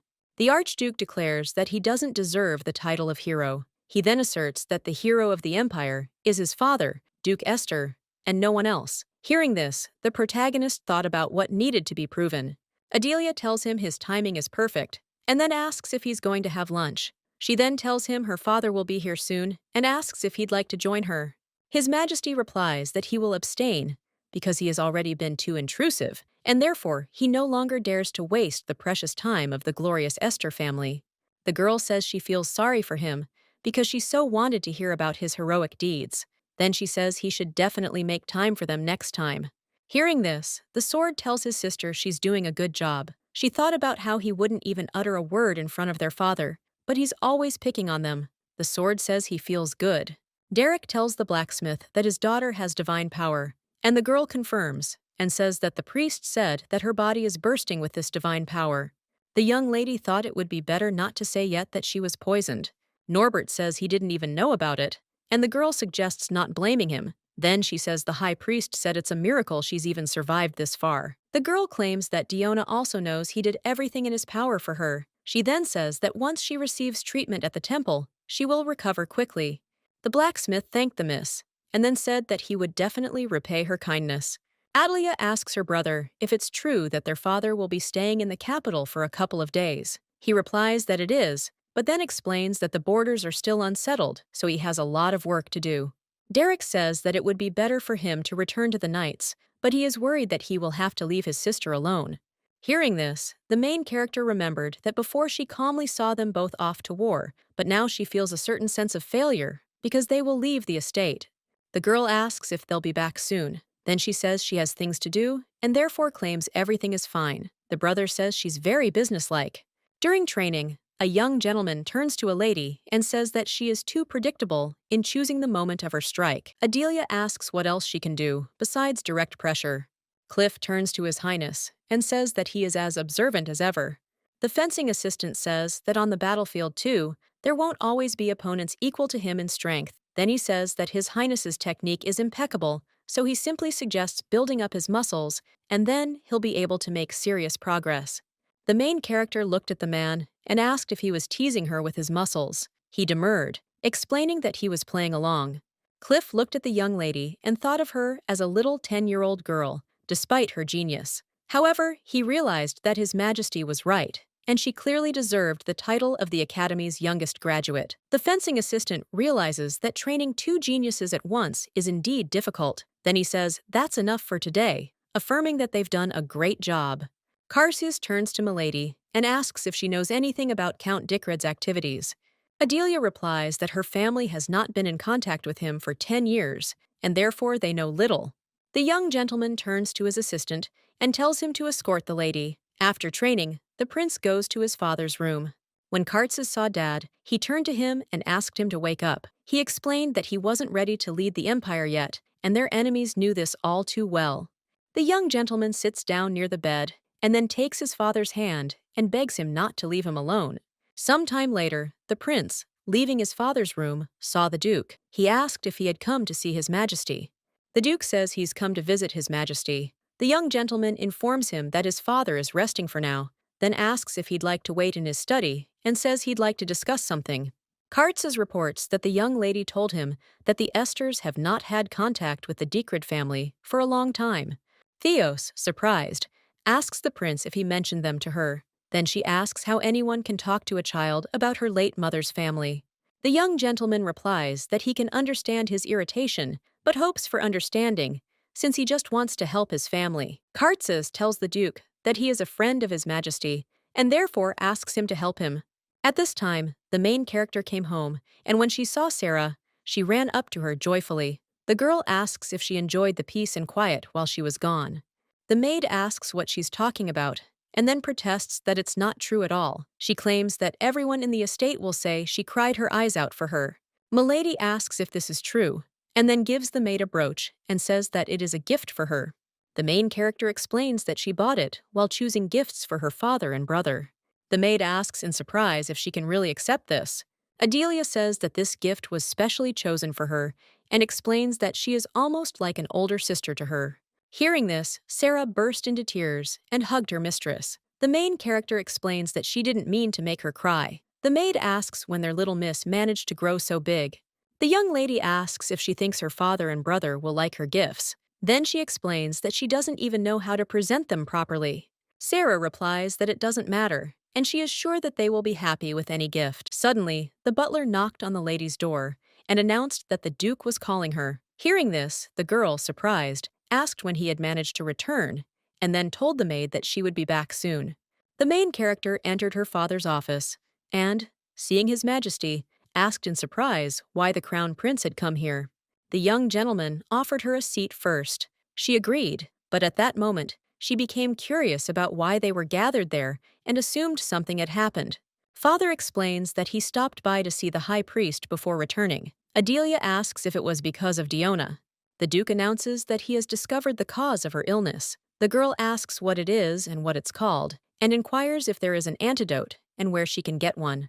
Dad replies that it's a poisonous herb called poldiaquine. Upon hearing this, my daughter, surprised, says that it only grows in Dickred County. The main character thought about what the crown prince had just been asking about, and she remembered that His Majesty hadn't been seen for a long time, and His Highness was especially sensitive about everything. As for His Majesty, young, the lady understands that the reason he joined this conversation is in poldiaquine. Adelia asks if His Majesty is also poisoned by this herb. The young gentleman asks in surprise how she found out about this. The lady replies that it was thanks to his tips. He claims she hit the nail on the head. Kartzes explains that His Highness is suffering from poldiaquine poisoning and that a living plant is required to make an antidote. The young gentleman explains that his purchase and sale have ceased completely. He remains only in a place where he has no access. Hearing this, Adelia screams and suggests they hurry to go on maternity leave with her father. Then she asks why they're silent, wondering if it's not urgent. The father explains that they can't do that. The brother says that the lord of those lands, her grandfather, has placed a ban on Esther's family. The main character suggests that he might blame the Esters for his mother's death, and she believes this is the worst time to cut ties. Adelia says she can go. She thinks she has the signature silver hair of the Dykruts, and thinks she should at least try. The Duke was surprised to hear this, and then said that the place was a full 2 days' journey away, and that's if she traveled in a straight line without stopping. He then asserted that even if she took the nights, there were too many monsters there. The girl explains that her father can't go, because he'll be turned away immediately because of his hair color, and her brother could lose his job if he leaves his post, and she asks who else can, besides her. The father says he can't let her go alone. The prince says he'll go with the lady. Kartzes says that if his personal guard goes with them, things will be easier for him. Gerda says that makes sense. The young master objects and says there's no time to hesitate. The Duke turns to His Highness and tells him to look after his daughter. The next day, preparations for the trip began in the mansion from early morning. Adelia asks her brother if she can ask him for a favor. She says that while she's away, he should find the people on the list for her. The young gentleman replies that it is not difficult and then asks who they are. The little sister explains that there are talented pharmacists there and that she sought them out for Diona's sake, then asserts that they could be useful even in the palace. Derek assures the girl that he will find them. Her brother, surprised, asks how she even knew about them. She asks if she and her father are the only ones with access to the palace. Adelia offers her brother the box. He asks what it is. The girl replies that it's a gift she prepared for her brother and dad. She explains that she thought she'd die of shame if she gave it to him in person, so she asks him to give it to him. Derek thanked his sister with tears in his eyes, and then hugged her. He told the young lady to be careful on the way. After saying goodbye to her family, the main character thought that if her mother was looking at her from heaven, she would understand that her daughter had grown up and was ready to set off on her first difficult journey. Sitting in the carriage, Sword tells the girl that he's very glad they're going on a trip. She suggests he be quieter, as His Highness is sitting next to him. Sword objects and replies that he doesn't want to, and then claims that she always shuts him up. Rigart reminds him that at the estate, he was always required to be on guard and keep quiet, and he wonders why he should remain silent outside. Then he says he's tired and suggests melting him down right away. Adelia addresses the sword and tells it to stop vibrating because the crown prince is right in front of them. Hearing this, he says he forgot and then apologizes. The young gentleman looked at the girl in surprise and asked if something was bothering her. The main character assures her that she's fine and then asks what might be troubling her. Then the girl pulls out a pudding and asks the king if he wants it. Kartzes asks in surprise when she managed to grab it. She explains that she did it while Dad was packing gift wines for the trip. The young lady offers His Highness a try. He claims he doesn't like it. Adelia says her dad and brother said the same thing at first, but now they enjoy it. She insists it's a magical pudding that even those who hate sweets can't resist. At this time, the young gentleman thought that he had not witnessed this food and the cooking process, and he did not understand whether he could eat it. Milady insists it's a delicacy. He looks at her and says she's truly extraordinary. The young lady asks what he means. He explains it's a compliment, and then takes out a spoon and begins to sample the dessert. The little girl asks how he's doing and if it's tasty. Then she claims it's incredibly delicious and asks if she's right. The young gentleman agrees with the girl, but she reminds him of what she said and then claims that she did not lie. That evening, His Highness announces that they must disembark from the carriage. Adelia asks if they plan to rest before continuing their journey. Kartzes asks if this is her first time traveling such a long distance in a carriage. She says they're in a hurry and asks if that's true. Then she asks what the problem is with traveling at night. The young gentleman replies that they should gather strength before going further, as he believes that the next zone is quite dangerous. Sitting near the fire, the girl thought that they probably stopped in front of the Valens Mountains. The sword reminds them that they've passed this place so many times. The girl agrees and thinks about how they've all been together with His Highness. Kartzes hands the girl a bowl of food and offers it to her. He then apologizes in advance for serving such simple dishes to a noble lady. She assures him there's no need to apologize. Adelia says that on the battlefield, it wasn't always possible to eat. She realized she'd said something wrong, and then screamed to explain that her father hadn't been able to eat, and he was telling her about it. And at that time, the main character thought that she almost said something very dangerous. Kartzes says that he understands, because he believes that her father is a war hero, and therefore she has probably heard plenty of such stories.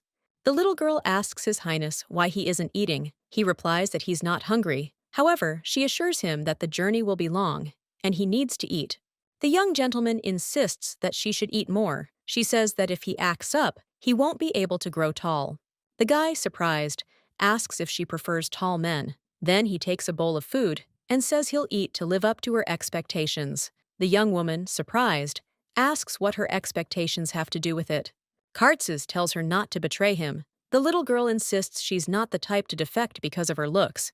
The young gentleman says that if there is something there that she likes, it will be easier for her to decide. At this point, the main character thought that she couldn't argue with him on this matter and couldn't deny it. However, she realized that her decision to become a bodyguard had nothing to do with His Majesty's appearance. Late at night, a stranger reports that knights resembling personal bodyguards have been spotted in the camp. The bandit leader asks what's wrong with the carriage. He replies that it contains two aristocratic children, a boy and a girl, and they are about the same age. The robber asks if they will act then. However, the captain objects and says they are waiting for a signal. Adlia comes up behind the men and asks who they are. Hearing this, they are surprised and ask who it is. And when they see the girl, they become curious about the child. The robber explains that it's one of the children from the carriage. He then asks if he should take her hostage. However, the other man asks if it wouldn't be better to kill her right away. The girl says they each have a blade and 3 knives up their sleeves. She says that, judging by the stupid masks, he's able-white. Adelia asks if she is right, because she thinks that they are not murderers, and wonders if that is true. The bandit approaches the boss and offers to kill her. However, he objects and tells them to wait, as neither of them sensed the child's approach. The boss claims this is an unusual girl. Hearing this, the sword says that finally someone has noticed her. But suddenly, several knives flew at the main character at once. She thought about how perceptive this man was, and then drew her sword and began to fight them off. Adlia understands that they are not just amateurs, and she believes that she can deal with them alone, but she knows that it will be difficult without killing. Suddenly, the girl felt tired and thought that maybe she should call the knights. Suddenly, the robber grabs the girl by the hair and then screams, claiming that she is messing with the wrong people, little brat. At this time, the main character thought that she had not fought with the full force of the aura for a long time, and then she began to actively fight them. The girl first dealt with the robbers, and then grabbed their leader and put a knife to his throat and asked who hired him. Adelia kicked the man in the mouth and saw poison between his teeth. She knows it's for suicide when things go wrong. She says they don't value their lives at all when they run away like that. The boss asks the girl who she is. The young lady replies that, judging by everything, she's the one his client disliked, and then tells him to come clean. The little girl said she was asking nicely, but suddenly the man started foaming at the mouth, and she realized he'd finally bitten the poison pill.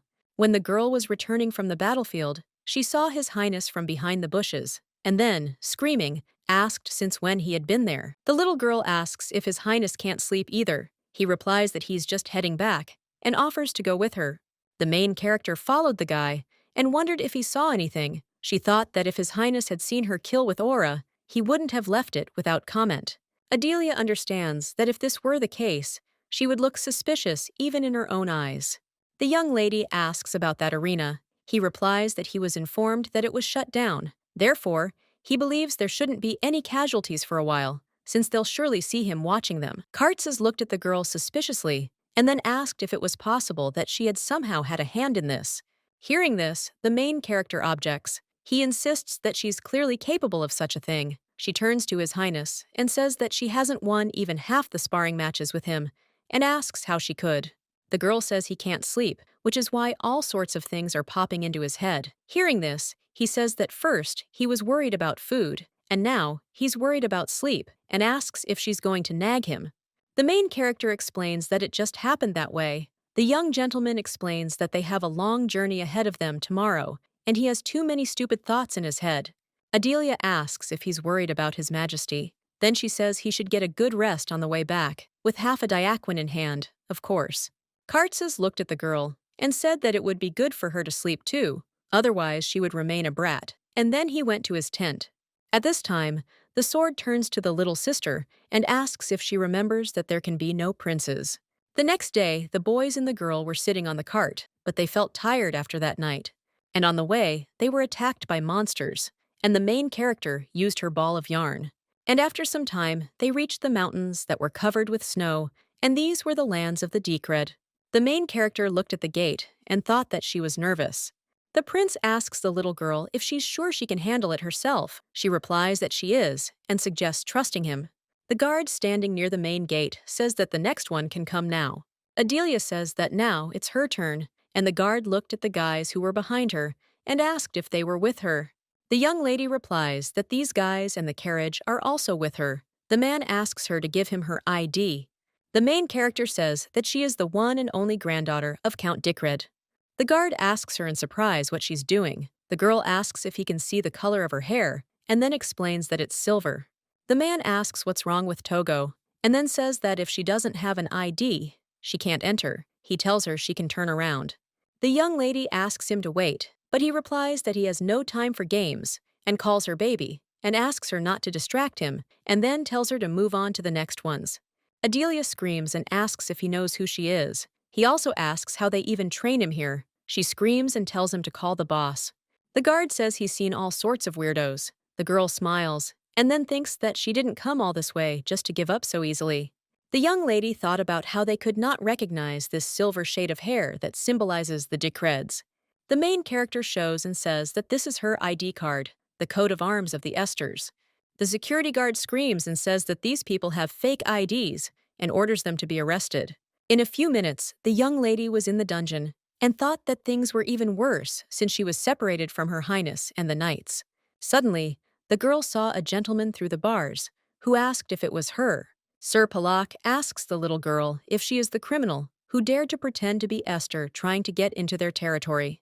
Adelia asks him what he's going to be. He replies that he represents the interests of the Decreds. She asks if he's the lord of these lands. The lord replies that he's not quite. The main character interrupts him and says that then she has no reason to talk to him.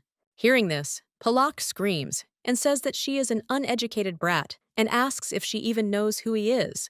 The gentleman informs her that Viscount Pelluck is in front of her. Griffin is the eldest son of the local lord's cousin. A young lady asks if the water on the jelly is seventh. Hearing this, he asks what she said. Adelia says he can contact Esther at their home and confirm her identity. He calls her baby and says it doesn't matter, then explains that in this place, his word is law. Pelluck claims that if he says the noble lady met with an accident en route to the Count's lands, no one will prove otherwise. He asks if the gist of the situation now sinks in. The young lady asks what the grandfather is doing, that people like him are acting arbitrarily right under his nose. The gentleman asks if she's talking about the Count. Then he tells her he's too busy caring for the Countess, who's gone mad clinging to the ghost of her dead daughter. Hearing this, Adelia tells him to watch his words. The man asks if she's still being insolent, and he wonders if she can't get it. Then he claims she's a girl locked in a dirty cage and asks what she can do. The little girl clings to the bars with her hands and replies that there are a lot of them, and then she makes a hole. Seeing this, the guard and the gentleman were surprised and then screamed and said that she was a monster. The girl asks how dare they address a lady like that, and in a few minutes she teaches them a lesson. At some point, a silver-haired woman says her child is very kind. The man agrees and suggests taking some medication first and then looking for her child together. The lady says that she needs a treasure that she must pass on to her child. The gentleman hugs the woman, and at that moment, the main character comes into their room with the prince and calls them grandfather and grandmother, and then greets them. Seeing the baby, the woman hugged her and then announced that she had arrived. She said she knew the girl would show up, and only the gods knew how long she had been waiting. Then she asked why it took her so long. At this time, the main character thought that the grandmother decided that she was her dead daughter, and then apologized for the fact that she was a little late. Grandfather says he didn't expect His Highness to personally come all the way here. The young master replies that circumstances forced him to do so. The gentleman turns to Adelia Esther. At that moment, she realized she harbored quite a lot of resentment toward her grandfather. She considers her mother's death a tragedy, but she understands that he shouldn't have turned his back on them. Adelia reflects that if the relationship between the two families had not deteriorated so much, then perhaps the Esters would not have ended up in such a hopeless situation. And the little girl looked at the gentleman and did not understand why he was looking at her like that, and thought that maybe he was angry that she came without warning.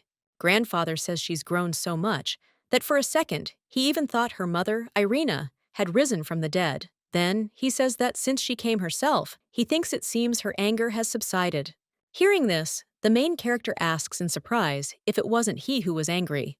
The gentleman asks in surprise why this is so. The little girl explains that he himself issued a decree banning Esther from appearing on his lands after her mother's death. Grandfather explains that he did indeed order this, but it was in a fit of anger. He then immediately revoked the order because he dislikes his son-in-law, but he would never refuse to see his grandchildren. Adelia asks who was responsible for publicizing the order. He replies that it was his deputy, Pelluck. At this moment, His Majesty's guards enter the room and apologize for being late. They explain that the soldiers resisted. When the grandfather saw Palocha, he asked in surprise what was wrong with him. The granddaughter explains that this man locked them in a dungeon after they had come all this way to see him. The main character reports that he claimed that she was pretending to be Esther and called her an uneducated brat, and also boasted about his power in his territory and threatened to kill her. The girl says that he also spoke unflatteringly about her grandmother, and then says that he called her crazy, who is clinging to the ghost of her dead daughter. Grandpa approaches the assistant and calls him an ungrateful bastard, then punches him in the face. Pellock tries to justify himself and says they forced him to do it. However, the gentleman, screaming, says he's closed up. Then he says he was mistaken when he saw him as a soldier because he didn't want to appear weak. Grandfather orders the soldiers to arrest Palocha. Hearing this, the assistant screams and claims it's unfair. A few minutes later, the grandfather explains that 10 years ago, when his daughter Irina died, they were so broken that Marilda even fell ill. The gentleman explains that she recognized him less and less and constantly muttered their daughter's name under her breath and ran away from the mansion more and more often. The maids couldn't hold her back, so he had to stay by his wife's side. Adelia says she now understands why that Palak type treated his territory as if it were his own. Grandfather says he's ashamed of this, but explains that he didn't know until that day. Then he turns to His Highness and asks what brought him to them. Kartzes shows the bottle that contained the leaflet. The gentleman says it's unprocessed podliaven, distributed illegally, and asks where they got it. The prince wonders if he knew that their podliaquin was secretly sold on his territory all this time, and that with his help, they poisoned His Majesty.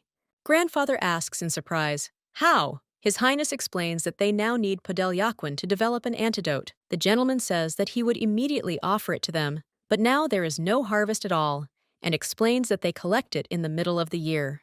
The prince says that it is too late, and asks if it is true that they have nothing left. Grandfather replies that after a theft 10 years ago, they immediately destroyed all the harvest. He recalls that back then, he still had to thoroughly investigate the matter.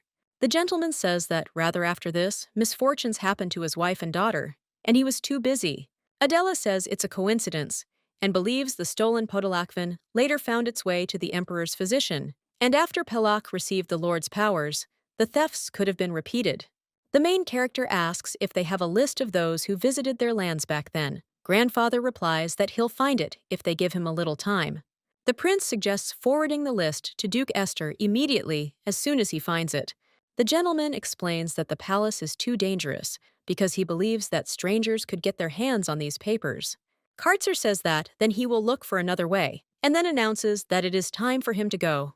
Grandfather apologizes for not being able to help. Suddenly, the maid informs the count that Madame has disappeared again.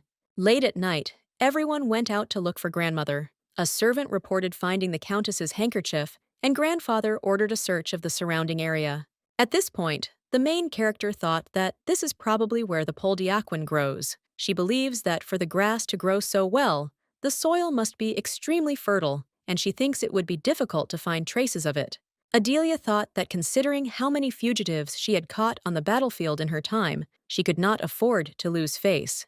The young lady understands that the knights have already combed the area, and there is a difference between the tracks left by strong adult men and the frail elderly lady. The girl knew her voluminous dress might have crushed the branches where she'd walked. Suddenly, she saw a faint trail and wondered if her grandmother might be heading to a specific spot when she went into the forest. The main character saw a cave and then headed towards it and saw her grandmother. The woman turns to the baby and says that her child has arrived. Adelia asks why she came all the way here. She replies to give it to her, as she heard she was desperately searching for this treasure and had hidden it away beforehand to prevent it from falling into the wrong hands. The grandmother shows her the box that contained the herb she was looking for, and it was unprocessed poldiaquin. The woman says that now her daughter has received the treasure and asks if she will cry. Hearing this, the main character remembered a dream she'd had about her mother crying. Her grandmother touched the girl and told her she was a poor thing who lost both her father and brother immediately after her mother's death. Then she asked if that was why she was crying so hard. The surprised girl asks what she means by that. Her grandmother calls her by name and says she's her child. Then she explains that Irina never forgot to write about her. Adelia heard this and realized it wasn't her mother. The woman touched the girl's face and said she was scared. The main character believes that her grandmother probably saw her in her visions from the very beginning. Grandma says that it won't hurt anymore and therefore suggests that she stop crying. After some time, Grandpa found Grandma, and when he saw her, he hugged her, and she never left the estate again without telling anyone. The grandmother turns to the girl and says that now that she's given her the treasure, she has no reason to leave. Then she suggests she try hard and remember to take her medication. Adelia insists she'll do it to see her again. Grandfather apologizes for not being able to feed her properly. The granddaughter says that next time she promises to stay longer and will bring her father and brother. Then she takes a bottle of wine and says it's a gift from her father. Grandfather looked at the bottle in surprise and said it was Viand wine. The little girl said she understood that this wine wouldn't win grandfather's heart, but she hoped it would convey his feelings for him. The gentleman claims that he is preparing his lands for a worthy welcome to Esther's family, and therefore offers to convey to his son-in-law that he is touched. Sitting in the carriage, the little girl thought that she was finally going home. The young gentleman said that she should at least rest a little before returning. However, the main character objects and says that making an antidote is a priority. Kartzes suggests the girl to rest since he himself will deliver half a diakveen. Adelia suggests he wait, then reminds him that he said the Dekrid Palace is dangerous. She then tells him she knows a trustworthy pharmacist who's also a doctor. His Highness asks why he trusts this man so much. She asks if he has finally come to trust her. The prince objects and says no, then thinks for a moment and gives her his hand so she can get out of the carriage, and says that at least he doesn't see her as an enemy. The chancellor turns to his assistant and says that this has already been decided, and he wants to visit the duke and orders him to organize this meeting. The main character turns to her brother and reminds him that he said that the guest was comfortably settled in the living room. Derek claims he was served excellent food and even given company for a game of chess when he was bored. Adelia asks if he wants to say he didn't lock him out. He agrees. The guy screams and asks where to drag the man home and make him sit in a room with guards, not in prison. The pharmacist asks if they want to know how many people have tried to obtain his drugs this way before them. At this point, the protagonist reflects on how this isn't how she imagined her first meeting with Felsen. The guy insists that no matter what they offer, he's not going to prepare any medicine for them. The young woman thinks this is a complete failure. Adelia explains that she clearly asked to bring him not by force, and she thinks there was a misunderstanding. Derek asks if he forced the boy into the carriage or into the mansion. Then he claims he walked on his own. Hearing this, the little girl was surprised, and her brother explained that he also ordered her to show the way as soon as he mentioned the innovative alchemical machine. Adelia asks if they have one. The guy also wants to know where it is. A few minutes later, the pharmacist looked at the equipment in surprise and said with delight that this device could even work with mana stones. The young master supports him and says that even in the Imperial Palace, you won't find something like this. Felsen wonders if they won't become commonplace very soon. However, he decides it's better to indulge. The young man asks why the duchy is looking for a physician. The lady replies that that's not the issue, then explains that the duchy already has an excellent physician. Felsen asks in surprise what they want from him then. The protagonist explains that they need a specific drug in exchange for funding his research. She therefore believes he will no longer have to scramble around searching for ingredients or alchemical books. Adelia claims the duchy will provide him with everything he needs. However, the boy says he still doesn't fully understand their intentions. The girl explains that they simply reward outstanding talent, and noble birth obliges them to do so. At this point, the prince comes to them and asks if this is the trustworthy specialist. He says that, to him, he seems rather suspicious. The duke asks his daughter why he's making things so complicated. She apologizes and then explains that she didn't expect things to turn out this way. Her father tells her not to worry, as he believes nothing terrible has happened. Theos approaches the boy and asks if his name is Felsen. He also inquires if he is the academy's top graduate. The duke says he was offered the position of court physician, but he preferred to go abroad to study since the risk of being recruited by the enemy was quite small. Felsen asks if he was spying on him. He replies that he had to because he was supposed to be working with Ra Poldiaquin. Hearing this, the guy was surprised, and the gentleman said that with such a thirst for knowledge, he was sure that the guy would take advantage of such a rare opportunity and asked if this was true. Felsen claims that the opportunity is indeed rare, and then asks how he fell into civilian hands. Kartzer says he provided it as the crown prince. He then explains that he needs an antidote based on it. Felston asks if one dose will be enough. The prince replies that it's enough for 2. The boy, surprised, asks who these unfortunate people are. but after thinking for a moment, says it doesn't matter. The young man asks what their status is at the moment. Adelia replies that one loses consciousness for long periods every 2 days, and the other has already started having convulsions. He could die at any moment. The prince says he'd like to get the antidote as soon as possible. Then he asks how quickly he can get it done. Felton reports that, as far as he knows, it takes a week to make. However, he thinks 2 days will be enough. He then suggests meeting the day after tomorrow morning. Lying in bed, the girl heard her father address her. She asked if His Highness had returned to the palace, and then said she hadn't even properly said goodbye to him. Dad says that he is with them for now, and will stay until the antidote is ready. The baby thinks that it would be better if he personally delivered the medicine to the palace.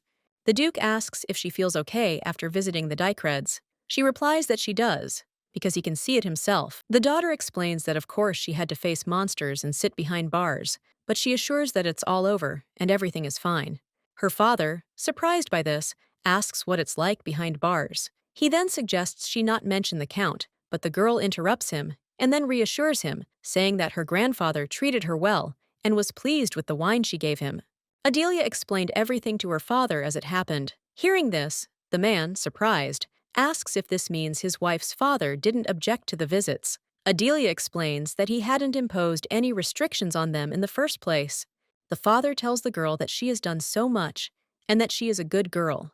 The main character saw the brooch she gave her dad and thought that he was wearing it and that it suited him very well.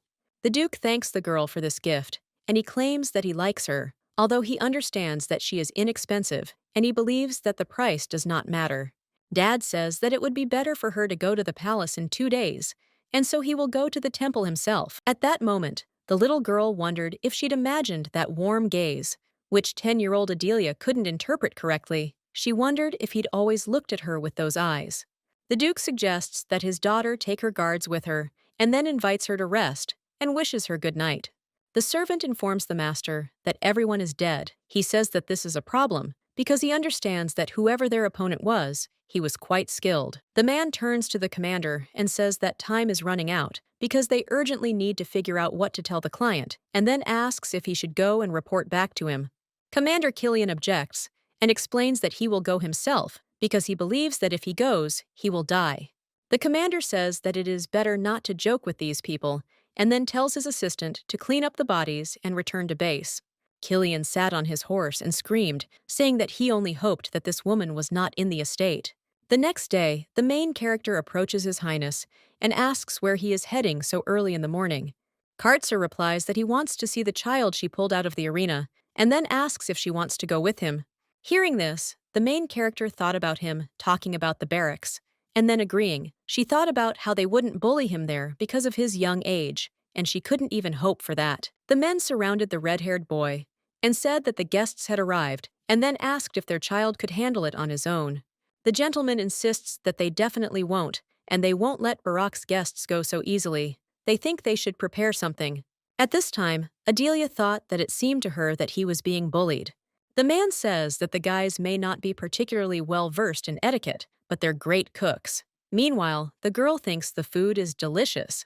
Adelia turns to Barak and says she's glad he's adjusting. The man tells the miss not to worry, as the guildmaster values this young talent. He then explains that everyone has already acknowledged that this young boy is worth a ton of adults and is too good to ignore. The prince says they understand and suggests they leave. The man explains he just wanted to encourage him. Adela says that she had certain expectations, and then asks who would have known that he would even charm the guildmaster.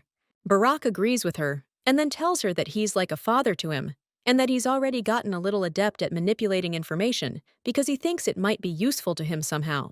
Hearing this, the main character thought it was a bad idea. After all, she'd only intended to use the leader's connections with Axidom to obtain the necessary information, and she hadn't even imagined Barak would become so close to the guildmaster. The girl understands that if Barak follows in his footsteps, he will become Axidom's subordinate. Adelia asks the guy if he needs anything. Then she tells him he can ask for whatever he wants, because she'll arrange it. A red-haired guy says there's one thing. A young lady asks if it's money or people. Barak says that he wants to learn swordsmanship from her. The main character, surprised, asks how she can learn from her. Then she asks if she can simply assign a personal tutor. However, the guy claims that he is interested in her fencing skills. At this time, the young lady thought that this was a good way to get closer, as she believed that frequent meetings would also prevent him from going down the wrong path. Adelia agrees and explains that she has nothing much to do anyway, so she'll just drop by periodically. He offers to take care of him and call her teacher. The next day, Felsen says his back hurts because he barely had time to figure out how the equipment works. And then he heads to the window and says that they are all sure that he will not escape. The boy opens the window, but a prince and a girl approach him. He then sits down on the windowsill and says that the air is wonderful today and that it refreshes him. Felsen says that they are just in time and offers to take them one box each. The prince says he almost mistook him for a fugitive who decided to pocket the drugs, even though he signed the contract, and then claims that he avoided the worst possible scenario. Hearing this, the guy objects and says it can't be, and then he realizes the exit is guarded and considers them vile aristocrats. The girl says that, if you think about it, she didn't apologize properly. Then she says she's glad he understood everything correctly, but she still thinks the way he was dragged here wasn't particularly polite or proper. Felston says everything is fine, and as the Duke said, he came here on his own 2 feet, and if it comes down to it, he doesn't blame anyone. Adelia thanks him for his understanding and then welcomes him into the great ducal family. At this time, the prince is sitting by his father's bed. The Duke says that His Majesty is still unconscious and then asks about the antidote. Kartzer replies that the antidote is excellent, and according to forecasts, he will be able to return to work in a week, but he needs to rest a little longer. Hearing this, the Duke says it's a relief, and the young gentleman claims he has a fascinating daughter, believing that without her, they wouldn't have found the antidote. Theos reminds that he also personally volunteered to accompany her. The prince explains that it was a fascinating experience for him. At this point, the main character says they met again at the temple, and then she thinks she never imagined she'd meet this man here again. Adelia asks Norbert if he had a good rest. The blacksmith says he heard the lady traveled a long way to obtain the ingredients for the antidote. The main character shows him a box and says she has medicine for Diona. She then says she'll deliver it personally and asks if he'll come with her. The girl says that if they are lucky, they will even say hello to Diona if she wakes up. The young lady says she is Adelia Esther, greeting Archduke Freyr, and at that moment, she thinks that meeting him is bad luck. Sword asks his sister what to do with the aura. She thought about suppressing it as much as possible. The girl understands that this time there is no way to wait for a distraction, and she hopes that he will leave before the aura particles leak out. The little girl said she was glad to see him in good health. Hearing this, the Archduke smiled and thanked her. The young gentleman asks her why she came to the temple without her father and brother. She replies that her friend is there, and then asks what brings the Archduke here. Norbert turns to the lady and says that the job is done, and then apologizes for interrupting. At this time, the main character looked at the Archduke, and she does not understand why he has such a reaction, and assumes that he himself was trying to recruit Norbert. The young gentleman asks if the sweet, kind Lady Esther is really helping a poor commoner with his treatment. He thought such privileges weren't something to be wasted. Adelia explains that the temple had no objections, and besides, this man is officially part of the duchy's staff. She asserts that it's not a matter of personal affection, as he will help strengthen their family's position. The Archduke smiled and said that she was a smart young lady and should understand that bringing someone unknown into the family could have consequences. The gentleman claims she never knows what dirty dealings they might be involved in. She says that, as expected, he is a true hero of his era. Adelia insists he's right because she understands he never knows when, where, or how something might happen. Then she tells him that something unexpected suddenly happens, and he loses everything he had. The girl claims that only Kronos knows the future. Suddenly, the main character realized his evil intentions, but the father stood before his daughter and asked what he was doing. The Duke asks if this is how Theos greets important people. He then explains that he knows he misunderstood, but claims he did nothing. The Duke asks if he understood correctly, and then says that he does not know what his daughter did, that he even released an aura to suppress her. Theos says that he hopes that the Archduke will show mercy and forgive her. At this point, the little girl thought that this man was scary, but Daddy was a good man. She believed that Axidam's pride was beyond measure. The main character understands that he will never admit that he lost his temper because she called him a hero of a fallen era. Frey says he forgives young Lady Esther. Her father looks at the girl and says he believes the child's fragile body can't withstand the onslaught of their auras. He then apologizes and says they are forced to leave. The father turns to his daughter and says that he hopes that his appearance has not complicated the situation. Adelia turns to Norbert and asks if he's definitely not involved. Then she says she's grateful to her father that everything turned out well. At this point, the main character was thinking that, despite Axidum's sour expression, they had won anyway. Her father asked the girl if she was feeling well, and also inquired whether Duke Frey had done anything wrong to her. The daughter replies that she wouldn't have kept quiet if it had come to that, and she thinks she was just nervous. She asks how Diona is. Norbert says that, unfortunately, he only quietly brought some medicine and flowers. Then he says that just the sight of her face makes him feel better. The girl says she's sure that next time, Diona will definitely get up and greet him joyfully. The blacksmith says this must happen, and he's certain it will. The next day, in the Archduchy of Frey, a young lord asks if they want to say the crown prince contributed to the closure of his arena. Frey claims the assassination attempt failed, and now they've successfully obtained the antidote with this girl. The servant apologizes and explains that he has no excuse. The young gentleman asks how many years of preparation were wasted. The lady asks if the girl with the milk still on her lips beat him. He says it's not fitting for a duke to throw away his aura so thoughtlessly. The woman tells him to calm down, and then asks if he remembers why she told him to use the hard-to-get Poljaquine. She then explains that even if Plan A fails, they'll need it for Plan B. The Duke claims that even if the antidote is administered, it will only neutralize the toxic component. The woman says that other parts of the Polodiaquine will remain in the blood for a long time. A week later, the protagonist reveals that she is Adelia Esther, daughter of Duke Esther, who greets the son of the Rosian Empire, and she is glad they met again. The emperor claims it's all thanks to his and the prince's hard work. He asks if she expects any reward for her heroism. The lady replies that she didn't do it for the reward. Adelia says that as long as His Majesty acknowledges Esther's accomplishments, that's enough for her. Hearing this, the emperor smiled and then turned to his friend Theos, asking what kind of education he'd given his child, explaining that he was simply surprised by her words. The Duke replies that she gets it from her mother. He says he understands, since she's not even shy about giving gifts to her father. Then he explains that such tenderness definitely can't come from Theos's blood. Estera. This gentleman heard and did not understand how His Majesty even found out about his gift. The emperor tells the lady that he thought he'd die from affection, and Esther, rather than from poison. He explains that he'd barely arrived when Esther was already shoving the chain under his nose and offering to show him, and he wasn't bothered by the fact that he was dying.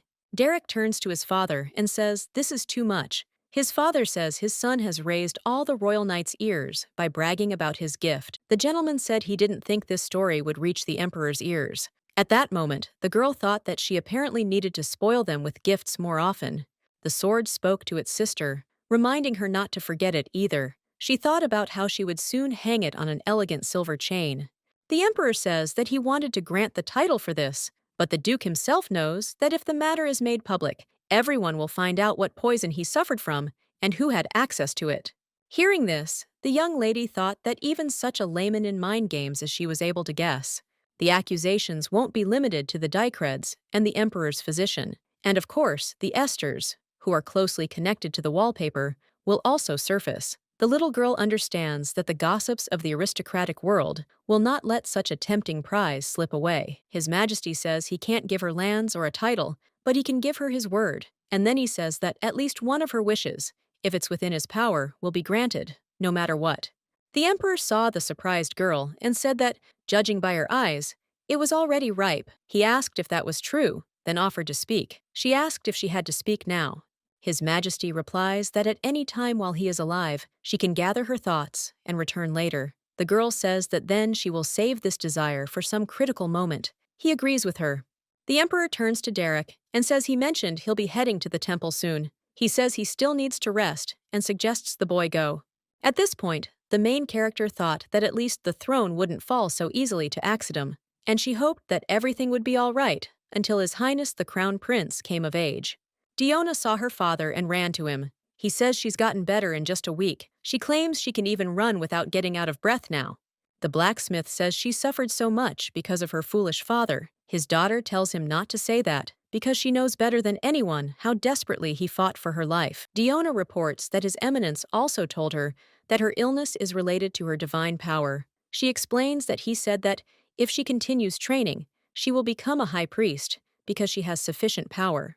The daughter says she's afraid this might separate them. Then she says the priests are kind, but she'd like to spend more time with him. The father says that from now on, they will spend as much time together as she wants.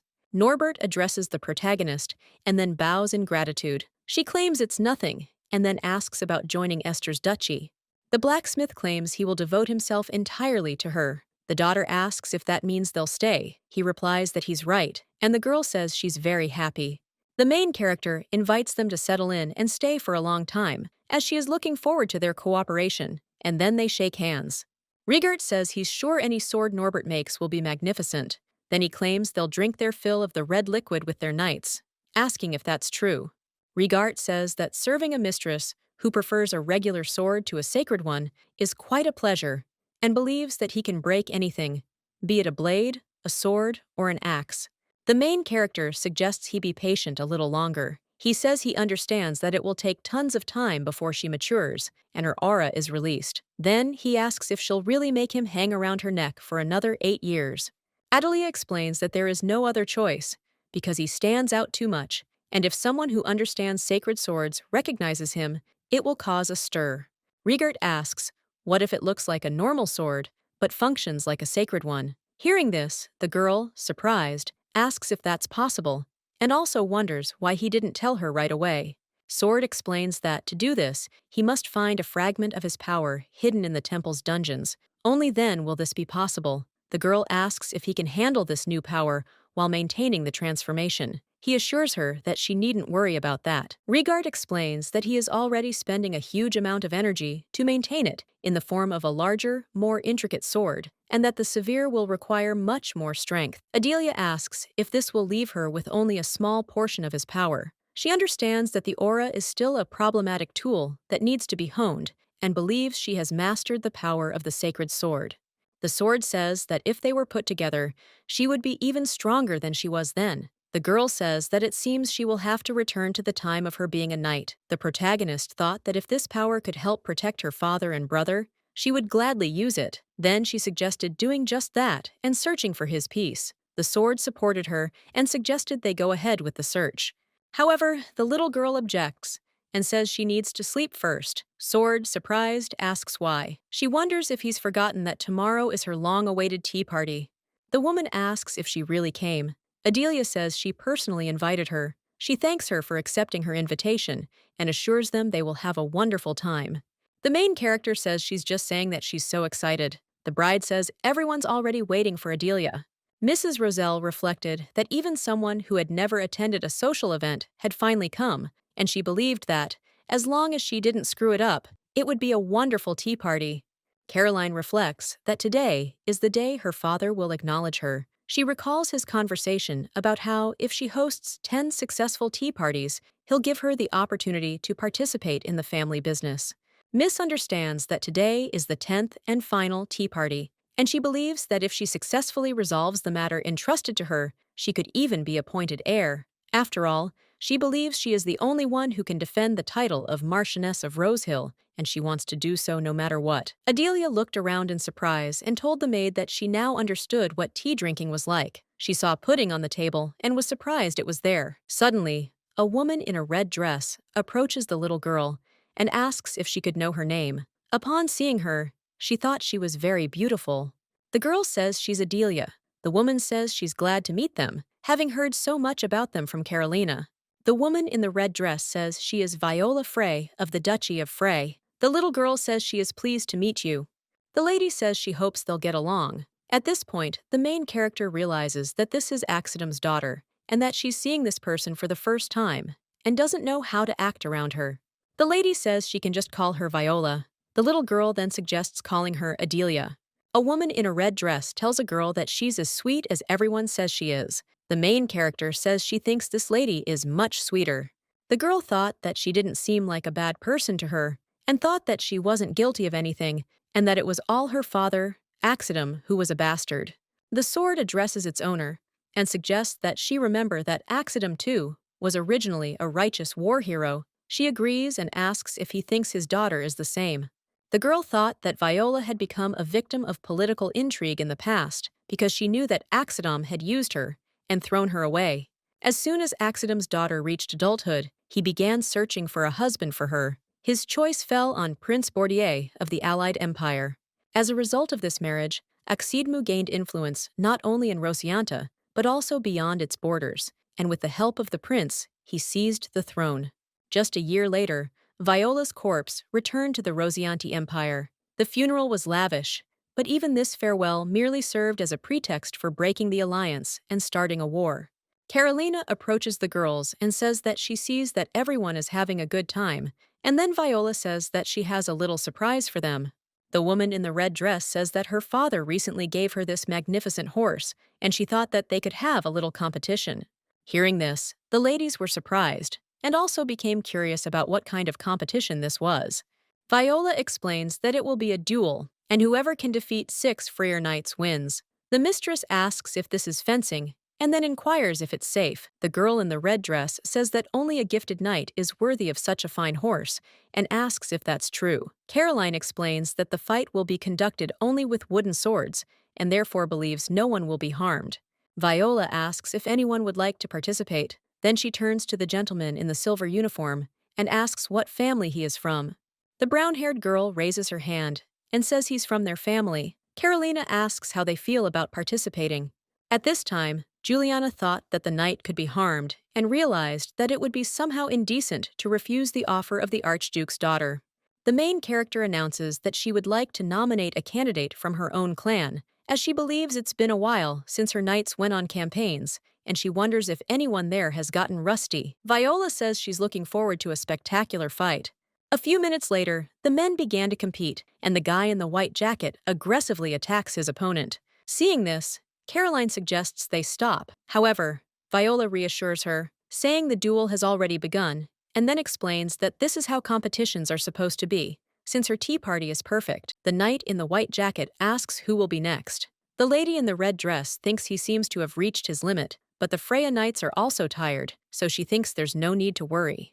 Viola reports that, as expected from such renowned knights, their skills live up to the rumors. However, she feels it was a bit too one-sided, and she didn't particularly enjoy the fight. She then announces that she has a proposition for that. The lady asks Lady Freyr if she wants to reset the winning streak of the glorious knight of the Ester Duchy. She assures her of course not, then asserts that the victory belongs entirely to the Esters. Viola says that those who didn't have the opportunity to participate shouldn't feel left out. At that moment, the sword turns to the little sister and says it's a gladiator from the arena. The lady asks in surprise who it is, and then says that he has a real sword. Caroline asks Viola what that means. Then she reminds her that they were only talking about wooden swords. One lady in a red dress says it's okay because it's just sparring. She's sure it'll liven up their boring tea party. Viola says she has another gift from her father, Kaimal's eye, which will serve as a prize. Hearing this, the protagonist thinks it will only become clear 10 years later that it's not Kaimal's eye at all. The little girl remembers that a knight approached her and said that he was the eldest son of the Marquis of Deltaman, Beodor Deltaman, and he challenges Adelia Esther to a duel. The main character asks him, surprised, if last time wasn't enough. He explains that he now has a transcendental stone with him. He then explains that, like the mana aura or divine power of someone who possesses a transcendental stone, their power will increase at least 2-fold, if not 10-fold. At that moment, the girl thought that this was the stone that wasn't working, and that man had lost the duel to her, even with his vaunted stone. However, it is suggested that perhaps he was simply weak, as the transcendental stone originally belonged to the Freyr clan, but then it was offered to the Marquis as a bribe. The Marquis, who supported the emperor, defected to Axidom, which ultimately led to the collapse of the Imperial faction. Adlia asks if she can try him out, and at that moment, she thinks she doesn't want to miss this chance. Viola asks the little girl if it's too dangerous, and then wonders if she understands fencing. Adelia explains that she planned to become a knight and therefore suggests they ignore her appearance. She then asserts that she's sure many of those present have heard of her. The main character says she's a noblewoman and needs to learn what a lady is supposed to do. She doesn't understand such basic things, and then asks if that's what everyone says. and he wonders what a little girl can possibly know about fencing, and everyone probably thinks she was enrolled in the Vientiane Academy. No, she couldn't have done it without her family's help. The little girl asks to be allowed to prove them wrong. The lady in the red dress asks her to think carefully. Then she asks if she gets hurt. How will Caroline be able to look the Duke in the eye? After all, he considers her responsible for the event. Adlia assures her it's nothing to worry about, as she can't be hurt in such a place. She then asks if the lady's opponent is an invincible knight, who is also several times her size. The girl claims that in this case, today he will face his first defeat from a 10-year-old girl with a wooden sword. Within minutes, the battle began, and while fighting this knight, the little girl thought about how slow he was. Then she said that no matter how big and sharp a sword is, it's useless if it can't reach the enemy. The knight heard this and cried out, "It's nonsense." Meanwhile, the main character wondered why he was waving so carelessly at the guests. It seemed to her like he was trying to disrupt the tea party. Adelia realizes provocation isn't enough. She then attacks the knight and deftly dodges, but manages to punch him in the face. The knight screams and tells the girl she's a little rat. Hearing this, she says he's screwed today and won't win this competition. The girl hits the knight on the head with a wooden sword and asks him to repeat who the little rat is. He tells her to wait, and she asks what kind of knight he is.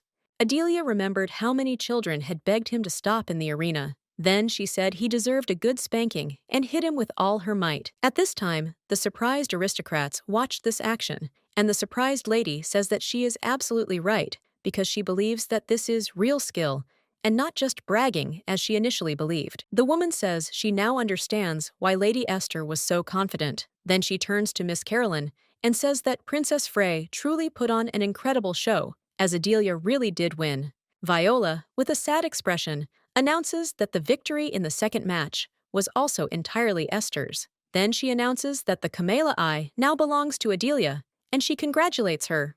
The main character thanks her, and then says she really likes the stone. She then explains that she's a little sorry for taking all the prizes. The little girl asks Viola if she minds if she gives something away. The lady replies that she doesn't mind, and then says that it's entirely her right. Adelia asks if she'd like to hold a simpler contest, raffling off a horse. The woman asks what kind of contest it is, and asks if there will be sharp objects again. The main character thought that she wanted to defuse the situation, and if you think about it, she has no idea what kind of competition to entertain the lady with. Carolina suggests arranging bouquets. The woman, surprised, asks if she knows how to do it, and is also curious about how it will work. The lady suggests they pick the flowers they like first, then stack them one next to the other. The lady asks the girl why she is so good with a sword, and also suggests that perhaps she was trained by the Honorable Duke Esther, or his son. Adelia replies that this is partly true, but in fact, she has had a lot of practice with His Highness the Crown Prince. Hearing this, the lady, surprised, asks if she seriously met the Crown Prince in person. A fair-haired woman asks what kind of man the prince is. The girl replies that rumors made her uneasy around him at first, but after observing him, she realized that he is above all an excellent swordsman and noble, as befits an aristocrat. The main character claims that the prince is as insightful as a future ruler and also wise beyond his years. And most importantly, he is incredibly handsome. The woman asks why there are so many bad rumors about him then. Then she says that now she, too, wants to meet the Crown Prince in person and asks if he will appear at the upcoming debutante ball. Sarah asks the protagonist if she remembers the flower readings. Then she reminds her that she received a prediction that she would be close to her betrothed. However, he is a complex man, and she will have to be careful because happiness is not guaranteed. A woman with black hair asks if it could be His Highness the Crown Prince. Hearing this, Adelia, surprised, asks what they're talking about, and then asserts that it's absolutely impossible. At the end of the event, the ladies thanked the hostess and said they had a lot of fun, as they had never been to such a reception before. Carolina said she was glad they enjoyed it. Sarah says she hopes they'll be invited again. The hostess replies that they definitely will. The guards approach Mistress Adelia and inform her that the carriage is ready. Sword tells his mistress that it's finally over, and she agrees, saying it was a little different from what she expected, but still thinks it was fun. Juliana approaches the lady and thanks her for today, and then says that if it weren't for her, however, the girl interrupts her and claims that it is a given to help a lady in need. The girl with cinnamon hair says that she doesn't know if the lady remembers, but she had already helped her on the stairs back then. Adelia asks in surprise if she is talking about the meeting in the boutique, and then thinks that it is a coincidence that they met again. Juliana says she was so surprised to see her. The main character says that if she had known in advance, she would have spent more time with her. The girl reassures her and says it's okay since she was busy herself. The brown-haired lady asks if she minds texting her occasionally. The girl is surprised, but then assures her she'd be happy to. After Olivia left, the girl asked Riga if he'd seen her make a best friend at their first tea party. He insisted that best friends don't just happen. Caroline turns to Lady Hester, thanks her, and then says she'll be in her debt. The little girl insists she did nothing. However, Lady Hester claims she helped her turn a rather difficult situation into entertainment. The lady says she should have been more assertive and apologizes for forcing the little girl to interfere, and then thanks her again. Sitting in the carriage, the girl thought about how truly great this tea party was. The maid said her mistress had done a wonderful job. She replied that she felt as if she, Sierra, had been the one handling something. The maid claims that nothing happened, and that she simply sympathized with the fact that the mistress could have gotten hurt. Adelia asks for forgiveness, and says that since everything ended well, then Sir can relax. Suddenly, the carriage stopped abruptly, and the maid hugged the lady tightly and told her to hold on. Meanwhile, the knights tell their mistress not to go outside, but to stay inside. At that moment, the main character sensed an aura and realized there was someone special in the crowd. Die anyway? The knight says they'll see about that, because he thinks they'll all be caught and thoroughly questioned. The robber asks if he believes they have a chance, and then they start fighting. When the knight was attacked, he fought with dignity, but thought that he needed to ask the lady for forgiveness for not being able to protect her. Suddenly, the main character appeared, sword in hand. The guard suggested that Milady return to the carriage, believing it to be dangerous. Adelia suggests that he retreat since he is wounded, and then says that since she is an Esther, she does not intend to hide behind the backs of loyal knights.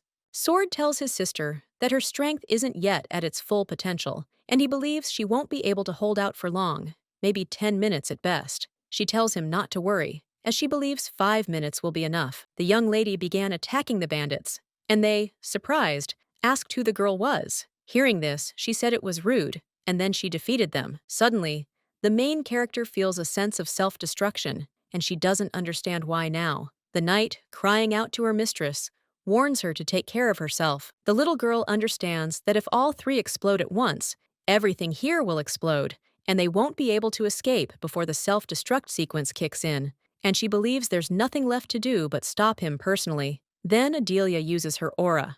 Her father says it's been 2 days, and he doesn't understand why she still hasn't come to her senses. Derek suggests that perhaps Adele used aura in this battle. The young gentleman believes that this would explain both the fact that she single-handedly defeated 7 people and the fact that she has been unconscious for 2 days. Theos understands that everything indicates that she recklessly used the aura, and this little one was trying to protect everyone. Diona enters Adelia's room, but the knight tells her she can't go in. The little girl asks the Duke to listen to her, and then explains that the matter is that her mistress saved her life, and that she too wanted to help her in some way, which is why she was actively learning to control the divine power in the temple. Diona asks to be allowed to help the lady this time. The Duke says that even if it doesn't work, he won't blame her, and suggests she try. The girl assures her that she will do her best, then touches Adelia's chest and utters some incomprehensible words. Meanwhile, the light near the bed became very bright. A few minutes later, Adelia opened her eyes, and then asked Diona in surprise if she had really cured her. The girl says she wasn't sure she could do it, but she's very glad she did. The mistress thanks the girl and feels even stronger than before, but she realizes she's been unconscious for a long time. Father suggests that we eat first and then discuss everything. After lunch, Felsen, the teacher, came to see the girl. She insisted everything had passed. He asked in surprise if she had any remaining wounds, since she had covered the bomb with her body. The girl asks the teacher if he heard about this.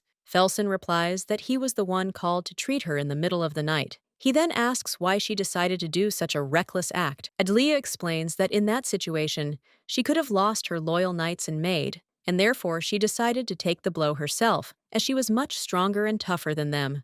Felsen, surprised, asked if she was stronger than them. The lady replied that she shouldn't believe it if she wanted to. He asked where anyone had ever seen an aristocrat rush into battle for the sake of a couple of her subordinates. He heard the main character say she thought better of him. The teacher blushed and explained that he didn't mean it that way. The girl will convince him that she is joking, and then says that she knows very well that aristocrats usually do not take common people into account, and also knows that he, the teacher, does not trust aristocrats. Adelia explains that these people were almost harmed by the explosion, and they are too precious to her, and therefore she considers them simply subordinates, because they are the same as her. The lady thanked the teacher for the treatment. He assured her there was no reason to thank her. The next day, Caroline came to visit the main character. She asked the little girl how she was feeling, and then said she rushed over immediately after reading the letter. The bride asked if Esther's carriage had been attacked by bandits. Adelia assures that she is completely fine, and then thanks her for coming. The Duke invites Lady Rosehill to sit down. He reports that he sent a squad of knights to the scene, but due to the explosion, there were no traces of bodies or clues that could help them. The knights who were at the scene also couldn't tell anything important. The little girl says there were beads. Derek, surprised, asks what she saw. At that moment, she thinks about what she saw in her past life. Then she says it was a small black bead, and that it seems to activate sometime after its owner's death. Theos asks Lady Rosehill if she knows anything about this, since it was she who invited Adelia, and she was the last one to see her off. The young gentleman asks his father if he suspects Caroline. He replies that he himself doesn't want to, but circumstances force him to. The young lady reports that she has some guesses, and believes the attackers were Freyr's knights. She explains that there was simply a knight who fought a tree during the tournament, and there's no doubt about it. Adelia suggests that maybe Viola set it all up. Hearing this, Caroline, surprised, asks why she would do something like that. After thinking for a bit, Caroline says that she doesn't think she wants her to become the heir to the Rosehill family, starting with her questionable decisions for tea, and attempts to make her look guilty, and ending with the assassination attempt on Adelia. The bride understands that Viola does not consider her her friend. The father tells his daughter that it was a very dangerous and reckless act, and he believes she should have run away. She agrees. Dad explains that he is not trying to scold her, but is simply very afraid that she could get hurt, and then takes his daughter in his arms and says that he will carry her to the room. Adelia insists she can walk there on her own. Dad says he knows this and believes she can walk with more confidence than anyone. At this point, the main character reflected on how she'd been through hundreds of battles and didn't consider heroism anything special. However, she realized that she was actually scared and afraid she'd never see her dad and brother again. The daughter says that she only recently realized that he loves her. 2 days later, the young lady claims she doesn't have time for this. The maid cries out, asks why, and then says she thinks Master Derek's decision was the right one. Mouse asks why she's forbidden to exercise or leave her room. Sarah explains that it's called rest. However, the girl insists that rest is when it's enjoyable. Suddenly, the maid announces that the crown prince is here. Meanwhile, in the Duchy of Freyr, a father confronts his daughter about the trouble she's caused. She explains that Caroline planned to inherit the family business and become head of the family. She then asserts that if she did, the Rosehill property would not go to the Imperial treasury. Viola explains that she simply wanted the Rosehill family property to pass into her father's hands when he becomes emperor. Then she asks how a woman can become the family's leader. Axidum claims she's well aware that this is impossible in their empire. Then she reports that Count Esther was there and warned them. He said bandits had appeared in the forest targeting the nobles' carriages, and since their estate is quite close to the forest, he urges them to be careful. Freyr asks the Duke if he's found the culprit. He replies that the only evidence they have is the child's word, and that's not enough to catch the villains. Theos claims that he will find the culprit and make him pay for daring to encroach on the child of the Esther family, and therefore he advises them to be careful. The father suggests that his daughter marry quickly before she grows too old, and at that moment, he remembers a proposal from Prince Bordier of the Empire. Viola doesn't understand how she should marry someone whose face she's never seen. Then she asks her father if it matters now, because she thinks it's time to get rid of someone. The girl says that the emperor will die anyway, and as long as the Esther family, the main support of the imperial aristocrats, is alive, they will support the candidacy of the crown prince.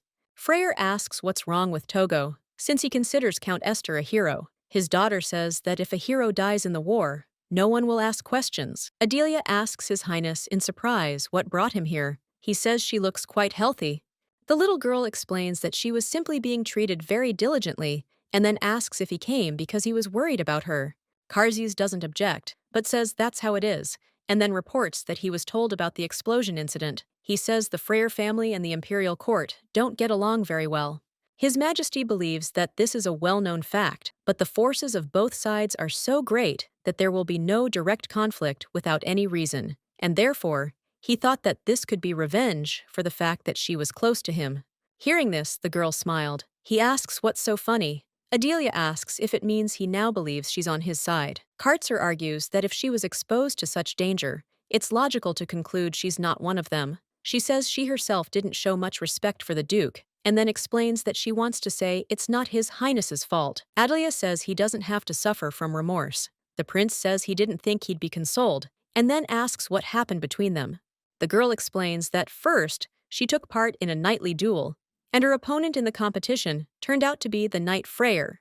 Kartzer says this means the tournament was orchestrated by the ducal family. Then he asks if she won. The lady replies, of course, and then claims he knows her.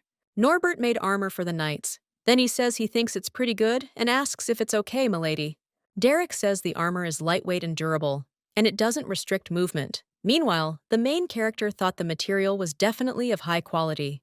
The blacksmith turns to the girl and then gives her a sword, telling her that this dagger was made especially for her. The girl, seeing it, delightedly declares it a beauty. Norbert explains that he wanted to somehow repay her kindness, and then says that it is very similar to the sacred sword, and this is a mini version. Meanwhile, Derek is sitting with his fiancée in the garden. She says it's very beautiful, but the young gentleman objects, saying she's exaggerating because he doesn't think this place compares to the gardens of Rose Hill Estate.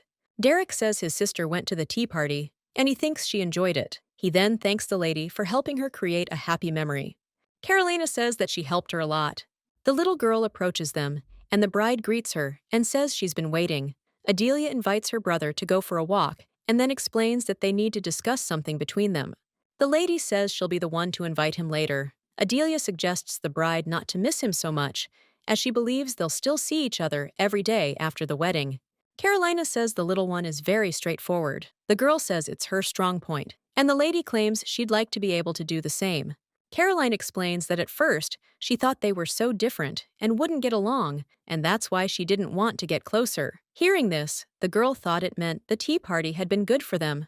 The lady says that thanks to her, she was able to inherit the business, as her brother, who was supposed to be the heir, died in the war, and so her father decided to leave everything to her, and after tea, he finally acknowledged her. Adelia asks, surprised, if she did all this to save the family business. Carolina says the little girl might say it's not at all a woman's job, but she understands it won't be easy. However, the main character claims that this is also a great achievement, since she believes that she became the first girl to inherit the family business. The young lady says that even if she marries his brother, her family will continue to care for her. Therefore, she believes she should bear at least 2 children, one for the Esters and one for the Rose Hills. Carolina says that this isn't the conversation she planned to have when they met. Then she hands her a box and says she wanted to give it to her as a token of her gratitude. The little girl asks in surprise what it is. The lady replies that it's a product of their business, which she will soon take over. She then explains that they mine, process, and sell precious stones. Adelia, surprised, asks if her family actually has mines where they can mine atadium or planite. Lady asks how she knows this, and suggests it's because she's a swordswoman and is interested in various materials. Carolina understands that atadium and planet are very rare materials, and in the entire empire they can only be found in 3 places, all owned by aristocrats. The lady reports that there are no mines where atadium can be mined yet. Many are searching for it, but such a mineral is not easy to find. After all, it is a rare stone and in high demand, especially because it radiates magical power. The main Georgina reports what she is currently assuming theoretically, and then asks what if the owner of the Atatia mines suddenly showed up and offered their family ownership rights. I wonder what she could give in return. Carolina asks in surprise if she means a person from another empire, and the little girl objects and says that he is from the Rosian Empire. The woman claims there are no Atatia mines in Rosiant. The girl explains that's why she's speaking in theory. Carolina says she's willing to give up everything she has for this right. Adelia asks if this person isn't willing to reveal their identity, but what would she do? She wonders if an anonymous transaction is possible. She replies that it's difficult because she understands there's a risk of fraud and so on. However, if he wants them to keep his identity secret, that's still possible. The main character asks what will happen if information leaks and the name written in the contract comes out. The lady says that if it worries her, she can limit herself to initials. At this point, the young lady thought that this was excellent, since it meant she didn't have to worry about it. Sword asked if she was planning to find a mine for her, and the girl replied that she was. The little girl thinks that if she manages to find this mine and strike a deal with Carolina, everyone will benefit. After all, she understands that they need the most other materials for armor. Adelia realizes that if they can also obtain a vein of planet, which is found only in aristocrats, they can weaken Axidom. Regard tells her that she has plans for everything. The girl understands that Caroline has such a big dream and thinks it's probably because, in her past life, she didn't achieve anything because of Viola. The sword reminds that he said that these Freres cannot be trusted. The young lady wrote a letter and told her maid to give it to Olivia, and then she realized she hadn't even imagined there would be so many invitations. Adelia was sorting through her letters when she saw a letter from her grandfather. He wrote that she was his beloved granddaughter and wondered how she was doing. Then he said that he already missed her. Marilda asks every day when she can see her again, and then says that, unfortunately, she is not yet able to travel to the capital. The little girl says that she misses them too, and then continues reading the letter again. Grandfather reports that he is finally enclosing a list of visitors to their domain from the period when the theft occurred, which he spoke about with His Highness Husan, the leader of those arrogant mages from the Magic Tower. After reading this, the main character became curious about why he had stopped by there a couple of days before the incident. She speculates that if he wanted to hide the fact that he was working there, he doesn't understand why he wrote down his real name. Rigard says that almost no one knows the real names and faces of the magicians from the tower because they can easily transform. Adelia knows that she too met him in unusual circumstances. A man asks a girl where she is from because he sees she has silver hair. The young lady realizes that they first met in the middle of the war, where he acted as a support.